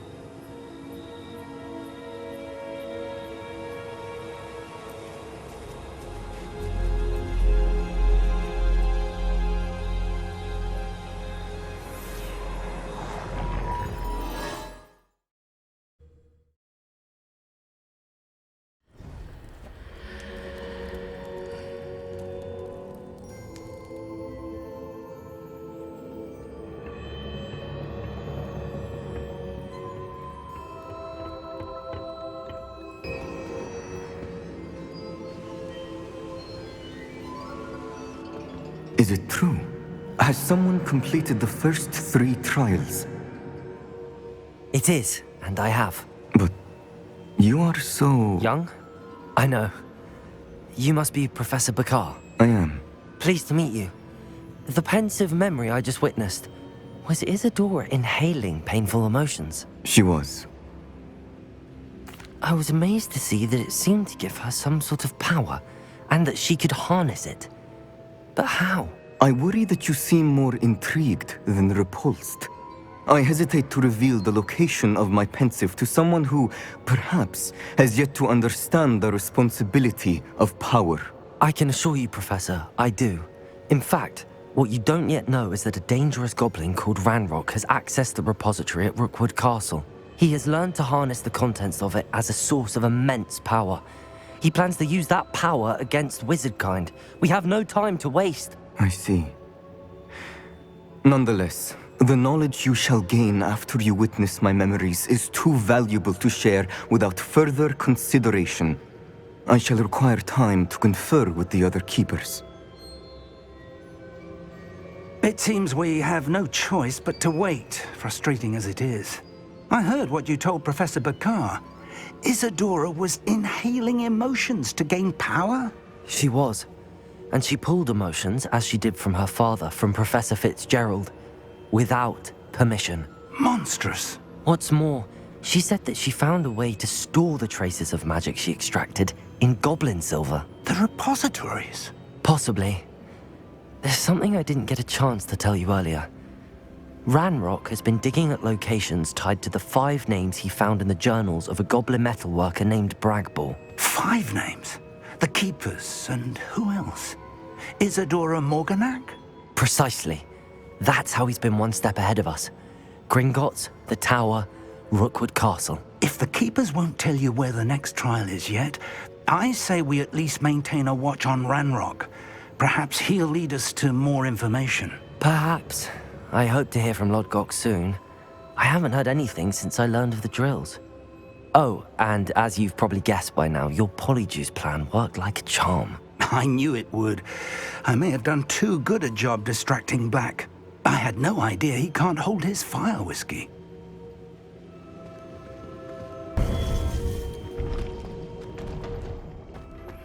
I shouldn't have reacted so bitterly about your goblin friend.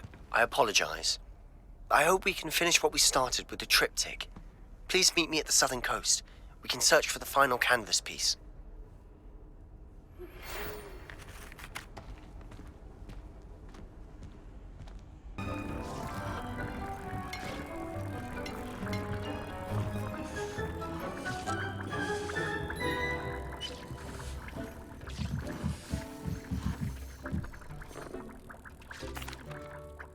Hello, Deke. Professor Weasley said you had an idea. Indeed, Deke does. Deke knows that you want to learn about all sorts of beasts, and Deke recently heard rumors of a phoenix nest in a nearby mountain. A phoenix nest? I wonder if it belongs to the phoenix gnat he mentioned, the one Harlow and the poacher pack are after. Deke would not doubt it. If Deke has heard of it, surely the nasty poachers have as well, which means it could be in danger. Well, I'd better go and rescue it then, hadn't I? Deke thinks so. So majestic a beast should not fall into such vile hands. Deke is not sure why, but Deke feels that saving a phoenix might help to make amends for what happened with Deke's prior master. Deke hopes that you are able to find the phoenix and bring it to the room where it will be safe.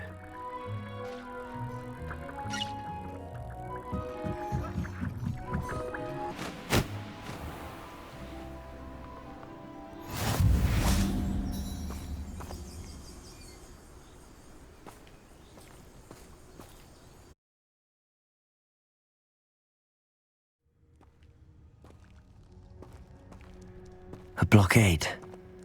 Rookwood's poachers are already here.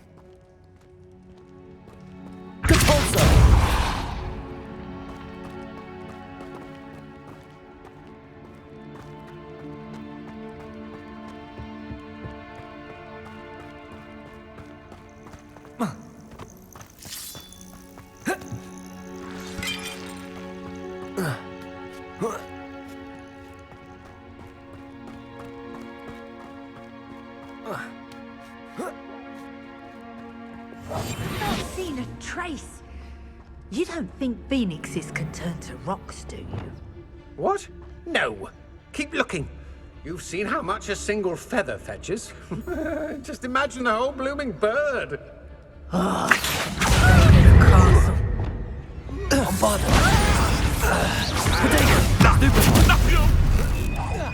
Confringo! Incendio! You've made a mistake. Defender! Come out before I find you. Accio! Oops! What are you, a gobstone? Protector! Stupefy! Stupefy! No. The beasts around here can sleep a bit easier now.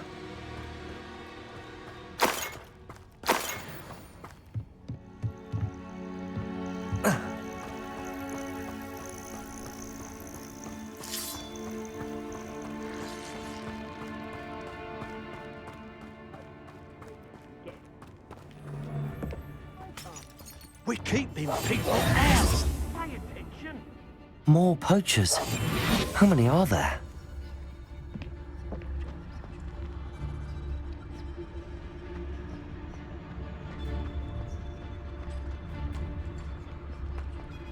Betting on the dragonflights was the best decision I've made yet. Too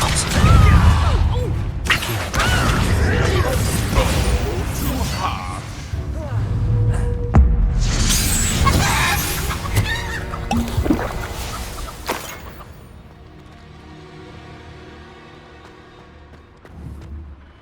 Confringo!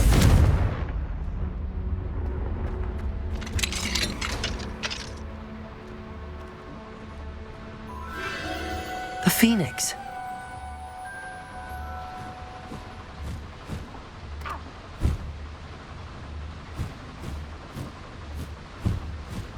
It almost seems as if it wants me to follow it. I need to find it before the poachers do.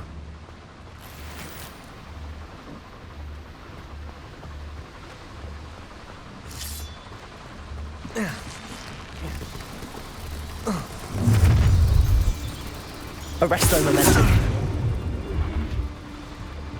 Hope you're not doing anything unforgivable. Petrificus totalis!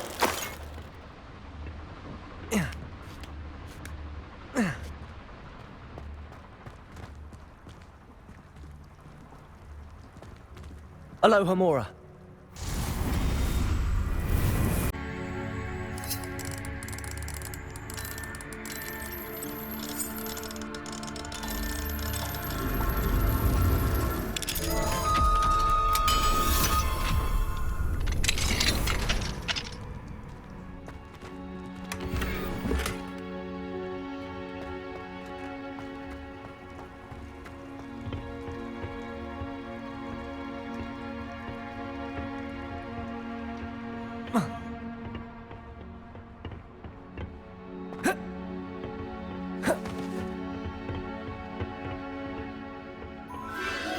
There it is again.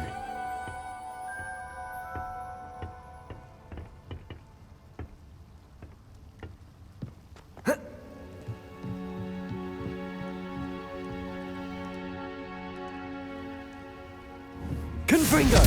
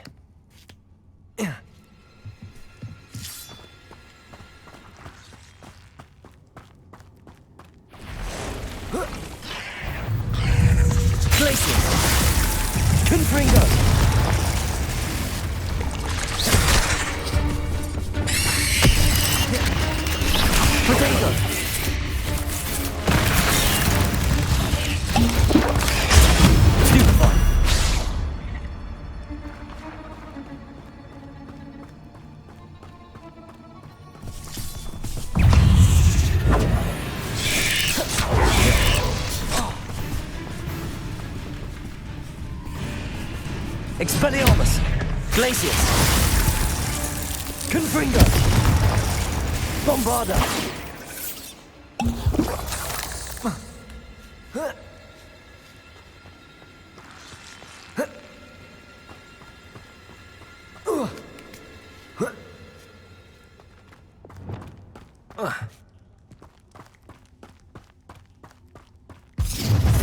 Well, it isn't a little hypocrite.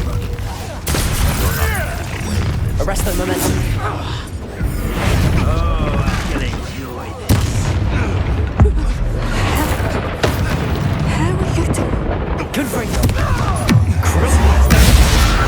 You will not survive this fight! Incendio! Oh, it's actually quite beautiful. Confringo! Confringo! No!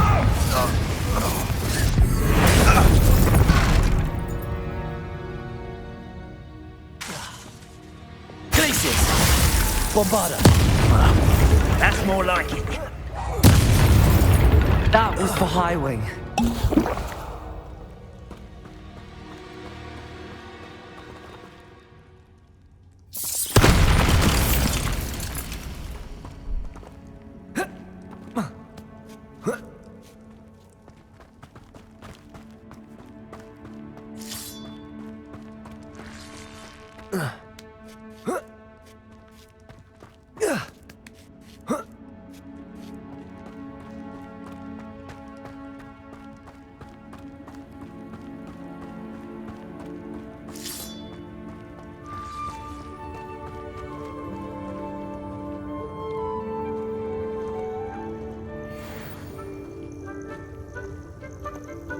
Hello.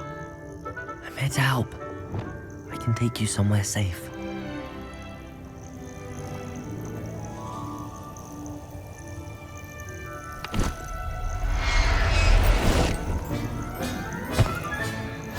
Let's get you back to the room. Deke's going to be pleased.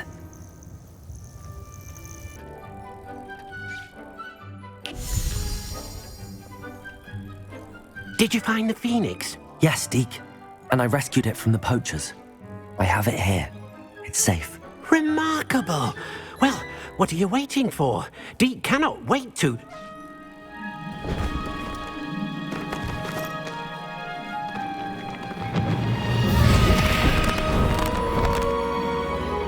My heavens!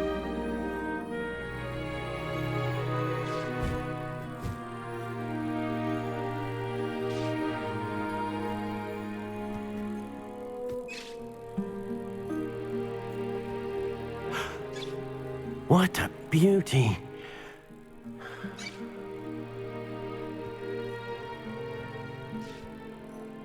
You keep it close.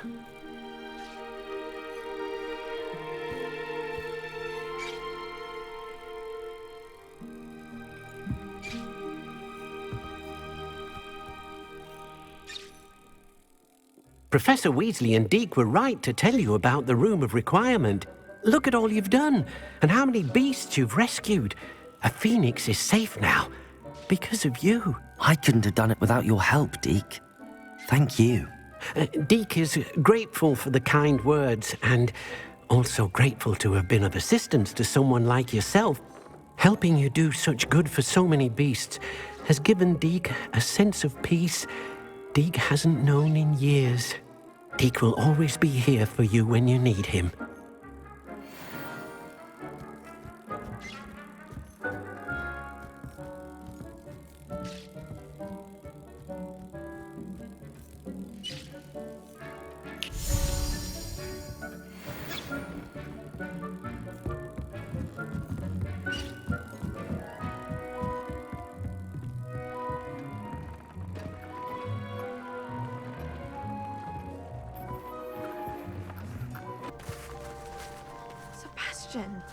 A lost relic from a catacomb which requires a dark sacrifice. I know how it sounds, but if this can help you, it's worth the risk. Does Ominous know about this? He helped find the Scriptorium where we discovered Slytherin's spellbook. Very well. If Ominous will be there, I'll meet you. We don't have much time. Solomon wants to leave Feldcroft. What? Leave? Never mind. You need to stall him. Buy us time, Anne. Please. I shall do my best. I'll be in touch. Solomon can't take Anne from Feldcroft. Where would they go? When would I see her? Sebastian. Don't think I've forgotten about your goblin friend. I haven't. But I appreciate you setting our earlier discussion aside for now. Of course. I can't believe my uncle wants to leave Feldcroft. Anne's going to stall him. She must. We need time. Time? For what? I've learned more about the relic. I cross-referenced Slytherin's spellbook with everything in the library on relics and dark sacrifices. That's when I realized something. I believe the relic will only work inside the catacomb. We just need to get Anne to the catacomb and work out how to make a dark sacrifice. Our biggest hurdle may be convincing Ominous. Anne will only give this a chance if he's on board. And we have to keep all of this from your uncle. If he goes to the headmaster, we could be expelled. Let me handle Ominous this time. As for my uncle, he's not an Auror anymore. What he doesn't know, well, won't hurt us. Do you think your uncle would tell anyone at the ministry about all of this if he found out? If he found out, I doubt he'd go to the ministry. He didn't part ways with them well, from what I understand. He won't say, but I believe his strong aversion to dark magic has something to do with his time there.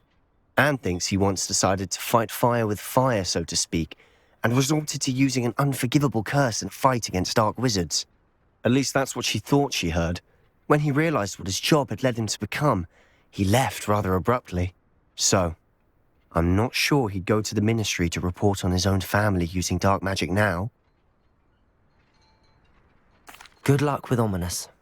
Until we meet again. I shall let you know when the four of us should meet at the catacomb. Look for my owl. Travel broadens the mind. I can't imagine how muggles get by without magic. Almost makes me feel a bit guilty. The arrow will save me more broken drafts. I beg your pardon, but would you mind helping out an old woman? Is everything all right? Oh, bless you. Oh, thank you for asking. I'm Betty. Betty Bugbrook. And no, everything is not all right. It's my dear friend Hazel. She's in trouble. Hazel? Yes. Oh, she's a unicorn. Known her for years. She doesn't like to leave the forest, so I visit her once a week to brush out her mane and bring her some treats. Her coat is glorious. Well, the last time I saw her, we were violently attacked by a pack of wolves. Hazel, loyal friend that she is, leapt in front to protect me, and in the process, I fear she may have been injured. I'm sorry to hear that. I want to help her, but she seems to have gone into hiding. Out of fear, I'd imagine. I know you Hogwarts students learn a fair bit about caring for beasts. Perhaps you could find my unicorn friend and get her somewhere safe so that she can heal. How did you become so close with the unicorn? It was luck, truly. I came across her when she was a little golden foal. Didn't even have a horn yet. Oh, she trusted me straight away. We'd play together for hours. Oh, I do hope she'll be all right. Unicorn hair is a valuable wand core, and I suppose losing a hair or two mightn't hurt her. But I'm terrified those poachers will want her for her blood to keep themselves alive. And that is more than I can bear to think of. I'll keep an eye out for your unicorn friend and take her to safety if I see her. Oh, you've a good soul. I can always tell. Please, don't risk your own safety, though. I don't know precisely where she is, but I can tell you that her den is north of Hogsmeade. And although I haven't been able to brush her lately, I imagine she still has the brightest, most beautiful coat of her entire herd. Remember, You'll know her by her brilliant coat.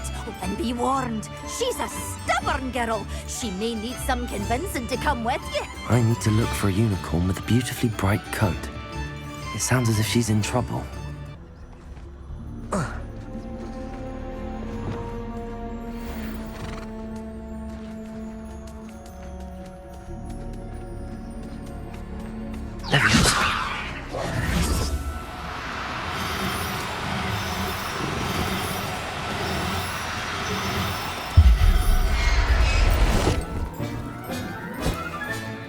I can take Hazel back to a vivarium now. I should let Madame Bugbrook know she's safe. Revenue.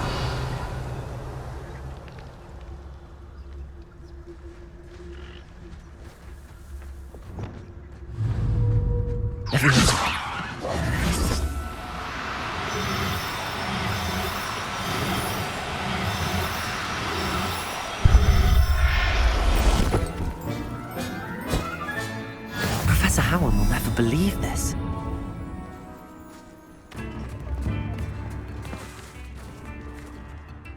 Madame Bugbrook, I found your unicorn friend Hazel. Oh, what a relief! Is she all right? Are you all right? Do you have a safe place for her to stay? We're both fine. And I have a safe place for her at Hogwarts. You've a kind heart, you do. I'm relieved and thankful that you'll take care of her. I shall miss my sweet pointy pony, but I know she's safer away from the poachers. Do give her a nice brushing for me, won't you? Take good care of Hazel now.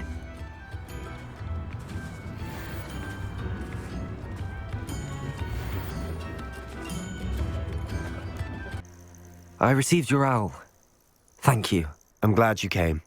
I spotted droves of Ranrok's loyalists coming up from the coast. Overheard one of them say they're headed to another cavern, like the one we found. How are they still one step ahead of us? They can't know about the triptych. I don't know. I did see another memory. This time, it was a keeper named Neve Fitzgerald. She was unnerved by Isadora's use of ancient magic. But I still can't be sure how any of it connects to Ranrok. These keepers are playing games with you. You need to press them for more information. It doesn't work like that.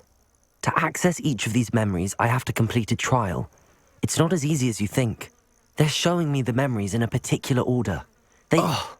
Either they don't trust you, or you don't care enough about Anne to ask the difficult questions. Of course I care, Sebastian. We've come this far.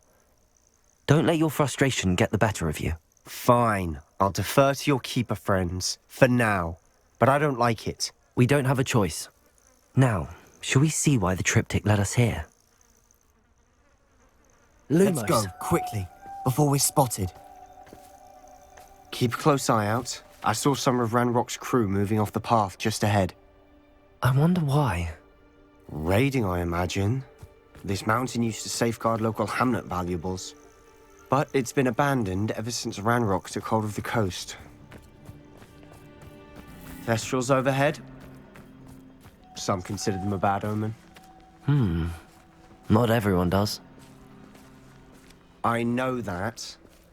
All right. I'm making small talk.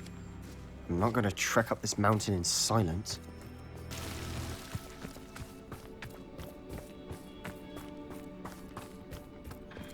I agree.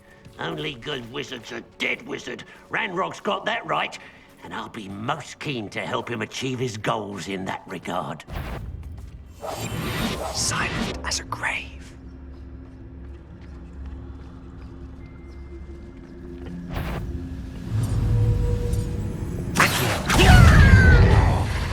Bombard!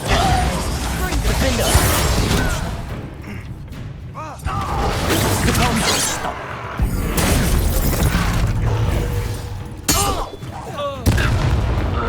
Arresto momentum.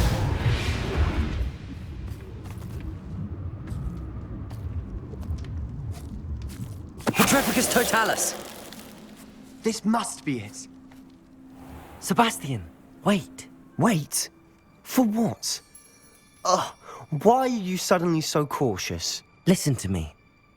I know you're angry and frustrated, but charging ahead now could undo all the progress we've made. Lord Gok said... Oh, your goblin friend? Stop it. That's enough. Not all goblins are like Ranrok. I am not the enemy. We want the same thing. To find answers. I thought we wanted the same thing. We do. Listen to me. Lord Gok has insights into Ranrok that we don't. He told me that Ranrok somehow knows about the Keepers and is searching anywhere connected to each of them. That's why they always seem to be one step ahead. I know what I'm doing. You need to trust me, or I don't see that we can continue together. Fine. I'm sorry. I'm letting my emotions get the better of me. And I have been for a while. I do trust you. And I don't think I can help Anne without you. Good. Ranrok clearly knows more than we thought. We need to be careful and do this right, not just go charging in. We have our work cut out for us. We need to work together if we're going to find the final piece to the triptych. Agreed. Lumos.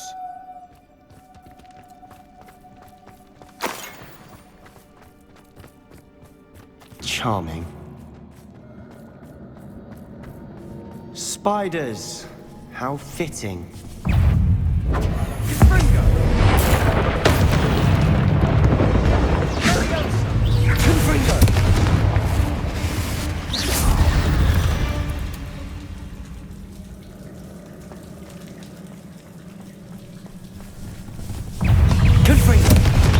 Arrest the momentum. Bombarder. Defender.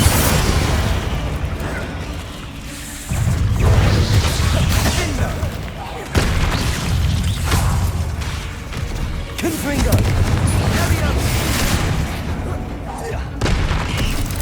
Accio.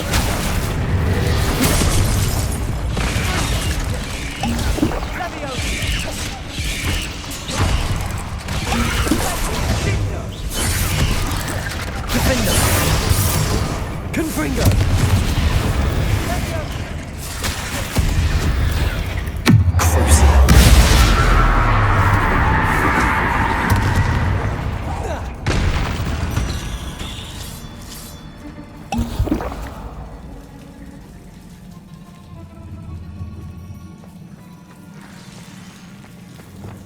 Bombarder.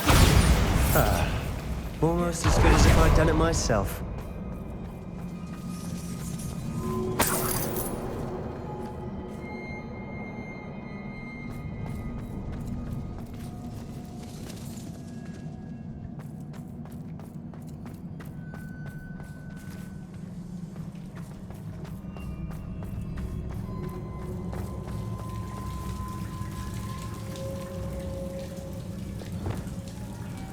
Confringo.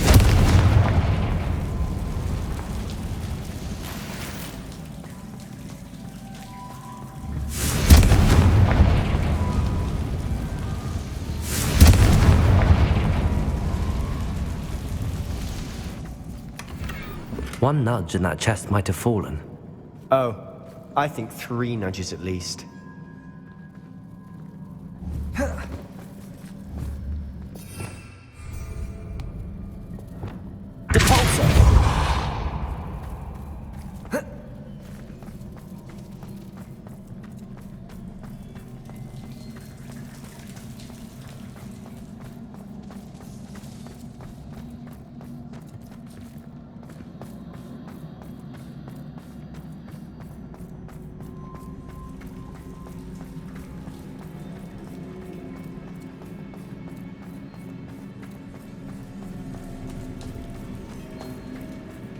These spiders are determined to make a meal of us.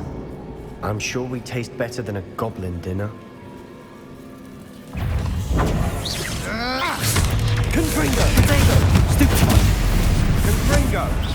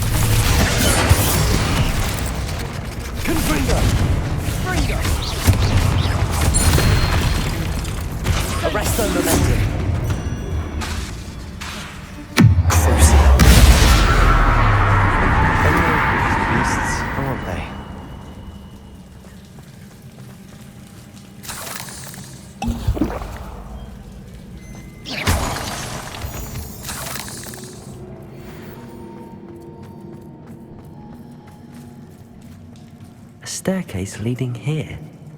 Whatever for? I don't think anyone's been here for ages. Confringo!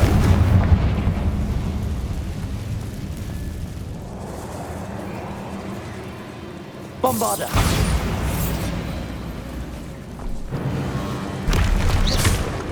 Confringo!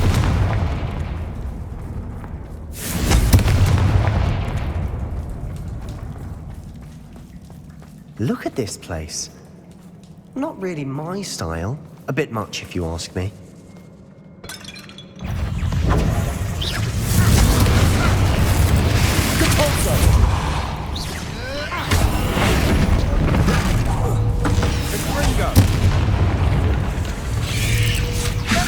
Arresto momentum.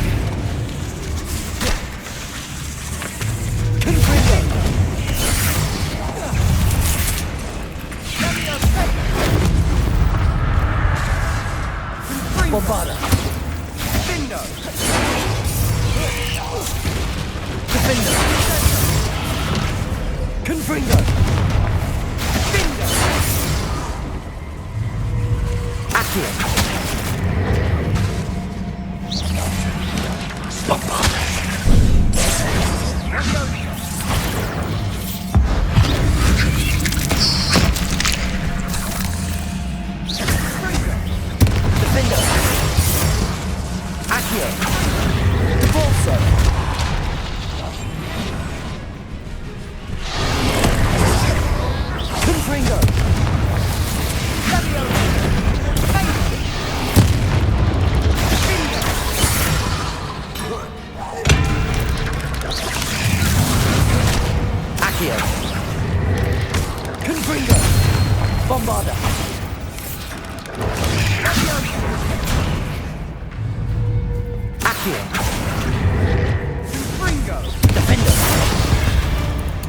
Getting through the cavern can't have been the only challenge.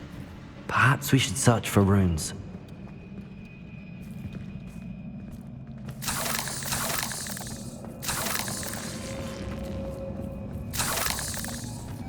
We've seen things like these before.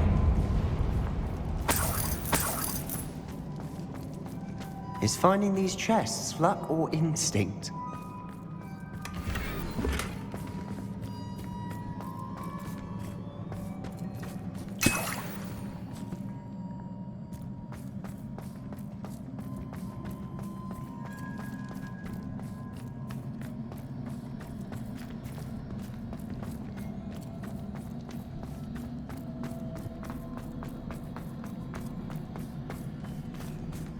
Revelio. Confringo.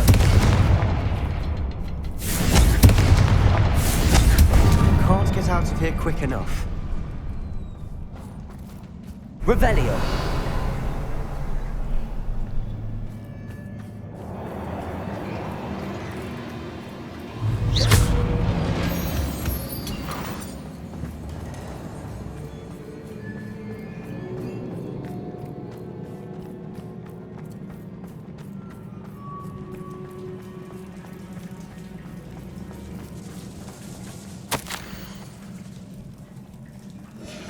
Sebastian, a journal entry. We should look for more. Why couldn't she have kept all her journal entries in one place?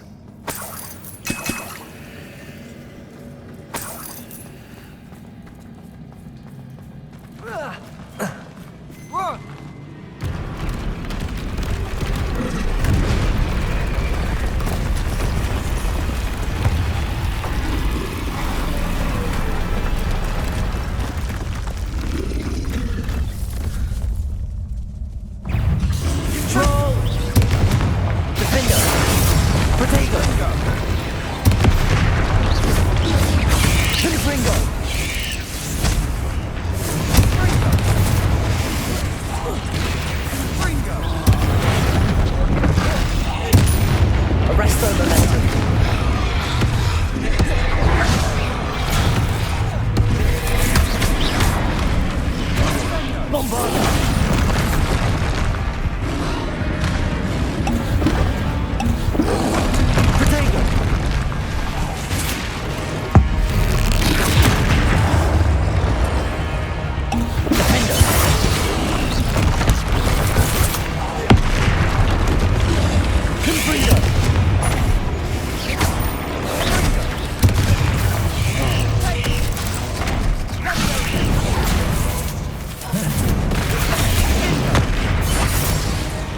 Confringo!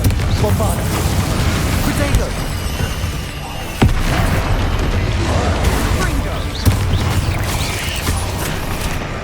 Incendio! Confringo! Accio! Fringo!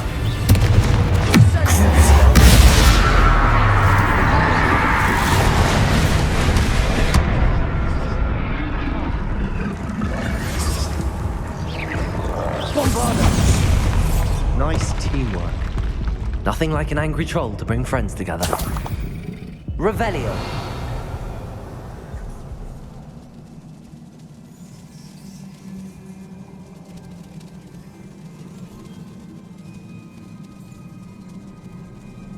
Depulso. Revelio. Confringo.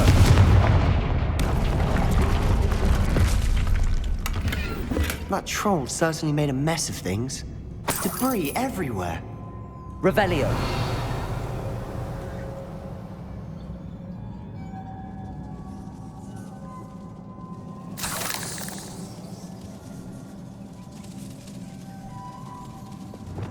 Reparo.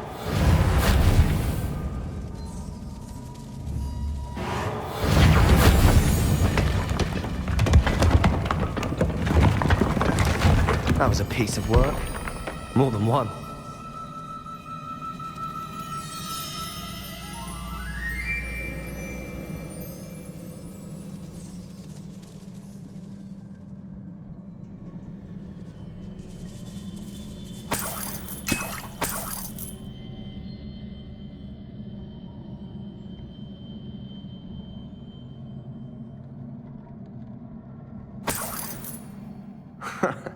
We couldn't jump high enough to reach that ledge if we tried.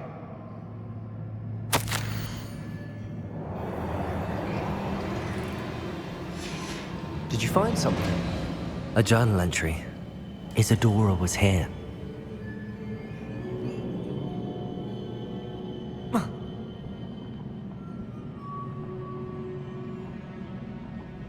Accio. Wingardium Leviosa.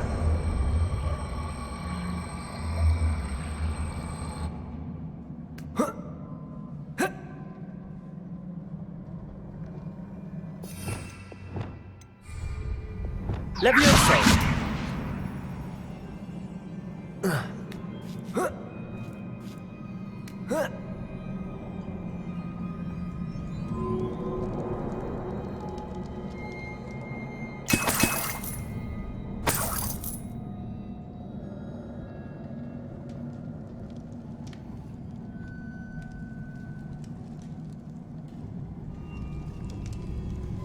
I'm out of breath after all of those stairs. But the view, well worth it.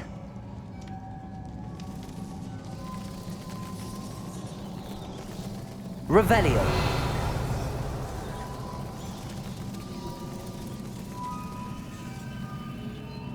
Another barrier.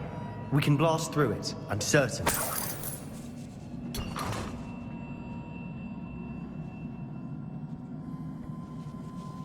Bombarda. Almost as good as if I'd done it myself.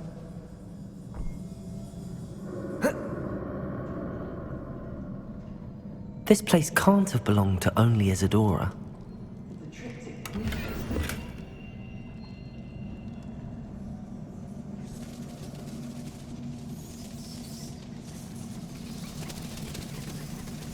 Another rune symbol.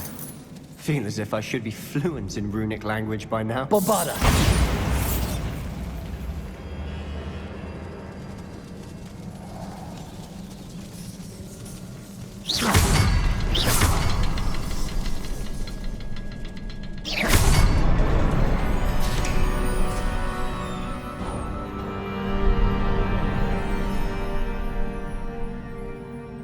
Could this be another area Isadora created?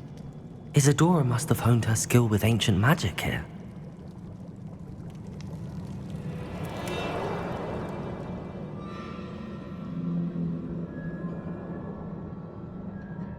Another ancient magic passageway to the Undercroft. The final piece to the triptych must be here.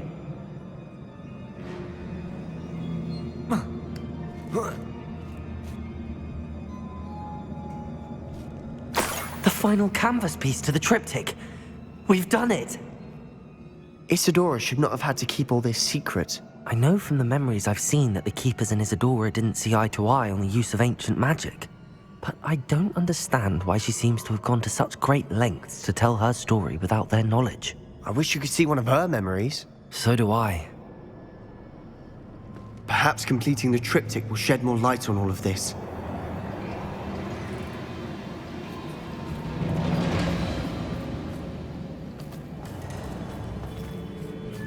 Revelio.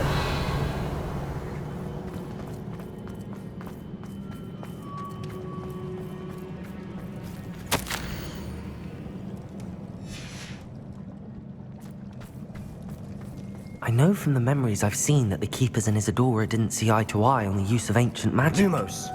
I wish you could see one of her memories.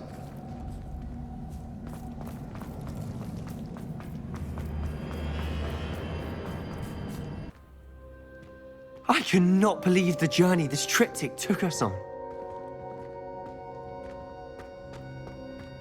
This is it. Don't keep me in suspense. Go on, place it.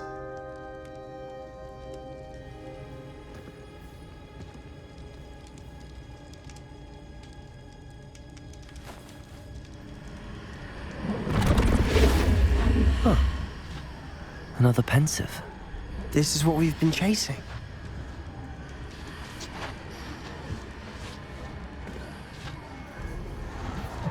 I wonder... What is it? Let's find out.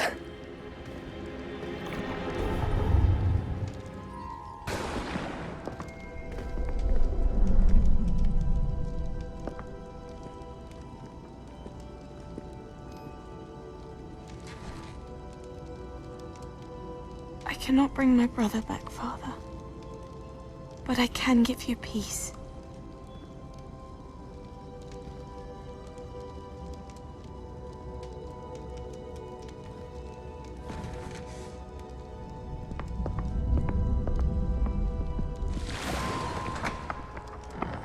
Please, have a seat. Isadora, we are all most intrigued to hear. We're ready. I've something to show you. Father, these are my colleagues from Hogwarts. Father hasn't spoken since my brother died. On my travels, I confirmed that which I've always believed. That we have the power to take away pain.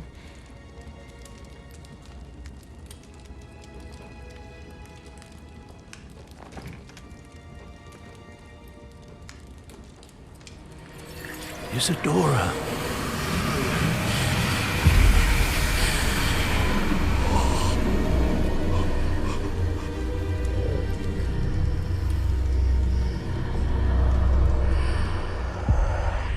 What have you done? I took his pain.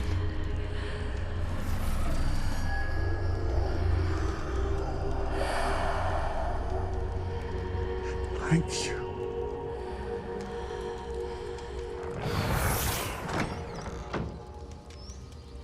That worked? It did indeed. Of course it did. It's goblin silver. I need something much bigger. All right. It would help if you could tell me more about what it is you're storing.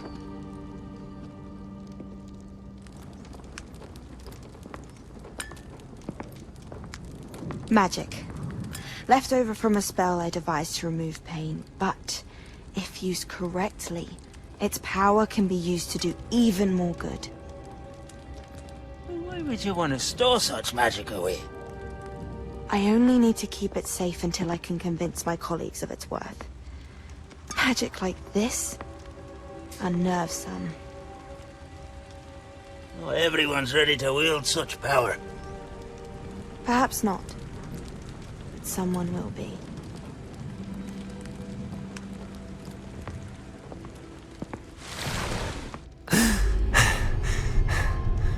She took away the pain. I knew it. I knew there was a way to help Anne. Something isn't right, Sebastian. What do you mean? You saw what she did. No, not the memories, the portrait. I think the reason Isadora hasn't appeared is because she can't. I don't follow. We have seen that view before. The abandoned home in Feldcroft, the destroyed painting. It was her. So someone destroyed a bit of enchanted canvas, but we found the memory. Yes, you're right. We saw what she wanted us to see. We saw what she could do, what you can do. But I don't know how to do what Isadora did. Well, then you shall learn. The Keepers can teach you. I'm not sure that they would.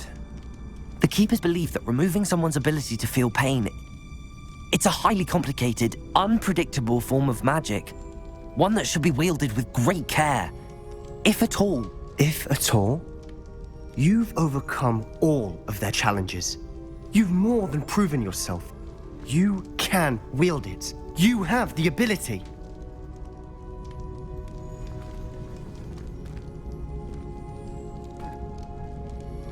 Please, talk to the Keepers.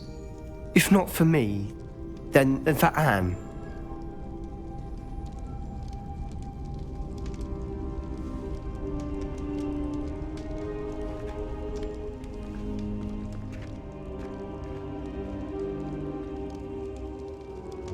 Why did the Keepers want to keep Isadora quiet?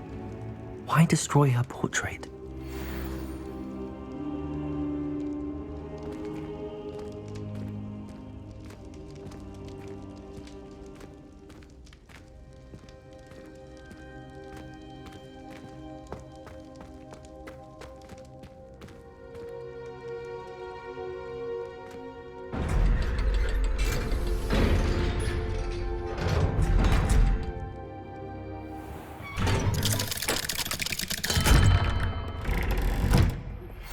I found one of Ranrok's drills in a mine along the shore. I intend to destroy it. I'm tired of trying to reason with him. You're welcome to join me, but if I don't see you there, I will reach out when I return. I have something to give you. Lodgok's getting himself into more danger than he realizes. I'd better find him.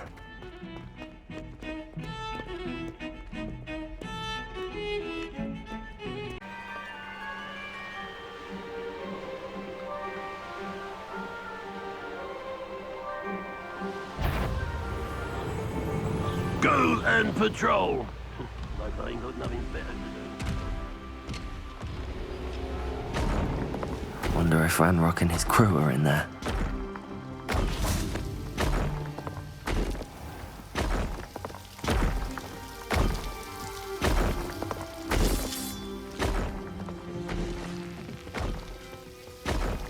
No sign of Lodgok out here. He must be inside already.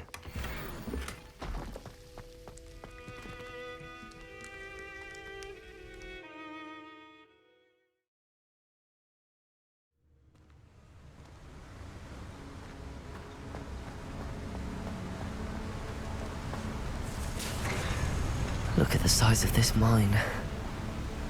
Lodgok, where are you? Something seems wrong. This place is teeming with Ranrok's loyalists. I have to keep my wits about me.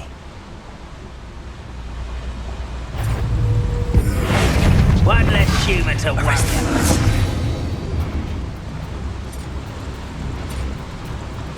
I won't rest until you're dead. Confringo!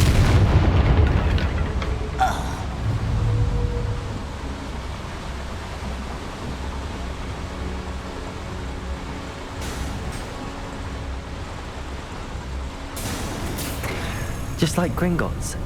but I'm in the driver's seat this time. Something seems wrong. How deep will this take me? Ranrok's gonna be pleased with our progress. Who was on that car? Show me a hand with this part, will ya? That has to be the end up ahead. Would you please meet with me in the Great Hall? I have come upon a difficult time, and I need a friend. Are you familiar with the hamlet of Irondale? It's south of the castle. I think the cave that Doran wanted us to find is near there.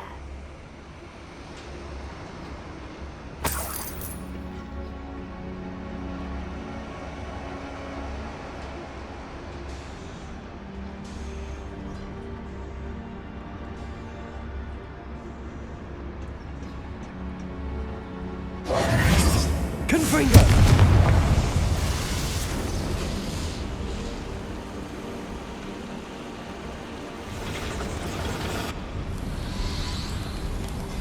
I wonder where these pipes go.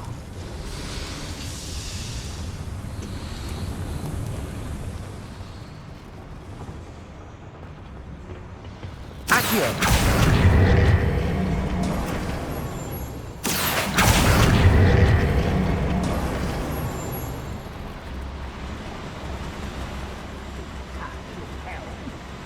Thank you for making me the first object of your suspicions.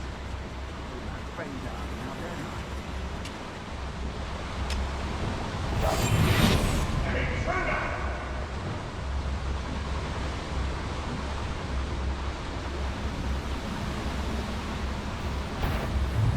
Bombarda! Accio! Confringo!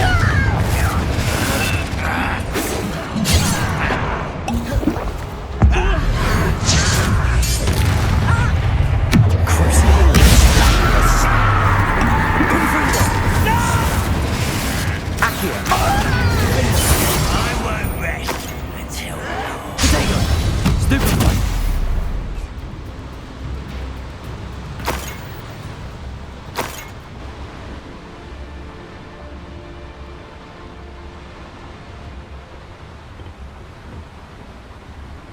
Accio! What's keeping us from fighting? Ranrok stays here. What's the best meals I've ever eaten?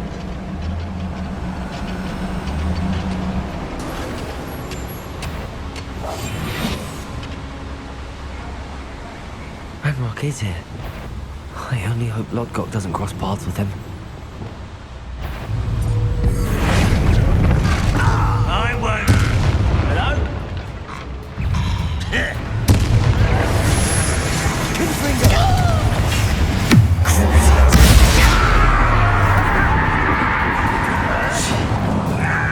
Bombarda! Was that your best? Defender! Stop by. Arrest the momentum. Good eye. Confringo! You really had a lucky shot. Incendio!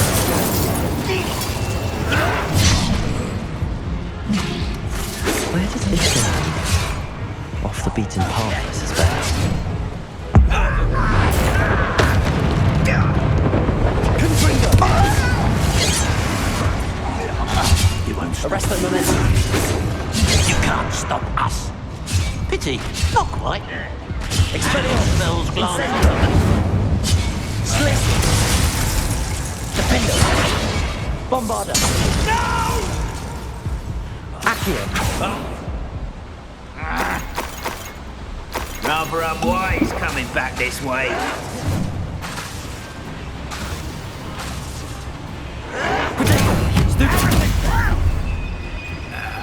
Arrest the momentum. Petrificus totalis. You only have Ranrok to blame. Confringo. These devices run on steam power. Revelio. I hope I can get to Ranrok before Lodgok does.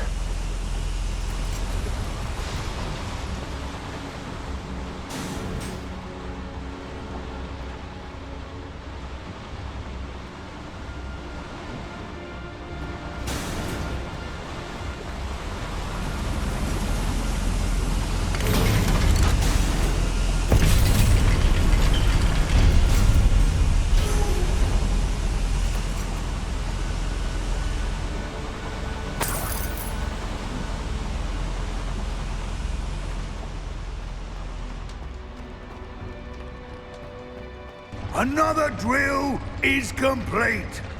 The wizarding world will crumble. I can end this right now. I have to destroy the drill and stop Ranrock's loyalists.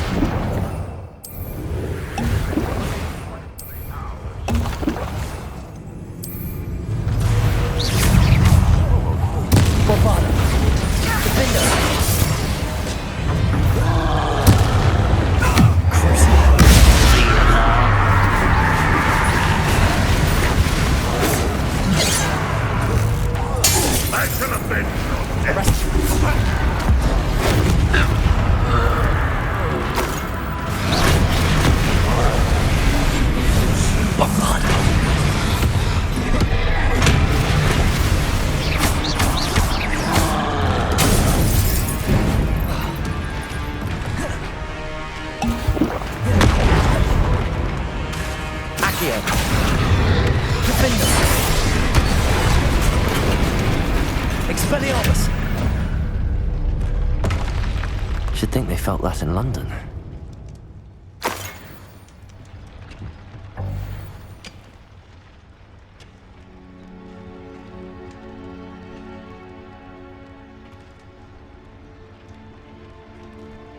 Defender!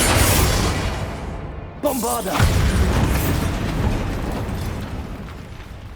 I have to find a way to stop that drill.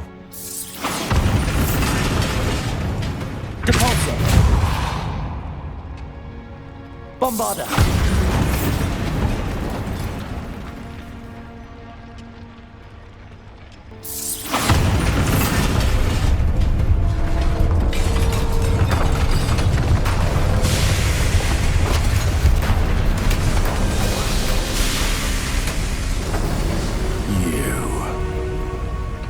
That is unfortunate.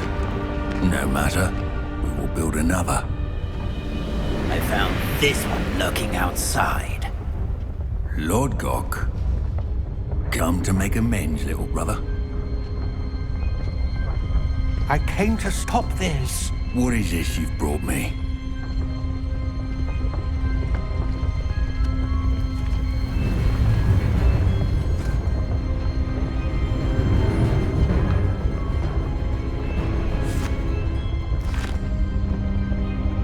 It cannot be. All this time, you knew where it was!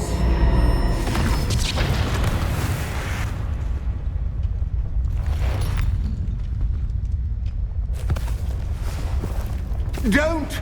Are you alright? I'll never understand you, Lord Gok. So gullible. That witch did not consider you an equal.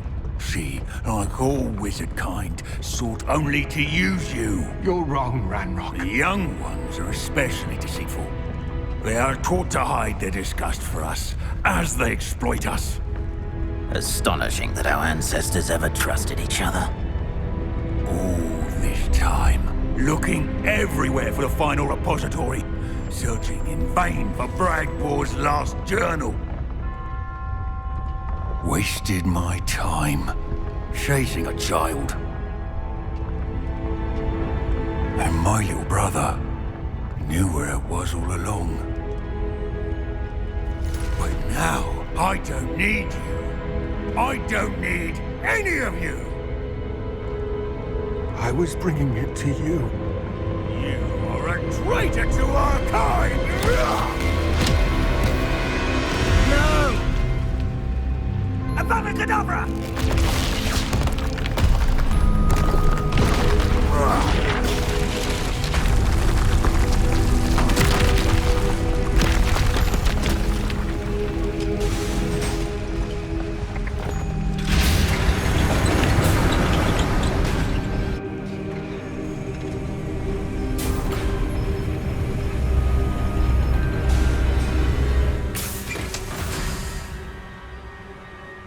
Poor Lord Gok. Dead by his brother's hand. No wonder he tried so hard to reason with him.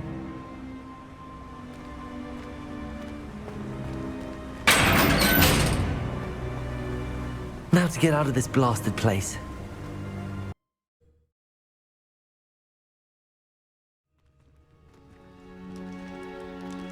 I'll send word to Fig to meet me in the map chamber. He and the Keepers need to know Ranrok has that journal and knows where the final repository is. Anne's worried. She said Sebastian promised her that I would be there if she went to meet him in the catacomb. But now he's asking her to join him immediately and to come alone. She says he doesn't sound himself. Meet us at the catacomb as soon as you can. I hope that my quill has conveyed my message clearly.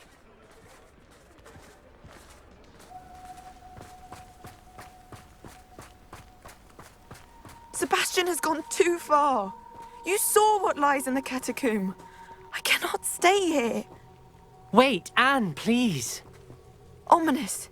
He was willing to put the whole hamlet and himself in danger on the chance that some old relic could help to heal me. I'm sorry, Ominous.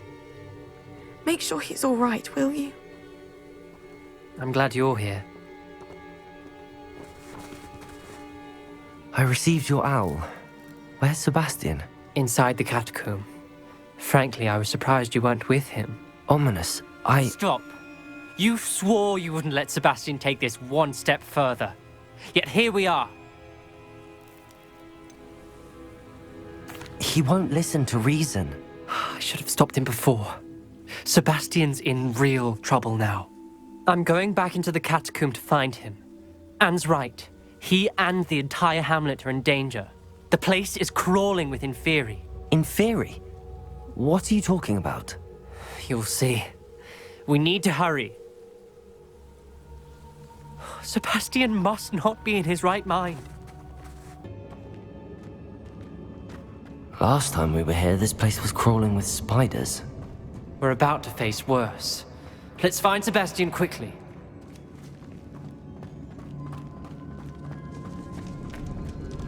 Where was Sebastian when you and Anne found him? Just ahead, in the Great Room. Confringo!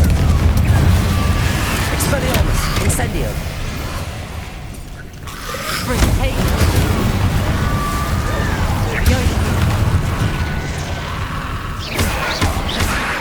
Confringo!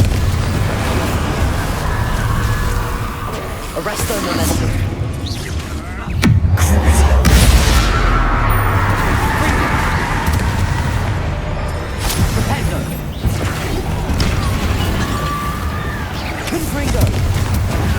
Arresto momentum. Mending. Petrificus totalis.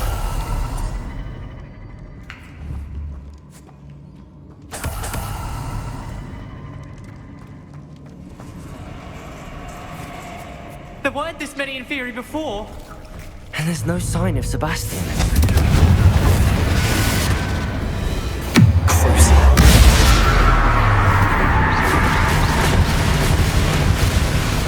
Confringo! Defender!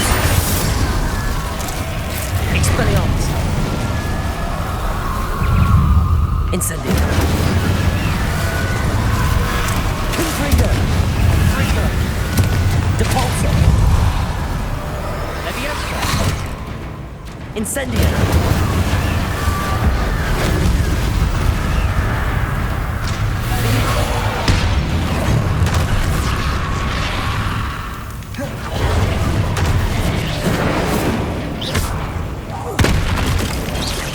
Expelliarmus! Glacius! Defender! Confringo! Hold on a moment. I was so worried about Sebastian I didn't even realize. Anne's gone to get Solomon. When she first saw the Inferi, she thought Sebastian was being attacked. But then he showed her the relic and said he'd learned how to use it. The carvings on the relic were Inferi, and Sebastian somehow created them. Not exactly. He's controlling them. This is powerful dark magic. Creating Inferi is incredibly difficult, but controlling them... As Anne and I frantically barricaded the Inferi to keep them from escaping, Sebastian kept mumbling about healing Anne. When Anne said she couldn't stay here, I didn't realize what she meant. Solomon threatened to go to the headmaster if he heard of Sebastian dealing with dark magic. I need to get to Hogwarts. I must get to Professor Black first. Twist the story a bit, make him think it's a family fight. I'll be back as soon as I can. See if you can talk some sense into Sebastian. Be careful.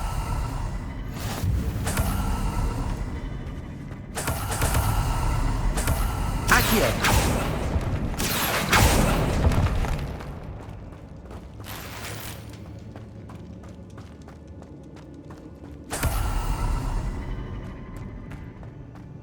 Bombarda!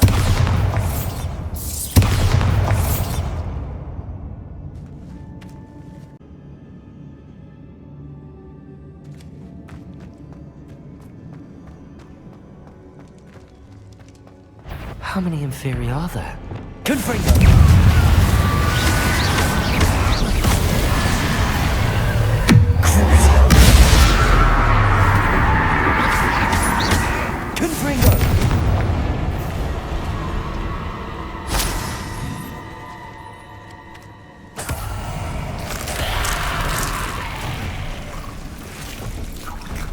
Incendio!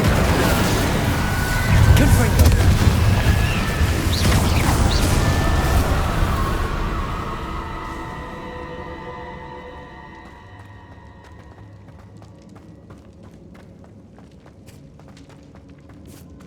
These Inferi seem far from controlled.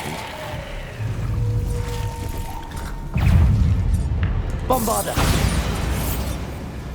Expelliarmus! Accio! Defender!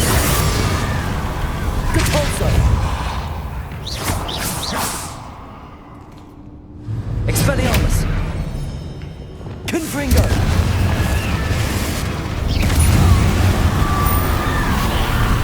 Incendio!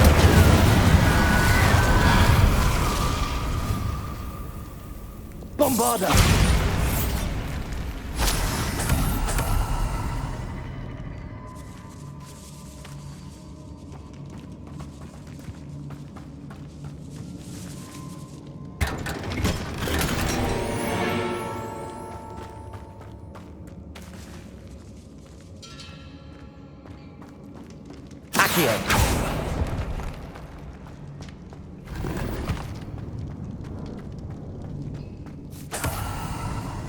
Bombarda!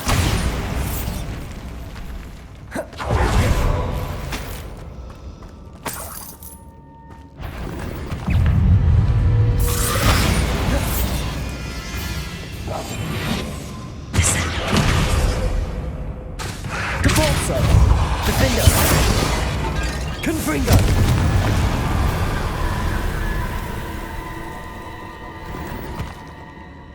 Revelio!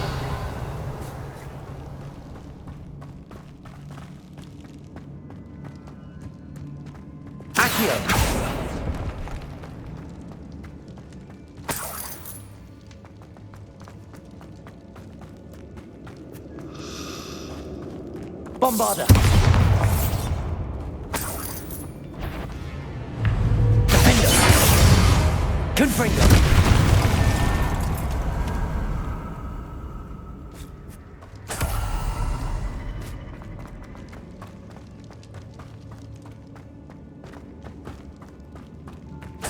Revelio!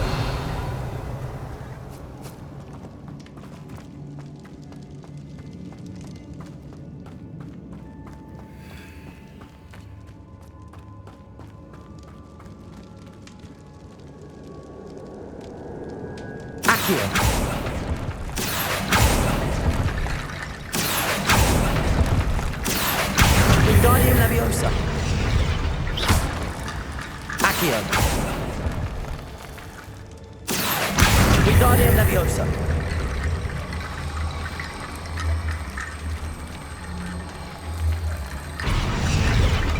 Accio. Wingardium Leviosa. Accio. Wingardium Leviosa. Accio. Wingardium Leviosa.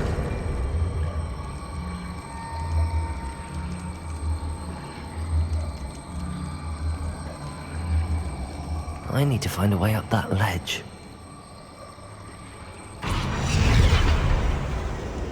Accio.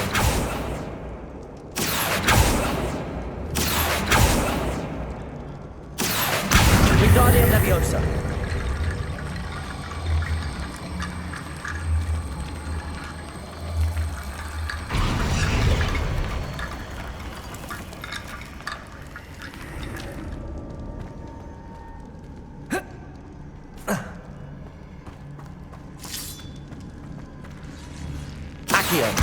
Wingardium Leviosa.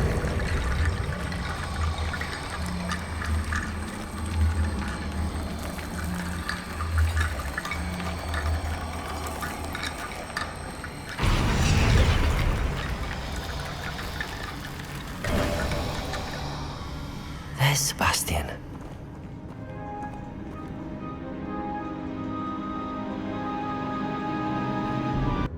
Sebastian, I told you, the relic is the answer.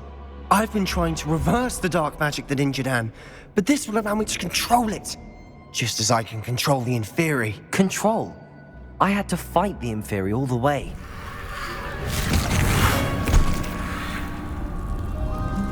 What have the two of you done?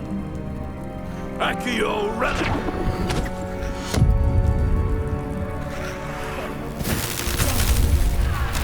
The relic!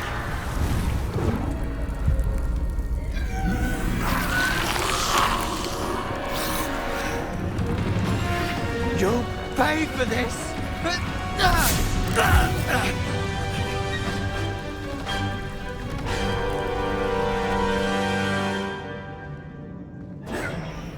The two of you have gone too far! I'm ending this now! That relic is going to save Anne! You're supposed to protect us! I am freedom! You foolish boy! Glacius! Incendio! Stupefy!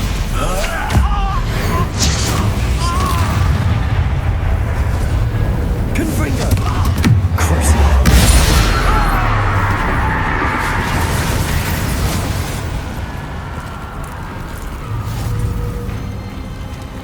Confringo!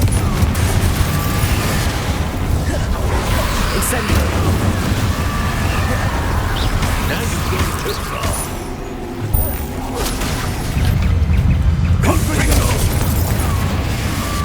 Accio! Incendio! Mr. Salon! Stop! How dare you! You're no friend to my nephew! Confringo!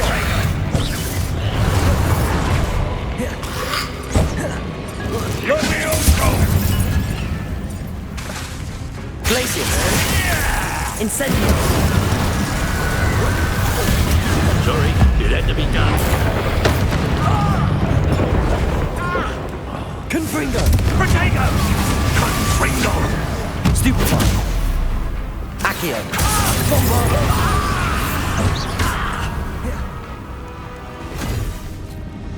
She cannot be healed, Sebastian.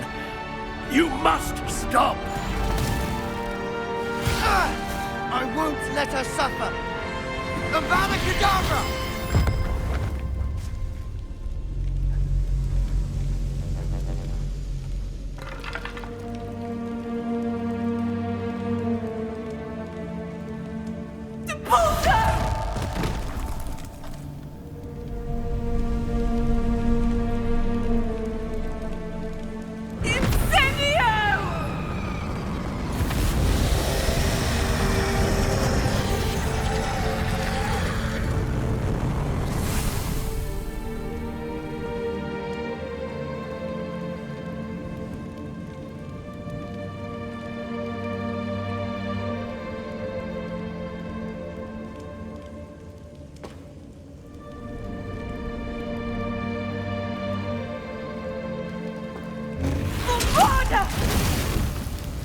No!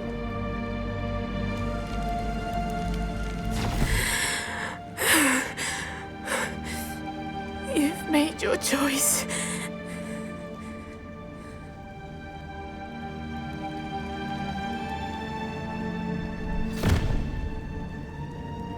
Oh, Anne. What have you done?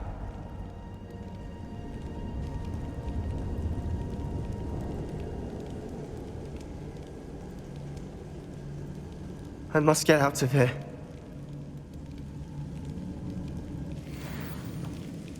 I can't let him leave.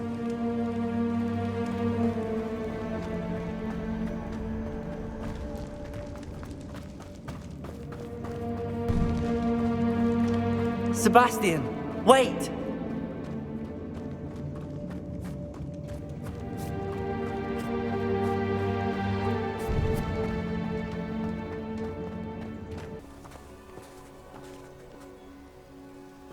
Why wouldn't you stop? I was calling after you. Anne won't survive this.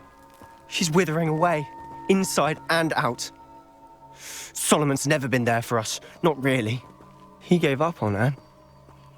I'll never give up on her. You saw him, didn't you? He was going to ruin her life. He attacked us. I had to use the killing curse. You know I did. If I hadn't known how to cast it. He did attack us. You had no choice. It was brave, Sebastian. You clearly care more about Anne than your uncle ever did. I knew you'd understand. I did do the right thing. You did. I would have done the same, if I knew how. I could teach you. No time like the present. The killing curse won't be easy to master. As with all unforgivables, you have to mean it.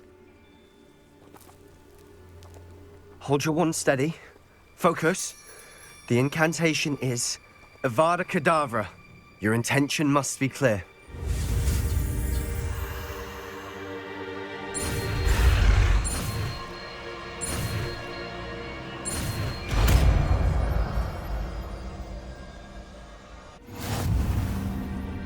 I can't stay here.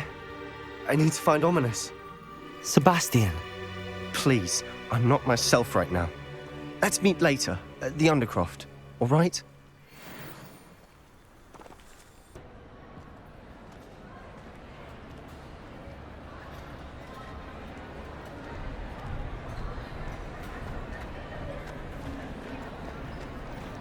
Some days are more difficult than others. Natty, is everything all right? There are times when my father's absence drifts to the back of my mind. And I feel peace for a day or two. But this is not one of those times. I miss him. I miss running with him. I miss Matibeleland. He should still be here. And it's my fault that he isn't. It's not your fault, Natty. There's nothing you could have done to prevent it. That is what my mother says. But he died protecting me. And I cannot help but feel guilty over that. I find myself reliving the moment more often than I would like. I believe I would feel less helpless if I could truly put an end to Harlow and the rest of Rookwood's miserable lot. Each day they remain free, they do more damage, leaving people like Archie Bickle to suffer the consequences. I agree, Natty. We'll get them. I've never seen someone so committed to a cause. Thank you. I believe we will get them. Beginning with Harlow. Thank you for speaking with me. It was very helpful.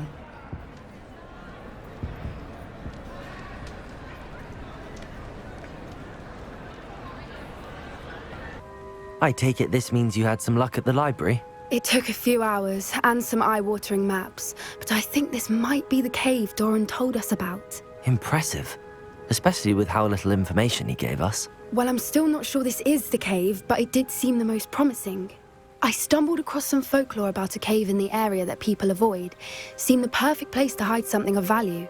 It's a bit of a leap, I confess, but might a mysterious item such as a special moonstone be hidden in an equally mysterious cave? I think I'm desperate for anything at this point.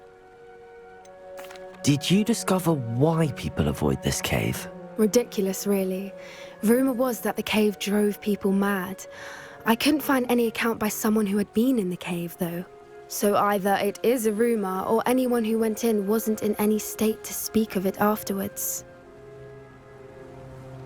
Well, we're here. We might as well have a look. Agreed. I wonder if you'd go blind from staring directly at a moonstone.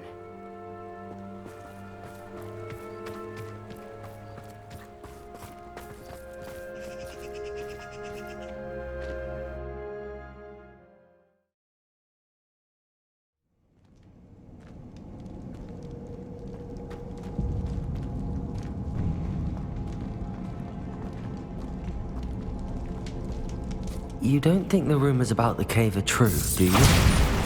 I suppose we'll find out, won't we?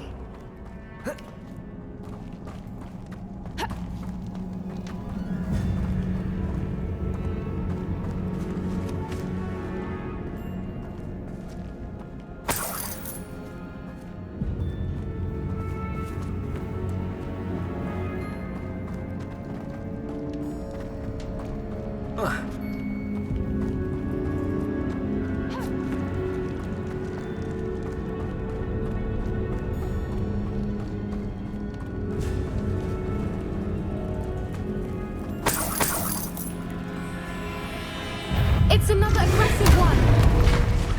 Defender! Bombarder! Confringo!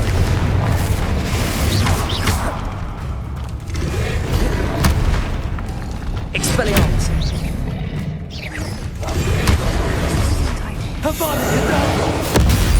What is going on with them?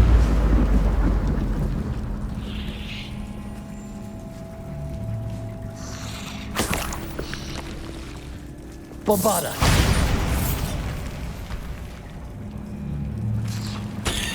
Confringo! Bombarder!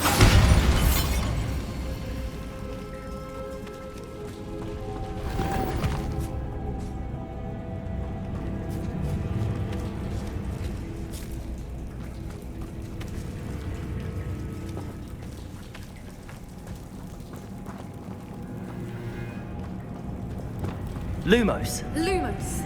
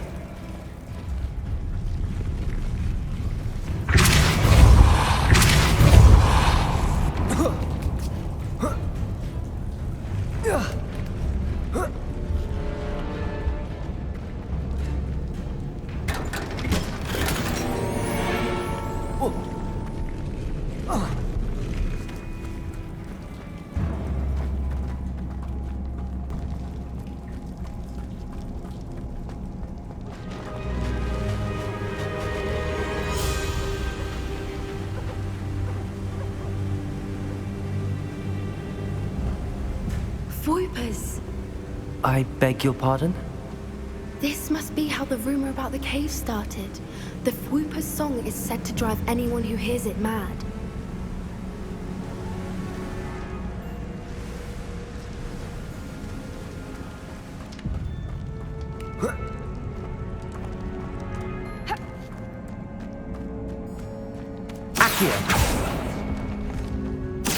If the Moonstone is here and so are Fwoopers, I wonder if it's being protected.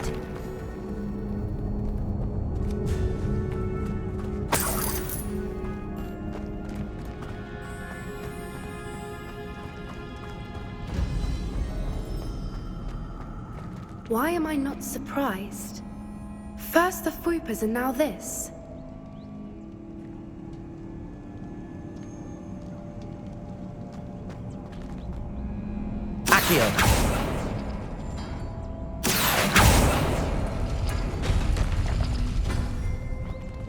We need to find moths for those spinners.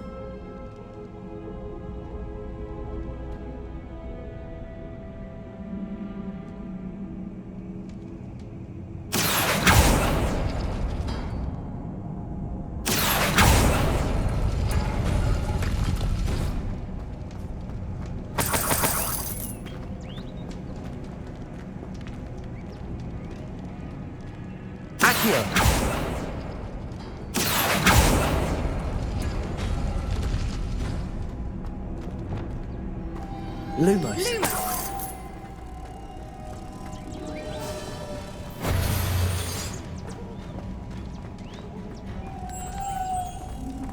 Lumos! Perhaps the runes on the walls have something to do with finding the moths.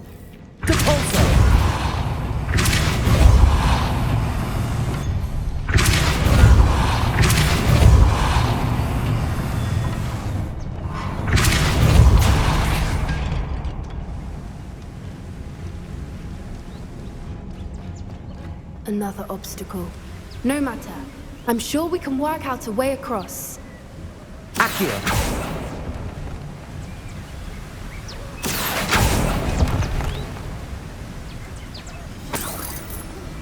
Lumos!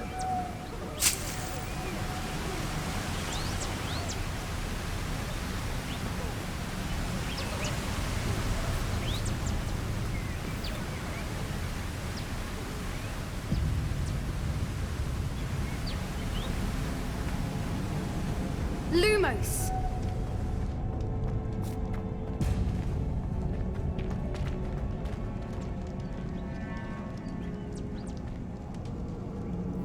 Accio!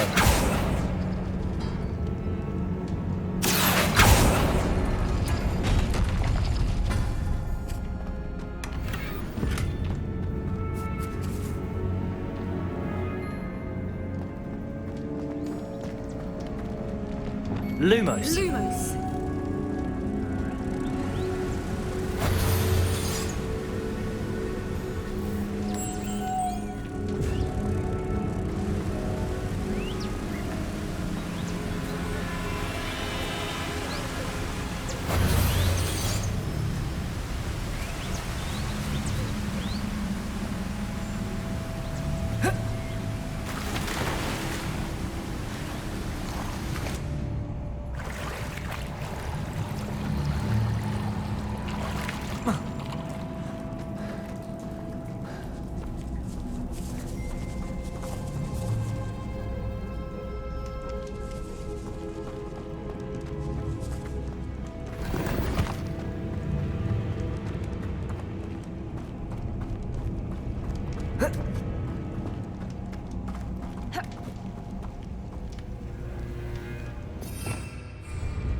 Reparo! Bombarda! Lumos! Lumos!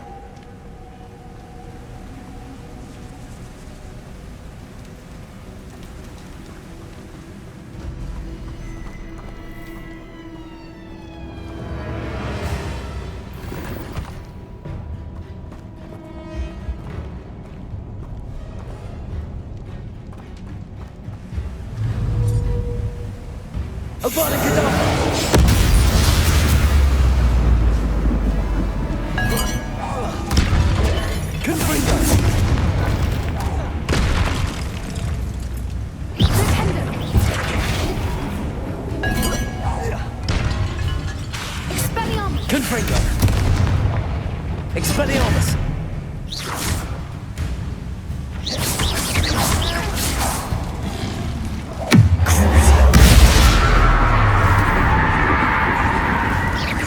Leviosa!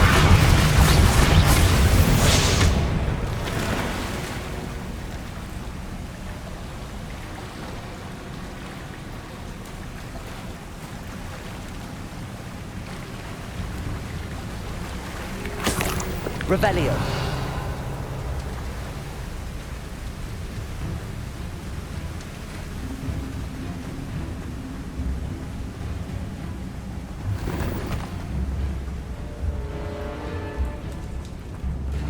Lumos. Lumos.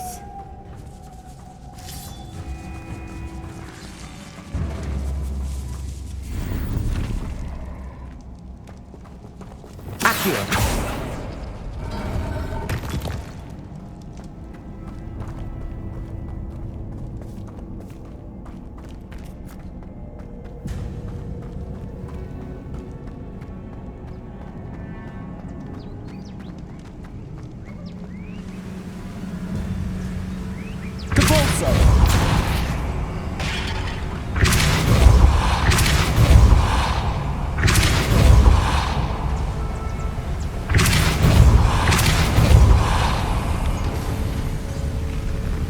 Merlin, it's beautiful.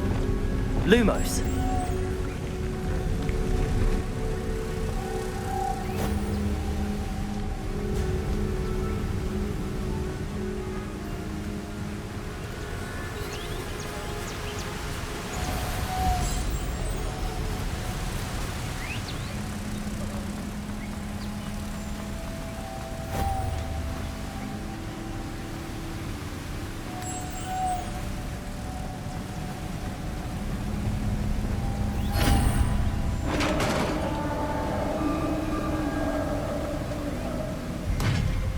did it!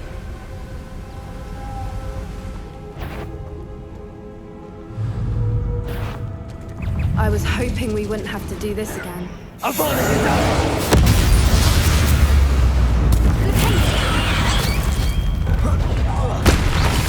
Accio! Glacis! Incendio! Confringo! Expelliarmus!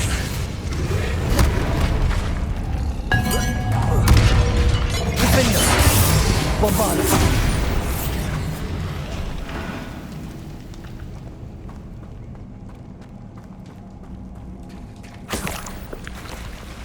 Look, where the water's bubbling. How odd. Should we take a closer look? You read my mind.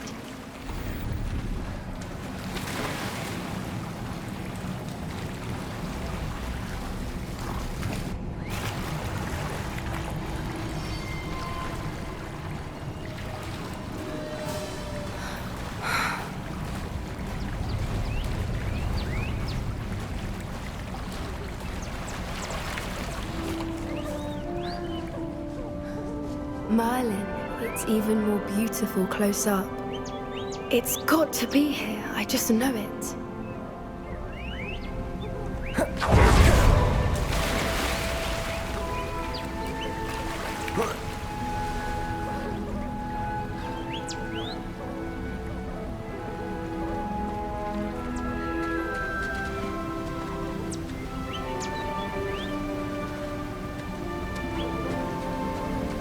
Confringo! Given what Floopers are known to do, I never thought I'd be so happy to see this many of them. I don't know. I've been listening to them for a while now, and I'm starting to lose my mind. Very funny. I was just thinking how it's proof that poachers haven't been here, assuming this is where the Moonstone is. Which means we're one step ahead of them. Defender! Bombarda!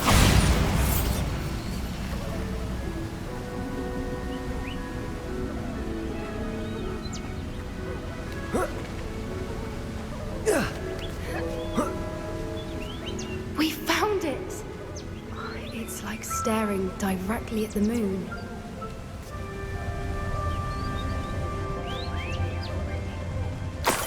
Well, we found what we came for. Now we just need to bring it to the henge. Well done, Poppy. This did end up being the right cave after all. A good thing, too. We need every advantage over the poachers if we're to get to the Snidgets first. We should do as Doran suggested and bring the Moonstone to the henge. Shall we? We shall. If we leave now, we should make it there by nightfall.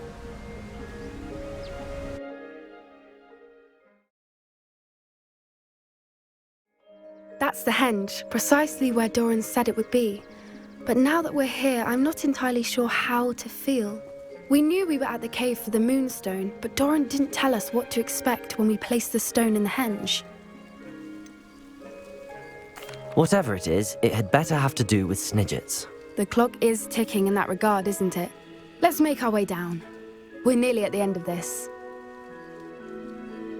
I think that's it over there.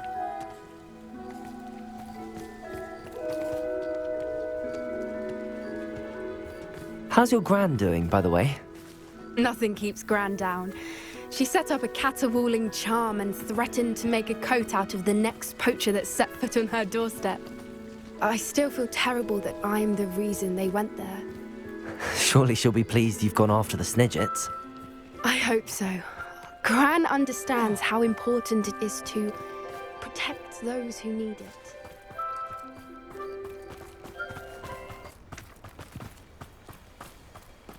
Lumos! I think we can safely say we know where the Moonstone goes.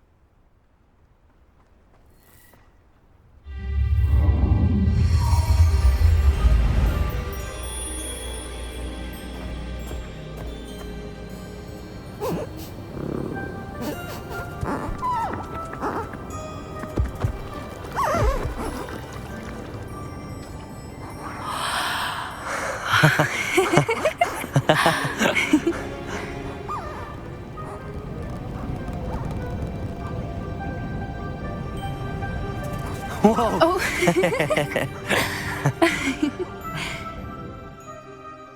That was a mooncalf dance. Do you know how rare it is to see even one? They only ever happen under a full moon. Though I suppose the moonstone allowed it to happen now. Is the pattern they left behind on the ground normal? All part of the dance. No one pattern is ever the same, though. We'll need to draw this one to get a better sense of it. Can't wait to tell Gran that I've managed to see not one, but 2 mooncalf dances. She'll be jealous. You've seen this before? It was pure luck the first time. I was on Highwing, or I'd never have spotted it. It was the night the night I met Highwing, actually, If you don't want to talk about it, we don't have to. I'd actually like you to know. About 5 years ago, Highwing had been captured by poachers. At first, they planned to sell her, but soon decided they wanted to kill her instead. More money, I suppose. I'd finally had enough. I freed Highwing and we ran. We'd flown for ages when I spotted mooncalves dancing below and we landed to watch them. It felt like an omen. A good one. A sign that the worst was over. What do you mean you'd had enough and the worst was over? You see, the night I freed Highwing was also the night I ran away from home. A poacher camp. I come from a family of poachers. Merlin? I don't know what to say, Poppy. I can't imagine what that must have been like for you. I never fitted in, but the older I got, the more apparent it became. Gran tried for years to convince my parents to let me live with her. Suffice it to say, when I left with Highwing, I flew straight for her house. How brave. I'm glad you escaped. So am I. There were so many creatures I was unable to help when I was younger. Now that's all I want to do. From everything I've seen, you're doing precisely that. I've had a bit of help.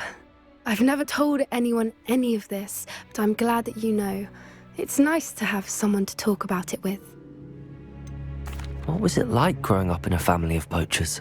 The thing I remember most was how much we moved around, always chasing the next big kill. It was chaotic and dangerous and nowhere a child should ever grow up. Do your parents know about the things you do now? Saving that dragon from the fighting ring, for instance. We don't speak, or rather, they don't speak to me. Last I heard, they were in Borneo trying to make their fortunes there, acromantulas. However, I wouldn't be surprised if word has got back to them. Some days a part of me hopes that it has. Now that I'm older, I wish I could talk to them, get them to see sense. But sadly, I suspect that wouldn't do any good. We were around so many poachers in the tent. Were you not worried about being recognized? Poachers are nomadic, and most of the ones in the area aren't any I'd grown up with. That said, I suspect someone must have recognized me. That's how they got to Gran. I'm glad you told me. We should get back to Doran. He'll need to see the symbol, and we've got poachers to beat. If you collect the moonstone, I can make a quick drawing of the symbol for Doran.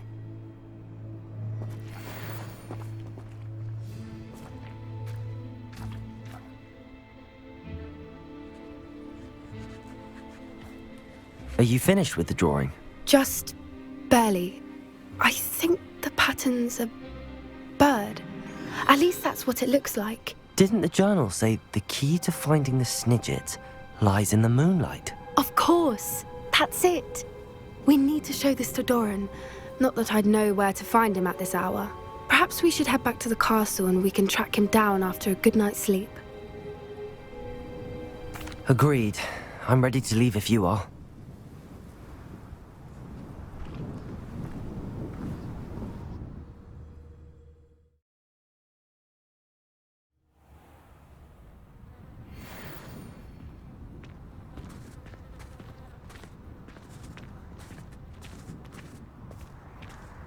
She's devastated.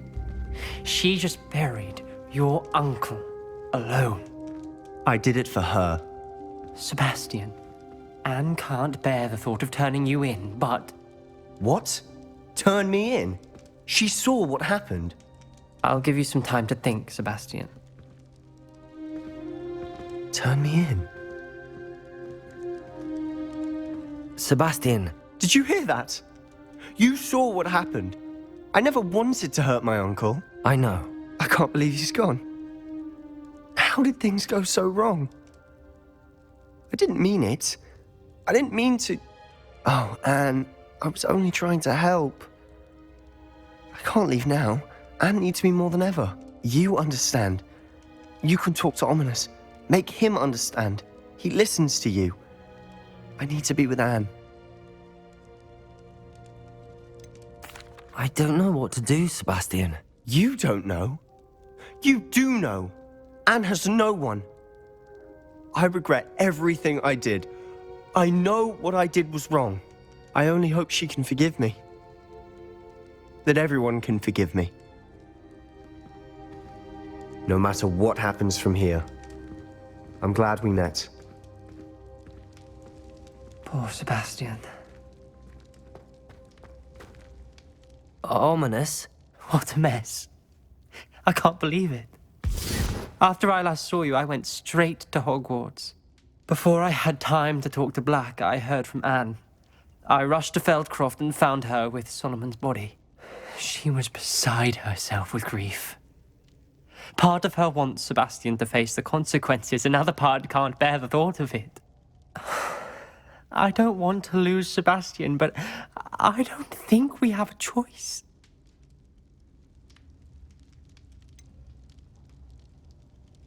We do have a choice. What good will it do to turn him in now? He clearly regrets everything. He's not going to do anything like this again. We've both heard that before. But we also need to think about Anne. She's lost her health, now she's lost her uncle. Do you really want to take her brother away from her too?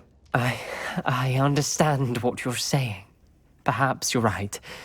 As much as I believe that Sebastian should pay for his actions, we'd only be punishing Anne as well. I hope we're doing the right thing. I'll talk to Anne. If it comes from me, she'll agree with this decision. Thank you, Ominous. You're a good friend. Whatever lies ahead, we must face it together. That I know. I hope Professor Fig got my owl. I need to tell him and the Keepers that Ranrok knows where the last repository is.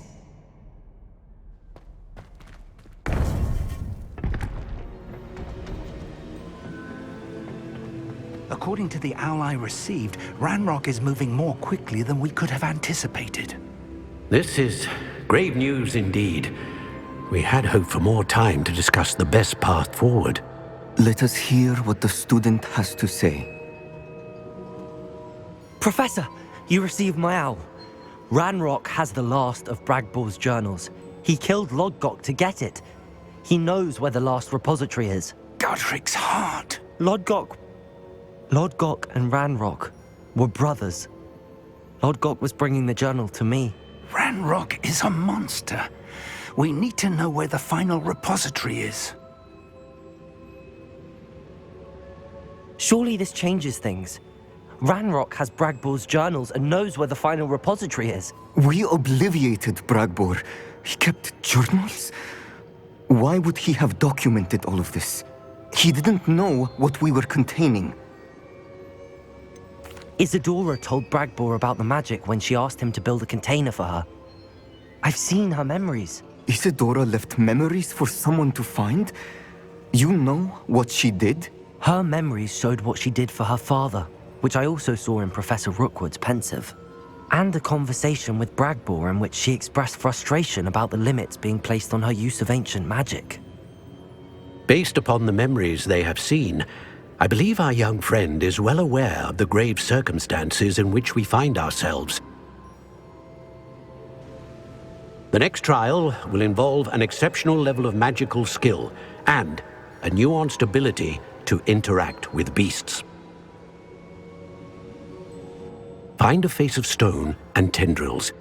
I should advise you that you must engage with any beast that is part of the trial on your own.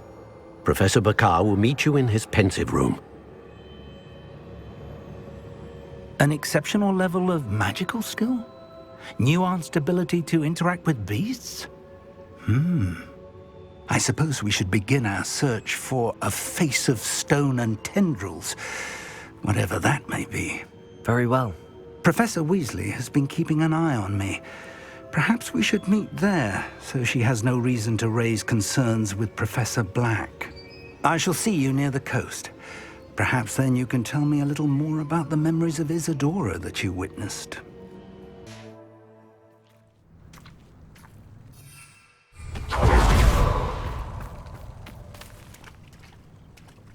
You're here. I have good news. We do not have any of Ranrok's loyalists to contend with. Of course, the bad news is that it's likely because they no longer need to track the Keepers for information.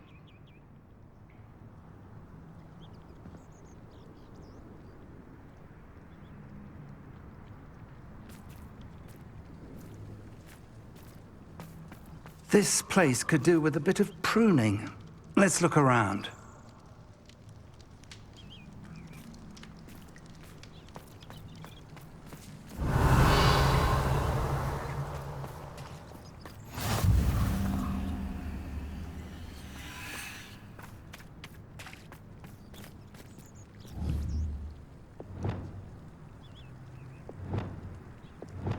Confringo!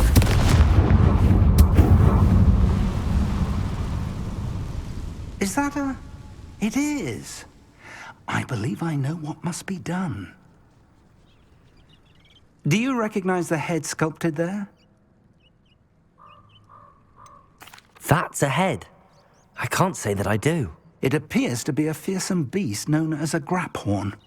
And the prints carved into the ground lead me to believe that a graphorn will somehow open the way forward. That's what Professor Rackham meant when he spoke of my needing an ability to interact with beasts. It would seem so. I do know that the last of a long dynasty of graphorns lives nearby. They call him the Lord of the Shore. I suspect you'll need to bring him here. What happens next, I can't say. Have you ever subdued a graphorn, Professor? I have, yes.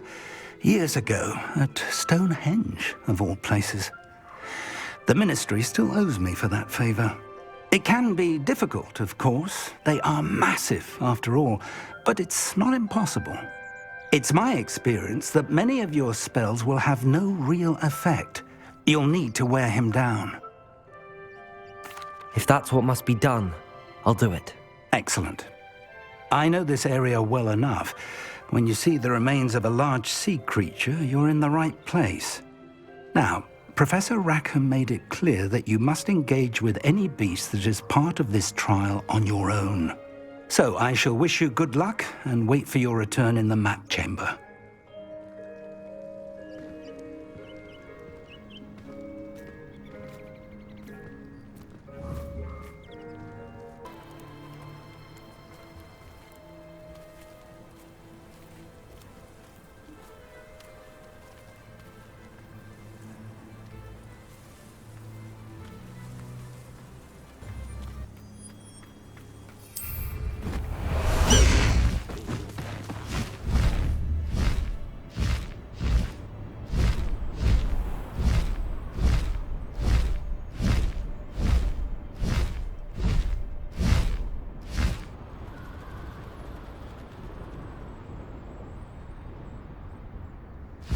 High Wing, go!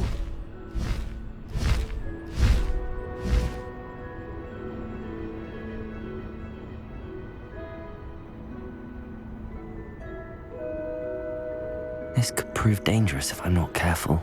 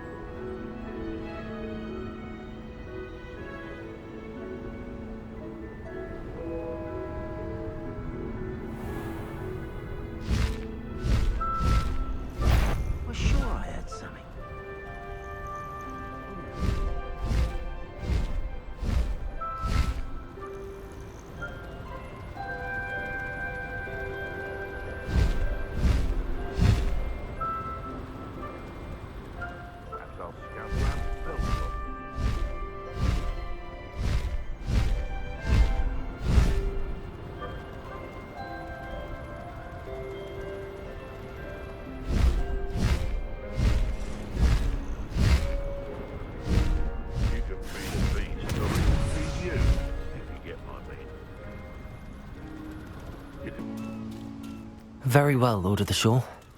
Show yourself.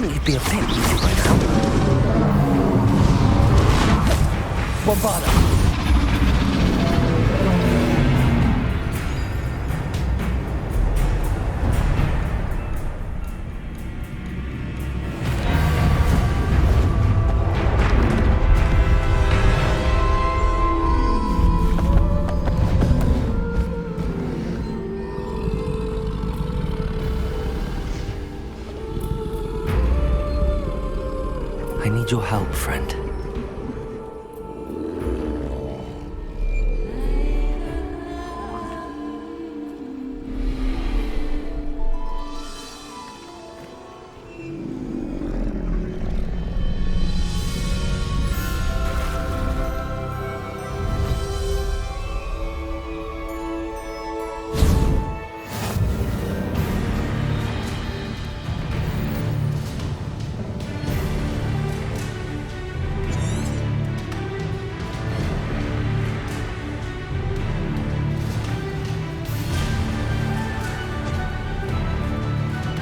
Faster! Slow down now. There we go.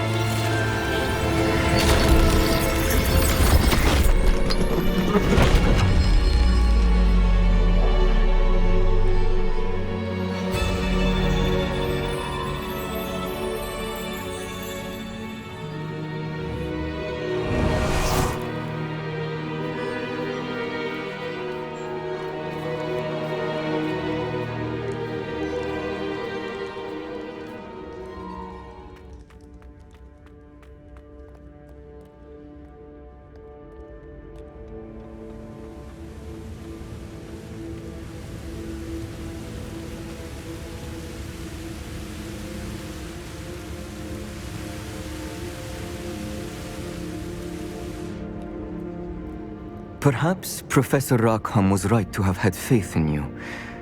I still have my reservations. Isadora, as you will see, was not who she seemed. I can only hope that you are. My memories should answer any questions you may have about the power you will need to protect. Thank you, Professor Bakar. I shall see you back in the map chamber.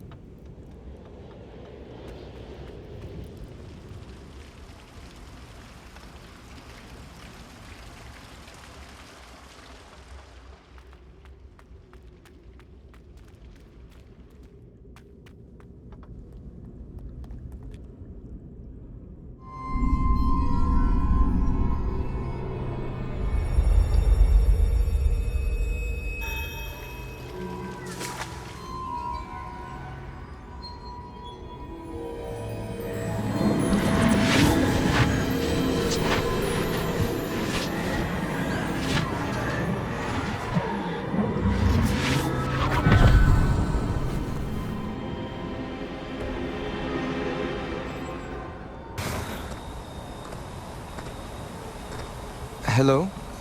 Isadora? Isadora?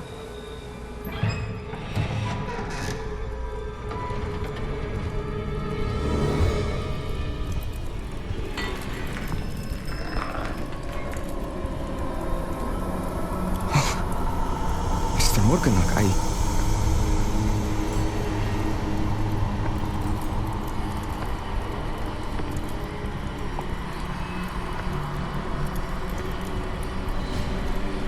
Mr. Morgan?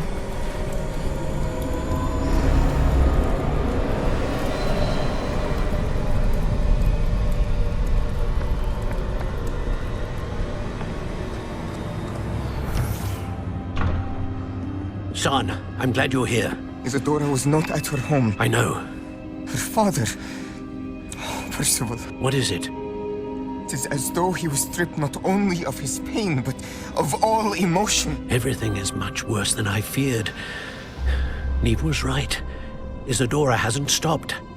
I've just learned that she has been wielding that magic on students.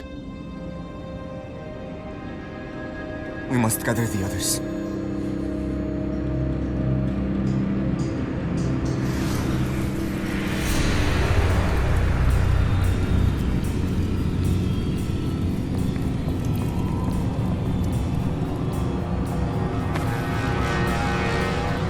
I need you to return to your common room, all right?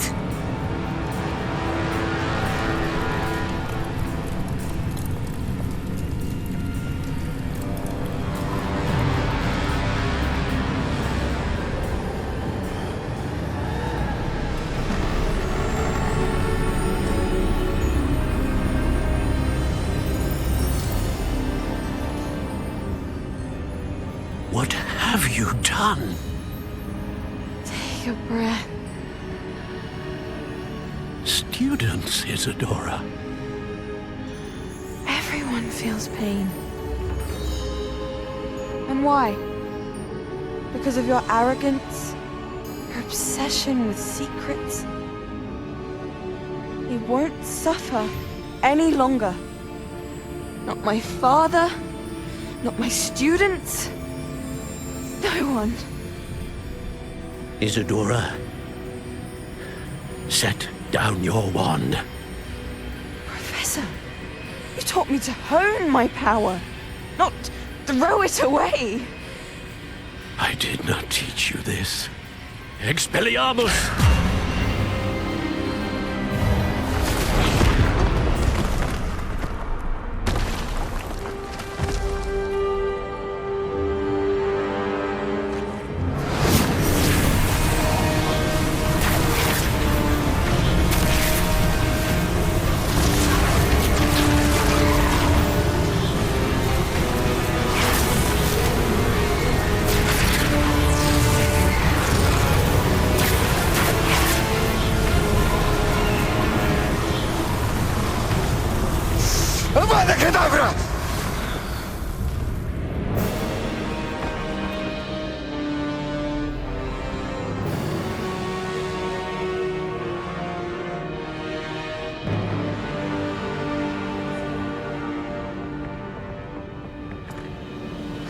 She's alive.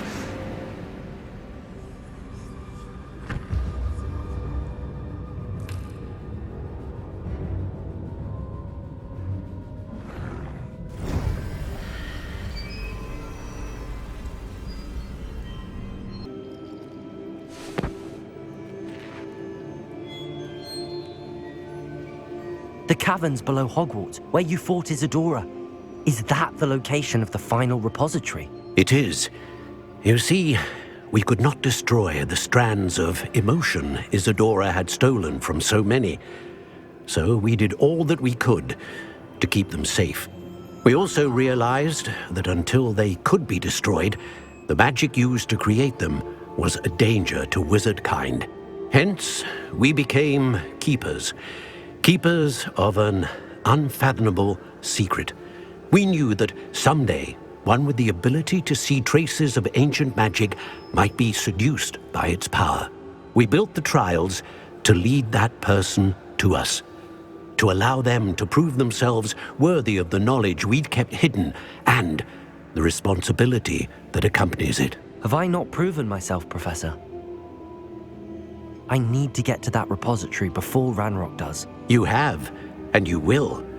But the repository is protected by powerful ancient magic.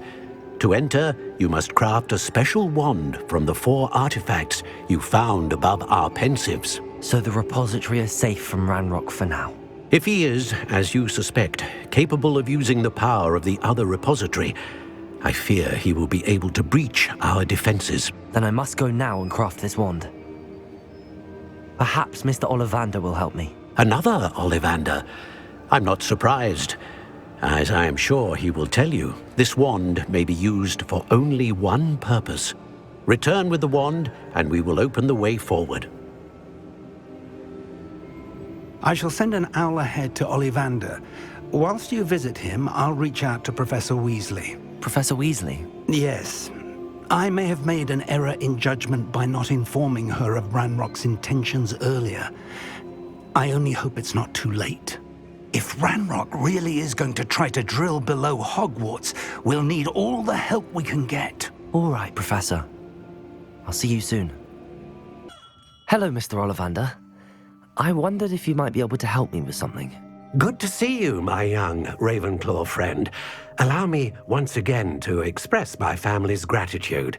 They were pleased to learn that the wand Richard Jackdaw disappeared with those many years ago had been located, even if it was somewhat unusable.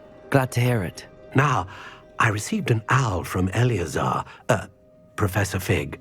He was a bit cryptic, said you need to have a special wand crafted, that you'd bring me the materials. Yes, sir. I have them here. Oh, my. How extraordinary. Remarkable design.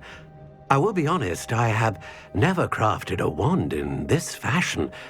Repaired broken wands, of course, but this is something else entirely. Keeping me on my toes, aren't you? I think I can work with what you've brought me. Let me see what I can do.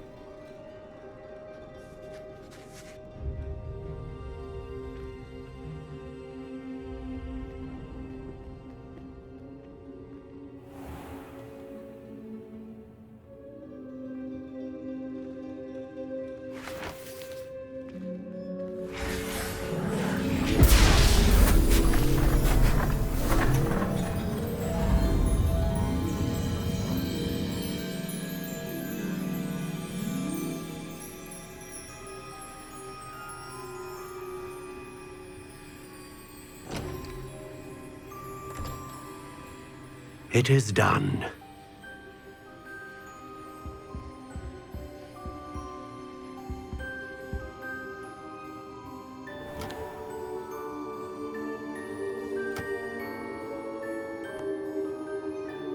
I should warn you, I've never seen a wand like this before.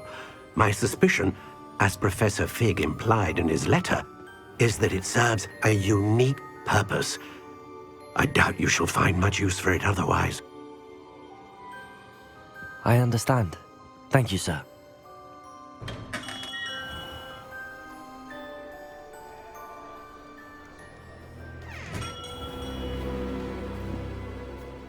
I'm afraid you're on your own.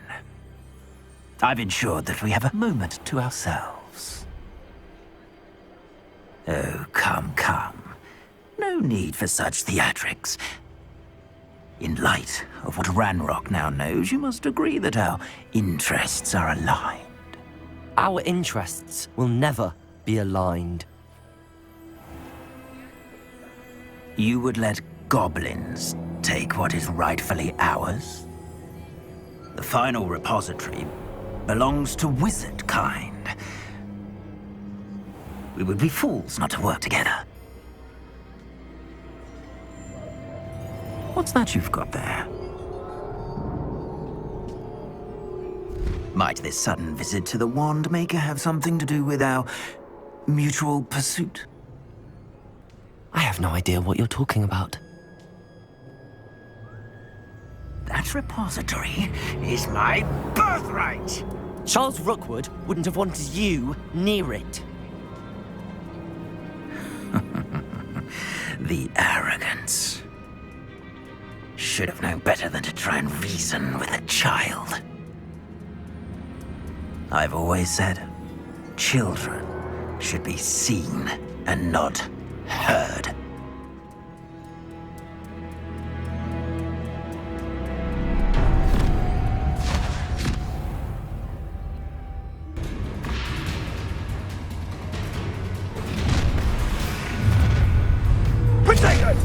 A lamp? Cynthia! I'll make you wish you were back at school. No! Incendio! Rookwoods don't go down easy. Arresto momentum. Stand and fight me. Incendio. You've made a great mistake. Impressive. Is that you, Royal? Here. What are your thoughts on? How delightful. Oh, try not to make this too easy for me. Fighting with... Might want to look up. Damn it. Incendio. Patience with this bitch. We go from here.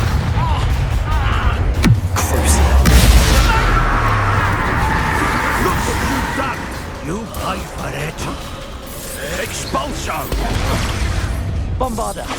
You death to the bud.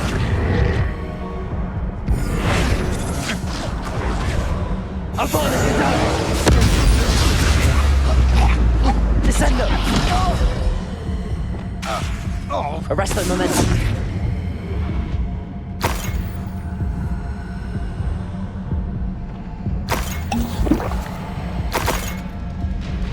Accio.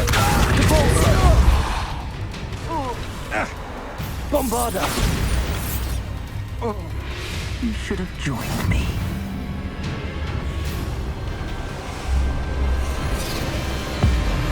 Abracadabra!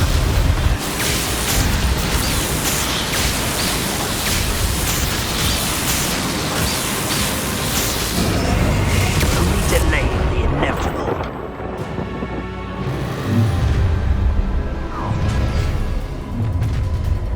Blue made a mistake. A lamb to the slaughter. You're no match for me. Incendio.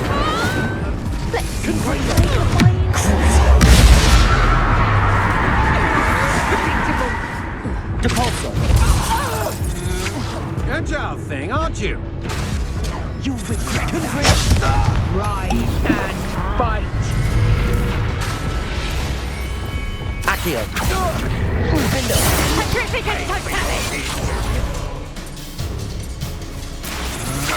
Will you hold Accio. still?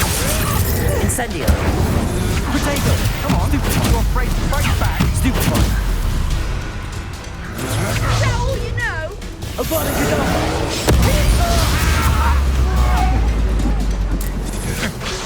I'm not done with.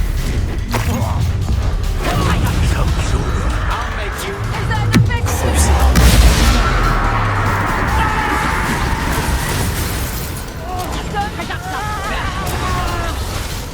Arresto momentum. To your knees.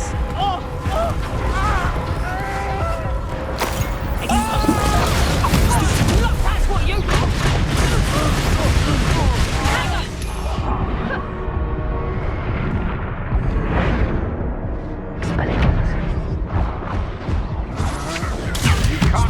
Forever. Agile thing, aren't you? amateur. Impressive. Confringo. Such agility. Bombarda. Potato. Potato. Accio. Incendio.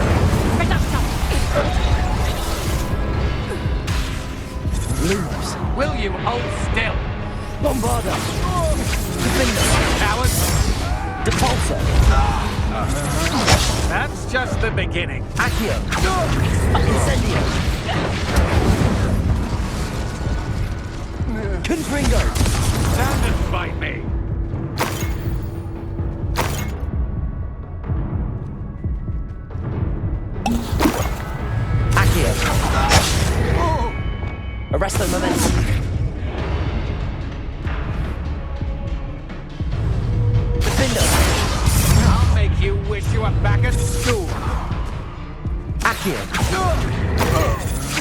Impressive.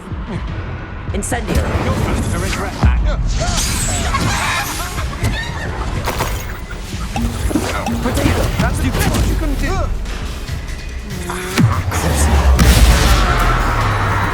Confringo! Not it. Accio!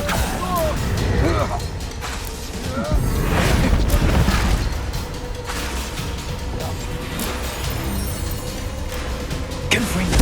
My little cake. Who goes there? A bomb sky! Accio! Good job, Senor. Incendio!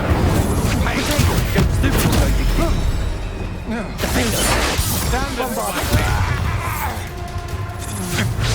Come on! Stupid one! You're afraid? Crucial!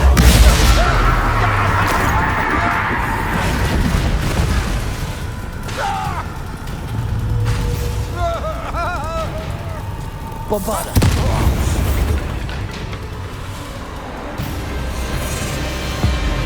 Abominable!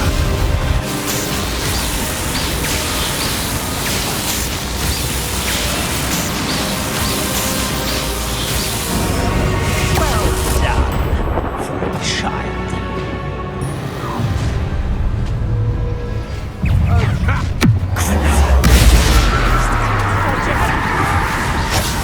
Just warming up. Cabalso! Potato! Capringo! Arresto momentum. Coward! Time for some assistance. Accio! Incendio! Potato! I know your kind. You weaken quickly. Confringo! Bombarda! I'm not done with you. You can't. Accio! Incendio! Will you hold still? Defender! Bombarda!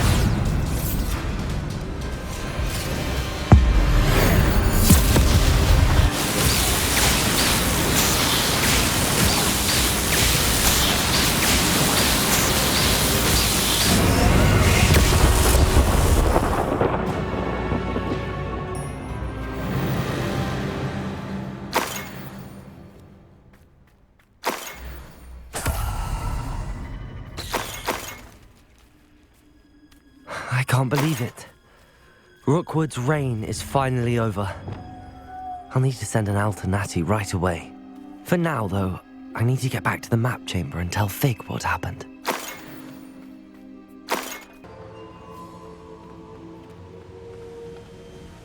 Victor Rookwood is dead. He confronted me as I left Ollivander's with the Keeper's wand. I had to defend myself. Godric's heart. Are you all right? I know you're well able to defend yourself. I've seen it often enough. But Rookwood himself... He would have killed me once he found the repository, if not before. I had no choice. You're right. You had no choice. You did what you had to do. The wizarding community owes you a great debt. Thank you for saying so, Professor. I'm ready for what's next. All right, then. The Keepers have been waiting.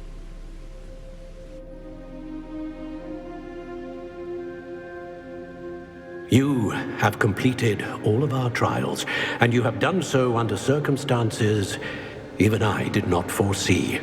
You understand now why all of this was necessary.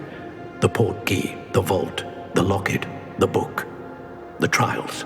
To ensure that one with the ability you and I share would make the same choice that San, Neve, Charles, and I did. Now that you have witnessed my memory, you understand all that is at stake. Not everyone is what they seem. As you know, light does not exist without shadow, nor shadow without light. Simply because you can eliminate darkness does not always mean that you should. Even the most well-meaning and competent amongst us cannot possibly know the consequences of manipulating what should be beyond our reach. What lies in the repository must never be released. Resist the temptation to destroy or control it. The magic that you have so carefully honed must now be used only to protect the secret we keep. You have the wand. You will know when to wield it. We leave our legacy in your hands.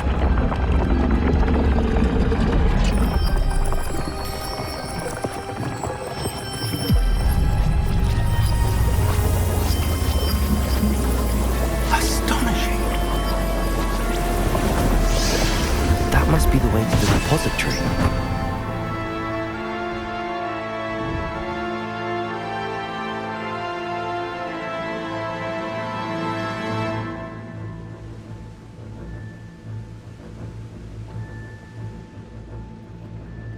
We can only hope that we're not too late, and that we find nothing but a repository undisturbed beyond this door.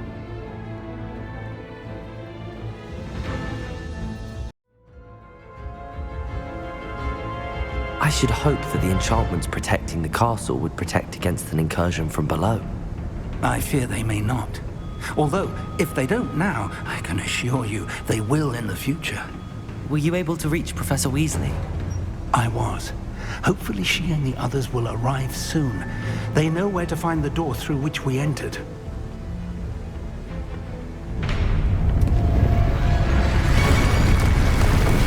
Damn, the goblins. I wonder if Ranrok is here. Let's go.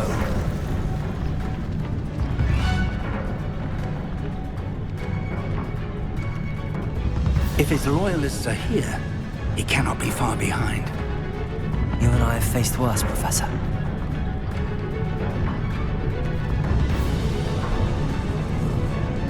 There's the area.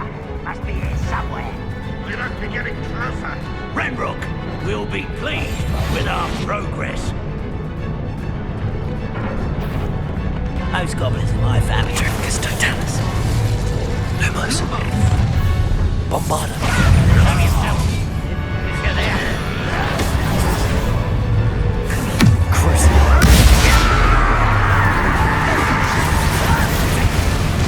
One less human to worry about. More Expelliarmus.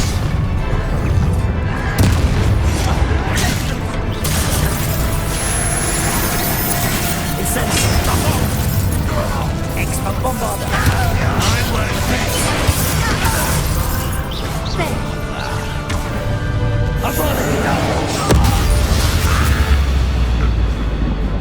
We need to press on. Ranrok must be here somewhere. Raven, this drill stands between us and him. We need to move it. I shall handle it. One moment. Let's go.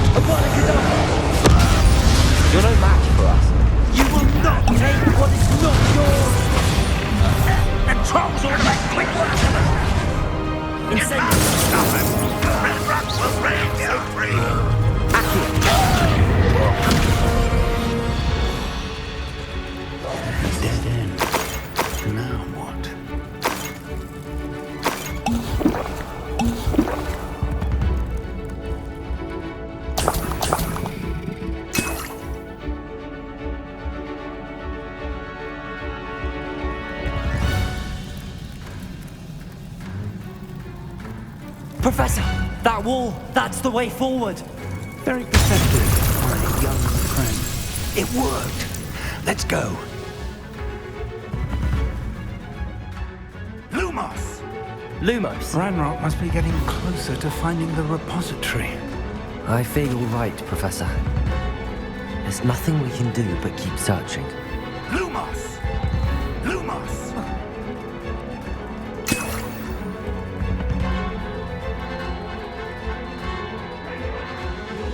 Listen, more goblins up ahead.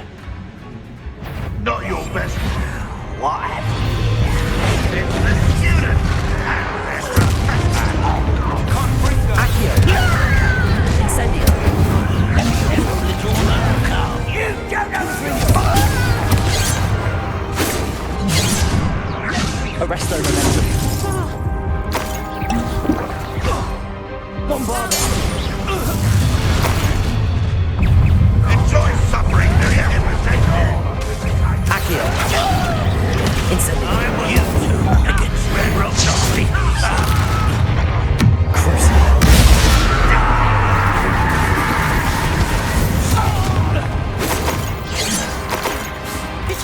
Alright.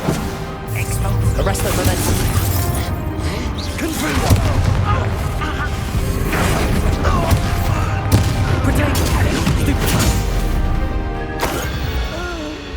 These tunnels haven't brought us much luck so far.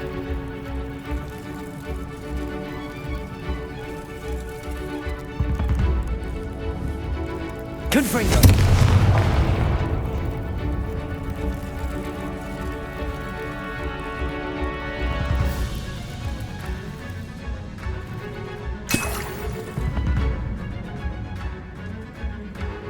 Revelio.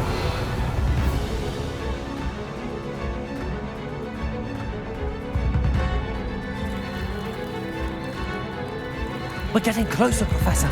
That way.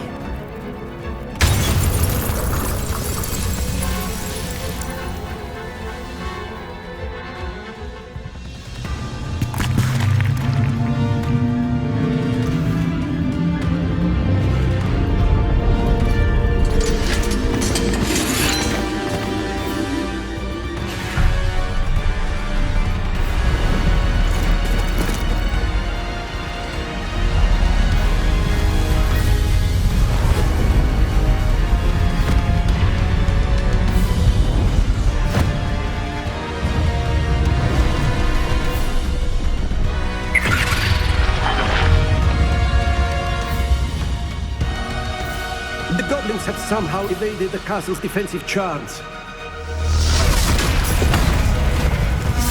Steer them this way! We shall make quick work of them!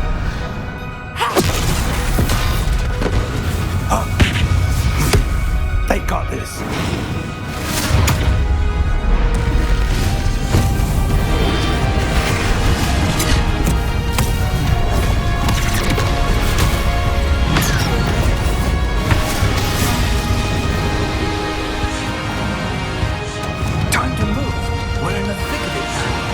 We'll show these beasts who's in charge.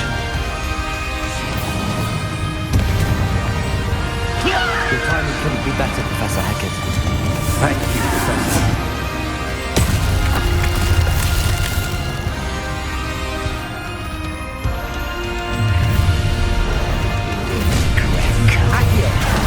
Let's get this over. Incendio. More of Ranrok's damn loyalists.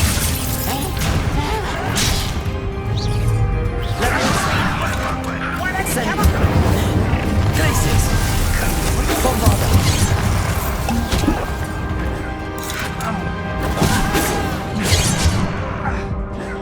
Incendio! You can't stop us. I've been fighting since. Protego! Above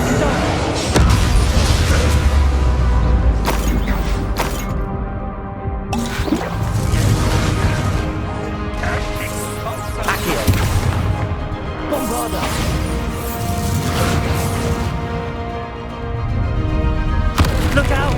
Another troll! This one's worse than the last two! Stop him!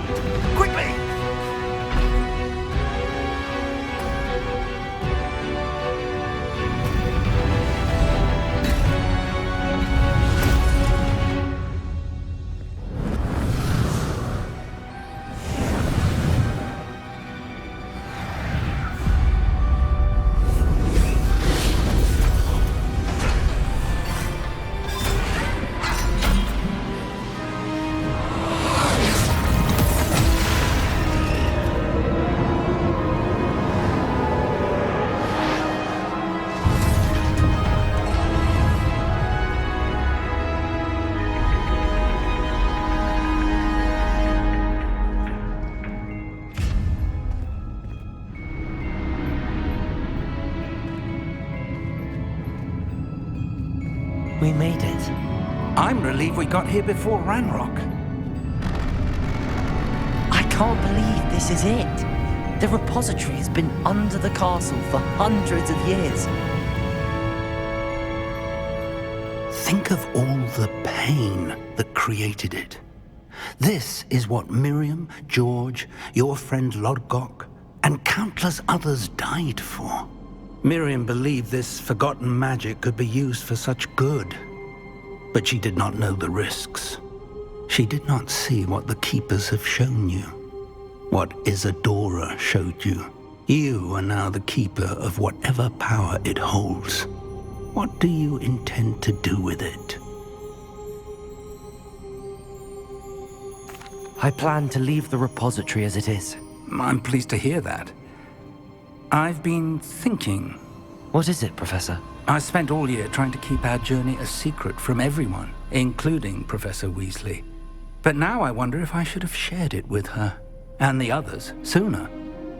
Trusted them more. The Keepers wanted this secret to be locked away forever. How long will you keep it?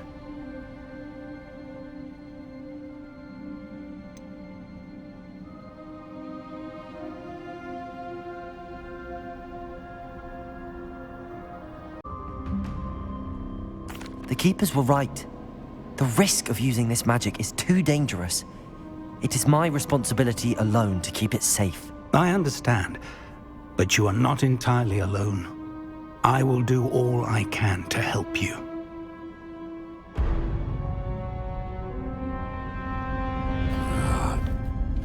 The arrogance of wizard kind. Goblins built this repository. It belongs to us. Enough, Ranrok. It was never yours. I've been wanting to play with this. Miriam's wand. If she'd simply handed over the container, all of this could have been avoided. Foolish, self-important witch. Seems you were two of a kind. She didn't know when to give up either.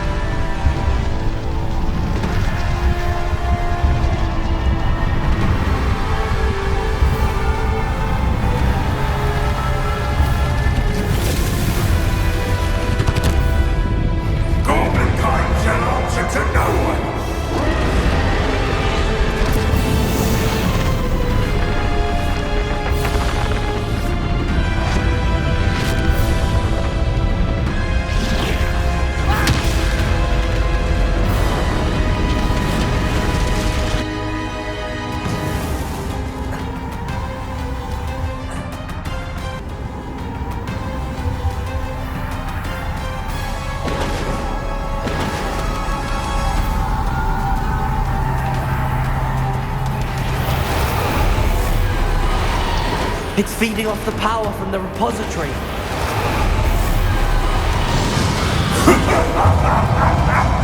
Your beautiful magic is no match for mine, child! Protego! Stupefy! My spells are having no effect on the dragon. Bombarder! Those traces of magic are somehow protecting the dragon. That did the trick. I have you now, Ranrok.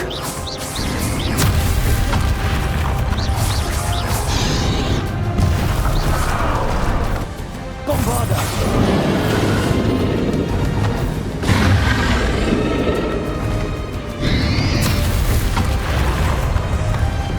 You've protected yourself again. Not for long. Expelliarmus. Incendio. Bombarder.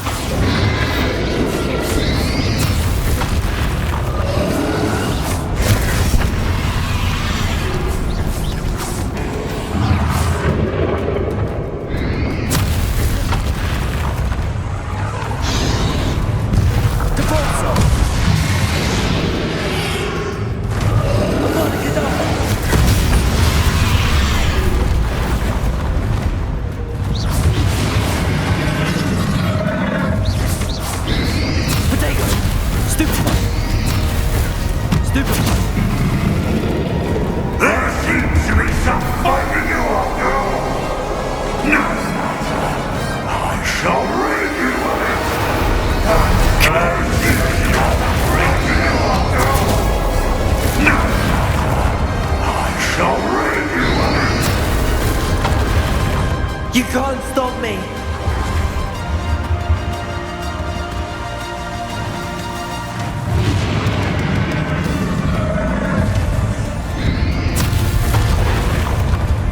Depulsor! 2 sources of power! Conflict! Ha! Don't like that very much, do you? Defender!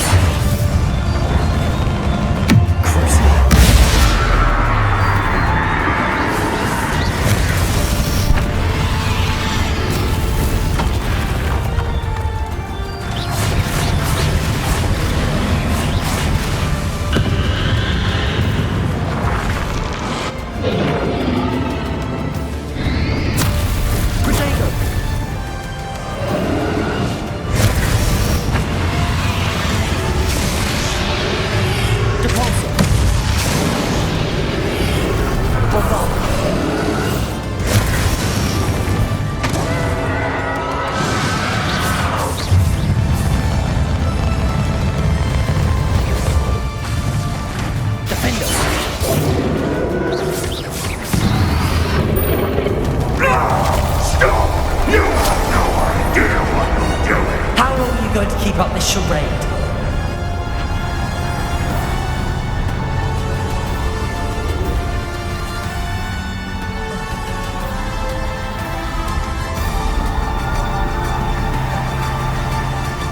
You can't run forever, Ranrok. There's nowhere to hide now, Ranrok. I might be sure that your death is swift.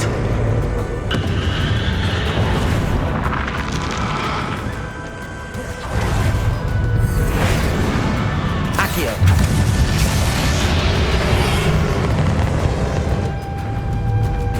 Arrest that momentum. Gringo. Not so powerful now, are you, Ranrok?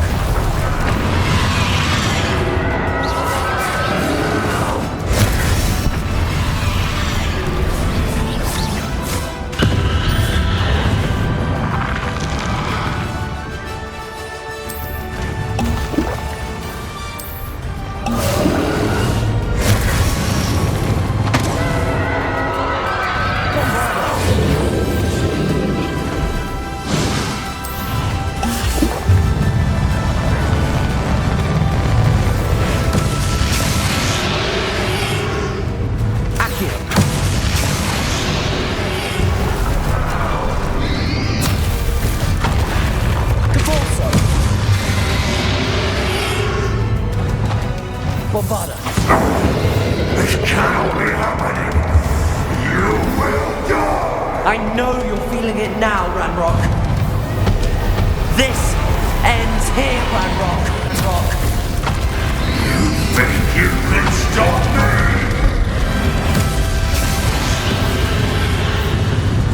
Accio. Repulsive. Confringo. I will defeat you. In Logok's memory.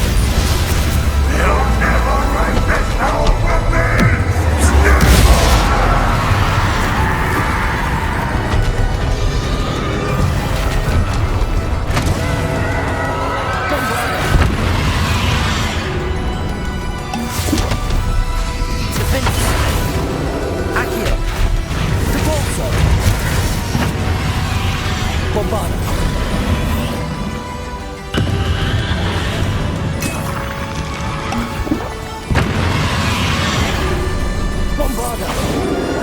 This is for Professor Fig.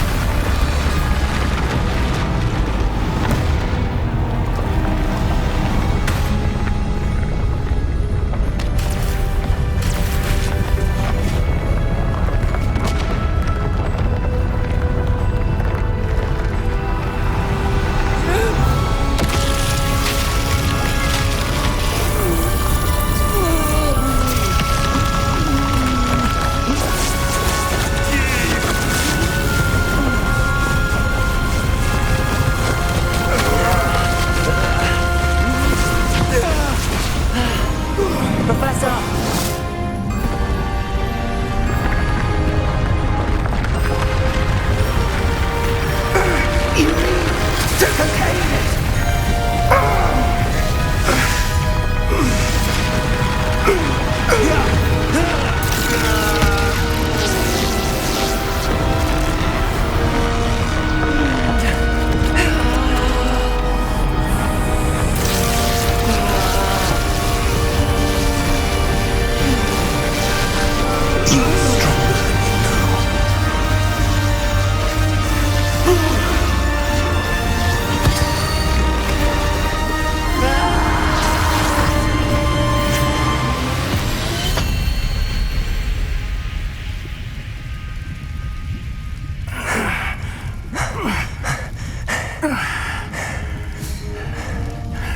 Professor.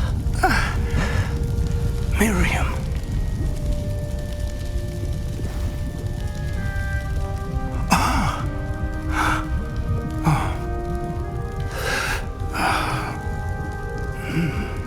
Miriam would have loved you, my young friend. The wizarding world could not be in more capable hands.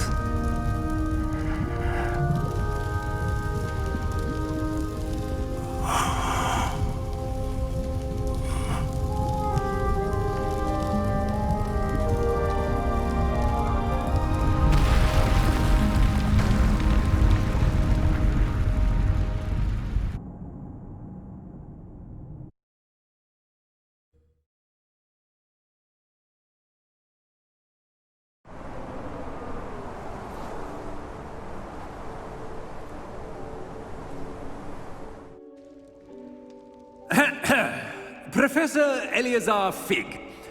I dare say he was a beloved professor to many of you, certainly a long-standing colleague to his peers.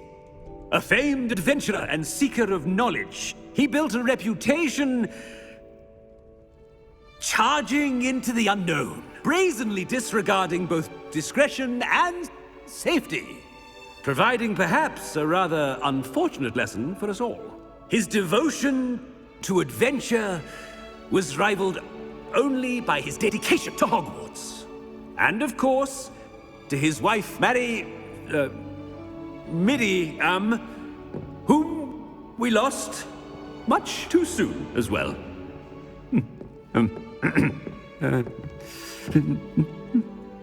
Yeah.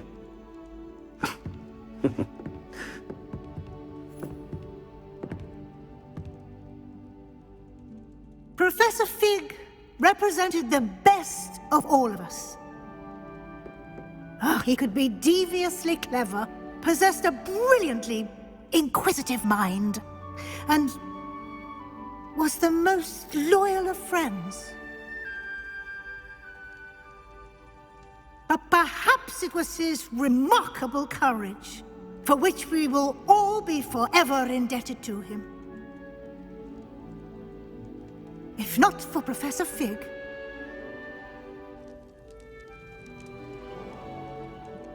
well, I can say with confidence that if not for him, many of us, let alone Hogwarts, would not be here today.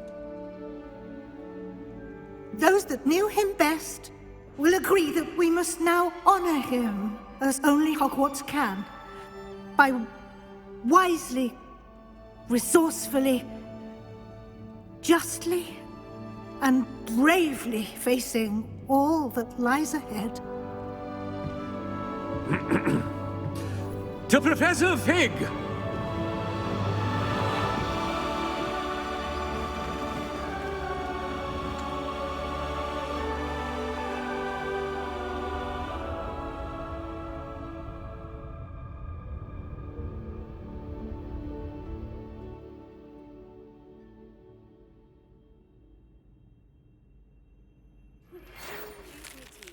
Can't believe we lost Fig. I didn't know him as well as you did, but I know he was a good man. Glad Weasley spoke for him. She honored him well. Fig will be well remembered. I wish the same could have been done for my uncle. I wonder if there's a chance Anne would meet me. Sebastian, I can't imagine what you and Anne are going through. Perhaps you'll hear from her soon. I hope so. I'll let you know. Sebastian, there's something you should know. It's to do with Victor Rookwood. I heard a rumor that he confronted you outside of Ollivander's. Sounds as if he faced quite a fight. The rumors are true, and I did, but it's not that. Just before Rookwood attacked, he uttered something familiar. The same words Anne heard before she was cursed. Children should be seen and not heard. Wait, what are you saying? It wasn't one of Ranrock's loyalists who cursed Anne. It was Rookwood. It was Rookwood all along. This can't be. It was the loyalists. It's always been them. The night Anne was cursed, all she saw were goblins. Once Rookwood allied with Ranrock, Isadora's estate became of interest to them both. That's why Rookwood was there the night Anne was cursed. He was working with Ranrock. When he saw your sister, well, he didn't want anyone to know. So he cursed her. And she's never been the same. So cruel. Rookwood deserved what he got. Thank you for telling me. It wasn't a goblin. I suppose I owe you an apology. All this time I thought goblins were the enemy. But it was never that simple. Ominous said he's spoken with Anne. I wonder if she'll see me. I'll find out and send word when I know more.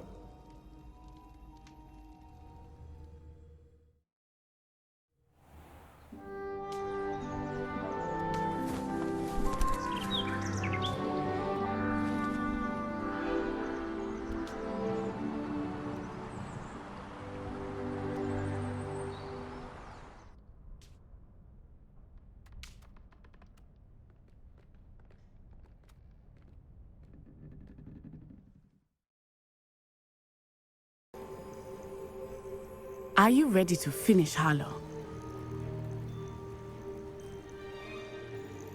I'm ready to finish Harlow once and for all.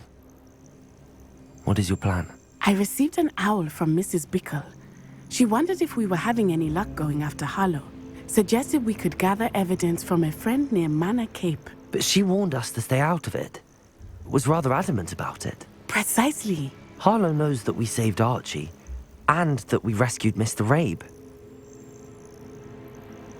The letter didn't come from Mrs. Bickle, did it? I do not believe it did. Harlow intends to ambush us. But now we have the upper hand. We can prepare. We are stronger than Harlow, and he knows it. That's why he's resorting to this sort of trickery. We must go. Agreed. Let's finish this. Brilliant. Harlow's reign ends today. Perhaps we ought to inform Officer Singer of our plans. I already sent her an owl to let her know that we were following a lead given to us by Mrs. Bickle. Are you concerned she might tell your mother? Indeed she will, but so be it. I am tired of hiding it from her. My mother needs to understand that I will not be safe from the Ashwinders until everyone is. I shall pursue them until they are finished, and I think she knows that. As do you. That I do. I sense he is close. Where is he? I do not know. We should look around.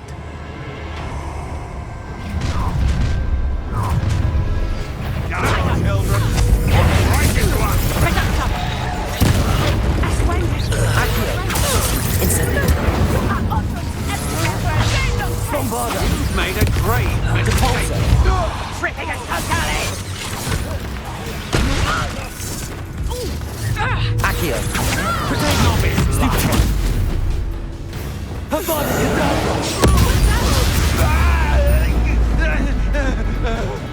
No more, no go! You've been a thorn in our side long enough! You're going to regret it. You will guess what is coming through.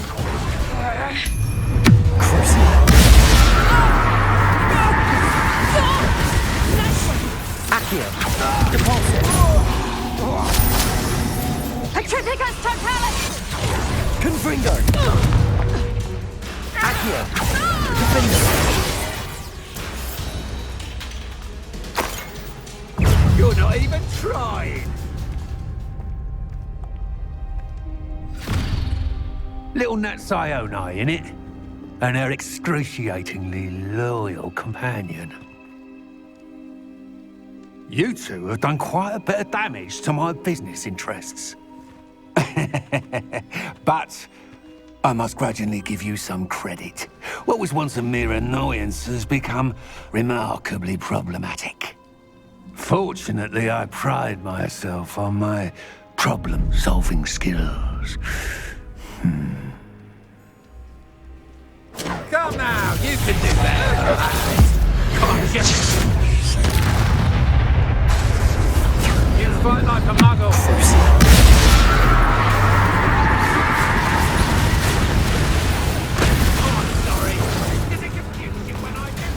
Lumos.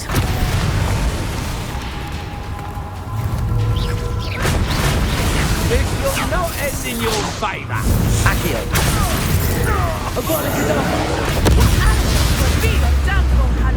Mark my words.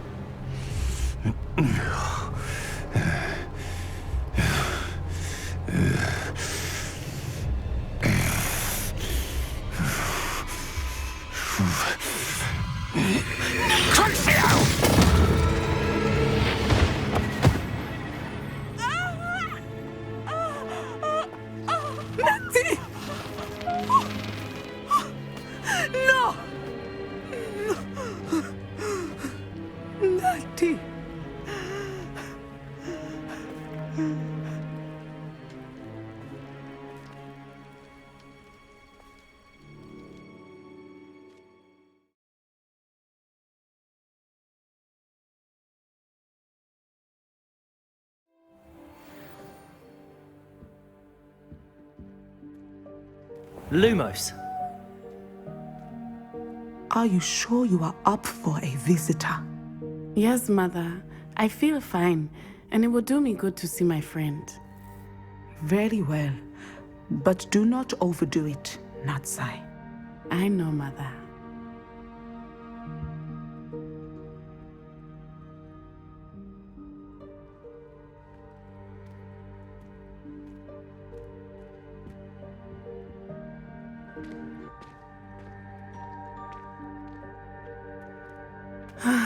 It is good to see you, my friend. I'm glad to see you're doing so well. I am doing better than it appears. I am only here because my mother insisted, just to be safe. I was relieved when she told me that you were all right. Only because of you. How are you feeling? Well, I've had better days, but Nurse Blaney says that I am on the mend. I'm sorry, Natty. It's my fault you got hurt. What? No. Do not blame yourself for this. The moment that I saw Harlow aim his wand at you, well... You did what came naturally. I suppose it was instinct. Yes. I could not simply stand there and let you get hurt. Then I shouldn't feel guilty. Of course not.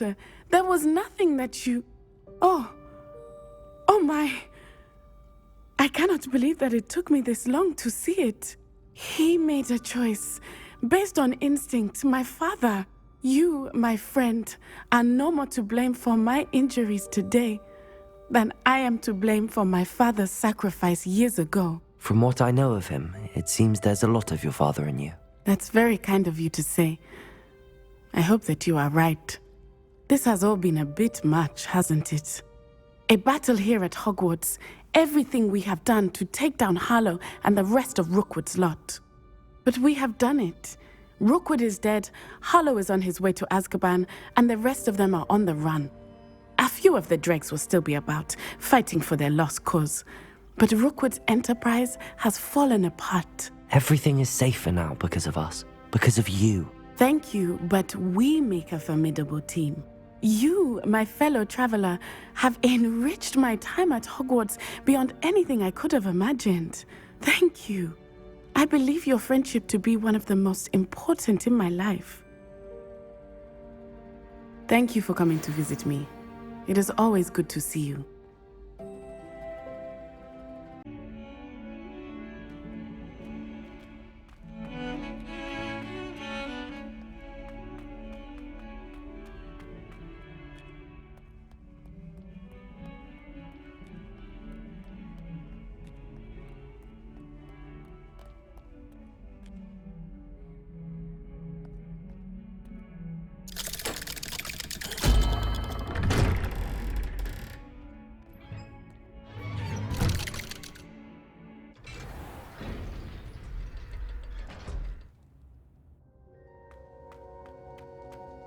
I'm glad you came.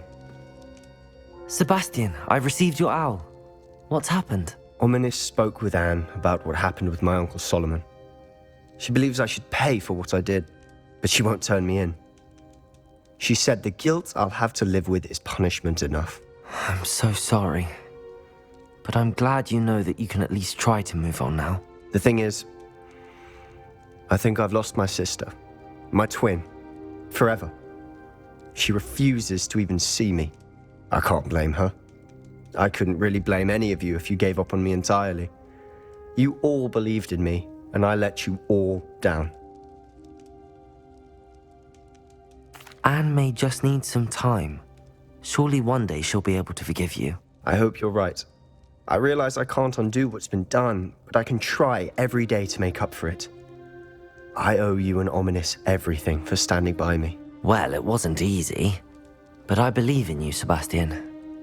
I've had a sense about you since that first day in Defense Against the Dark Arts. Seems so long ago. Thank you. I have no idea what's to come, but I'm grateful for your friendship. I'm glad you came to Hogwarts.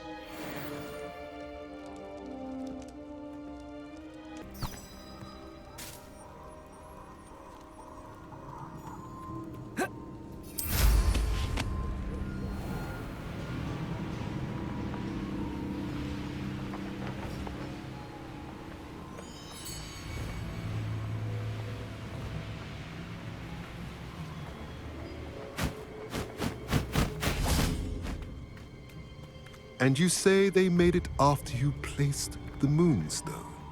Do you know why or what it means? Does it have to do with the Snidgets?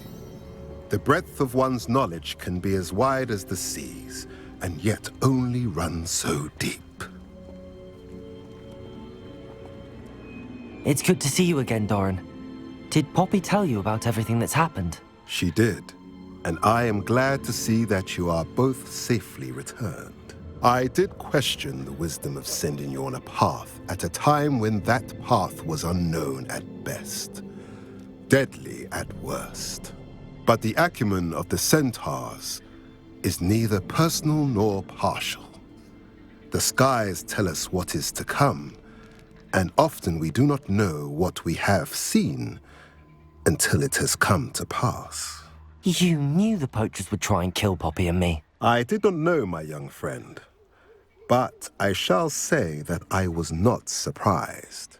It was in much the same manner that I expected our first meeting. I don't suppose you'd like to start from the beginning. I think Poppy and I could use that. Of course. I find it is often the best place to start, is it not? Many, many moons ago, I divined a series of events.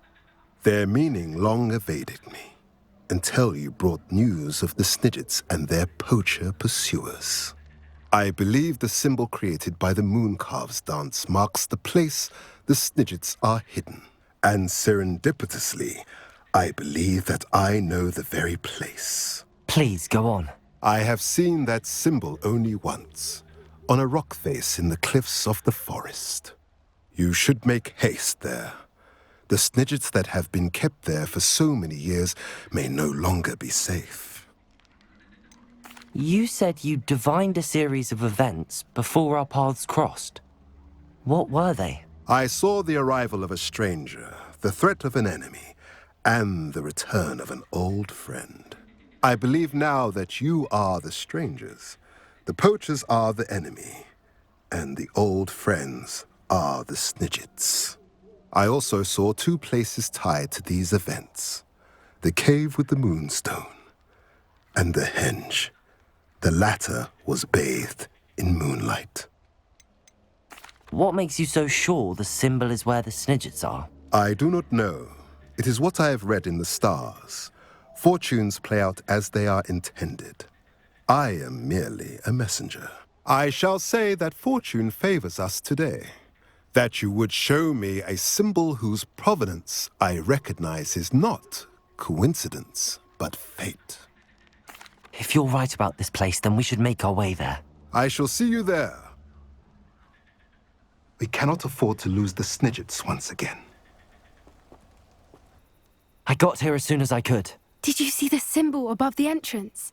It's the one the mooncalfs made at the henge. Of course Doran implied as much, but to see it up there... Could this actually be where the Snidgets are hidden? Let's find out. Doran's waiting for us just up ahead. I'm ready if you are. Can you believe it? Lumos. Actual Snidgets. I'm glad we seem to be a step ahead of the poachers. It is a little strange we haven't heard anything from them. If we're lucky, they're still poring over Gran's research. There was a fair amount. We, on the other hand, had Doran to guide us. Even if the poachers do somehow stumble upon this place, we shall be long gone. Lumos!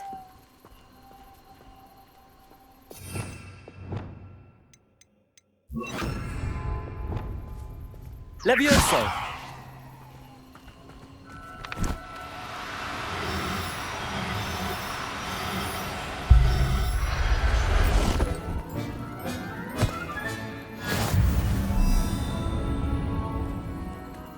Revelio.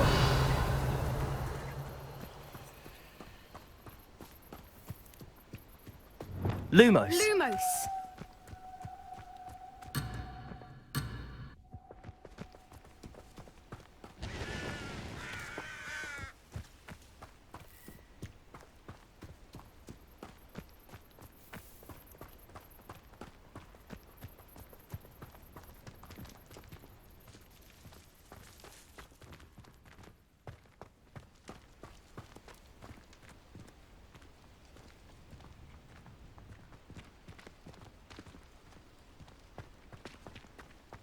Greetings. I hope we haven't kept you waiting long, Doran. Not at all. Then again, it is not I who awaits your arrival. Do you have the Moonstone with you? We do. Good. It is as important to what happens next as both of you are. So, what does happen next? What are these pillars here? A safeguard, I suspect. There is only one way to find out. And as for how to go about that, the two of you may know better than anyone.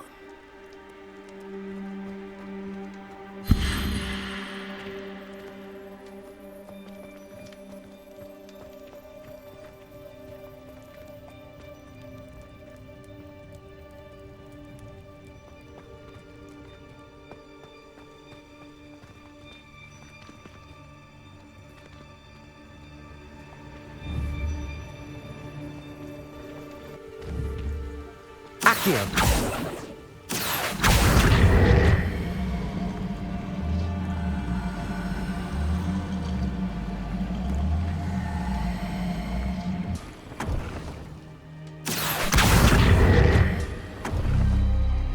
That did it! Look, Doran, a doorway. I suspect we all know what lies beyond that passage. And now, I'm afraid I must leave you. At least for a time. You're not coming in with us. If the Snidgets are here, the herd will want to see the truth of it for themselves. Alec especially. Go on without me. I will rejoin as soon as I am able.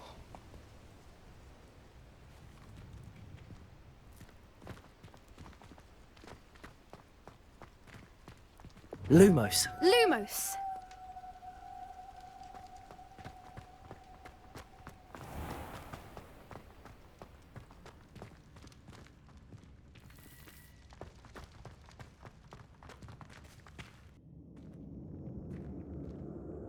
Lumos.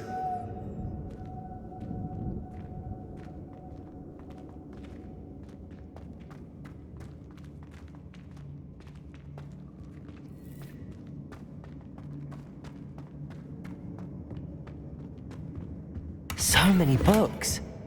You haven't seen my grand study.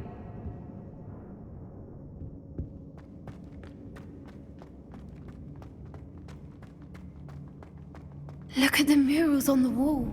They're all creatures. This place must have been built to protect them. They had nothing to fear. What makes you say that? The poacher camps always felt oppressive. It's hard to explain, but the feeling was palpable. At least to me. The sense I get here is of safety and calm. Quite the opposite of the poacher camps.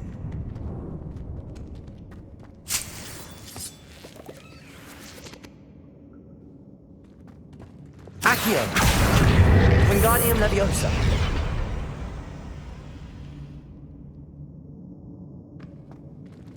Leviosa!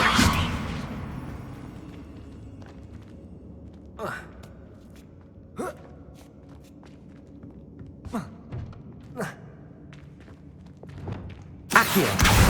Wingardium Leviosa! Leviosa!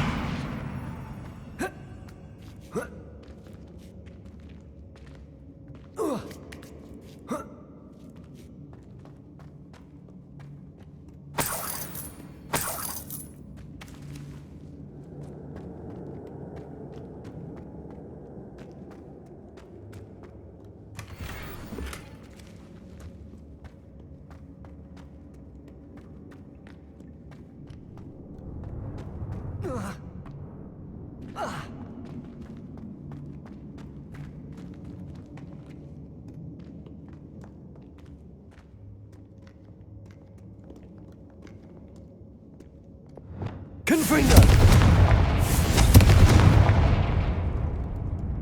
Bombarda!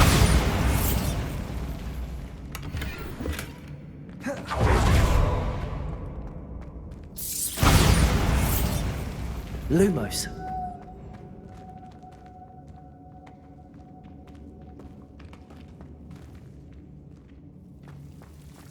Confringo! Lumos.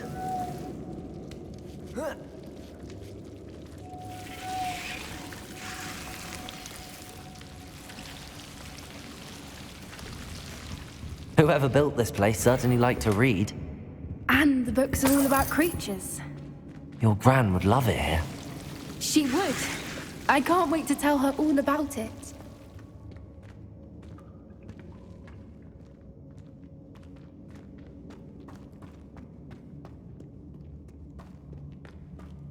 I'll wager this isn't the dead end it seems to be.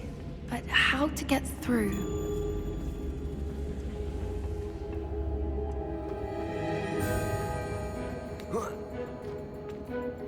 Accio! Wingardium Leviosa!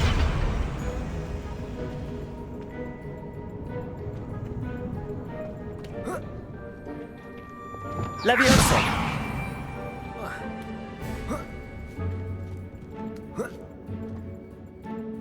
Lumos.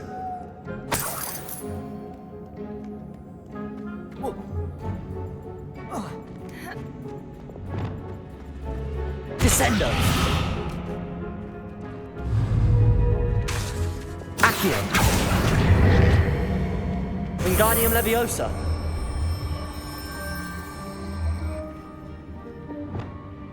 Leviosa.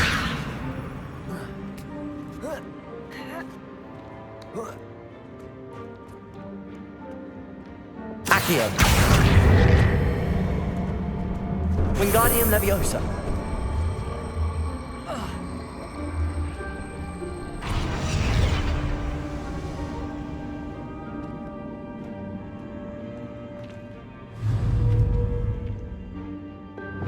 Glacius. Confringo.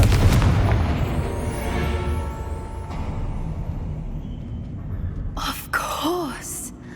How clever.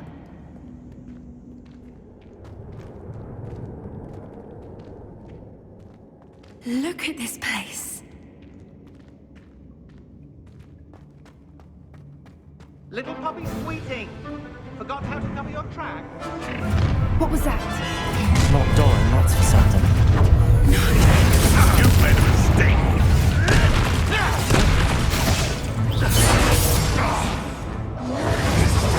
Lumos. The lamb returns.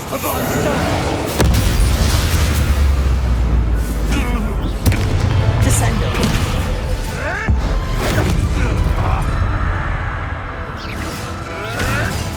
Back for more? Not the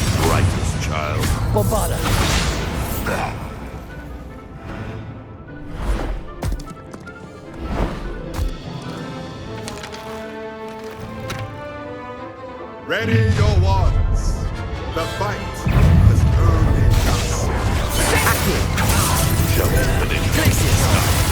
Stop right there.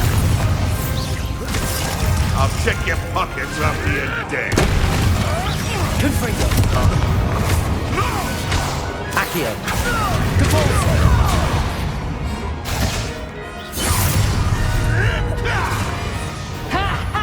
Lumos.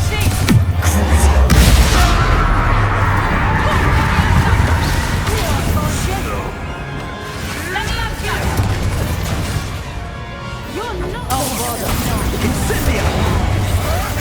Confringo!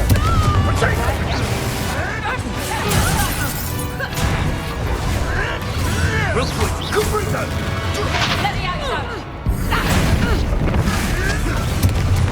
No! Confringo! Incendio! Expelliarmus! Bombarda! Incendio!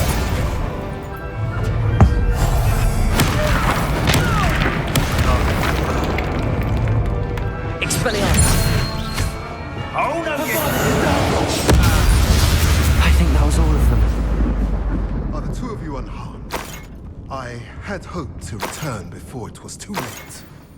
We're fine, but if you hadn't got here when you did, I led them here, Doran. You fought with us against your kind. I am glad to have witnessed this. I now believe all that Doran told me. They are the ones I saw, Alec. Finish your work here. All the events you divined have not yet come to pass.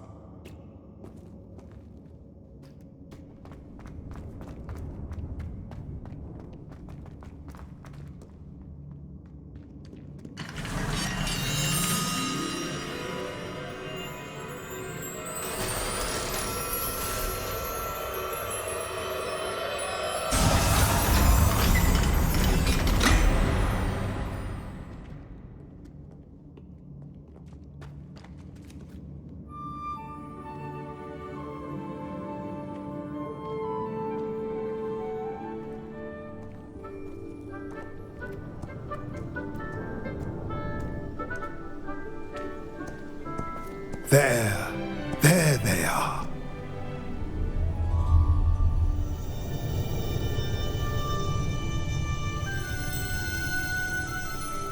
Now, all that remains is to break the charm. You want us to...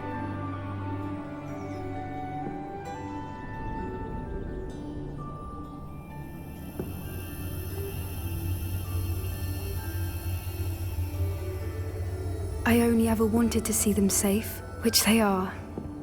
You should do it.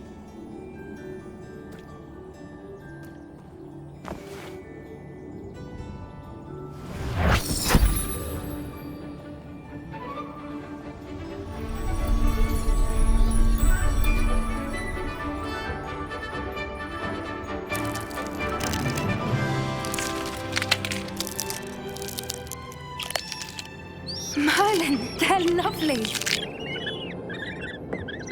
But what happens now? They can't care for themselves, and surely once word gets out of their reappearance... No harm will come to them. The centaurs will see to that. You have my word. Thank you, Doran, for helping us to find them and to fight for them. It is you who deserves the merit, child. You did what the poachers would never have.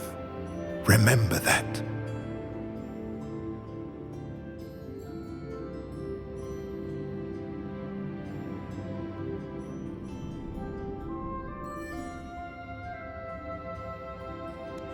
You both fought bravely today. Allow us to carry the mantle from here. If it's all right, Doran, I think I'd like to stay behind and spend a little more time with the Snidgets.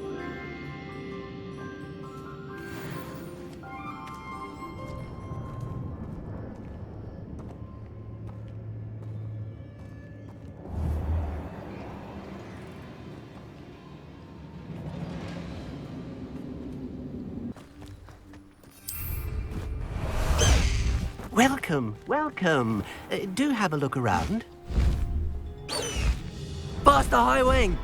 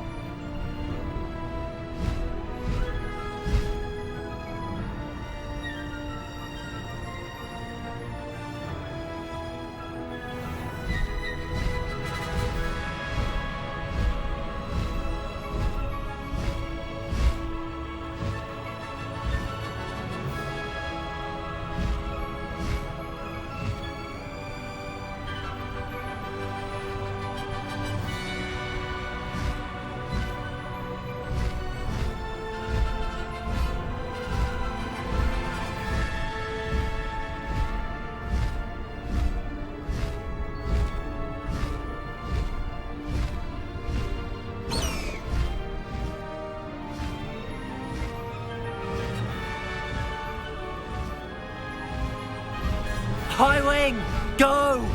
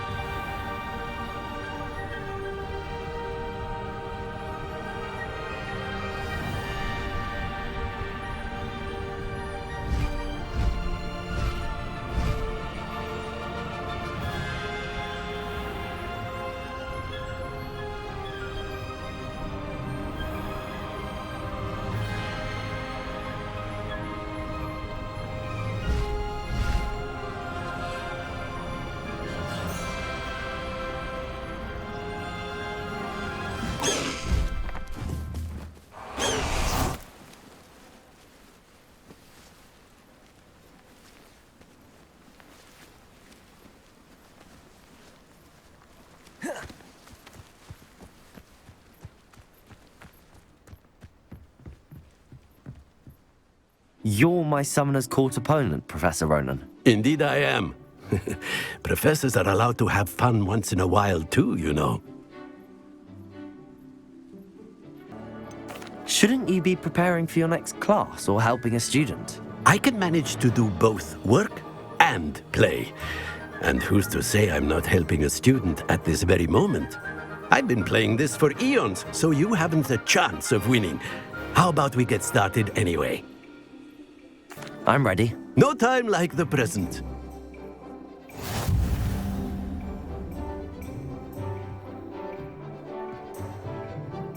Accio!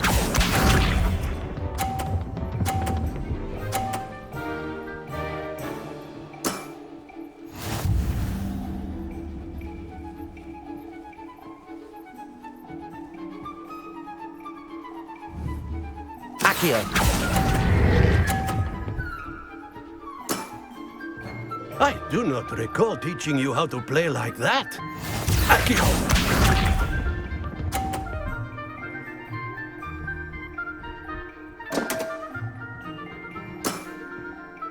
We all make mistakes.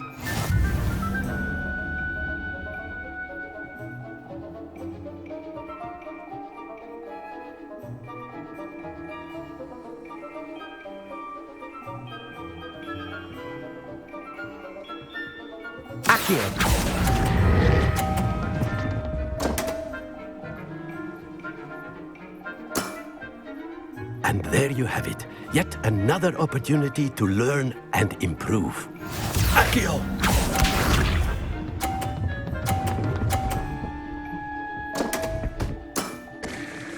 We all make mistakes.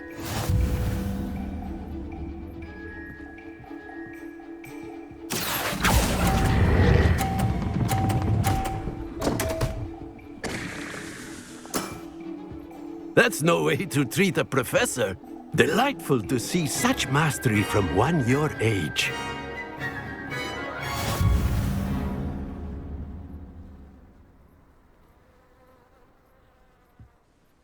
Well done. You've beaten me at my own game. I had a good teacher. A flatterer, I see. Although I dare say it's not unwarranted. I shall accept the compliment humbly. As the new Summoner's Court champion, you have earned a token of recognition. Do not let it go to your head.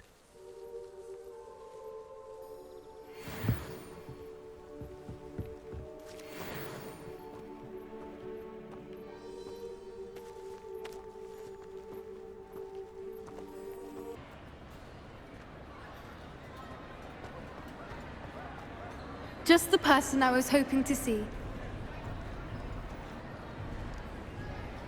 I see Doran finally convinced you to leave the Snidgets. If anyone can keep them out of poacher hands, it's the centaurs.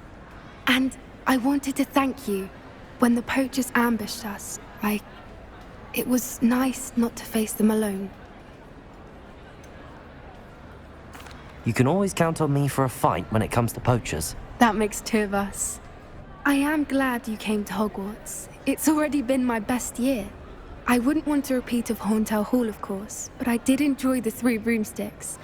Had no idea how lovely it was there. Had you never been to the 3 Broomsticks? I used to spend most of my time with Highwing, and well, I don't know how Serona feels about hippogriffs popping in for a butterbeer. Highwing's the only one I would have gone with. Or Gran, of course. Nothing wrong with that. Highwing's good company. She is. Although I am beginning to see the appeal of human friends. It was nice to talk about my parents and Gran with someone. And share Highwing.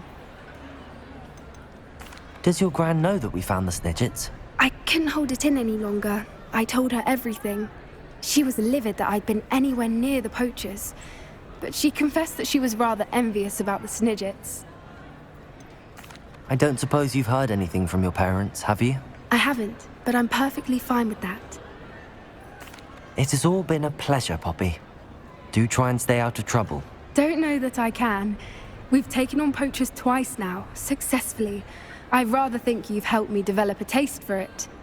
And with centaurs as allies, I might actually go looking for trouble. You and I should meet for a butterbeer soon. Perhaps Highwing can join us?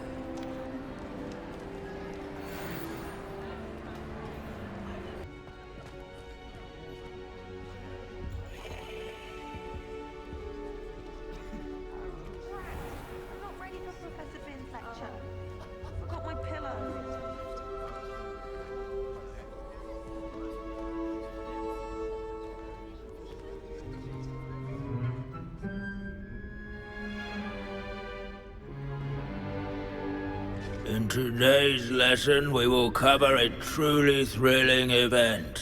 The Goblin Rebellion of 1752 and all its triumphant tragedy. But more specifically, we will address the devastating effect it had on the wizard milling industry. Throughout the many goblin battles, countless wizard cloaks were lost. Actually, we do know the number. 632. But history occurs outside the classroom. And look, it's time for my constitutional. One can practically osmose the history flowing through Hogwarts. I think the professor wants us to follow him. And now for a stroll to the bell tower entrance hall. Along with the rest of the castle, it was completed in the early Middle Ages. The hall and the bell towers that loom above it contain myriad interesting artifacts.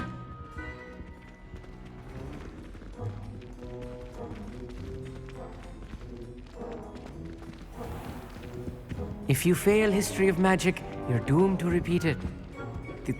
The class, that is. Good to see you again. Recovered from that nasty bout of dragon pox, have we?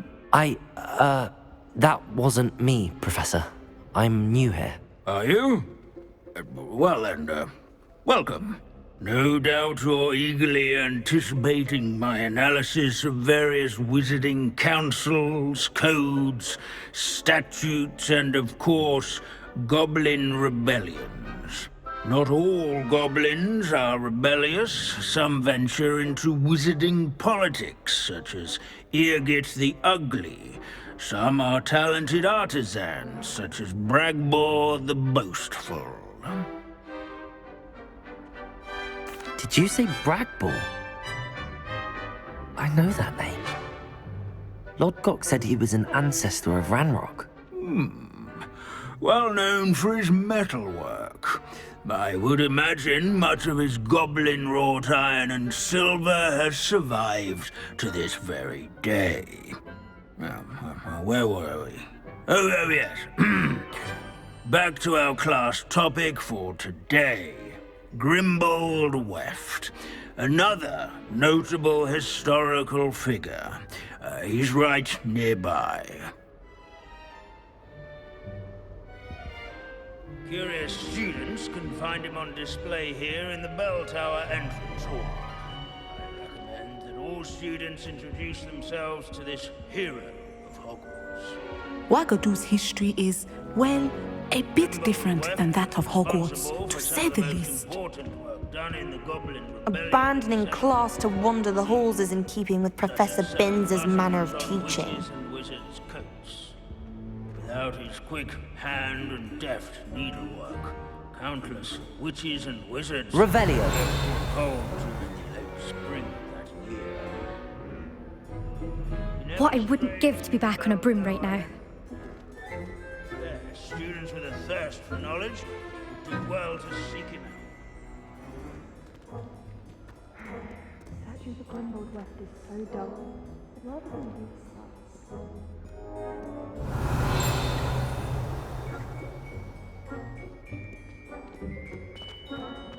Hogwarts is impervious to the inexorable march of time. Can you tell me where I might find Grimbold Weft? Oh yes, Grimbold Weft. Quick with a needle and thread, that one. He's a fascinating artifact of the Goblin Rebellion of 1752. At any rate, he can be found nearby, perched in his case.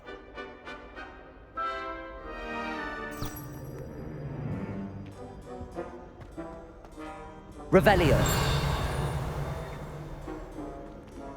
There's nothing quite so magical as... This unassuming smudge is rumoured to be the location of the very first successful use of Bombarda.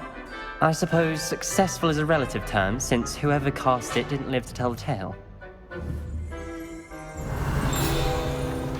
This isn't quite right. Searching.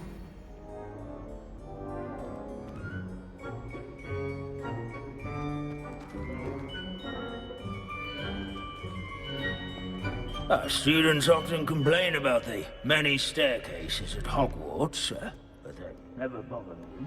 Revelio.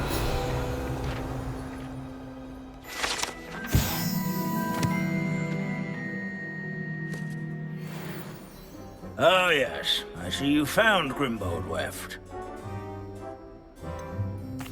Why didn't you tell us it was just his skull? Well, of course he's just a skull. Everyone knows Grimbold Weft died of dragonpox in 1753. Now, let's turn our attention to the agreeability and general good nature of Sir Aphbudel. He's also nearby. See what you can learn from him for your next assignment. Standing in eternal but symbolic watch over the bell tower is a retinue of loyal knights, or rather, statues of knights, I should clarify. Keen-eyed students will spot the statue of Sir Aphbudel of the cheerful countenance nestled among the ranks. Revelio. His fame was not won by vanquishing foes in single combat, nor by slaying bloodthirsty dragons, but rather in training yards and sculleries, where his warm and approachable demeanor was celebrated by old friends and newcomers alike. I encourage everyone to make the waving statues acquainted. This is a centuries-old likeness of hunter and devoted study companion. People have always loved their pets. I find that comforting.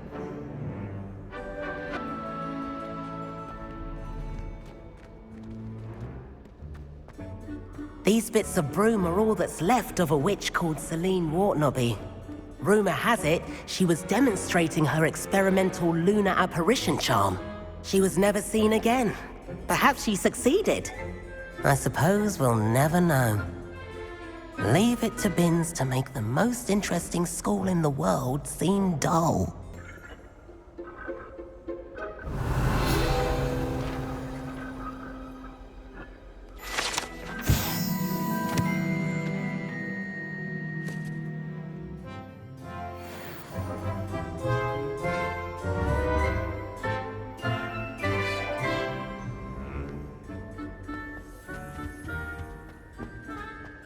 Hogwarts founders could never have Professor Binns, I found the statue of Sir Afpuddle. Ah, well done.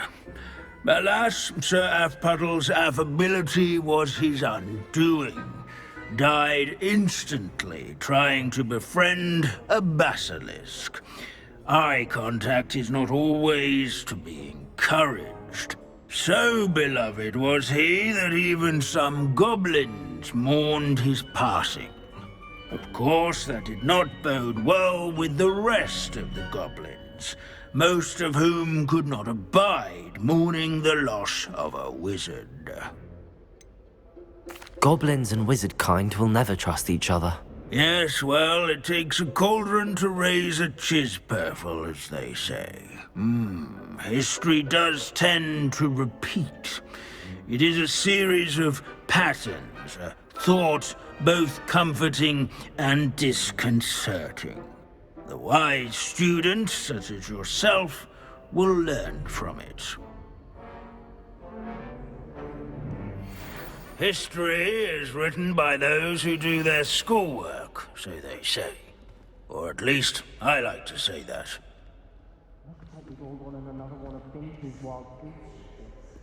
How can we do so much and accomplish so little?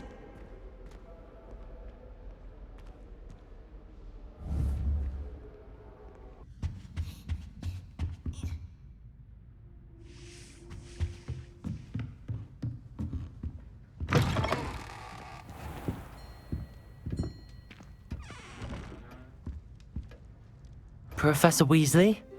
You wanted to see me? I did. We haven't had a chance to speak since I know you were quite close with Professor Fig. Hogwarts won't be the same without him. No, it won't. But I can assure you that he would want us to press on, and that he would rest easy knowing that the future of the wizarding world is in hands like yours. Thank you, Professor. You've had quite a year, both inside and outside of Hogwarts. I've heard all sorts of rumors. You've ridden a graphorn, befriended a goblin, rescued hippogriffs, even helped Mr. Ollivander track down a family wand. How did you... It's harder to keep secrets around here than one might suspect. I'm just glad you found such a good friend in Miss Sweeting.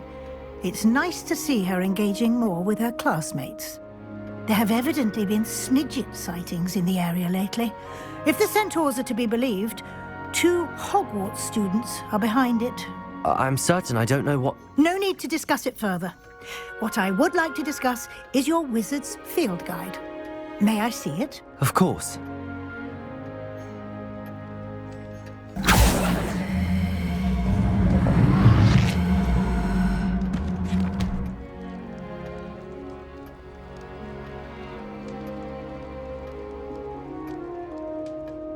What do you think, Professor?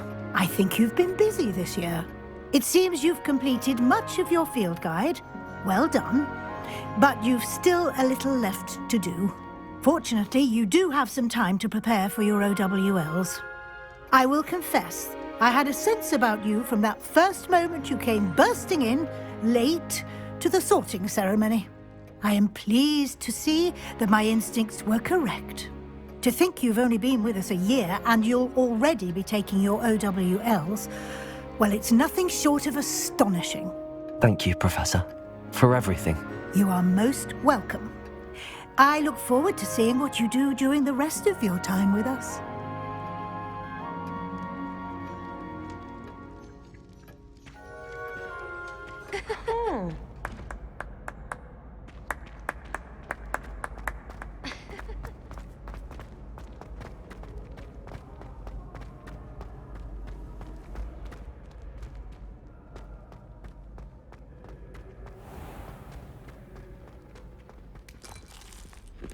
Revelio.